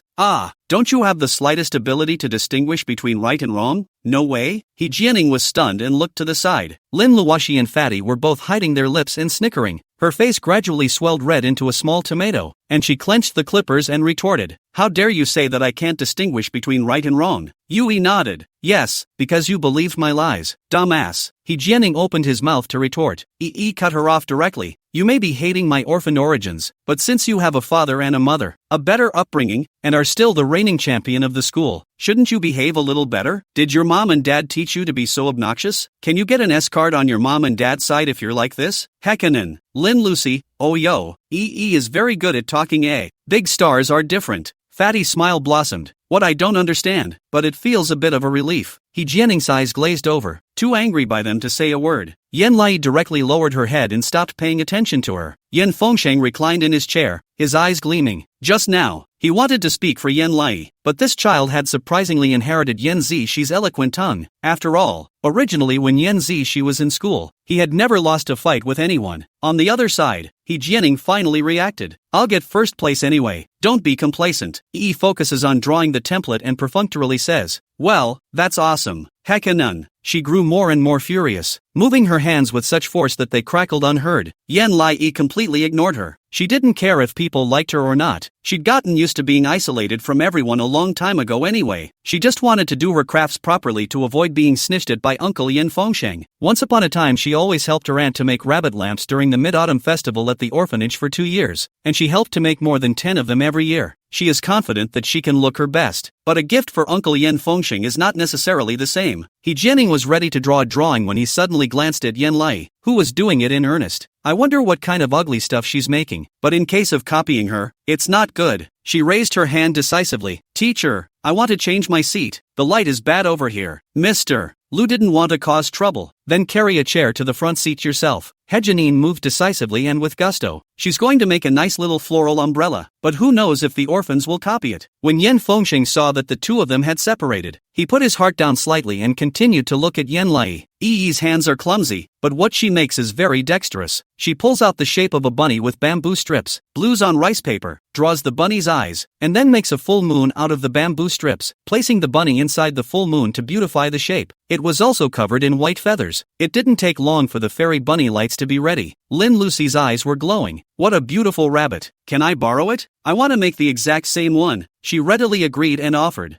Can help you make a skeleton yet. Do you want it?" Lin Lucy smiled sweetly. "No, I'll learn how to make it myself. I want to give it to my mom." Yen Fengsheng saw this and looked at his wristwatch. In 15 minutes, Yen Lai made a rabbit lamp, and it's like a moon-type ring bunny light. He licked the corner of his mouth and stared at her with increasing curiosity. It seems that the closer you get, the more you realize that this child is like a treasure with an endless supply of talent to turn over. The passing teacher Lu anxiously cast a glance towards Yen Fengsheng, particularly nervous. She was so afraid that she would not perform well. But why had the principal's eyes not fallen on her from the beginning, but had been fixed on Yen Lai? He wouldn't be a fan of Yen Lai, would he? Teacher Lu walked silently to Yen Lai's side, slightly blocking the line of sight between the two. As expected, Yen Fengsheng wrinkled his brow, which made him look at her squarely. She instantly floated past Yen Lai with the wind at her feet. The reason the principal listens is because he's here to follow the stars. He likes to be absent-minded. Chapter 180. Yi's work was made for the principal. On the other hand, intention is too focused on being a villain to care about the details around him. She wanted to be a Yan Fengsheng villain and give him as a gift. He Jianing at the next table made small flower umbrellas that could be opened and closed, and looked at her with raised eyebrows. "She's doodling. It seems to be piecing together a particularly ugly little person." He Jianing snickered. "That's not a child prodigy. Isn't that an idiot?" And Yen Fengsheng was off to the side, staring intently at Yi's handiwork. A man in a graffiti black suit with glasses. It seems to be him. It didn't take long for the time to come. Lin Lucy finally made a rabbit lamp in style and handed it to Yi. Yi didn't mince words and complimented. "You're a fast learner." Lin Lucy shrugged and smiled a silly smile. It's you who did it well. She didn't know how to pinch bamboo strips, but just made three-dimensional rabbit shapes out of paper shells, which was no match for Yen Lai's, but it was a success. She looked over at the handiwork in Yi's hands. Why did you make more again? Yi nodded. This little person is a gift for my uncle. When she finished speaking, she turned back to Yen Fengsheng, who was sitting diagonally across from her.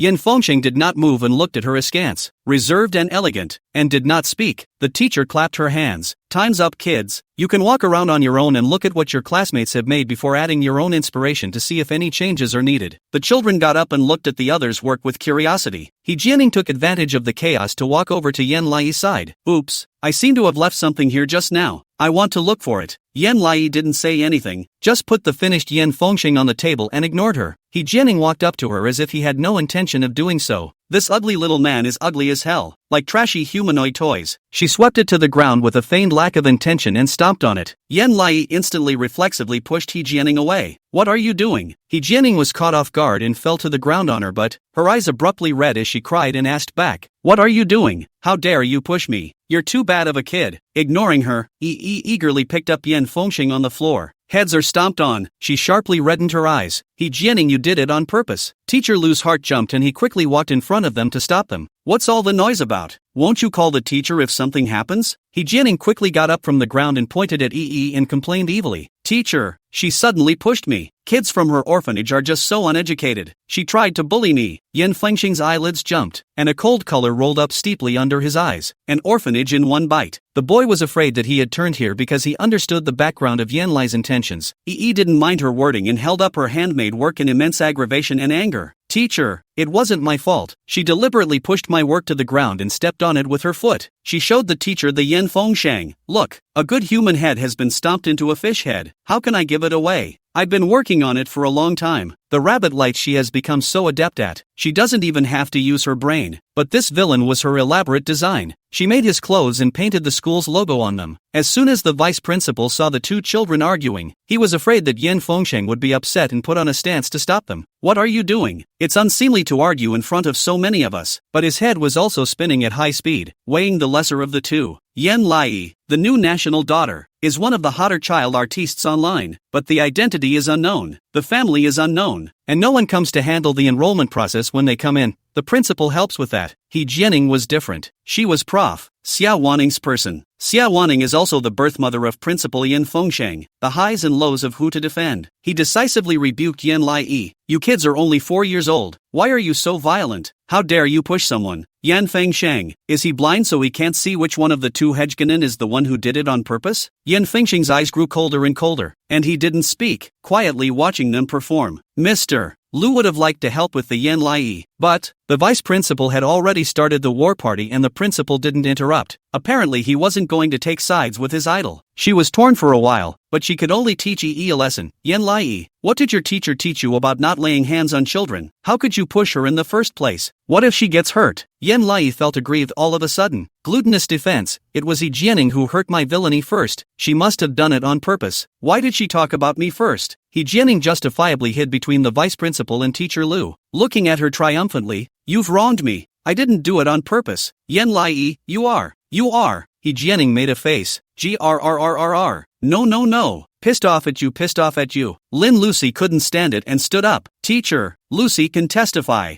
I saw her sweep the little person to the ground on purpose. She couldn't touch it in the first place. She did it on purpose. The vice principal swept his cold eyes toward her. What's it to you? Did I let you speak? Sit down. Lin Lucy choked and defended. But it was originally He Jianing who did it on purpose. Why can't I be allowed to tell the truth? Yi nodded heavily and looked at the vice principal expectantly. Yeah, we're telling the truth. The vice principal was unmoved. Instead he looked at her sarcastically. How come? He Jianing is new. Can she lie? Yi was struck by lightning. Can't the new guy lie? What is the relevance of this? The vice principal indifferently negative hand. Now, I don't want to say anything else to you. The principal is also here. So many teachers are here, and the students are all watching. You made the first move. You apologize. She was unconvinced. Why should Yi apologize first? It was He Jianing who did something wrong. She has to be the first to say sorry. And if I apologize, who apologizes with Yi's work? He Jianing laughed out loud. Ha ha ha ha ha, no. You can call something as ugly as that a work? Ah, how shameless. The vice principal even snorted. That's right, such an ugly thing, and still works? Did you even name it by heart? Yan Lai was so aggravated to hear this that she wanted to cry. If it's not named, then it's not Yi's baby? It was glued on by Yi one after another. Yi didn't do anything wrong. The vice principal rolled his eyes, not bothering to look at her. He Jianing laughed heartily. Ha ha ha ha ha. Yi's chest heaved with anger, not understanding why the principal and teachers were not turning toward her. It's clearly not her fault. She wiped her eyes and stubbornly said with tears in her eyes, "This thing, I made it, is the principal. I'm giving it to him." The words fell and everyone looked at her absurdly. Chapter 181, Is the principal your uncle? He Jianing even poofed and giggled out loud. Headmaster? Ha ha ha ha ha ha ha, would the principal accept something as ugly as you? Ha ha ha ha ha ha ha ha ha ha. Yan Fengxing's face darkened by inches. Not coincidentally, he'll collect. The vice principal condescended and looked at Yan Lai sarcastically. You want to give such an ugly contraption to the principal? The principal would find it unlucky to see it. And you still have the nerve to give it to him? Yi couldn't hold it together. Tears came to her eyes. Why can't I give it to him? The principal is my uncle. He came to make me breakfast this morning, and we both agreed that I would give him a gift. Now it's all ruined. The vice principal laughed out loud. The principal is your uncle? Don't be ridiculous. How could the headmaster dash? Suddenly, his laughter came to a screeching halt and he looked at Yan Lai with extreme absurdity. The principal is your uncle. The teachers listening to the class also looked at Yan Fengxing in shock. Mr. Lu was also startled and looked up stiffly at the man sitting right in the middle, dressed in a simple white shirt with ink-colored suit pants. Yan Fengxing's posture was subdued, and he nodded absently as a crowd of villains stared at him. Yes, I'm her uncle. Real uncle. The vice principal, like a blow to the head, instantly froze on the spot. A sharp light flickered under Yan Fengxing's eyes. Aha! Vice principal. Teacher Lu sucked in a mouthful of cool air, the blood on his face fading. Why didn't you say this earlier? Yan Fengxing calmly gazed at them, his gaze like he could pierce them through. If I had said so earlier, I should not have seen your faces like this, right?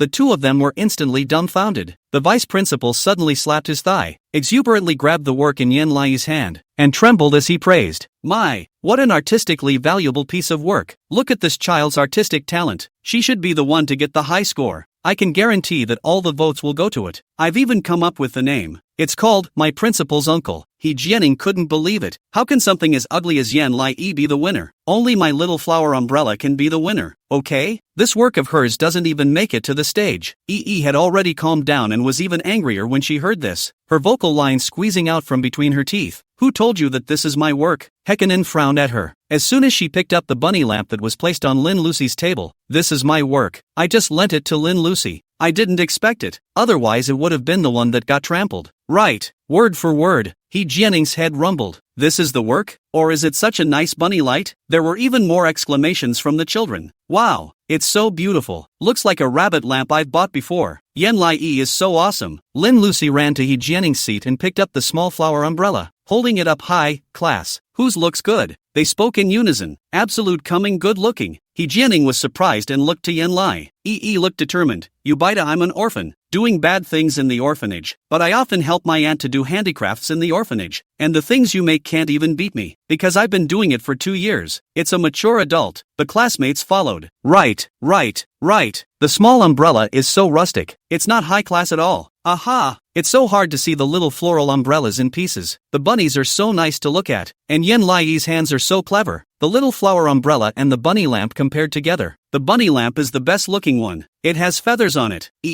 I'll be your friend. Can you give it to me? I want it too. I want it too. He Jianing is so bad. She breaks other children's things on purpose. Can the teacher punish her? He Jianing's breathing gradually became rapid, more and more overwhelmed. I didn't do it on purpose. Yan Fengxing lightly picked up the conversation. The classroom has a surveillance camera, so it's easy to tell if you did it on purpose. If it's true, you intentionally destroyed someone else's work and wantonly mocked the children's origins. Such a bad character. We at Tongcheng Academy will definitely not accept you. Yan Lai grunted heavily. Right, you're of bad character. He Jianing's heart thumped, and tears came to her eyes. But I really didn't do it on purpose. You can't frame me. Yan Fengxing looked at her with cold eyes. Still lying. I just saw it clearly. To be able to adjust the surveillance for you is already considered my greatest mercy to you. Yan Fengsheng looked at the vice principal again. As a vice principal, not being able to distinguish between right and wrong in the first place, treating people differently because of their birthdays is against the teacher's morals. It seems that you aren't qualified enough, and you're fired. The vice principal's face instantly turned green, and his lower lip trembled even more as he shook his head in panic. Don't! Yan Fengsheng didn't give it a chance and swept at Mr. Lu again. You two pack up and leave, right now. I don't want to see you again. The other teachers looked on in shock. Tongqing Academy was the #1 ranked private academy in the whole of China, and its reputation was well known. If they resign from here and look for another school at this level, the school won't even want them. They'll just have to keep downgrading and downgrading and downgrading, and their income and jobs will be a whole lot worse. Isn't that just self-destructive? Luckily they hadn't offended Yan Lai. Teacher Lu was about to cry in a hurry, trying to plead for mercy. Principal, a cold light flashed under Yan Fengsheng's eyes. You're waiting for me to drive you away? She and the vice principal were startled, bowed their heads in remorse, and took another look at the absent intention. Plead for mercy. They really didn't know she was the principal's niece, but Yan Lai simply didn't look at them. She didn't want to talk to someone who had wronged her. The two of them were even more anxious when they saw her evading like this, but Yan Fengsheng crossed in front of Yi and blocked them with a firm gaze. Go! The two of them had nothing to do but to retreat in a state of despondency like bereaved dogs. Yan Lingyun walked straight to the podium. Now, please ask He Jianing to come forward. He Jianing trembled and faced the podium, not daring to make a sound. Yan Fengsheng looked at her indifferently. As a 5-year-old, at a young age, you've already learned to hurt others with your words and demeanor. Your character is not enough. I'm going to call in your parents. He Jianing instantly reddened her eyes and retorted in defiance. Principal, it's fine if you want to call my parents, but what about Yan Lai's parents? She pushed me just now, so she can't be held responsible? I'm hurt. I'm in pain all over my body right now. Yi was named and lifted her eyes to look at Yan Fengsheng, but he saw Yan Fengsheng's slender hands propped up on the edge of the podium, unintentionally glancing at her, his eyes growing more determined and subdued. I'm her parent, so if you have any complaints, let your family come at me. Hekinen? Chapter 182. Do you know that paper figures are made for the dead? When the words fell, the whole room was in an uproar. The children were extremely shocked and disgusted with each other. Yan Lai's uncle is the principal. So cool. Wow. I want Uncle Principal too. I'm so jealous of her. Lin, Lucy and Fatty both stared with rounded eyes. How come? The principal is actually your parent? Yan Lai was too shocked to speak and looked at Yan Fengsheng on the podium. She had just blurted out that he was her uncle in a moment of haste, and regretted it a little in retrospect, because Yan Fengsheng wouldn't let her talk about it. But, uncle is actually helping her? He Jianing felt even more aggrieved. Principal, can we not find my parents? I really know it's wrong. I'll never do it again. Yan Fengsheng was indifferent. No. He Jianing's breathing stuttered. Her body trembled and she cried. So are you trying to find my parents towards Yan Lai? You just think that I bullied her, so you want to unconditionally defend her, right? Yan Lai pursed her lips nervously and looked at Yan Fengsheng. The man behind the podium didn't have much of an expression, just an inky mist in the deep pupils of his eyes that seemed to climb up with displeasure. So you think you're okay with this? He Jianing nodded. I didn't do it on purpose. Yan Fengsheng, you just now went to a place where you had not sat to look for something, deliberately swept away other people's work with your hand, and then lifted your foot and stepped on it. Every action is to say that it was intentional, but your mouth says that you didn't do it on purpose. Do you think that anyone will believe your poorly written lie? He Jianing was stunned and opened his mouth to speak. Yan Fengsheng gave the director of instruction in the back a look, knowing the mistake and not repenting. Give He Jianing a demerit. He Jianing's pupils shrunk. Headmaster, Yan Fengsheng directly ignored. He Jianing loses the qualification for selection. 0 points in manual class. All students please remember what happened to the student. We Tangqing Academy does not this kind of children who do not change their mistakes and lies. If you don't want to be withdrawn from the school, don't do as you're told. The students responded. Got it. He Jianing was even more upset. Tears came out of her eyes and she looked at Yan Lai unwillingly. Yi also looked at her defiantly, pulling her lower eyelids with one hand to make a face. Lu. The strings in He Jianing's head snapped instantly and she threw her head back and bawled. Wow. You guys bullied me. He grunted and looked at Yan Fengsheng. A cold color flashed under Yan Fengsheng's eyes and he looked at her indifferently. She spat out her tongue and smiled. Yan Fengsheng was stunned. His cold color melted away slightly and he shook his head helplessly. What a pain in the ass. After class, Yan Lai and He Jianing were brought to the principal's office. Not long after, a woman in a Chanel suit came to the principal's office in a hasty and curt manner. Hello, principal. I've heard about the matter. I'm really sorry. I didn't teach my daughter well. with her hands behind her back. Yi looked up at the delicate woman. She didn't look like He Jianing, young and temperamental, with big waves. Her appearance wasn't considered beautiful, but she also looked aristocratic. He Jianing cried uncontrollably as soon as he saw her. Mom, I really didn't mean to drop her things. It was the principal who slandered me. Keeping a decent smile on her face, the woman gritted her teeth and said, Shut up, Hekanon. He Jianing's crying stopped abruptly. The woman turned her head to look at Yan Lai again. Her smile stagnated for a moment, and then quickly rose again. Gosh, this is the little kid that my daughter hurt today, right? Looks like a little angel, eh? Yan Lai looked at her frankly. He Jianing broke the piece I gave to my uncle, and she hasn't apologized to me yet. Hekanon? And for her to apologize? The woman was also stunned, and her smile widened. Gu, there aren't many smart and witty kids like you. Auntie apologizes to you on her behalf, okay? If you forgive her this time, she won't dare next time. Yui frowned. Why did she get the feeling she wasn't apologizing sincerely? Yan Fengsheng suddenly said, Yan Lai, go out and wait for me. Intent nodded and turned to exit the principal's office. Lin Lucy and Fatty had been waiting for a long time and immediately greeted her when they saw her. How's it going? Is He Jianing going to quit school? She shook her head. Not yet. Her mom doesn't want her to go. She shouldn't be going. Lin Lucy was greatly disappointed, but she purposely broke other people's work. How can such a person be our classmate? Fatty nodded back. That's right, she'll probably bully us again sometime. Yan Lai's face was grave, but she was also fearless. Anyway, I can do backflips, and I can also do the Balala magic fairy stick, so there's no way for He Jianing to bully me, and Wei Yan's mom will also protect me. She raised her little fist with a straight face. In short, justice will prevail. Lin Lucy and Fatty brightened up and nodded with a smile. Right, justice will prevail.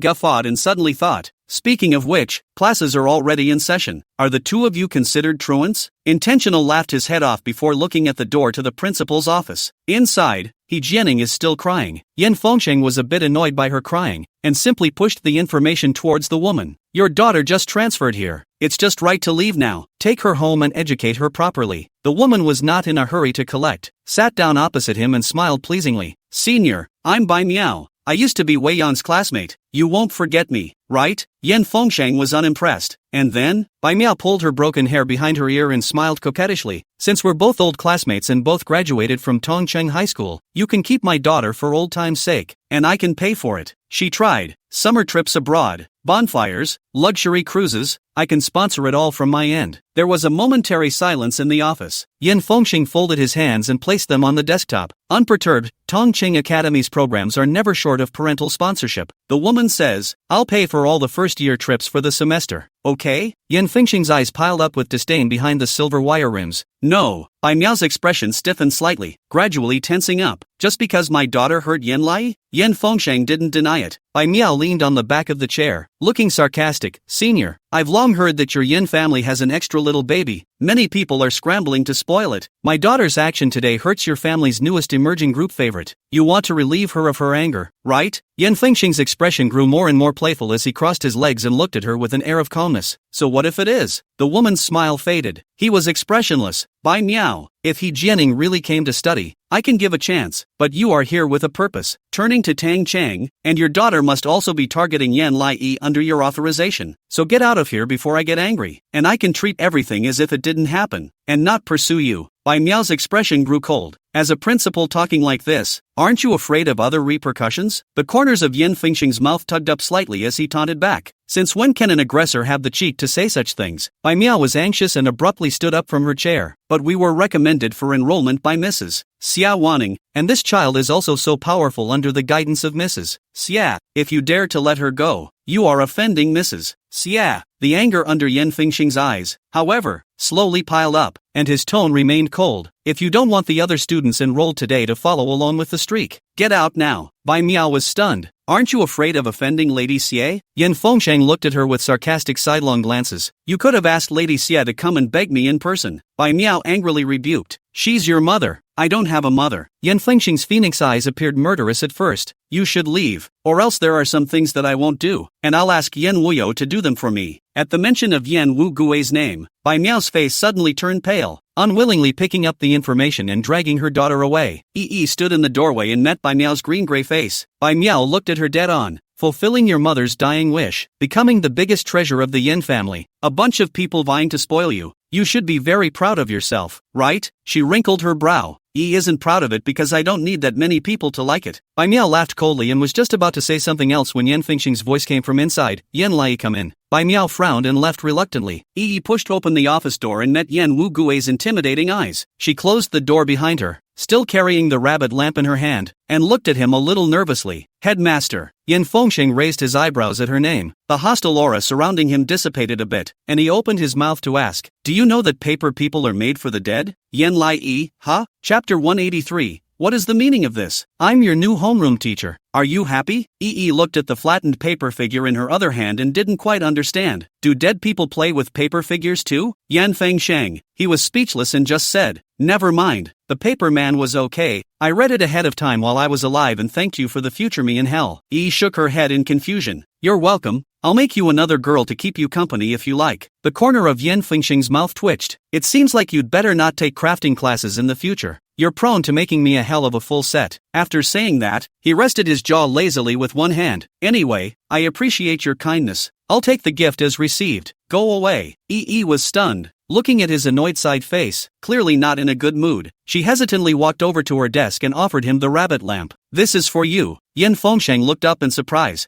Stood on her tiptoes, gripping the table with both hands, not high enough either, and peeked out with a pair of eyes. I'm Yan Lai's word is my bond. Yan Fengsheng was stunned, and a warm current ran steeply through the tip of his heart. But isn't this your homework? If you give it to me, you won't get 100%. Yan Lai didn't say anything and took out another SpongeBob SquarePants paper watch from inside his pocket. Actually, I've prepared another gift. Yan Fengsheng cocked his head and saw Yan Lai place the watch on the table. This is the SpongeBob SquarePants watch I made, and this one is for you as well. The paper watch is childish, but it's just paper simply folded a few times with square squares glued on top in a decent fashion. On the square, a pair of big eyes and big slate teeth were drawn. I don't know what the cartoon image is either. He was confused. What baby? Blinked her beautiful eyes. SpongeBob. He's a happy little sponge. Wear it and you'll be happy every day. Yan Fengsheng was stunned and picked up this paper watch. It's so childish that it doesn't even enter the picture. He's ridiculous. You expect this thing to bring me joy? She was particularly sincere. Well, I'm sure it will. You'll definitely smile more than ever when you wear it. Yan Fengsheng snorted. There's nothing in this heaven or earth that can make me happy, much less this watch of yours. When he finished, he gestured. How do I wear this thing? He ran to him with her short legs and put her watch on him with her little hands. She tucked the pointed end into the groove on the opposite side, then took out the prepared sticker and glued it on, saying as she put it on,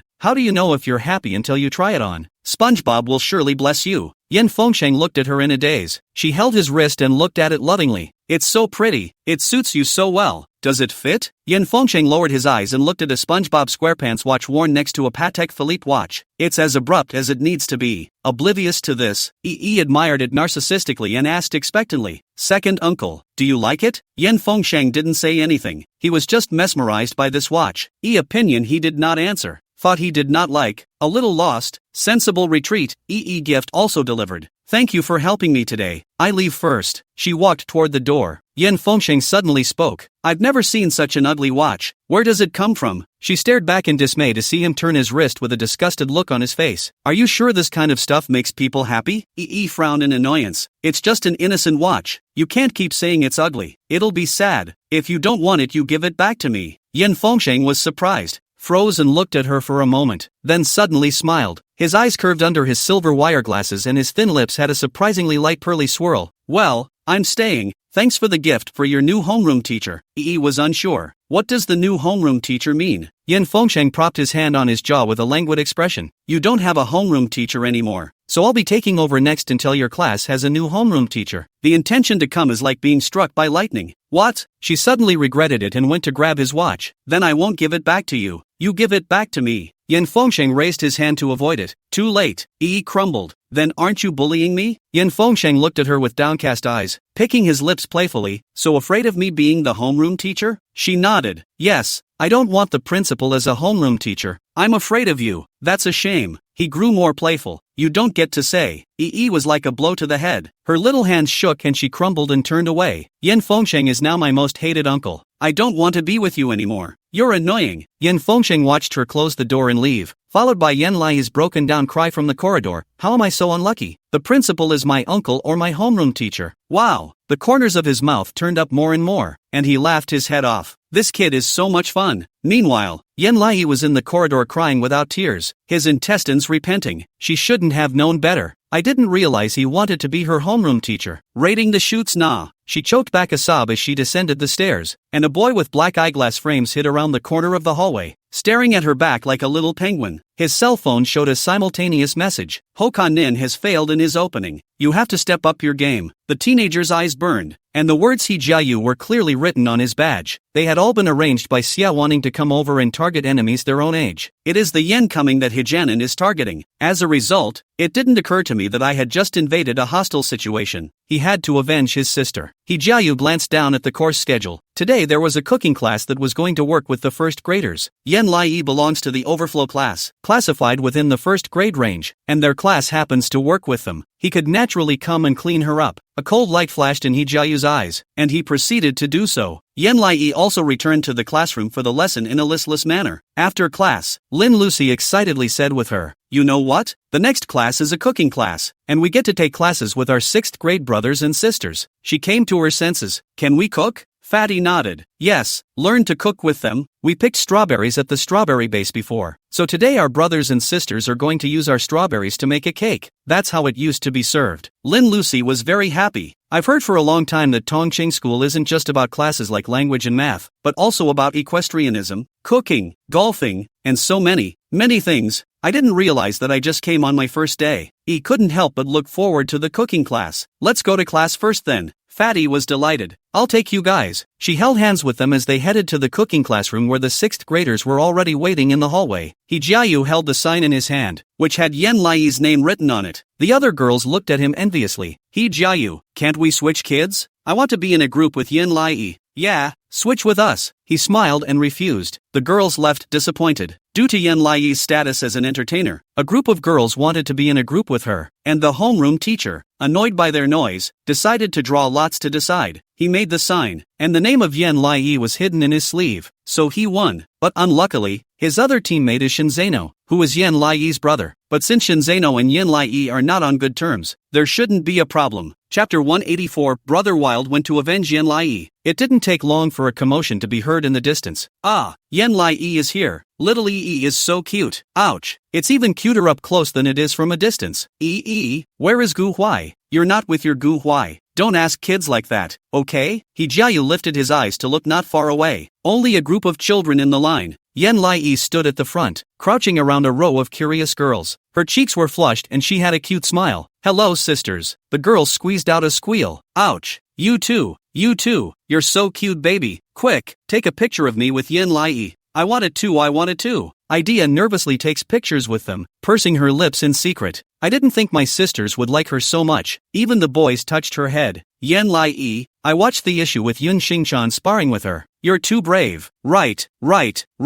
From now on we'll call you Sister E. Ha ha ha ha ha hi E-san." Her cheeks rolled and she smiled even more as she watched the teacher pull open the door to the cooking classroom and gesture for them to enter. 6th graders will each stand at their tables in groups. Yen Lai and his classmates stood at the podium and waited for their assignments. The teacher took the list and said, "Children whose names are read out, please go to the brother or sister who has their hand up. Don't be nervous, just go straight over." She glanced around. "I'm really looking forward to seeing who her siblings are that are taking her." He Jiayu looked at her and hooked his lips in a bad smile. The teacher said, "Lin Lucy, Zhang Ming, Qin Kai group." The children who are named go up to their seats. Yi was getting more and more excited. So excited. Following that, I heard the teacher in charge of the class say, "He Jiayu, Shun Zeno, Yen come to the intention group." Yen Lai was stunned. "Shim Jayo? Isn't that her brother?" She looked around but found no sign of Shinzeno. Hijaya had raised his hand and waited for her. A little disappointed, she slowly walked over to Hijayu and continued her search. The class teacher impatiently held the roll book and looked for someone. Shinzeno didn't come again? The students have long been surprised. "Teacher, he says he has a stomachache." Classroom teacher, "Pain? Why didn't he say he was on his period?" A boy raised his hand. Shinzano said that it's not impossible for you, teacher, if you think the excuse that he's on his period is appropriate. Ha ha ha ha ha ha ha ha ha ha ha ha ha ha ha ha ha ha ha. The teacher rolled her eyes and crossed it straight to absent. Yi sighed a little sadly and nodded at Hijayu. Hello brother, my name is Yen Lai. Please teach me more. I'll try to help. With his hands behind his back, Hijayu gave her a sidelong glance. Don't talk to me, bedbug. Where does it come from? After the teacher took the roll call, she introduced, the strawberries you have on the table now are all picked by the children who worked hard in the strawberry garden a while ago. So today's cooking class is a cooperative class. You can let the children do what they can, but please note that the knives and anything with a temperature are not allowed to be touched by the children, which is just the right time to test the results of the strawberry cake you have learned last week. Results of the strawberry cake you learned about last week. Now begin. Yen Lai immediately moved to the children's special booster seat and looked at Hijayu tentatively. This brother seems to hate her. She wrinkled her eyebrows and looked to the others. The students are being taken care of by their older siblings. Deer Creek even took the strawberries given to her by her sister, who admonished her, come eat this to pass the time. You don't have to work. She was happy. Thank you, sister. Fatty also took the egg beater handed by his brother. You just make an egg. Be sure to be gentle. Everyone was happy, except for the two of them, who were at a standstill. Yen Lai was greatly disappointed. Brother, do you hate me? Then I can switch with other kids. Hijayu didn't say anything. She pursed her lips and watched the other students move, reaching out for the eggs. Hijayu copied the back of his sword and slashed at the back of her hand. She withdrew her hand in pain and looked at him in shock. Hijayu wore heavy black-framed glasses, a face that was deadpan, and disliked the knife in front of her eyes. You, don't touch anything and don't scream. Do you hear me? Yen Lai subconsciously shivered and cowered in the corner. Why? Hijayu expressionlessly picked up the miniature blender and flipped the switch to aim at her eyes. Because you caused Jianing to drop out of school. I'm going to avenge her. So as long as you dare to call out, I'll poke your eyes out. And even if others will punish me, you'll become a blind man. Understand? Yen Lai frowned in fear and looked hesitantly at the teacher. She's in the far corner. The teacher was instructing her students with her back turned. She bit her bottom lip and quickly raised her hand to try to soothe the teacher. Instead, Hijayu pushed the whisk right into her eyes. Put it down. Her face turned abruptly white and she dropped her hand stiffly. Hijayu twisted her arm fiercely. I'll blind you if you call out again. Yi grunted in pain and bowed her head without saying a word. Meanwhile, in the art room, Shinzano lay in the classroom with his eyes closed. Diehard Jiang Shua held his cell phone in one hand and hesitantly looked at him. Brother Yi, are we really not going to the cooking class? I want to eat strawberry cake. Shinzano closed his eyes and was disinterested. Then get your ass to class and tell me what. The brothers were helpless. But it's no fun without you. Come along. One of them wondered. Speaking of which, isn't cooking class a cooperative class today? I heard the girls in my class say that it seems like it's with the class of Yen Lai. Jiang Shua nodded. Yeah, they're so excited, saying they want to see the little star. Shinzano swished his eyes open. How come no one told me? Jiang Shua cried and laughed. What's the point of telling you? Are you a star chaser too? Yeah, don't you like to be absent-minded? Shinzano froze, disdainful. How is that possible? He laid back down again, pulled out his cell phone, and tapped on the school's surveillance system. But what caught his eye was the image of Hijayu in the middle of pinching the absent coming with his hand. Shinzano's face changed drastically, and he immediately sat up straight and went to look carefully. In the picture, Hijayu's hand is constantly touching Yi's arm. It's not too clear to see, but the movement is very much like pinching her flesh and twisting it around. And Yi dodged in pain, but didn't dare to say anything. Shinzano quickly backed the surveillance up and saw Hijayu pick up the back of his knife and strike the back of Yen Lai's hand. And a blender to her eyes? He directly threw his cell phone to his friend and rushed out like a whirlwind. Damn, this transfer student is looking for a fight. Dare to bully my family. A few brothers looked at each other in a daze, picked up their cell phones, and saw Hijayu bullying the come on. Jiang Shua slapped his thigh and exclaimed, Holy, Brother Wild is going to help Yen Lai take revenge. The others were dumbfounded. But, doesn't Brother Wild dislike the idea of absenteeism? Jiang Shua pulled them out and rushed out. What he said is all lies. Who doesn't know that Brother Wild secretly watches Yen Lai's variety show behind his back? Hurry up and go help. Help who? Help Wild beat up the transfer student. Chapter 185. Yen Lai is my sister. How dare you bully her? Inside the cooking class, Yen Lai's hands were tied and he didn't dare to move. She tried to sue the teacher several times, but Hijayu was able to anticipate her movements. He pinched her whenever she dared to move. It had even been so conditioned that when she scratched an itch, his hand had rushed up to pinch and twist her flesh in a vicious circle. It hurts like pins and needles. genitals. She wanted to cry, but held her tongue and forced herself to do so, touching the spot where she had been pinched. Hee-jae made the cake and glanced at her abruptly. "What are you looking at? Waiting for me to pinch you?" She shivered reflexively and leaned back to smother her voice. Hokkaido suddenly dropped the blender. Bam! With a shiver of horror, Ee lifted her eyes to look at him. The teacher naturally passed in front of them and surprised. "Geez, Hee-jae, it looks like you make cakes often. The table is clean and the batter level is perfect.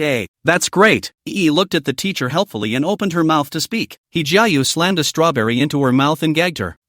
Hee-jae smiled gently and turned to look at Yen-lai. "Because my sister likes to eat cake, I often make it for her." The teacher in charge of the class looked relieved behind him. "You're so nice to your sister. And you're good at taking care of kids too." Hee-jae didn't deny it and pinched his hands around Ee's big arms. "Yes." Ee's breathing gradually became rapid. The shadow of Hee-jae loomed over her. His eyes curved behind his black frame, looking inexplicably a bit oozy. "Because I don't have parents. I only have siblings. And my sister is our most precious little sister. I love my sister the most, and no one can bully her." As he spoke, there were dark currents in the pupils of his dark eyes. It was like swallowing up the meaning of absenteeism. Quickly, the teacher turned to leave. Ee gradually lowered her eyes in disappointment. Hee-jae slowly disliked the strawberry in Ee's mouth. "You know what? No one will come to help you." With ease and grace, he leaned down and said word for word, "Because Shinzano isn't like me and will take care of his sister. Next, I'll also let you know what kind of punishment it is to bully my sister." With that, he slammed his arm down and grabbed her big arm hard. The fingertips were digging into her bones. Ee couldn't help but cry out in pain. "Ouch!" The words fell, and all was silent. All the students looked at her in amazement. Yen-lai snapped back to her senses and met Hee-jae's puzzled eyes. He had stood up straight and even distanced himself from her, pretending to be puzzled. "What's wrong? Where does it hurt?" Her head buzzed, wondering when the guy had pulled away and looked to the others. The sister at the front table worried. "Ee, are you not feeling well?" She breathed a little sharply and pointed at Hee-jae. "He's pinching me." The students looked at Hee-jae in surprise. Hee-jae blankly spread his hands and smiled innocently. "What are you talking about, Yen-lai? I didn't do anything to you." Intentionally stepping back. "You have. You just did. And you won't let me sue the teacher." Hee-jae laughed. "Don't. You're a starlet. It's not good to lie like that, is it? I'm innocent." As the words left his mouth, the door was kicked open. Shinzano rushes in like a bolt of lightning and runs at him. A flying kick. "You innocent, you spicy." Hokkaido was caught off guard and sent tumbling to the ground with a kick to the head. The classroom screamed repeatedly. "Ah, Shinzano, what are you doing?" Shinzano completely ignored it and grabbed Hee-jae's head and snapped it into the flour. "What did you just do?" The children screamed in terror and cowered behind their older siblings. The students were even more surprised and opened their eyes wide, watching Shinzano grab Hee-jae's head and snap it into the batter one after the other. "Pinched and absent coming, isn't it? And threatened her with an egg beater, didn't you? You don't even ask who she's covering for." Yen-lai leaned tightly against the corner and watched in dismay as Shinzano hit the man. "Jae-young, how did he know?" The teacher came up to block. "Shinzano, what are you doing? Let go." Shinzano didn't listen and grabbed Hee-jae and punched him. "He bullied my sister." "Teacher, who's your sister?" Shinzano's eyes were fishy red. "Yen-lai He bullied Yen-lai. The class was in an uproar and even more shocked as they looked at Yen-lai. Yen-lai is Shinzano's sister. No wonder it's so good looking. That is to say, Yen-lai not only has a Guhuai childhood friend, but also Shinshio-yen Shinzano Shinjingji as a brother? What kind of radiant life is this? Is it possible to take over a life? Is this the time to take over or not? Hee-jae is going to be killed. Yen-lai cowered in the corner and watched as Shinzano set Hee-jae on the floor and beat him up. Jiang Shuo ran in and pulled him. "Brother Wild, stop fighting. If we keep fighting, something will happen." The other brothers also blocked Shinzano. "Shinzano, are you crazy? Come to your senses." But Shinzano was very strong and broke away from them and continued to beat them up. Yen-lai watched Hee-jae's nose bleed, finally reacted and violently crossed in front of Shinzano. "Stop fighting, brother." Shinzano's fist was about to swing down, but it stalled in mid-air, violently lifting his eyes to meet her eyes. He shuddered at his look. The teenager's eyes underneath his disheveled hair radiated a vicious color, and a bead of sweat slid down his jawline and dripped onto his collarbone. The regular school uniforms were all scattered from the beating. Yen-lai came back to her senses, gazing tightly into his eyes and shaking her head. "Don't fight. If this keeps up, Mother Wei Yang will get angry." Shinzano's ruthless pupils brightened slightly, gradually regaining his senses, licking the wounds on his bones and disliking her in the corner with his hand. "Stand still for me." Ee was caught off guard and hit the wall in pain. Raising his eyes again, Shinzano leaned down and pinched her neck, examining it carefully. His eyes locked on her arm, all pinch marks. Shinzano's amber-colored pupils stained with huffing and puffing. Hating the iron, how come you're dumb? You don't know how to yell? Didn't you say you can even fire a gun? How come an egg beater scared you, silly? Where is your ability? His tone grew stronger, and the hand around her chin continued to tighten. Yan Lai frowned in pain. Jiayu won't let me say it. He said, it will poke my eyes. I'm afraid. Shinzeno was stunned. His force gradually reduced. He said he wanted to poke your eyes out? She nodded. Shinzeno rolled up his sleeves. Asterisk. Yi hurriedly hugged him from behind. Don't go, brother. You'll have to pay for it. Shinzeno paused, looking absurdly at her, and was just about to speak when a bunch of girls gathered next to them and surrounded them. Yui looked up to meet her sister's eyes. The young girl in the center with a cool high ponytail asked in a tugging manner, Yan Lai, did Jiayu really beat you up? She nodded with tears in her eyes. The high ponytailed woman smiled coldly and hooked her lips, looking viciously at Jiayu on the ground. How dare you bully our EE? The other girls started tying their hair and said conspiratorially, young man, you really don't know the strength of our One Heart One Mind fan club. Dare to bully our idol? Jiayu's face changed slightly, and just as he tried to brace himself, a girl grabbed the dough and threw it at him. Sisters on. Chapter 186, Brother is also divided into high and low. Jiayu, what are you guys doing? The girl swarmed him and surrounded him with all kinds of punches and kicks. Shinzeno holding Yan Lai were squeezed in the outermost. Extremely surprised to see this scene, the boys were even more dumbfounded. Zhang Shua looked dumbfounded. The last time the girls in our class were so united, it was still a tug of war. Is this chasing a star? Shinzeno nodded and grabbed Yan Lai's hand. Your popularity has gotten so high without you realizing it? This is supposed to be a huge group, right? Yi was even more surprised and shook her head. She also had no idea that so many people would like her. Shocked, the corners of her mouth kept rising with a little bit of happiness. And in the midst of all this panic, the teacher finally relented and roared, stop it all. The girls' movements lurched and they took a few steps back, revealing the extremely wretched Jiayu inside. Jiayu looked like an incredibly wretched clown, lying on the ground and gasping for air. He had traces of makeup all over him. Her mouth was still covered in a large amount of lipstick. Her school uniform was covered in tiny footprints. Her glasses, which were already crooked, had a broken leg and were worn crookedly under her eyes, and she panicked as she sat up from the floor. You guys are being violent towards me. I was wrongly accused. Shinzeno kicked him over. Get lost. Jiayu was caught off guard and lay on the ground on all fours, directly unconscious. The teacher's face changed drastically. Jiayu fainted. Come, 2 students carry him to the health room. I'm going to call 120. Shinzeno, you hurry up and wait in the office for me. Shinzeno was fearless and pulled up Yan Lai to go. Jiayu suddenly opened one eye to look at him. Shinzeno? What the hell are you doing here? Kick him in the side after saying that. Jiayu grunted in pain and immediately closed his eyes. The teacher couldn't bear it. Shinzeno, are you a hooligan? Stop hitting him. Shinzeno didn't care and tugged Yi into the hallway. Stand still. Yui leaned against the wall, regimented to be examined by him. In all, there were more than a dozen pinch marks on her arms. Shinzeno's eyes darkened and poked her at the purple and blue. Yan Lai cringed in pain. Shinzeno flared up again, his tone unkind. Does it hurt? She nodded and shook her head. He narrowed his eyes viciously. It hurts just fine, you goon. If I hadn't seen you being bullied, you'd be pinched to a toad by the end of this class, with a bag on your body. Yan Lai was dumbfounded and wanted to laugh a little. So, how did you know I was being bullied, brother? Shinzeno was stunned and suddenly woke up. Yeah, how did he know? Why is he looking at the cooking room surveillance? He blushed hard, his tone unnatural. Just saw you in passing while watching the program.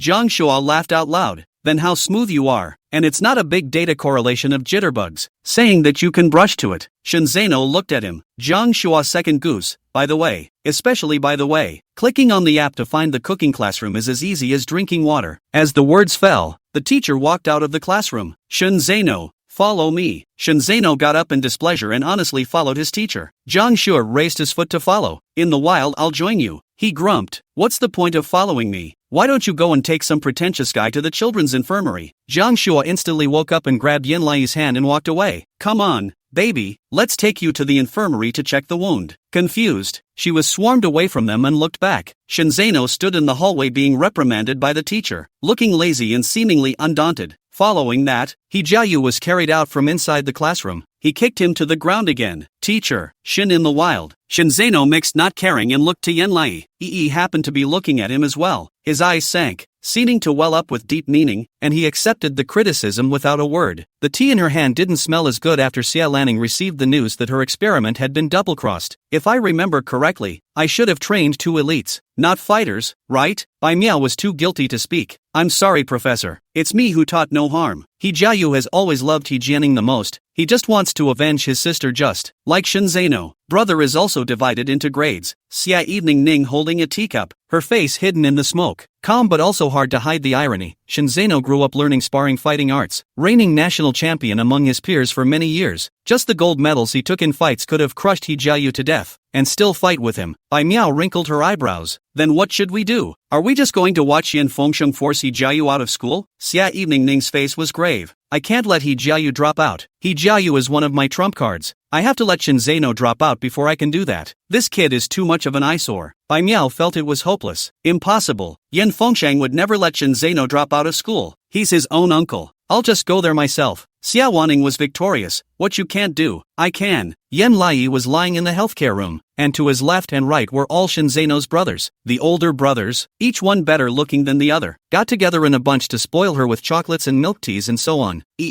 Come and have some chocolate. If you're in pain, cry out, and your brothers will comfort you. Don't. Why are you crying? Looks so good. Or smile the most beautiful. Don't cry. Oh. Do you still want strawberry cake? How about we can go get it for you? She responded, gratefully accepting everything they sent. Thank you, brothers. I'm fine now. Zhang Shuo was the closest to her, and tenderly pulled over the broken hair on her temples. Does it still hurt?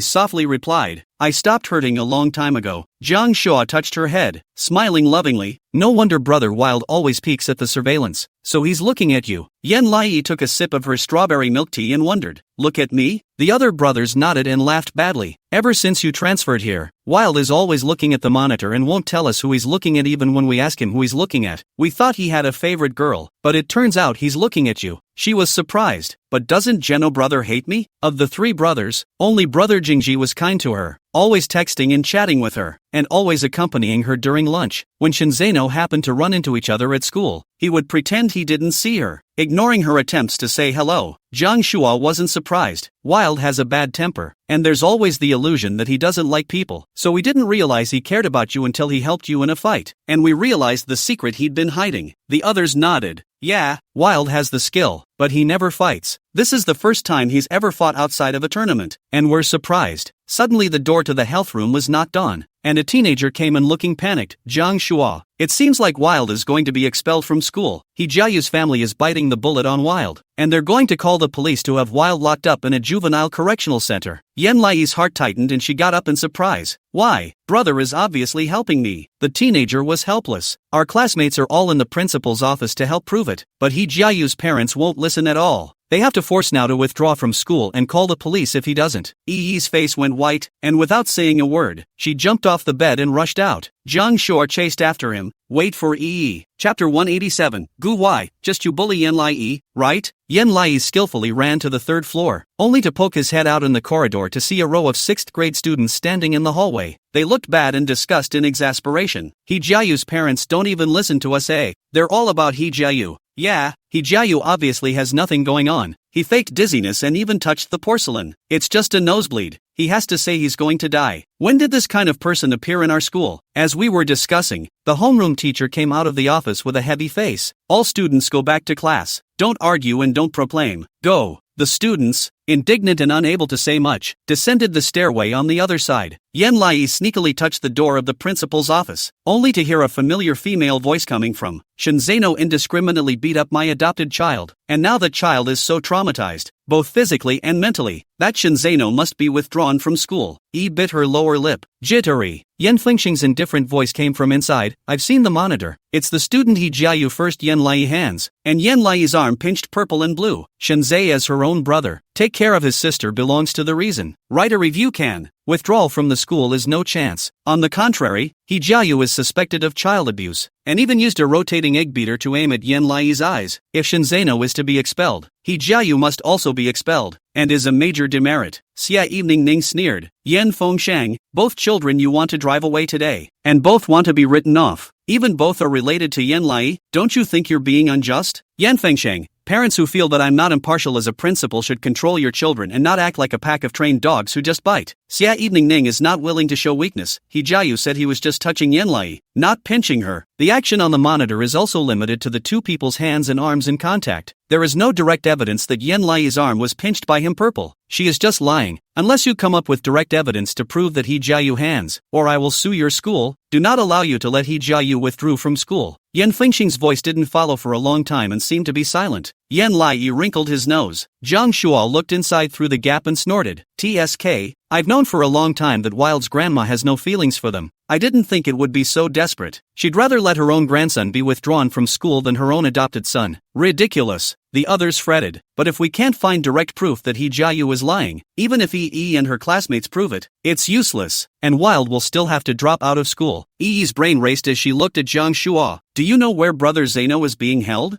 Zhang Shuo, unsurprisingly, it should be a psychological counseling room. Yan Lai skimmed his head, saw the counseling room next to the principal's office, and immediately walked in. Shen Zeno was lying on the bed when he heard the door open and copied the pillow and threw it at the door. Don't try to make me apologize to He Jiayu. Yan Lai reacted smartly and crouched down to avoid it. Behind him, Zhang Shuo was directly smeared in the face with a pillow. When Shen Zeno saw them, a bellyful of fire suddenly disappeared, and he awkwardly said, "Why are you guys here?" Yan Lai worriedly ran up to him and scrutinized him. "Are you alright, brother? I heard that you're going to be expelled from school." Shen Zeno choked and lay down on the bed without any good humor. "Just back off. Am I afraid of him? But, you were dropped out of school to help Yi. I don't want you to be dropped out of school. You obviously saved my life. You deserve a good reward." Shen Zeno choked and twisted his head to look at her. Her eyes were full of sincerity. The tip of his heart trembled. Exasperated, "Don't open the head. The surveillance camera is not clear. There is no direct evidence can prove that guy He Jiayu to do something to you. I'm certain to drop out. But I don't care." "Ah, what do you care?" Yi was chagrined. "Of course I care. You got hurt to protect me? I can't let you get hurt." "Shen Zeno? I'm not hurt." "Yan Lai, you are wounded in your heart." "Shen Zeno? I'm even less hurt in my heart." She was anxious, "But I'm hurt inside." "My heart hurts you." The words fell silent in the room. Several teenagers stared at her in bewilderment. Shen Zeno sat up for a moment, dumbfounded. "What did you say?" Yi bit her lower lip, tears swirling in her eyes, looking as if I was in pity. Yi didn't do anything wrong. When that brother saw me, he called me a stinker. He hit my hand with the back of a knife and choked me and said he was going to blind me. She wiped her face and cried. "I'm bold, but I'm really afraid he'll blind me. I don't want to go blind. So you did save me. I'm grateful to you." Yan Lai was in hot tears, shaking her head unwillingly. "Obviously you are a good person. Why are you being dismissed? This is not fair. I want to protect you." Shen Zeno froze and listened, the blood in his body boiling with him. "This guy, it's so foul, isn't it? Did she have the system tied up on her?" He bit his lower lip unnaturally, pretending to be repulsed. "How are you going to protect me? You're just a little kid." Yan Lai was stunned and said firmly, "Yi is a child, yes, but Yi knows that as long as you can find evidence of him hurting me, you will be able to prove your innocence, and I will find it." Saying that, she turned around and rushed towards the door before looking resolutely at Shen Zeno. "You wait for my brother, and this time,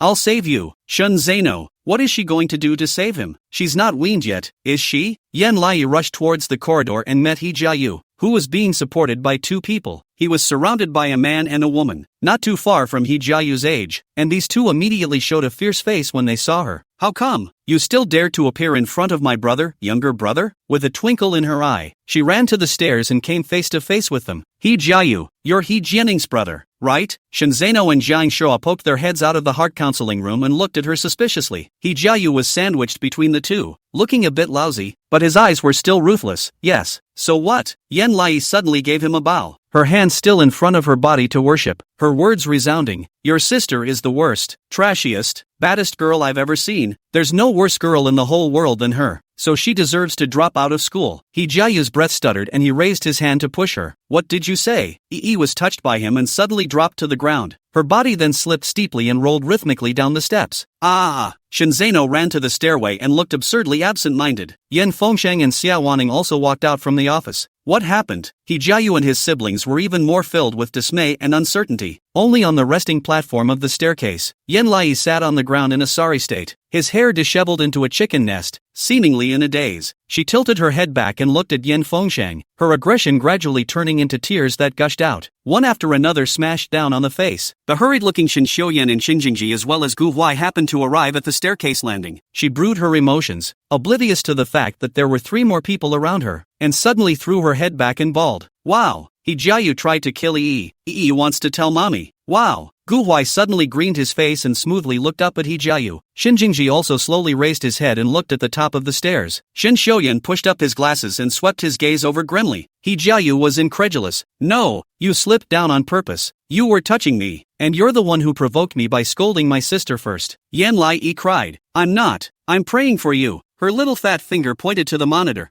I even bowed to you and gave you a bow. And you still pushed me. Don't believe me. Look at the monitor. He Jiayu's brain buzzed as he recalled everything that had just happened. Yan Lai intended to provoke him with a begging gesture. But the monitor doesn't close. You can't hear what Absolute Lai is saying. So the surveillance can only see him pushing up for a bow in absentia. First she provokes him. Then she lets herself slip and fall down the stairs, setting him up. Zhang Shuo reacted by jumping up and down, almost exposing his voice, tugging at the stagnant Shinzei and muttering excitedly, Brother Yi, EE is helping you create a proof.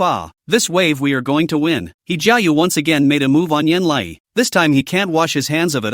Shenzeno was dumbfounded and somewhat unresponsive. To win? How come this kid, who just said he'd save him, got him back? The platform's absent-mindedness cries out. Suddenly, she cried and looked at Shenzeno, winking playfully. Shenzeno? Yan Lai continued to cry, looking at He Jiayu's pale face in the process. You're just pretending, aren't you? How can that pretend to be her? She's an actress. But as she was feeling smug in her heart, Gu Huai suddenly transformed into a black shadow and rolled up his sleeves to rush towards He Jiayu. Just you bully Yanai ha? Yan Lai. Chapter 188. Are you going to leave me alone in this world? He Jiayu heard the roar and before he could react, Gu Huai grabbed his clothes and pounced. He was brought to the ground by inertia. For a moment, he thought it was a lion crushing him, and didn't react until his face had been punched several more times, and fire and dull pain surged through him. He got his ass kicked again. Xia Waning's angry shout came from the side. Oh, my god. What kind of thing would hit someone in front of me? You hurry up and let go of him. He Jiayu was powerless to struggle, trapped underneath his body, and could only smell the cold scent of the young man's clothes as he swung down each punch. Both sister and brother were brought down to the ground and could not get up. Yan Lai looked at this farce, suddenly woke up in shock and ran upwards with his short legs. Gu Huai, you calm down, Gu Huai. Gu Huai roared. How can I be calm? How can I be calm when you've been beaten up like this? Yi was so anxious that she was sweating profusely and hugged his arm. Okay, I'm fine. I don't hurt anymore. Don't be angry, Gu Huai. She had just helped Shinzeno find evidence, and now Gu Huai was angry. She'd have to fall a few more times before she could help the two of them pedal back. She looked at Shin Xiuyan helpfully. Without saying a word, Shin Xiuyan grabbed Gu Huai's collar and disliked him against the wall with incomparable ease. Enough! Shin Jingji also smoothed his hand against Gu Huai's face and warned. Gu Huai! He's already been hit several times. He can't be hit anymore. The tail of Gu Huai's eyes were stained with angry red, and he didn't listen, pointing at He Jiayu and yelling, if Yan Lai has anything long or short, you'll see how I'll clean you up. Shin Jingji disliked his shoulder with hatred. Don't put out harsh words. Are you really not afraid of dropping out of school? He shouted angrily. Who dares to withdraw from my studies? Xia Waning picked up the trembling He Jiayu and looked absurdly at Gu Huai. Lawlessness. I'll let you drop out of school here. Yan Fengshang laughed coldly. Mrs. Xia, don't say too full of words. This is the grandson of the Gu family, the designated heir Gu Huai besides Gu Rin. You can't fire him. Xia Wanning was stunned, her eyes falling back on Gu Huai. Gu Huai had already calmed down, holding Yan Lai in one hand, his eyes glaring at her like a scimitar, itching to peel her apart by inches. She was quite surprised, but also disappointed. So that legendary little son of Gu Huai is such a character. I thought he was an elite, but it seems to be nothing more than that, breaking his defenses at the slightest thing. Too nonchalant. Gu Huai's face was calm and cold like ice, and his eyes didn't lift half a ripple when he heard this. Yen came to be never a small matter. Xia Waning's subdued expression gradually became grave. You care about her so much? Gu Huai asked back. Or else? Yi shrank behind him, afraid that he would fight again, and muttered in a low voice. Gu Huai, I was just pretending. I wanted He Jiayu to reveal the cracks. I rolled down the stairs on my own on purpose. The size of this sound, Shin Xiuyan and Shin Jingji just happened to hear it. Shen Xiuyan was surprised. This kid has the guts to do that? Shin Jingji panicked and coughed a few times to help cover it up for fear that Xia Waning would hear it. Gu Huai stared back in dismay at the fluffy her and rebuked in a voice audible to both. Are you crazy? This kind of trashy goods can be swept out of the school casually. How dare you use your body to fall? Won't you get me? Yi frowned guiltily. Brother Shinzeno has already been dragged down by me. I don't want you to be dragged down as well. Gu Huai's face sank, and his tone was even more urgent. Your business is my business. What am I going to do if you fall out of something? Are you going to leave me alone in this world? She froze. Gu Huai didn't say anything else, smoothly dusting off the ash on her and holding her hand tightly. He Jiayu was so wrong that he was about to cry, sitting on the floor to explain. Grandma, it wasn't me who pushed her. It was Yan Lai who badmouthed my sister. She was touched by me after provoking me and fell down the stairs herself. His sister and brother on his left and right nodded. Yes, we can testify for him in this matter. Jiang Shua picked up the conversation in a conspiratorial manner. It's useless for you to testify. After all of us in the 6th year class 1 also testified for Shinzeno just now, but your grandmother denied it. What's more, I also heard that Yen Lai was sincere in apologizing to you guys, and it was you guys who were ruthless and pushed her. He Jiayu's eyes rounded. You guys lie. Bloody mouths. Shinzeno lazily stepped forward. You're the one who lied. You said you didn't pinch the intention, and said you were just gently caressing her. What are you doing caressing my sister for nothing? Are you a ing pervert? Yen Fengshang was cold. Shinzeno, if you say dirty words again, I'll tell your mom. Shinzeno? Doesn't that fall under banning him then? Shinjingji proudly stepped forward, his tone unhurried. It doesn't matter. This indisputable brother of mine is weakened. I still have a mouth. He took out his small carry-on notebook and unfolded it for them to see. This is the action I found after investigating the surveillance just now and slow playing it. From the image, you can see He Jiayu's hand on Yen Lai's arm, and even though the movement is very unsubtle, he clearly makes an inward or outward rotating motion. Shin Jingji said, clicking play and showing them the slowed down motion picture. Xia Lanning gradually darkened her face. Shin Jingji looked at He Jiayu again and asked with a smile, Senior, a 4-year-old child that you don't know is making pastries with you. Why do you have to stroke her for a bit when you have nothing else to do? And also rotate her arm to the left and to the right. Are you playing Tai Chi on her arm? He Jiayu's face instantly turned pale. His mouth was open and speechless, hesitating for a moment to mendaciously say, I won't talk about what I did in this classroom, but just now, I didn't push Yen Lai down the stairs. It was her own willful act. Gu Huai directly pulled up the corridor surveillance on his cell phone and showed him. Just say whether you moved your hand or not. On the surveillance replay screen, it's clear that he made a pushing motion, followed by Yen Lai sitting on the ground and rolling down in an unbelievably smooth manner, though there seemed to be some sluggishness in the Yen Lai movements, as if he was intentionally controlling his speed. But He Jiayu, indeed, struck out. He Jiayu's chest rose and fell violently, unable to speak. His sister, He Qingqing, couldn't stand to watch and argued sternly, You're deliberately harboring Yen Lai in trying to bully us. Shin Xiuyan raised his lips and smiled, his expression unimaginable. Take out the evidence even if it is bullying you? Then what are you indiscriminately doing to Yen Lai like this? A potential murderer?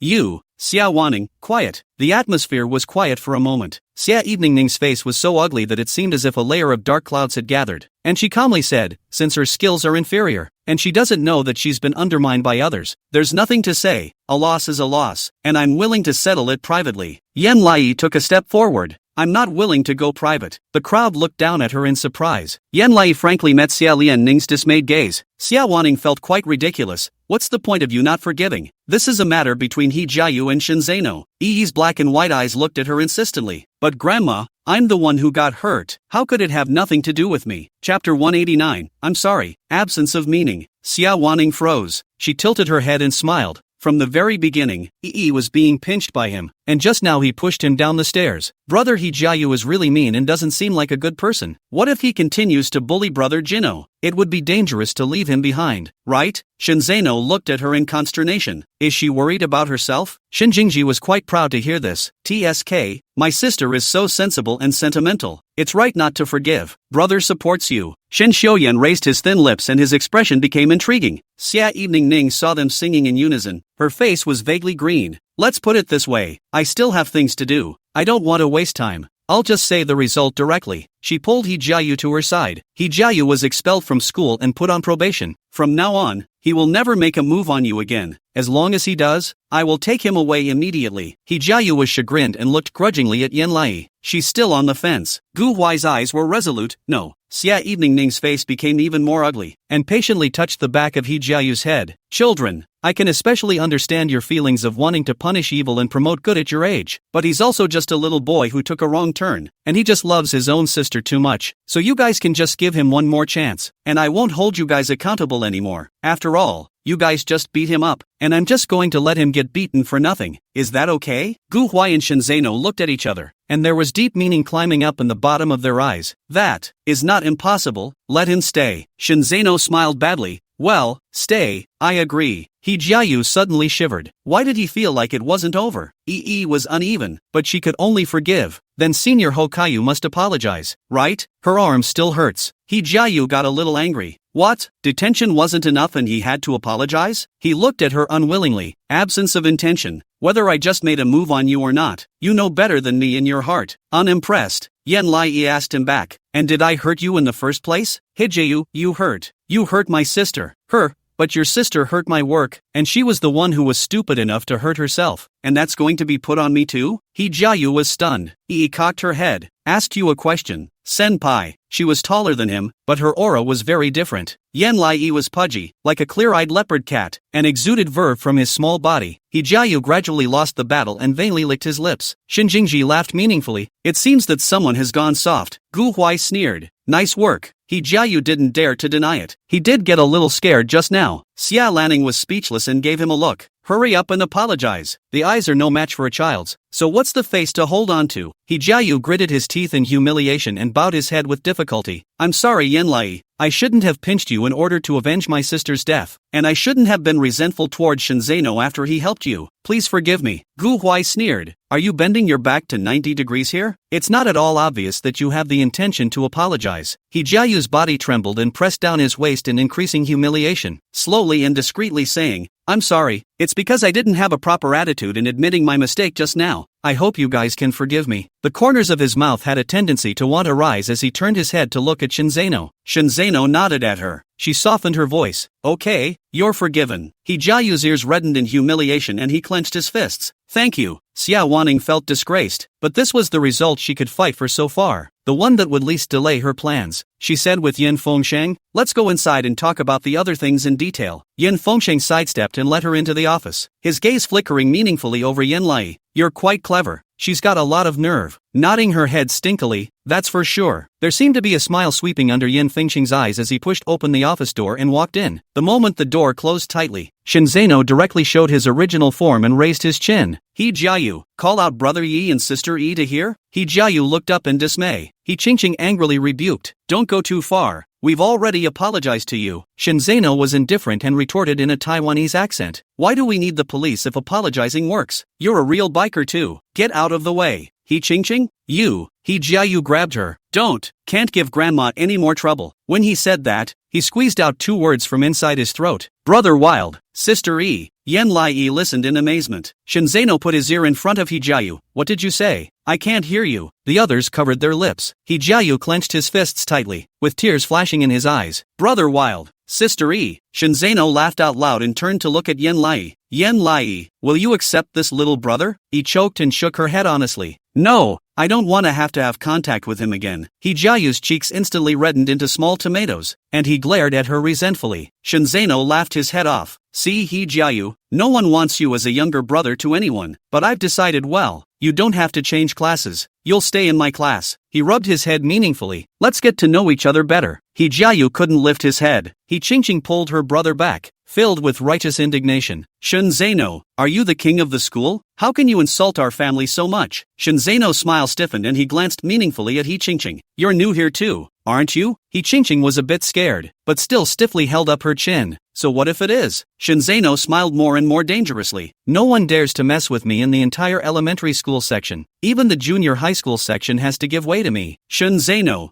who the hell are you? Shin Xiuyan couldn't listen to him and dragged him behind him. What's so arrogant about it? Are you sick in the middle? Shinzano smiled arrogantly. Brother, I'm telling the truth. Where in the whole of Tongqing does anyone dare to bully us? Shin Xiuyan coldly, the truth you also give me to swallow in the stomach. He turned his head to look at Qingqing again. Qingqing, let me tell you. I don't care what your intentions are, but things aren't over yet. Qingqing's body trembled and nodded stiffly. Yes, I don't think it's over yet either, especially when the two kids coming out from inside the orphanage are so uneducated. I feel that sooner or later, we can step on top of you. Shen Xiuyan? Yan Lai frowned. Gu Huai lazily raised his hand. May I ask, the children in the orphanage you're talking about, is it me and Yan Lai? Qingqing smiled coldly and hooked her lips. Right, both of you are uneducated. One of you will frame and the other will indiscriminately beat people. Gu Huai's face was expressionless. Also, we have no upbringing. But what are you, dogs? Chapter 190. What is the meaning of this? Please have dinner with me. A few people? Shinjingji unkindly applauded. Yes,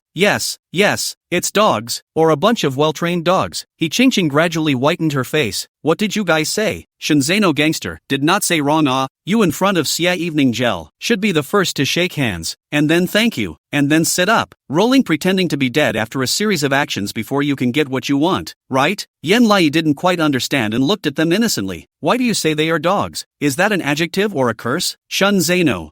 This. Shin Shoyan swished and sank. Shinjingji was embarrassed. It has nothing to do with you. You don't need to study it. Gu Huai covered her ears without changing his face. Sorry, I forgot to avoid the child. Ching and her brother's faces were as colorful as a palette of colors, and it took a long time before they could squeeze out a harsh sentence. Fine, we're all students anyway, so we might as well use our test scores to prove ourselves. We're definitely better than you guys. Jiayu nodded firmly. Shinzeno felt ridiculous and tried. Wait, you guys don't think I'm not good at studying, do you? Don't look at me with a belly full of swear words. I'm number 1 in the yearly section, but I'm a school bully. Shinjingji nodded. Yes, the middle-aged sick school bully who wants to be the school bully. Ching choked, obviously breaking his defense, and tugged his brother away. Let's go. They stomped down the stairs. Gu Huai hitched up the stair railing. Wait. Several people turned back from the bottom of the stairs. Gu Huai stood in the very center, and Shinzeno and Shinjingji walked up to stand alongside him. 3 teenagers leaned over the railing and neatly raised their middle fingers. Hot chicken. Shin Xiuyan stood with his arms wrapped around him. How childish, he said, pushing his glasses up with his middle finger. Ching? Ho-kayu? Doesn't that make it childish? A few people were so angry that they ran downstairs in humiliation without saying a word. Shinzeno suddenly felt relaxed all over. I finally understand why I like reading flunky novels. So this is the feeling of hitting your face. Cool. Yen Lai couldn't help but be a little happy. You stayed, right? Shinzeno leaned lazily against the railing and nodded. You've already fallen into that state. It would be really unreasonable for me not to stay. Shen Xiuyan glanced at her. Absence of intention. Why did you fall down on purpose? You're not afraid of getting hurt? She shook her head. Not afraid, duck, because I want Jeno brother to stay. I'm going to create evidence for him. Mama Mayan taught me. If you don't have it, create it. Shun Xiuyan. What kind of nonsense is mom teaching you? Shinjingji was happy and pinched her face and rubbed it dotingly. Why is our little EE so creative? Are you really not afraid that you'll roll down the stairs if you don't have good control? And doesn't the process hurt? She smiled. I'm afraid, and it hurts, but I'm more afraid of Jeno brother getting kicked out of school. So the pain doesn't hurt. Shinzeno froze and looked away in embarrassment. If you say so, then I've even become your painkiller. Shinjingji even smiled openly. The bottom of his eyes spread like a vast starry river of fine light. Rubbed her head. Thank you, E, for sacrificing so much for my indisputable brother. Shinzeno broke defense? Where did I not compete? Jiayu was beaten by me like a grandson, eh? Shin Xiuyan scorned. You still have the nerve to say that? You're a human being, not a beast. What's it like to speak with your fists? Really lawless. Shinzeno bared his teeth. You're just jealous that I can fight. Besides, what can I do if I beat him? What can I care that I'm Zeno's man? He might as well be in kindergarten now. Gu Huai indifferently picked up his cell phone. Then I'll make a little video for you and have my dad send it to your dad. Shen Zeno? Gu Huai, you die. Yen Lai couldn't help but cover her stomach and laugh when she heard this. Shinjingji also smiled from ear to ear. Didn't you say that no one can control you? This won't work? Gu Huai hooked up the corner of his mouth, took back his cell phone, and looked broken. Don't listen to him blowing his power. The sky falls down with his mouth on top. Shen Xiuyan covered his lips, the corners of his mouth slowly rising. Shinzeno's face turned red with shame. What's wrong with being afraid of dad? Isn't that normal? I'm not afraid of anyone except my mom and dad. I swear. EE had laughed enough and stepped forward to take his hand. Shinzeno shuddered and lowered his eyes to look at her. She smiled gently. Brother, it's good that you can stay. EE doesn't care who you're afraid of. The thought of seeing you in the future makes me happy. Shinzeno stunned to look at her. The tip of the ear abruptly flushed pink. Don't open the head, but don't. I'm just a normal righteousness, not because you have any relationship with me. I'm a person, and even have been so enthusiastic to the side of the road someone stepped on the death of a worm. Have to go up to punch him 2 punches it. Yen Lai was stunned and really believed it. Ha ha ha ha ha ha, then you are what the books say. The kind of person who helps people, right? Shinzeno's heart heaved a few beats and he grunted, unable to speak. Gu Huai grabbed her. Alright, let him continue to see justice. I'll take you to check your body. Yen Lai didn't resist and obediently followed Gu Huai away. Shinzeno, however, called out to her, absence of intention. She stopped and looked back at him. On the corridor, Shinzeno was wearing a white shirt, his school tie hanging loosely around his neck, a gangly air breaking through his bones, and his tone was impatient. Let's have dinner together in the evening. I'll treat you.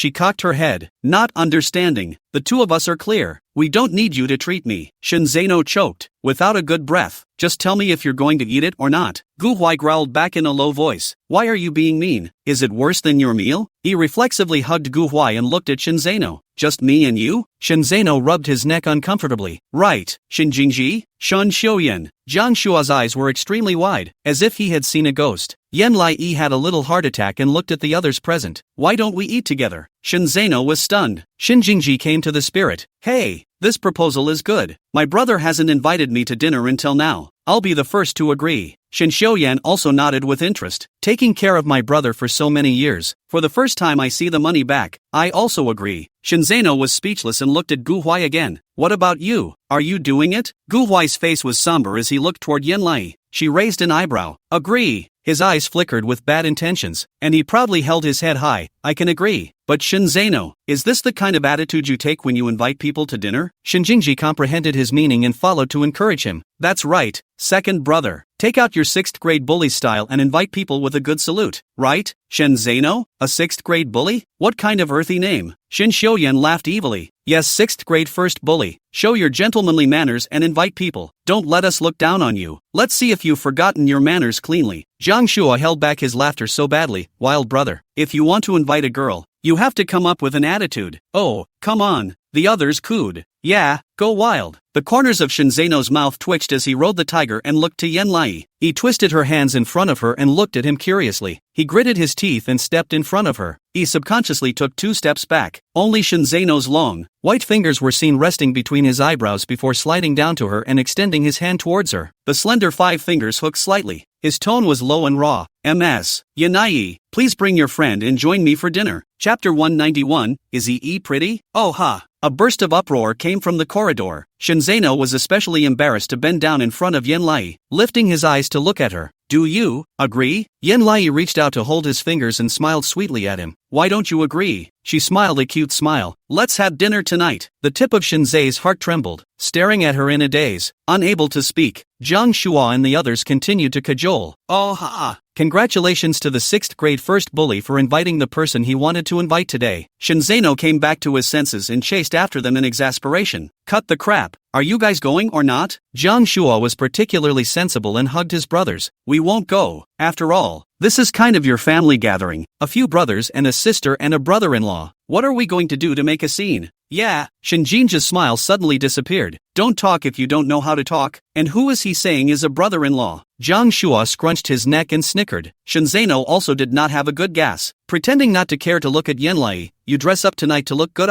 I will take you to meet the clouds to eat. Where does it come from? What is that place? Very upscale place? She wondered. What's it going to be? A skirt? Shinzeno shrugged his shoulders. Whatever, as long as it's you who doesn't wear a school uniform. Most of all this hair of yours should be changed. It seems like a crooked bull's horn that has been knocked out of place. It's ugly. Yan Lai, that's the second person today who's said her hair looks like a bullhorn. It looks like Uncle Yan Fengxing doesn't know how to comb his hair. Gu Huai touched her head. Wait for me in the classroom at the end of the school day. I'll bring the clothes to you and brush your hair on the way. Shinjingji let out a yelp, his tone not kind. Gu Huai, you can also braid a little girl's hair? You're quite versatile, aren't you? Gu Huai's expression was light. I've been combing her hair since she was 3 years old. Why? Do you have a problem with that? The corner of Shinjingji's mouth twitched. Sourly don't open his head. Not much. Who can have an opinion on this kind of thing? Someone serving my sister. I'm too happy to be happy. Gu Huai sniffed the air expressionlessly. It's so sour. Who's eating the lemon? His gaze fell on Shinjingji and he picked his lips. Oh, it's Shinjingji. Shinjingji? You? Shinzeno interrupted the chanting. Alright, stop bickering. Weren't you two quite taciturn just now? Gu Huai, who is in tacit agreement with him? Shinjingji, who's in tacit agreement with him? The two of them spoke in unison, looked at each other again, and then looked away again. Shin Xiuyan indifferently pushed his glasses with his middle finger. How childish. Shinzeno deflated. Let's go, class. Jiang Shua enthusiastically waved his hand towards Yanlai. Little ee. Thank you for today. Next time brother will take you to play. Intention smiled and nodded, waving after him. Gu Huai swept a look at her. She suddenly wimped out and dropped her hand. Gu Huai narrowed his eyes meaningfully. You're quite popular. How about coming? She snapped. Brother Jiangshua is very gentle. You can be friends with her too. Gu Huai's face was so dark that it could be burned as carbon. doing? Yi choked and held his hand impatiently. Okay, then I'll only play with you, okay? I won't play with anyone else. Gu Huai slanted her a glance and hummed, who cares? When he finished, he pulled her away, his hand clutching hers tightly. Shin Jingji took her other hand and said unhappily, to be honest, I think Gu Huai is just spoiled by you. You shouldn't have ignored him and see what he can do. Gu Huai frowned, coldly sweeping at him. Spread your hands. Shin Jingji raised his chin provocatively. No, this is my sister. Intentional was tugged along by both of them, looking to the left and then to the right, shaking his head helplessly. Who let her have just a few out-of-the-box friends? Pamper yourself. He Qingqing and He Jiayu as well as He Qian stood in the first-floor corridor with their heads hanging down like lost dogs. It wasn't long before Xiao Wanning came down from upstairs and went to stand in front of them. The three quickly stood at attention, waiting with bated breath for her instructions. Xia Lianning had a sulk flashing in her eyes, but she suppressed her temper. For today's matter, every one of you write me a 500-word review, and reflect on why you lost like this. He Jiayu was upset, mainly because Yan Lai was too intentional. She tricked me. Xia Lianning looked on with cold eyes. You should be grateful that Yan Lai this child has no bad intentions and only knows defense but not offense, or else the four of you wouldn't be enough for her. He Jiayu was dumbfounded and bowed his head, not daring to say more. Xia evening gel hate iron is not steel, so stupid mind do not let me see the second time. Now are the era of monitoring. You have done what everyone can see. Do not always want to think of crooked ideas to set people up. Cannot give me back to the laboratory to go. He Qingqing shuddered and spoke for her brother. Don't be angry, Mrs. Xia,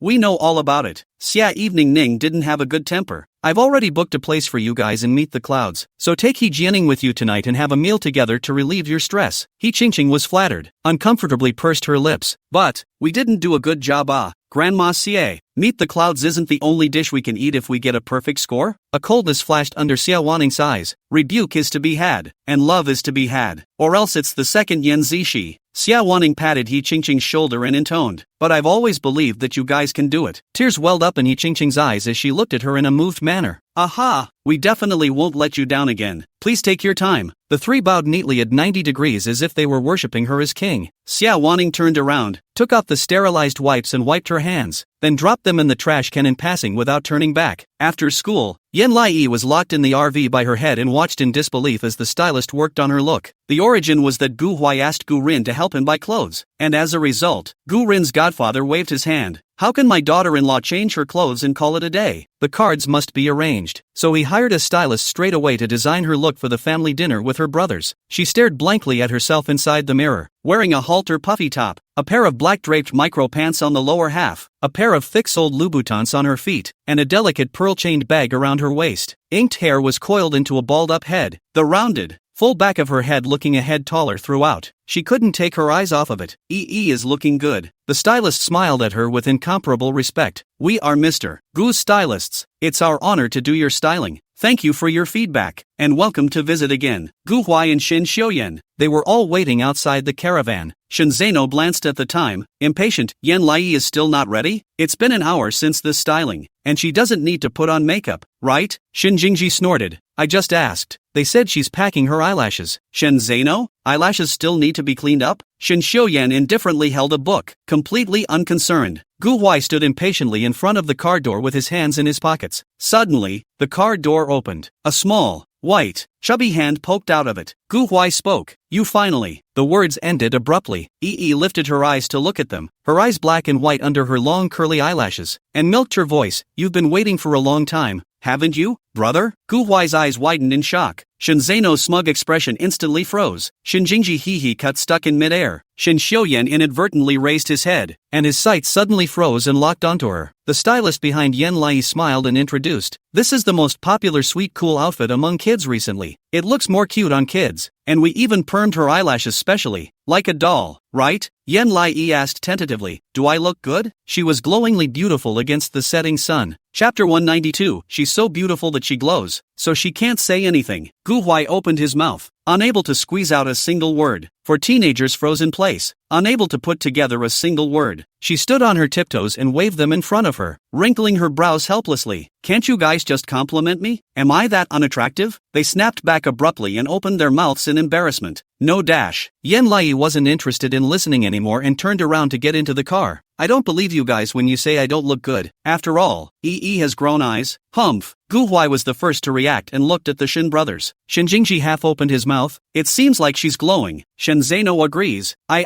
thought it was a princess from somewhere. Fixed my eyes to see that it's Yenlai. Shin Xiuyan silently retrieved the book. She's fit to wear this. The two brothers nodded and suddenly looked at Gu Huai. Why didn't you say anything just now? Gu Huai choked, the tips of his ears quietly reddening. You all didn't react. How could I? I've been with her the longest. He had only seen the gentle and playful Yenlai in a princess dress. Where had he seen such an exquisite her? The moment she got out of the car, she was really glowing. Yenlai sat in the car, not knowing what they were discussing, impatiently lowered the window. Beautiful as black pearl eyes locked four people. Milky voice urged, still not get in the car. Brothers? They snapped back to their senses instantly, like mute brats flocking to their cars, not quite comfortable with her beauty. Yenlai propped her hand on the car window and looked at them with an expressionless face. E is really unattractive? Give her a compliment. She's gorgeous today, okay? Gu Huai choked and lowered his head to sit next to her. The Shin family brothers even did not look at anyone. The tips of their ears were red and red, just like a stuffy gourd. The driver asked, departing? Young master and young lady? EE withdrew her gaze in hatred and milked the ferocity. Let's go. Not long after, He Qingqing stood at the entrance of Meet the Clouds, her eyes glowing as she looked at the specially decorated restaurant in front of her. She and her siblings wore their best clothes. Although He Jianing was defeated, he was very happy. Jianing, I love to come and meet the clouds, because they have super good chicken fries and pizza, and they have a singing show. Plus the restaurant, as its name suggests, is dominated by a white and silver tone, with many white clouds hanging from the ceiling and a smoky floor, just like being in a fairyland. He Jianing frankly said, brother and sister, I feel advanced every time I come to meet the clouds, don't you? He Qingqing nodded. Hokaiu echoed the sentiment. We failed today, but it's good that grandma is very open-minded and willing to give us a chance, so we must eat happily today so that we can keep trying next time. He Qian and He Jianing nodded heavily. Keep up the good work. Immediately afterward, another car stopped behind a few people. A familiar voice rang out from behind them. Wow, there really are clouds in here eh? The voice? A few people turned around in surprise to see Yan Lai popping out of the car. Exquisitely dressed and sweetly cool. He Qian was stunned. He Jiayu's eyes lit up. He Jianing's eyes rounded. Oh my god, she's so beautiful. He Qingqing abruptly sank her face. Yan Lai did not notice the Forty family. This is a belly full of fire. But see, this only restaurant also dissipated. Was the doorway sculpture to attract attention? Pointing, want to take a picture with it. Without saying a word, Gu Huai took out his cell phone to take her picture. I'll take it for you. She frowned and cooed. But this bag is so shoulder-stretching. Shin Jingji arrowed forward. Let me help you with your backpack. Then it was unbelievably smooth as she slid the little mini bag across herself. Stood next to the statue B, a bit dissatisfied. Is this not good? I can't pose. Shin Zeno stepped forward. Let me teach you how to pose. Shen Xiuyan covered his face. A bunch of raiders. What a lack of eyes. Suddenly, Yan Lai had a bright idea.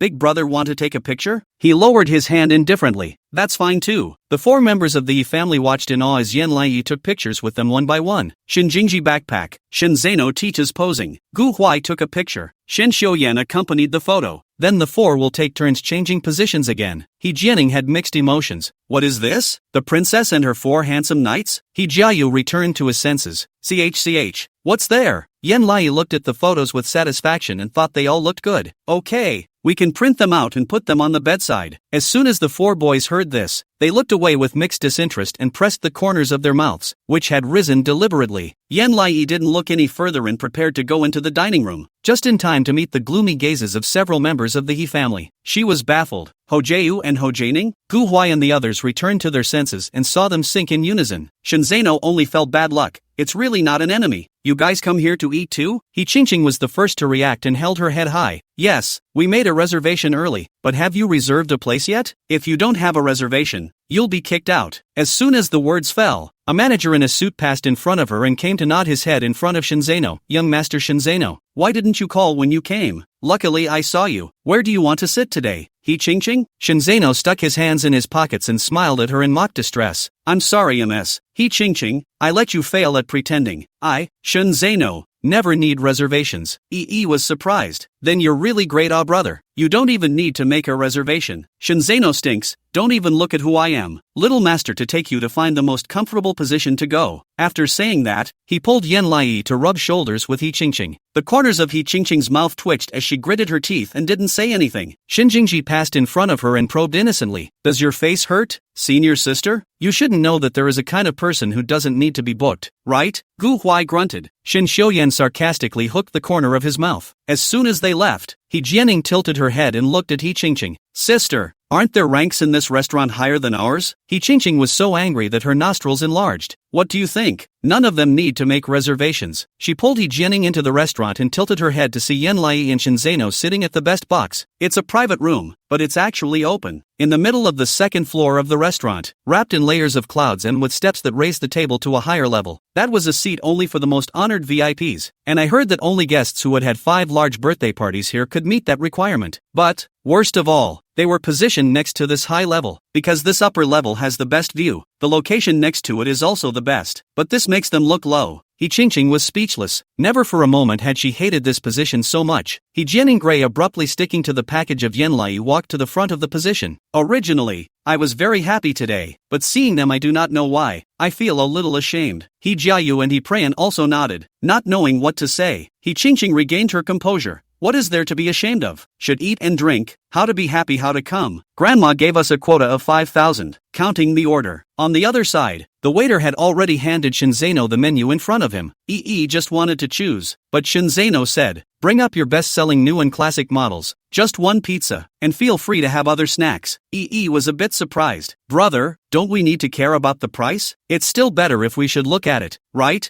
Avoid wasting. Shinzano lazy, do not need to see. To come here is to eat and not count. You eat how much I can afford. He Qingqing, Chapter 193. What is the meaning of this? Any person sent out is a king's bum. He Jiayu disliked the table with one fist and suppressed his voice. Did he say that to us? Sneering at us, right? He Qian sipped a mouthful of lemon water. Tone Bloomy, I heard that Shinin and give his son a month 1 million pocket money. Spend it all, and get the award, can get 100,000 bonus. Shinin the Wild, how many games a year? His money must be a lot of money. We can't compete with him now, but we will certainly earn more than him on the line. Do not care about them, keep a good mentality. He Qingqing felt that it made sense. Lao San is right. The siblings nodded and looked carefully at the menu. After choosing a dish, or wandering off to look at the top bit, Yan Lai had her back to them, and across from her were the 4 of the slouching teenagers. She poked her head around the railing. I can't believe there's a band downstairs, eh? So can guests go up and perform? Shinzano was boredly playing with his cell phone. Of course, there are a lot of kids who will go up and perform on their own accord, but this kind of thing is too humiliating. I am not doing it. He Qingqing sneered. Have you never done it before? Or won't you? EE was stunned and twisted her head to look at her. Will it have anything to do with you? Are you very idle? To care about us? Gu Huai was happy. Speak beautifully, absent coming. He Qingqing choked, unwilling to show weakness. I just think that those of us should seize every opportunity we have to express ourselves. For example, I'm now a grade 8 piano. My 2 younger brothers are grade 7 pianos. We have the ability, we can go up and perform. Unlike some people who can only move their mouths if they don't have the ability to do so. Idea was speechless. Oh, then you're awesome. She turned her head to ignore her. He Qingqing felt there was insulted too, clenched his teeth. Absence of intention. I think you are a wimp. You know that these 4 brothers of yours can't do anything but fight, so you are a thief to help talk. If you are really powerful, do you want to compete with us? Yan Lai looked at her absurdly. Sister, you're not finished, are you? He Qingqing looked at her with a smile and didn't give her a chance to refuse. My brother is not talented. Piano grade 7. She looked to He Jiayu.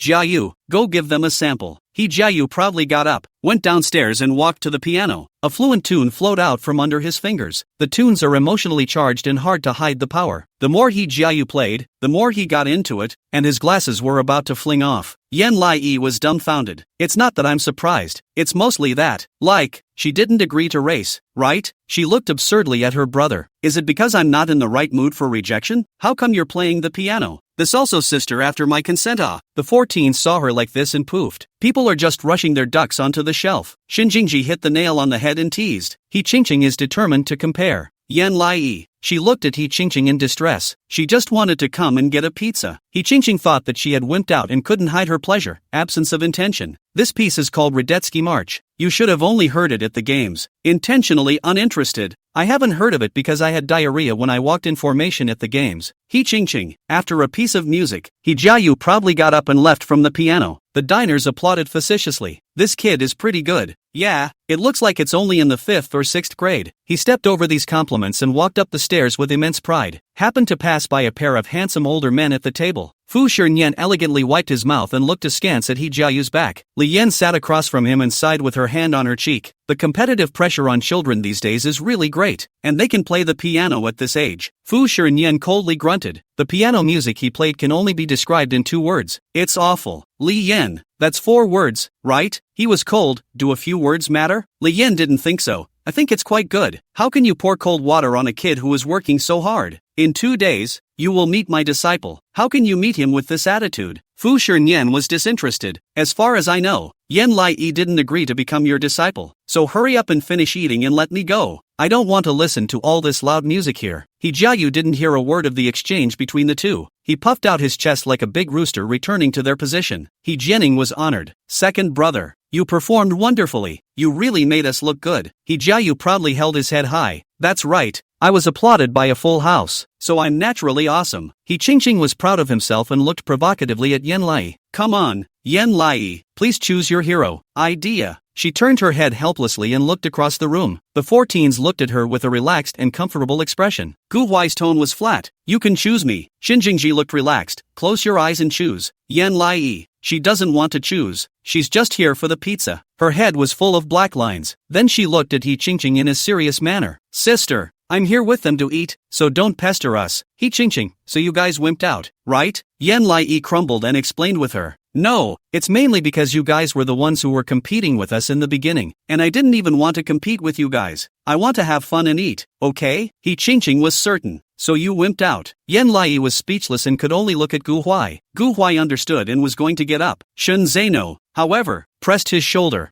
I'll do it. Yi was surprised and watched Shun Zeno hang back and get up from his chair. He Qingqing was amused. Shun Zeno, with your boxing hands, you can play the piano? Shun Zeno didn't say anything, hands in pockets, lazily walking downstairs to the piano. Yan Lai poked his head out nervously, only to see Shun Zeno sitting with a straight spine on the piano bench, his wrists hanging in the air, a familiar piece of music instantly flowing out from his fingertips, smooth as a dove. This hangdog school bully suddenly became elegant? He Qingqing abruptly stared in disbelief. He's surprisingly good at it? Yan Lai picketed the railing is even more surprised. Beethoven's Moonlight Sonata? Xin Jingji was surprised. You know Aii? She nodded her head and nodded, because Gu Huai will too. There was also an uproar inside the restaurant, looking at Shin Zeno's rather wild-side face in shock. He is a combination of Yan Wei-yang and Shinin with. There is Shinin and the cold and stern phoenix eyes, and there is Yan Wei-yang's delicate nose, and his appearance is between gangsterism and delicacy, plus his characteristic debauchery, which breaks through the bones and straight into the heart. But when combined with the white 3-legged piano, he seems to become a humanoid wolf, performing as casually and naturally as eating and drinking. There is no trace of Ho Kaiyu's performance, but it sets off the more handsome. Shin Xiuyan stood to the side with his arms wrapped around him, and said in a cloudy manner, Shin Zeno already had grade 10 piano when he was 10 years old, and after that, he majored in sparring and fighting arts and other musical instruments, so I really don't know what there is to show off about having a grade 7. Ho Kaiyu. Thanks. There was sarcasm. When the song ended, Shin Zeno lazily got up, and the applause rang out like thunder. He mixed it up and stepped back into his seat to a round of applause. Yi enthusiastically pounced on him. You're too good, Ergo. You're the real hero. Shin Jing resigned a acidic reminder. Yan Lai, don't act like you haven't seen the world. Any one of us is a 10th grade. Today with you for dinner we are all the king's bomb. Send whoever goes out is the same. Yan Lai immediately turned her head to look at He Qingqing. Excited. That's great. You guys can't beat me. I can eat pizza. He Qingqing, are you full of pizza? Yan Lai pinched her waist. Yeah, or else it's full of you, then I can't eat. He Qingqing, is she polite? Chapter 194, He Jianing, what do you owe me here? He Qingqing was so angry that her stomach twisted, and hot tears vaguely turned up under her eyes. Can't tell if I'm angry or in pain. She only felt aggrieved and simply shrunk her body into a ball, turning her back to Yan Lai and no longer saying anything. Seeing her listlessness, He Jianing asked tentatively, Sister, have you admitted defeat? He Qingqing didn't say anything. He Jianing held her hand and said seriously, Sister, We can't just admit defeat. Besides, it's not a surprise that Shinzano knows these talents. Who doesn't take interest classes in this era? We can totally start with the weakest one. Ching's eyes glowed with a hint of light, gradually coming to be interested. Qian rationally analyzed. Shun Xiuyan, Shun Zeno, Shinjingchi family conditions are good. Interest classes must be quite a lot on. The only no background is Gu Huai and Yan Lai. Jiayu is sure, Gu Huai cannot. I heard that Gu Huai's grades are extremely excellent. Subjects are full marks, but also his homeroom teacher's heart. We laugh at him as an orphan can be. Really fight is certainly a defeat. A few people finished their list of eliminations and suddenly locked eyes in unspoken agreement. That leaves only one. The four men looked in unison to look to the Yanlai. Yi turned on her side. Her cheeks puffed out like a little hamster, and sliced the pizza with her fork, saying in surprise, "Wow, it's really as advertised. The pizza pulls." Shinjingji snorted. "Isn't it normal for cheese to stretch?" she said frankly, but Yi has only seen it on TV. "This is the first time I've seen it. Thank you, brother, for giving me the chance to eat it." The four teens were surprised by her sincerity, and with varying degrees of tenderness and sympathy turning up in their eyes, they all looked at her without saying a word. Qingqing narrowed his eyes, obviously not of princess origin, but with a princess-like future. So harsh. She looked over at Heikkinen. Jianing flung his fork and stood up from his chair, yelling, "Yen, come on, I'm curious. Your brothers are so talented. What do you know?" Yan Lai, who was concentrating on drawing silk, wrinkled his eyebrows. "Here we go again." Shinzano rolled his eyes greatly and prepared to ring the bell. "I'll have the hotel manager kick them out." Heikkinen simply ignored it and walked straight up the steps to the table where Yen came from. "I noticed your brothers are multi-talented, but you yourself seem to know nothing? Don't you have anything to perform?" Yan Lai put down his fork with an expressionless face. "Yes." Heikkinen, "Perform what?" She coldly flashed her phone watch. "I'll sue you to my mom for pestering me." "Heikkinen?" She laughed in exasperation. "I'm just asking if you know any specialties. You don't have to call your parents directly, do you? And your mom isn't a real mom, is she? Is she willing to control you?" Yan Lai's face instantly turned cold, slamming the table and standing up. "What's it to you?" Her cheeks were bulging from baby fat, her eyes were round and big, and she wasn't as tall as Jianing, so she looked like a little peahen fuming fiercely, completely unafraid. Jianing lowered his eyes and smiled at her. Yi suddenly felt that she had lost a little bit of her momentum, decisively took off her shoes and stood on the stool to look at her condescendingly. "I'm taller than you." Jianing's smile suddenly disappeared, subconsciously looking at the chair next to him. Shinjingja expressionlessly turned the strawberry milk in his hand. "Try thinking about my chair if you dare." The corners of Jianing's mouth twitched as he looked toward Yan Lai. Yi crossed her arms with one hand and looked at her out of the corner of her eye. All she could do was tilt her head. "Why don't you come and tell me what talents you know?" Yan Lai's face was expressionless. "Why would I tell you that? Would you give me little red flowers?" "Hejanine, I can give you little red flowers." She scoffed. "Does your little red flower have qualifications bestowed by your teacher? Can you redeem them for erasers and toys? Can it be redeemed for stickers? Can it be praised by the teacher in front of all the children?" Jianing was dumbfounded. "You're asking so much for a little red flower? Our class is all about sticking stars." Yan Lai sighed and said with fries in his mouth, "Then we're not on the same path. The stars and the saffron are not destined to go together." Jianing? "Who said that? I just want to race you." Yan Lai grunted. "Compare with me. We both have different prizes. How can we compare?" She sat cross-legged on a chair and put up her little fat hand with a board. "Nah, when you come out to hang out, you have to talk about your grades and the number of little red flowers. How many stars do you have? And how many points do you get in your hobby class?" Jianing wrinkled his eyebrows and managed to get sidetracked. "So how many points did you get in your major?" "0 points, nah." Yan Lai milk-fierce slapped the table. "Because you stepped on my handmade work. I'm going to take my entry to compensate the principal. And now you're going to come to my place to make me have no way to eat pizza." Jianing. "What do you owe me here to pay back?" Shinzano, pfft. The corners of Shin Shoyan's mouth pressed down with difficulty. Shinjingji held back his laughter until his face turned red, and approached Gu Huai. "What does she usually like to watch?" Gu Huai covered his lips with one hand. "Ghost movies, spy wars, gun battles, and blah blah blah little magic fairy. And take the time to watch romance movies." Shinzano lowered his head and shivered with laughter. "This child has learned too much knowledge." Jianing's face turned red with anger. "That's because you weren't able to protect your things yourself."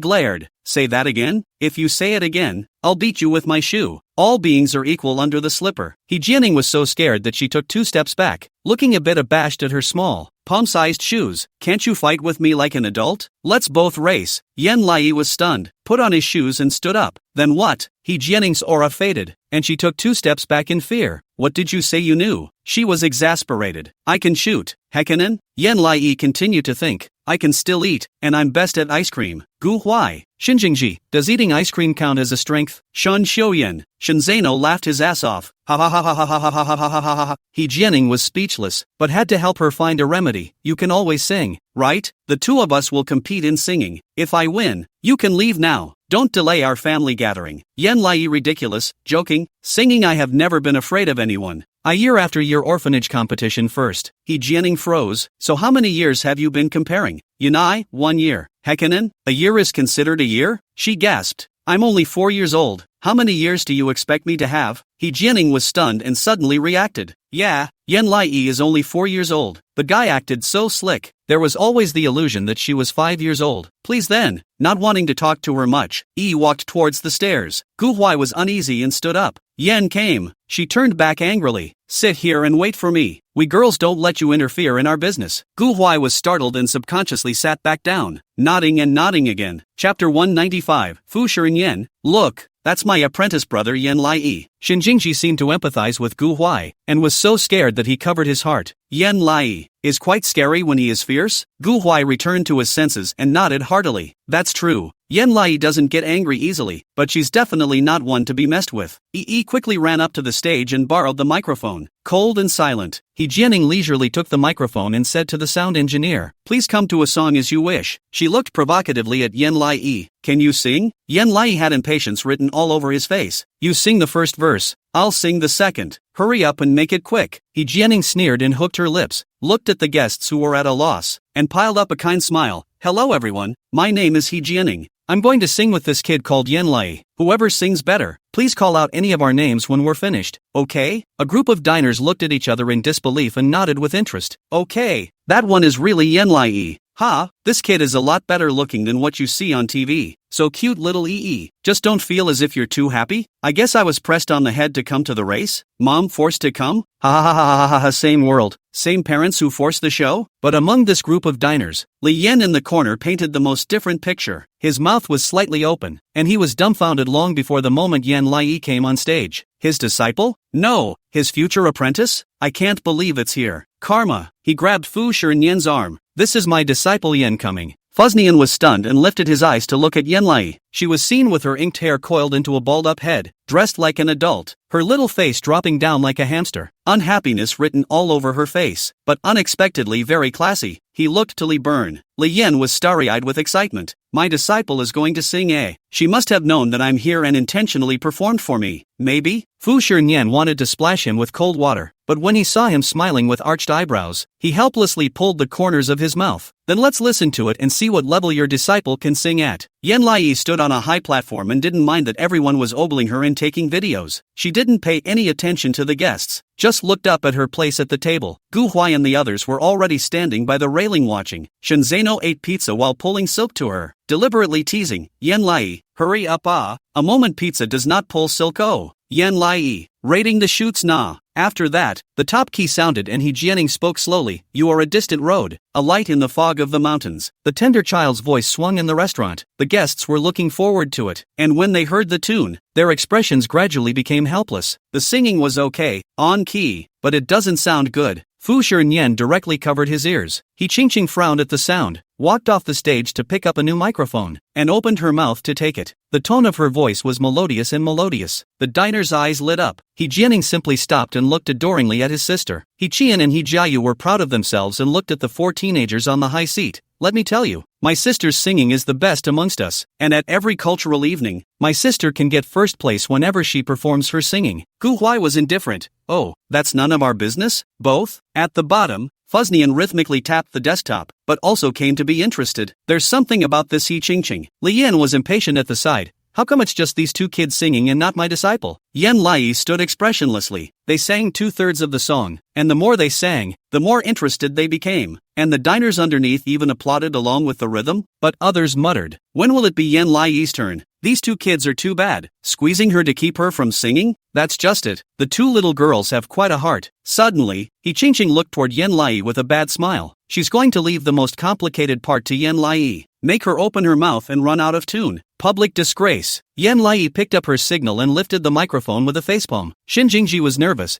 It's going to be sung, it's going to be sung. Yi's eyes were wave-free, as if nothing could cause a ripple, but her opening was a clear, singing voice. The mountains and rivers are unharmed. The smoke and fire are ordinary, but you look out as you wish. Sleep peacefully in your dreams, O children, as you love so dearly. All the diner's eyes widened in shock. Shun Zeno, who was focused on drawing silk, looked down in surprise. Shin Jingji covered his mouth in disbelief. There was also a hint of shock climbing up Shin Xiuyan's calm expression. Gu Huai was victorious and raised his hand to clap his hands. The diners reflected, and the applause thundered and stopped quickly. Goosebumps, how can she sing so brightly? It overshadowed the excellent performance of Ho Qingqing. Although the child's voice had no finesse, it could feel like God was chasing her to feed her. And the opening made Goosebumps scurry. Someone was excited. Asterisk asterisk asterisk asterisk. What kind of actor is this kid to be? Be a singer. Li Yan was even so excited that he stood up and tugged on Fuznian's arm. Did you hear that? This is my disciple. An all-round player. It's too good. This is crushing. Fu Shinian's eyes are getting brighter and brighter, and the eyes that look at the intention of the Yan flashes with rich interest, seemingly wanting to put her in the bag. Yan Lai didn't care when she heard these cheers, turned to look at the blushing sisters, and sang with great emotion, "And I will dream of the reunion you dreamed of, wish for the eternity you wished for, and walk the long road you walked, and love you like this." He Qingqing was anxious and hurriedly picked up the microphone, deliberately overpowering her voice. But Yan Lai's voice was extremely clear. She couldn't cover it, so she could only raise her voice, and suddenly it ran out of tune. The diners cringed with particular impatience. TCH, what's with the little heart girl again? It's so hard to sing. Can't we just let Yan Lai sing alone? Haven't they sung enough? He Qingqing felt everyone's hostility towards her. Her voice gradually weakened, her palms even moistened with cold sweat. Yan Lai hadn't stopped yet and happened to make a perfect ending. Like thunderous applause again. The winner is decided. Some remembered the promise from the beginning and cheered her name. Why don't you come to the right place? Yan Lai, how to make it work? How come? Yan Lai, you are my god. Shin Jingji leaned against the railing, not knowing what expression to make, only feeling hot-eyed. I don't know why. She sang so well that I wanted to cry. Shin Xiuyan was non-committal and looked at her with a lot more appreciation in his eyes. Undeniably, the singing is really good. Shin Zeno leaned against the railing and whistled. Good job Yan Lai. You're ing awesome. Chapter 196 Fu Shinian. Gu Huai's eyes shone with starlight and he only felt light on his face. He had always believed in absenteeism. As long as she raced someone, he just had to wait for her to accept the results. She won't lose. Yan Lai smiled and responded to everyone's enthusiasm, taking pictures with a few fans in the process, handing the microphone back to the staff, and then gracefully looking at He Qingqing. Not a single person shouted your name, sister, so it looks like I won. He Qingqing's body trembled, looking at her with wide eyes, unable to speak. Yan Lai hooked his lips in a smile and left with pleasure. Suddenly, a man crossed in front of her. She stopped and looked up in surprise to meet a handsome middle-aged man. The man was dressed in a well-tailored black shirt, and his long, slender legs almost managed to submerge her whole. But height is not the main thing. The man looked to be around 40 and had very deep eyes that seemed to infuse the world's goodwill into them, causing the tip of her heart to flutter and the fire from not being able to eat the pizza to suddenly dissipate. What a beautiful uncle! The diners also froze at the appearance of the old man. Judging by the aura alone, this is definitely a big guy. Dumbfounded, Yan Lai misplaced his gaze to see a grinning Li Yan dressed behind him. Grandpa Li Burn? Li Yan waved his hand at her. Hello future apprentice, here for pizza? She nodded sluggishly. Yes. Li Yan cheerfully wrapped his arm around Fu Shinian's shoulders. He was even half a head lower than Fu Shinian.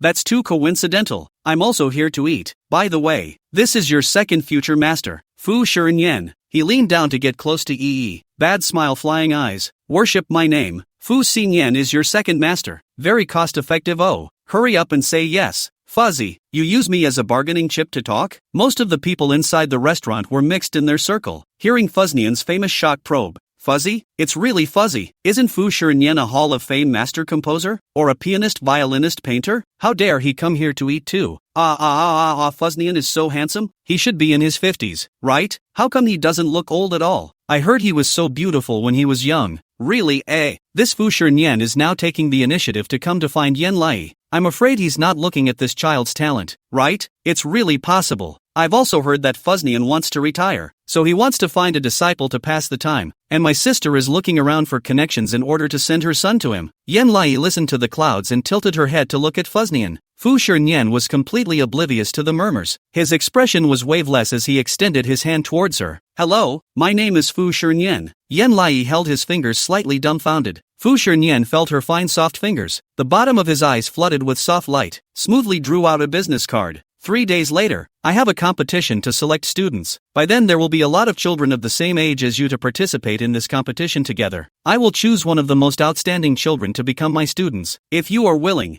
3 days to come to this address. He asked for a pen and wrote the address on the back of his business card. If you're interested, have your parents call the assistant first to sign up. This is the last spot I have left for you. Yan Lai took it with both hands in a daze, looking at the large letters that would fly in the dragon after tomorrow, and nodded. Thank you, Grandpa Fu. When she finished, she reached up and jerked, not twitching. Fu Shinian looked at her cautiously. 3 days later, you must come. I'll wait for you at the Grand Theater. With that, he turned to leave. Li Yan incidentally close to her. Suppressed excitement, must come Yan Lai. This is a once-in-a-lifetime opportunity. He is a great god in the art world. I'm sure he sees you. You will definitely become his disciple. At that time you will be the disciple of both of us. Absolutely come oh. After saying that, he was incomparably cheerful to keep up with Fuznian's pace, turning back to give her a flying kiss. Oh yeah, you just sang exceptionally well. Looking forward to your performance in 3 days. If anything, Fuzilian gave her a sideways glance, and the corners of his mouth seemed to vaguely raise upwards as he disappeared into the restaurant. Yan Lai was still standing frozen in place. The whole atmosphere of the restaurant, however, suddenly exploded.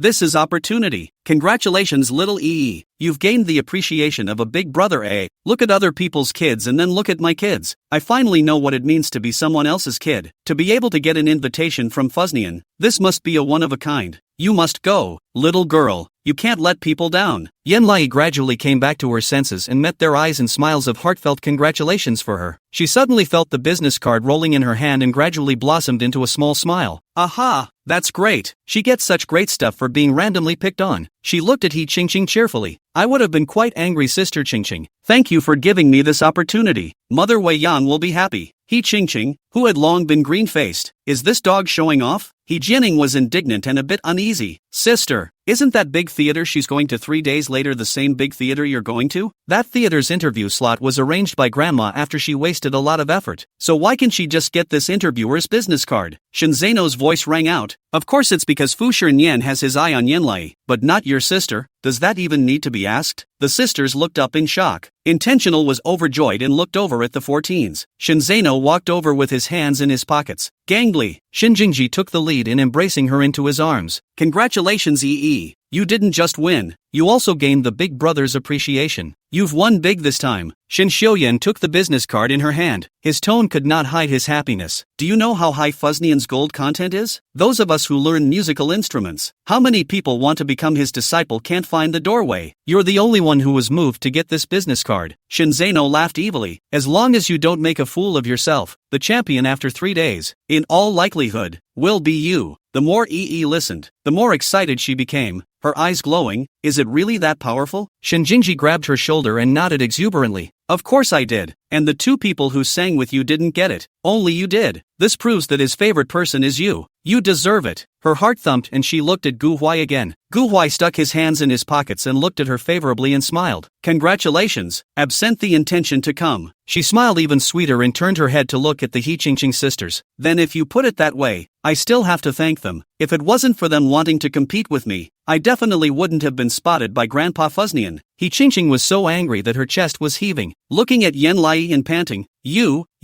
did it on purpose. When she finished, she suddenly doubled over and fainted. He Jianing screamed. Ah, Sister Qingqing has passed out from Yan Lai's anger. Quickly pinch her. Yan Lai, ha. Chapter 197. Can't let Yan Lai participate in the competition. With the moon in the sky, Bai Miao walked through the long corridor of a courtyard with a grave expression on her face, came to a room and knocked on the door. Xiao Wanning's voice came from inside, enter. Bai Miao pushed the door in and was just about to open her mouth when Xiao Wanning said, I already know everything. How is He Qingqing? She answered in a muffled voice. Her head is not dizzy anymore, but she is still crying in her room. After all, losing Yan Lai for a day, the match was not one not to mention that, but instead, she let Yan Lai to be looked at by the big brother. She felt humiliated and blamed herself. Xia Evening Ning casually flipped through the information. So do you think, on the day of the interview, Yan Lai will surpass Yi Qingqing? Bai Miao choked and nodded honestly. Can. It's not an exaggeration to say that Yan Lai has talent, has a lot of heart and looks good. All aspects of the conditions are above Yi Qingqing. Yi Qingqing doesn't have any advantage except for her age. Xia Lianning's eyes sank as she put down the information. It's only right to lose when your skills are inferior. Bai Miao was unconvinced, but in that case, the brain development experiment will fail sooner or later. And how can we make the investors continue to invest when our experimental subjects have not accomplished anything at all? Then let Yan Lai not be able to participate in the competition. No matter what method you use. Xia Wanning's gaze was cold. Like ice, just leave her alive. Bai Miao was stunned and instantly realized. Understood. Soon.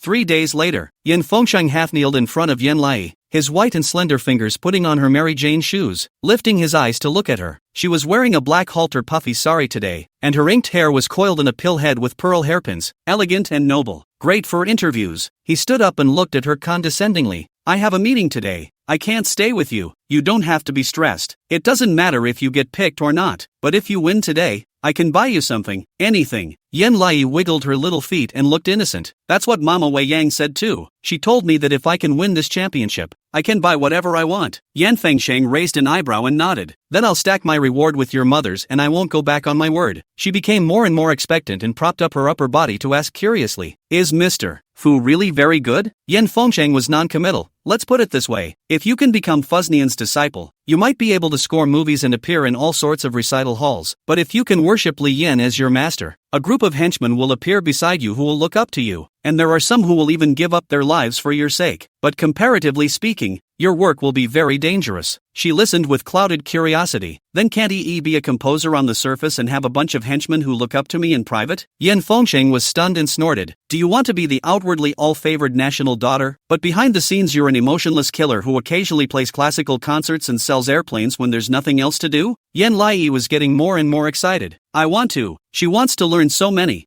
things. Could be awesome adult. Want to shoot like Uncle Yan Wu Gue, and sing and perform. Yan Fengsheng smiled and shook his head. Wait until you can really pass the Fuznian interview. But I can also recommend a shortcut to you. Becoming Li Yan's disciple is Fuznian's disciple. Fuznian won't reject Li Yan. Intentional was thoughtful and a little nervous. But what if I don't make it? Will you guys blame me? Yan Fengsheng wrinkled his eyebrows and asked rhetorically, why should I blame you? Isn't failure normal? She was insecure and but my classmates said that their parents would scold them if they didn't do well on the exams, and I don't want to fail everyone. Yan Fengsheng was stunned, looking at her locked brow. Yan Zishi's lost face popped up inside his head. How can you understand? Second brother? How could you? Who won first place in the yearly division every year? Know what I'm in it for? Do you think I want a reward? I want the recognition that the whole family is happy for me. If you lose, you can't eat good food. If you lose, you can't get rewards and smiling faces. You guys get numb from getting trophies, but I have to fight to the death. Do you know how painful this differentiation is? I'm not happy at all. He snapped back to his senses and looked at Yanai again. It won't. Yi looked up, stunned, at him. Yan Fengsheng stuck his hands in his pockets with a meaningful expression. You never need anyone else's approval. Just be yourself. I'll give you a reward if you win or lose. Yi was surprised. There's a reward for losing? Yan Fengsheng was certain. Well, winning is a reward. Losing is a consolation prize. No matter how you choose or what you do, you can get what you want, as long as you put your best foot forward. Yan Lai was surprised and suddenly motivated. Good. Yi will definitely work hard. With that, she ran to the car outside the door waving at him. I'm off. Yan Fengsheng nodded elegantly and watched her back as she ran towards the car, the dark pupils of his eyes faintly glowing with heat waves. Somehow, he had a vague feeling of certainty in his heart. Yan Lai will surely win, but it doesn't matter if you don't win. The Yan family had enough money to keep her mingling for the rest of her life. She just needs to not go the same way her mom did. He took out his cell phone and opened the family group. Yan Lai went for an interview today. If she loses, you guys shouldn't reprimand her. She's a bit stressed out. Yan Weiyan, this is heartbroken a second brother? It's different to have a baby like a daughter, isn't it? It's better than being alone, right? Now give me still want to give up? Yan Fengsheng, shut up. Shininwith, set a restaurant and have a big meal if you lose and a big meal if you win. Shinjingji, I've already bought the gift. Losing is the consolation prize. Winning is the congratulations prize. Yan Lixing,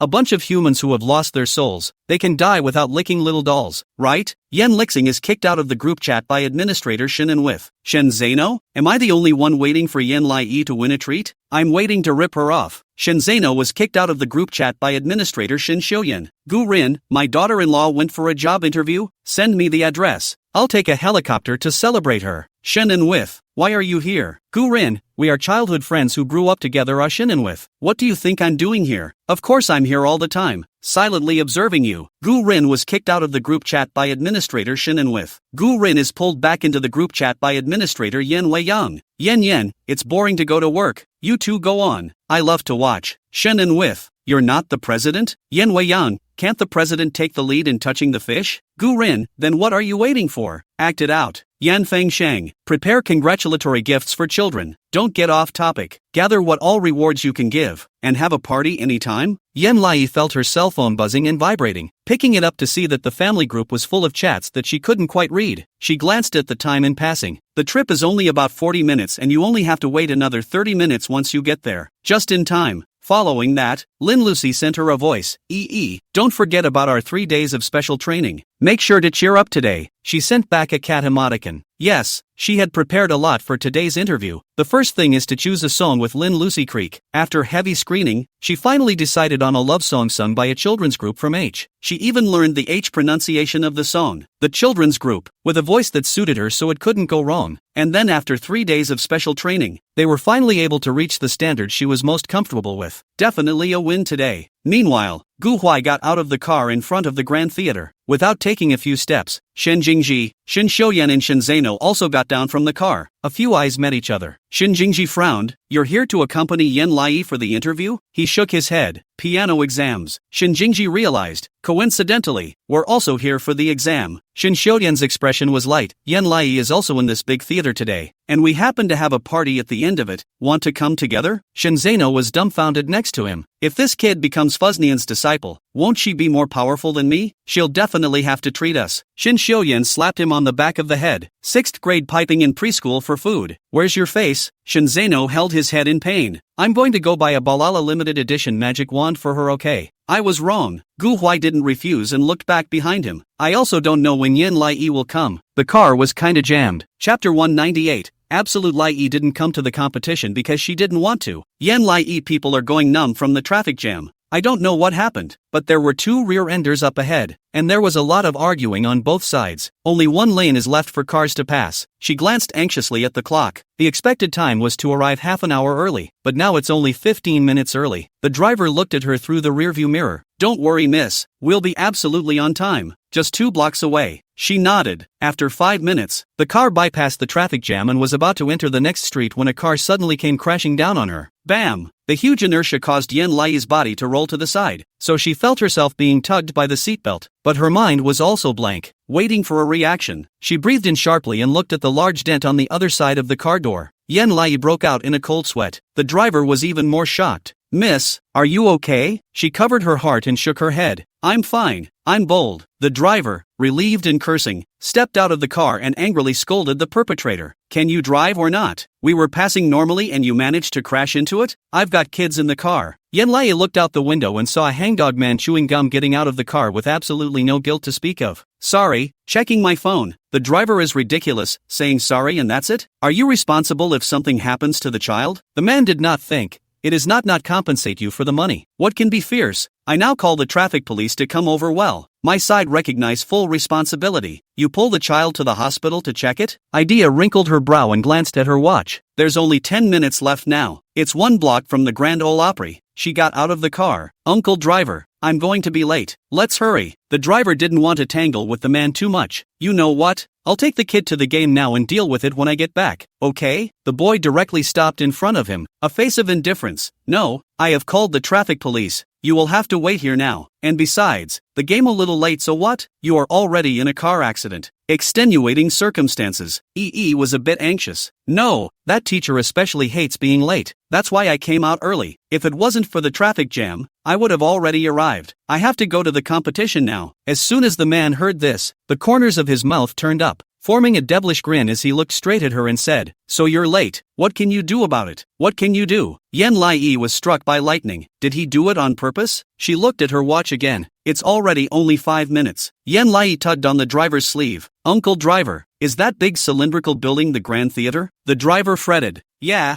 don't worry, we're just a block away now. I'll take care of it soon. The man smiled wryly. I guess it'll take 20 minutes. He turned around and ran towards the entrance of the Grand Theater. The driver chased her. Miss, wait. I'll ask the traffic police to give you a ride. The man yanked the driver straight up. Don't go. Things aren't finished yet. The driver was chagrined. What's wrong with you? Can't you tell priorities? The kid is more important than the car. The man still looked unconcerned. What's that got to do with me? With that, he turned his back and sent a message. The child ran over on his own. Bai Miao receives the message and it's someone in the group. Plan number 2 ready. Yan Lai ran towards the Grand Theater, an extremely long path that took her 8 minutes to run, as she was physically unable to do so. It's already 3 minutes late, but it's not too late. Yan Lai ran towards the entrance of the Grand Theater when suddenly a car flashed by the curb and slammed into her. She was caught off guard and flopped to the ground, her mind momentarily blank with pain. The knee of her hand teased a hotness that seemed to leap all over her body, and the pain caused tears to reflexively come to her eyes as she looked at the source in shock. The uncle on the motorized bike drove right past her, screaming and cursing. Asterisk asterisk asterisk asterisk kid. Watch it. Motherless thing. Yan Lai's eyes were absurdly wide open and he tried to get up, but he couldn't muster the strength to do so. The blood was staining the ground. She couldn't sit up because of the pain, and she felt the sky spinning, and the bean-sized tears hit the ground, and it was only after half a day's hard trying that she was able to get up from the ground. Yan Lai trembled and looked at his watch. 10 minutes late. Breathing harder and harder, she braced herself and limped toward the Grand Theater. Uncle told her to get on the elevator to the 10th floor and look for Studio 1001. With immense difficulty, she entered the elevator and tiptoed down to the 10th floor, finally breathing a sigh of relief. Bai Miao stood on the 10th floor, looking at the elevator already heading up, and holding her phone, she said, Plan number 3 is starting. Yan Lai dusted off the dirt on his body and forced himself to rest against the wall against the pain. It doesn't matter, she's already here. Mr. Fu will surely understand. Suddenly, the elevator stopped, stuck on the 3rd level. He froze and stood on her tiptoes to press the elevator door. No response. Suddenly, the elevator door opened and a few adults fishtailed in. Little sister, I'm sorry, the elevator is broken. You can go upstairs by yourself. She was incredulous, but my floor is the 10th floor. How do I get up there? She's still hurt. The staff helplessly shook their heads at her. There's nothing we can do. The elevator is broken. It's not like we won't let you go up, so hurry up and go.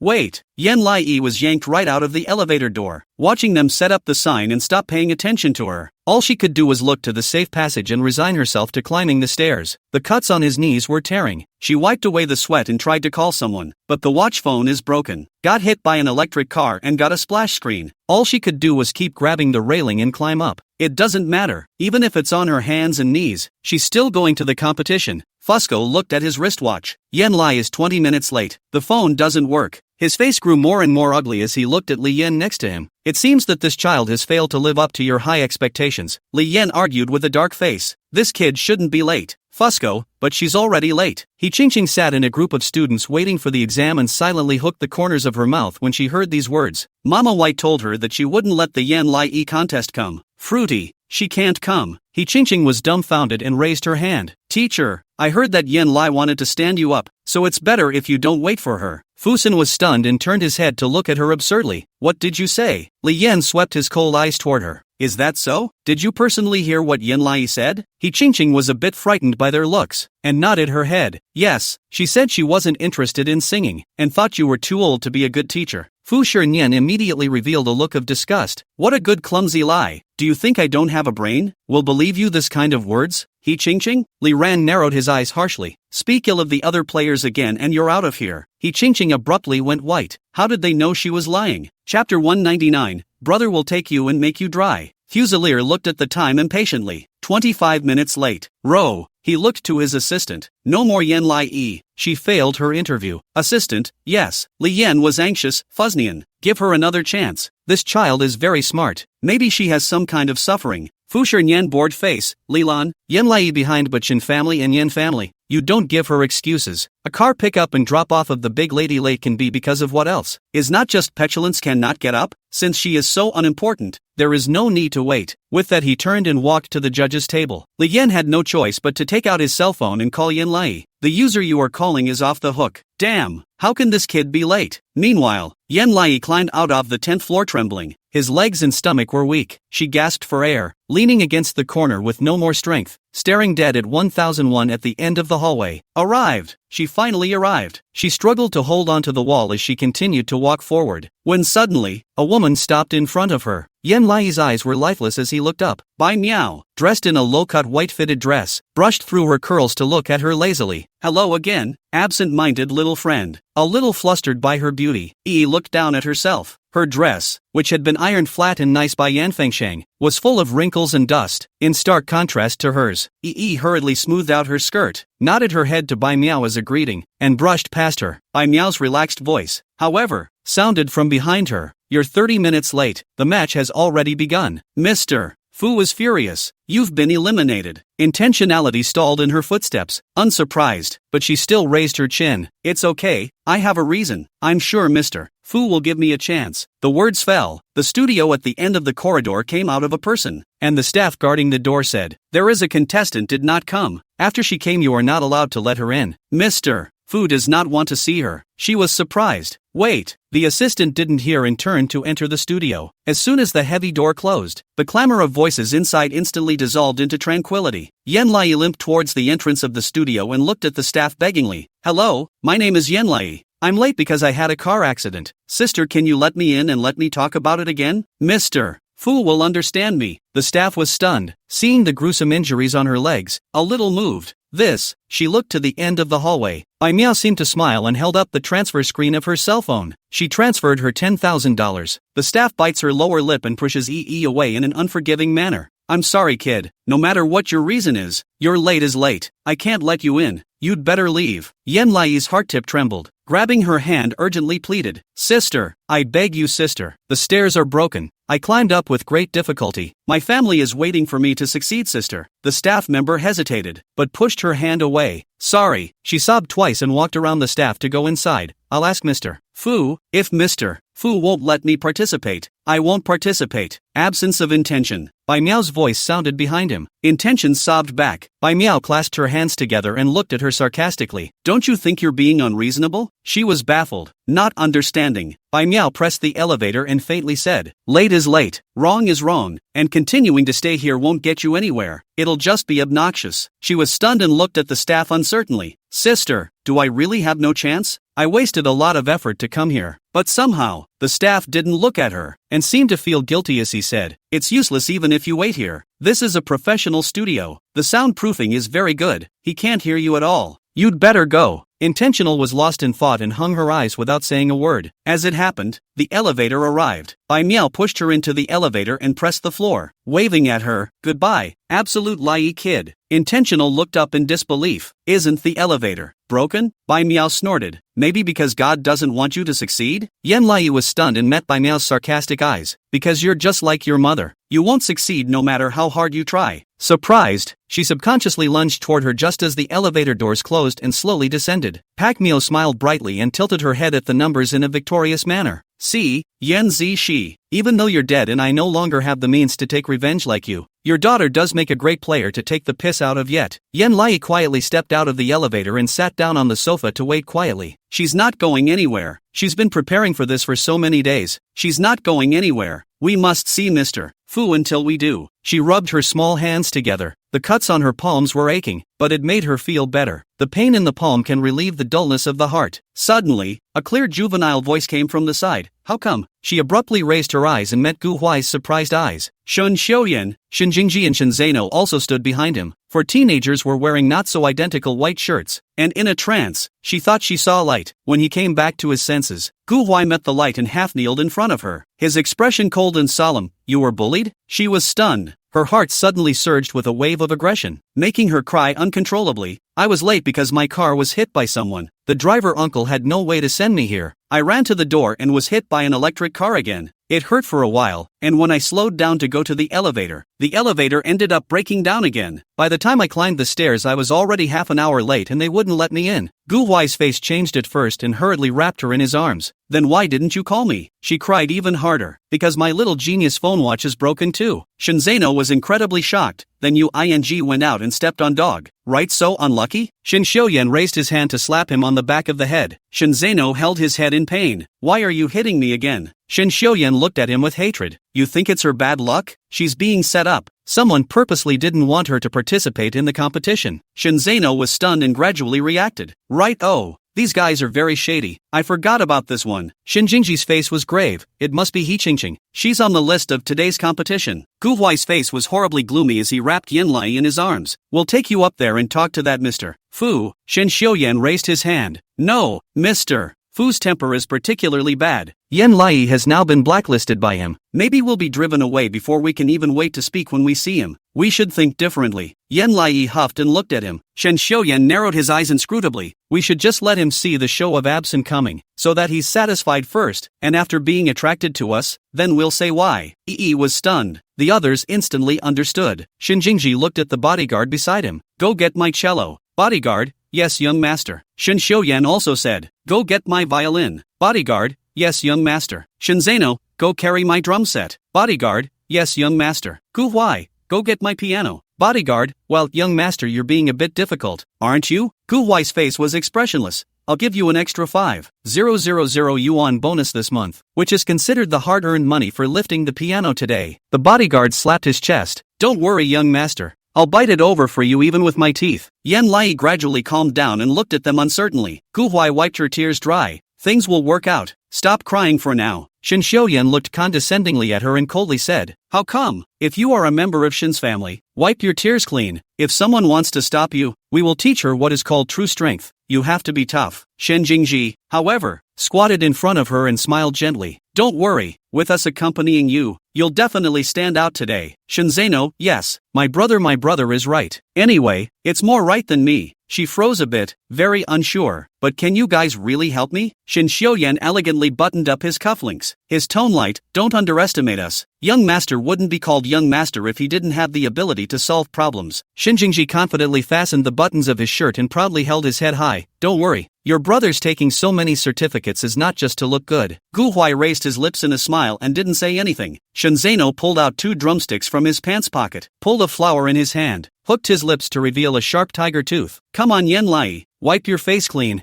Brothers take you dry up. Yan Lai's eyes instantly lit up and he nodded with incomparable anticipation. Aha! Chapter 200. What came of it? It's not an accident that he couldn't come to the game. After the competition in Studio 1001, Fu Xian directly announced the results. He Qingqing qualified. Please find another teacher for the other contestants. The students bemoaned and looked at He Qingqing with envy and jealousy. He Qingqing stood on the stage, the spotlight enveloping her, and she was even more radiant. See, that's strength. Li Yan on the judge's bench is not so happy. Like tugging on Fuznian's sleeve, you give Yan Lai another chance. If he came, the first place still do not know who it is. He Qingqing's smile suddenly disappeared as she swept her cold eyes toward Li Yan. Who else could it be? Of course it's her. Yan Lai can't beat her. But despite this, she looked nervously at Fusilier. Fu Shernyan was unmoved. Li Lan, I told you, I won't have a child who doesn't value her chances. She's late as late. He Qingqing sighed in relief. That's great. When Li Yan heard this, he dropped his eyes in a funereal manner, as if he were a big blonde hair shrugging its tail. Although Fuznian would listen to him for the vast majority of the time, but Yan Lai cooled off in front of him. It was useless for him to say anything else. Fu Shernyan looked at He Qingqing. You are now considered to have completed the preliminary examination. There are a series of subsequent tests ready for you. You first come back to the manor with me to learn a little something. Do you have time today? She nodded excitedly. Yes, Mr. Fu, I always have time. Fu Shernyan nodded, collected the disappointment between his eyebrows and walked out of the studio. And just around the corner of the elevator, Shu Tao probed his head and saw Fu Shernyan come out, taking out his phone to send a voice. Brother Huai Huai. They're in the elevator. Gu Huai received the message and looked to Yan Lai. Get ready. Intention nodded nervously and looked up at the elevator that was slowly descending from the 10th floor. Suddenly, Shin Xiuyan squatted in front of her and stared at the wound on her leg. Endure the pain. She was baffled. Shin Xiuyan viciously tore open the wound on her leg. She was caught off guard and grunted. Ugh. Gu Huai's face changed. Shin Xiuyan, what are you doing? Shin Jingji and Shin Zeno were also dumbfounded. Why seriously injure your own teammates? Shin Xiuyan pushed up his glasses with a paralyzed face, saw the blood flowing down from Yan Lai's knee, and said blandly, you'll understand in a moment. He stood up with an expressionless face and picked up his violin, ready to go. Inside the elevator, Fu Shernyan watched the elevator floors slowly descending, and the more he thought about it, the more angry he became. For the past 3 days, he had been looking forward to the performance of Yen Lai, but she was surprisingly late. It's so disappointing to him. He Qingqing raised her eyes to look at his sunken, cold-side face, and knew that he was still angry because of his lack of intention to come.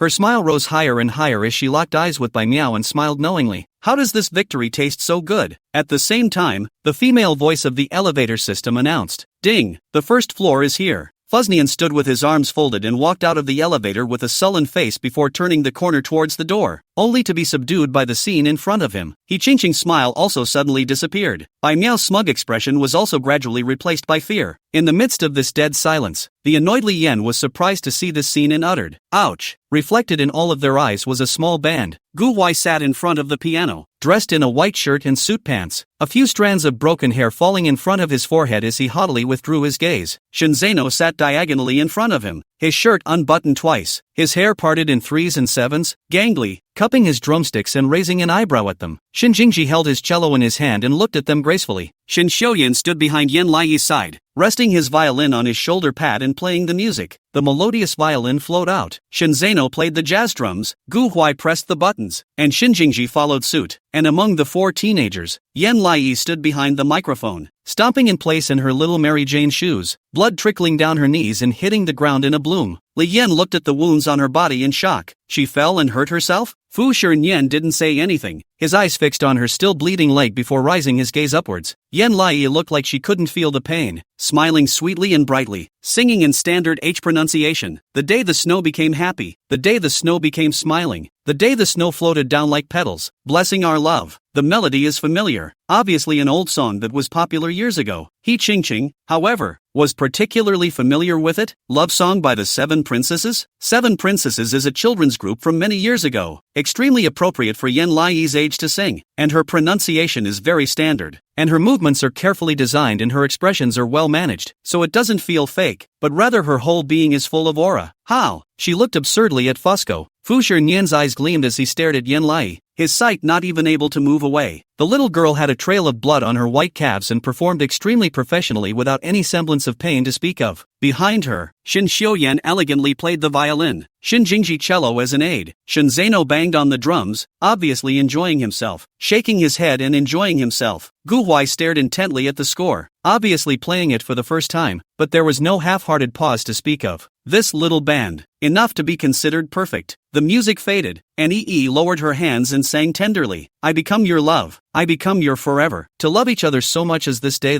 and the day that God has given." The piano sounds like moonlight splashing down, and the song gradually turns stronger. Gu Huai, Shin Zeno and Shin Jingji opened their mouths to make harmonizing sounds. Qingqing opened his mouth wide in absurdity. A few teenagers sang in low voices, lining the clear and translucent voice of Yi, ending the performance perfectly the moment Shin Zeno knocked down the drums. Yen Lai put her hands on her heart, smiling as sweet as peach juice. In an instant, all was silent. Fusco looked at her in a daze. Beside him, fire erupted directly from Li Yan's eyes. Awesome disciple. Yi panted and bowed 90 degrees directly. "I'm sorry, teacher. I'm late. I was supposed to be 30 minutes early, but because I got into 2 car accidents on the way, I was delayed, and when I went upstairs the elevator suddenly broke down, and I ran up to the 10th floor, but by that time your people had already prevented me from going in. Please believe me, I didn't mean to be late." She looked up, tears welling up under her eyes, and lit up her arm and injured palm. Yi didn't lie. There's surveillance to prove it. Everything Yi said is true. Li Yan was so excited that he slapped his palm. "Look, I told you this kid wouldn't be late. Laozi's vision hasn't missed a beat. Fashinian, you have to forgive her." Fu Shiren glanced at him indifferently. "Need you say that?" After saying that, he looked at Yen Lai's still bleeding leg. "What kind of car hit you? Didn't he apologize to you?" Yi nervously grabbed the hem of her skirt. "It was an electric car." Yi didn't look where she was going. "He knocked me down and ran away." "Oh?" Fu Shiren's expression gradually became meaningful. "Then your car is normal traveling was hit?" She nodded, because the car on the other side of the street came out of nowhere, and luckily Yi was sitting on the other side. The words just fell. The driver hurriedly ran into the hall. Straight to Yin came, bent down to hold her shoulders. "Miss, sorry, that person has been pestering me. How to say do not listen. You are all right, you have not participated in the race." She shook her head and patted the driver's shoulder soothingly. "It's okay, uncle, Yi is done performing." Instead, the driver's scalp went numb. "But you're hurt." Fu Shiren's gaze swept over the glass door to the Rolls-Royce that was parked at the front entrance and had been deflated, and his eyes sank. He subconsciously looked at Qingqing. Qingqing gritted his teeth. veins rippling at the corners of his forehead, and stared dead at Yan Lai. Suddenly, she noticed Fuzilian's gaze and hastily narrowed her expression. Damn, this Yan Lai was really shameless, to think that she would choose to perform at the entrance of the hall. She didn't mind that she couldn't get on the stage, and the guys actually helped her perform. Didn't they say that the Shin brothers didn't like Yan Lai that much? How could they help her so much? She looked at Bai Miao indignantly, looking for approval, but Bai Miao's face was pale, as if she was wincing at something. Fu Shernyan ghost cold eye pupil mixed with sharp, cold voice, Xiaolu, I just told you, if Yan Lai late will not let her come in again, but she is all hurt. Why do not you come in to notify me? Assistant Xiaolu was also confused and turned to his subordinate. Right, why didn't you inform me? The subordinate sheepishly lowered his head, his voicing, Sister Lu, didn't you say that no matter how Yen came to be, you can't let her in? I'm just following your instructions as well. Xiaolu assistant hate iron not steel. Then you also have to look at what kind of reason, right? This child has so many injuries on his body. You can talk to us. We are not a wolf, wood, tiger or leopard not able to understand other people's sudden accidents. Fortunately, this child is smart. Or we have become what? The subordinate's eyes darted around, pursed his lips, and glanced at Bai Miao with his afterglow. Bai Miao hurriedly looked away, swallowing nervously. Gu Huai and Shin Xiuyan took it all in and narrowed their eyes. Gu Huai said, I'm afraid it's not that someone is intentionally blocking the contestants from wanting to make their debut, right? Fu Shernyan's handsome cold face was colored with a huff. Well, it wasn't an accident. Chapter 201.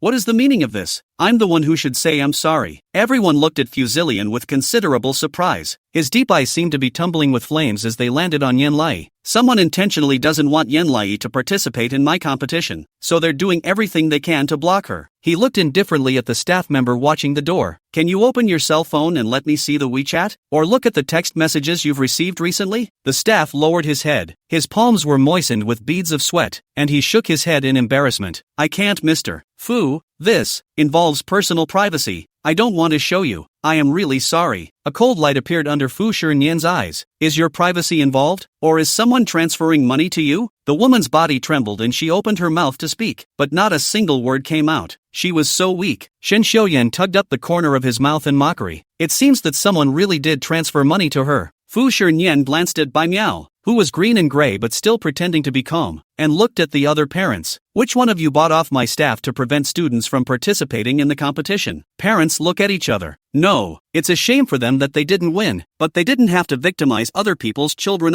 One parent decisively pulled out the transfer records. Look, I don't have it. Everyone who saw him like this also followed suit, showing the transfer records to Fuzilian. I don't have any either. We don't have one at home either. We're all decent people. There's no need to do this. A loss is a loss. We're not as good as we are. Yeah, our family isn't the kind of shady people who would victimize other people's kids and can't set a good example for our own. Come and see if you don't believe me. All the parents held up their cell phones and frankly showed him their payment records. But in the midst of this flurry of self-incrimination, only one was the most rigid. Yan Lai looked to Bai Miao. Fu Shernyan's gaze was also locked on Bai Miao, his tone intriguing. This parent, it seems that you are also involved in privacy? The parents looked at Bai Miao curiously. Bai Miao stood stiffly behind He Qingqing, like an ice sculpture, lifting her eyes to look at Fu Xin. Mr. Fu, my daughter is number one. No matter who comes, we won't do that kind of underhanded thing. Fuznian raised his eyebrows in a high, inscrutable manner and nodded. Good. He looked at the nervous staff member. Since you've taken someone's money you can pack up and leave, and you don't want the letter of recommendation. The staff member instantly broke down his defenses and panicked. Don't, Mr. Fu, I want to follow you as an apprentice with all my heart. Fu Shernyan looked at her with contempt. Single-minded and still blocking me from accepting disciples? I think you're doing it for my fame and recommendation letter, right? The staff member's face changed greatly after being poked in the soft underbelly. Panicking and pointing at Bai Miao. She forced me to do this. I'm recently short of money. She said to give me 10,000, so I agreed to Mr. Fu. I won't dare anymore. I'll return the money to her right now. Bai Miao. Just sell her out? Did she think that Fuzilian would still forgive her after she admitted it? Fu Shernyan grew more and more mocking. $10,000 can make you like this. I had wanted to recommend you to other teachers. It seems you'll have to find someone else. Assistant Xiaolu instantly understood and pushed her away. Let's go. Go pack your things. Staff face pale, deliberately bypassed Xiaolu pleaded. Mr. Fu, I really know wrong Mr. Fu, I am a first offense. Fu Shernyan is not moved. Cloudy and lightheartedly looked at Yan Lai. Does the leg hurt? Intentional looked back down at her knee, which was starting to scab over, and nodded. It hurts, but it's bearable. so you could say it doesn't. A trace of intolerance swept under Fu Shinian's eyes. You still climbed up to the 10th floor? She nodded. Yes, because I don't want to be late. Sorry, Mr. Fu. Fusilier narrowed his eyes and looked at her without saying anything. Li Yan squatted in front of her very distressed, meaningfully looked at Fu Xian, little Mr. Fu is not so bad to talk about people. You are like this. He will still not forgive you? Yan Lai looked uncertainly at Fusilian. Fusnian gazed at her expressionlessly for a moment and slowly hooked up a smile. I'm the one who should be apologizing, absent the come on. She clutched her skirt in amazement and heard Fu Shinian say seriously, I would like to apologize to you firstly for not recruiting my staff well, and secondly, I shouldn't have been petty to gauge your mind. You clearly made a full effort to meet me, but I was inclined to think that you were arrogant and rude, and I'm here to apologize to you. Fusilier said, leaning down to her. Yan Lai's heart gradually beat violently, pursed his lips and looked at him without saying anything. Fu Shinian then turned his head to look at Gu Huai and the others behind her, and heartily praised, although I didn't see your match, you mistakenly put on such an excellent show, and I realized that the people around you are all so good. As soon as this was mentioned, Yan Lai got energized and nodded her head in agreement. Right, the older brothers are all very good, because the young master wouldn't be a young master if he didn't know talent. That's why they are super cool. Shan Xiuyan. No, he didn't say that in his original statement. Fu Shinian couldn't help himself. Of course, the song you sang was also very good, so congratulations, you've been accepted, and based on your overall performance, I'm willing to give you 100 points. He ching-ching, 100%? She's only an 80. 2. Yan Lai's mouth could almost fit into an egg as she asked uncertainly, 100 points? Really? Fusinian's smile faded. Yes, congratulations on your absenteeism, you're today's champion. She jumped up and down in excitement, turning around and pouncing back at Shin Xiuyan. Great, great,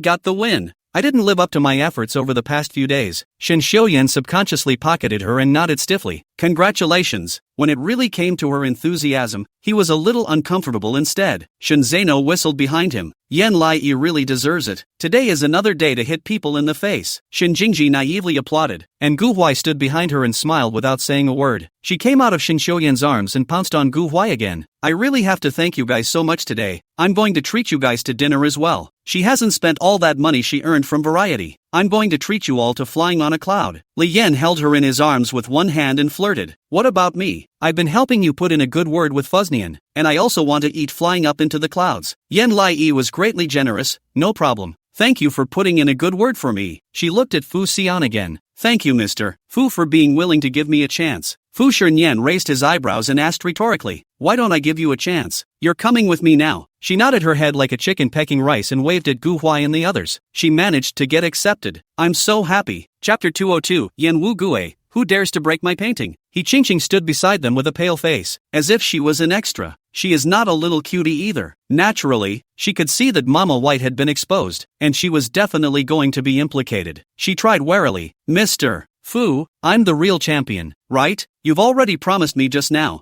You're not going to back out, are you? Fu Shinian's expression turned cold and swept towards He Ching. He Ching shuddered at his look and bit her lip to cry. The others looked at each other, all feeling that Fusnian was going to drive He Ching away. But he spoke faintly. I'll do what I say. Both of you come with me. Yan Lai was stunned, but not surprised. He Ching jumped up in surprise. Thank you, Mr. Fu. Li Yan snorted. Fusnian, didn't you only accept one child? Besides, the real champion should be the one belonging to Yan Lai. He Ching is not as capable as her, and Yan Lai was late because of her mother's underhanded maneuvering, so why do you still keep her? He Ching secretly glared at him. What's the old man talking about? Not much to show for it at first glance, and you dare to comment on her? Fu Shinian looked gloomy, frankly responded. I said I would take her is that I would take her. He Ching is now only in the internship period. She and Yan Lai can only stay one, and parents do things that children do not necessarily know. We first take her away as cut. Li Yan rolled his eyes, hugging little and coaxing with his voice. Anyway, I'm toward our family's little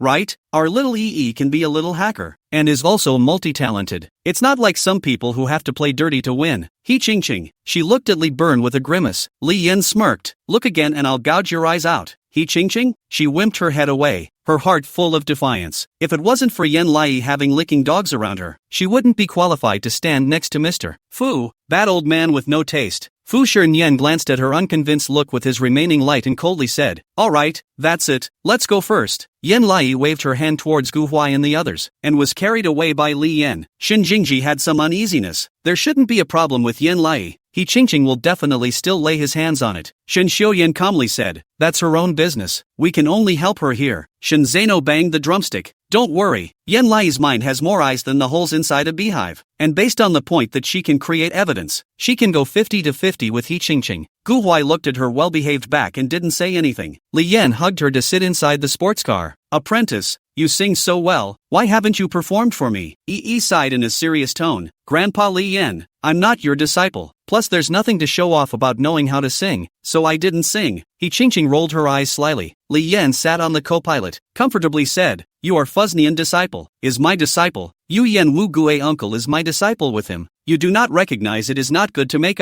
Yan Lai wrinkled her eyebrows and sighed as she looked at him helplessly like an old master. You're so clingy, Li Yan. Fuznian pulled his lips into a smile and drove them to an estate full of roses. The air was thick with the scent of roses. Yan Lai looked around curiously. It wasn't the first time she had seen such a large area of roses, and her first thought was Yan Wu Gui's uncle's estate abroad. Speaking of which, she hadn't seen her third uncle in a long time. Since he last went crazy, she followed Fusco through the heavy corridors, looking at landscape painting after landscape painting hanging in the corridors. There are some great-looking ones. There's some stream of consciousness. Can't read it. He Qingqing cupped his chin and tasted. This style could be Mr. Huainan. Fu Shinian gave her a rather surprised look. You still know how to paint? He Qingqing proudly raised her head. Yes, teacher. It's my dream to be able to step into the art world. Mr. Huainan is even more of a painter that I revere. His painting style is sometimes mysterious and sometimes delicate and gentle, so I recognize this painting style and brushstrokes right away. But, why are all of Mr.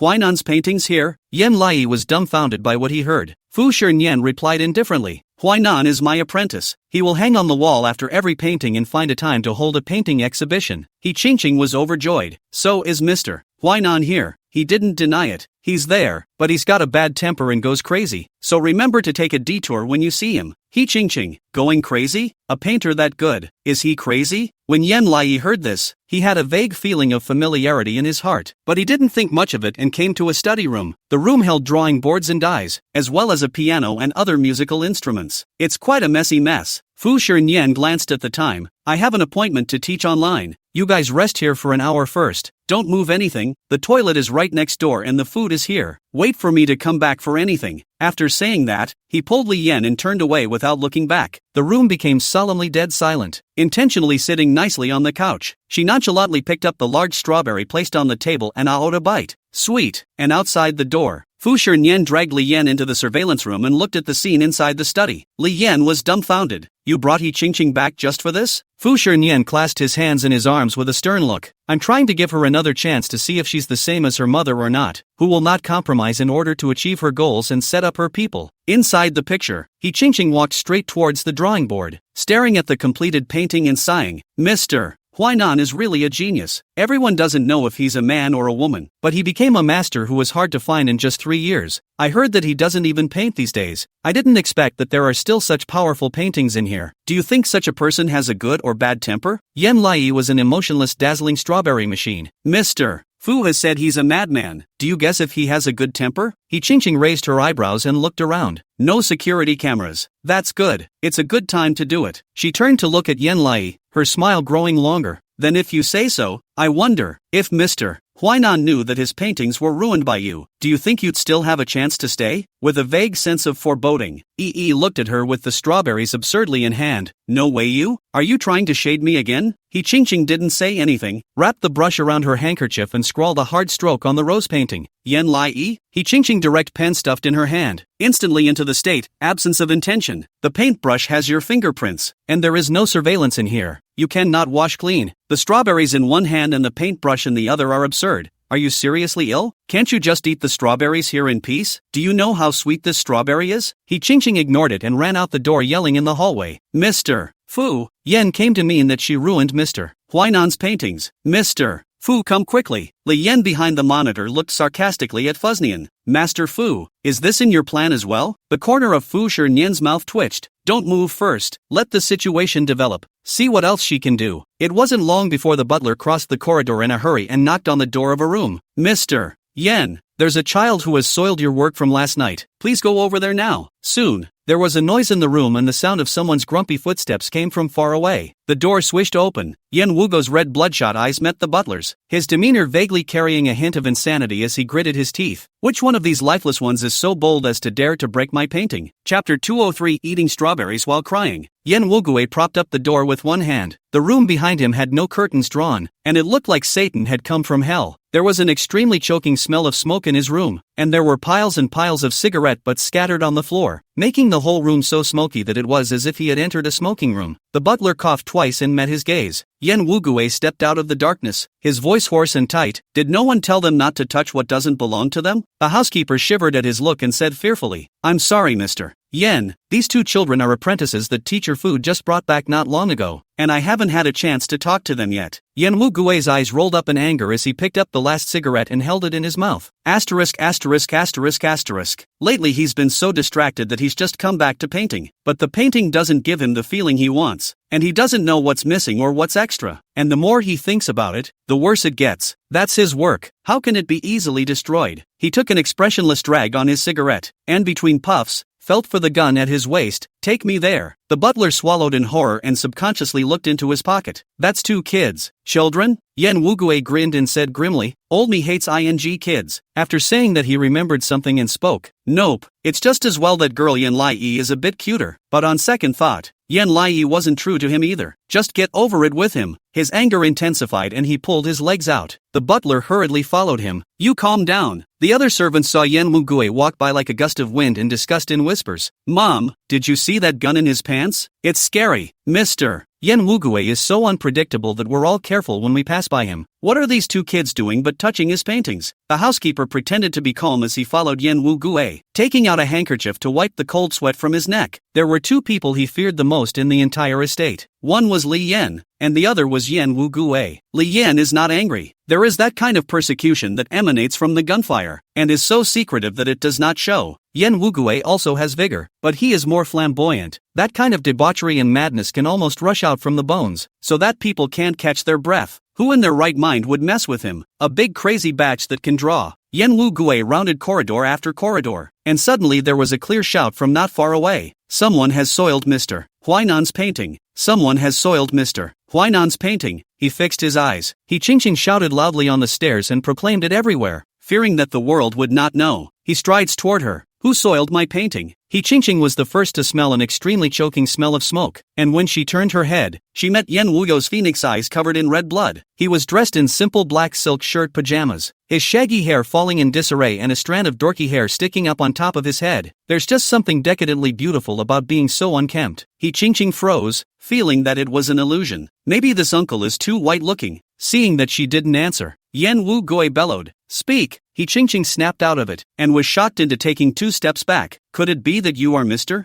Huainan? Yen Wugue had no patience. I'm asking you who soiled my painting. Her eyelashes fluttered and she pointed to the other side of the corridor in panic. You will know if you go in and look. Yen Wugue pushed her away and rushed towards the end of the corridor in a rage. Indoors, Yen Lai ate a strawberry anxiously, drawing pictures on a drawing board with his other hand. Her little bushy eyebrows were furrowed in a tight frown as she drew and faked a cry. Well, why is she so unlucky? The most basic trust between people is gone. She sadly picked up another 3J Cheerios to eat. The reason why she was drawing here was because she had observed and really didn't see a camera. How does that make her defend herself? And He Qingqing said that the fingerprints were hers, and there were only 2 of her in the classroom. She's a bare age again, and rightly so. She's going to be perceived as making a mistake. As long as He Qingqing was the one to bite the bullet, she could only eat this dumb loss. I'm sure I'll be kicked out by Mr. Fusco later. He sniffled sadly. She should at least do a backflip to avoid it. Yen Lai lowered his head and looked at the die. At first, she wanted to cover up this black paintbrush with white, but then she looked at the slightly solemn painting and had a flash of inspiration. How about she draws a gun on this? She'll buy the painting when it's finished. If you can't explain it, apologize to the person, and talk to Mayan's mom, who won't blame her. Plus, now that she had art classes every day, her drawing could be quite a bit more refined than before. She drew carefully. Fuznian and Li Yan in the monitoring room had different expressions. The more Li Yan thought about it, the angrier she got. Fu S. Nian, I told you that you shouldn't give this child a chance. She now bullies Yen Lai as long as she catches a chance to do so. Making this child is now erasing the paintings. Isn't that the more you erase, the worse it gets? Fu Nian calmly switched viewpoints to look at the side of Yen Lai's face reflected in another pinhole camera. She's not wiping. Li Yan was stunned. Fu Shernyan raised his eyebrows with interest. She's drawing. And then, as he zooms in on the audio, he hears the absent-minded talking to himself. If she's not a black magic fairy, she's a secret agent. She's Sadako. She's an Avenger. Can't we just eat strawberries in peace together? Yen Lai carefully depicted on the drawing paper, and gradually drew the prototype of the gun. I don't know how much this painting costs a pair. I can't afford to spend a single penny of the money I earned, and I still have to pay for it. My heart hurts so much. When he finished, he wailed and stuffed strawberries into his mouth with his other hand. Oh, strawberries are so good. Li Yen, FT, is it delicious crying? Or did you paint and cry? Yen Lai cried and choked a little, hurriedly turned her back and coughed in a small voice, and continued to stuff strawberries into her mouth. I don't know if I'll be beaten in a while, so it's better to eat a little bit more strawberries to appease myself first. Li Yen, oofed. Fusilier also hooked up the corners of his mouth and smiled derisively. How could he be wrongly accused? He was over here watching all the time. The truth is clear to him. He won't be wrongly accused. What's more, Yen Wu Gue also knew that there was surveillance in here. Li Yen couldn't hold it down. Fuznian, let's go over there now, or this child will be scared out of his mind in a while. Fu Shernyan disagreed. It's not over yet. Yen Wu Gue is here. As soon as the words fell, Yen Wu Gue pushed the door in and immediately rebuked at the sight of Yen Lai's back. Put your hand down. Who the hell let you touch my painting? Chapter 204, EE. You're surprising me. Yen Lai trembled, and his brush fell to the ground with a crash. Yen Wu Gue narrowed his eyes viciously. I don't care how old you are, whose child you are. The old man won't give in to children. Get the hell out of here. He Ching hooked her lips in a smile. Yen Lai's face turned white with fear. For the first time he felt such a ferocious adult. He froze and didn't dare to move. Yen Wu Gue wrenched her over. I'm ing talking to you and you hear me, Yen Lai? He stared in dismay. How? Are you? Yen Lai was oblivious to the fact that he thought he was going to be beaten. Holding his head in horror and shrinking himself into a ball. I'm sorry. It wasn't me who broke it. It was He Ching who drew it. She wanted to frame it to me, and I wanted to help you to remedy it. Yen Wu Gui's eyes froze. Do you want to see who I am? Li Yan and Yen Li Xing, who were watching the surveillance, both raised the corners of their mouths and looked askance at the scene with interest. With one eye closed, Yen Lai timidly raised his head and met Yen Wu Gui's dismayed gaze. Her, why you? Yen Wu Gue also blinked and snorted. I was going to ask, how come it's you? He Ching's smile faded. She watched Yen Wu Gue transform from a fierce and hungry wolf into a husky, squatting down and smiling at Yen Lai. Did you come to paint my picture on purpose? Wanting to surprise me? Ho Ching, huh? Surprise? Wasn't he angry just now? How's that for a surprise? She eagerly looked at Yen Lai and threw dirty water on her. Yen Lai, are you crazy? How could you do such a thing on a painting that doesn't belong to you? It's Mr. Huainan's painting. Yen Wu Gue, however, doted on the words, it's okay, it's nothing for a child to draw a picture. Isn't it right? Yen Lai was angry, pointing at He Ching and complaining. What's nothing? She framed me for painting black on purpose. I came here to remedy the situation. Yen Wu Gue was stunned. He Ching sarcastically said to her, Ha, you really know how to put gold on your own face. This is clearly something you did wrong, and you even want to push it onto me? She looked again at Yen Lai's handwriting, and painted such a big gray blob. Yen Lai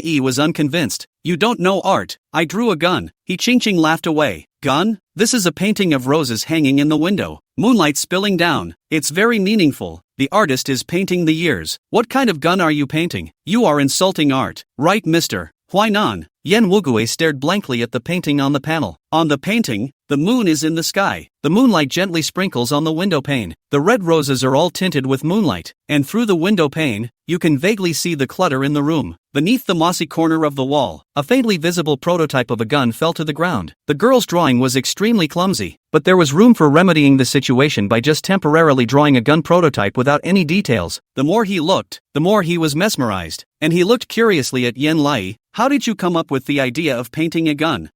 Honestly said, because He Ching drew a horizontal bar on it. I can't draw anything else if I don't draw a gun. When she finished, she looked at him carefully. Do you like it? Yen Wu Gue didn't say anything, staring at the drawing board obsessively, taking the brush to embellish the guns. In a few moments, though, a lifelike gun fell to the ground, surrounded by dots of scattered red petals. Now, this went from a picture of a commonplace age to a picture of uncertainty. Yen Wu Gui's gaze became more and more obsessed, and he approached the drawing board. Perfect. Intentional moved closer to him. What did you say? Yen Wu Gue suddenly picked her up and threw her to the ceiling. Yen Lai was caught off guard, and his body abruptly flew upwards, before he caught it in his hands and threw it upwards again. Her eyes widened in surprise as she looked down at Yen Gue smiling tirelessly and excitedly. Perfect. It's perfect. I thought all night yesterday that something was missing from this painting, and it turned out to be this. It's my gun. My Yen Wu Gue's gun. Yen Lai dropped down in panic and was lifted up high by him. You wait. Yen Wu Gue didn't care about her and laughed like a era. Too happy ee. You're my baby ah. You helped me solve the problem. This is the inspiration I've always wanted. Yen Lai was confused and looked at him dumbfounded. I helped you? Really? Yen Wugue was so excited that his eyes reflected. Really? He barked at her cheek. Yen Lai pushed it away in disgust. It smells like smoke. Yen Wugue smiled naively. Uncle will take a bath in a while. Let me hug again. He took the disgusted Yen Lai into his arms. Why are you so smart? Yi disgustedly shrunk her body and twisted her head to look at He Qingqing. Watch it. Crazy again. It's all your fault. He Qingqing face are angry green, chest violently bullying. I do not understand, Mr. Huainan. Yen Lai unauthorized movement of your painting. You should not punish her? Yen Wu Gue hugged Yi lovingly and turned to glare at her. Shut up. Don't need you to care. He Qingqing? How come I don't have to take care of it? I got this painting first. I'm the one who inspired you. Yen Wugue's laughter subsided and he swept his cold eyes toward her. What did you say? He Qingqing looked at him with certainty. I said, I'm the one who inspired you. Yen come to me nothing more than picking up the pieces. Yen Lai covered her lips in horror. You finally admitted it. You scheming black magic fairy. He Qingqing bit her lower lip, her eyes rolling with tears, so angry that she wanted to cry. If you don't admit it, do you still have to let you enjoy a bunch of benefits? Fu Shernyan and Li Yan pushed the door in just in time to hear the words. Both of their faces sank. The atmosphere gradually became gloomy. He Qingqing felt aggrieved. She didn't understand why she was unsuccessful in bullying Yen Lai every time, and now the most successful time. Instead, Yen Lai was liked by Mr. Huainan. Of course she was going to take the benefit. Yen Wugue put Yi down and his voice turned cold. Then why did you do it? He Qingqing lowered her head guiltily. Yi coiled her legs and said in a milky voice. Because she wanted to frame Yi duck and felt that she could only keep one between me and her. So when she saw that there was no surveillance around here, she grabbed the paintbrush with a handful of paper and shoved it into my hand to try to create the fact that there were only my fingerprints. She spread her hands helplessly. Yi didn't feel like she had a way to explain it. That's why she went along with the painting. I just hope it's not too ugly. Yen Wugue's expression gradually became sinister as he turned to look at the unconvinced He Qingqing. Who told you that there's no surveillance in here? Don't you know that there's a type of surveillance that's a pinhole camera? This kind of place where paintings are placed easily wouldn't put such obvious surveillance, for fear of someone hacking the camera. It's a little safer that way. He Qingqing looked at him incredulously. What? Yen Wugue took out his cell phone with a sullen face and opened the app. This pinhole camera is a newly developed product of our company, 2K Ultra HD, and recording function. He slid the monitor back to show her. See for yourself. What did you do in the picture? Chapter 205 EE is being bullied. Wei Yan Mom. He Qingqing's voice came unmistakably from inside. How come you can't wash your hands of it? He Qingqing face turned pale at first. Yen Lai stood beside her and marveled. Wow, it's really super high definition. He Qingqing, your thieving smile is still on it. He Qingqing looked at her ridiculously and she dodged out of the way. I've learned my lesson this time. You can't hit it. He Qingqing froze and became furious. How dare you hide? She raised her hand to strike her again, but before her hand could fall, it was violently captured in Yen Wugue's hands. His broad palms pinched her wrists, and his dark pupils were colored with anger. Do you want to try touching my niece again? He Qingqing? Niece? She looked carefully at Yen Wugue's brows and eyes and suddenly reacted. You're a Yen family member? Yen Wugu raised his eyebrows and looked at her sarcastically. Right. I'm the third oldest member of the Yen family. Are you reacting now? Brain buzzing, right? He Qingqing took a step backward and looked at Yen Lai with fear and trepidation. That means that Mr.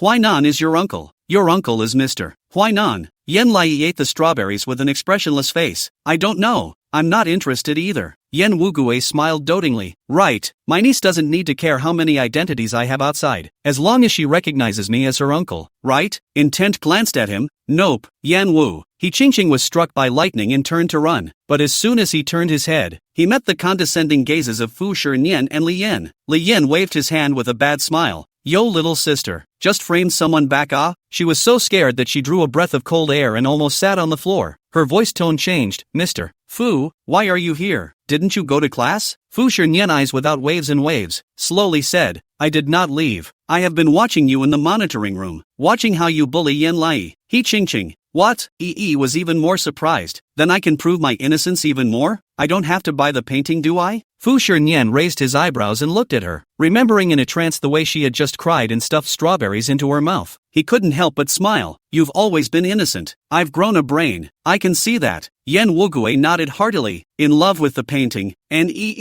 this painting, also mistakenly poked my heart bar, can be used for collection. He Qingqing was trembling, feeling like a clown. Yen Lai looked at her like this and sympathized a bit. Sister, the black magic fairy won't have a future. Why don't you join my camp? How pretty the color pink is. Fu Shiren coldly grunted. Why not? She's already gotten 2 chances, no more third. He looked to the butler. Butler, send someone to take this young lady home. He Qingqing was horrified, shaking her head hastily. Don't, please mister. Fu, I know I'm wrong. I wouldn't have dared to do it earlier. Fu Shiren lowered his eyes, gazing into her fearful eyes, and said with certainty, no, you'll do it again. He Qingqing tears came out of her eyes, pitifully pleading, it 1T. I really 1T. I already know the wrong. Li Yan leaned against the door and snorted. You're not aware of your mistake. You're just regretting that you shouldn't have done it at the time, and you'll do it again when you get another chance. He Qingqing looked at him angrily. What's it got to do with you, old man? Are you some kind of artist? You shut up. Li Yan froze. Aren't I a master who can't talk to you? He Qingqing was furious. Since you're not a teacher, you can't educate me. I have dignity too. What's more, you didn't like me from the beginning. You explicitly and implicitly helped Yen Lai. Yen Lai was late for you to speak up for her, and you deliberately drove me away. You think I don't know you? You are just towards your own people. Li Yan, ridiculous, subconsciously wanted to pull out his pocket. A thought flashed in his head, pressed the anger to lower his hand. Fu Shiren, lousy is being bullied, don't you care? Fu Shiren's gaze was even more stern. Housekeeper. He Qingqing was grabbed by the butler's hand and flailed to break away. Don't touch me. I want my mom to come pick me up. I don't want you guys to touch me. You're all bad guys. None of you like me. None of you are toward me. Yen Lai lowered her hand and looked at her indifferently. Why toward you? Ha, are you good? He Qingqing looked over at her and smiled maniacally with red eyes. Of course I'm excellent. I always get perfect scores. In my old school it was even the best of the best. No one ever dared to treat me like that. He walked up to her with her short legs. Then why are you doing this to me? He Qingqing was stunned. What? Was curious. You and He Jianing and He Jiayu all like to bully me. According to you guys, you're obviously very good. So why do you have to bully me? Aren't outstanding people not supposed to bully people? He Qingqing burst into tears and looked straight at her. Because I hate you. She raised an eyebrow. But we didn't know each other before. He Qingqing snorted. Yes, I don't know her, but I've heard of your mother, and your mother isn't a decent person, is she? Yen Lai's calm expression gradually changed and his tone lowered. No, don't lie absent coming. He Qingqing looked at her contemptuously. The uncle I know once went to your mom. It's become an old acquaintance. He even beat you. You remember, right? You mother and daughter really don't mind dirty money at all, don't you? Yen Wugui's eyes steeply became vicious. He Qingqing. Shut up. He Qingqing tilted her head in confusion. Why shut up? Because I'm telling the truth? She met Yen Lai's gradually reddening eyes. I don't know much about it, but I can sense from what they're only saying that your mother is not at all capable of asking for money. Yen Lai roared in anger and lunged directly at her. He Qingqing was caught off guard and abruptly fell to the ground. Her face snapped and she was slapped. It didn't hurt, but it was a little kid hitting it with all his strength. She yelled, "Don't you dare hit me!" Yen Lai sat on top of her. What's wrong with hitting you? He Qingqing's eardrums stung from her shouting, meeting Yen Lai's tear-filled eyes. Her eyes were filled with hatred, with a stubbornness that didn't belong to her age. You're not qualified to talk about my mom. He Qingqing's heart trembled at the tip and looked at the others. Help me. Yen Wugui sneered and drew out his snatch. How can I help? Shoot. He Qingqing? Yen Lai looked at him obediently. Third uncle, lend me your cell phone. Blameless unlocked the phone and tossed it to her. She skillfully dialed a number and put it to her ear. Yen Yan's voice rang out from over there. Hello? Yen Lai inhaled his nose, heard the voice, suddenly felt thousands of grievances surging to his heart, choked and gripped the phone. Wei Yang mother, I was bullied. He Qingqing said that my mother is not a decent person. After a short silence, the other party's voice turned cold. You're with Yen Wugui? She responded. Yes. Yen Weiyang's tone grew colder. Then you have He Qingqing's parents come over to line up with me, and have her family look for as many people as possible. We'll be right there. Us? She was a little confused. Who else? Yen Weiyang glanced at the brothers and husbands and sons around her as well as Gu Huai, who she had called as a surprise for Yen Lai, and her tone was sinister. Everyone around you. Chapter 206, Yen Wugui.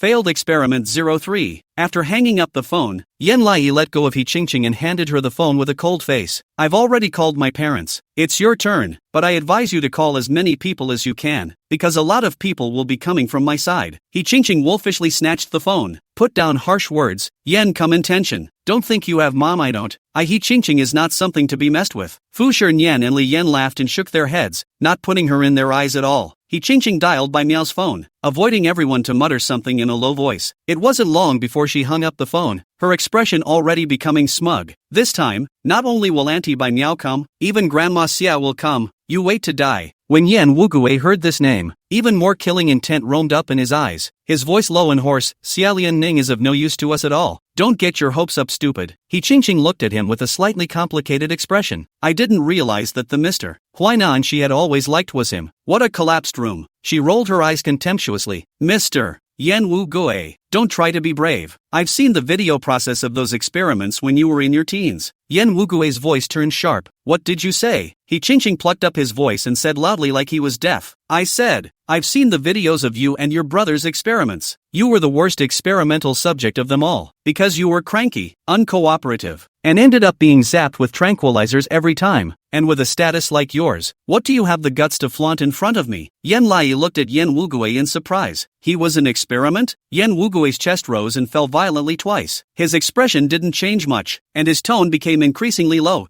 How did you see the video of my experiment? He Qingqing said lightly. You guys were the first batch of experimental subjects, and I was the third batch of experimental subjects, and because we were too good, Grandma Xia would always show us videos of you guys and tell us to make fun of you. She seemed to think of something and snorted away. But your video is the one that made us laugh the hardest because you look like a monkey in it. Your expression is so bad, ha ha ha ha. Yan Wugui's dark pupils flipped up with murderous intent, directly drawing his gun and aiming it at her brow. Where's the lab? He Qingqing took 2 steps back in fear and feigned composure as she raised her chin. I won't tell you, but anyway, we all call you Failed Experiment 03, and everyone is looking forward to the day when we can meet you and laugh at you. Saying so, she held up her cell phone to record a video. Come on everyone. Experiment 03 is already in his 30s and still so crazy. How interesting. Yan Lai's face changed, snatching her cell phone and throwing it into the distance. You're too much. How can you laugh at a bullied person like that? Yan Wugu was stunned and looked at her in dismay. Is she doing him a favor? He Qingqing was unconvinced. What's wrong with my jokes? Who told you to touch my cell phone? You. Bang! The gunshot suddenly grazed her cheek and hit directly into a cell phone not far away. He Qingqing abruptly widened her eyes and looked at the source in shock. Yan Wugui held up the gun. Not much expression, just curly hair covering her eyes, revealing a vague outline that seemed to be able to lead her into the abyss. Shut up. 2 words. He Qingqing was pressured to breathe, felt a coolness pass through her limbs and subconsciously looked at Yan Lai. Yan Lai was closest to Yan Wugui, but was calm, a cold light flashing in the pupils of his eyes. Are all 3 generations of your experimental subjects so bad that you like to laugh at other people's pain? She shivered and subconsciously looked at Li Yan and Fu Shernyan. The pupils of Li Yan's eyes rolled with annoyance. Can't this kid be carried out by me? So annoying. Fu Shernyan waved his hand in disgust. The air is filled with a rotten smell of corrupted human character. It's better to hurry up and fix it. Yan Wugo smiled coldly and withdrew his hand, looking at her sarcastically. Yan Lai stood in the center and calmly asked back. Everyone doesn't like you anymore, He Qingqing. Are you happy? He Qingqing's heart tightened and she kind of wanted to cry. A calm female voice, however, rang out from behind. Sorry I'm late, but it just so happened that I was passing through the neighborhood, so I brought my people here. Yan Lai looked at the sound and saw Xia Lianning walking towards her in a black center-length dress. Behind her were Bai Miao and the other 3 children of the He family. When He Qingqing saw her backbone, all kinds of grievances surged to her heart, and with them tears came out of her eyes. Grandma Xie,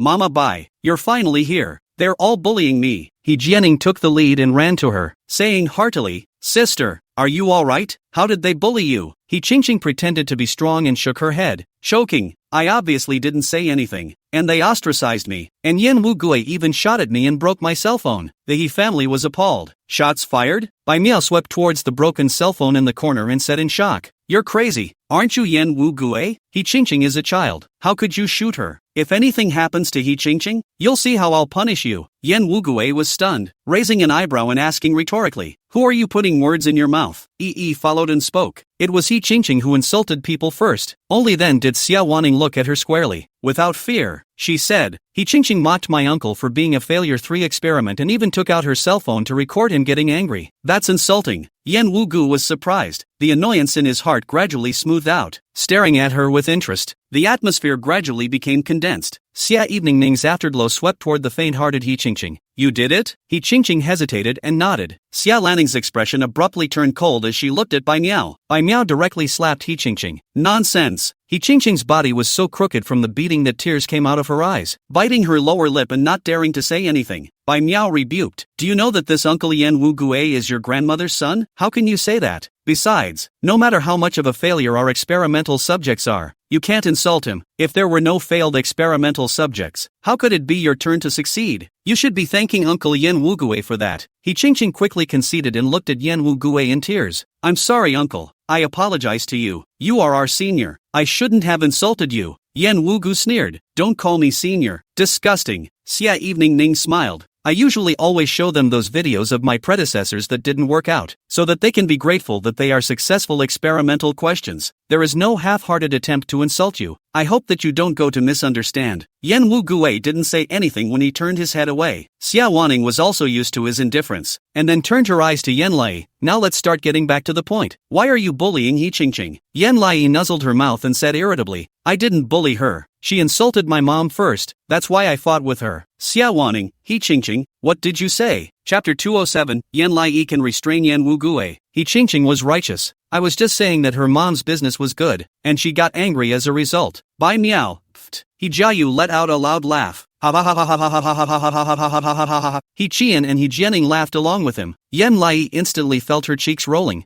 Funny? He Jiayu looked at her sarcastically and said, Why isn't it funny? Your mom has a good business. Exasperated, she pushed him. Not at all. He Jiayu backhanded her. That's it. She staggered 2 steps and was just about to defend herself when Yan Wugue suddenly scooped her up with one hand and raised his gun to aim at He Jiayu. Come on, why don't you try pushing one more? He Jiayu's smile suddenly froze and he turned white with fear. Yan Wugue kicked him away. I told you to push again. He Jiayu was caught off guard and fell to the ground. Ah! A gasp rang out around them. Yi looked at Yan Wugue in surprise. Third uncle? Yan Wugo held her effortlessly with one hand and raised his gun at He Jiayu. Bullying Yan Lai in front of me. Ha, you bastard. He Jiayu shivered in fear. Bai Miao quickly blocked in front of his gun. What are you doing? Do you have no conscience? How dare you bully a child? Yan Wugu sneered and licked his back-slotted teeth lazily. With me, there is no difference between a child or not. Only the difference between messing with me or not. His eyes grew more and more ruthless. Yan Zi, she is my sister in the end. These brats are nothing. After saying that, he directly aimed at Bai Miao and pulled the trigger. Before that, Xia Wanning reacted one step faster than him and grabbed Bai Miao to quickly dodge. Bai Miao screamed as the bullet grazed her hair, instantly breaking off a large strand of hair. He Jiayu's breath hitched and his pants instantly became wet. Yan Wu Gue was unfortunate. Quite a quick response, old woman. He probed again and grinned wickedly at He Jiayu. Young man scared to pee? He Jiayu sat in a puddle of water, staring in horror. Bai Miao was also so scared that she fell on her butt. Xia Wanning was even more alarmed as she looked toward Yan Wu Gue. For a moment, no one spoke. Yi was shocked. Uncle, how do you shoot? Yan Wu Gue looked at her with a smirk. His tone was a rare seriousness. It's not true that I hate Yan Zishi, but I will defend her with you. Don't worry. Xia Wanning was stunned and shielded the overwhelmed Bai Miao behind her. Are you crazy? You really dare to shoot? Yan Wu Gue placed Yi on the ground and ruffled his neck. Why don't you dare? Do you guys think I can only paint in China? He raised his white, slender hands in enjoyment, his demeanor gradually becoming maniacal. These hands of mine that can paint, those take up blood. He. Bai Miao's soul was scared out of her mind as she looked at him horrified. Death was so close to her just now. If it wasn't for Xia Lian Ning, she would have been killed violently on the spot by that bullet that went through the bridge of her nose. She shuddered and shed tears. You inhuman thing. Yan Wu Gue smiled and cocked his head. Humanity? He abruptly grabbed her, disliking the wall. Bai Miao, ah. Yan Wu Gue bullied his way up to her and pressed the gun against the back of her head, whispering like a lover. I'm the one who's inhuman. Young lady, and in order to shut you up, I'm going to use a simple mode of physical attack to keep you quiet. Bai Miao closed her eyes in fear and immediately wimped out, tears streaming down her face. I'm sorry,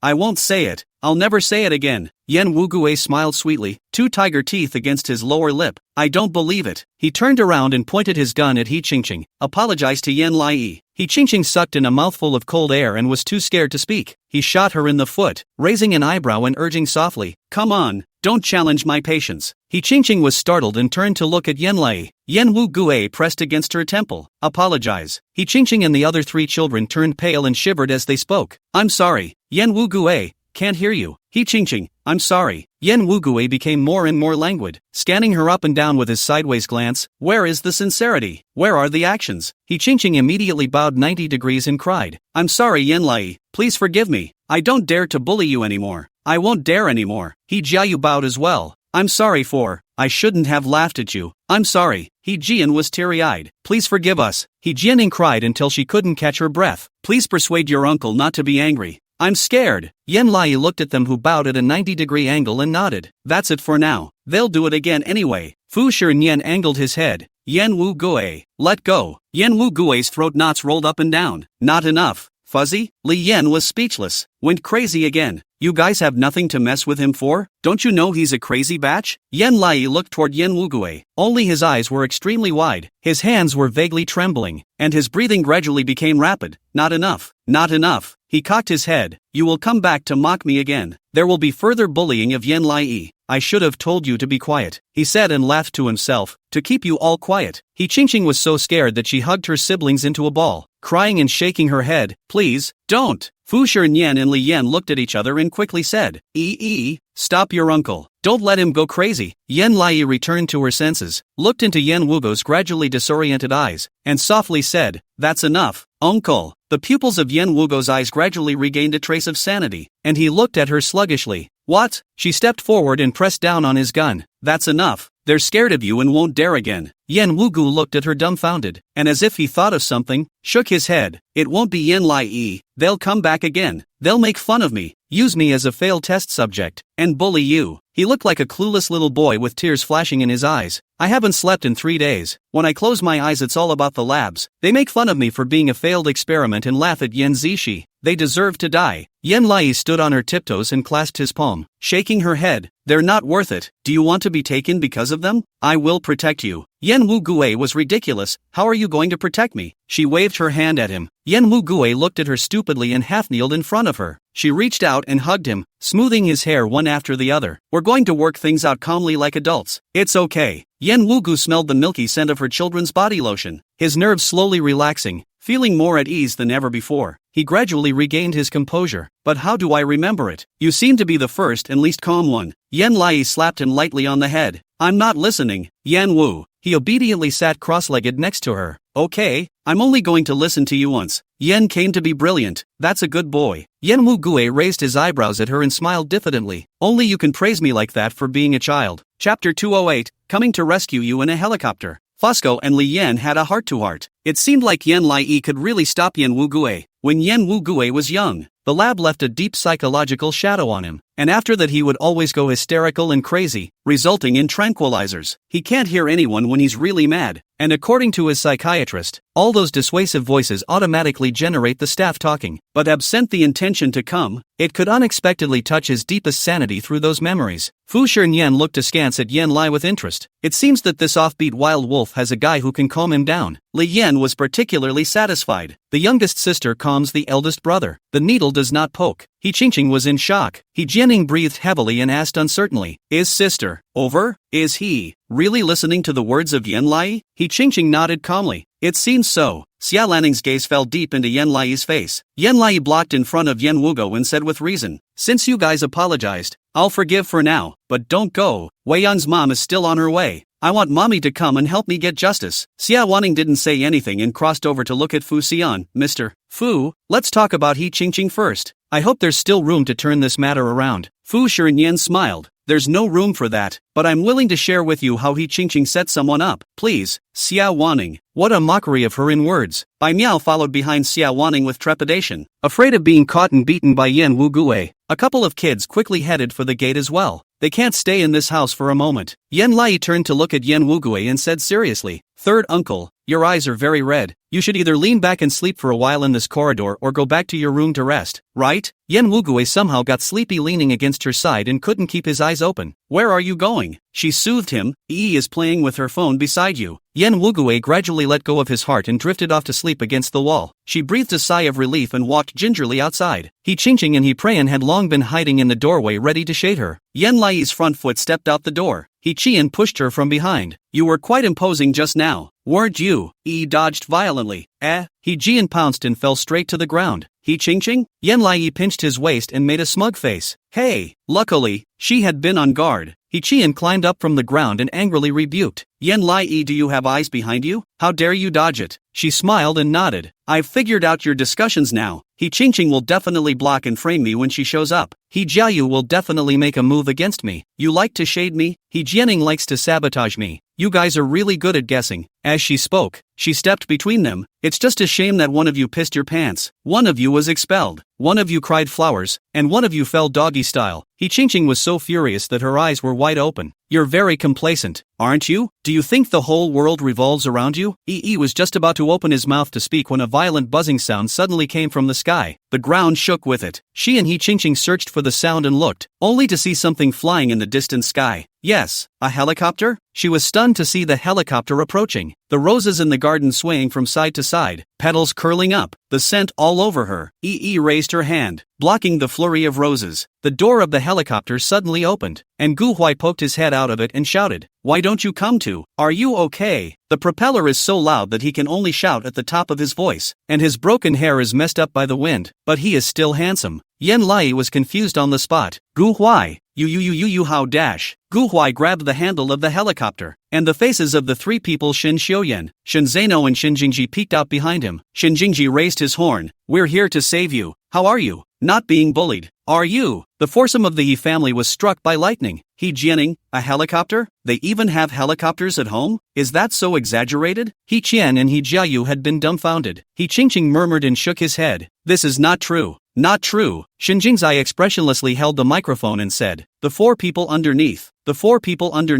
You've been surrounded by us. Quickly bind your hands and give me 5 steps away from Yenlai, or else I'll use a helicopter to create death for you. Shun Zeno, then won't we be created dead as well? Shin Jingji breathlessly covered the sound receiver. Blow powerful, won't you? He Qingqing hurriedly brought her younger siblings 10 paces away from Yenlai and looked at them in horror. Shin Jingji, oh, they really believe it. Shin Zeno rolled up his sleeves and snatched the speaker from his hands. Damn woman. You're bullying Yan Lai again, aren't you? Let me tell you, our Shin family is not something to be bullied casually. Come, land. The helicopter slowly descended towards the ground. Yan Lai's heart suddenly beat a little faster. The way a few of them saved her was so cool. Gu Huai was ready to get off the plane. Shun Zeno, however, pulled him back and said coldly, Let me go first. Even if I don't like Yan Lai, I will definitely not allow any of them to bully her. I'll let them know who will be the boss of Lanchang from now on. The corners of Gu Huai's mouth twitched, looking at him in disbelief. Hate how the intention to come is still helping. Shin Zeno smiled coldly and hooked his lips, completely not noticing the disdainful eyes of the other 3 teenagers. What do you know? This is called contrast. After saying that, he put the horn to his mouth. You're the ones who dared to bully my Shin Zeno's sister, right? He Qingqing was so scared that she hugged He Jianing, and He Jiayu hurriedly hugged He Qian. The 4 children shivered and cuddled together like frightened chickens. This guy isn't going to hit anyone, is he? Yan Lai stood in the center, her eyes full of little stars. So cool. So cool. Shin Zeno smiled evilly at her, his slender legs stepping down from the helicopter. Yan Lai, I've come to save you. After that, he handsomely threw away his horn and suddenly stepped off the helicopter. He barfed to the ground, fell on his ass. His pants were still hooked on the corner of the step, and he helped him right out of his pants, revealing the cartoon boxer briefs with piggy noses inside. Yan Lai, Gu Huai, Shun Xiuyan, Shin Jingji facepalmedly jumped in front of Shin Zeno and held up his cell phone. Come on, everyone smile. Gu Huai and Shin Xiuyan facepalmed and raised their V hands. Shin Jingji smiled brightly. Eggplant. Yan Lai. Shin Jingji looked at her. You come too. She changed her expression instantly and ran to him with joy. Okay then. Shin Zeno? Chapter 209. What is the meaning of this? Your foster mother is a white lotus flower. Shin Zeno lifted his pants and bared his teeth as he looked at them. What a bunch of heartless ones. I fell down and you guys even took pictures? Shin Jingji was particularly satisfied as he admired the photos he had just taken.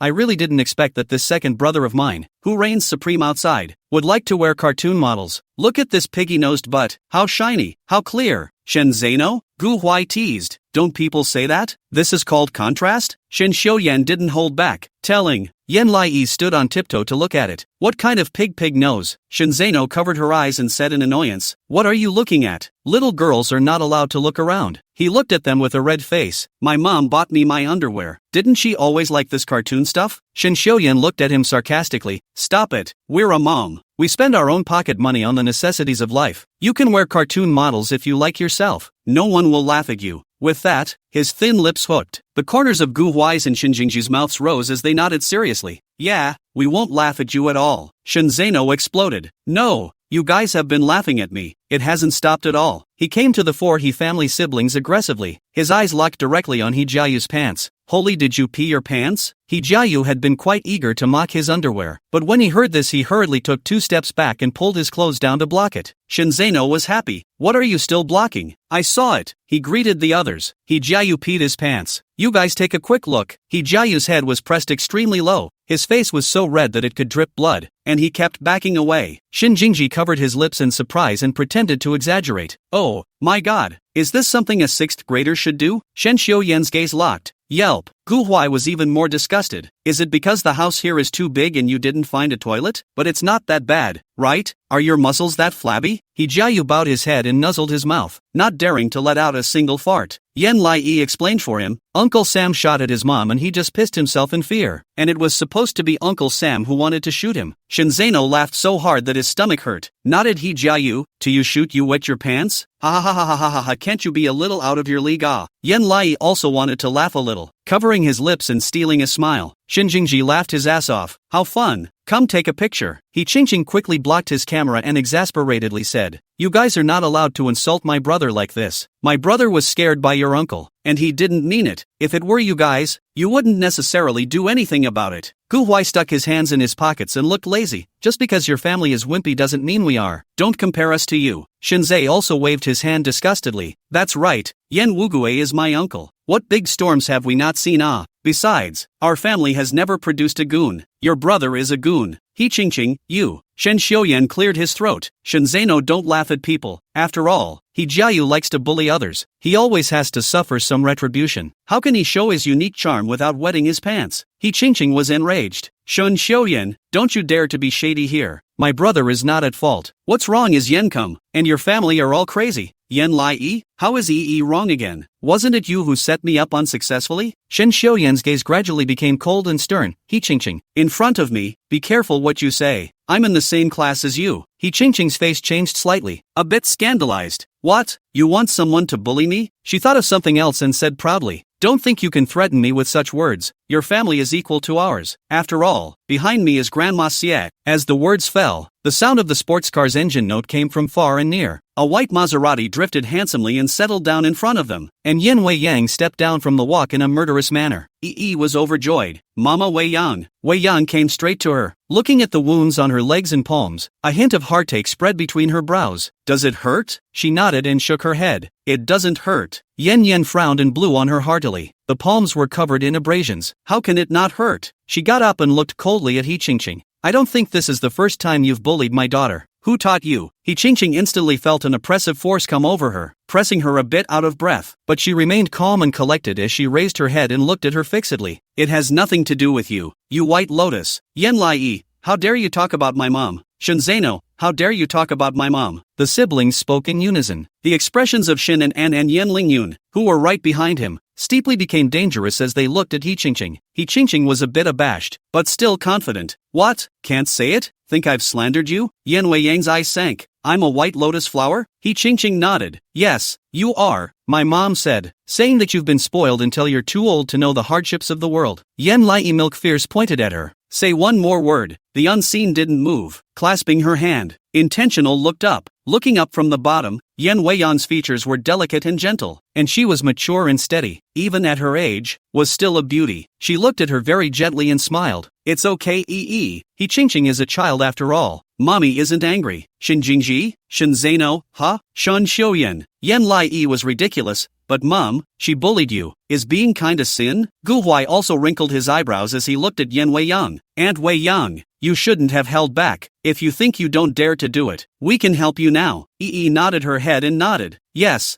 can curse back. Yan Wei Yang looked at her in surprise. You're willing to help me curse? Yan Lai nodded firmly. Right. I want to protect you. Shen Anha was stunned and looked at each other with Yan Lingyun, and the two of them unspokenly hooked up the corners of their mouths. The kid's kinda mean. Yan Lixing was satisfied. This point of the child is not bad, knowing to protect his family. Yan Fengsheng looked at him in disgust. I don't need you to praise me. Crawl. Yan Lixing. Yan Weiyang was greatly touched and leaned down to touch Yan Lai's cheeks. Let's not talk about this first. You tell your mother first. What did Yi Qingqing say just now?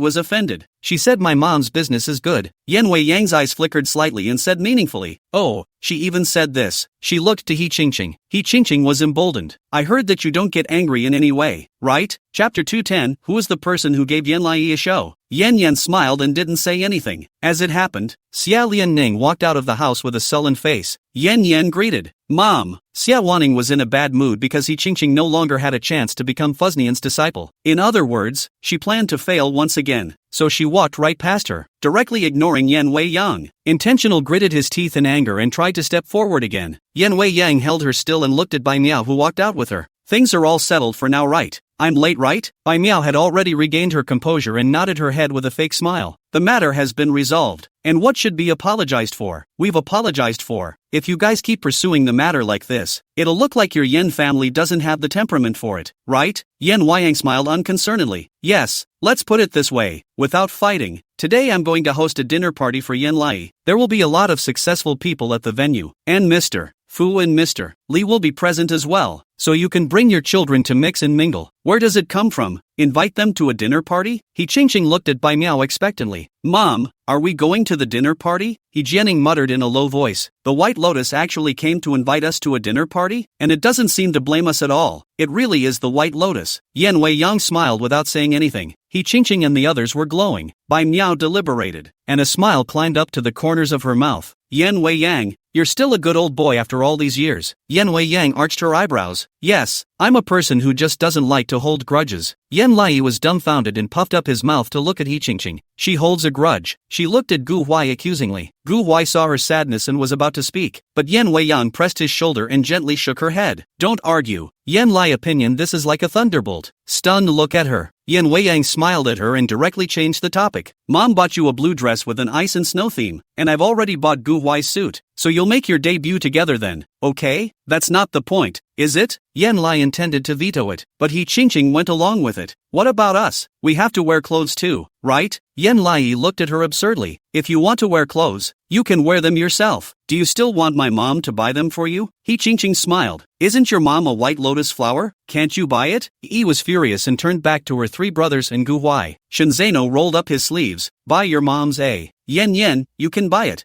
I'll buy whatever you guys want. Yan Lai and Shenzeno looked at her absurdly. Shen Xiuyan was incredulous. Mom, what happened to you? Have you been taken over? Gu Huai also held his breath. Auntie Wei Yang, if you don't dare to go against your mother, we, the Gu family, can do it for you. Xin Jingji was disappointed. Mom, that's enough. Yan Wei Yang ignored it and signaled Yi Qingqing. Please. Yi Qingqing pleasantly hooked her lips and looked at Yan Lai. See, I told you, your mom is a white lotus. He Jianing giggled and bounced off after her sister. Yan left with them and really took them shopping for clothes. Yan Lai stood back absurdly. 1,000 grievances could not be spoken. 2 hours later, she sat gamely at her dresser and lifted her eyes to herself in the mirror. Her curly hair was half pulled back with an extremely large aqua blue bow on the back of her head, and she was also wearing an aqua blue tutu, which was adorable. Gu Huai stood beside her in a white tuxedo like a prince. Shin Xiuyan and Shin Zeno and Shin Jingji were all dressed in black suits and were silent with a sullen face. She kind of wanted to cry. Why mommy is doing this? I really don't understand. They're just being bullies. Gu Huai looked grave. I heard that Yi Qingqing and Yi Jianing they want the most expensive clothes. They don't care if they look good on them or not. They only look at the price. Shin Zeno dropped something in annoyance. Grass.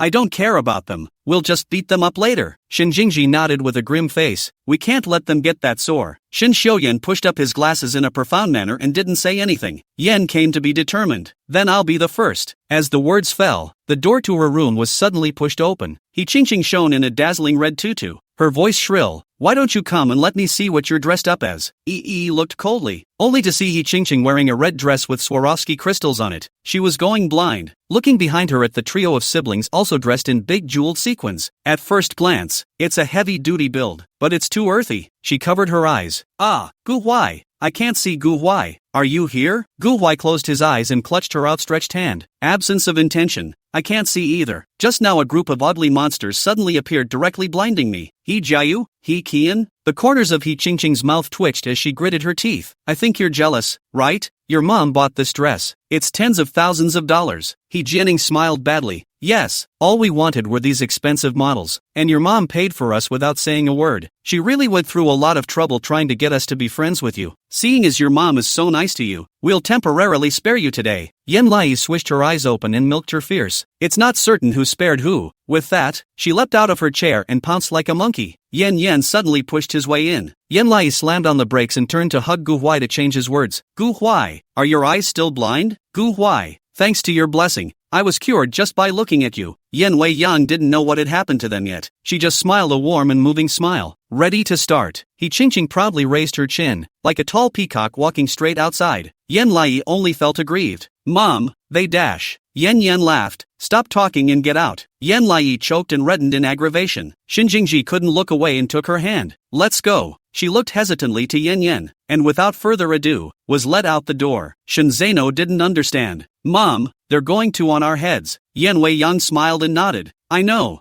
Go comfort your sister. Don't let her be sad. A couple of teenagers had no choice but to leave with their absent intentions. Shen Zeno close to the intention, crying what you a little wimp. A moment we beat them not just? I'll take you to beat them until they cry. Yi bit her lower lip and nodded as she looked towards He Qingqing, who was strutting her stuff at the entrance of the banquet. He Qingqing stood in front of her and snorted. Following that, the doors to the ballroom were opened, and the staff came out. Which one is for today's headliner? Yan Wei Yang rushed up from behind and pointed at He Qingqing. They. Yan Lai was stunned. He Qingqing was even more surprised. Us? Chapter 211. Didn't you guys say you're all powerful? Yan Wei Yang smiled, put her hands behind her back and nodded. Yes, I would like you to perform for my daughter. Aren't you prodigies who can do everything? Yan Lai was a bit dispersed, teasingly looked at He Qingqing. So you guys are here to perform for me. That's okay. He Qingqing thought it was ridiculous, but Yan Wei Yang, you didn't say anything when you came here? Yan Wei Yang blinks her beautiful eyes and tilts her head in doubt. Does this still need to be said? I bought you guys such expensive dresses just to let you perform for my daughter,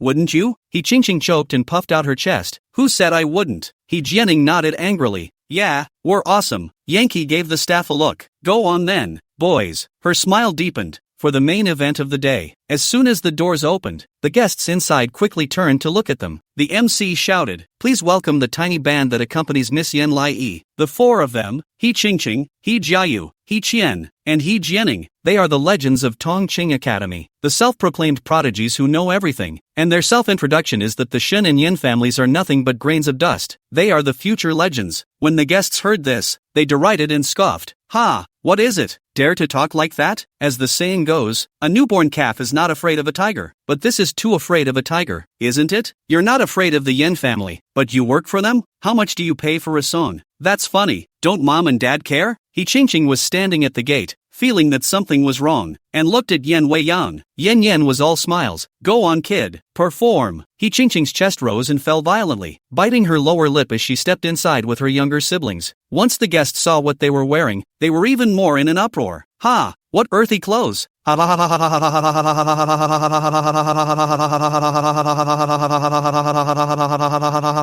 a half-assed aesthetic. What do you know? They bought all these clothes from Mr. Yen, and I heard that they don't want what suits them best, but only the most expensive ones. Ha! The most expensive? That's too shabby, isn't it? He Jianing cowered behind He Qingqing, unable to be happy. Sister, why are they all laughing at us? Unable to speak, He Qingqing walked to the stage and stood. The MC took the teleprompter card and handed it to her. Please read this welcome speech over. He Qingqing took it in a daze and unconsciously said, let's welcome today's protagonist to the stage. Her voice was so low that it spread through the microphone to every part of the ballroom, and the jeers of the guests grew thicker and couldn't be suppressed. See, the MC looked at her uncomprehendingly. Kid, haven't you eaten? speak up. He Ching, as if driving a duck onto a shelf, vibrated. Let's invite today's protagonist to make an appearance. As soon as the words left his mouth, the venue suddenly turned off the lights. All the beams hit Yen Lai. She was overjoyed and found it amusing. Turning to Gu Huai smiled and extended his hand towards her. Please, protagonist. Guests cheered. Pretty Yen Lai. Long live the childhood friend CP. That's real taste. Much better looking than He Ching's gang. The bottom of Yen Lai's eyes shone brightly, and she stepped on the warm applause and walked towards He Ching, who was blushing fiercely. He Ching looked at her in the spotlight in shock. Nope.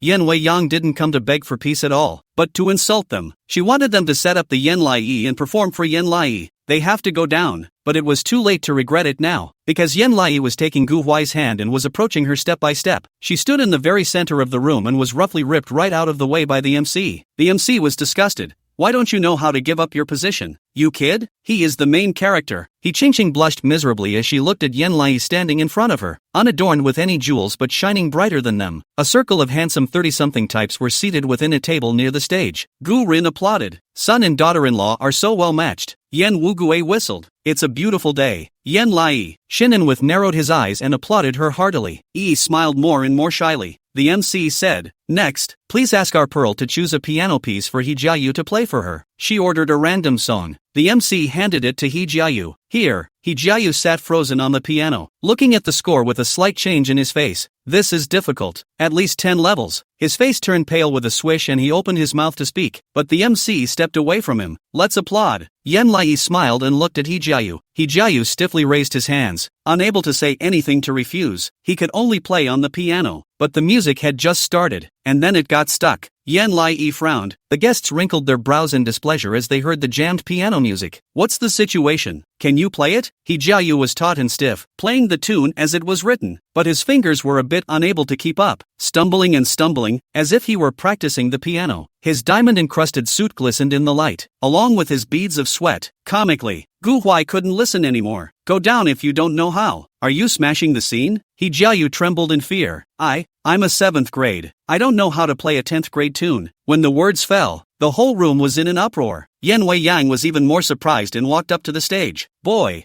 I didn't know you couldn't do that. I thought you were all powerful. Yen Wei Yang's friend wondered from the stage. What's going on, Wei Yang? Why did you hire such a character? It's too much for the stage, isn't it? Yen Wei Yang guiltily took the microphone and apologized to everyone. Sorry, because these kids keep saying they're great and I took them seriously. She then turned her head to look at He Ching. He Ching, didn't you say your family is all round? My family Jingji is younger than He Jiayu. The grade 10 piano certificate just finished this winter. But how come your brother is only at grade 7? Thanks to me also buying you guys such an expensive dress. How come your strengths don't match up? Is lying to me? After saying that, she handed the microphone to He Ching. He Ching was at a loss for words and looked at the equally shocked Bai Miao at the bottom. Seeing that she couldn't say anything, Yen Wei Yang continued to ask, so, you're all bragging, right? The people at the bottom roared with laughter. Mr. Yen, you've been tricked by a child, haven't you? Whose child can compare to your child? Exactly. Who doesn't know that your kids are the best in the circle and that there are people who dare to brag in front of you? Yen Wei Yang smiled and waved her hand. Don't say that, La. They were just confident in front of my daughter. After saying that, Yen Wei Yang leaned down and patiently said, He Ching, since you and your brothers have accomplished nothing, I don't want you to perform, but you have disturbed my daughter's excitement and failed to live up to my expectations of you, and you've taken in several tens of thousands of a skirt. Even though your virtue is not worthy of your position, I don't ask for a refund, I only ask for. She tugged He Ching, He Jianing, He Jian, and He Jiayu up and stood in a line in front of Yen Lai. You apologize to my daughter. He Ching was horrified. You, Yen Wei Yang clasped her shoulder. What? You've received all the gifts and want to take them for nothing? Didn't your mom teach you well? She then looked at Bai Miao, who hated to vanish. Bai Miao, these 4 children are your children, right? Then you should also hurry up and bring your children to apologize to my children. Bai Miao looked up in shock. Yen Wei Yang gently squatted beside Yen Lai and hooked a meaningful smile. Hurry up, don't spoil my family baby's pleasure. Chapter 212, Gu Rin, singing an unforgettable night to the 2 children. There was a dead silence in the meeting room. Everyone's expressions gradually became meaningful, collectively realizing Yen Wei Yang's intentions. Xin Xiuyan Xinjingji Xingzhenye also understood in this instant. Gu Huai was quite surprised as he looked at Yen Wei Yang. He thought that Yen Lai the new mom, was a bit of a wimp and forgave the Yi family so easily, so that's what she was waiting for. Bai Miao was tense and sat down on the stage, her palms moistened with cold sweat, holding the microphone. Yan Wei Yang gently prodded, "Won't you apologize?" Bai Miao's breathing stuttered, feeling the taunting looks coming from all directions, pulling up the corner of her mouth with extreme difficulty. "Sorry, Yen, what?" Bai Miao was trembling, veins bursting out at the corners of her forehead, and she pulled up her tone with difficulty. "I'm sorry." She's got to be able to flex. Yan Lai sighed and said helplessly, "You see, Mama Wei Yang, I told you a long time ago, they can't." She didn't see that Yan Wei Yang was deliberately tricking them. Yan Wei Yang smiled brightly and apologized to her. "Yes, it's Mom's fault, so let them apologize to you and let this be over." She handed the microphone to He Qingqing again. "Hurry up, don't waste everyone's time." He Qingqing looked at Bai Miao, who stared at her with a deadly glare, her eyes thick with blame. Suddenly a little frightened, she said with difficulty, "Yes, I'm sorry for not coming. Please forgive us. We shouldn't hold you up in front of so many people, sweeping you off your feet. I'm sorry." Yan Lai was speechless. "It seems like I've been forgiving you guys all day today. I'm tired of saying it's okay." Once the words fell, the crowd roared with laughter and teased. "Ha ha ha ha ha ha ha. You're forgiven a few times, Yen, come on. What's the point? No long face?" The more He Qingqing heard, the more she felt her cheeks rolling, and finally couldn't hold it in and ran off the stage in tears. He Jian hurriedly chased after him. "Sister!" He Jiayu got up stiffly and got off the stage. Gu Huai smoothly stretched his leg to trip him. He Jiayu barfed to the ground and fell straight to the ground. The scene got even more laughs. Ha ha ha ha ha ha ha ha ha ha ha ha ha ha. He Jiayu was so humiliated that he sadly got up from the ground and looked at Gu Huai with indignation. Gu Huai stood in the spotlight in a white tuxedo, as reserved as a prince, sarcastically hooking his lips. Who let him pinch over the absent intention? He Jiayu climbed up with a miserable face and left in a hurry. Satisfied, Yan Wei Yang raised her head and picked up the microphone. "I now announce that the banquet will begin." The professional orchestra came on in time to play a lively piece of music. Yan Lai stood on the stage and listened to the MC introduce himself. Little Yan Lai is the legacy of MS Yan Zishi, the seventh daughter of the Yan family. Although she is separated from her mother in heaven and earth, MS Wei Yang will use all of her love to spoil her into a unique little princess under the heavens. And from now on, she will be MS Wei Yang's own daughter. And I hope that everyone will be able to give her more guidance. Yi looked at Yan Wei Yang in surprise. Yan Wei Yang was dressed in a moon-white slimming silk dress. Her ink hair was pulled low, and she smiled at her with her eyes downcast like a goddess. The people at the bottom murmured, "What? Yan Lai is actually Yan Zishi's daughter? Didn't you say that Yan Zishi was removed from the Yan family? Yan Zishi's child is so good looking? Come on. Yan Zishi is a serious big beauty of the thick-face department. Okay? It's just that her achievements don't count in the Yan family. She's on par with Yan Wei Yang. In that case, Yan Lai really looks like Yan Zishi, eh?" When she heard this, she touched her face and looked at Shinan with uncertainty. Shen Anha, dressed in a well-tailored suit, sat in a chair and looked at her, deep meaning running through his dark eyes. Yan Lai has grown up and is becoming less and less like him. This was also the reason why Yan Wei Yang decided to announce her true identity. The corners of his mouth hooked up as he raised his champagne to Yan Lai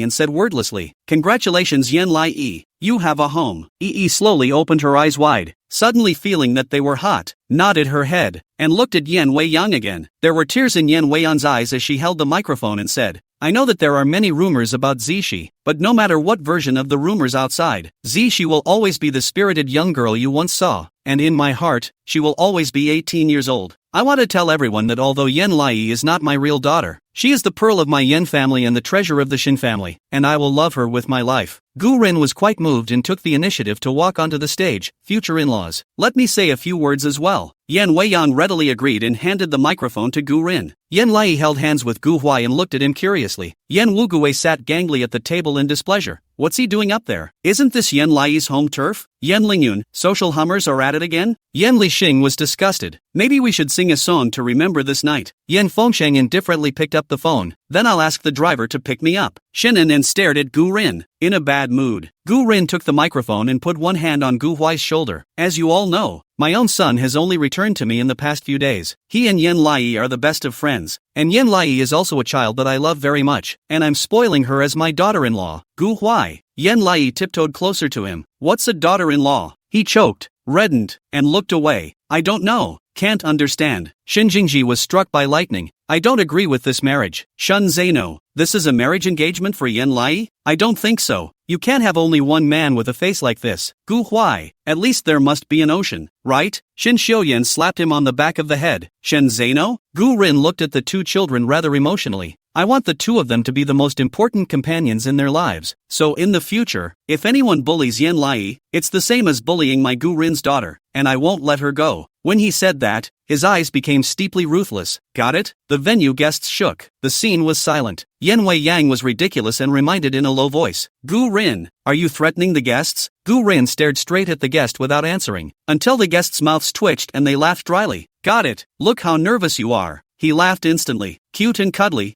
I'm just kidding. Of course I won't do anything. Where am I that kind of person? Guest. Yankee. Shannon and. No, that's what you are. After saying that, Gu Rin squatted in front of Yan Lai and eagerly embraced her shoulders. Next I'm going to bring you a song unforgettable tonight. Goddaughter, will you sing with me? Yan Lai. Gu Huai. Yan Li Xing, he's really singing? Doesn't he know what level he sings at? It's one of those KTV singing that blows up the TV. Yan Wu Gue put the gun on the table. Can't be shot, can it? Yan Wu Gue, Yan Feng Shang, Shinan and, support. Chapter 213, I bought you a little island. And just as Gu Rin strongly pulled Yan Lai to sing Unforgettable Tonight, He Qingqing was in the corridor, leaning against the door and bawling. That woman even deliberately insulted us. I'm too young. I can't believe I fell for that trick. He Jiayu was remorseful, thanks to us thinking that this woman is here to please us. But it turns out that she's so scheming. She must know that I don't even know how to make a 10th level score. She just wants to humiliate us in public. Finally, the unforgettable night is over. Yan Lai ran out of the banquet hall as if he were fleeing, gasping for breath with terror on his face. Hard to hear. Uncle Gu Rin sings too hard. She never imagined that a whole song, in addition to the title of Unforgettable Tonight, Gu Rin said the right. The whole song all out of tune, like a ghost howling. It's horrible. Listening to you get to pick your ears for 10 years. She was in shock against the front door when she suddenly heard He Qingqing yelling from the hallway. Yan Wei Yang is a. She took a decisive step towards her on her short legs. Say another word? He Qingqing was not expecting this and said tautly, You're eavesdropping? Yi was offended. You're talking bad about my mom in the hallway. Do I need to eavesdrop? He Qingqing choked back a sigh of relief, and sophistically argued. You're just eavesdropping. Your mother likes to bully and act like a green tea whore. And what are you? Bai Miao came out of the restroom, and when she heard this, she sprinted over to her. He Qingqing, don't you have a long face? Don't you think I've lost enough face? He Qingqing looked at her in dismay, and her grievances turned into tears that came out of her eyes. Bai Mama was the one who insulted us first. They don't treat us like human beings. Looking for Yi, Yan Wei Yang happened to push out the door and walked up. Isn't it you who don't take yourselves seriously? Yan Lai looked back in surprise. Yan Wei Yang's posture was erect, pacing in front of them, taking out a pile of cash from her handbag. This is 10,000. It's the performance fee I prepared for you guys today. Thank you for your hard work. He Qingqing's anger subsided. Gig fee? They didn't even put on a good show.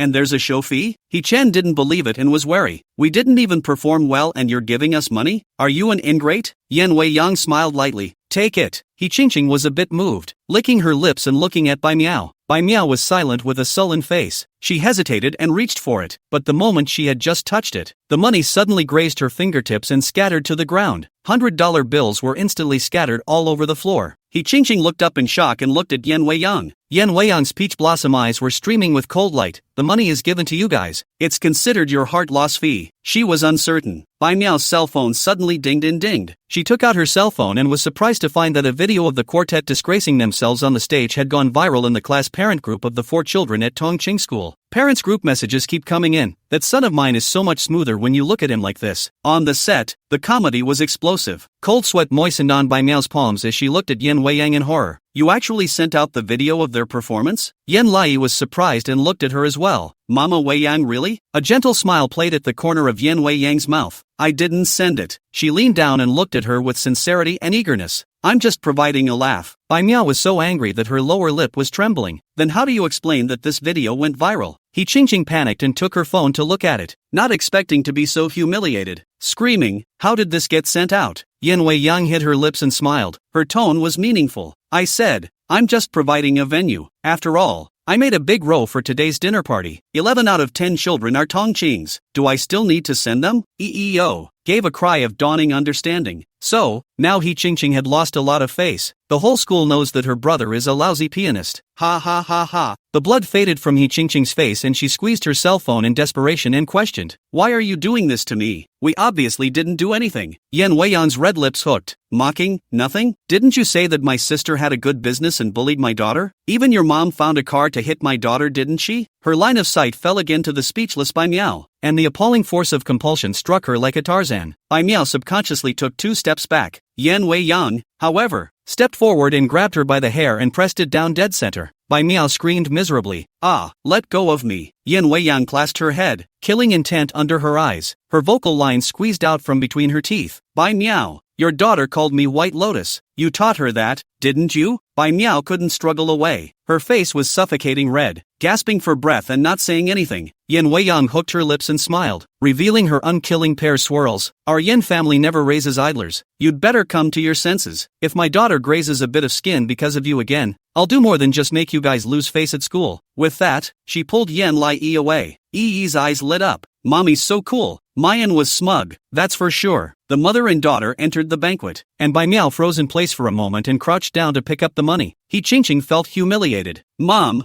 don't take it, they're just insulting us." Bai Miao backhanded her. He Qingqing was hit once again. Her face was wooden and she looked at her in awe. Bai Miao was hysterical. "You useless punk. The road is paved for you and you still can't do it." He Qingqing's heart thumped and tears came to her eyes. "I'm sorry, Mom. I'll try harder next time." "Is it useful to be sorry? You caused me to be insulted." Bai Miao sat on the ground panting heavily, her body shivering uncontrollably. "You give me to remember. The next time there is no permitted thing, not to make a move on Yan Lai, hear me." He Qingqing and the others trembled in fear and choked. "Got it." Yan Weiyan led Yan Lai into the venue and squatted in front of her to check her wound. "Angry with Mom?" Yi shook her head and said sincerely, "Mom, I just don't like you being insulted. I think you should not forgive them. They are too bullying." Yan Weiyang smiled brightly and cupped her face patiently. "Little baby, Mommy has never forgiven them. The people who hurt you, it's not enough for Mommy to clean them up over and over again, so how can she possibly forgive?" Her pretty eyes could only hold her. "Don't be mad at me, okay?" Yan Lai moved to purse her lips and nodded. "Good." Yan Weiyang guffawed. "I heard that you were able to suppress Yan Wugo and your relationship with your brothers has gotten much better." Mom is very relieved. After all, Mom is very busy with her work. She always has to fly back and forth. She can't be with you often, but I will have someone close to you to take care of you, okay? She nodded. "Good. Yi will be obedient and won't embarrass Mommy." Yan Weiyang smiled more and more gently and nudged the tip of her nose. "Don't say such words in the future. I will never be ashamed of you, because I am your mother." Yi nodded and showed herself beautifully. Yi has successfully recognized Mr. Fu as her master today, and in the future, Yi will be able to write songs for movies too. Yan Weiyang had little stars under her eyes. "Yes, our Yi is really great." Saying this, she took out a piece of paper from her handbag. "Mommy has prepared a congratulatory gift for you this time too." She probed curiously, and saw Yan Weiyang unfold the paper. "I bought you a little island. Where does it come from?" Little island? Chapter 214, participating in a variety show with Gu Huai and his 2 brothers. Yan Weiyang nodded and showed her the contract. "I'll go and do the final formalities in the next 2 days. This island has a good environment. It can be used as a vacation island, and you can see the northern lights and the Milky Way's sandy beaches. It is now rented out, starting from £9,800 a week, and the rent is also stored in your card. Even if there is a day in the future when you're too lazy to go out and work, the rent of the island is enough to keep you food and clothing without worry." She was surprised, but Yi is still a small child. "This is too expensive." Yan Weiyang helplessly wrapped her arms around her and intoned, "Don't think like that. You deserve it. Mom has also done the estate registration. If I die one day, all of my inheritance will be given to you. Your 3 brothers know about this. Plus Uncle Shen's inheritance is enough for the 3 of them to share equally, so there's no need to worry about them being jealous." She was even more surprised. "Is Mommy going to die?" Yan Weiyang couldn't help herself. "We're all going to die. It's just that Mom needs to be a little more insured. And who can tell what's going to happen in the future?" Yi received the piece of paper dumbfounded, looking at the signature of Yan Lai written on it in beautiful script. The agent in the back is Yan Wei. Relationship, mother and daughter. She bit her lower lip in emotion. "Mom, thank you." Yan Weiyang held her in his arms. "This island is now rented out to a variety show. It's a variety show organized by your uncle. There's a good chance that you'll be invited to take part in it as well. But I haven't been privy to the specifics. But I'm sure there'll be a lot of people who'll come up to the island to play after the variety show is over. Why don't you give this island a name now?" Yi hesitated and said, "Can we call it Starry Sky Island?" Undine arched an eyebrow. "Sure, I'll make the call. She got up to leave. A few moments later, Yan Wei Yang gave her a look signaling that her name had been changed and turned to climb up with the others. It wasn't long before Yan Lixing came to Yan Lai's side and handed her a phone. Yan Lai, Xian Duo is looking for you. Yi took the phone and put it in her ear. Xian Duo was excited.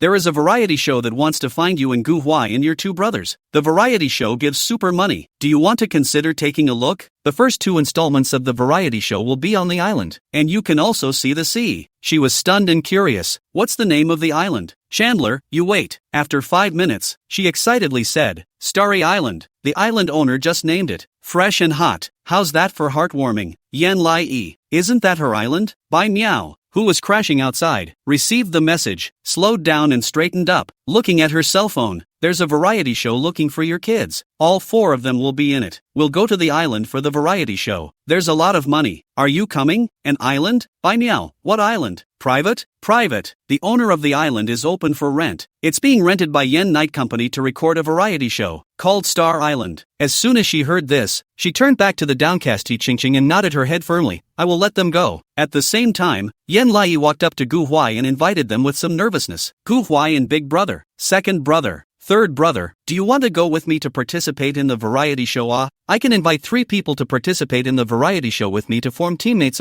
Shen Xiuyan vetoed. I don't like to show my face. I'm not going. Gu Huai didn't even think about it. Yes, accompany you. Shen Zeno was very heartfelt. Then will I burst into the entertainment industry, and my popularity will directly exceed that of Yan Lai? Shen Jingji, bragging, the person who bursts into the entertainment circle can only be me. I will become the strongest brother and sister duo on the Earth's surface with Yan Lai at that time, and you'll just eat the tail gas at the back. Shen Zeno, little master eating tail gas? You're thinking beautifully. I'm definitely the strongest sibling CP. Gu Huai was indifferent. A love of swearing should be blocked outright, never to be turned around again. Shen Zeno. Yan Lai wasn't on the same channel as them at all and jumped up in excitement. That's great. I'll tell sister Qian Duo. We'll go to the variety show together later. Shen Zeno? Good. Where is it good? I'm kind of banned by the system. Once a variety show with only children was previewed, Yan Lai and Gu Huai made their C-suite debut and caught fire all over the internet. The variety show was called, Mom, I'm Going on a Voyage. On the publicity pictures of the variety show, Yan Lai and Gu Huai are wearing work clothes and taking pictures in the woods, and Shen Zeno and Shen Jingji each have their own styles, and the microblogging hotness is skyrocketing. I haven't seen our precious EE in a long time. So looking forward. Surprisingly, there's also Gu Huai. The program team is too good at this. This must be pursued. It's not Chinese if you don't. I heard that the link of this variety show into a small island. They seem to be in the island to complete the task in order to get something. A little bit like the foreign love variety of that Paradise Island. So look forward to Yan Lai's superb play. I can't wait for tomorrow's broadcast. Okay? Is Shen Zeno Yan Lai's real brother? His face value is too high, isn't it? No wonder Yan Lai looks so good. So the family's genes are all so good. I think Shen Zeno is so cool, so wild. What? Am I the only one who likes Shen Jingjie? He looks so refined in the photos, like a little prince. This is simply the face group. On the contrary, the photos of He Qingqing's group went unnoticed, with only a few sporadic comments underneath. Or this kind of, so look at Yan Lai, that combination is really top. These kids can't fight at all. The comments. But with the show's constant warm-up, the live stream was already full of heat on the day the show aired. Yan Lai waved his hand at the drone. Have you started filming yet? As it happens, the live camera opens. Her watery eyes reflected in the crowd. Can anyone hear E? Baby opened up, but it looks better than before. My big, thick fist baby. Damn, this kid is getting too fast, isn't he? Is he really getting better looking? Where's Gu Huai? Yan Lai waved her hand at the drone, which swayed from side to side with her. She looked surprised. Gu Huai, there's no uncle photographer following us this time. As the words fell, Gu Huai walked in front of the camera with a deadpan look on his face, wearing a blue floral shirt full of summer style. He's still so unsmiling. Auntie is really willing to wait a few years for you. Gu Huai was in a bad mood, not for any other reason. It's because all of his clothes were switched by Gu Rin before he left. He likes to wear black, white and gray when he dresses, but now a suitcase full of flowered shirts. His own father's bomb-like aesthetic. Gu Huai nodded annoyingly at the camera. Hello everyone, I'm Gu Huai. Shen Jingji and Shen Zeno also walked onto the deck and greeted the camera. Yo ho! EE stood on tiptoe to introduce. Between my second brother, between my third brother, asterisk. The two brothers are also very handsome. Ow.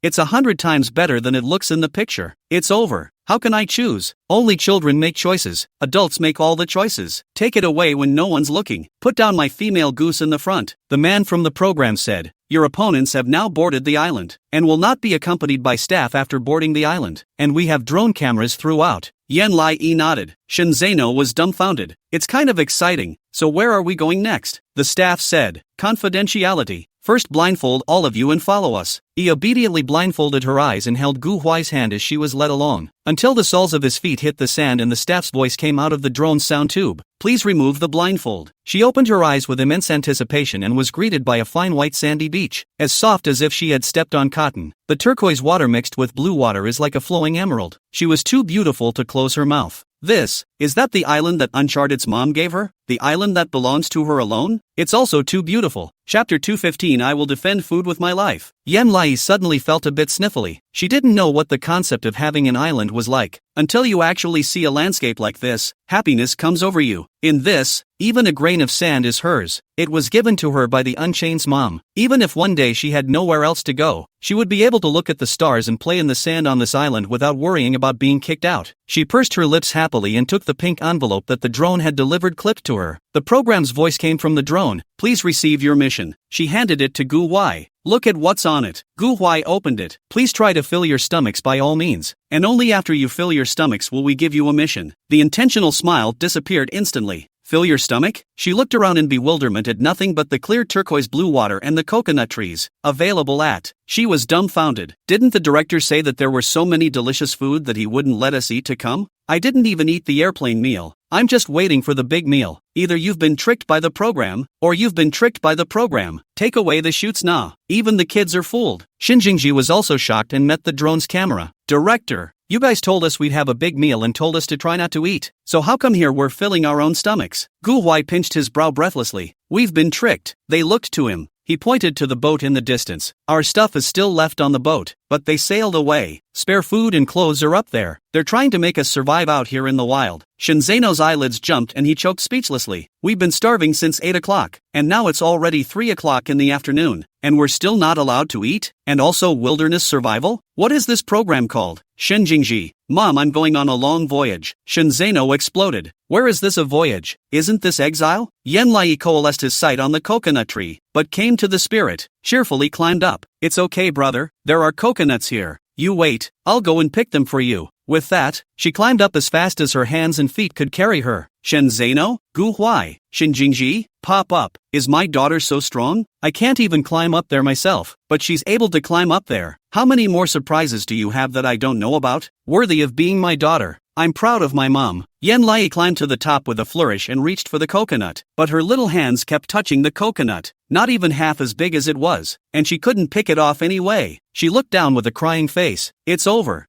Can't hold it. Ha ha ha ha ha ha ha ha ha ha ha ha ha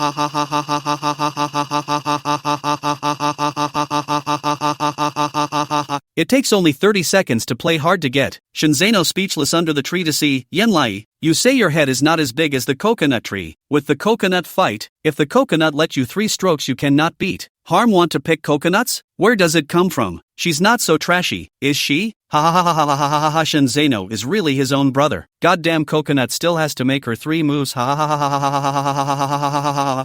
Was devastated. What are we going to do? Can we still eat coconuts? Gu Huai nodded. Come down and let me do it. Shinzeno snorted. Gu Huai, I don't think you're any good. Let me do it. With that, he leapt up into the coconut tree and climbed upwards as fast as a monkey. Yan Lai looked at him dumbfounded. Shinzeno raised his eyebrows in arrears. Let brother show you what it means to be professional. He grabbed the coconut and slammed it down. Duck! Gu Huai and Shinjingji stepped backward, and 4 coconuts crackled and fell to the ground. Shinzeno holding Yan Lai easily landed. Look at my speed. But a minute 4 drinks have. Tropical coconut juice. Yi's eyes were filled with little stars. Second brother is so cool. But how are you so awesome? Shinzeno hooked his lips and smiled, revealing a small pointed tiger tooth stinking ass. I once survived alone on a small island. Not to mention other things, I have full marks for wilderness survival skills. Shinjingji scooted the coconut to the side and snorted. That's because he once did something bad that resulted in Dad punishing him to the island for 2 days of self-survival. Where does it come from? Shannon is so strict with his uncle? Gu Huai was interested. What's the reason? Shinzano blared breathlessly at Shinjingji. The reason is that I accidentally burned an elder's hair with a candle because I didn't even see him there at the time. I thought it was just a polished ball. Shinjingji sneered. Yes, people were originally a Mediterranean Sea, specially waxed over to participate in the party. As a result, you gave people the right side of the burn, leaving only the left half of the piece standing there, with a big gobstopper. People cried for 3 days and 3 nights at home, did not slow down, and almost had to go down to the sea to feed the sharks. Yen Lai Yi, pft. Gu Huai covered his lips. Ha ha ha ha ha ha ha ha ha ha ha ha ha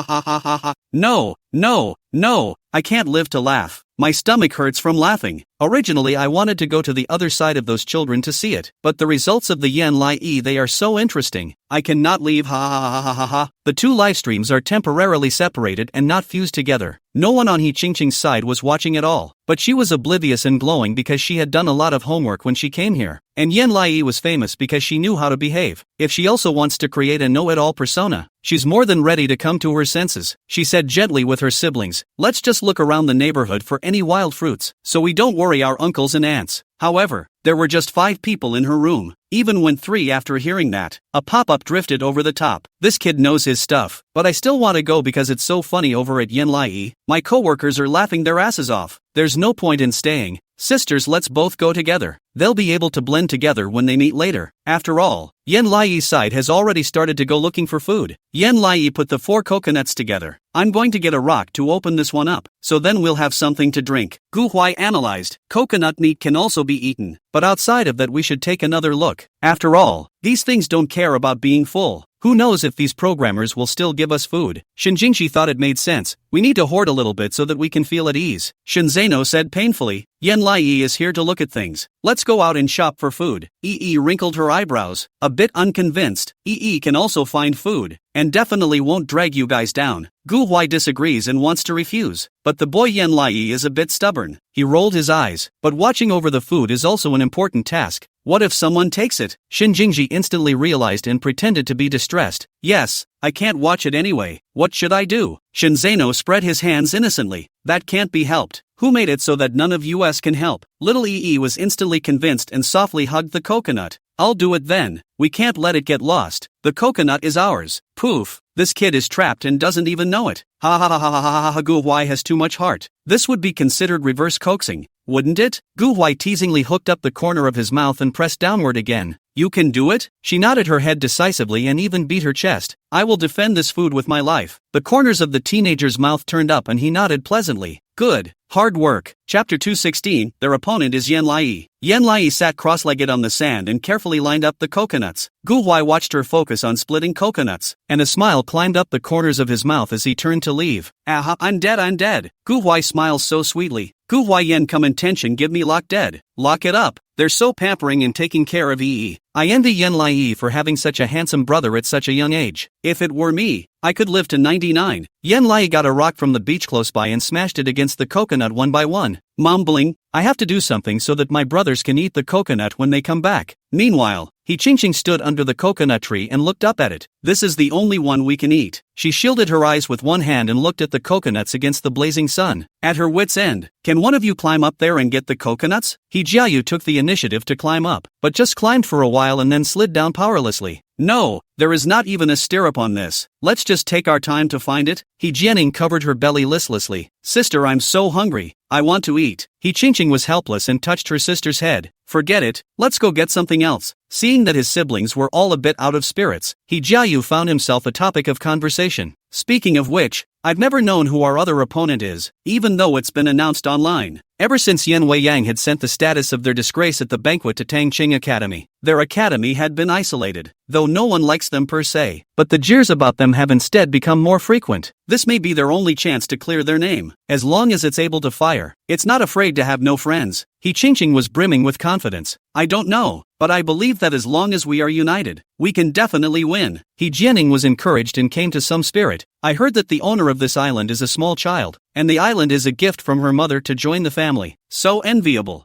He Qian envisioned. If the age is about the same as ours, we might even become friends. He Qingqing smiled without picking up the conversation and looked into the distance, her expression suddenly disappearing. I saw a little girl on the fine white, silver sandy beach, wearing khaki overalls and a little tank top, her inked hair in two cute balled-up hairstyles, and she was tirelessly smashing away at coconuts with a pointed rock. She was patient and had already smashed a tiny opening in each coconut that would open with just one more smash. Just in time, Gu Huai walked up with fruits in his hands. Yan Lai came to eat. He Qingqing's face changed. Only Gu Huai and Shinzeno were seen taking a pocketful of fruits, and they even used their clothes to cover them. The results were surprisingly bountiful. Yan Lai was overjoyed. How did you get so much stuff? Gu Huai broke open a sesame banana and gave it to her to eat. There are many banana trees inside the forest, and there are also fruits placed by the staff that have edible written on them, but with only the fruits, it should be able to fill her stomach for the time being. Shin Jingji handed her the apple. Happy? Seeing so many things? She nodded. Happy, but she also shows off the results. Has done a lot too, and now the coconut has smashed a small opening so we can drink it. Gu Huai was stunned. His eyes steeply became gentle. Not tired? She laughed and shook her head. Not tired. Shinzeno nonchalantly picked up the coconut and chiseled it open. Directly sipped it. Absent intention. But how did you get it open with such little strength? Yan Lai gorgeous. I chiseled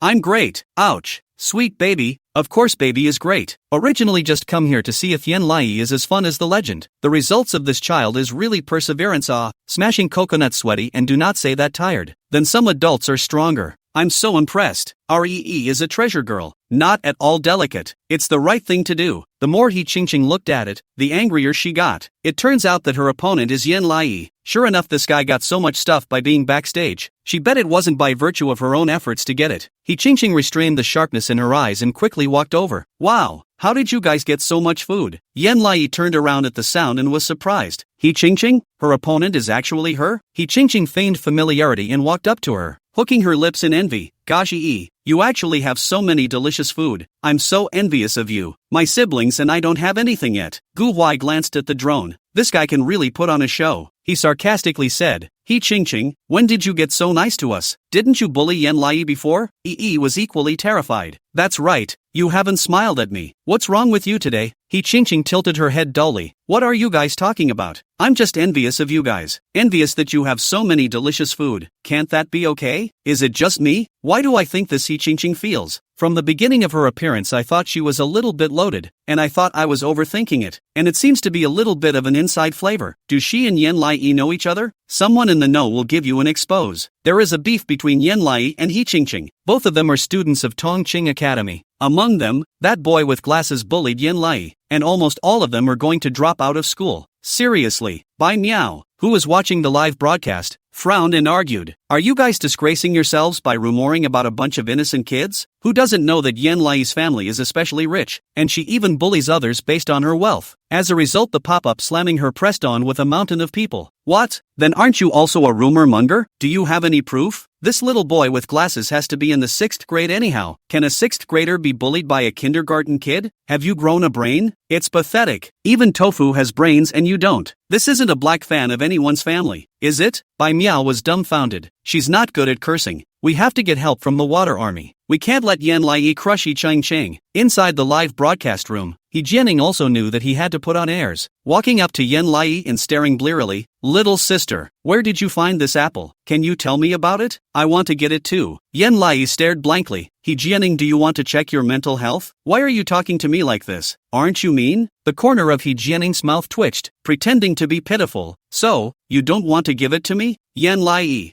I don't think much of it if you're going to have this kind of posturing attitude. Hecka none. Chapter 217, no food for you because you're cheeky. A piece of the pop-up screen question drifted by. The more you look at it, the more wrong it is. Yan Lai has never targeted anyone but is not very nice to them. It feels like they really have a problem, just like what is rumored on the internet. Yan Lai is straightforward. Participate in other variety shows with the children, get along. It is impossible to not get along with this group of people. There is definitely a problem. He Jiayu from our school. I heard that he secretly bullied Yan Lai, got beaten up and then also touched the porcelain. No one cares about him at all in Tongqing school. Yan Lai will never have a good attitude towards him. Is this true? Is this for real? Another set of people flocked into the live broadcast room. The pop-up screen inexplicably out of a bunch of strange rows of species. Our little friend is so poor she can not even eat. Just yen come intention is not very kind? Why don't you give her the fruit in your hand? Yen Lai said she is generous, you really believe it This child is a green tea whore. She is just pretending. Where did you guys hire the water army from? This bunch of new kids have fans? Can't you see that has a problem with these people? What's going on? Rumor mongering a mouth little cute. I don't believe it, but it's definitely petty. If she can give me a handstand. As a result, this pop-up had just floated by when Yen Lai breathlessly gave them part of an apple banana. Hurry up, my eyes hurt when I see you guys. Pop up, put. Where's the brother with the upside-down diarrhea? Hurry up and come to the show. Returns something with a disgusted look on her face. I'm getting more and more sure that our has a problem with them. Jianing took a bite of the apple given by Yen Lai and still said, I want to eat coconut. A smile flashed under Qing's eyes. Yeah, just have to. With the camera in place, Yen Lai will definitely give it to her. Coldly vetoed. No, don't aggravate it. Go away. Qing? Jianing puffed up her mouth. Then you're also too petty. I heard that you can take care of people. And you can even cook. I didn't expect you to be such a stingy person. Are you all pretending? Tilted her head and looked at her. Let's not talk about anything else. I gave you these things and you don't say thank you, do you? Jianing rationalized. You didn't give me coconuts, what am I saying thank you for? Yen Lai directly snatched back all the bananas and apples. Then you don't eat it. Family? Gu Huai smiled openly. Doing a good job. Yen Lai pinched her waist with a displeased face. Not saying thank you. Not knowing how to be polite. Obviously scolded my mom and hit me. Today even intensified to ask for the coconuts that we ourselves worked so hard to pick. Cheeky. Qing estimated having to look at the drone. You're bloodthirsty. There are 4 coconuts, give my sister one can kill you? Yen Lai, who am I to give it to you? Qing, because you did. With a start, cupped the coconut in her small hands and smashed it on the sand in one gulp. Nope, piss you off. Qing. I can't believe I'm getting a kick out of this, ha ha ha ha ha ha ha ha ha ha ha. His siblings shameless. These coconuts are shin in the wild picking. Yen Lai one by one chiseled out. Tired and sweaty did not stop. They also dare to reach out for? I would have thought that Yen Lai overreacted. But these kids are too thick-skinned, right? How did mom and dad teach them? TSK, do all of you absent-minded fans have no sense of perspective? She's treated an innocent girl like this and you guys still support it? Even if you want her stuff, what can you do? We're all kids. Shouldn't we share? For coconuts can't be eaten by several of them. So what's wrong with giving them one? Why do you give it to me? I'll ask you absent-mindedly what they got by what right to give. Wait. Look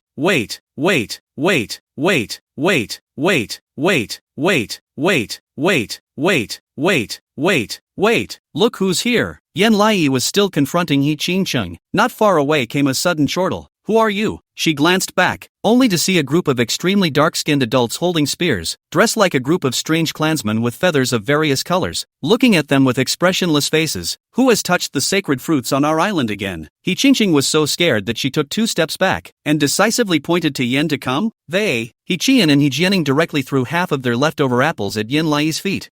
Felt ridiculous. Didn't you guys eat it too? Why don't you admit it? Qing spread her hands innocently. We didn't eat it. We don't think the things on this island are ours, so we didn't touch a single bite. Jianing still had apple juice on the corner of her mouth. Aha! Didn't touch a single bite. Shenzeno was disgusted. Holy, how come the country of Huaxia hasn't researched making bulletproof vests out of your cheeks? This is a great loss for the country of Huaxia. Gu Huai looked at them with a dark face. Qing lied without changing her face. Anyway, we didn't take it. She pointed to the absent intention. If you want to arrest them, arrest them. The head honcho's gaze instantly fell on Gu Huai decisively protected in front of her. We took all the fruits ourselves. It has nothing to do with this little girl. If you want to target it, target me.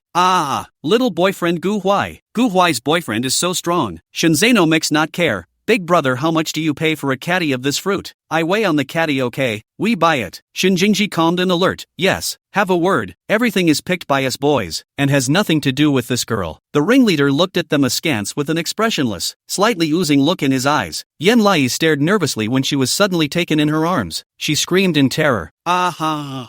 Gu Huai rushed towards her and was directly grabbed by the 2 adults. Shenzeno was in a hurry. Don't do it. Let go of them. Shinjingji was also imprisoned in it. Let go of my sister. This has nothing to do with my sister. Qingqing and Jiayu laughed their asses off. Ha, they got caught. Jianing breathed a sigh of relief and said without changing her face, luckily I don't have a craving. Qian, right. Luckily he was quick to throw that apple. The chief heard this and looked down at them. Qingqing laughed. Patriarch, we didn't eat anything. We're innocent. Yen Lai struggled in the adult's arms. Nonsense. He Jianing and He Qianan obviously ate it too. He Qingqing shrugged her shoulders. Didn't eat it? Who saw it? Both his brother and sister shook their heads. My day. I'm sick to death of these kids. I can't wait to rush in and slap these two kids twice. What a piece of. The leader looked at He Qingqing indifferently. You're sure you didn't eat it, right? He Qingqing nodded decisively. I'm sure I didn't eat it. The leader's face was expressionless. Good, then you will be outsiders on our island, not having accepted God's guidance to eat the holy fruits of our island, and likewise not being qualified to save the matriarch. Please accept the punishment. He Qingqing froze, thinking she heard wrong. What? The leader of the group said in a single word. Receive,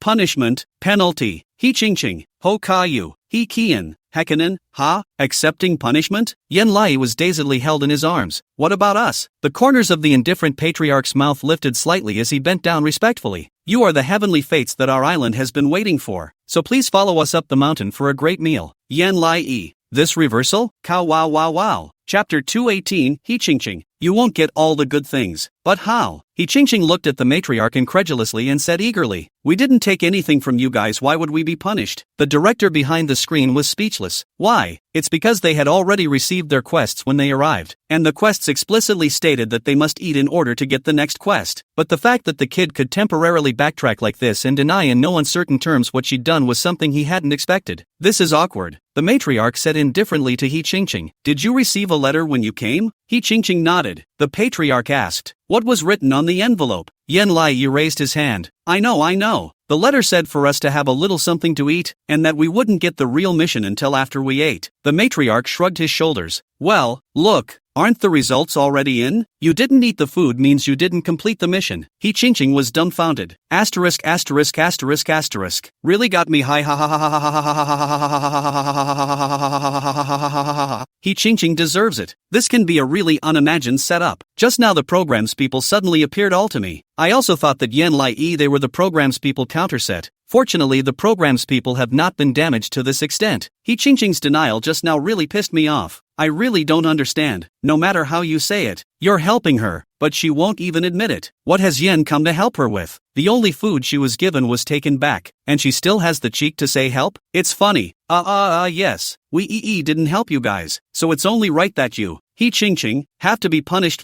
It's best if she doesn't even admit it when she's captured. But the next instant, He Qingqing panicked and said, we ate the fruit. You should have seen us eat it. He Jianing nodded along, pointing to half an apple core on the ground. Look, we really ate it. The matriarch casually scanned it. He is well aware of whether these children eat or not. He was asked to come over because the director saw that the kids were getting food. Who would have thought the kid wouldn't admit it? He looked to his co-workers. The colleague turned his back and asked the director in a whisper through the Bluetooth headset. Director, to count He Qingqing finished the task? The director looked at the pop-ups that were all sarcastic about He Qingqing, and then thought about what she had just done that was really underhanded, and seriously said, just now, I asked He Qingqing several times, and she said that she didn't have any, so we'll all deal with it as if she failed her mission. The matriarch realized, and said in a tone, didn't you just tell me that you didn't eat a single bite, and that it was all eaten by the other honored guests? He Qingqing was a bit flustered. That was just a mistake on my part. It's not too late for me to change my mind. The patriarch grunted coldly. It's too late. Take it away. He Qingqing was grabbed by the left and right arms by several sisters, wanting to struggle but not daring to struggle too hard. Argued. I really said the wrong thing just now. I didn't mean it. Please forgive me. Okay. The clansmen were cold and silent. He Jianing had been scared to tears. Sister, I'm so scared. I don't want them to punish us. What will they do to us? He Qian blushed miserably. He Jiayu's face turned blue, not daring to say anything. If you're allowed to lie and cheat, the show is good. You shouldn't be condoned so much. At a young age, you already know that you don't admit when you do something wrong, and you gloat about other people. So how can you grow up? This kind of bare child I really vomit well. And He Qingqing's information shows that she is a junior high school student. Junior high school children which have her so unintelligent child.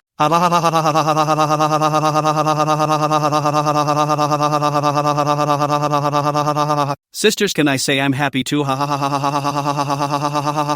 Yen Lai is also happy. She was held in the arms of an older sister and asked in a milky voice, Sister, isn't this called what happens to children who lie? The NPC sister couldn't speak, and the corners of her mouth hooked upwards instead. He Qingqing had a belly full of fire. Don't be complacent if you're not coming. Our food is obviously all given by you, and you didn't even help me out? Pop up? Why should I talk for you? Who do you think you are? Yen Lai thought it was ridiculous. It has nothing to do with me. It's you who wanted to lie. It's not me who asked you to lie. I just said you ate it too. Didn't you deny it? He Qingqing exasperatedly said. The reason I don't admit it either is because. Yanai blinked at her. Because you think we might be punished and you want to eat and you don't want to be punished, right? He Qingqing was speechless. She sighed. There won't be any good things coming your way all by yourself. You say you're a young man, how come you don't understand this point? He Qingqing, here we go again. The classic vicissitudes of absent-mindedness quotes ha ha ha ha ha ha ha ha ha ha. He Qingqing is quite good as a human being. At least you can listen to Yi educate people ha ha ha. Although Yi dislikes people very much. But He Qingqing, don't be so obnoxious can't you just kick her out? This girl was pretending to be so gentle just now. But after a few incidents, she's all over the place. How can she still participate in the program? Ho Qingqing, take your siblings and quit. It hurts your head to look at you. Everyone don't be angry, focus on looking at my daughter. My daughter is decompressing. The program team came to a villa with a group of Yenlai and He Qingqing and others. Entering the restaurant, the aroma of the food came out, and the wide array of food was so colorful and delicious that even Gu Huaida's eyes lit up. Sure enough, it's a hearty meal. Asterisk asterisk asterisk asterisk. I'm craving it. The instant noodles in your hand suddenly don't smell good anymore. Yen Lai's mouth watered as he curiously turned his head to look at the He family. He Jianing was swallowing continuously. He Qian stared blearily at the roasted chicken on the table, but pretended to calmly skimmed his head without saying anything. He Jiayu licked his lips. He Qingqing closed his eyes in remorse. Yi suddenly snickered a little. Being guided by the matriarch to sit in the C-seat, she didn't even know how to put down her chopsticks. So much yummy de. Shinzano comfortably took the coke. Can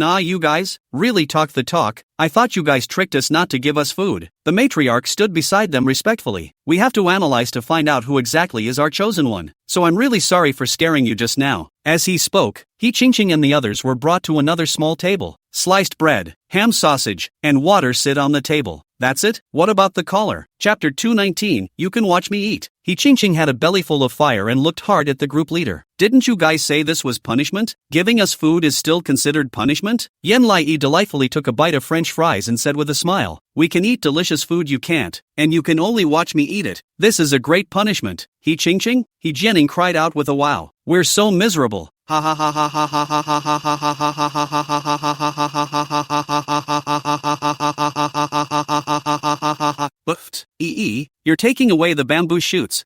Continues to dislike them at this level of intensity. I love it. I really can't stand to watch. Do you people have no sense of public morality? They are all just a bunch of kids, and they are so heartfelt that they bully some very innocent kids. Shut up. No one with a brain can say something like He Qingqing is innocent. She's not innocent at all. I really want to know who spent money to help He Qingqing to speak. We also have black people? Whose cake did she move as a little kid? So the other side got anxious and bought black powder? Gradually, there was no one on the pop-up screen to help He Qingqing speak. Bai Miao received a message. I'm sorry, boss. I really can't think of words to help your daughter speak. She found her own deaf looking for the slightest gap. I can't boast with my eyes closed. The rest of the money I'd better give you back. I'm really sorry. Bai Miao. Ro. True to her Ho Qingqing, the sailors aren't even helping her anymore. Meanwhile, Yen Lai eats pizza to his heart's content. He Qingqing grumbled as she ate the dry and unbuttered sliced bread, staring straight at Yen Lai. The clan turned on the projection and showed them the 4D roadmap of the house. The patriarch stood by the dining table and spoke at length. The reason why we would want to seek help from the heavenly fate is because a group of uninvited guests appeared on the island a few days ago, and they snatched away my lady. So I hope that you guys can save my lady, so that a few of our family members can be reunited. When heard this, the pizza in his hand stopped smelling good and he looked at him sympathetically. Then you're so pathetic. The patriarch nodded and said sadly, my wife and I are very much in love, and our child, who is only 2 years old now, doesn't know that his mother has been taken, and misses her every day. She furrowed her brows and looked at the 4 teenagers. Gu Huai, brother, the patriarch is so miserable. We have to go save his wife. The patriarch's eyes lit up. Yeah, that's the plot. Keep going. Shinzano was lazy. It's not that simple. Can you lend me your cell phone? The clansmen looked at each other in disbelief, and the patriarch handed over his cell phone with a confused look on his face. Shinzano very naturally dialed a number. Hello,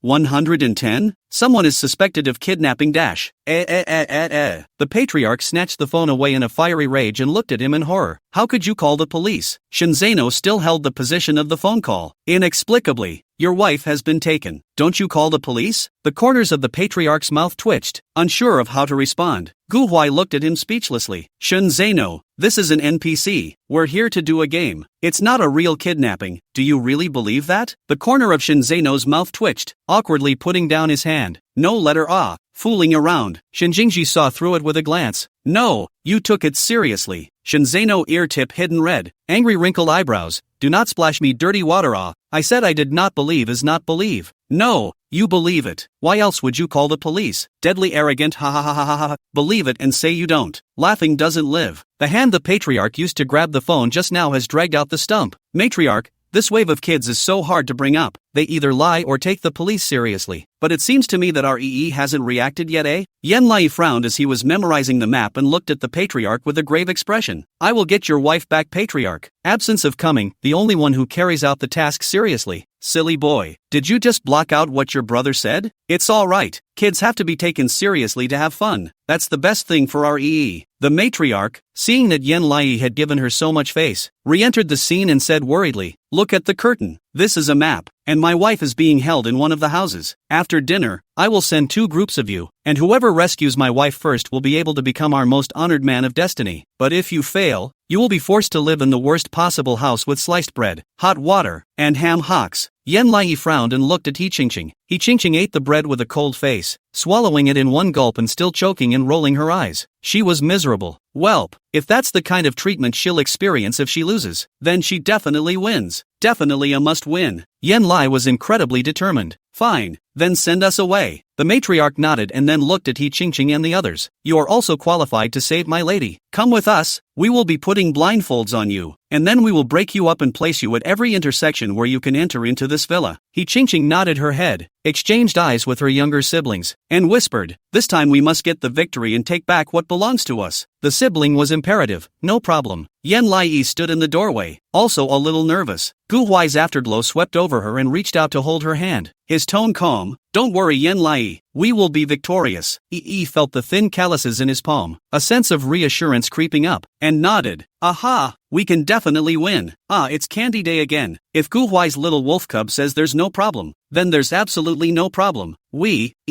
must win. I hate He Qingqing from the bottom of my heart. Hates Ho Qingqing +1. Hates He Qingqing plus pi. As far as He Qingqing is concerned, it's questionable whether she can participate in this program in the next installment. It's disgusting. Suddenly another pop-up with a different style of painting floated by. I quite like these family kids anyway. He Qingqing is very smart, responsive, and good-looking. Right, Yan Lai is a green tea whore, isn't she? And quite good at pretending. Am I the only one who hates the idea of absenteeism? Raise his hand. I hate her too. This kid is fake, two-faced, and not a good person at first glance. What's with the black powder? Honestly, how much does it cost to send one? I'm not sure if I'm going to be able to make it, but I'm sure I'll be able to make it with the help of my friends. By Meow, who was observing the results of the water army she sent a pop-up screen over. What? Why don't you let the truth be told? Do fans of Yan Lai like to have their mouths covered so much? Chapter 220. Bye then. You little twerp. A group of water army along with Bai Miao surged up. Sisters,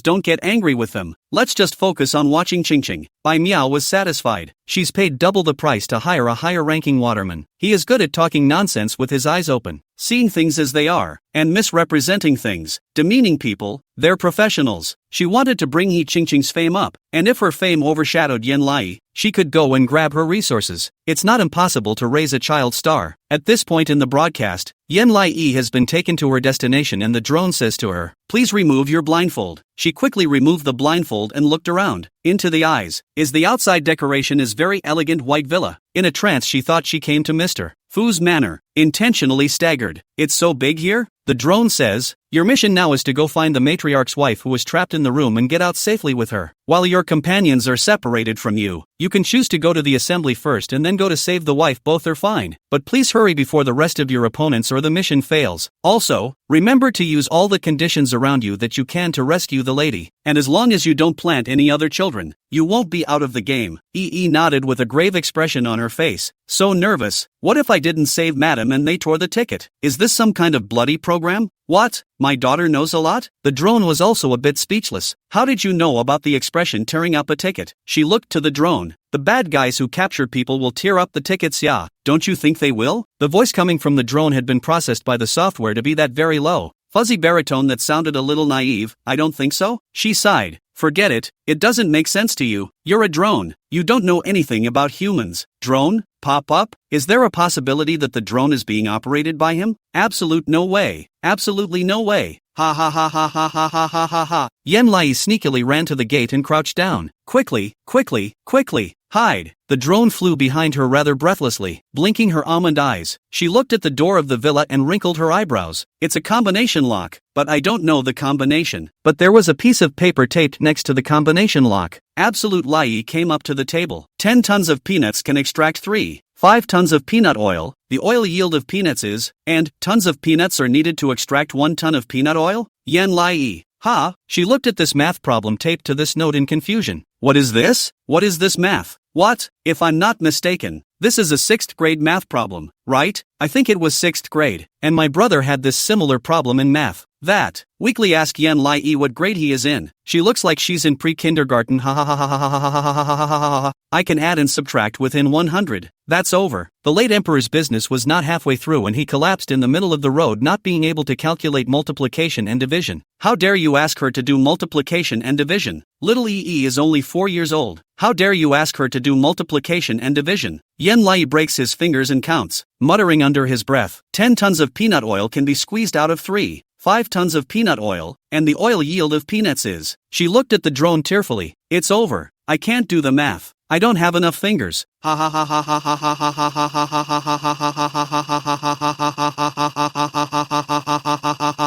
ha ha ha. Daughter, it's not that mom won't help you. You can't read the answer even if mom writes it on there now. It's too hard on the kids. It's making them cry. Let's go somewhere else if you can't do it. Mom can't let you shed tears. Desperate to cry, Yen Lai squatted on the ground and picked up a twig and counted on it in a decent manner. He Ching went to stand in front of her. How come you don't know how to multiply and divide? Met He Ching's sarcastic frown and honestly said, no. He Ching snorted, wanting to mock her, but taking into account the drone behind her, she swallowed back the words of mockery. Then you can count it slowly at the door. Stood up in surprise. You would? The corners of He Ching's mouth rose, clasping the combination lock with her hand to keep her from looking at it. Her tone contemptuous. If I remember correctly, this should be a 5th or 6th grade math problem. And I'm in my 2nd year of junior high school this year, so I can do it. The password was successfully unlocked at the end of the sentence. A pleasant ding sounded as she pulled the door open and entered the villa. Waving at her, bye, little twerp. Yen Lai, there's got to be another way. The drones had just told her that she just had to finish winning, no matter what it took. He looked around and suddenly noticed that a window was open. A low stool was placed under the window. In a flash of inspiration, she nimbly climbed onto a low stool and tumbled inside the window. The moment he tumbled in, he happened to see He Ching pass by the doorway of this room and walk forward. Yen Lai looked ahead. All the rooms in this house are interconnected, just like the hallway. She could keep walking with He Ching and still not be noticed by her. Intentional pushed the first door open to the dining room, which happened to be open. He Ching brushed past the restaurant door and suddenly took a few steps back. What are you doing? Hid under the table and saw He Ching being stopped by a few adults. The adult was dressed in a suit and sunglasses and looked cold. Who sent you? He Ching winced and wrinkled her eyebrows. I came in here right away. I know the password to your place. The man in black was expressionless. Completing the mission? Then it looks like you're here to save the matriarch's wife. And you dare to go straight through the main entrance? Please hurry up and leave for us now. Don't wait for us to be rude to you. After saying that, they reached out and drove He Ching outward. He Ching's head was full of questions as she turned around and questioned the drone. Why did you drive me away? I've already completed my mission perfectly. Right, why are they still coming to arrest me? The drone's low male voice sounded. Have you ever seen anyone save someone's life by walking through someone's front door openly and honestly? Didn't I tell you just now that you can use all means to accomplish your victory? But if you go through the front door and still don't know how to avoid people, it's only strange if they don't kick you out. He Ching? Then you didn't say so earlier? As she spoke, her pupils suddenly shrank as she noticed Yan lie under the dining table. Yi was thankful and muttered in a low voice, "It's a good thing I don't know how to multiply or divide or I'd be kicked out too." He Ching only thought it was absurd, when a broadcast suddenly came from the room. He Ching was found by the enemy and driven out without saving the matriarch's wife. And He Ching is out. He Ching, out? Once again she looked defiantly at Yan Lai. Yan Lai looked at her curiously and said wordlessly, "You're getting out?" Following that, she raised her chubby little hand and waved, "Bye-bye then, little twerp." He Ching? Chapter 221, Saving People with Mouth Output? How can that be? This happened to be the company's lunch break. Shinanen came to the company cafeteria. Just stepping in, he heard a laughter. "Laughing my ass off. Yen, come on, is too funny." Yan Lai has been interesting to this kid for more than a day or two. She's super fun to be around. Watching this kid is really addictive. I didn't realize she was so good at juggling. This reversal is so cool. He Ching just deserved it. Originally I didn't really like Yan Lai. I was just rushing to see Gu Huai, but it turned out that because of He Ching it made me feel that Yan Lai was also a lot smoother. No? How dare you still don't like Yan Lai? The ones with the most sense of variety among these kids are her and Shinzano. As long as there's a sense of intention it's definitely interesting. Shinanen looked at the Yan Lai variety show playing on the cafeteria TV and narrowed their eyes. Is she hot these days? The assistant nodded. Yan Lai is on the hot search every other day, and it's all hanging on the hot search right now. Ever since she argued with Yun Xingchan, her popularity is straight up to that of a second-tier star. Shinanen thoughtfully took out his cell phone and clicked on the live broadcast. The pop-up drifted by.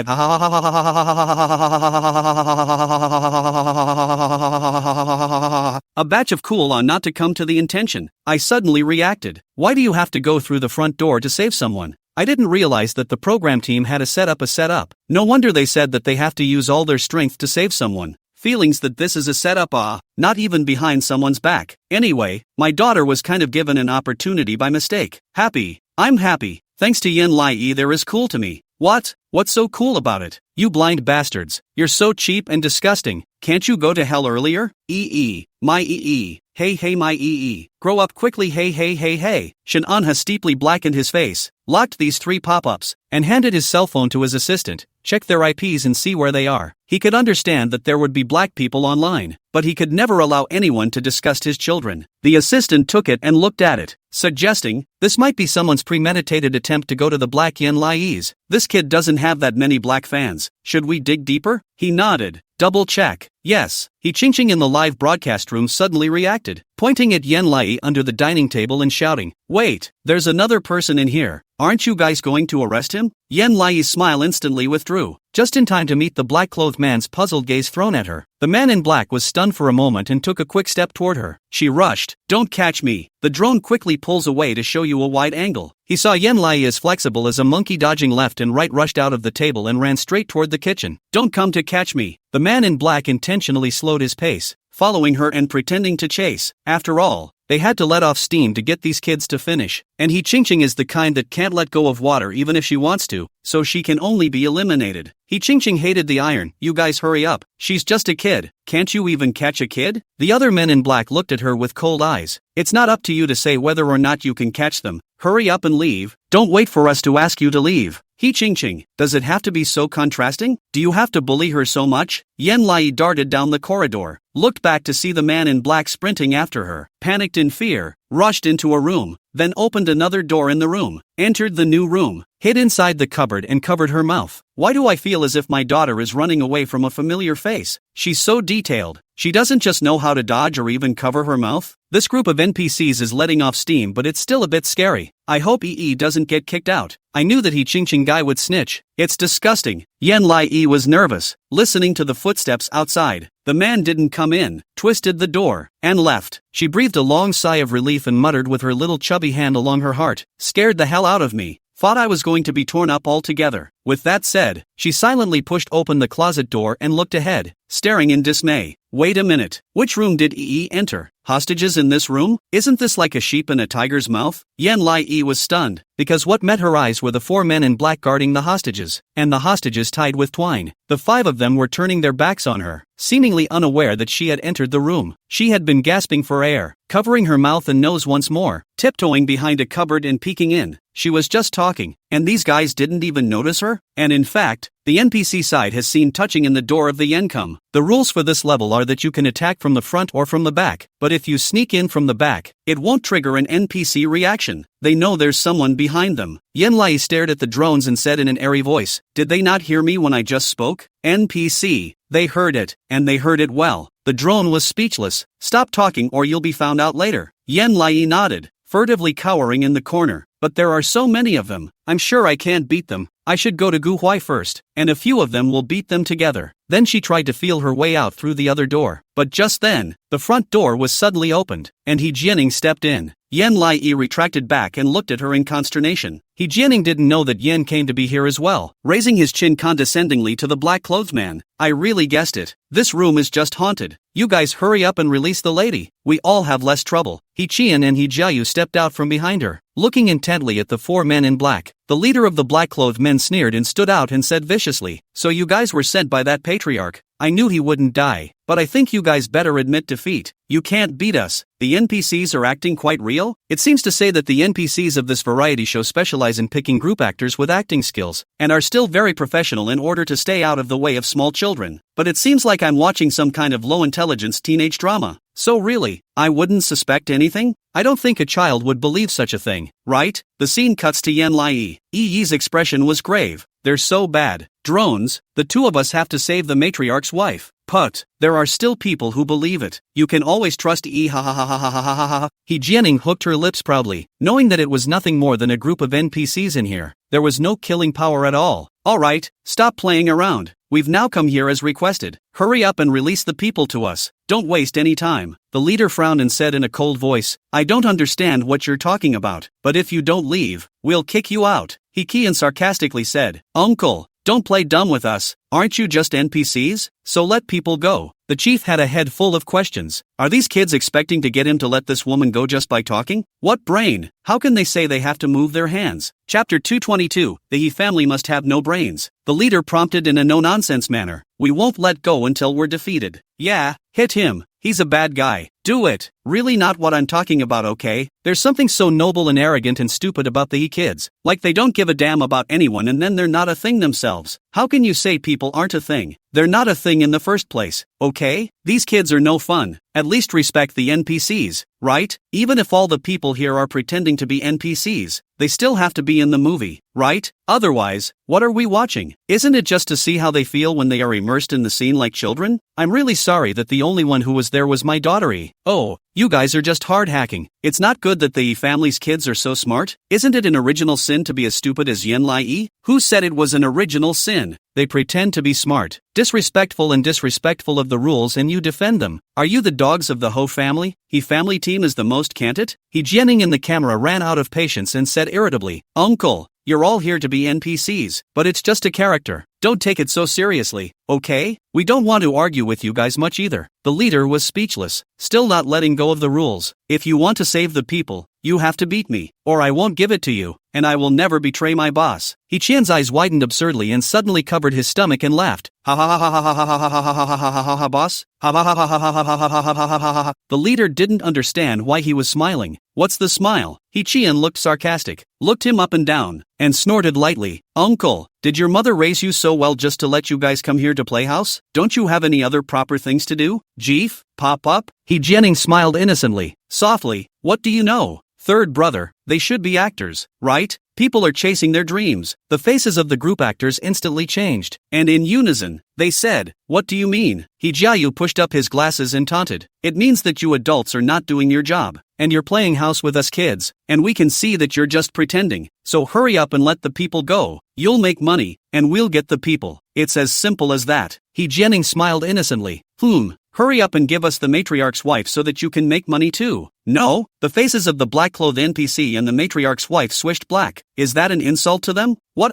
These kids are too disrespectful, aren't they? The group's personalities aren't personalities? They're here to work. Why should they be looked down upon by a bunch of kids who don't even know what they're doing? High and mighty, untouchable, profit-minded, refusing to admit when they have done something wrong. falsely accusing and planting evidence on others. Selfish. These 4 siblings really make me sick. Play or get out. He Jiayu is untouchable and feels smart. With that kind of talk, he's gonna get a lot of praise from the audience. He stuck his hands in his pockets and hooked his lips in a smile. Don't waste time or the Yen family will be here in a while. The man in black looked at him and gritted his teeth, daring him to say something. He wanted to retort, but it was live. The assistant director's voice also came from the Bluetooth headset. This is a live broadcast. Make no mistake. Get them out. The director's tone was also impatient. What a bunch of things to look down on people. The leader heard this coldly. Can't understand. Anyway, I'm loyal to our boss. The boss wants us to watch over the matriarch's wife, so we'll watch over the matriarch's wife. And now that you're trespassing on our boss's mansion, you'll all be thrown out. The men in black instantly swarmed. He Jiayu's face changed drastically as he was pushed toward the door by several adults. What are you doing? He Qian struggled. Don't touch me. We want to save the matriarch's wife. You guys just put the people down for us and be done with it. Why are you doing this to me? He Jianing cried. You're targeting us. He Jiayu was even more indignant. A bunch of NPCs really think they're a thing. Aren't you just a bunch of group actors? The black-clothed man's body tensed stiffly, his fists slowly clenching.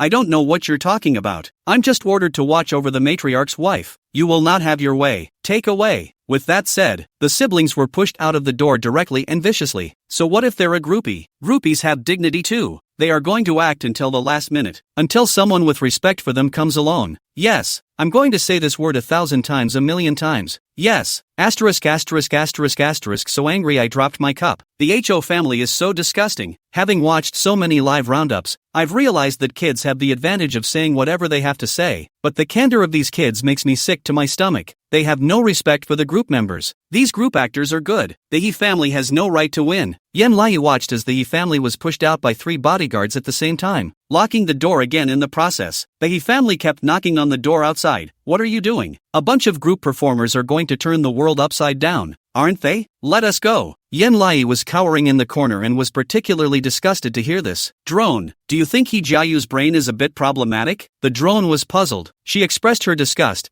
How dare they say they're a group show? So little defense. They must be the real bad guys. If they're really actors, that's too realistic. Drones. The director ticked the corner of his mouth when he heard this. I'm done. The only Yen Lai who really got into the plot. And I can't believe I don't think she's childish. I think she's super nice. She's praising them. Not all kids look down on groupies. And there are those like who really think they're the bad guys. Though that's not a nice thing to say either. Ha ha ha. Like this is a compliment. Not knowing that the bad guys are acting is a compliment to the acting. I also think the actors are professionally qualified. Yi punched the duck for mommy. The drone looked at Yanai. So what do you want to do now? She bit her lower lip. I'm afraid it's too late now, and it'll be over when his family comes in through the other door later. With that, she looked around. Notice a pink airbag piggyback hammer sitting in the room. She took the airbag hammer in her hand and stared nervously at the black man's back as she crept closer to him. Go Ha ha ha ha ha ha. She walks like a crab. Oh, it's over. I'm over. I'm even integrating into the plot and getting nervous for when I know it's an NPC. Yen Lai's breathing gradually became rapid. Her small face flew up layers of redness, raised the hammer in her hand, ready to swing down. The leader of the men in black suddenly turned around and met her on all fours. Head. Yen Lai. Neither spoke for a moment, and she held up the hammer with an awkward smile. Hi, pop up, Mrs. Matriarch, Man in Black. Chapter 223, If you want to bully my sister, go through me first. The leader raised an eyebrow, thinking that the boy had just come in before the He family came in. She should have heard what those kids were saying about him. His gaze gradually sharpened. You're here to save the matriarch's wife, aren't you? E's breath hitched and she put the hammer away behind her back. No, I was just passing through. Jeef? Then what are you doing with a hammer? She lifted the hammer upward in style. Lift weights for exercise. The chief was stunned, a little tempted to laugh, and pressed the corners of his mouth. But you don't have any weights here either, do you? She reasoned. You don't understand. This is the kindergarten version. Head. Man in Black. The matriarch's wife almost laughed out loud. The pop-ups have been a ha-ha-ha drifting by. The leader also stifled his laughter and said in a serious manner, You came in through the back door, I guess. It seems you heard what the others said. Don't you think we're NPCs? Just a bunch of dummies here to play house with you? Of course I don't think so. Yi's expression steeply became grave.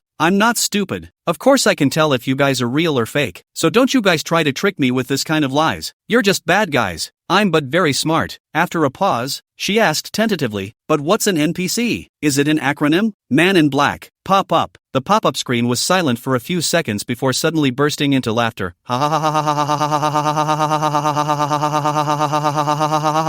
can't live without laughing. My stomach hurts from laughing, and my coworkers who watched it with me have now laughed so hard they can't stand up straight. The leader almost laughed, his boredom instantly dissipating as he looked at her seriously. It seems that there are really people who can appreciate his acting skills. What a relief. He quickly found his form and said coldly, "None of your business. Tell me, what do you want?" Yan Lai got a little tight and dirty and gripped the piggy hammer. "I'm going to save the day." The leader raised an eyebrow. "Just you?" She was stunned and gambled. "Don't look down on EE. EE has ridden a big tiger. It's even fought bad guys with a gun." The ringleader was unimpressed. "Oh, is it one of those big tigers that you take pictures of for $20 a pop?" Ha ha ha ha ha ha ha ha ha ha ha ha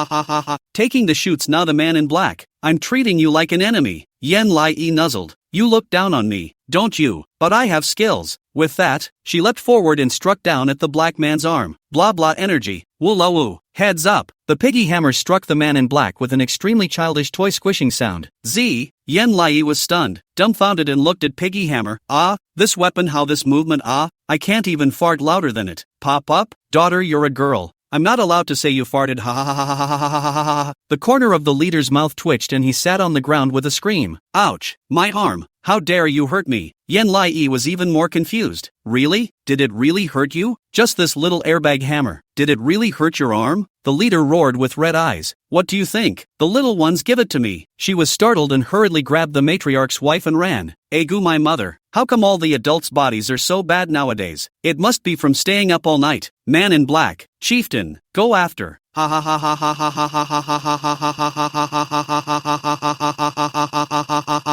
ha ha. "I can't. I'm laughing my ass off. I really can't. Ha ha ha ha ha ha ha ha ha ha ha ha ha ha." Yan Lai grabbed the lady and ran towards the route she came from, looking back behind her in the process. "Lady, I was ordered to save you. Don't be afraid." The matriarch's wife followed her. "Thank you, little sister. Let's hurry." Yan Lai suddenly felt wrong and tilted her head to look at the woman. "How tall are you, ma'am?" The matriarch's wife smiled. 5'1". "Where does it come from?" Female goose is skeptical. Ha ha ha ha ha ha ha ha ha ha ha ha. Yan Lai came back to her senses and reassured herself. "It's okay, a tall lady is also a fragile lady." She majestically held up the hammer and pulled her running down the hallway. Jiayu Hichian was still knocking at the door, turned around and overheard her pulling the matriarch's wife away, and said sharply. Yan Lai snatched the matriarch's wife away. Jianing slapped his thigh. After them. Yan Lai looked back and decisively skipped. "Run! The villa alarm rings. Warning! Warning! The matriarch's wife has been taken by the enemy. Please bring her back quickly. I repeat, everyone, please bring the matriarch's wife back quickly." Yan Lai was even more nervous and was shocked to see the black-clad men from the other rooms rushing out of the room towards her. Jiayu stood at the forefront, raising his hands like a charging warrior and shouting, "Absolute, come on, give us the lady. This is what we found first. This matriarch's wife is ours." Yan Lai was unconvinced and shouted at the top of his voice, "I was the one who defeated those people. This is mine. It has nothing to do with you." As she turned the corner, she happened to meet Gu Huai. Gu Huai. Seeing all the enemies behind her, Gu Huai looked around calmly and found a shopping cart placed in the corner, grabbed the cart and rushed behind her. Duck! In this flash of lightning, Shinzeno scurried out from another room and stopped Gu Huai. "Let me get in the car." With that he eloquently rolled over onto the shopping cart in a ready position. "Let me put an end to this. It's cool. Shinzeno, little gangster Shinzeno." Gu Huai Shinzeno has absolutely no problem adding them together. Gu Huai's face was stony as he pushed him harder and harder into the crowd. Shinzeno leaped forward. Suddenly his center of gravity was unsteady, and he fell violently towards the front. Asterisk asterisk asterisk asterisk. The NPCs blanched and reached out to help him. "Watch out!" Shinzeno jumped into their arms and hugged one of the fierce men in shock. The others simply surrounded him. "Is everything okay, little brother?" Gu Huai was cut off from the crowd with a dumbfounded look, looking at Shinzeno, who was surrounded in the middle of the water. "What about the promised end? How did you become a group favorite?" He roared. "Is this what you call the end? Can you not drop the ball when it counts?" The corners of Shinzeno's mouth twitched as he awkwardly hugged his fierce big brother. What do you know? This is also in my plan. I'll use magic confinement to entangle them. After saying that, he planted his head into his big brother's arms. Ah, I'm so dizzy. Man in black. Gu Huai was speechless, pushing the shopping cart and pulling Yan Lai into the car. Go. Yan Lai, however, was worried. Is it okay for second brother to stay? Shen Zeno, still holding a stupefied man, coldly pretending to be dizzy.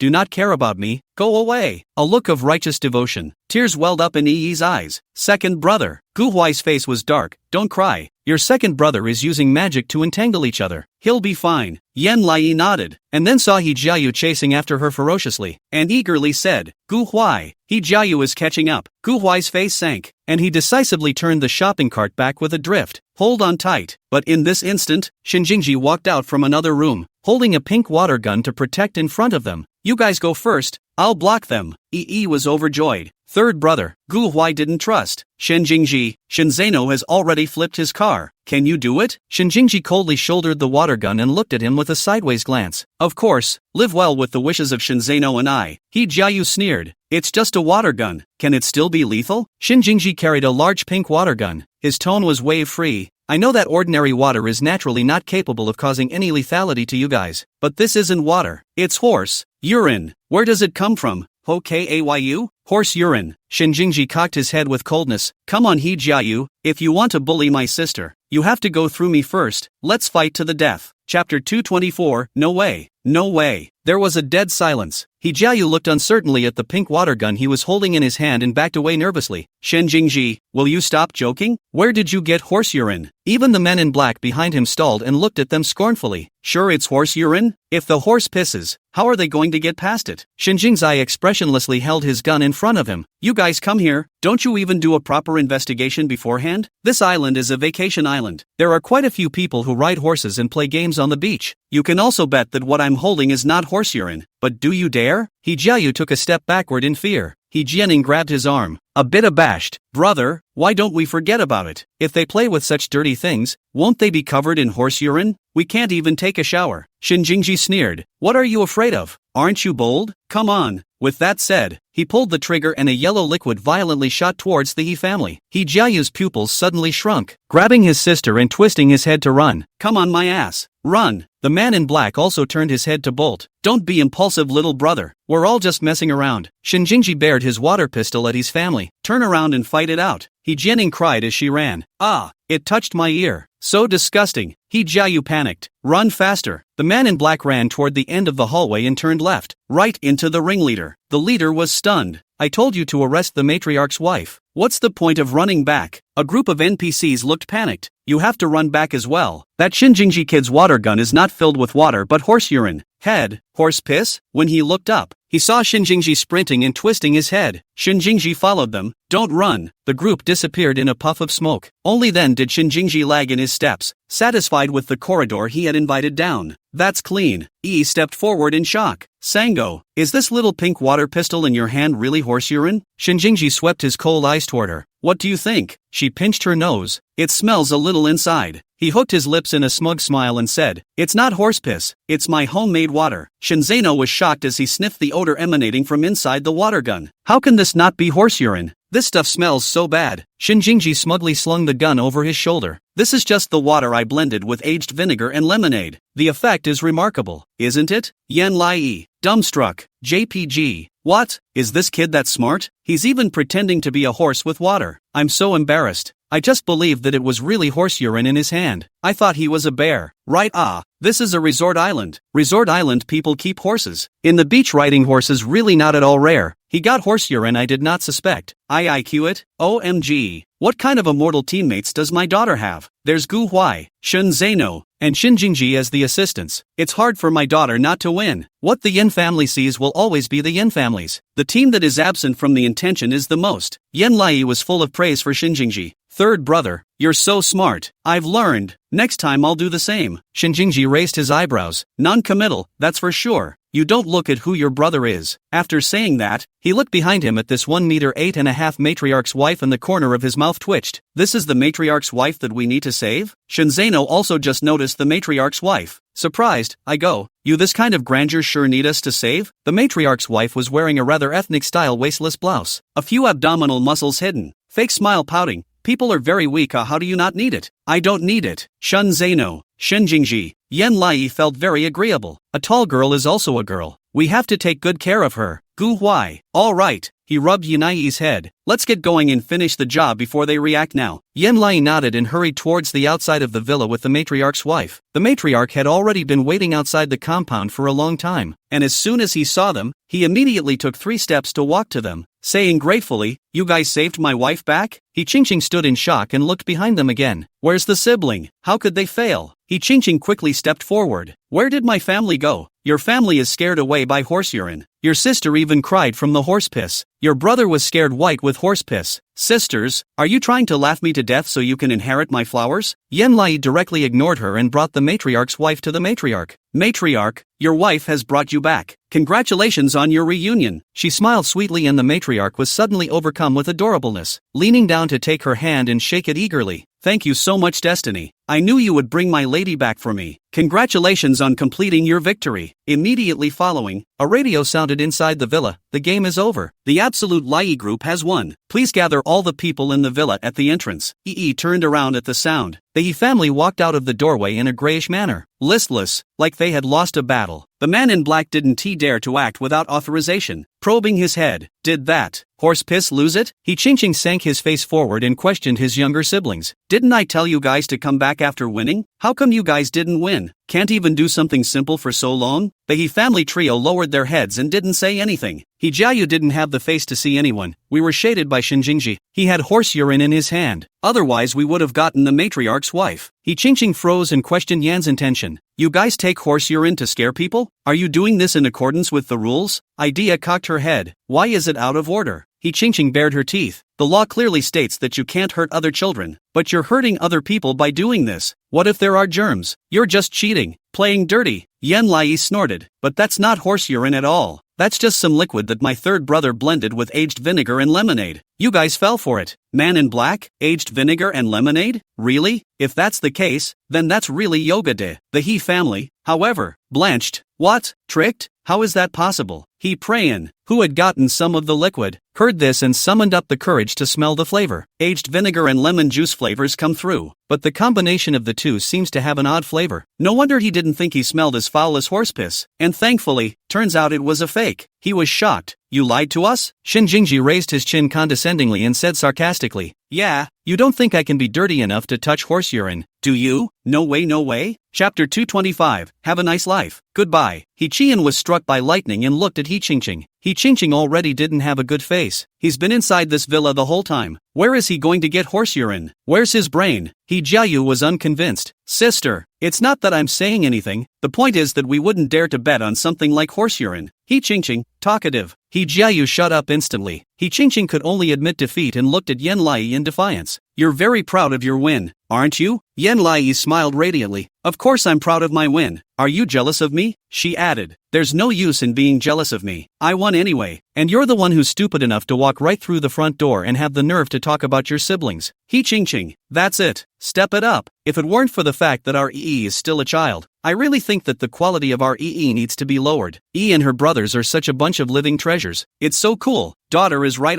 He Qingqing himself has failed, but also want to let the younger siblings to get people out. Whether it is 4-4 or 3-4, He Qingqing still cannot dry Yan Lai, but also have expectations of their own. Too ridiculous. No matter what, He Qingqing didn't win, so I'm cool with it. August 30th, the weather was sunny. He Qingqing failed her second mission. Her smile didn't disappear, it just shifted to my face. The NPCs were also laughing their asses off. What's more enjoyable than a bunch of bears who look down on them getting their asses handed to them? The patriarch began to go through the motions, bending down and bowing to Yan Lai. Little friend Yan Lai, thank you very much for rescuing my wife. I will repay you and your brother with the highest courtesy of my clan by treating you to a suite tonight, a deluxe meal, unlimited Haagen-Dazs ice cream, and congratulations on completing your victory. He Jianning's heart tensed as he listened. What about us? The matriarch smiled. You have a crew box lunch, 3 dishes and 1 soup, no ice cream. Sorry, after all you lost. Hecka none. He Qingqing, can't she tell if she's lost or not? Do you need him to make up for it? It's impossible for the matriarch to say this without getting personal. Ha ha ha ha ha ha ha. Congratulations to Yan Lai on his victory. Yan Lai has this strength. It's just awesome. I love our so much. She's so smart. I just love smart kids like her. Congratulations. Let's congratulate Ho Ching Ching again for not getting the win. We have to celebrate Yan Lai's victory first, and then He Ching Ching's defeat by the way. He Ching Ching called that a defeat? She should be called a fiasco. Meanwhile, kind children are rewarded in the end. Made it to the civic list of hot search phrases. The difference between He Ching Ching and Yan Lai's performance was heaven and earth, and the heat level skyrocketed. Not so much because of how good Yan Lai was doing. Rather, He Ching Ching is too annoying. People, it is. The Ho Family Black fan organization was quickly formed. The heat on the live feed skyrocketed. The director and assistant director's eyes were glowing. As a result, a large wave of people flooding in were all scolding He Ching Ching and exaggerating Yan's intentions. Come to see when Ho Ching Ching is leaving? Then can the program team manage He Ching Ching? Don't let He Ching Ching make such a death. It's really annoying.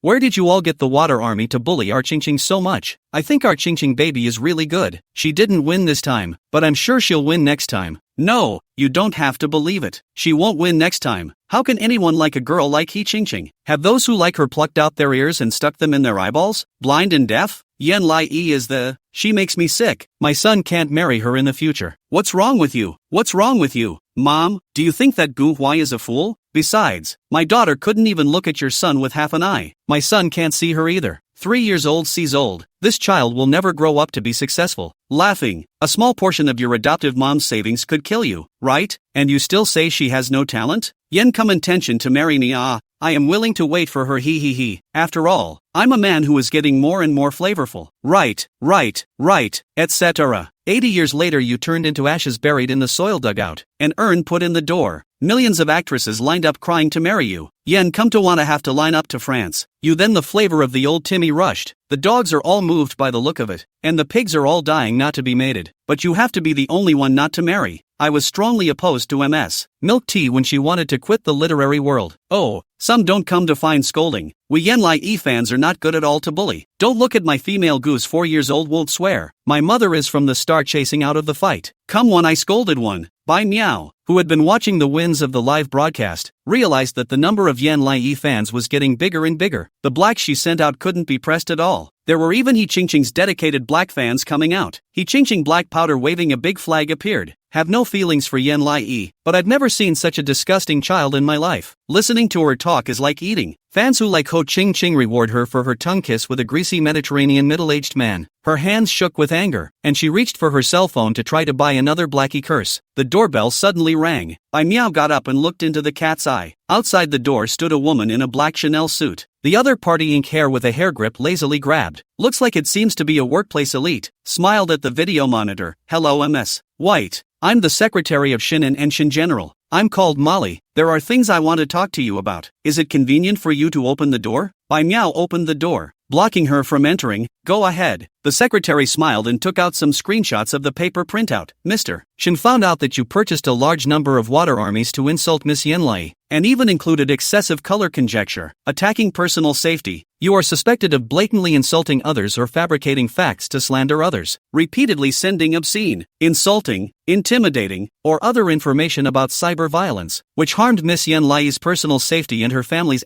mental health. We have filed a lawsuit against you. Bai Miao was stunned and reacted. You are suing me? The secretary smiled. Yes, Mr. Shin said that he needs to give you another reminder. If you don't stop in time, it won't be as simple as taking you to court. This is just the beginning. Bai Miao's breath stuttered and she said sharply, Then aren't you guys threatening me? The secretary smiled. Well, how's that for a threat? Bai Miao? The secretary took a step back and pulled on the doorknob. The word has been brought to you, so please think for yourself, or it won't be me who closes the door next time, and have a nice life. The door clicked shut. Bai Miao closed her eyes in chagrin. She forgot she had to handle it cleanly. After all, Yan Weiyang couldn't possibly stare at Yan Lai every day, and she had even forgotten that Yan Lai had an incompetent father. And it's amazing that this dad was able to pop up in the first place when something happened to Yan Lai. Bai Miao gritted her teeth and looked at the screen inside the live broadcast. It's best if He Ching Ching is the one who can give her a long face, otherwise she'd be working for nothing. However, what was presented within the screen was He Ching Ching eyeing Yan Lai to accept the reward for the mission. Yan Lai is smiling like a flower. He Ching Ching was empty-handed and his face was blue. Bai Miao couldn't look away and violently slammed her cell phone to the ground.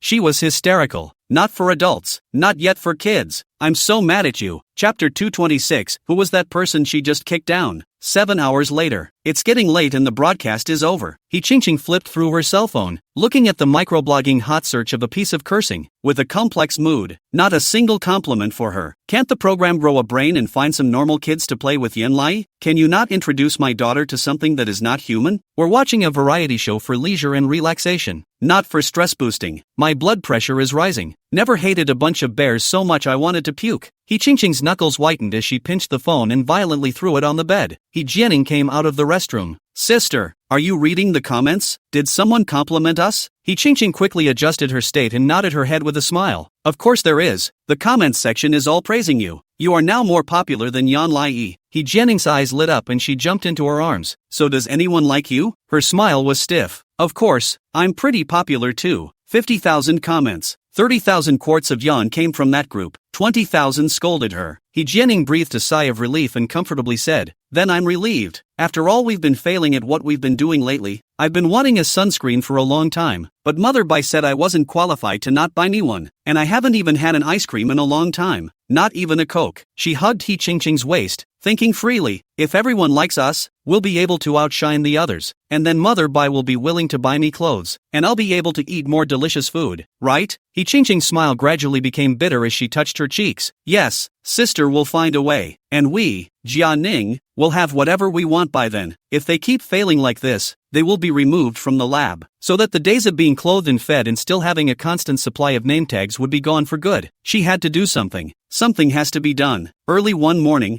Yan Lai shuffled down the stairs. Good morning. The drone followed her, watching her like a little bunny freckle leaping down the stairs. Fans have been eagerly waiting for it for a long time. Good morning, E. Last night I was dreaming that E and I were cleaning up He Ching together. Holy, sisters are so connected. I'm also cleaning up He Ching in my dreams, ha ha ha ha ha ha ha. Defeating He Ching is our common goal. Gu Huai's fans will always guard you behind your single-minded fans. Are you guys so sweet? Must be sweet. We're on the same page as the little wolf cubs. Yan Lai flew to Gu Huai's side and picked up his fork to prepare his meal. She was dressed by Xin Jingji today. A low double ponytail with a straw hat, a white tank top with denim shorts, a pair of thick-soled white shoes on her feet, and a white sunsuit over it. He Jianing's eyes lit up the moment she saw this dress. It's the same brand of sunbrella she was looking at, and it's all the exact same style. Yen came to be surprisingly available, and dressed the same as she was today. She looked down at her costume, with only a few subtle pattern differences, and pursed her lips in envy. Shenzeno lightly sked, yo Yen come intention. Today quite exquisite ah. EE was gorgeous. That's right, third brother got it for me. Gu Huai combed my hair. Shin Jingji favored him with a smile. Gu Huai pulled the corner of his mouth. Shenzeno snorted, just combing hair and putting on clothes. See how happy you are. No interest. He gave her the sausage. There you go. Shin Jingji handed EE a cup of soy milk. You've been drinking a little too much milk these past few days. Switch to soy milk this morning. No sugar added. Gu Huai placed his cut Western breakfast in front of her. Eat slowly. No choking. 3 teenagers, one on each side of the left and right, and Shenzeno sitting across from her, all looking at her attentively. She smiled sweetly. Thank you. You guys are so nice to ye. The 3 teens were stunned and pulled at the corners of their mouths in unison. A wave of envy drifted across the pop-up screen.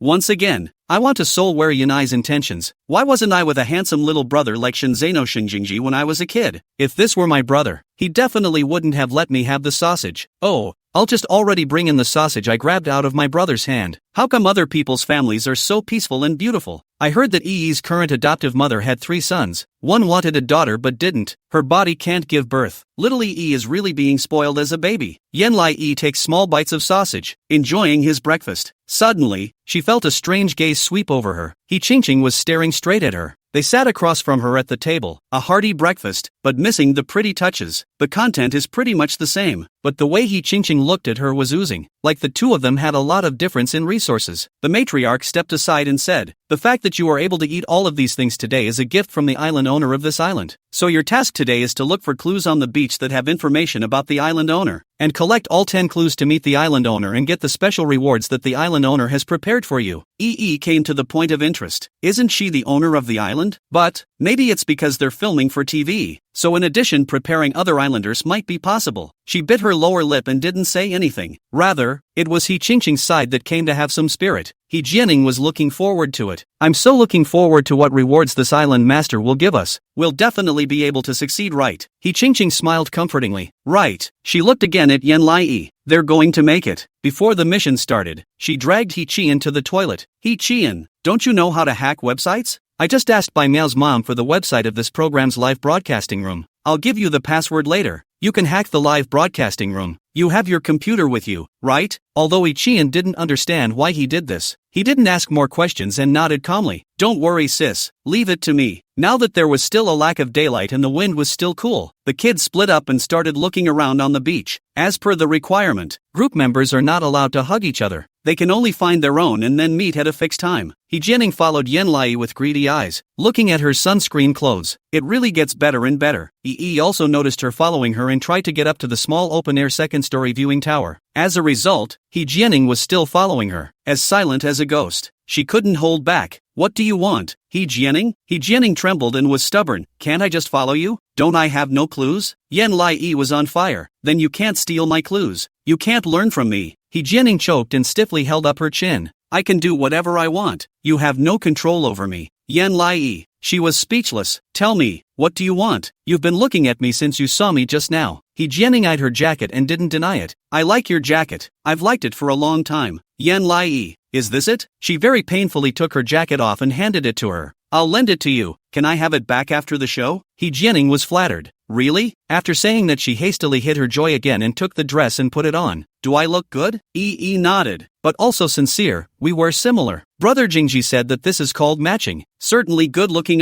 He Jianing loved this. Yeah, it's really pretty. Yan Lai sighed. Then I'm leaving. Don't follow me anymore, you hear me? He Jianing didn't say anything and used the sunlight to look at the shiny crystals on his clothes. It's cool and cozy. He Qingqing silently appeared in the corner, pretending to have no intention of looking for clues, but actually staring at the back of the upstairs. She noticed Yan Lai and her sister coming this way. Yan Lai was the only one on the viewing platform now. She picked up her phone watch and sent a message. Action. He Prayan, who was hiding in the toilet, immediately hit return. The screens of the directors and programmers who were monitoring the program remotely suddenly went black.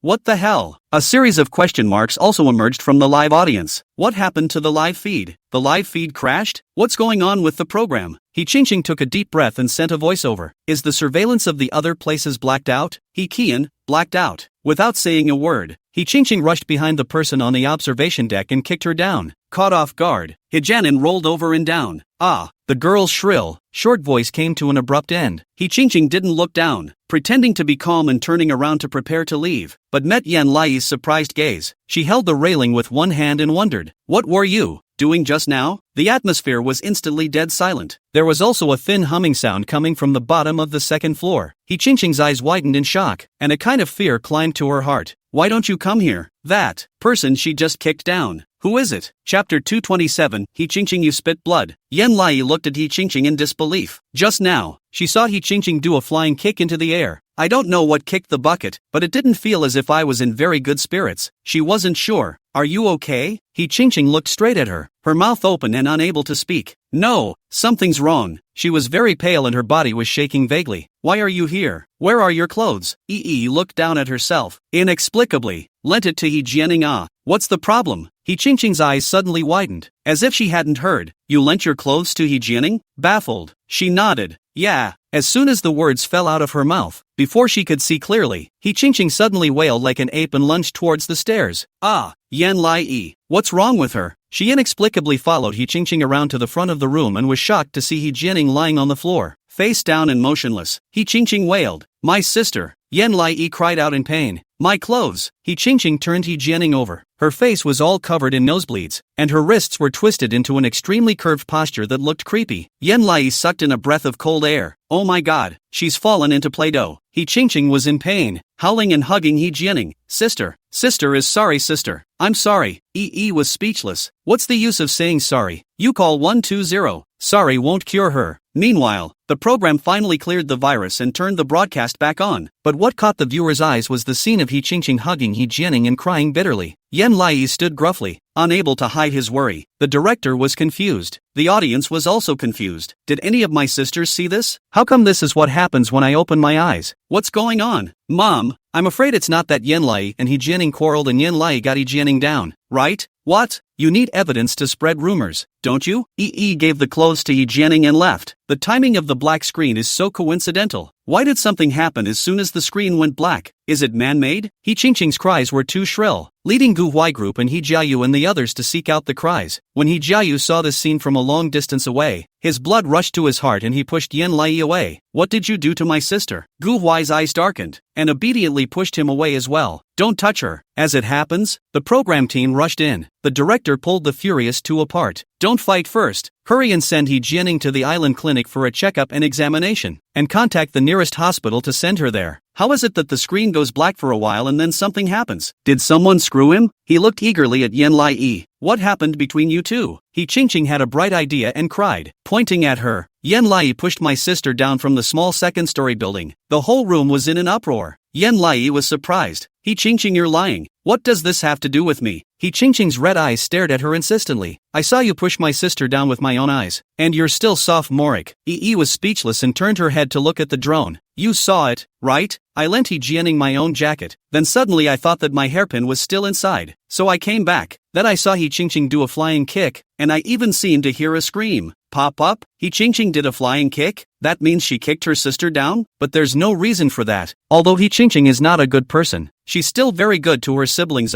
He Qingqing laughed coldly and calmly said, how come you don't admit to doing something wrong and even falsely accuse me? Is this the attitude you make as an idol? She was speechless and didn't want to say more to her. Turning to look at the drone, I'm innocent. You recorded it right. The director's face was hard. Sorry, I didn't record it just now. Yi was stunned. What do you mean? The director looked at her with a dark face. Just now we had a virus invasion in the live room, so the camera went black at that moment and didn't record the process. Yan Lai. Gu Huai's face abruptly changed. If that's the case, then there's something fishy about this whole thing. He and Shinzano Shinjingju looked at each other. The deep meaning in his eyes spoke for itself. Yan Lai couldn't believe it. How could it break? Why should it be broken at this time? I witnessed He Qingqing made a kicking motion. It wasn't me who pushed at all. She wronged me while yet He Jianing was taller than me. I couldn't push her. He Qingqing was disdainful, but there's no evidence that can prove your innocence. And if you ask me, this surveillance breaking down should have been in your expectation, right? That's why you're pretending. Yi instantly turned white. He Qingqing, you slandered me. I was standing right behind you. The director signaled the assistant director and crew to disperse. Look at the surveillance elsewhere. But it didn't take long for the assistant director on the intercom to say, all of the surveillance in this neighborhood that could shine a light on this place was disconnected just now. And the owner of the surveillance didn't even notice. Yan Lai, the surveillance is down. This drone is also broken. What's with all the coincidences? He Qingqing sniffed her eyes and quickly erupted in emotion, pointing at her and roaring. See how it comes. I told you that this matter was done by you. You still denied it. What do you have to say now? If anything happens to my sister, I won't let you go. Yan Lai looked at her absurdly and then at the director. The director looked sad. The staff all stared at her with some suspicion. She then felt aggrieved and kind of wanted to cry. It wasn't Yi who did it. It really wasn't me. It was He Qingqing. He Qingqing was decisive and narrowed her eyes. Who believes you when you say you didn't do it? Who doesn't know that your family has the money to have whatever they want? Maybe you just abetted someone to hack the live broadcasting room and took this opportunity to push my sister down the stairs to kill her. Gu Huai, enough. As soon as he shielded Yan Lai behind him, he looked at He Qingqing intently. She's only 4 years old, an age where her speech is sometimes slurred. How can she push someone off the railing? She's not even as tall as the railing. How can she push someone off? He Qingqing was stunned, looking towards Xiao Xiaoyan's coming, and suddenly reacted a bit as well. The coldness in Gu Huai's eyes condensed like ice. He Qingqing, pay attention to your wording. If you dare to be so bloodthirsty again, beware that I'll be impolite to you. Chapter 228. Let's see who dropped the little pearl. He Qingqing quickly saw a needle in the eye and pointed at Gu Huai, shouting, did you guys see that? Yan Lai and her childhood friend are like this. They're snakes and rats, like to use their power to coerce poor people like me like this. She let loose a vicious statement at Gu Huai. My sister's life and death are uncertain now, and you're even protecting this murderer. Lai. Gu Huai shouted angrily. Yan Lai won't do that. Throwback, asterisk asterisk asterisk asterisk. Gu Huai is so handsome. I don't know the full picture, but the odds of that happening are really low. Gu Huai rushes. Protect Yi. He Qingqing was shocked and abashed. A hint of heart flashed between her eyebrows. I saw it with my own eyes. Gu Huai's expression was cold. He Qingqing, do you think that, by casually moving your lips, you can prove the offense of Yan Lai? Everything is about evidence. He Qingqing was unconvinced.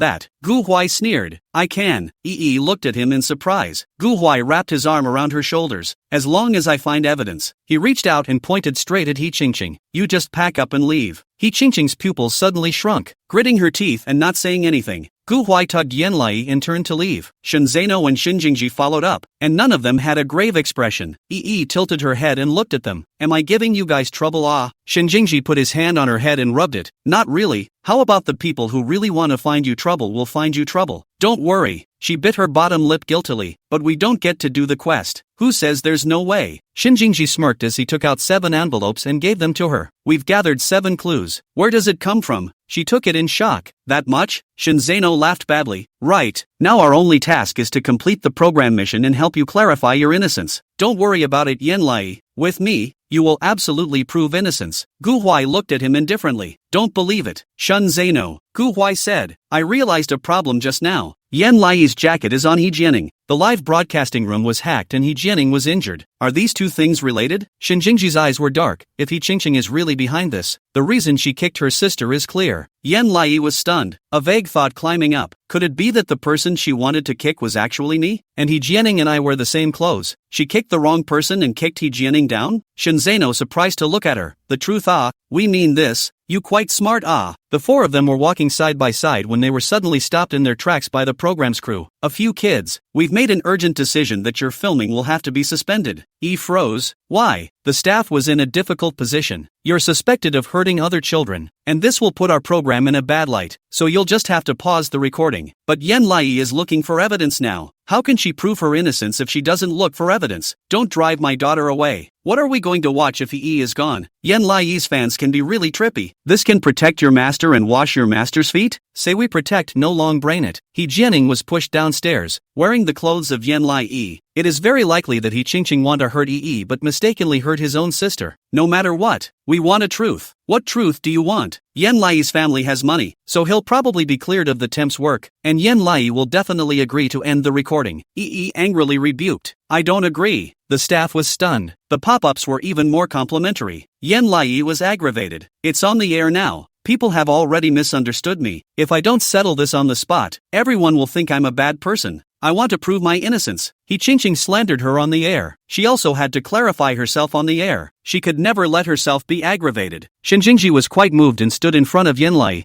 We won't leave if the matter isn't resolved. We want to find this evidence in front of everyone. The staff fretted. We know you want a clean slate, but now that all the security footage in this neighborhood has been turned off, you won't find it. Gu Huai calmly looked around and suddenly fixed his eyes on a villa. The camera was far away, but the view was raised higher, so maybe it photographed it. He was imperative. Give us half an hour, and if we don't find the evidence, we'll leave. The staff hesitated and could only agree. Remember, you only have half an hour. Gu Huai dragged Yanlai away quickly. Yi was a bit sniffly. I obviously haven't done anything like this, yet they want me to leave. Do I have to be bullied by He Qingqing like this? Gu Huai pulled her small hand and didn't turn back. I won't let you be bullied. Trust me. Absent coming. His body was gilded under the sunlight, truly like a heavenly god descending. Yi looked a little lost in thought and suddenly didn't want to cry, and firmly nodded. Okay. The childhood friend CP flag is waving for me. Gu Huai is really calm. So calm. I'm already mesmerized by him, with this childhood friend and brother by his side, believing in E and protecting E. Who wouldn't be envious if they looked at it? The blacks who say that our EE doesn't dare to prove herself get out. We've never been afraid of anything, okay? I think the more I think about this, the more wrong it gets. Planting evidence is all too possible. Right, our EE is not that kind of bad kid at all. She was planted by others. I believe her. You people really have no insight. In case Yen came to be pretending, He Qingqing didn't have to push her own sister, didn't she? I also stand for Ho Qingqing. To be honest, the absent intention kind of disappointed me. Yanlai arrived with Gu Huai and the others in front of this vacation villa and hesitated before ringing the doorbell. No one responded. She pressed again. A cool male voice came through. Hello, please stand in front of the doorbell. Yi nervously bit her lower lip and stood on her tiptoes. Hello, uncle. I'm already standing here, but I'm short and you can't see. The man didn't say anything. She choked a little. Uncle, my name is Yanlai. I don't have any other intention to bother you this time. It's someone who slandered me for bullying the other kids. I want to see your surveillance, whether you have any evidence of me. It didn't take long for the door to open. Yui looked to the doorway, only to be met by a pair of familiar eyes. Fu Shernyan was wearing a well-tailored white shirt, long sleeves pulled up to the arm. collar slightly open, broken hair scattered in front of the forehead. There is a kind of just the right amount of reserve and flavor. Her eyes widened in shock, and there was a sunglasses-wearing Li Yan poking out behind him, walking leisurely up to her. Let's see who dropped the little pearl. He bent down, raised his hand and gently wiped Yen Lai's teardrops. Oh, is the teacher's little ee-ah. Who bullied you? Say to the teacher to listen to it? Chapter 229, Absent Lai is definitely not a good boy. The news of He Qingqing and Yen Lai quickly made a hot topic. The phrase, Yen Lai allegedly pushed a guest to jump off a building,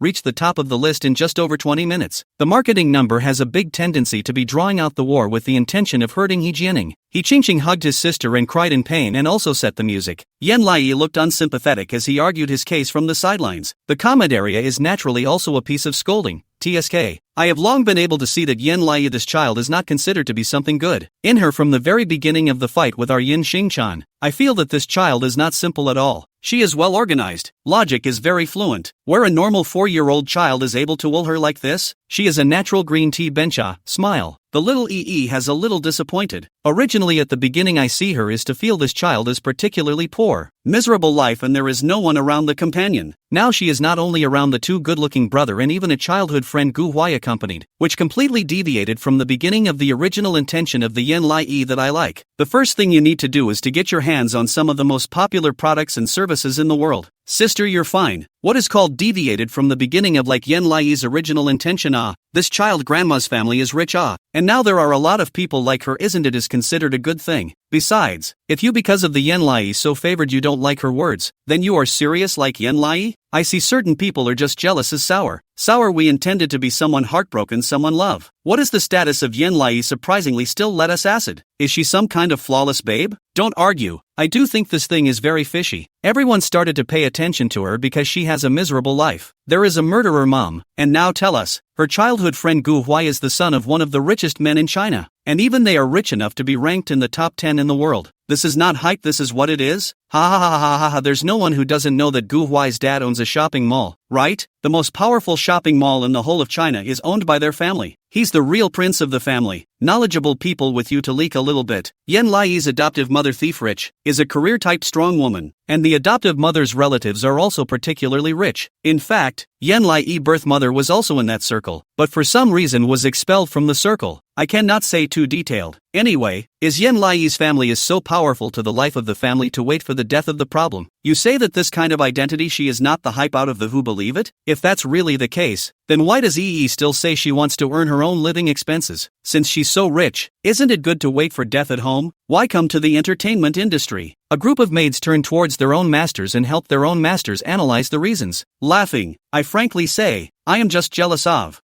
this child, good-looking, low start high, smart and beautiful in her hands are clearly already a king of bomb. She even has such a good brother and childhood friend beside her. This life do not have to suffer to get so many good things. Life's so perfect people, must be more or less a little bit of a problem. Have not seen the full picture. Do not comment. Putting aside the relationship between the two people and the identity of the two people, I personally think that, behaviorally speaking, Yen Lai such a child cannot push He Jianing such a big child down. After all, there is a railing up there, and Yen Lai can only do it unless his strength is exceptionally strong. +1. I also remain neutral. Can't just accuse anyone. He Qingqing has no reason to push his sister down, but Yen Lai also can't do to push a 6-year-old child off the railing. Wait for a truth. We, are clean and will never do anything to hurt others. Ha ha ha ha ha. Then you guys dare to compare. If Yen Lai really hurts people, then how about you guys just stand upside down and dilute yourselves? Right. If you're innocent, I'll eat live. What's all the noise about? Watch the live broadcast. Yen Lai and Gu Huai have already found the surveillance. If this surveillance still works, then it will be able to prove what the truth really is. More and more people are crowding into the live stream, and at that moment, Yen Lai stood at the entrance of the vacation villa, his eyes wide open as he looked at the person in front of him. Although Li Yan was older, he could still see the pair of brilliant eyes like stars behind his eyes, and a wrinkle tugging at the end of his eyes. All looked very affable. Don't cry. Teacher will help you find your way back to the field. Do you want to eat ice cream? As if by magic, he pulled a sundae out of his back. Here, try one. Yen Lai's dislike instantly dissipated and looked at him in surprise. Li Yan hooked his lips in a smile. Her heart beat heavily for a few beats and she pursed her lips. This grandpa, although she had some bad blood with him before, but grandpa was really cool this time. Oh, Yan Lai thought in his heart, picked up the spoon and took a bite, his eyes bursting with starlight. So delicious, it's cantaloupe-flavored ice cream. Li Yan stood up, his sharp gaze landing on the drone, and said faintly, "Come in, we'll investigate the surveillance." Fusilier swept his eyes over the drone and lazily walked into the inner room. What's the deal with these two handsome older men? Is it another person that Yan Lai knows? This white shirt I know. It's Fusco. He's a master of the music industry. He wrote the music in many domestic and international blockbusters. Then who is this flower shirt uncle? Sisters, stabilize your mind. We're here to help EE prove her innocence. I just went to hot searching, all pissed me off. I'm sure EE must be innocent, so there can't be any problems with this surveillance. Oh, you're all absent, coming is just not dry. Waiting to hit you maids in the face. Li Yan walked to the surveillance room and maneuvered the computer. How long ago did this happen? Yan Lai was eating her sundae with such gusto that she was just about to speak when Gu Huai beat her to the punch by answering. It's probably within 30 minutes, maybe earlier, on the little white viewing second floor. Fu Shernyan clasped his hands in his arms, looking at Yan Lai's eyes that were a little red and swollen. His mood was not too cheerful. Then what? What happened to you? Shin Jingji replied, my sister was framed. Fosco's eyelids fluttered. Shin Zeno harbored a fire and said unhappily that He Qingqing bites that Yan Lai pushed He Jianing, but Yan Lai didn't push at all. And she even saw He Qingqing make a flying kicking motion. But no one believes us. Fu Shernyan quickly sank his face and looked at Li Yan. Yes? Li Yan licked the back of his teeth in displeasure. No, the surveillance was hacked. Chapter 230, the truth comes out. EE was stunned. Gu Huai was incredulous. They've done such a thorough job that this surveillance has been hacked. Li Yan operated the computer and blandly said, it's probably a range. All the devices within the range were hacked. Yan Lai suddenly felt that the sundae wasn't good enough to eat, and lost her mind as she placed the sundae on the table. But if I can't prove my innocence, I'm going to be kicked out. But it's obvious that I didn't do it, and I have no way to prove it. TSK. Still pretending. It's disgusting. No wonder she's an actress. How well she can fake it. It doesn't matter if EE says she's innocent. She is. Not to take sides, but the probability that the absent intention is innocence is high. Ha ha ha ha ha, laughed dead. Yan Lai pushed He Jianing down from the second floor. He Jianing coma, no way to prove that she and then the upper lip touched the lower lip to say that they are innocent. You guys even believe it? Your brain it really cannot be used at all? We, EE, can definitely prove ourselves. I'll kowtow on my knees if she's really wronged. Suddenly, Li Yan, who was on the air, said, although they hacked a lot of things, they didn't hack the drone I was holding and playing with. Pop up? EE was surprised. Drones? Only to see Li Yan give another operation, connecting the image of his drone to the computer screen. There are too many people trying to kill him for dead-end surveillance to be enough, and his drones will be patrolling regularly. And he has a bunch of this equipment. It's specifically to protect his dog's life. Li Yan bit down on a cigarette and leaned back in his chair in a gangly manner. Where did you just say? A small 2-story house, right? E nodded heavily. Did your drone go? Li Yan hooked his lips and confidently exhaled a puff of smoke. That's my key protection spot, because that place is the best sniping spot. His long fingers tapped quickly on the keyboard, pressed enter, and a screen appeared. The incoming drones point their lenses at the screen. The camera is looking around, locking onto the presence of someone in a small 2-story house before quickly pulling away to supervise at a remote location before pulling the camera in. It's Yan Lai and He Jianing. Couldn't hear what they were saying, but the expressions were clear. HD is 2K, and you could see Yan Lai and He Jianing's expressions. E impatiently handed her the clothes. He Jianing happily put it on. This is the time when Yan Lai gave clothes to He Jianing. After that, the absent-minded turned away. The drone then drew its view upwards and videotaped the goings-on of the absent intention as well. But not a moment later, He Qingqing silently appeared on the second floor. He Jianing was oblivious, tiptoeing prettily, leaning on the railing to see the scenery. He Qingqing's expression was tense, and then she stomped He Jianing with a boost. Following her, she turned around just in time to meet Yan Lai, who had folded back. The pop-up instantly exploded. Asterisk asterisk asterisk asterisk.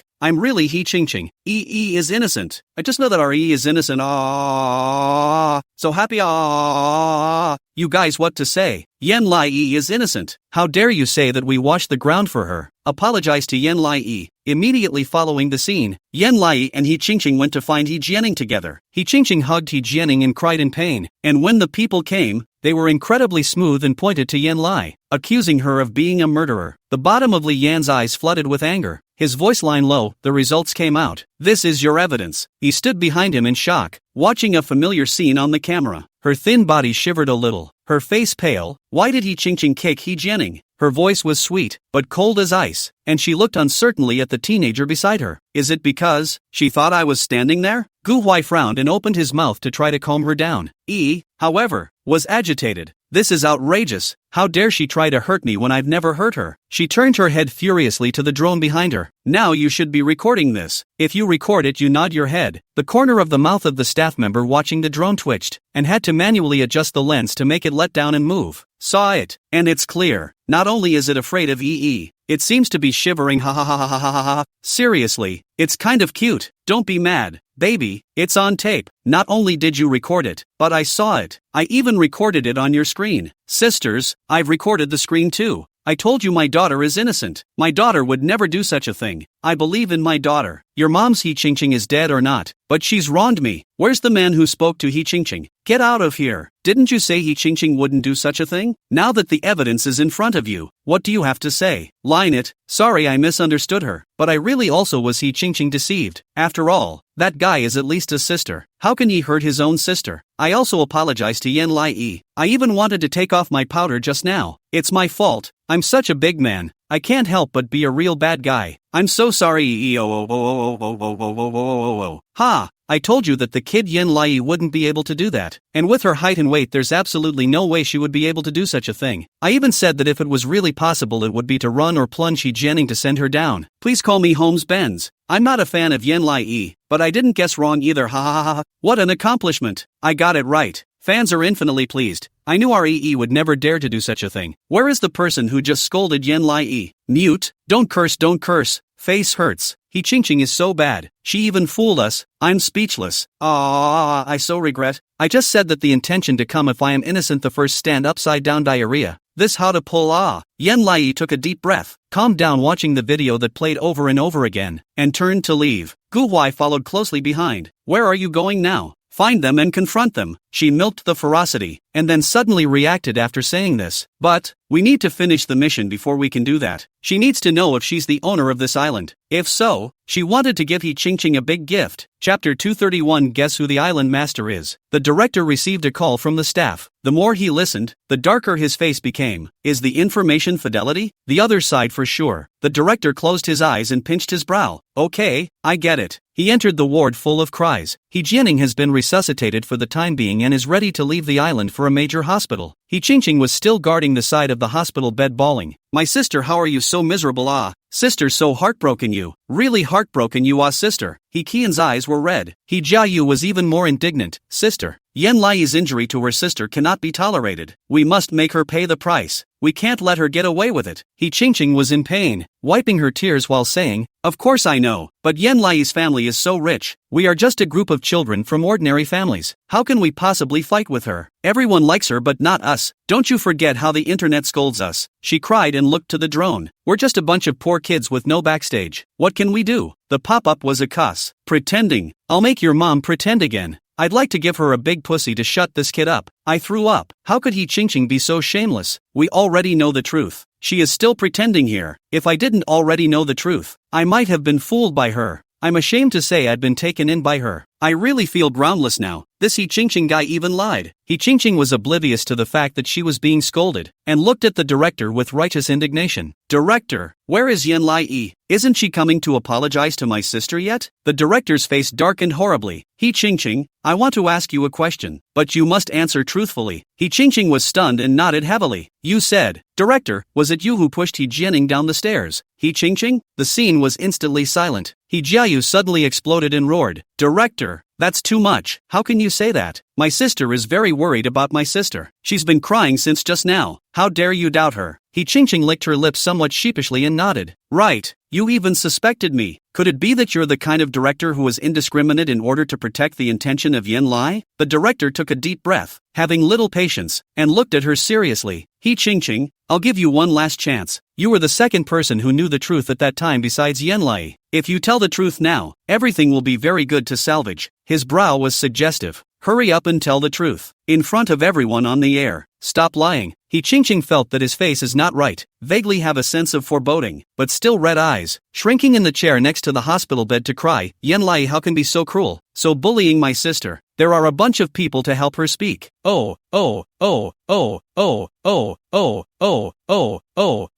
My sister. What to do? Director. He Jiayu hurriedly calmed his sister. Sister, don't cry, it's okay, we'll prove our innocence. She bawled. How can we prove it? The whole world is helping Yen Lai. We are just a bunch of ordinary kids. How can we compare to her who is rich and powerful? Any one of the people around her can throw us into the sea. The director was stunned. He Qingqing, don't talk nonsense. People don't do that. He Qingqing lost control and yelled. How does that work? Yen Lai pushed my sister down the stairs, and you even asked me if I was. You helped Yen Lai frame me. Who can give us a clean slate? Do kids like us deserve to be bullied? As the words fell, the door to the hospital room was violently pushed open. Yen Lai walked in murderously. He Qingqing, I didn't push your sister. He Qingqing was stunned, stood up and questioned. How come? My sister was messed up by you. Why did you just come? Yi's expression was flat. I went on a mission. He Qingqing, doing a mission? My sister's life and death are still in the balance and you're doing a quest? Anger flickered in Yen Lai's eyes. Right, it's not like I pushed your sister down, so why can't I do the quest? He Qingqing laughed absurdly, denying it again. I saw it with my own eyes. Yen Lai, what did you see with your own eyes? With a grimace, she picked up her borrowed cell phone and showed her the surveillance. Witnessed He Jianing wearing my clothes. You mistook her for me, and then you kicked her down with a running aid? He Qingqing's pupils suddenly shrunk. He Jiayu He Prayan came up to see it and was even more stunned. Yen Lai was furious. I didn't expect it, He Qingqing. Mr. Fu's surveillance just happened to take us in. I am innocent. You lied. You slandered me. Everyone knows about it. And you lied in front of the camera. The pop-ups must be all about you. Shenzeno held up his cell phone.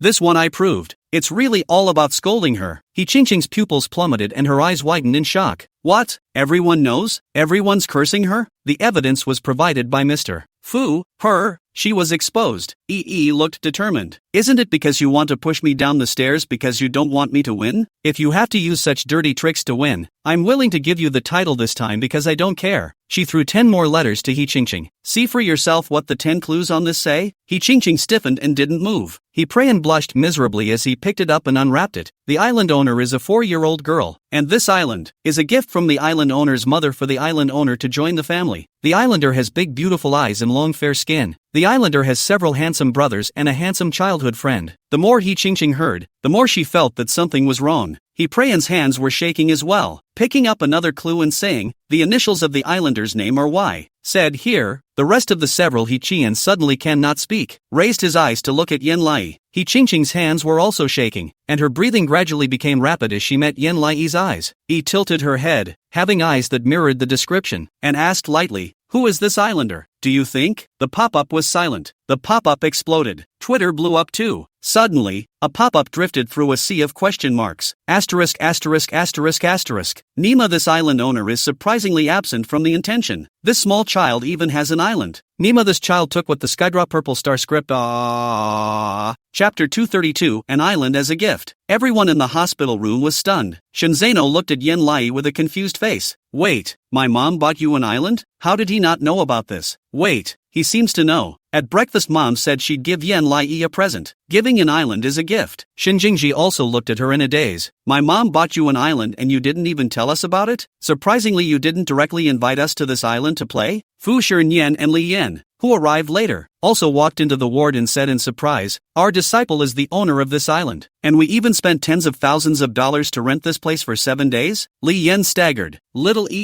don't you give us a discount or something? The corners of Yen Lai's mouth twitched, and with a little embarrassment, she looked at them. Master, I'm working things out, so don't make sudden noises, will you? It's delaying me. Li Yan reacted fiercely, tugging Fuznian backwards. That's fine, let's go. We're delaying little from pretending. Wrinkled her eyebrows again and looked at the dumbfounded He Qingqing. Things have come to this, so see what else you have to say. The pop-ups, however, had also blown up. I go. Yen Lai is actually the island owner of the island. What kind of Mary Sue script is this? I've always heard them say that Yen Lai's current adoptive mother is rich, but I didn't think it would be so rich that she would be able to be rich enough to buy a small island for her own daughter. Does Yen Lai's foster mom still need a child? Can you bring me one? I can call her mom. So happy. Ha ha ha ha ha ha ha. You see, Shinzeno and Shinjingji is also a face of confusion. Yi's adoptive mother, but their own mother adoptive mother to their own no-blood relationship with the daughter to buy a small island. The son of the pro-nothing can be still line? Preference for women over men? I like it. I love this mom. Now I don't want to other.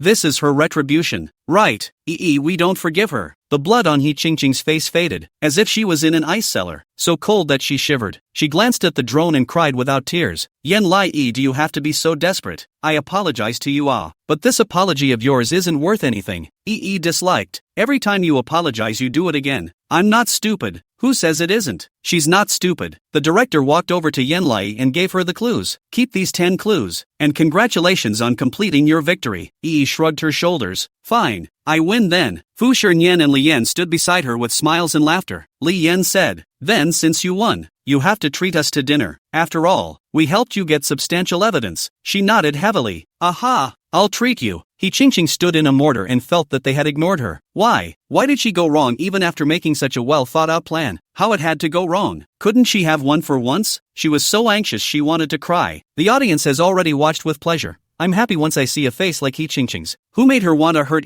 without thinking of completing the mission properly? Humph. Ha laughs and gets rich. At a glance, our is really excellent. Rich, powerful and capable. Her character is good. How to look at how good. There is nothing wrong with powdered We bao yyds. Bao. You. Yes, I am.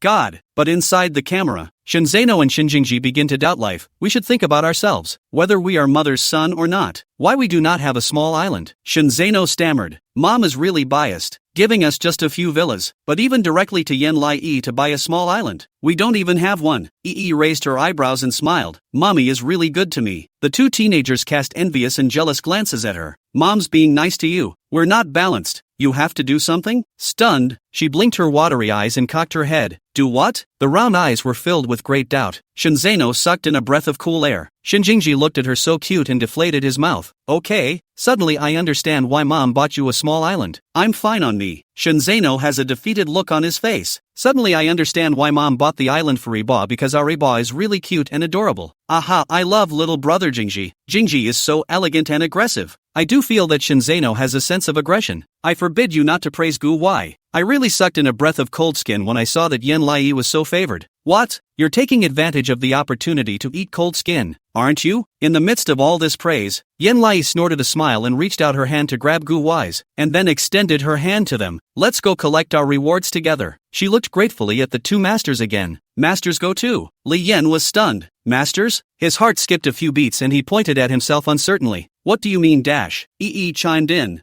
Yeah, that's what it means. Li Yan was overjoyed and covered his mouth. Suddenly that felt a little excited. He wasn't even very excited the first time he made $1 billion.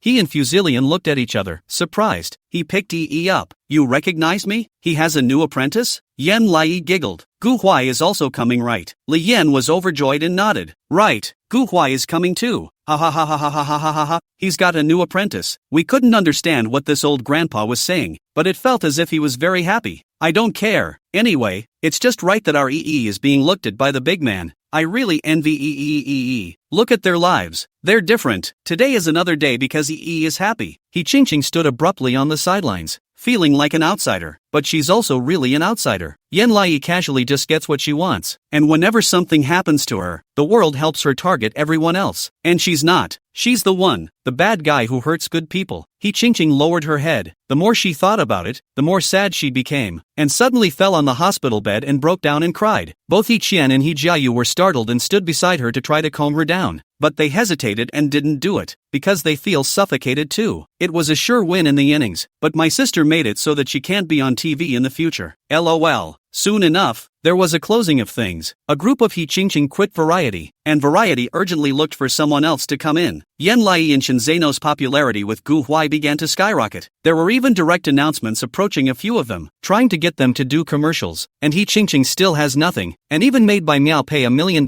in breach of contract by virtue of his own strength. Bai Miao couldn't wait to make her famous from inside the program right now. Punish her to kneel on the ground for 2 hours, point at her nose and yell, He Qingqing, I'm telling you, if you do this kind of thing again, you won't be able to return to the lab. Take your siblings and get the hell out of here. He Qingqing was so scared that she couldn't sleep at night and was haunted by what happened. Went to school and stood in front of the school locker room gawking. He Qian was beside her and asked with concern, Sis, are you okay? He Qingqing came back to her senses. In a trance, it's fine, but I'm sorry brother, you did such a good job. I still screwed this up. Thanks to you helping me hack the surveillance. He Qian worried. Sister, We're family. It's only right for me to help you, and I know you didn't mean to hurt your sister. Don't be stressed. He Ching nodded soulfully and opened the locker. Suddenly, something fell out of it. She backed away screaming. Clumps of snakes smashed out of it, crawled quickly on the ground. There were even snakes climbing up the tops of her feet. She screamed and backed away. Snakes! But she was in such a sorry state that laughter erupted behind her. He Ching turned around in dismay, and saw Shinzeno and a group of students all standing in a row, scoffing at her. Shinzeno stood in the very center, smiling arrogantly and wildly. He Ching, why are you still in this school? I thought guys like you had no face left and were ready to transfer to another school. Chapter 234. What kind of intention hurt Si Jian? He Ching's chest rose and fell violently, her voice shaking. Did you put these snakes? Do you want to get me killed? Shinzeno sneered. It's not a venomous snake. A prop specifically for us to use for observation. What are you afraid of? And it wasn't me who put it there. He Ching screamed. If not you then who? You must be helping Yan Lai bully me, aren't you? Shinzeno laughed more and more wildly. Ha! Your pattern is too small, isn't it? Lousy never targets women. He Ching was stunned. Shinzeno licked his tiger's teeth, and his hand yanked a man out from behind him and pushed him in front of He Ching. He Jiayu staggered 2 steps and went to stand in front of the crowd. His glasses were already askew. His hair was disheveled. His body was stained with flour and water, and he looked over at He Ching in a state of disarray. Zhang Shua beside Shinzeno called out, He Jiayu, how did you get this on you? Who bullied you? How can a bully of a little girl like you still allow yourself to be aggrieved? You mustn't pinch back? Scare people with the egg beater again. Ha! He Jiayu lowered his head, tears constantly swirling from his eyes, bullying and biting his lower lip, not daring to raise his head. He Ching's face gradually turned pale. Shinzeno, hand inserted into his pocket, arrogantly and domineeringly stood in the middle, as if he was being flanked as a king, faintly said, He Ching, children's things children to solve, but you want to hurt our Shin family members is not right.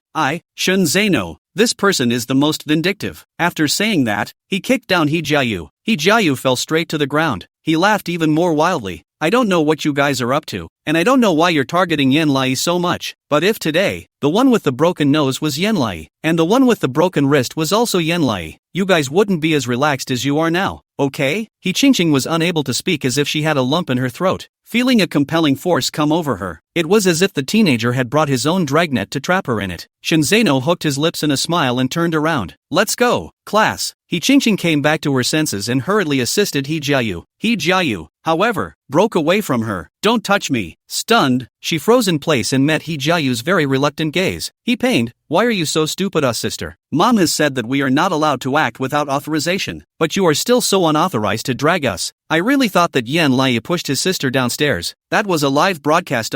Everyone saw our He family and how vicious. Do you know what kind of popularity we are now? No one likes us anymore, sis. Just because of you. He Jiayu cried and got up. You have to offend Yan Lai. Don't you know how many people are standing behind her? The 4 people alone, Shinzeno, Shun Xiuyan, Shin Jingzai, and Gu Huai are enough to make it impossible for us to mix in school. Can't you play dirty? After that, he walked away without looking back. He Ching was stunned in place, looking at the water that came out of the soles of his brother's shoes, and looking at the snakes crawling in all directions. He suddenly lost his soul and sat down on his knees, sobbing out loud. She didn't want to. She's taking things too literally. It's too easy. He Qian stood silently behind him, not saying anything, just grabbing the snakes one by one and sending them back to the reptile observation room. When he returned to the classroom, he suddenly realized that his desk was gone. Where's my desk? He wrinkled his nose at the others. The class ignored him. The only one who looked back at him was the class president. You still don't know? Gu Huai's family found someone to transfer you to the transcendent class. You won't be a student in our class from now on. Gu Huai, with a vague sense of foreboding in his heart, He Qian walked to the door of the transcendental class and pushed it in. The atmosphere of talking and laughing in the classroom suddenly stalled. He Qian stood in the doorway, looking for his seat. Suddenly, his eyes fixed on a certain spot. Gu Huai was wearing a school uniform shirt, his tie meticulously against the top, but his posture was lazy, lifting his eyes to look at him, as if he had been waiting for him for a long time. His desk was placed next to the trash can. He went up and looked at his empty desk and was surprised. Where are my books? Gu Huai indifferently leaned back in his chair and looked at him without saying anything. Shu Tao, the front table, hemmed and hawed. We don't know where your books have gone, but we purposely helped you move your chair here. So from now on you'll be a student in our class. So you mustn't thank us for that? He prayed and choked, stoically clenching his fists, before going to the window and peering out. There seemed to be books scattered on the wigwam not far away. His pupils plummeted and he rushed out the door without saying a word. As it happened, the 3 of them, Yan Lai and Lin Lucy as well as Little Fatty, crossed the wigwam.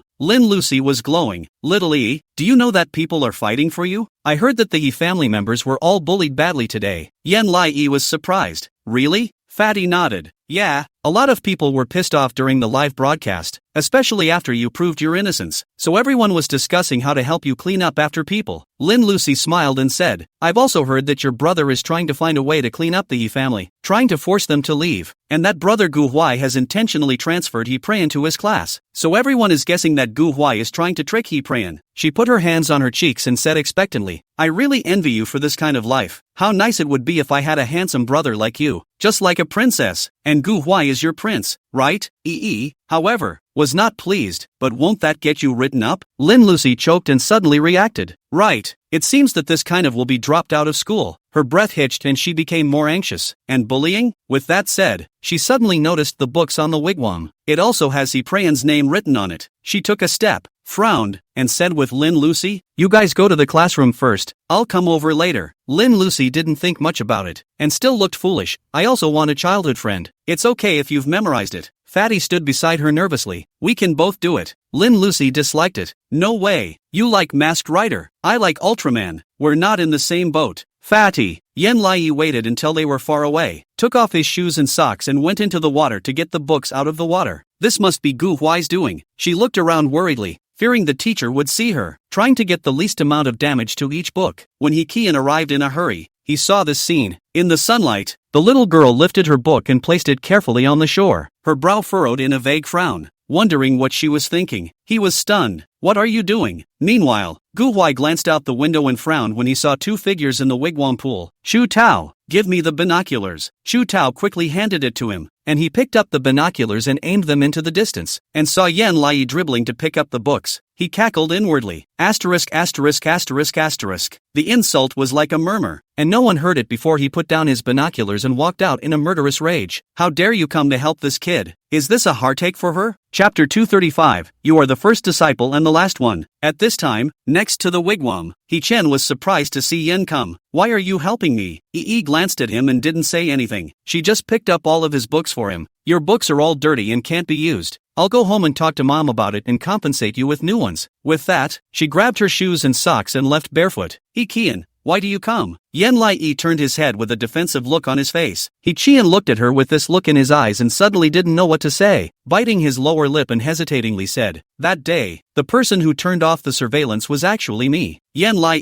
was stunned. Under the sunlight, He Qian's pale and clear face was hidden with a sense of vulnerability, and he lowered his head without looking at her. To be honest, I didn't know that my sister wanted to make a move on you, but the reason why she made a move on you was just to make our parents happy. After all, we're not like you. You have people who like you and want whatever you want, but if we can't live up to the standard, we don't have anything. His somewhat apologetic gaze fell on her as he composed himself. So if you want to target our family, leave my sister alone. She's been working too hard lately and I'm willing to take it all on. Yen Lai turned around indifferently, uninterested. I'll tell them to stop bullying you guys. After all, I'm not like your family. I don't need to bully others to get the good stuff. He Qian was stunned, cupping his books and staring blankly at her. She turned her back to him. You apologized and were punished. I won't let them do it again, but I advise you to grow up and leave Grandma Xiaowaning. She's not a good person. He Qian was a bit disbelieving. But you're willing to stop so Shinzei and the others can stop bullying us? She looked at him helplessly. I never let anyone bully you guys, and I didn't know you were being bullied, and I don't know who threw your books here, but I picked them up for you, and will pay you back, so it's over. Suddenly, a low voice came from the distance. Yan Lai. When she sniffed and looked, she saw Gu Huai walking towards her in a murderous manner. What are you doing in the water? Aren't you afraid of catching a cold? He doesn't know how to pick up a few books himself, does he? Do you need to do it yourself? He froze and looked at him steadily. So fierce. It seemed like he hadn't been this mean in a long time. Gu Huai didn't have a good temper and took out a handkerchief paper to wipe her. Lift your feet. Yen Lai obediently lifted her foot and whispered, Gu Huai, did you throw He Qian's books in? Gu Huai, so what if it is? He spoke in a sinister tone. He Qian is in league with them. He can't wash his hands of them. Yen Lai sighed. I know, but let's let him off the hook, okay? He already knows he's wrong. Gu Huai gave a start and lifted his eyes to look at her, his phoenix eyes tinged with caution. You're heartbroken? She was surprised. How could I be distressed? I just think it's an easy way to get a demerit. Have you forgotten how much trouble you got into last time? Gu Huai didn't care. If I'm marked, then I'm marked. What am I afraid of? Yen Lai. Gu Huai noticed her helpless eyes and was a bit enraged. I say, aren't you getting a bit carried away? Do I have to listen to whatever you say? Intentional was stunned and suddenly reminded. Right, she had forgotten that Gu Huai used to not care about anyone, and only when she spoke could he listen to a sentence or two. But lately, Gu Huai had been following her around for a long time, and she always had the illusion that Gu Huai would be obedient. It's not supposed to be like this, she apologized. I know. I'm sorry, Gu Huai. The corner of Gu Huai's mouth twitched, and he threw the paper in the trash can without a good mood. Looking at He Jian, you give me to remember. Today it is Yen who came to help you to intercede, and I agreed. But the next time you guys know the wrong and don't change, it's useless for her to plead for mercy again, understand? Yi was surprised and overjoyed. You promise? Gu Huai looked at her askance. Or else, see you crying? With that, he leaned down and yanked her on her back to carry her, threatening fiercely, next time I see you cold water for anyone, you'll see how I punish you. She threw her arms around his neck with gusto. How are you going to punish me? Ignore me? You haven't punished me yet, Gu Huai. Gu Huai choked. He didn't really know how to punish her, and ignoring her is kind of punishing him, right? Yi wiggled her little feet and leaned close to his ear to mutter in a low voice. But Gu Huai, thank you for relieving me of my anger, and thank you for feeling sorry for me. She came close and kissed him on the cheek, leaning reassuringly into the crook of his neck. You're the best brother, Gu Huai. Gu Huai was stunned and gradually widened his eyes, his face silently reddening. The girl's sincere compliments just swung in her mind. You're the best Gu Huai brother. He bit his lower lip, the corners of his mouth vaguely hooking up as his anger instantly dissipated. All right, he's not angry anymore. After that, Gu Huai was true to his word, so He Jian had a very peaceful day. No one bullied him anymore, but no one paid any attention to him anymore. After school, he and He Qingqing got into the car, both reticent. He Jiayu said sullenly, I heard that Yan Lai sent word for Shenzheno and the others not to look for trouble with us. He leaned against the car window with a resigned face. Don't look at Yan Lai, this guy seems to have no status in the Shen family. But Shenzheno, the one who is the older brother, really listens to her. He Prayan didn't pick up the conversation. He Qingqing looked at him in dismay. Then Prayan, have you been bullied? He Qian returned to his senses and shook his head. No. He lowered his eyebrows and restrained his eyes, his mind conjuring up Yan Lai's well-behaved appearance standing in front of Gu Huai, soft and white, the little chubby hands squeezing the book look adorable. It was the kind of softness that wouldn't be found on Hekinen, a real little sister. Like that? He swept his gaze out the car window. As it happened, Yan Lai walked out from the school entrance. Gu Huai was waiting for her with his hands in his pockets and took her school bag in his hand, walking side by side with her. Yan Lai also had a handiwork in his hand and handed it to him. Gu Huai took it in disgust and didn't say anything, but just carefully placed it in his school bag. He Qian was inexplicably a bit annoyed and closed his eyes to stop looking. And outside the school gate, Gu Huai carried Yan Lai's school bag. Didn't you recognize Li Yan as your master 2 days ago? He said he's going to give us a lesson today. Yan Lai was surprised. So soon? Aren't all interest classes on Saturday and Sunday? Gu Huai indifferently. He said he doesn't look at Saturdays and Sundays when he's a master, and that if you want to learn something, you have to be on call. Yan Lai, so she's on board? She came with Gu Huai to Fu Shernyan's Rose Manor. Fu Shernyan was wearing silk pajamas, sitting comfortably on the sofa reading a score, lifting his eyes to look at them. Coming? Yi nodded. Fu Shernyan handed her the score. Didn't I let you learn pentatonic a while ago? This is my homework for you. Tomorrow I want you to piano record a video for me. He handed Yi another picture. Also, you have to learn how to draw. Follow the drawings on it and draw them 1-to-1 for me. 2 assignments in total. Have them sent over tomorrow? Simple, right? Yan Lai took it with a dumbfounded look, looking at the piano which obviously had some complicated tunes on it and drawings that were not very understandable. She couldn't help but wrinkle her eyebrows. Isn't Yi here to learn about computers? Fu Shernyan nodded easily. Yes, but you have to learn my stuff too.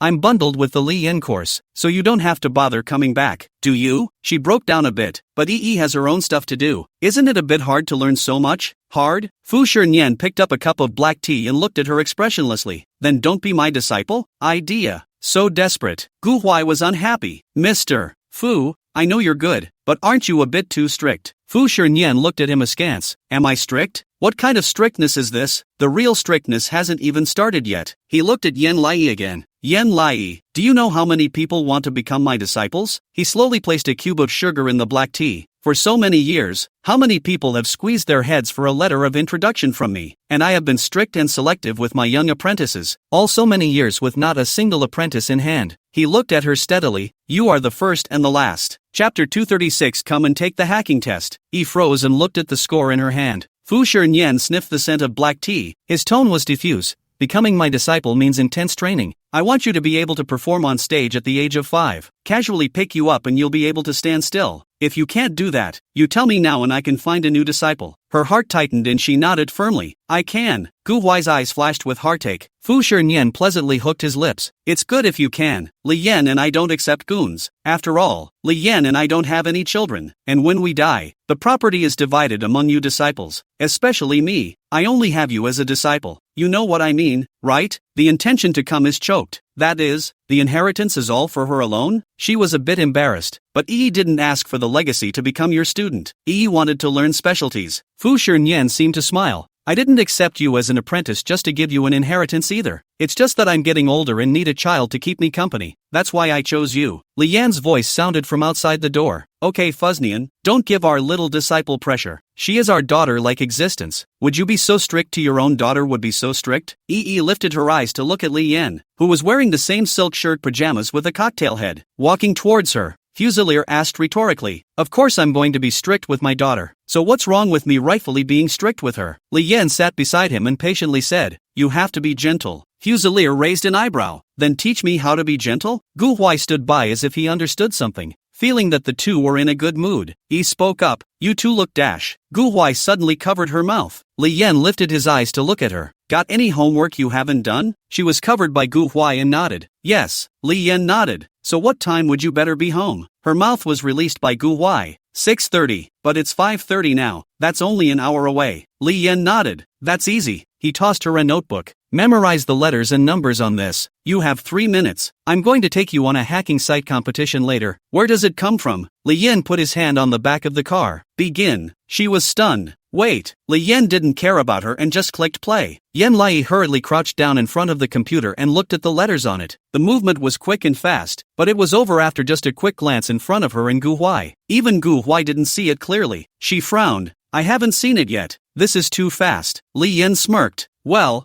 I know you didn't see it. The answer to this disarming virus is a total of 1 minute. You've used 1 minute now, and I'm only giving you 3 minutes, which means you still have 2 more chances to be able to memorize it. She was absurdly wide-eyed. How is this possible? Li Yan tilted his head. How is this impossible? Aren't you unforgettable? That's what you have to do if you're my disciple. He smiled wickedly and took away her school bag. If you don't meet my requirements, but there will be a punishment. Oh, and it's both you and Gu Huai. Yan Lai. Where's the tenderness in that? What the hell is the difference between him and Mr. Fu like this? Gu Huai was disgusted. This is how you teach your disciple, isn't it? Li Yan shrugged his shoulders with a deserving face. Of course, you all are already very happy. When I was teaching Yan Wu Gue, I was hanging him above the snake hole forcing him to hit the target. If he couldn't hit the target, he would just fall inside the snake hole. Look how excellent he is now. He looked to Yan Lai again. Ready, little baby? The second time is starting. Yi's breath hitched, and before he could say he was ready, Li Yan had already pressed the enter key. She rushed to watch carefully, trying to get every picture in her head. Soon, 2 times over, Li Yan handed the two of them a computer each. Listen to me to tell you. This website you're coming to now is a website for all the hacking enthusiasts around the world. Li Yan slowly said, the owner of the website is me. All the exam questions in here are from me, and many of them are also exam questions from your senior sister. The exam costs $50 a time, and the one who wins the first place in the exam can get $50, which is equivalent to a painless exam. There are chat rooms inside the exam room. It's a mixed bag of all kinds of guys. It's forbidden to say your real name and address or accept emoticon files from others. Everyone is a hacker. Don't get hacked. The other thing is, it's all communicated with a translator in here. You look at the chat room in Chinese on your side, but it's actually the website that automatically translates your side of the language based on your IP. And what you send out is also translated into the language of the other side's IP location. So there's no barriers to communication. Li Yan said, the answer to the exam question given to you by the primary exam is this. This is the solution to the anti-hacking means when you point the Trojan horse virus given to you by someone else. That is, to establish a firewall defense and to remove the virus, which requires you to clear the virus in the shortest possible time to complete the exam. Got it? Yan Lai and Gu Huai nodded. Li Yan nodded. Okay, make up a screen name and go in. Yi sat in front of her laptop, clumsily tapping a few words. Big White Rabbit. Gu Huai's eyes slanted and he named it. The person next to the Big White Rabbit. The two of them hit enter together and went to the website. Presented to them was what appeared to be a chat room. Welcome novice, Big White Rabbit, to the novice A classroom. Welcome novice, person next to the Great White Rabbit, to the novice A classroom. you'll be part of Novice A. You'll be given a placement test later. If you answer correctly, you'll be upgraded to the next classroom and rematched with a new classmate. If you answer incorrectly, you'll be allowed to stay in this classroom. Li Yan sat next to him and watched. If the two of you continue to stay in the novice village, even if you get a 0 on today's test, there will be corporal punishment. Yi looked at Gu Huai guiltily. I'm sorry Gu Huai, I've caused you to get on the pirate ship. What normal teacher has corporal punishment? The corner of Li Yan's mouth twitched. Apprentice, if you talk about master like this, master will be sad. Yan Lai glared at him grudgingly. I'm the one who's gutted about becoming your disciple. Li Yan. The chat room in Novice A class was exceptionally lively. Who understands the pain of brother? Newcomer ah? Newcomers hurry up and take a picture. Tell me what country you're from. It's a pain in the ass to come up with a name. Shut up you. Perennial fish frying douchebag. You're already at intermediate level and you're still hanging out in the newbie village every day. Don't you think you're disgusting yourself? Brother's pain who understands, say who it. I call this fried fish? I call this communicating with newbies to exchange experience. Smooth sailing. Is the big white rabbit a girl? Are you two a couple? Is it a man and a woman? Or 2 men and 2 women? Harry, don't be ridiculous. Women are a rare treasure here. There must be 2 men. Brother's pain who understands, at Dubai Rabbit. Follow your brother. He's super fierce. Gu Huai frowned and looked to Yan Lai. Yan Lai didn't notice the chat box. She was still reviewing the viral letters she had just seen. He knocks on the word. People around the Great White Rabbit get lost. Chapter 237, Master. Someone scolded me. Furry, ha ha ha ha ha ha ha ha ha, good cursing. It's so troublesome to make a name.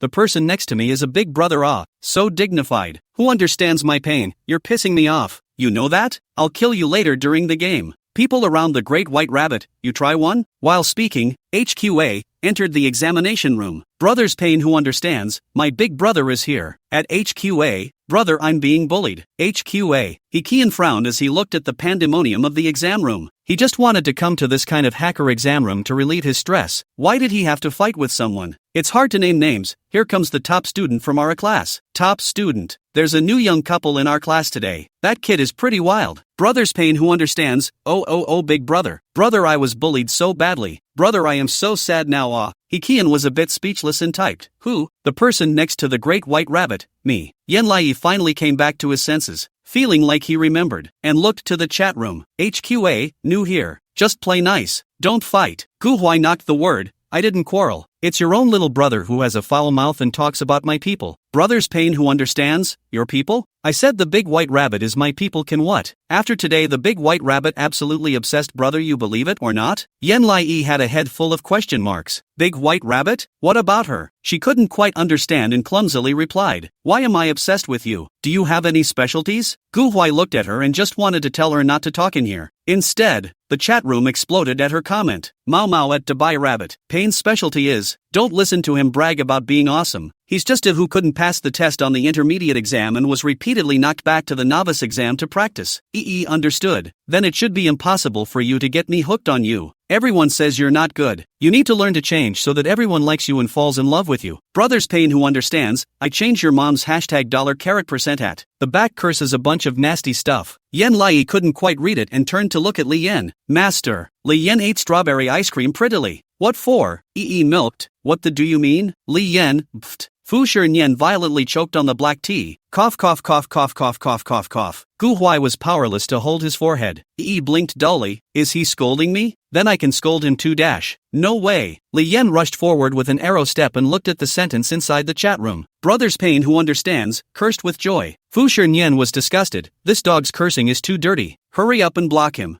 Followed suit. Dog? Is he a dog? Is dog a curse? FT. Gu Huai's eyes were appallingly cold. Can you guys stop swearing in front of Yan Lai? Didn't feel it. Gu Huai you said it too. And you said before that it counts for nothing. Gu Huai. Then I'm a bad boy. Don't learn. She doesn't think so. You're not a bad kid. It's okay. Gu Huai. Li Yan changed his number and logged in on Yan Lai's computer, and directly blocked Brother's pain who understands. He was offended. Asterisk asterisk asterisk asterisk. Swearing in front of my disciple. Let's see how I'm going to clean him up. Nodded heavily. Yeah, it. Li Yan. Gu Huai and Fu Shernyan looked at him indifferently. Happy? He was helpless and slapped his mouth. I have a bad mouth. Okay. Yan Lai is not allowed to learn. If you learn it you will be slapped. Grunted and immediately obeyed, keeping her mouth shut. Meanwhile, a row of announcements floated across the site. Site owner, King, has permanently banned Brothers Payne who understands. The chat room suddenly exploded. The hackers communicating inside the other classrooms were even more surprised. King actually showed up of his own accord? King has always been a person who doesn't like to talk, right? Isn't it true that he never communicates and talks with us? This is the first user he's banned, right? This Brothers Payne who understands. What did he do? Who can tell me the truth? Just hot off the press. According to the newbie village, B class people set a class out of a person called Small White Rabbit and Small White Rabbit around the two newcomers. Brothers Payne who understand seems to be in one of the Small White Rabbit cursed up. It didn't take long for King to ban them. What kind of platoon is the little white rabbit? How dare she get King to ban her for her? So a large wave of people entered into the novice village class are ready to watch the battle. Inside, there are hidden dragons and crouching tigers, all kinds of big shots, and bystanders are also allowed to chat within the chat room. Harry, so many people. Spectator, dear Mouth, who on earth has gotten the coveted attention of our king? And what is the status of this big white rabbit? She was scolded and King twisted his face and blocked her enemies? Smooth sailing, we're more confused than you guys, okay? This Brothers Payne who understands, just now also here to curse. The results of the twisted face was our big brother to block. Which is the boss of our hacker world? He will be the boss of a ban. Is considered to be a past life to repair the blessing of it. It's a pain in the ass to come up with a name. Who the hell are you? Big White Rabbit? Are you a man or a woman? Is it too late for me to call you Big Brother? I love beautiful women. Beautiful women love me. Big White Rabbit, you are my sister. You are my only sister. The person next to the Big White Rabbit, you are my brother. You are my only brother. Brother need thigh pendant? Mau, it seems that our novice A class is really hiding crouching tigers. There's a gifted player, HQA, and someone who's protected by the boss, King. That's awesome. Name really trouble. Payne brother, hurry to come out again. Jump feet. How not jump feet? Do you regret cursing? I'm not sure if you're a good person or a good person. I'm a lone wolf. I'm the Brothers Payne who understands. What's wrong with me jumping out? What's wrong with me jumping out? Permanently banned me? I'm going to build a small number in a hurry and come over to the line. What the hell did you say to King? Who was able to block my number? You don't know that's my number. Li Ran ploddingly bit down on a cigarette and leisurely operated it. King bans the lone wolf permanently. Crowd. The chat room was instantly filled with question marks. Li Yan continued to operate, and a golden name appeared in the live broadcast. King, anyone who dares to say one more swear word in front of this big white rabbit will get the hell out of here. And don't wait for me to crawl down the webbing to get to you. The chat room was silent, but it wasn't long before a sudden group of people swiped the message. I wouldn't dare. Absolutely not. From now on, the Great White Rabbit will be our second king, our god, our love offering. At Big White Rabbit, please make us as much as you want. We all listen to you. Yen Lai looked at Li Yen in a droll manner. Master, is he becoming a queen? Does that mean I don't have to take the test anymore? Li Yen, Chapter 238, Sister White Rabbit Charge. He Chen looked at the question marks that kept brushing on the screen, somewhat unable to accept it. He was the top student in this class, or rather, he came first 8 times out of 10 in all the exams, big and small. The reason why I didn't leave the novice class is because this site has a mechanism whereby at the next stage of the exam, if you fail the exam you will be knocked straight back to your old class. The only way to become a level 2 hacker is to stand firm in the success exam. This is why many of the hackers in the class are familiar with each other. He couldn't remember how many times he'd been knocked back, but no matter what, he was the best guy in his class. How could these two newbies possibly surpass him in fame? Just because you know King? He was in a bad mood when, suddenly, the secret chat rang. The wind that cannot be felt, brother. It's me. I'm here again. Ho prayin'. Payne brother? The wind that cannot be felt. It's me, it's my big brother. This new one is just a bit too rampant. Even with King covering him, I think you might as well challenge him. He Chian sneered. Why do I need to initiate a challenge? Isn't it natural to count the challenge during the exam? Wind that can't be felt. Then you have to make a big deal out of comparing yourself to her. She's provoking your authority. It's not necessary. He Kian looked at the big white rabbit's ID, his eyes sinking. He just needed to fight this guy in secret. There was no benefit in going head on. So he said, don't take me for a ride. Creep, can't feel the wind. Goonby. At this point, the classroom announcement broadcast, exam placement will begin in 5 minutes. Please get ready. Yen Lai is ready with his fists in the air. The chat room is still bristling. Dear Mouth, White Rabbit sister rushed.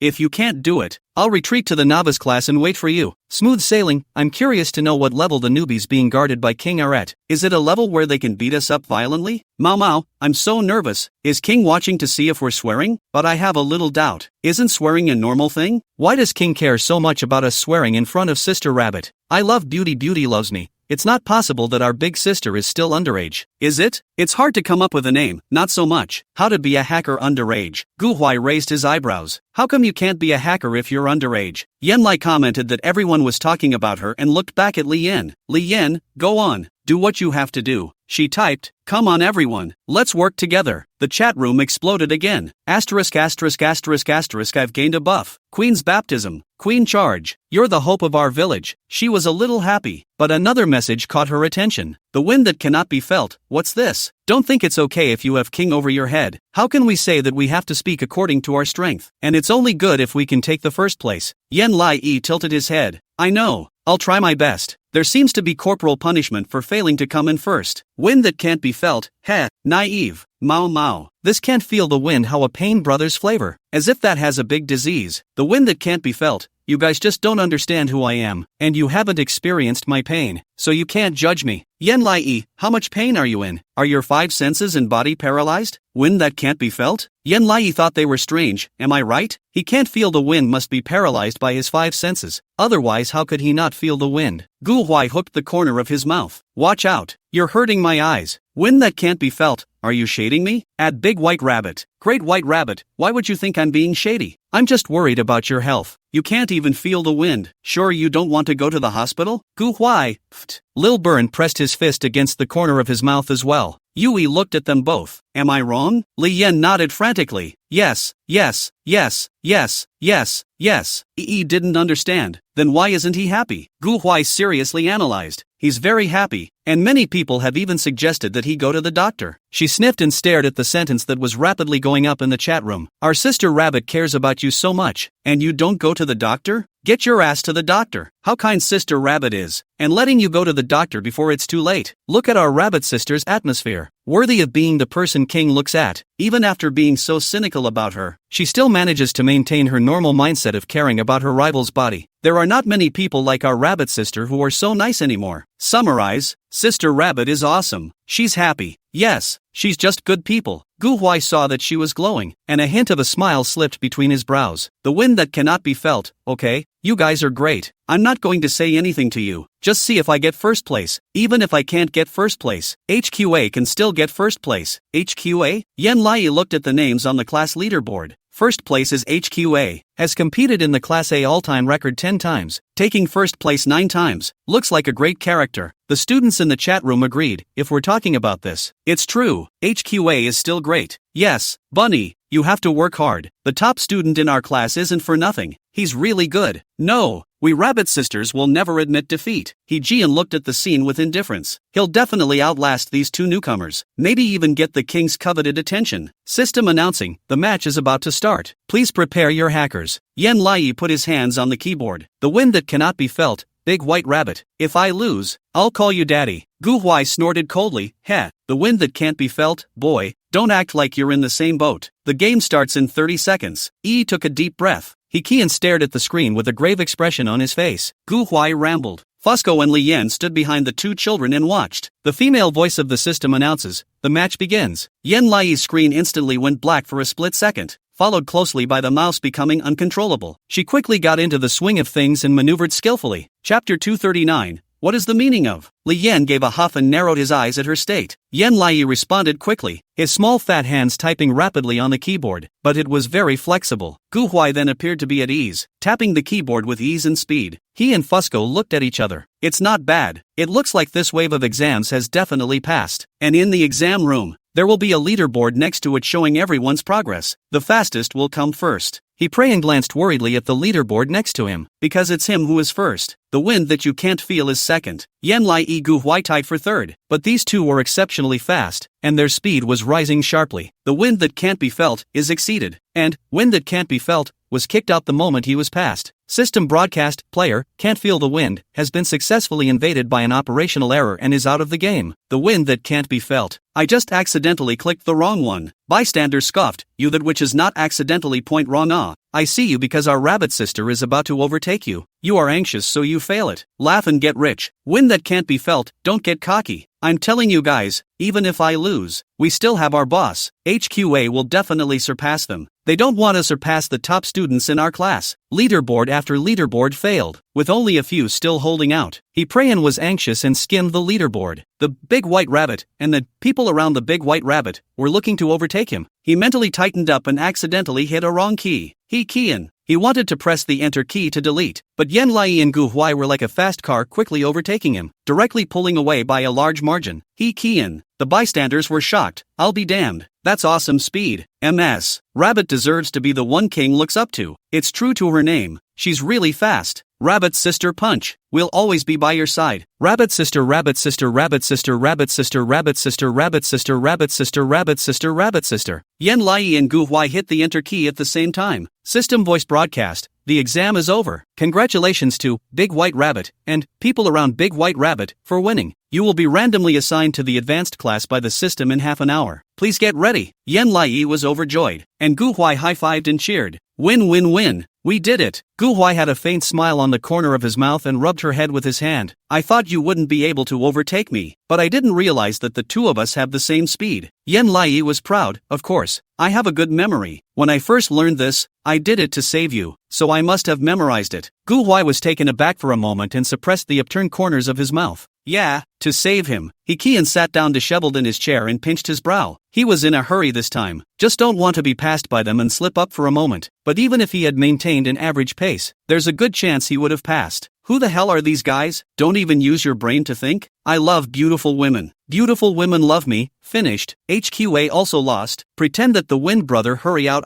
People newbie has already hanged you. You must not give people a good apology. The wind that cannot be felt. What do I have to apologize for? It's just a novice exam. What's so difficult about it? It only makes sense that she can stay at the second rank. Spectator, dear mouth. Are you sure you don't want to go to the hospital to have your brain looked at? Are you really mentally healthy? The wind can't be felt, losing is losing. If you can afford to stay in the second order to continue to climb up, don't come back for the rest of your life, and come back to meet me again. I will still hang her. Smooth sailing, you hang a hairline. People just that one exam question on the whole service ranking. The first place is King 58 seconds. The second place is K is also 58 seconds. The third place is the Knife Sister. The fourth fifth is the Rabbit Sister and Rabbit Brother. What do you take in others then? Everyone opened the leaderboards and saw Yen Lai and Gu Huai's screen names. A newbie goes straight to the top of the rankings. This is to slaughter the newbie village, right? Asterisk asterisk asterisk asterisk. I have a hunch that these two guys should be the future K. They're not King's disciples, are they? I'm so sour. Sister Rabbit, hurry up and come out to say ah. What is your identity in the end? Ah,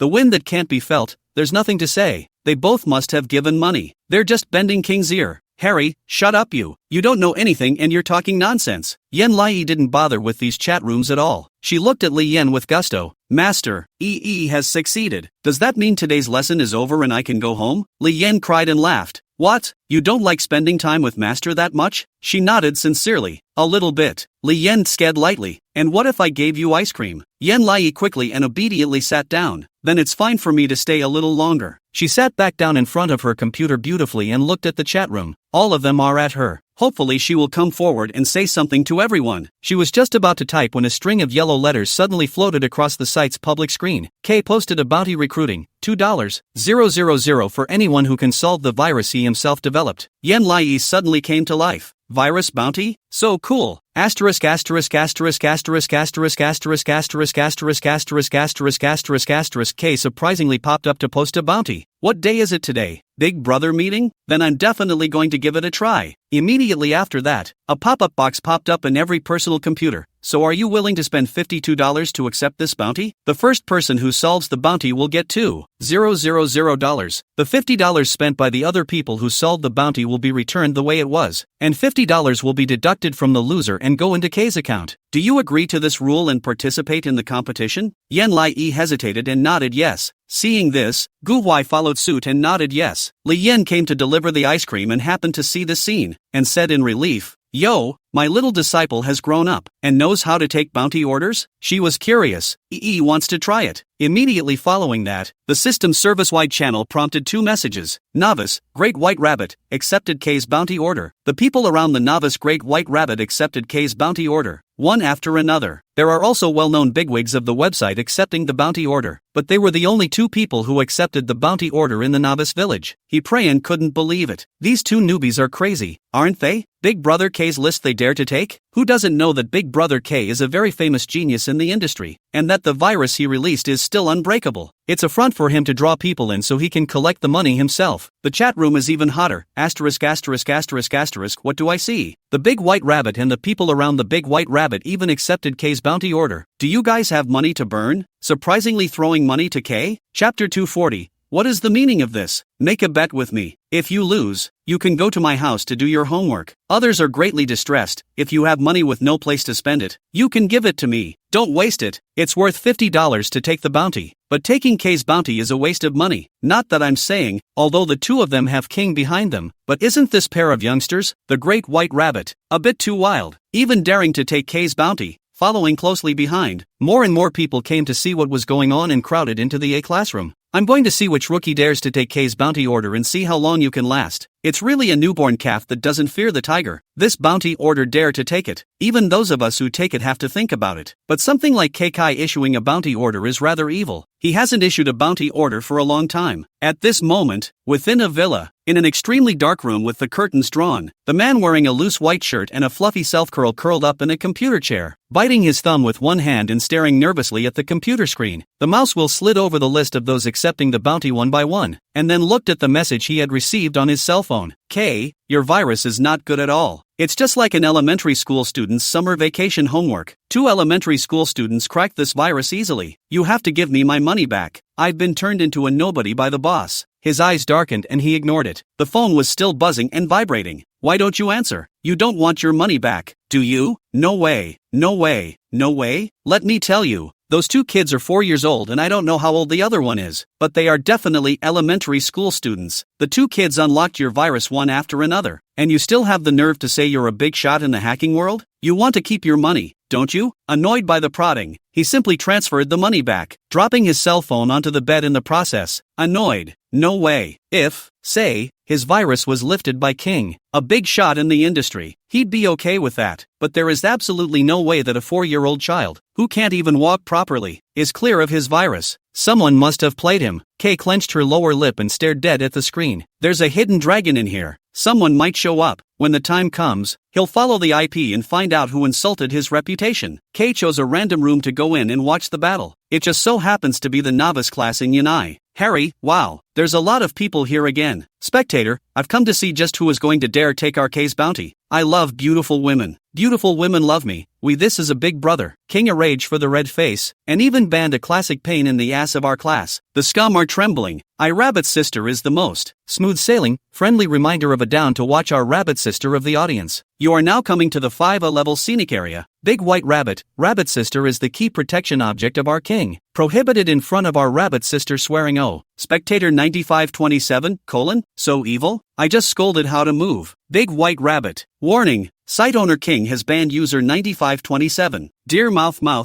ha ha hi. The Rabbit God is awesome. It's so hard to make up names, CCC? The words come out of your mouth. Our Rabbit sister is so powerful. King is watching. Spectator, I'm a big god, It's too scary, isn't it? Weekly Ask MS. Rabbit, with what kind of ability do you dare to accept K's bounty order? We old farts spend $50 even if it's okay. But you're a newbie. You have to know that K's bounty order is not something that ordinary people can be able to take. It's just spending money for nothing. Are you sure you're okay with it? Yen Lai frowned. Why not? I'm a god. Because you're new. You don't know how. Was even more incomprehensible. Can't newcomers? Then why don't you participate if you are an old man? Is it because you're not old or new? I'm a god. Furry, ha ha ha ha ha ha ha ha ha ha ha. Our Rabbit sister never loses. Smooth sailing, if Sister Rabbit can talk more. I love it, ha ha ha ha ha ha ha ha ha ha ha. System broadcast, the bounty will start soon. We will show you a service-wide bounty list. No matter which classroom you are in, you will be able to see this bounty list. Couldn't wait, and then suddenly thought, speaking of which, this K, the name seems familiar. Gu Huai looked at her with interest. Do you remember that 3-minute code you were crying and knocking on in order to save me? It was him who did it. Was shocked. Really da? Gu Huai teased and hooked his lips. You still remember? She nodded heavily. Of course I remember. I remember it very well. Gu Huai's eyes rolled. and he had an idea. Yen Lai, let's race then. If I win, how about you come to my house tonight to do your homework and stay at my house? Li Yen and Fu Shirenyan's expression steeply became dangerous. Hey, stinky lad, we're still here, abducting our disciple in front of us. Gu Huai completely ignored it and looked at Yen Lai with a smile on his face. Yen Lai, compare or not? Readily agreed. Why not compare? There's nothing to lose. Gu Huai narrowed his eyes and his tone was even more intriguing. No loss? You like coming to my house? Yen Lai was non-committal. Never been there, but don't hate it. The corners of his mouth quirked up pleasantly. Good, then it's a deal. At the moment, the chat room is full of people at Big White Rabbit. Wind that can't be felt. Why are you wimpy? Big White Rabbit? I've been talking to you. Can't you see? Hates him. I was busy. I didn't even look at you. Why are you so annoying? The wind that cannot be felt, I say. If you win this reward, not only will K give you $2,000, I'll also give you $500. But if you lose, you'll have to give me $1,000. I'm not sure if you're willing to do that or not. Yen Lai broke his fingers and counted. His eyes swished brightly. Dare. K frowned. How can this newbie be so confident? Is it stupidly confident? The kind that's actually nothing? The live broadcast room cheered even more. Sister Rabbit is awesome. Teach him to be a man. We'll be right here watching you, Rabbit Sister. Waiting for you to get the victory. Bunny, if you really succeed, we'll all recognize you as our boss. Immediately following that, a box suddenly popped up in the middle of the desktop. Please take your positions. Hackers. 5. He Qian bit his lower lip and looked at the list of contestants that appeared next to him. 4. Gu Huai turned his neck and glanced at Yen Lai, an imperative light flickering in his eyes. 3. K's expression gradually became claustrophobic. He didn't believe that anyone could disarm his Trojan horse. 2. 1. Game on. Yen Lai took a deep breath and tapped quickly with her small hands. For $2,500. For being a big sister. Punch the duck. Chapter 241. Are these two people monsters? Surprisingly, it worked. The screen in front of Yen Lai instantly went black, and a familiar red skull gradually appeared in front of his eyes. She rubbed her hands together and leapt to her feet. Gu Huai looked at her. Absence of coming, don't forget, lose to my house. He glanced at him, and what if you lose? Gu Huai raised his sword brows, his tone meaningful. Then go to your house. Li Yen, are we saying there's a difference between the two? At this point, the virus has begun to invade the system. Yen Lai quickly began tapping on the keyboard. Virus hacking is suddenly faster. Is this the upgraded version? She was more than willing to relax, tapping away at the code with deliberation and attention to rhythm. One by one, the lights of the contestants next to them went out. Spectator, dear mouth, it's so hard. Y'all don't know how hard this stuff is. It's not a virus. It's not a meteor at this speed. Spectator, Lang, it's so fast. It's worthy of being a virus made by K. I hadn't even waited to see it and thought about trying it with the code. And it just died. I love beauty. Beauty loves me. Look, you guys, who else is holding out now? On the list, the names of Big White Rabbit and people around Big White Rabbit were still lit up. The two are already at 50% progress. 500 accepted this bounty, and 498 failed. Only 2 of their names stood firm. The wind that cannot be felt, holy. These 2 guys are ing monsters. How could they possibly succeed? It's a trick. Definitely. Smooth sailing, asterisk. Is this really a real bigot? Is this really a real bigot? He Prayan couldn't believe it. The progress of the 2 is still growing upwards. He got goosebumps. How can it be so fast? Kay stared at the screen in shock, no longer knowing what to say. A group of people crowded into the live broadcast room and said in shock, I've come to watch the big man fight. No.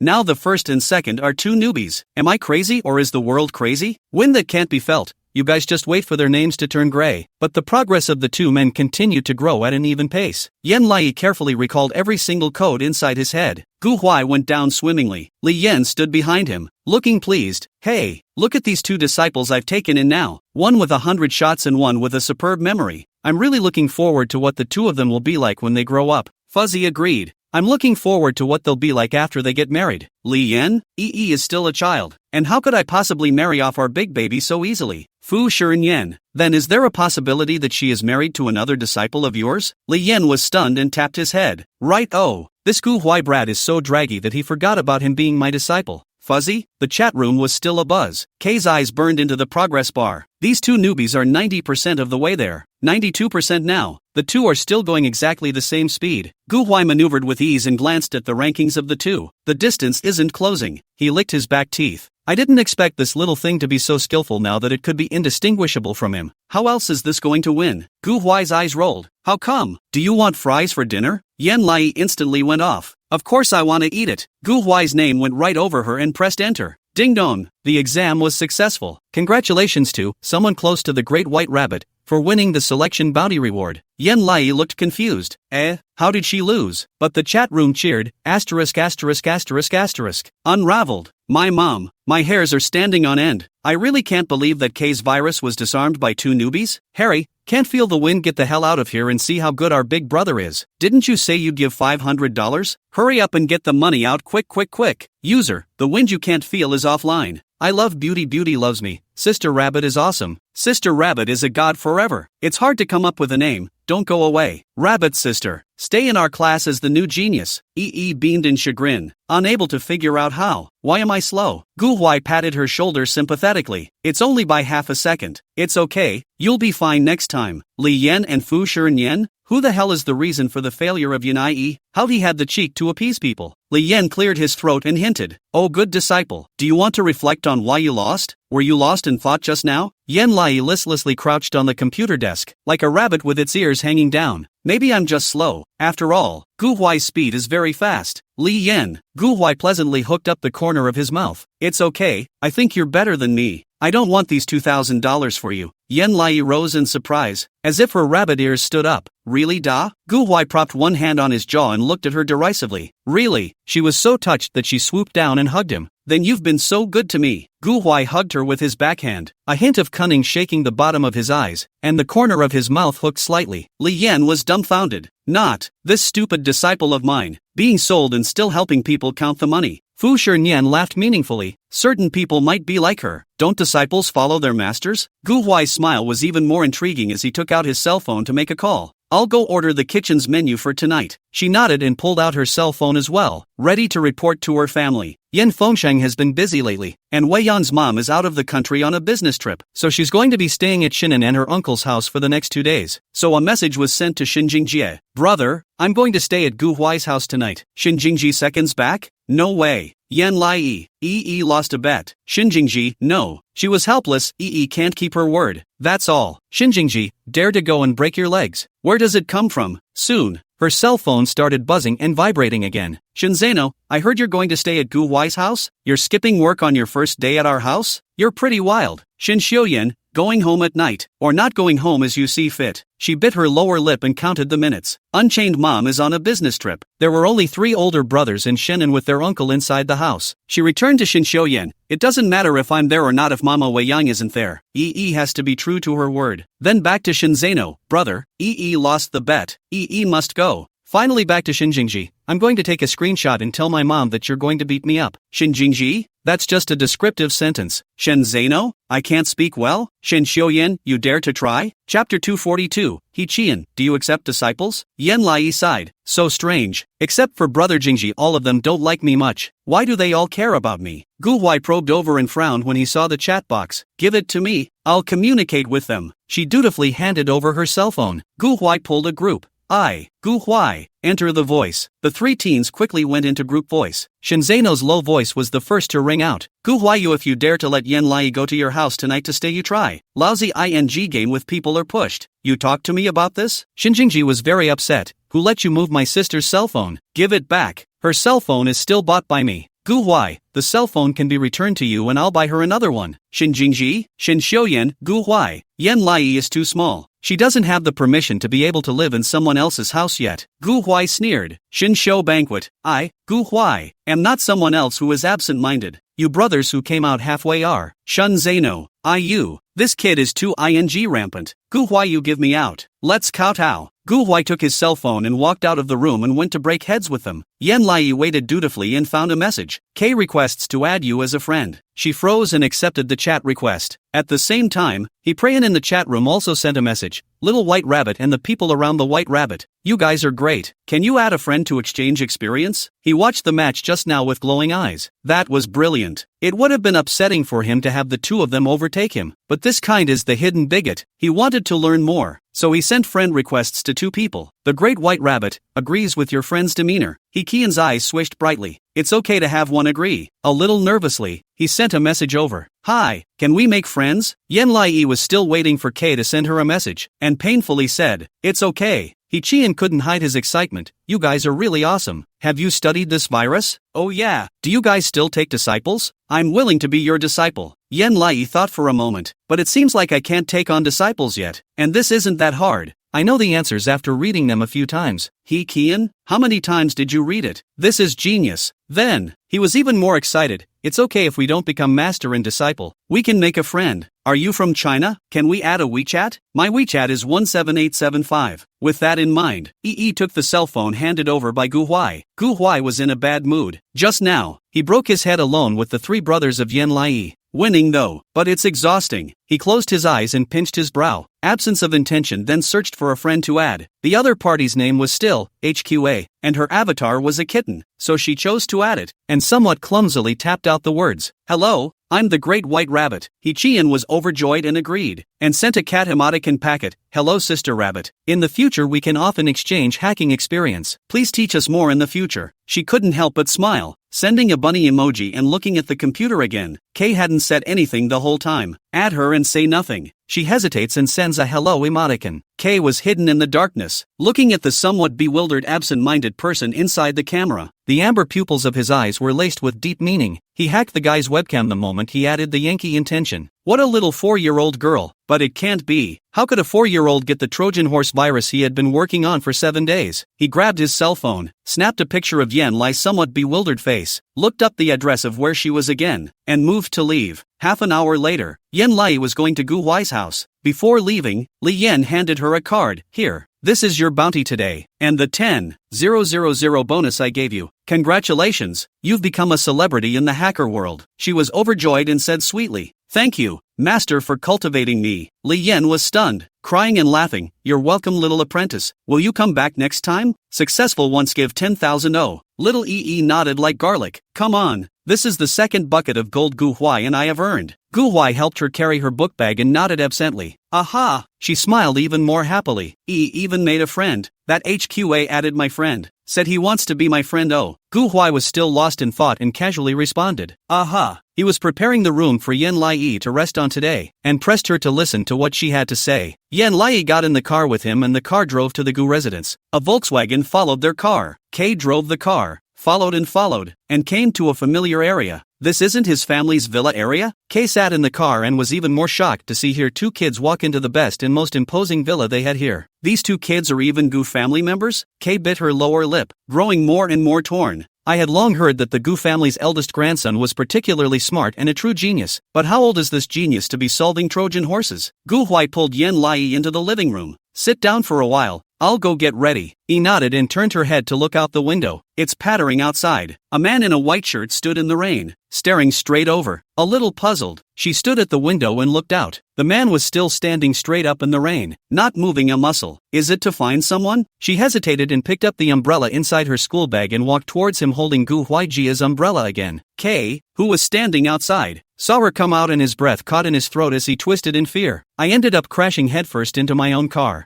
Well, Yen Lai took a few quick steps and ran to him with his umbrella. Brother, are you alright? Kay crouched on the floor in pain, doing his best to shrink himself down again and again, not daring to look back. Yen Lai felt strange. Brother, are you okay? Kay's body shook and she turned her head timidly to look at her, but what was reflected in his eyes was a small face that was even better looking and more delicate than in the video. Kay was momentarily stunned, looking at her stiffly without words. A flash of amazement also floated under Yen Lai's eyes. Brother, are you injured? The man, or rather the teenager, in front of him, looking 18 or 19 years old. His skin was pale and his bangs were visible in his watery eyes even though they grew over them. He was born androgynous, with a girlish showiness and a rare shyness and stiffness. It's as if they're rejecting people. In reality, the movements are secretly unnatural and tense, like a sociopath. How come the intention is confused? Not sure. Look again. How are you doing? She asked again. Kay sat on the floor and ducked back as if she could eat people, not daring to look her in the eye. No, it's fine. I'm fine. Chapter 243K, I'm so scared. This kid is so good looking. He wasn't too afraid to talk to people in the first place, and he was even more nervous about good looking people. K tries to keep his head down and down again. EE was puzzled. Are you here looking for someone? Looking for Gu Huai? K lowered his head and said sullenly, no, I just passed by. You don't have to care about me. EE understood and painfully handed him the spare small umbrella. I'll give you this then. Don't you have an umbrella? The teenager was stunned and tried to say he drove here. Kagan Lai simply left. I'm leaving. K choked and spoke. Wait a minute. Yan Lai turned back in surprise. In the continuous rain, the teenager nervously grabbed the corner of his coat and lowered his head, his watery eyes going to her rain-stained little leather shoes. My computer. Got a virus. Can you unlock it for me? He frowned in chagrin when he finished. Who in their right mind would just ask a 4-year-old to help them get rid of the virus? But EE said, it's okay. K was stunned and lifted his eyes to look at her. The little girl approached him with a black umbrella. Let me see. K's breath hitched and he fumbled to open the door for her, only to accidentally knock over the corner of the car again, holding his breath in pain. Please. Yan Lai didn't think much about it and went straight to his car. K looked at her timidly. The kid is really heartless. If he's a bad guy, he might just casually abduct her. He handed her his computer. My computer turned on just like that. It was commonplace for E to see the familiar red skull. Oh, it's this one. Her small hands immediately operated skillfully. This is very simple. It can be done in 3 minutes, but you need to redo the system. K heard her say it so eloquently, and a glimmer of doubt floated in his eyes. Really? As a result, when 3 minutes arrived, Yan Lai handed him the computer. It's unlocked. His eyes were as wide as brass bells. It still works. K hurriedly took the computer and looked at the already good desktop and looked at her in surprise. How did you do that? Yan Lai was overjoyed. My master gave it to me. He was the first to unravel it. How's that? Trouble solved? K was stunned. Master? He opened his mouth to speak when there was a sudden knock on the window. K lifted his eyes to see that at some point, his car was surrounded by a group of bikers. The man standing in the center hooked his lips in a bad smile. Isn't this my waste of space, brother Ji Yen? What are you doing here? Get out. Yan Lai frowned, feeling that something was wrong. Brother, who are these people? Ji Yen eyebrows climbed up a trace of gravity. Did not say anything, just got out of the car and opened her door. Still lowered his head and did not look at her. You go home first. Thank you.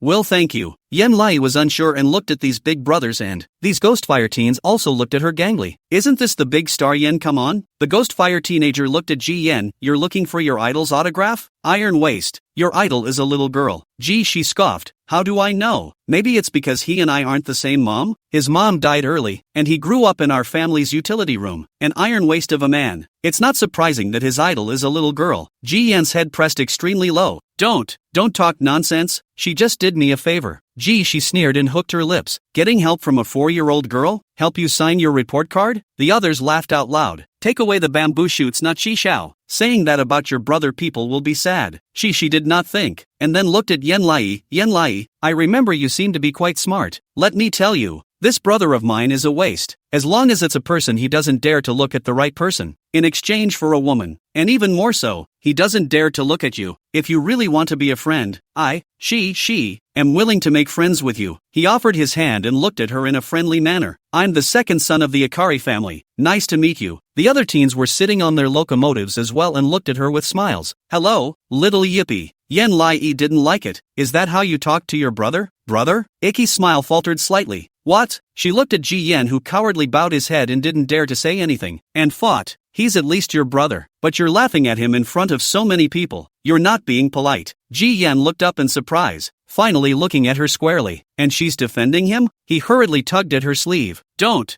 say it. I'm used to it. We can't afford to mess with him. Wrinkled her eyebrows. Can't afford to mess with it? Gee, she laughed even more wildly. See, what is he if not an iron waist? He just knows how to play with computers all day long. Shrinks inside his home as a geek, and doesn't dare to raise his head when he sees other people. This kind of person living is a disgrace to our Chi family. He lowered his eyes and swept them to Yan Lai. So little you'd better be friends with me. I promise to introduce you to lots of little handsome men. The others cracked up laughing. Ha ha ha ha ha, goddamn handsome little man. Yan Lai was unmoved and said indifferently, I don't lack brothers around me. I even have a bit more. Jishi's smile stiffened slightly. So you're not giving face? Yi asked back. Don't you have a face? What more face do you need? Jishi's eyes steeply became dangerous. What are you talking about? Looking for a fight? Yen Lai was undaunted. I'm already polite. You're the one who's not. Iki's breath hitched and he raised his hand toward her. The fist stopped half an inch directly in Yen Lai's cheek. Iki hooked her lips in a smile. He wanted to scare her to tears, but in this instant, Ji Yen suddenly blackened his face, violently grabbed him by the fist, and threw him out with an over-the-shoulder drop. I told you it's none of her business. Iki landed suddenly, splashing in shock, and couldn't lift a breath in pain.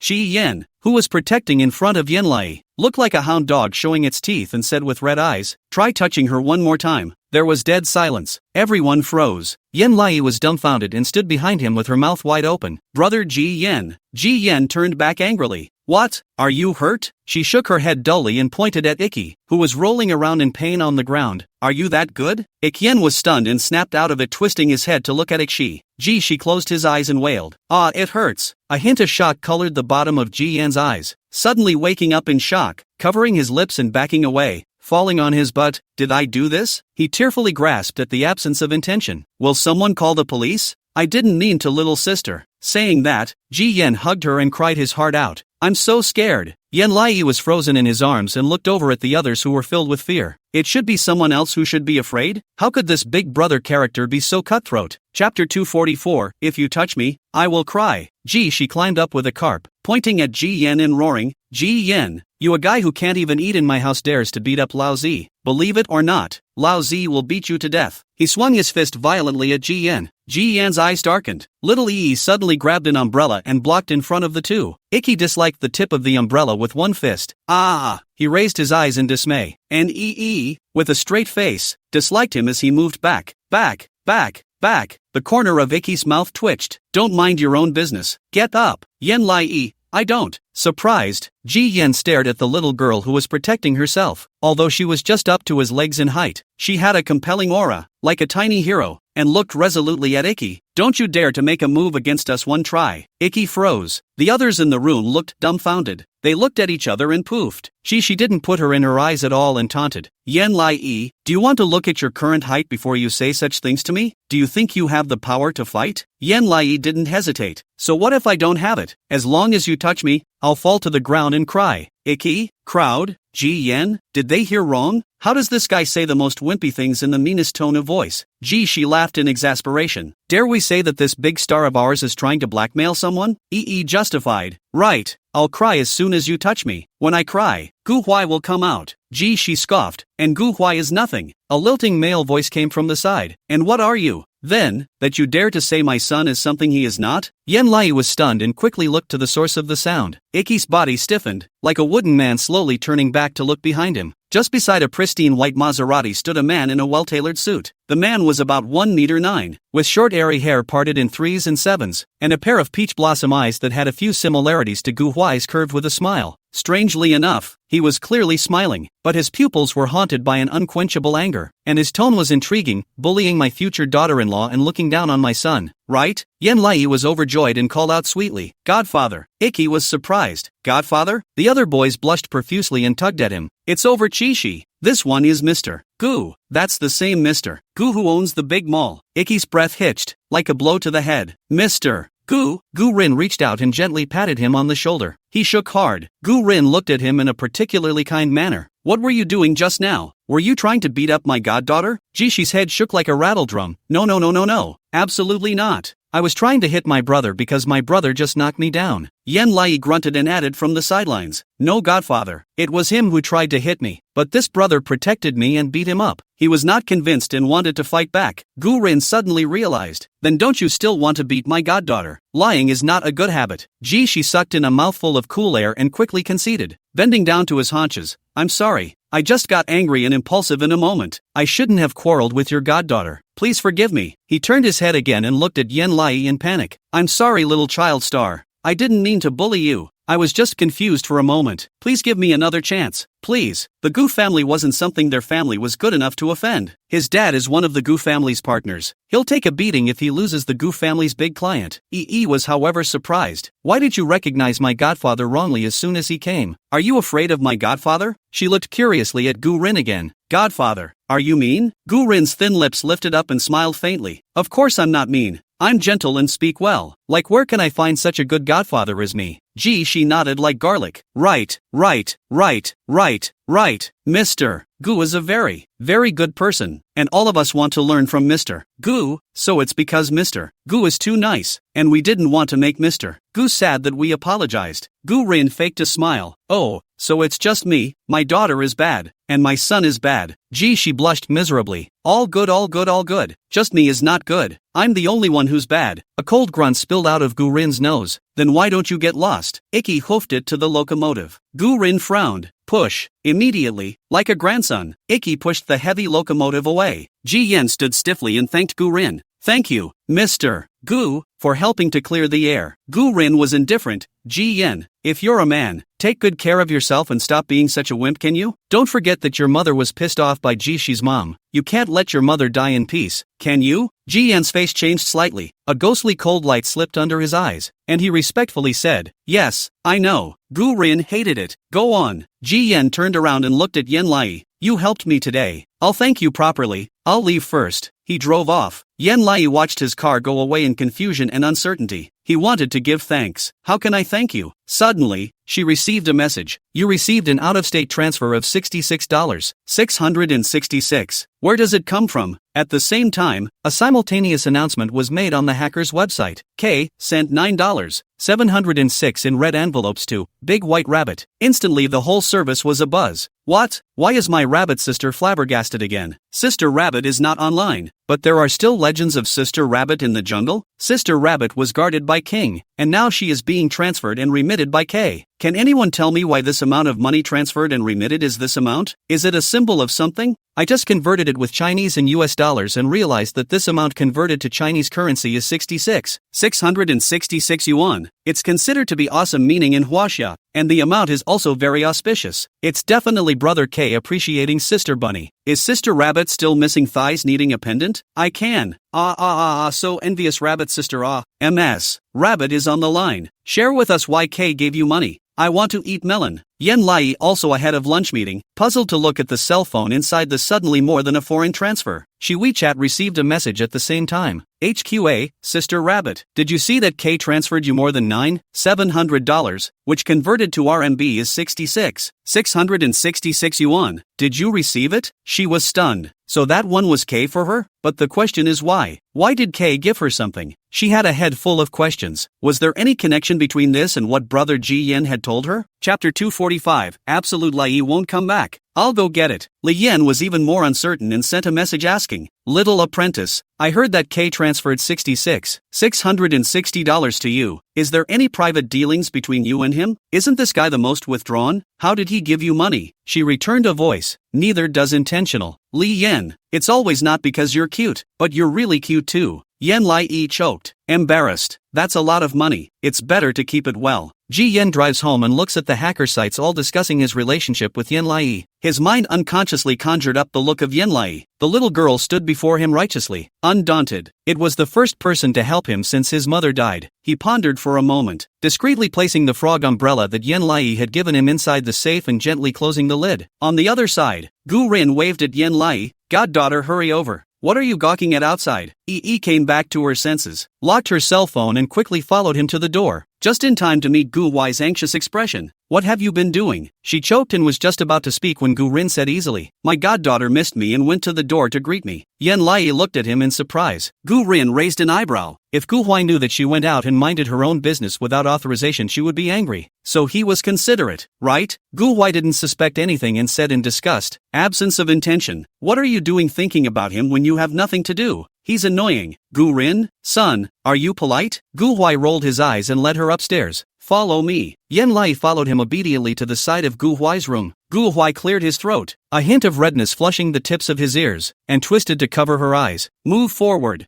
Cautiously stepped into the room. The room was puffed with a very, very nice floral scent. The flavor is fresh and not pungent, and so soft that you want to inhale deeply. She was vaguely expectant. What is it? Gu Huai raised his lips. Take a guess. She couldn't hide her excitement. Is it a room for me? Gu Huai laughed lightly and slowly released his hand. Yan Lai quickly opened his eyes. What came into view was a set of extremely cozy and gentle milky purple rooms, as if falling into a dream. Her eyes widened in surprise. Wow! Princess-style French bed with leather all in an extremely gentle taro milky purple color. The rooms are also decorated with lace and tulle, which are popular with young girls, giving them a palace-like feel. Surprised, she ran inside the room and looked at the decorations sitting on the desk. So many little Baralala fairy transforming wands, and hand puppets and dolls, her favorite anime characters, as well as hand-me-downs, and all those beauty warriors she hadn't seen before, were all available in this room. The circular carpet painted with a 5-star on formation made her want to step on it twice. Reina Belle and Star Du were sitting nicely on the couch. All the decor fits her aesthetic. How come it looks so good? She was surprised and delighted. Gu Huai, did you prepare all these? Gu Huai's color was light. His tone could not hide his pleasure. Besides me, who knows that you like milky purple? Yi was stunned and her eyes reddened without warning. Gu Huai froze and frowned nervously. What's going on? Why are you still crying? She sniffled and was greatly moved. I just think you're so good to me. This room is like a princess's room. Better than my own. Gu Huai choked and rubbed his nose and turned his head away. I just wanted you to feel that this room is even better than yours. That's why I prepared it. She was surprised. Why? The tips of the teenager's ears were vaguely red, and his voice was hushed, because I was hoping you'd want to live here and not want to leave. Her eyes widened in surprise. Gu Huai gradually reddened. Glaring at her, what are you looking at? Yan Lai froze, snorted a smile, and said sweetly, then if I follow you around every day, you mustn't be too annoyed with me? Gu Huai didn't look at her, his face so red that it could drip blood. The two of us have been together for so long. When have I ever hated you? Yan Lai froze, searching all the memories inside his head. Indeed not. So you don't have to think I'll hate you. Gu Huai said, we're meant to be together all the time. Best friends. Yan Lai's eyes instantly burst with radiance. Her heart tipped as if spring had blossomed, falling into this cloudy and steamy dream that Gu Huai had created for her. She was so happy that a smile unconsciously climbed up to the corners of her mouth. Yes, we're best friends for life, and when I grow up, I'm going to guard the best Gu Huai in the world. Gu Huai was surprised. Dirt dead. Just say these dirt words to make me happy. Yan Lai giggled and flung herself onto the bed to roll around. So soft and cozy. This is the princess's room. Right. Gu Huai stood behind her, gazing at her tenderly. Suddenly, he felt a flash of sight coming from the side. Turning his head to look at the door, he saw Gu Rin holding her hands in her arms, looking at him with an ant's smile on her face.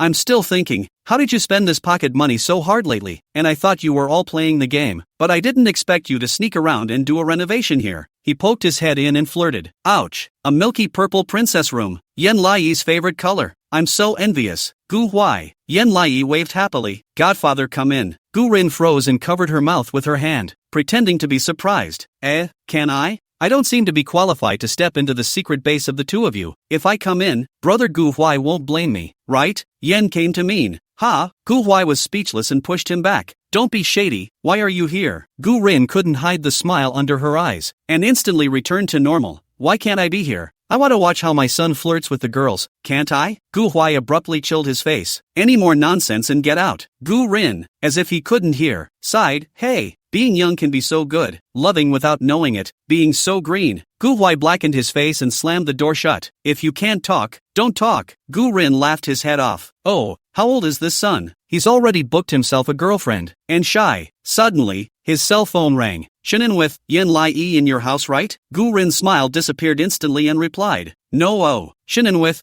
don't pretend. Shinjingji said she's at your house now. Send her back to me. Gu Rin, no. My son spent hundreds of thousands of dollars to decorate my goddaughter's room. Just waiting for her to come to live in it. We will be extremely fast delivery of pro. Shinin with, not delivering is it? I'll fetch it back here. He put his cell phone straight down and gave his 3 sons a look. Depart. Chapter 246. What is the meaning of this? Have you forgotten that I'm your father? The Shinshio Yen trio quickly walked out of the house, got into the car, and the group rushed towards the Gu family with a great deal of vigor. Fortunately, their 2 homes are relatively close to each other. Yan Lai was still oblivious, happily sitting on the sofa and eating fruit with Gu Huai. My room is really nice. I'll take a picture and send it to Wei Yang's mom later. As soon as the words were out of his mouth, the doorbell rang. Gu Rin raised an eyebrow and glanced at the time. 10 minutes total to get here. 6. Still outside the situation. He looked looked up at the door and saw Shin Anha striding towards her with his long and slender legs, aggressively walking towards her. Yen came to be stunned. Shannon and uncle? She staggered her eyes again to Shannon and behind her. The three brothers, still in their school uniforms, had obviously not been home long before they came looking for her, equally murderous. Shen Xiuyan sank his face. Yen came. Don't play. Go home with us. She subconsciously shivered and cowered next to Gu Huai. When Shin Anha saw this movement of hers, his phoenix eyes narrowed slightly, surging with a black fog that could not be dispersed. Come here. Yi bit her lower lip and shook her head. Why are you guys here? I'm not welcome? Shin'en tilted their heads, exuding an aura around them that was difficult to defy, seemingly capable of subduing her at any time. Am I not your father? You're coming to stay at your dad's today, remember? She let out a small breath of cold air, a little frightened, but still muttered in her mind, abashedly, no it isn't. Shinzano put his hands in his pockets and said in a gangly manner, how come you want to go home after playing with your friends after school? Do you still need to be taught by your brother to do this kind of thing? Shin Jingji also agreed. His tone was still gentle.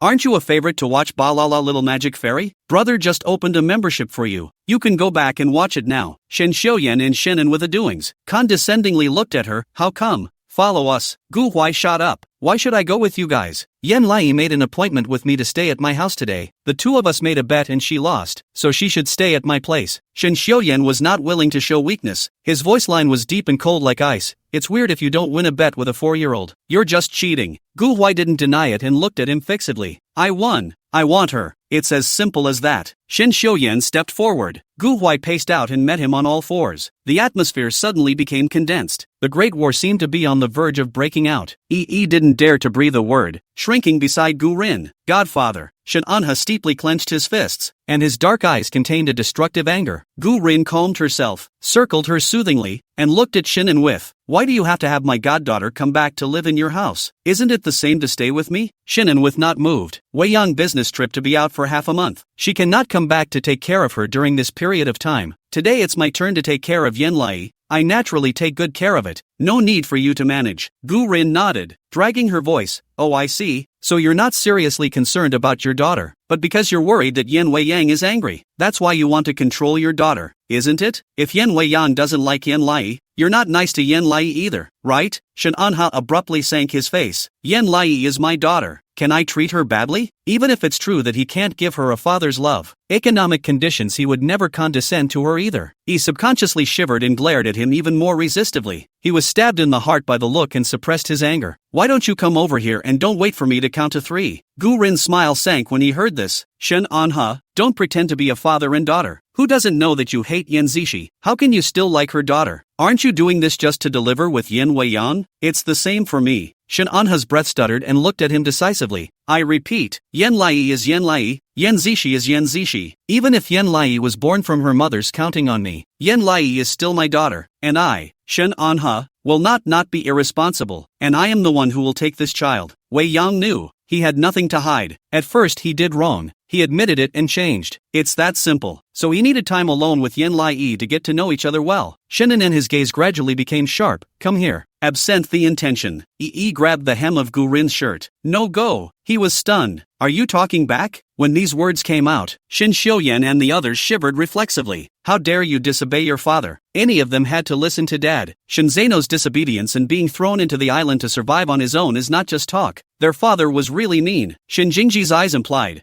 Stop talking. Come with us. Yen Lai still shook his head. She was adamant. I don't want to. Uncle and I clearly hate me, but he's forcing me to go. I don't want to live in his house. Shin'en froze and laughed in anger. I can let it go if you come over now. Come to my side. Yen Lai still shook his head, but also softened his temper somewhat. Let's put it this way, Uncle Shin. Shivering, she took out her small cell phone and opened the chat box. I've earned a little bit of money recently from doing a variety show. I'll give you $10,000, so hurry up and go home. I'll stay at my godfather's place tonight. She transferred $10,000 over to him and held up her cell phone for him to see. That makes it okay, right? Shen Xiuyan? Shen Zano? Shin Jingji? Gu Huai? Gu Rin didn't tense up and was happy. Ha! Your daughter is bribing you, ha ha ha ha ha. Shin'en, with so much anger that he also wanted to laugh, took out his cell phone. Yanai received a transfer of $100. $000. She raised her head in surprise and met Shin Anha's wolf-like gaze. I'll give you $100,000. Come home with me. Where does it come from? She took 2 steps backward in resistance. No go. I don't want your money either. Shin'en pressed on step by step. Am I scary? Are you so afraid of me? The three sons nodded involuntarily. Gu Huai also looked grave. Gu Rin commented, birdseed. Shinin and the veins at the corners of his forehead rippled as he stretched out his hand at Yi. Yan Lai cowered in the corner of the sofa in fear, thinking he was going to hit her. But the next moment, his hand gently covered her face. She was stunned. Shin Anha gently touched her face. The bottom of his eyes flashed with imperative light. Uncle Shin can assure you that I will never hit you. I just seem to be very bad-tempered only. You ask your brother which one was hit by me? Shin Zeno staggered. Dad, just your eyes alone are quite frightening. And you're throwing people off the island for survival at the drop of a hat, eh? Shunin with looked back at him. Shin Zeno quickly changed his words. Our dad is definitely a loving father. Yen Lai bit her lower lip, torn for a moment, but still shook her head. Uncle Shunin with, I don't want you to be my father. Just be a good uncle and don't force me to go home, okay? Shin Anha's breathing stalled. The palm that stroked her abruptly became cold. You still don't want to go home, right? She nodded with utter certainty. Don't want to go home. Shunin with, yes. He rose painfully. Then we'll stay here with you tonight. The three teens froze and nodded in unison. No problem. Where does it come from? No questions? She has a problem. Still a big problem. Chapter 247.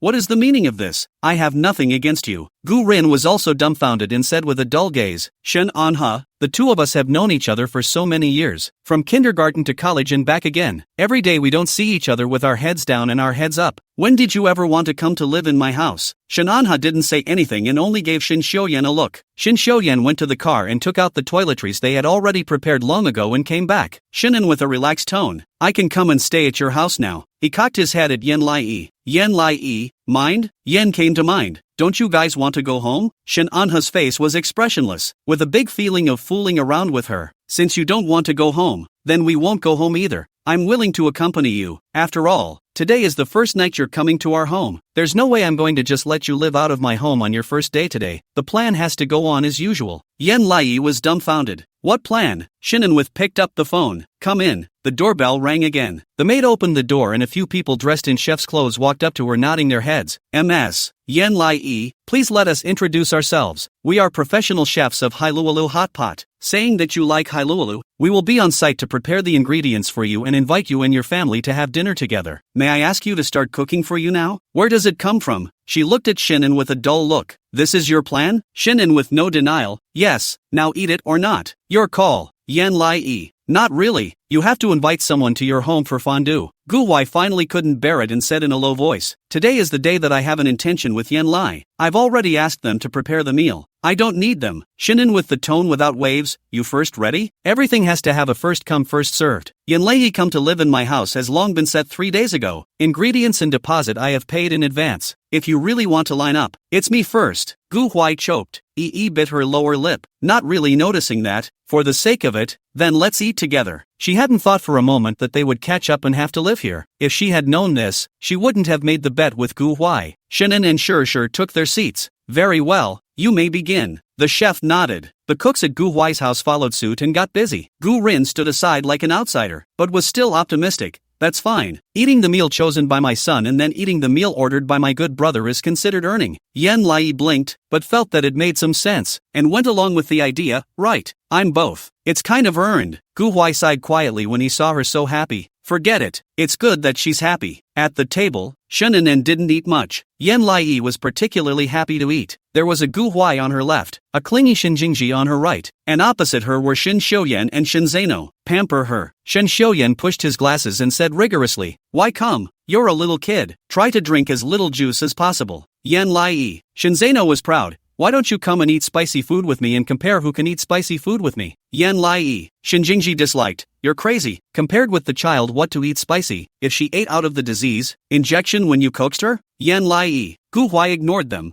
I've prepared your favorite snow noodle bean paste for you. Come and try it. Yen Lai. She shrank back in her chair listlessly. They're so noisy. Yi beamed and lifted her eyes to look at Shinin with. Shinin had been watching her. For eyes met, and he still looked away in embarrassment. Yi suddenly became interested, looking at the clean bowl in front of him. Curious, Uncle Shin, don't you eat? Shin Anha didn't expect her to care about herself. A hint of ghostly light swept across the bottom of his eyes. I don't have an appetite. Gu Rin said in a conspiratorial voice. Do you have no appetite or are you unable to let go in front of your own daughter? Since you've decided to stay, you should let go a bit. Isn't it good for the few of us to live our lives? Shinin with a vaguely greenish face, pressed his stomach. I'm not letting go. I just really don't have an appetite. After the wine and dinner, we all shuffled around and chatted for a while. Gu Huai came to the front of Yen Lai's room. Tonight, let me tell you a story. Though his face was expressionless, his eyes glittered with vague anticipation. He wanted to sleep with Yen Lai like he used to do in the orphanage, the two of them next to each other. He missed those times. Suddenly, Shinzano appeared behind him and grabbed him by the shoulders with a bad smile. Gu Huai, why are you sticking to my sister so much? What's it like for a boy your age to be with my sister? How about we play pillow fight together? Gu Huai broke away in disgust. Who wants to play pillow fight with you? It's dirt. Shinzano wrenched him over his shoulder and pushed him toward his room without saying a word. Let's go, let's go. Shinjingji Shin Xiuyan followed them, his afterglow skimming towards Shinan with. Shinan nodded in satisfaction. Yen Lai, still outside the situation, said good-naturedly, then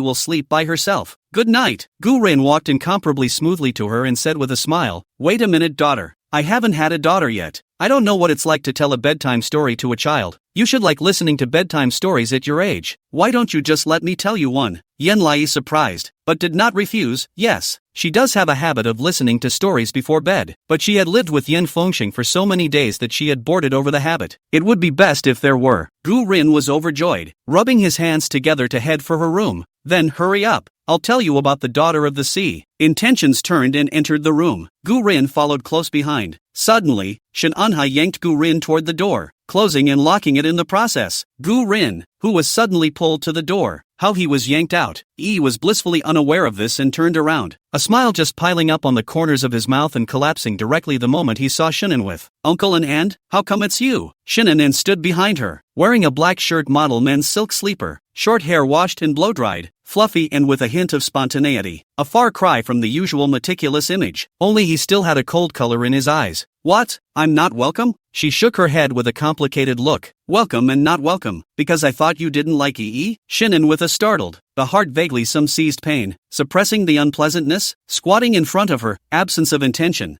I used to be a little prejudiced against you, but you have to listen to understand. I'm not against you. She didn't believe me. No, you're just taking it personally because I'm the only one who can hear what you're saying and you're saying it to me. So how can you say you're not taking it personally? Chapter 248, it's over. I made my dad mad. Shinan with a choke. Somehow, thin sweat vaguely seeped out of his face. Yes, I did target you, but there was a reason. He looked at her frankly. You're a child. You don't understand yet. You need to know that it's best to have two lovers for something like having a child. Yen Lai was stunned. A hint of anger climbed between Shinan and his brows. Your birth mother doesn't like me, and I likewise don't like her, and the only reason you exist is because your mother pretended to be way young to be with me. He closed his eyes, a little pained, as if that day was an indescribable memory. That day I drank too much. She came to me, dressed in Wei Yan's clothes, with makeup almost exactly like hers, and she took the initiative to ask for the lights to be turned off. So I really thought that she was Wei Yang, but when I woke up the next morning, and saw that it was her who was Yen Zixi, I felt that the sky was going to fall. Shinan with a green face asked her, if one day, I betrayed your ungrateful mother and had a new child with another woman, would you forgive me? Yen Lai was stunned and shook his head helplessly. Shinan with pressed his stomach and said with difficulty, I have no way to forgive myself either. Beads of sweat slid down his jawline. I know your mother cares about Yen Zishi, but Yen Zishi she caused me to be unfaithful to my marriage. Even though she did it as a gamble, she did it because of her family. And what did I do? Shinan and the bottom of his eyes climbed up a trace of unwillingness, lifted his eyes to look at her. I know, your mother also has your mother's not easy to get into today's situation. The relationship between the two of us now is very complicated. I do not expect you to understand. I'm also in the process of regulating my feelings for you. I shouldn't be in the beginning of the attitude towards you that way, no matter what happens to your mother. You are innocent. I'm sorry. Yen Lai was stunned. Shinan and his face gradually became pale, and he spat out words with difficulty. I don't expect that you can forgive me in the first place, because my feelings right now are also very complicated, but I will be your father. His tone was firm. Since you are my daughter, no matter what you are my daughter, I will never treat you badly. But I can swear that if you're mine and Wei Yang's child, I'll love you with all my life, and I'll be the man who loves you the most in this world. After a pause, a hint of regret climbed between Shinan and his brows. But now we can take it slow. You don't reject me, okay? Yen Lai had mixed feelings as she watched the beads of sweat falling down his face. She always knew what she was a part of. Never knew. She sincerely held his hand. Uncle Shun, I know the relationship between me and you is awkward. I also know what kind of aggression my mother suffered. I don't blame you, and there is no need for you to go and do anything for me for the sake of Mama Wei Yang. Yi is able to take care of herself, and I can help you to speak in front of Mama Wei Yang, and the two of us can get by with it on the surface. Shinan with a startled, shocked voice, but I don't want to get by. I want to be your father. Don't you understand? After he said that, his expression suddenly became agonized and he slowly knelt down covering his stomach. Well, Yi was in shock. What's wrong with you? Shinan with small gasps of air, her bangs pressed against her moistened forehead. I'm fine, leave me alone and go to bed. She didn't listen, and asked handily, is it because Yi just spoke badly and you're angry that you're like this? Shinan with denied, no, you leave me alone. Yanlai became more and more worried. How could I not care about you? Shinan with a big breath, finally a little unable to hold it, bent down and collapsed on the carpet. Yanlai completely panicked and quickly ran out of the room to cry. Gu Huai, brother, godfather, my dad made me angry. Several rooms poked their heads out quickly, like little carrots plucked out one by one, and neatly said, ha, she was in tears without realizing it. Papa Shin collapsed while talking to me. He told me that the two of us had a complicated relationship, and then I didn't call him dad. I didn't want him to be my dad either. Then he collapsed, and now he's on the floor smoking. What if my dad died of anger? How am I going to explain this to my mom? Gu Rin was the first to calmly rush into her room. Shinan with, what's wrong? Shinan couldn't even speak with the words, and only after a long time did he squeeze out a sentence. I have a terrible stomach ache, and I'm still nauseous. Shin Xiuyan decisively took out his cell phone. I'll call 120. Dad, you hold on a little longer. Shin Zeno also panicked a bit. Dad, you mustn't have any missteps.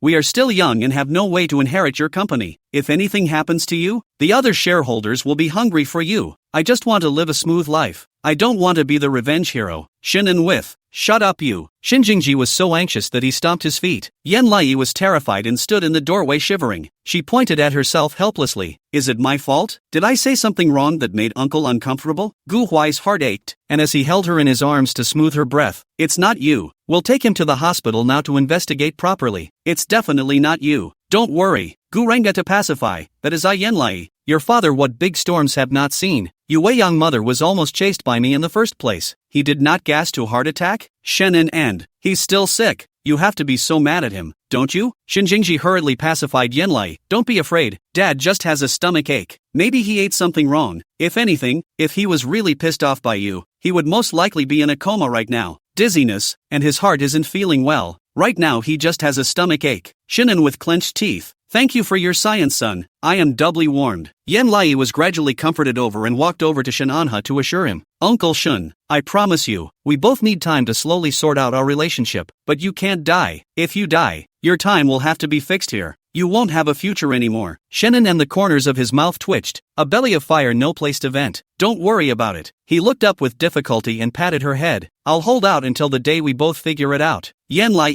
choked and nodded. I can wait until you're 99 to forgive you. Shenan and, he fell to the ground with a thud. Shinjingji, it's over. My dad fainted. Shin Zeno affirmed. This time he's definitely pissed off. I bet a Häagen-Dazs. Shin Xiuyan raised his hand and slapped him on the back of the head. Your father is in a coma and you're still betting on Häagen-Dazs. Shin Zeno covered the back of his head.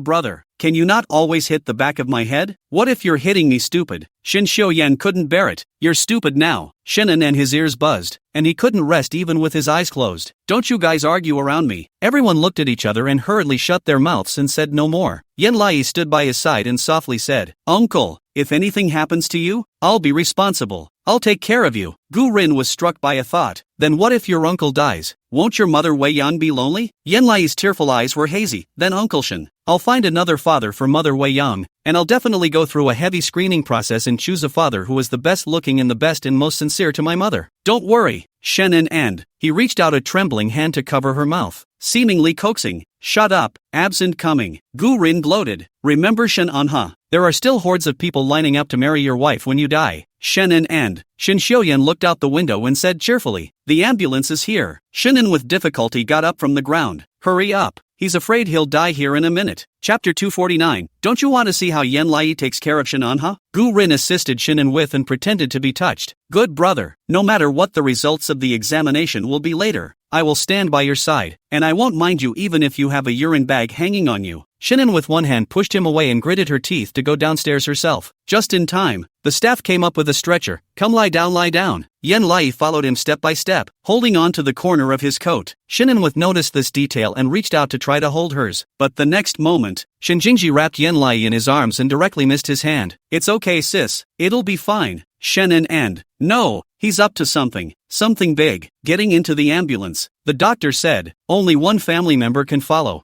Who's coming up? Gu Rin just wanted to get up. Yen Lai walked over to him righteously. I'll come.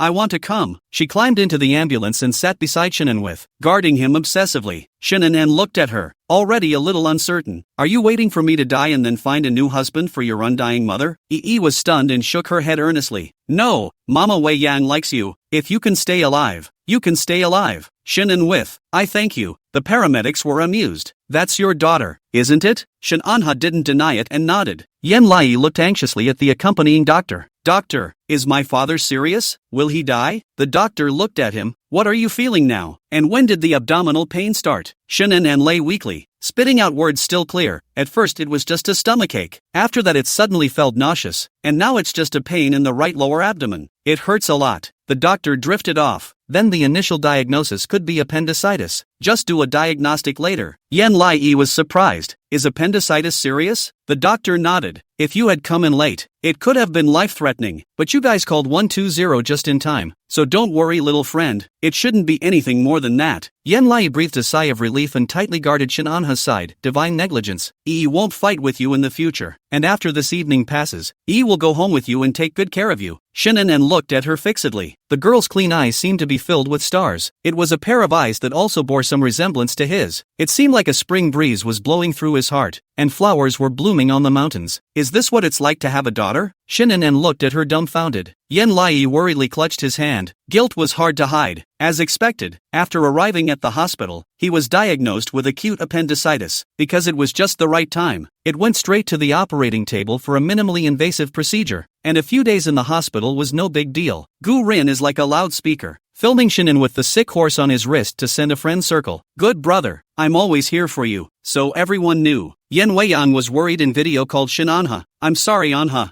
I'm too busy with work to go back to be with you. You must take good care of yourself. Remember to tell me if anything happens. Shinan with already feel much better. Don't worry, it's just a minimally invasive. Opened a small wound. Not a big deal. You don't have to think about me. Just work well. Yen Lai walked into the room with hot water and hurriedly came in front of the camera. Mom, I'll take care of an uncle. Don't worry. Yen Weiyang's expression quickly became soft when she saw her. Hey Gu, my little cotton jacket is already functioning. This time it's hard for you to accompany the annoying Shinan and uncle. Mom will bring you a good gift when she goes back. Okay. Do you want to eat chocolate? She nodded. Want. Yen Weiyang smiled. Okay, I'll buy you all kinds of chocolates. You take them back and share them with your fellow classmates. I have to go to work, so I'll hang up first. Shin Anha looked at Yi with considerable relief. What have you been doing? She handed him a cup. Pouring water for you. You need to drink more water and replenish your body. Shin Anha's eyes twinkled as he looked at her with such a serious and gentle demeanor, and he hooked the corner of his mouth. Thanks, but aren't you going to school today? Yen Lai nodded. Take a vacation. After all, I'm the eldest class. It's okay for me to take a vacation. Brother and Gu Huai can't take a vacation to take care of you. Plus Uncle Gu Rin is also very busy at work, so I'll take care of you. Don't worry uncle, I can take care of people. Shinan with a trace of consternation climbing on her cool face, suddenly snorted a laugh. Yen Lai was puzzled. What are you laughing at? Shin Anha made a fist with her hand and covered her lips to hide her smile. Your brother and the others are all very afraid of me. For the first time someone is taking care of me like this, so this is what it feels like to have a daughter. He looked at her from the bottom of his heart. Thank you. Yen Lai choked and embarrassedly brushed her head away.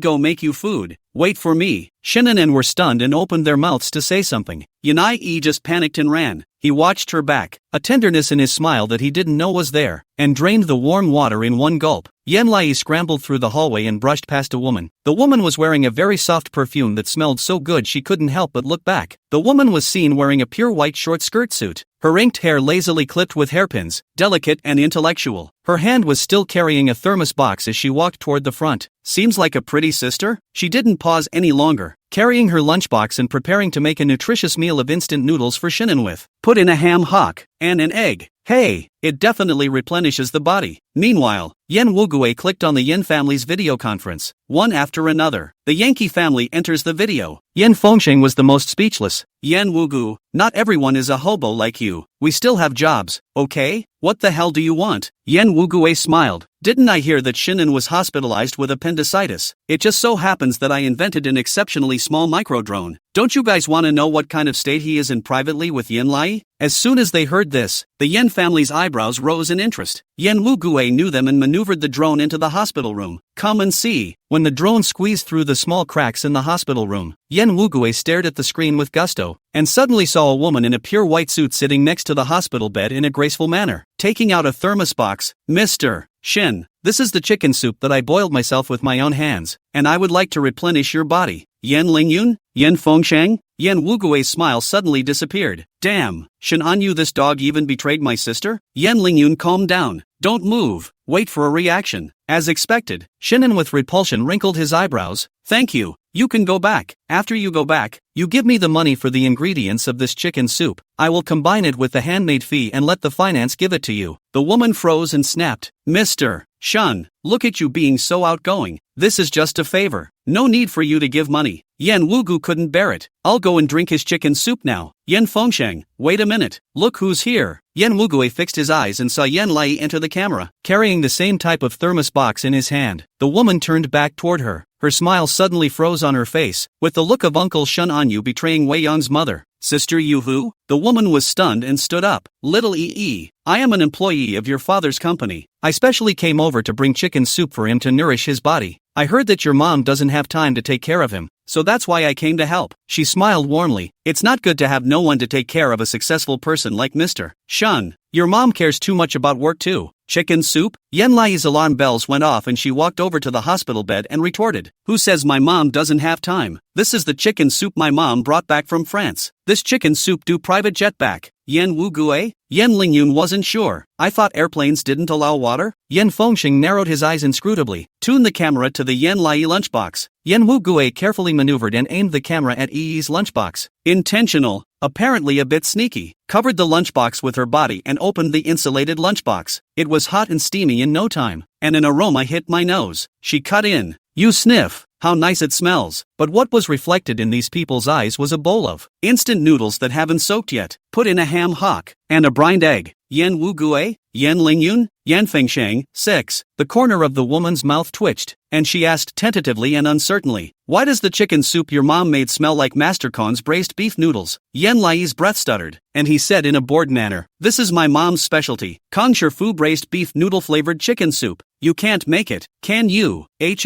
Woman, Shenin and Yen Lingyun, Yan Wu. Yen Fengsheng puffed out an unkind low laugh. This niece of his is a real-life treasure. Chapter 250, all of them like to be in the wrong place. It's so annoying. The woman's expression gradually became meaningful, as if she had seen through the disguise of Yan's intention. That's right. She looked at Shinanha with a smile on her face. Her brows and eyes were fawning. Then Mr. Shin, do you want to drink this chicken soup flavored with braised beef noodles? Or do you want the chicken soup that I've been making for you for hours? Shinanha looked at her expressionlessly and didn't say anything. He just picked up the absent-minded thermos and spooned off a ladleful of soup. Then, with a momentary stiffening of his expression, he leaned closer to Yen Lai and whispered, is it uncooked? Yen Lai muttered in a small voice, yes, didn't soak, and the seasoning packet hasn't even been stirred yet. Shenin and, he stiffened and lifted the corners of his mouth. Your mom's soup is just great. Woman, all right, this is a rejection for her. The opponent is still a Kangshir red-hot beef noodle. She got up with a dark face. Since mistress made it so delicious, then you can eat mistresses. If you don't like mine, it's okay to throw it away. I'll go first. I won't bother you all. The woman left at a quick pace. Shinanha eyed her as she walked away, her brows gradually furrowing. Hard to drink. It's awful. He looked at Yen Lai with a complicated expression. You're quite quick to react. Was non-committal. That's for sure. I'm very smart, she warned. And this sister looks like she wants to bully Mama Wei Yang. And so what if Mama Wei Yang can't see you? You have me to take care of you. It's not like a girl can only have her husband and children in her life. Shannon froze. Who told you that? Wei Yang Mom. Yan Lai was decisive. Her voice soft. Wei Yang Mom said that being strong myself is the only way to get everything I want for myself. I can't grasp what others give me. Shannon was surprised and a little bit cried and laughed. She does know how to educate her children. But, his tone became intriguing. But you take care of me and that's what you feed me? What's this called? EE was surprised. You don't even know this. This is the best instant noodles. Master Kong's, $2.50 a pack. I used to eat only $1 a pack. Shannon was choked and looked at the instant noodles inside the boxed lunch. I haven't eaten it. Yan Lai was even more stunned, reached out and touched his head, sympathizing. Instant noodles have never been eaten. Uncle, you've had a hard time. Shannon with.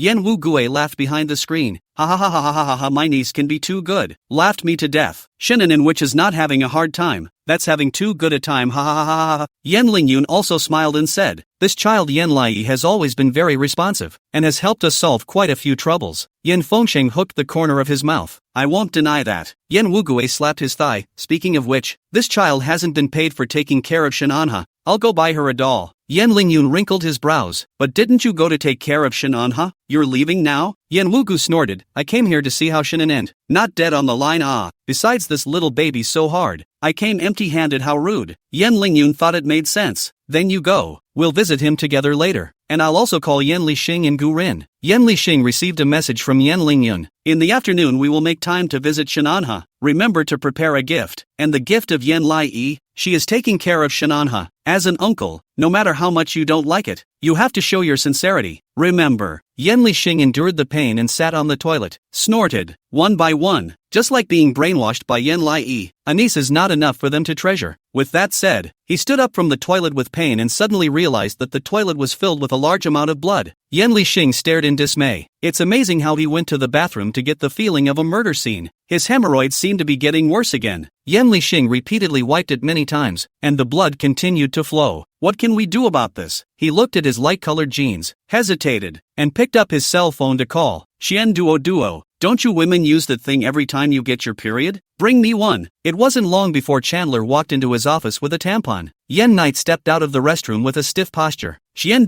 Duo's expression instantly became meaningful, teasing and testing. Boss, where's your girlfriend? Yan Lixing? He stood stiffly in the doorway of the bathroom, one hand over his ass, in the toilet. Xian Duo froze and laughed. Boss, you say you're so old, it's not easy to talk about a girlfriend. Why are you still hiding it? Yan Lixing was embarrassed. I'm not sure about this yet. He snatched up the tampon and turned to go into the restroom when it suddenly occurred to him. How do I use this thing? Chandler froze for a moment. She won't? Yan Lixing choked, unable to ask. Chagrined, you tell my driver to wait for me downstairs. I'll be down soon. Chandler nodded, watching him walk a little strangely, like a crab, grinding slowly to the toilet. This posture doesn't look like the boss's wife is having her period, rather like the boss is on her period. Xian Duo suddenly enlightened, took out his cell phone and entered the company gossip group, *******. You guys definitely don't know what I just found out. The reason why the boss didn't look for a girlfriend for so many years has been found. The boss is definitely a sufferer. The company gossip group instantly exploded. Pass it on. Their boss is a sufferer. Yan Lixing came out from inside the toilet with great difficulty, and when he went downstairs with a black face, the employees saw him and whispered. The female employees, in particular, had a hard to conceal excitement between their eyebrows. He was looked at weakly. It can't be that his hemorrhoids have been discovered, can it? He got into the car and wrinkled his nose. Go to the best tertiary hospital in the city. They usually went to the best private hospitals in Lansao City when they visited the doctor. Shannon and must be in that private hospital. He would have to avoid Shannon with. After all, if people knew that his hallowed Yan Lixing Yen general manager, because of hemorrhoids to see the anorectal department, where to put his face, Yan Lixing sneaks into the hospital. Yan Lai, who was downstairs buying tabletop grilled sausages, happened to see him. Fourth uncle? She followed quickly with her short legs, wanting to call out to someone, but people were crowding her, so she could only tiptoe behind him to the anorectal department. Yan Lixing cowered in the corner with a stony look on his face. Little Yi likewise hid in another corner to watch him. She wanted to say hello, but she didn't quite dare. It felt as if my uncle was terminally ill. The female voice of the system broadcasts, please Yan Knight to clinic room 3003. Yan Lixing quickly entered the consultation room, intentionally following close behind. She stood in the doorway and listened. In a moment, though, there was the sound of his screams. Chapter 251, behave yourself, help me keep the secret. The benefits will be great. Yan Lai was so scared that he didn't even eat his sausage, and listened in shock at the door. How hard this has to be. She tremblingly picked up her cell phone and wanted to take a picture to send to Yan Yang. Suddenly, the door to the treatment room opened. Yan Lixing walked out with a gray head and was shocked to see her. Yan Lai was caught off guard. The two looked at each other in shock. Yan Lixing quickly grabbed her and ran to the corner to interrogate. Why are you here this? You followed me? Yi froze and shook her head decisively. No, it's just that I saw you outside. So I came over because Shinan and uncle are also in here for surgery. Yan Lixing was stunned. Shinan and are also here. Shouldn't you guys go to a private hospital? She didn't understand. We called an ambulance last night, and the ambulance pulled us wherever we came from, and it's the best hospital in Lancaster. Yan Lixing closed his eyes in chagrin. How not to want something in favor of something. Meantime, he didn't look too good and tried to say, Fourth uncle, I just heard you screaming particularly badly. Are you not feeling well? Let me help you tell Mother Wei Yang. Yan Lixing instantly tightened his expression. Who said I'm not feeling well? I'm just dash. He got a little stuck and suddenly cut in. This is what I'm here for. Grooming. Where does it come from? Beauty? She looked up at the section. Do you cosmetize an anal? Yan Lixing nodded fervently. Right. I'm here to carve the intestines. I wanted to be stylish. Yan Lai was dumbfounded. Uncle, are you even fashionable to this extent? Even in the intestines you want to carve flowers? Yan Lixing shrugged his shoulders, pretending to be helpless. You also know that I am opening an entertainment company. I am so fashionable. So you hurry up and go. Do not delay me to intestines carved flowers, okay? Yi was obedient. Okay, I know. She turned to leave and picked up her cell phone to send a voice to Yan Weiyan. Mom, I just saw Uncle Yan Lixing at the hospital. He's carving his intestines in the anal and intestinal department. Uncle is so awesome. Yan Lixing. He yanked her to her feet and grabbed his phone, fumbling to withdraw the voice message. Who told you to send it? Yi didn't know why. It's nothing. I'm just sharing. Isn't it a good thing? Her black and white eyes blinked. Couldn't this be something that we could let Mama Undine know about? Yan Lixing was speechless. It felt like it wasn't on the same channel as her. His sight was wrong and he saw Gu Rin. Gu Rin was holding flowers in his hand and was about to go up the stairs, obviously going to visit Shinan with. He was surprised. Gu Rin? Yan Lai stared back at the sound and was pleasantly surprised. Godfather. Yan Lixing's breath hitched and he tugged her to hide in the safe passage. Gu Rin seemed to have heard Yan Lai's voice and looked over this way in confusion. Is it an illusion? His sword brows furrowed as he searched the crowd. Yan Lai blinked at a loss for words as she stood in the darkened security tunnel with Yan Lixing covering her mouth. Suddenly, Gu Rin's phone call came. Yan Lixing was as nervous as if he was a thief. You pick up now, then you tell him that I took you to play Naughty Castle. Hurry up. Yan Lai was unsure, but did as he was told and picked up the phone. Gu Rin's father. Gu Rin's vibrant voice rang out. Goddaughter, where are you? Why did I feel like you called out to me just now? She hesitated and said slowly, I'm, right now, playing Naughty Castle with my fourth uncle. Yan Lixing grabbed her cell phone. Right.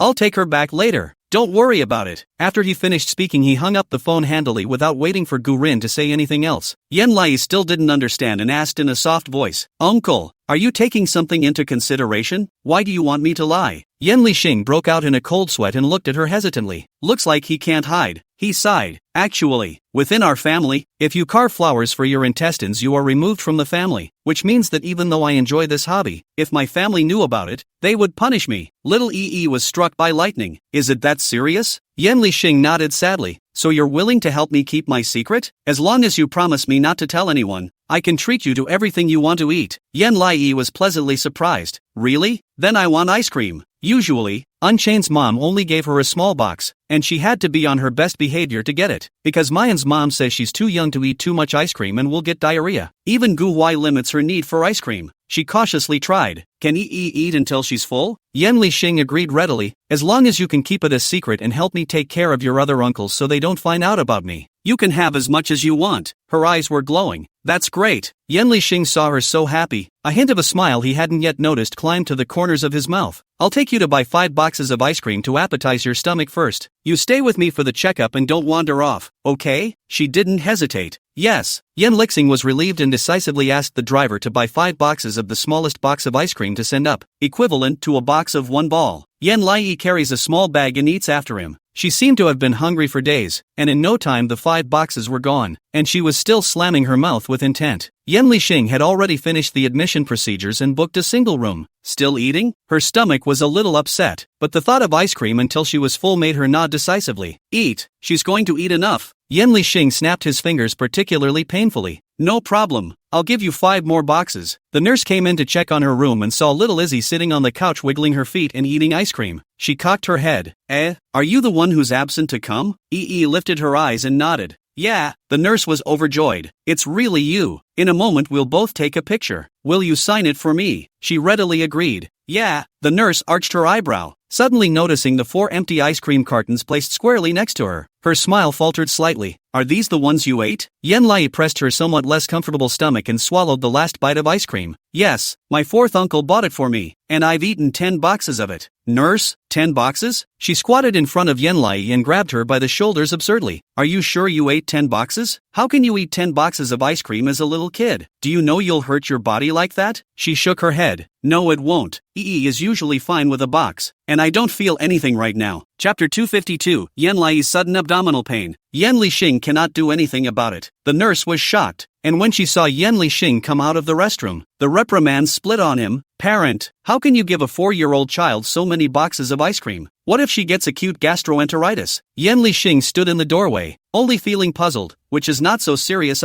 I also eat so much ice cream. Besides that are the smallest box. Not much. The nurse was beyond ridiculous. Do you know how fragile a child's stomach is? It's easy for her to get sick even from the wind. And you're giving her 10 boxes of ice cream? What if she gets sick later? Do you know how unloving it is for a child to get sick? Yan Lixing was furious. No way. Which is so delicate. Hurriedly touched the nurse sister's hand soothingly. Sister, don't be angry. It's me who wants to eat. I'm fine. Before the words were out of her mouth, a sharp pain came from her abdomen. She suddenly covered her stomach, her body arching into a shrimp shape as she cringed in pain. The nurse giggled inwardly. What's wrong with you? Not feeling well? A little overwhelmed. She clutched the nurse's hand. My stomach hurts so much. I want to throw up. With that, she pushed the nurse out of the way and rushed to the bathroom, throwing up all the ice cream she had just eaten. The moment he finished spitting, Yan Lai suddenly felt the sky spinning and collapsed to the ground with a crash. The coldness of the floor made her shiver, but her stomach felt like it had been hardened by an electric drill, and she rolled on the ground in pain. It hurts. It hurts. Yan Lixing was terrified, had never seen such a situation, squatted in front of her and panicked. Yan Lai, where do you hurt? She was in so much pain that she wanted to cry, and without realizing it, she was also in tears. My stomach. It hurts. It hurts. The nurse looked at Yan Lixing in exasperation. You see, I told you the child can't eat so much cold. How can you be a parent? Yan Lixing's face was vaguely white, and without saying a word, he carried Yan Lai across his arms, not caring about his buttocks, and ran to the corridor in big strides. Doctor! Doctor! The duty room doctor looked at him baffled. He ran to her eagerly. My niece, she suddenly has a stomach ache. Should I call the pediatrician now? Something's not going to happen to her. The doctor was calm. Did you eat anything? Yan Lixing bit his lower lip, somewhat unable to speak. She ate 10 boxes of ice cream. The doctor's calm expression cracked instantly. 10 cartons of ice cream for a kid that age? Yan Lixing felt guilty. I usually like it too. I thought it was okay with her. Doctor, are you nuts? How old are you and how old is she? Can you two be the same? Yan Lixing was so yelled at that he didn't dare to breathe a single breath. Then what should I do now? The doctor thought for a moment and said, you go to the emergency room now. See if she has intestinal cramps or acute gastroenteritis. Do what you can, and try to get the child around someone who will take care of her. Don't take care of her blindly yourself. Yan Lixing hurriedly rushed towards the emergency hall with Yan Lai in his arms. Yan Lai weakly nestled in his arms, so painful that he didn't even have the strength to speak. Uncle, save me. Yan Lixing calmly pressed the elevator and smoothed her back. Don't worry. Uncle saved you. It's Uncle's fault. I don't know that children can't eat too much ice cream. I don't know this common sense. I'm sorry, it's me who caused you harm. Yan Lai opened his eyes and looked at the cold sweat seeping from the tip of his nose, and with difficulty raised his hand to wipe the tip of his nose. Yan Lixing frowned at her. She had tears in her eyes. I'm sorry, Uncle, for delaying you from carving your intestines. Yan Lixing? The corner of his mouth twitched, and he said awkwardly, let's not talk about that. What's important is that you can't be okay. If you're not okay, everyone around us won't let me off the hook. Leaned on his shoulder. Milky voice. Actually, it's is not good. I know that my mom does not give me ice cream. She said that if I eat too much ice cream, I will go into the hospital to get a needle. It's me who does not believe. Yan Lixing's heart tightened and he gritted his teeth to pacify her. I'm not good. It all boils down to my own lack of common sense. I don't know how to take care of a child. You're a little kid. You don't understand any of this at all. It's me who's bad. Yan Lai bit her lower lip, shivering in pain. It's okay. It's the first time this has happened to both of us. You don't have to feel guilty. Yi can just take care of herself alone. Don't delay uncle from carving flowers for you. Yan Lixing frowned and closed his eyes. Yan Lai. Actually, I am not carving flowers for the intestines. I lied to you. Yan Lai looked at him in surprise, as if he had made a decision. He stared into her eyes. Actually, it's because I have a good-sized hemorrhoid on my buttocks, and I'm too embarrassed to let everyone know about it. So I hid it and said that I came to carve flowers, but I didn't think that my concealment would result in this kind of thing, and I'm really sorry. Don't worry, I will take responsibility for myself. Yan Lai was stunned and said listlessly, so, you're not here to beautify,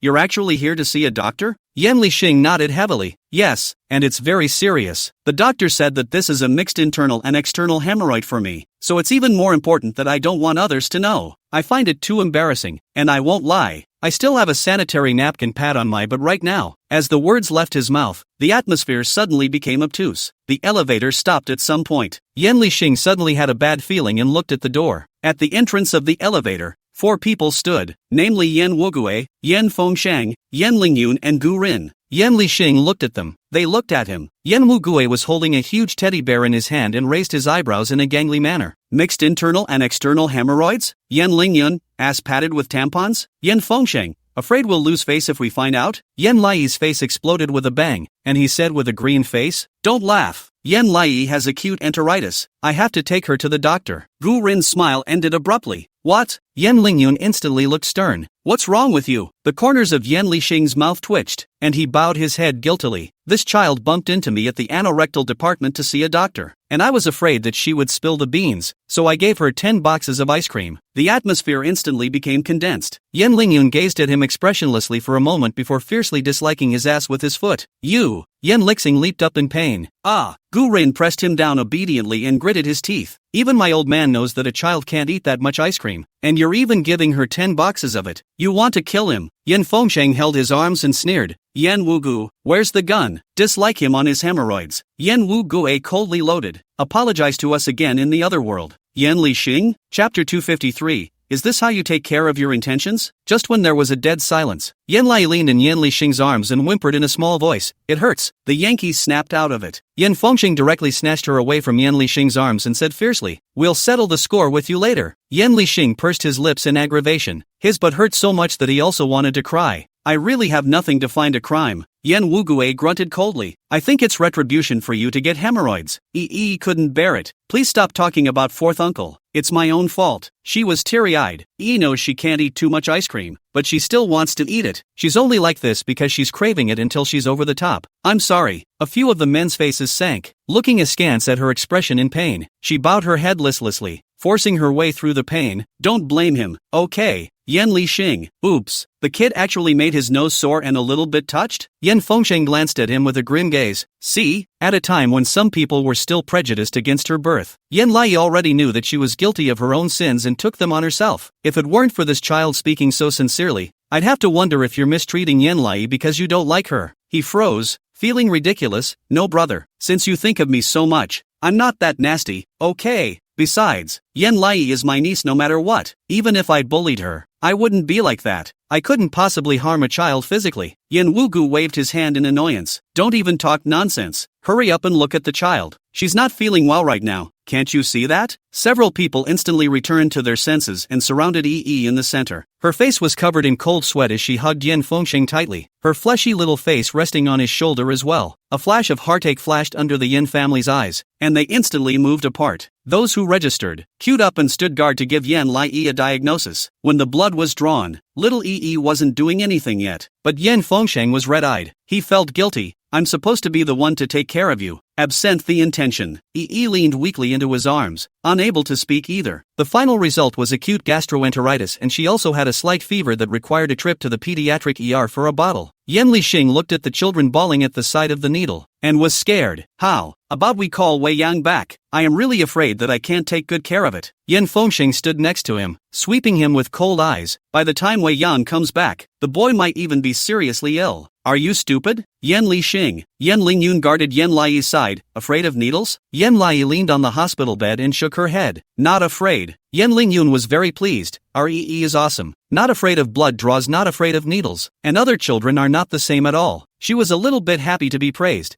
because when used to be sick, she was accompanied by her aunt in the orphanage. But the aunt can't take care of me all the time, so I can't cry or make myself sad. And little smiled contentedly. But this time, has a lot of company around her, and she's even less afraid of sticking needles in. Yen Lingyun's breath stuttered, and his heart vaguely ached with a dull pain. It's all their fault. If they knew that Yen Zi had given birth to a child, they should have taken it over and raised it long ago, instead of leaving her out there to suffer. He took out a kid's mask and put it on her, soothingly saying, is great. When it's over, Uncle will buy you something, but you're at least a little trafficked now. It's better to wear a mask to avoid being photographed. She nodded and looked to the others. Will you all stay with Yen Wugue was so annoyed that he wanted to go out for a smoke, and when he heard this, he immediately put down his hand, like an obedient and submissive wolf. Well, stay with me. There were layers of deep meaning welling up under Yen Fengxing's eyes as he nodded. We'll take care of you, Yen Lai. Yen Lixing was filled with guilt. Who will accompany you if I don't? I've made you like this. I'm really sorry for you,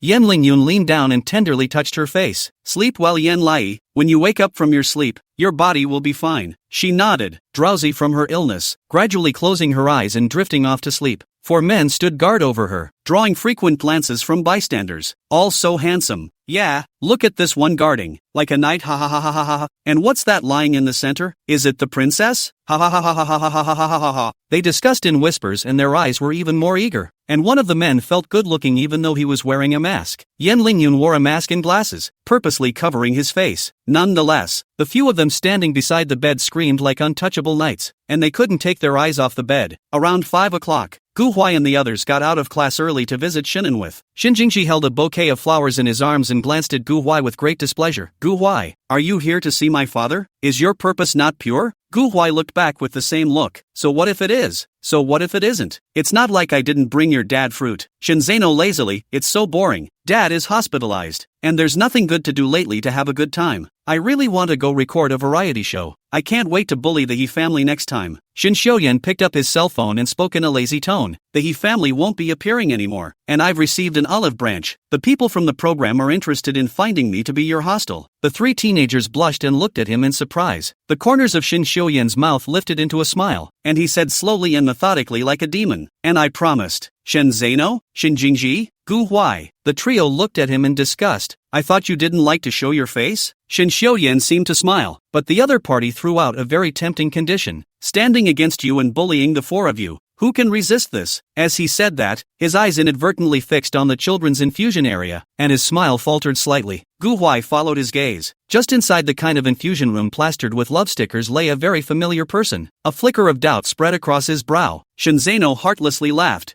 You guys see that girl's side face looks as if it's absent from the intention, just wearing a mask. Can't see clearly. After saying this, his face changed slightly as he suddenly thought of something. What do you look like? Shin Jingji and Gu Huai immediately had alarm bells ringing in their hearts and quickly rushed towards the infusion area to take a closer look. It's also really absent-minded. Yi was in a sling, drifting off to sleep, unaware. Gu Huai's heart clenched as he and the others looked around and did not find anyone who was here to watch over her. He directly blackened his face and questioned, is this how your family manages Yi? There's no one around to take care of her when she's sick. Chapter 254, I'm taking her away. Shen Xiuyan frowned, also feeling that something was wrong. No, this is not like our family's style. Shin Jingji was even angrier. What style? I think they just still have prejudice against Yi. Then let me take care of her. Why are you leaving her out? Shinzano was also a bit intolerant. It is indeed excessive. Gu Huai swept an eye blade at them. I'll take her to change hospitals this time, and there's no need to stay at your house from now on. Shan Xiuyan. Gu Huai. Gu Huai's face was horribly dark. I'm trying to calm down, but what about you guys? She's still fine in my house, and she's like this after taking care of Mr. Shen for one day. Are you guys going to say that she wasn't mistreated? Suddenly, a male voice sounded behind him. Son, you guys got out of school? So soon? Gu Huai turned his head and wasn't surprised to see Gu Rin. You've come at the right time. Join me in transferring Yen Lai to the hospital. Gu Rin was puzzled. Why? Gu Huai grew more and more furious. what do you think? Yen Lai doesn't even have anyone around her to take care of her. You're asking me why? The corner of Gu Rin's mouth twitched, awkwardly raising his hand. Then is there a possibility that the person taking care of her is actually me? Gu Huai? Shen Xiuyan? Gu Rin smiled awkwardly. We've been guarding her for an hour now. Yen Wugu and the others had something to do and left for the time being. There was no one to replace me and I wanted to go to the restroom. Only then did I leave her here alone. Gu Huai had a hidden anger turning up under his eyes. You're the one who took care of Yan's intentions? Gu Rin nodded. It's me. Gu Huai's face sank as he quickly growled. Then what's wrong with you? Don't you know that she's still a little kid right now and can't leave people around? Won't you wait for someone else to come back before you go to the restroom? Yen Lai felt so noisy and opened her eyes in a daze to see Gu Huai rebuking Gu Rin. Gu Rin was confused by Gu Huai's fierceness, and when he noticed that she had woken up, his crying expression changed instantly. Geez Gu Huai, I'm your father. You're actually being mean to me for a girl. I won't live. Gu Huai. Frowned. Gu Huai, are you being mean to your godfather? Gu Huai's breath stuttered as he looked at her in dismay. You're awake? She nodded and chided. How can you say godfather? The corners of Gu Huai's mouth twitched as he tried to defend himself, but he saw Gu Rin sitting smoothly beside her and crying. Little listen to what godfather has to say to you. When you were sleeping just now, I just went to use the restroom, and when Gu Huai saw me, he rebuked me, scaring godfather to death. My mood swung. Wu Wu, Shun Zeno, Shen Jingji, Shan Xiuyan. The three people looked at Gu Huai neatly, their brows tinged with some sympathy. I didn't expect your father to be of this style. Gu Huai. Yen Lai lifted her eyes to look at him, a little disappointed. Gu Huai, godfather is so nice. You can't shout at him anyhow, don't you know? The corner of Gu Huai's mouth twitched, hopelessly. I know. I'll make it up to him. Gu Rin instantly smiled with joy. Then son, you owe me a meal between father and son. Oh. Gu Huai winced and gritted his teeth. Aha. Gu Rin floated away like a flower butterfly. Then you kids take your time chatting. I'll go outside and give you guys room to chat. Shen Zeno stammered. Gu Huai, it would be nice if my dad could neutralize your dad. My dad is really strict. Gu Huai had a belly full of fire. It's because he's like this, that's why I don't feel comfortable with him. He leaned down to tuck Yen Lai into the corner of the quilt and said heartily, Did he do this to you if you're not feeling well? Yen Lixing happened to be coming back from somewhere else, and when he heard him say this, he stopped in his tracks. Yen Lai bit her lower lip, and Yen Liang's face surfaced inside her head. If the truth was told, according to Care Huai's nature, he would definitely go for a fight. Trouble will be plentiful. She looked at him timidly. No, I got myself into trouble. Yen Lixing was stunned. Gu Huai was anxious. What do you mean? Yen Lai bit her lower lip and cooed. Secretly ate 10 boxes of ice cream. The atmosphere was dead silent. Gu Huai's worried expression suddenly climbed into a hint of anger. Straightening up and looking at her condescendingly. Eaten 10 ice creams? His tone bit hard at 10 that word. Shin Jingji's gaze suddenly chilled. How come? I specifically told you. Right, ice cream can only be eaten in one ball. Shin Zeno speechless. Eat 10 cakes, you cannot eat 10 ice cream. What good people cannot afford to eat so? Shen Xiuyan coldly picked up his cell phone. I'll tell mom. Was startled and clasped his hand to plead for mercy. Big brother, promises not to eat again. Shen Xiuyan looked at her seriously. Does the guarantee work? Yen Lai beamed. How will you know if you don't try? Please. She shook his arm. Brother. Shen Xiuyan choked. The tips of his ears vaguely flushed pink. Hating the iron, does it work to be petulant? She milked it. How will I know if I don't try? Shen Xiuyan pursed his lips and took back his cell phone. Forget it, I'll measure you won't dare next time. Gu Huai's expression was even more sullen and cold. It's fine if you don't tell your parents, but you won't be able to get past us. You're just going to do that to your own body, aren't you? Yen Lai was struck by lightning. Done. Gu Huai was really angry. Yen Lixing couldn't hear it anymore and stood out. She didn't do it. It was me who condoned it. The 4 teenagers were stunned and turned their heads to look at him. He puffed out his chest and looked like he was willing to be scolded. I bought the ice cream. I thought it was okay for kids to eat it. Don't talk about her. Anger instantly welled up in Gu Huai's eyes. Are you sure you did it? Not harboring Yen Lai. Yen Lixing directly showed them the reimbursement. This is the money I transferred to the driver. A few teenagers instantly sank their faces. Gu Huai narrowed his eyes dangerously. What? Are you trying to abuse her? Yen Lai was speechless. Of course not. I just wanted Yen Lai to keep my secret. That's why I bribed her with ice cream.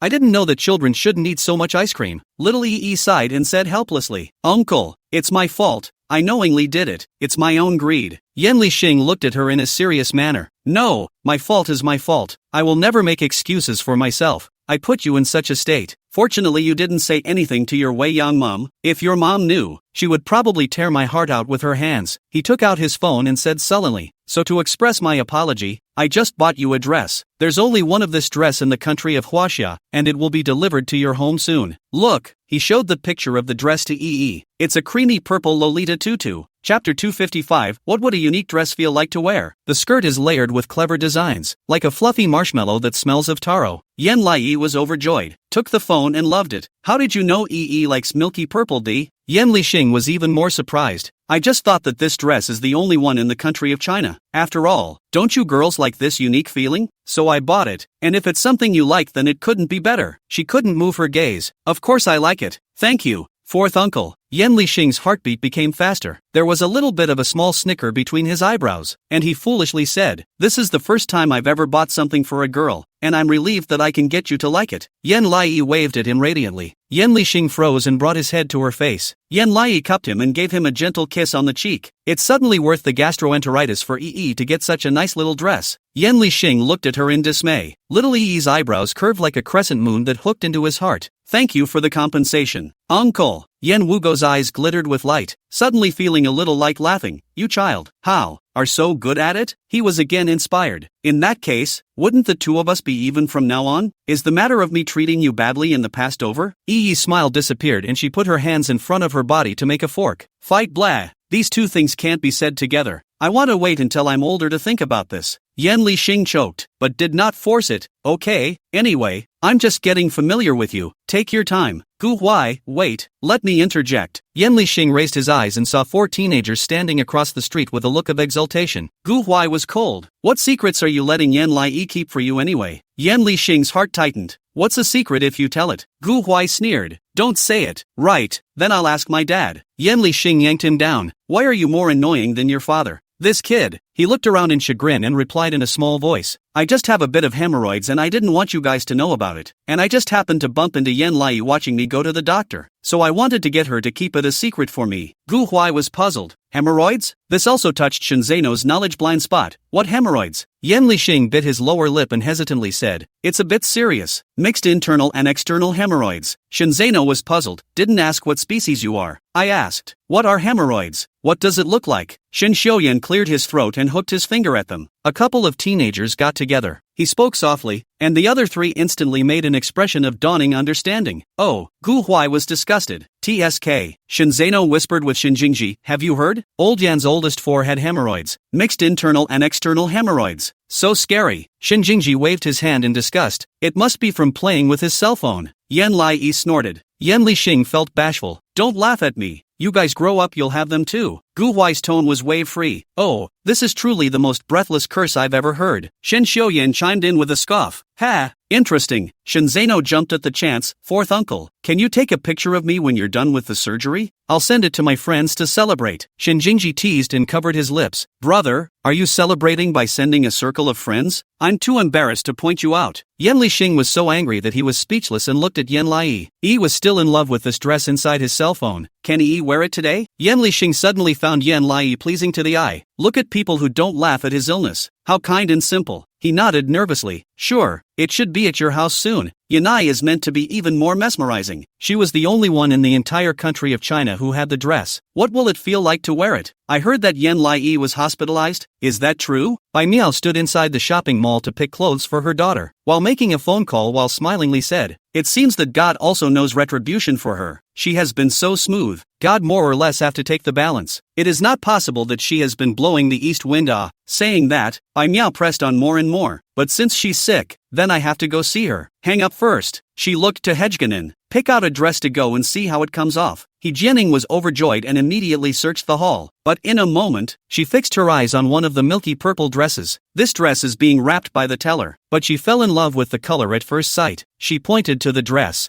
"I want this." The counter girl froze when she heard this and politely said, "I'm sorry miss, this dress has already been sold." Bai Miao was unimpressed. "Then take a similar one to her." The counter girl apologized. "This is our family's unique plate. Only this one is on the whole of China. There are only 3 pieces in the world. There is no similar model. Just this one?" Bai Miao was interested. "How much?" The counter girl smiled. $700,000. Bai Miao, 700,000? The counter girl nodded. "Yes, this dress was handmade by our designer. He sewed every stitch himself. and the dress is actually a gown, but it can be worn on a daily basis. It's so expensive and limited. It's definitely dignified to wear it out. Bai Miao gives a look to the counter girl she knows. Can I borrow this dress for my daughter to wear? Just wear it for 2 hours. It won't get dirty. The counter girl's face changed, and she was particularly embarrassed. But this dress has already been bought. We'll have to send it over now, and you'll be noticed if you wear it. Bai Miao was unimpressed. Tell the buyer that this dress has been hanging for too long and needs to be sent for washing. And wouldn't it be better if I send it back to you tonight? The counter girl hesitated, but tried to shake her head. But Bai Miao transferred $20,000 to her. Be accommodating, just wear it for 2 hours. It would feel different if you could use a few tens of thousands of dollars to be able to put on a show in front of Yen Lai. The counter keeper hesitated, looked at each other with the other counter keeper, and nodded. Alright then, you mustn't wear it in front of the rightful owner. People are rich too. Bai Miao was disdainful. I know. There's no way that girl could wear a dress like that. She's not qualified, and no one would buy her such an expensive one. After saying that, she turned around with a smile and looked at the expectant He Jianing. Come on daughter, put it on and dress up.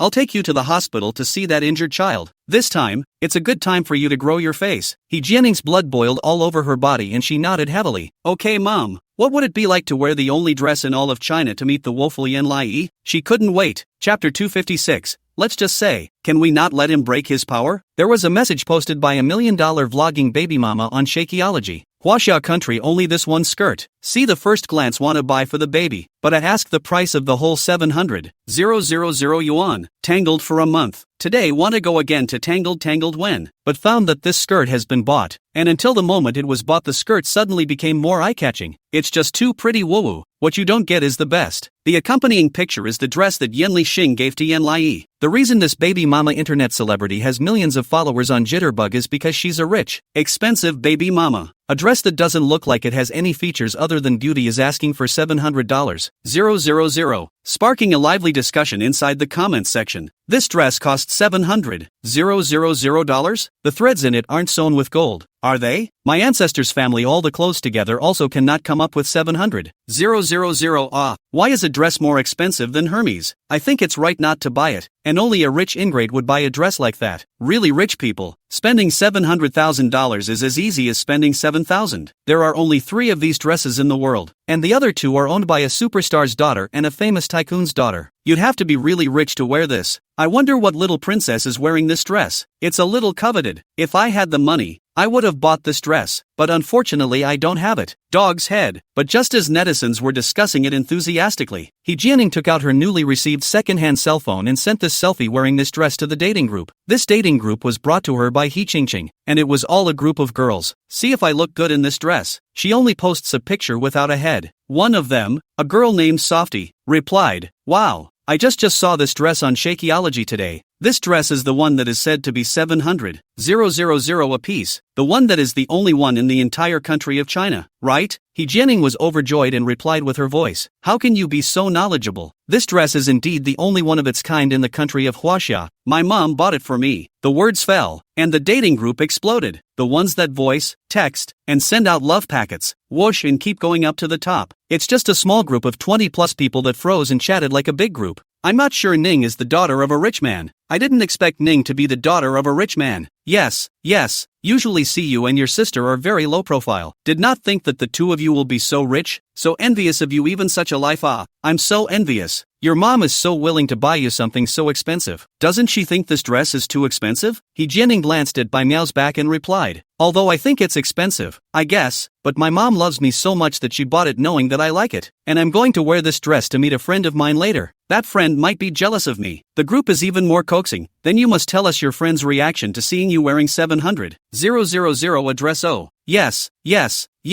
At the same time, there are some people He Jianing sent out voice to text, screenshots sent to the QQ wall, then someone passed it onto Twitter. It was an instant hit. Comments off on hundreds of flowers bloom in the area. It's true that young people are different. They post it on the QQ wall first before we can see it. Dog head, don't tell me. This dress looks really pretty on you. It's like a milky purple cloud. Expensive clothes are naturally expensive for a reason. I don't know what kind of golden girl this is that can wear this $700,000 dress, so I want to see the face. Meanwhile, Yen Lai was lying on his bed playing with his cell phone in boredom. She really can't get enough of this dress. Ever since Yen Lixing sent her the picture of this dress, she had looked at it over and over again many times and couldn't get enough of it. Qian Duo sent her a message. Little E, has it been a long time since you tweeted to say hello to everyone recently? You're going to be in the theater in 2 days, so in order to avoid your hotness going down, it's better to go and say hello to everyone. She obediently came to Twitter and tried to post a hello to her brother, sister, aunt and uncle, but felt something was missing. How about posting pictures? Yen Lai posted the modeling photos that Yen Lixing had sent her to Weibo, and attached her own sweet selfie, just like writing a diary. Hello brothers and sisters, uncles and aunts. I'm going to a theater production in a while, so I might be gone for a while. I'm sick today, but fourth uncle is very nice to me. He bought me a nice dress, just waiting for me to get out of the hospital to wear it. I'll take pictures then. Cute, cute. But as soon as this tweet was sent out, the comments section instantly exploded. Am I blind? Or is this dress exactly the same as that legendary $700,000 dress? That's the dress that's worth $700,000. There's only one in the whole of China, right? How come there's one in Yanlei? Daughter, what's the matter with you? You mustn't scare me. Isn't this dress the only one in the entire country of China? Some black fans should think before they speak. Our Yen Lai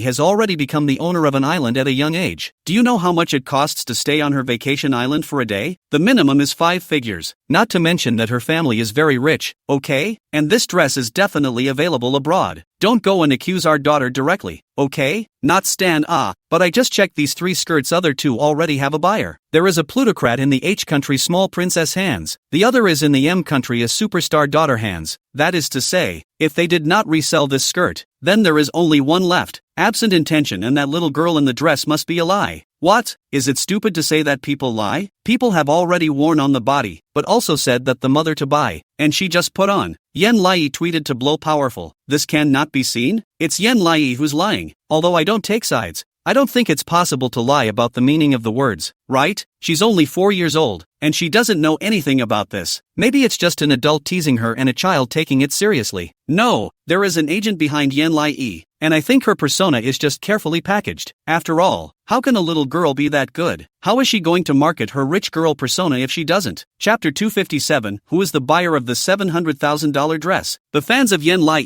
are anxious. Daughter, you quickly give us an explanation. I'm so upset. If you really lie, I won't be able to fan you anymore. No powder, then no powder. We also do not look at your kind of people. Cannot believe our her family background exposed until now. You still do not believe it? Who can believe it? Maybe it's just marketing, purposely making a million favored rich girl for you to like, but it's actually all fake. With such heat bombardment, the heat grew even more dramatically. It didn't take long for it to hit the top 3 on the civic charts. Who the hell is the buyer of the $700,000 dress? 60% of the polls posted say it's absenteeism that's lying. 10% do not take sides. 30% believe that Yen Lai didn't lie, but just matched the wrong picture. There just isn't a single person who believes that this dress is the absentee. Come on. She's one of the hottest traffic at the moment, and news of her dabbling spreads across the internet like a rocket. But almost all the comments favored the girl who wasn't showing her head. I am not aware of the meaning of the words. She fell asleep after playing with her cell phone. Bai Miao silently walked over to her hospital bed and stared straight at her. Hekinen was smug. A lot of people were looking at her on the way here. Sure enough, she was the best looking. She was even more complacent as she looked at Yen Lai's frail, sickly face. Bai Miao looked around and didn't find any family members who were absent. Probably left for a while on business. Just right. She blocked the curtains around the hospital bed and reached out to dislike her. Snapped out of it. She was still immersed in sleep. Seeing Bai Miao thought she was dreaming, staring wide-eyed in surprise. Auntie Bai? Bai Miao clasped her hands in her arms and looked at her condescendingly. Yen Lai, how come there's no one around you when you're sick? Yen Lai inexplicably sat up from the bed, still a little dizzy. It's not that there's no one. Gu Huai and the others went to see Uncle Shun. They'll be back soon. And Gu Huai said he was going to get her some kanji. She glanced at her cell phone. Just gone not even 3 minutes. She yawned, her eyes suddenly fixing on He Jianing, who was dabbling next to her. Whose dress is this you're wearing? Hekinen was just waiting for her to ask. But, why do you ask? She wrinkled her brow before raising her chin. Whose else could it be? Was stunned and looked closely at the details on her dress. No, you know the dress should be mine. Didn't you say there was only one? Bai Miao was stunned, her complexion steeply becoming taut. Which uncle? Yan Lai, Uncle Yan Lixing ah. The words fell, but the atmosphere froze. As if she heard some joke, Bai Miao snorted and shook her head. How could Yan Li Xing buy you a skirt? Are you dreaming? Yan Lai inexplicable. More and more fire earth sit straight body. Well not ah. This skirt is uncle to buy for me. How can you wear my skirt it? You have to take off this skirt. He Jianing see white mother do not believe. Then she also do not believe. Taunted, do not bragged about thee. Your fourth uncle and you have the worst relationship. We all know. And do you know how much this skirt? She held up 7 fingers and said in a fervent manner, $700,000. It's the only one in the entire Chinese country. How could he wear it on you if he hates you so much? Bai Miao was non-committal. Yeah, and it's something I bought for my daughter. So don't dream about it. Yan Lai's head was buzzing with anger. No way. Her palms were cold, and she said in a milky voice, I'm sure my uncle wouldn't lie to me. It was you who stole my dress. Bai Miao sneered and waved her hand. What kind of spring daydreams are you having? How embarrassing. He Jianing was even more villainous. Bai Miao's mom. Maybe it's because her mom was in jail that she's so nasty? Yan Lai instantly exploded at his words. Don't talk about my mom like that. As the words left her mouth, she had some more dizziness and leaned back on the bed taking small gasps of air. He Jianing felt more and more happy to see her like this and raised her cell phone to record a video. Sisters, look at this little cutie. She had to say that this dress was bought by her uncle, but it's actually mine. This is my plastic sister. Yi clutched the bedding tightly and lifted her eyes to meet her taunting frown. It's hers. It must be hers. She tried to speak, but her stomach began to turn again, her head buzzing, and she leaned back on the bed, panting roughly. He Jianing intensified, recording her hideous expression. Look.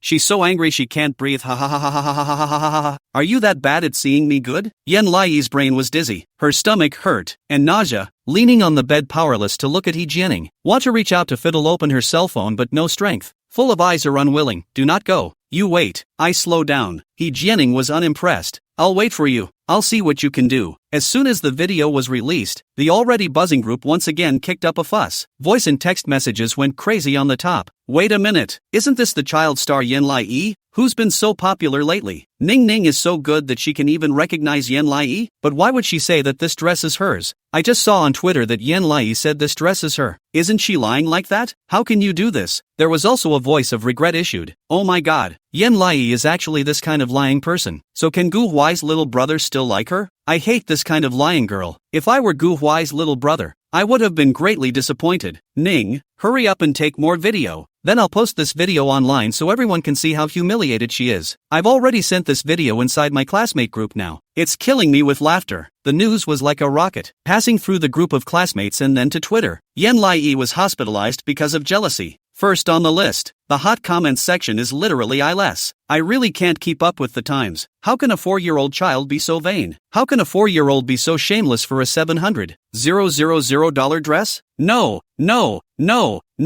This is definitely a rumor. Please wait a little longer for a reply from our EE side before saying anything, okay? I believe our EE Bao is not this kind of child. I also think that EE seems to be really angry, and the owner of the dress is still so open. There's something going on here, isn't there? And you say it's not this kind of child? Look at her trembling like that. She had to go and say that this skirt of others is hers, being poked and prodded but still won't give up, wanting to go and grab others' skirts. It's too ridiculous. Am I the only one who thinks there's something wrong? She seems to really care about this dress. A child would not be so vain, right? And she seems to be sick in the first place, not because of this skirt and angry sick. Everyone trouble to figure out the main priority. Eat melon to eat melon. Stand on the wrong team will be embarrassing. How can you be on the wrong side? The moms of the girls wearing this dress are all around. How can they lie? Fans just don't wash. Open your eyes and see. That. I have no other meaning I just want to ask Yan Lai before not a car accident? Is this child's head knocked silly? Chapter 258. Stealing Yan Lai's dress, right? One after another on the hot topic discussion boards. None of them were mocking Yan Lai's intentions. Yan Lai palms are moistened with cold sweat. Slowed down for a while. Calmly opened the phone unlocked. I look for my uncle to come over. Do not go. Bai Miao quickly changed her face when she heard this. Yan Knight came to say that he might get poked and prodded. She feigned composure. Absolute come on, we don't have the time to waste with you at this effort. Come over to see you but just to see the fun. We'll just leave. See you later. Saying that, she tugged He Jianing to pull back the curtain. However, they greeted Gu Huai Shin Xiuyan and Shenzeno Shinjingji and several of them. Yi's face sank. Gu Huai, help me stop them. Gu Huai reacted quickly and blocked in front of her. Although he didn't know what was happening, he had a solemn expression and said coldly, no one is allowed to leave. Bai Miao was stunned. Are you ordering me? Little Yi had a stomach full of anger and covered her stomach to suppress her rage. Gu Huai, what He Jianing is wearing is my dress. This one was bought for me by my fourth uncle, but they say I lied about it. I have to know if I made a mistake, or if they stole and wore mine. Gu Huai and a few of his brothers' faces abruptly became grave. Say you lied? Bai Miao still sneered with a thick skin. Yen Lai, you can be really sticky. Who has time to waste with you here? And my time is worth a lot of money. Gu Huai was disdainful. But I've heard that you've always spent money to hug your thighs and climbed up step by step. Don't brag. Bai Miao's face changed at first. What? Could it be that you investigated me? Gu Huai clasped his hands in his arms and looked cold. Miss Bai, knowing your enemy is the only way to win 100 battles. I just know your backstory. Don't you earn $30,000 to $50,000 a month? Doesn't seem like someone who can afford $700,000 a dress. A hint of panic flashed across Bai Miao's brow and she bit her lower lip. Shen Xiuyan saw the cracks at a glance, and his expression became meaningful. This skirt, is it really bought by you two, mother and daughter? Shen Jingji said sarcastically. It's not a rental, is it? Shen Zeno put his hand on the back of his head, casually diffident.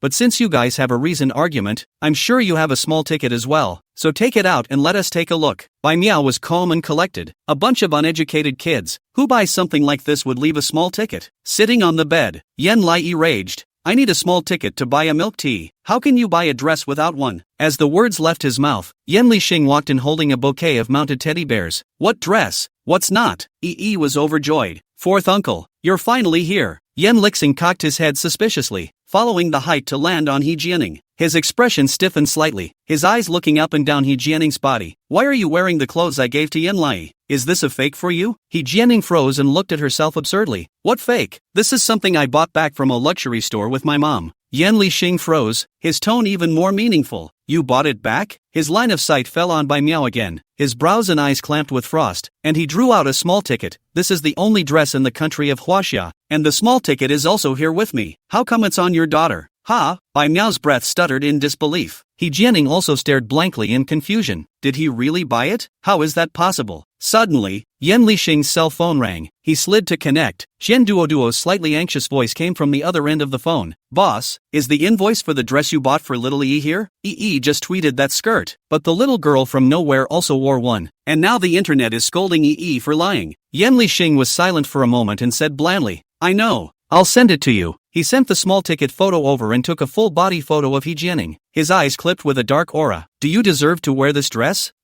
He stepped forward and pushed He Jianing. He Jianing didn't stand still and sat down, panicking. What are you doing? Yen Lixing's eyes were laced with anger as he pointed at her nose. Take off your skirt for me. But after saying this, he frowned in disgust. Wait, I don't want it. I'll never allow the dress I fancy to be worn by someone else. Come up with $700,000 to pay me back, and then walk away from me. And it was a little loud inside the curtain, and a crowd of watchers gathered outside. He Jianing looked at him uncertainly and turned to Bai Miao. Mom, aren't you going to speak for me? When Yen Lai heard this, she looked at Bai Miao with an exasperated look. Right, aren't you going to say anything? Didn't you say you bought these clothes? How can you wear Yi's clothes? You're so bad luck. Bai Miao was scolded and confused. Did Yen Lixing really buy this dress for Yen Lai? How she can hit the wall when she's pretending to be a pussy? Yen Lixing has long seen through. Sneered, pacified Yen Lai, niece don't panic. The 700,000 dress was worn. I will buy you 2 million. Buy better, buy the world's only one. Yen Lai commiserated. But I'm so angry that my stomach hurts. Want to cry, but I don't cry. I'm strong. But when this statement came out, the Shen family members all darkened their faces. Gu Huai's gaze became even more dangerous as he held her in his arms. It's fine, we'll make her pay. Yen Lixing also nodded and looked at Bai Miao in a vicious manner. Isn't it still on the internet? I'd like to see how long you guys can still jump around. He moved closer to Bai Miao, his gaze turning cold. I'll lay out the evidence one after another in plain sight. Let everyone come to see you two lying, clownish mothers and daughters who stole people's dresses to wear, so you'll know what it means to be truly disgraced. With that, he lifted the curtain covering the outside with one hand, revealing a group of people holding up their cell phones ready to eat and watch. Yen Lai's crying face was instantly exposed to their camera. Still in her dress, He Jianing sat on the floor like a clown, arms and legs. Bai Miao grimaced. Some of the eaters already knew the heads and tails of the situation and were pleasantly surprised. May I ask if I know the truth? Whose dress is it anyway? Yen Lixing carelessly pointed to He Jianing. Skirt she penetrated. Skirt owner is Yen Lai. Go online and eat melon. There is a small ticket as proof. With that, he charmed. By the way, everyone is welcome to livestream to help us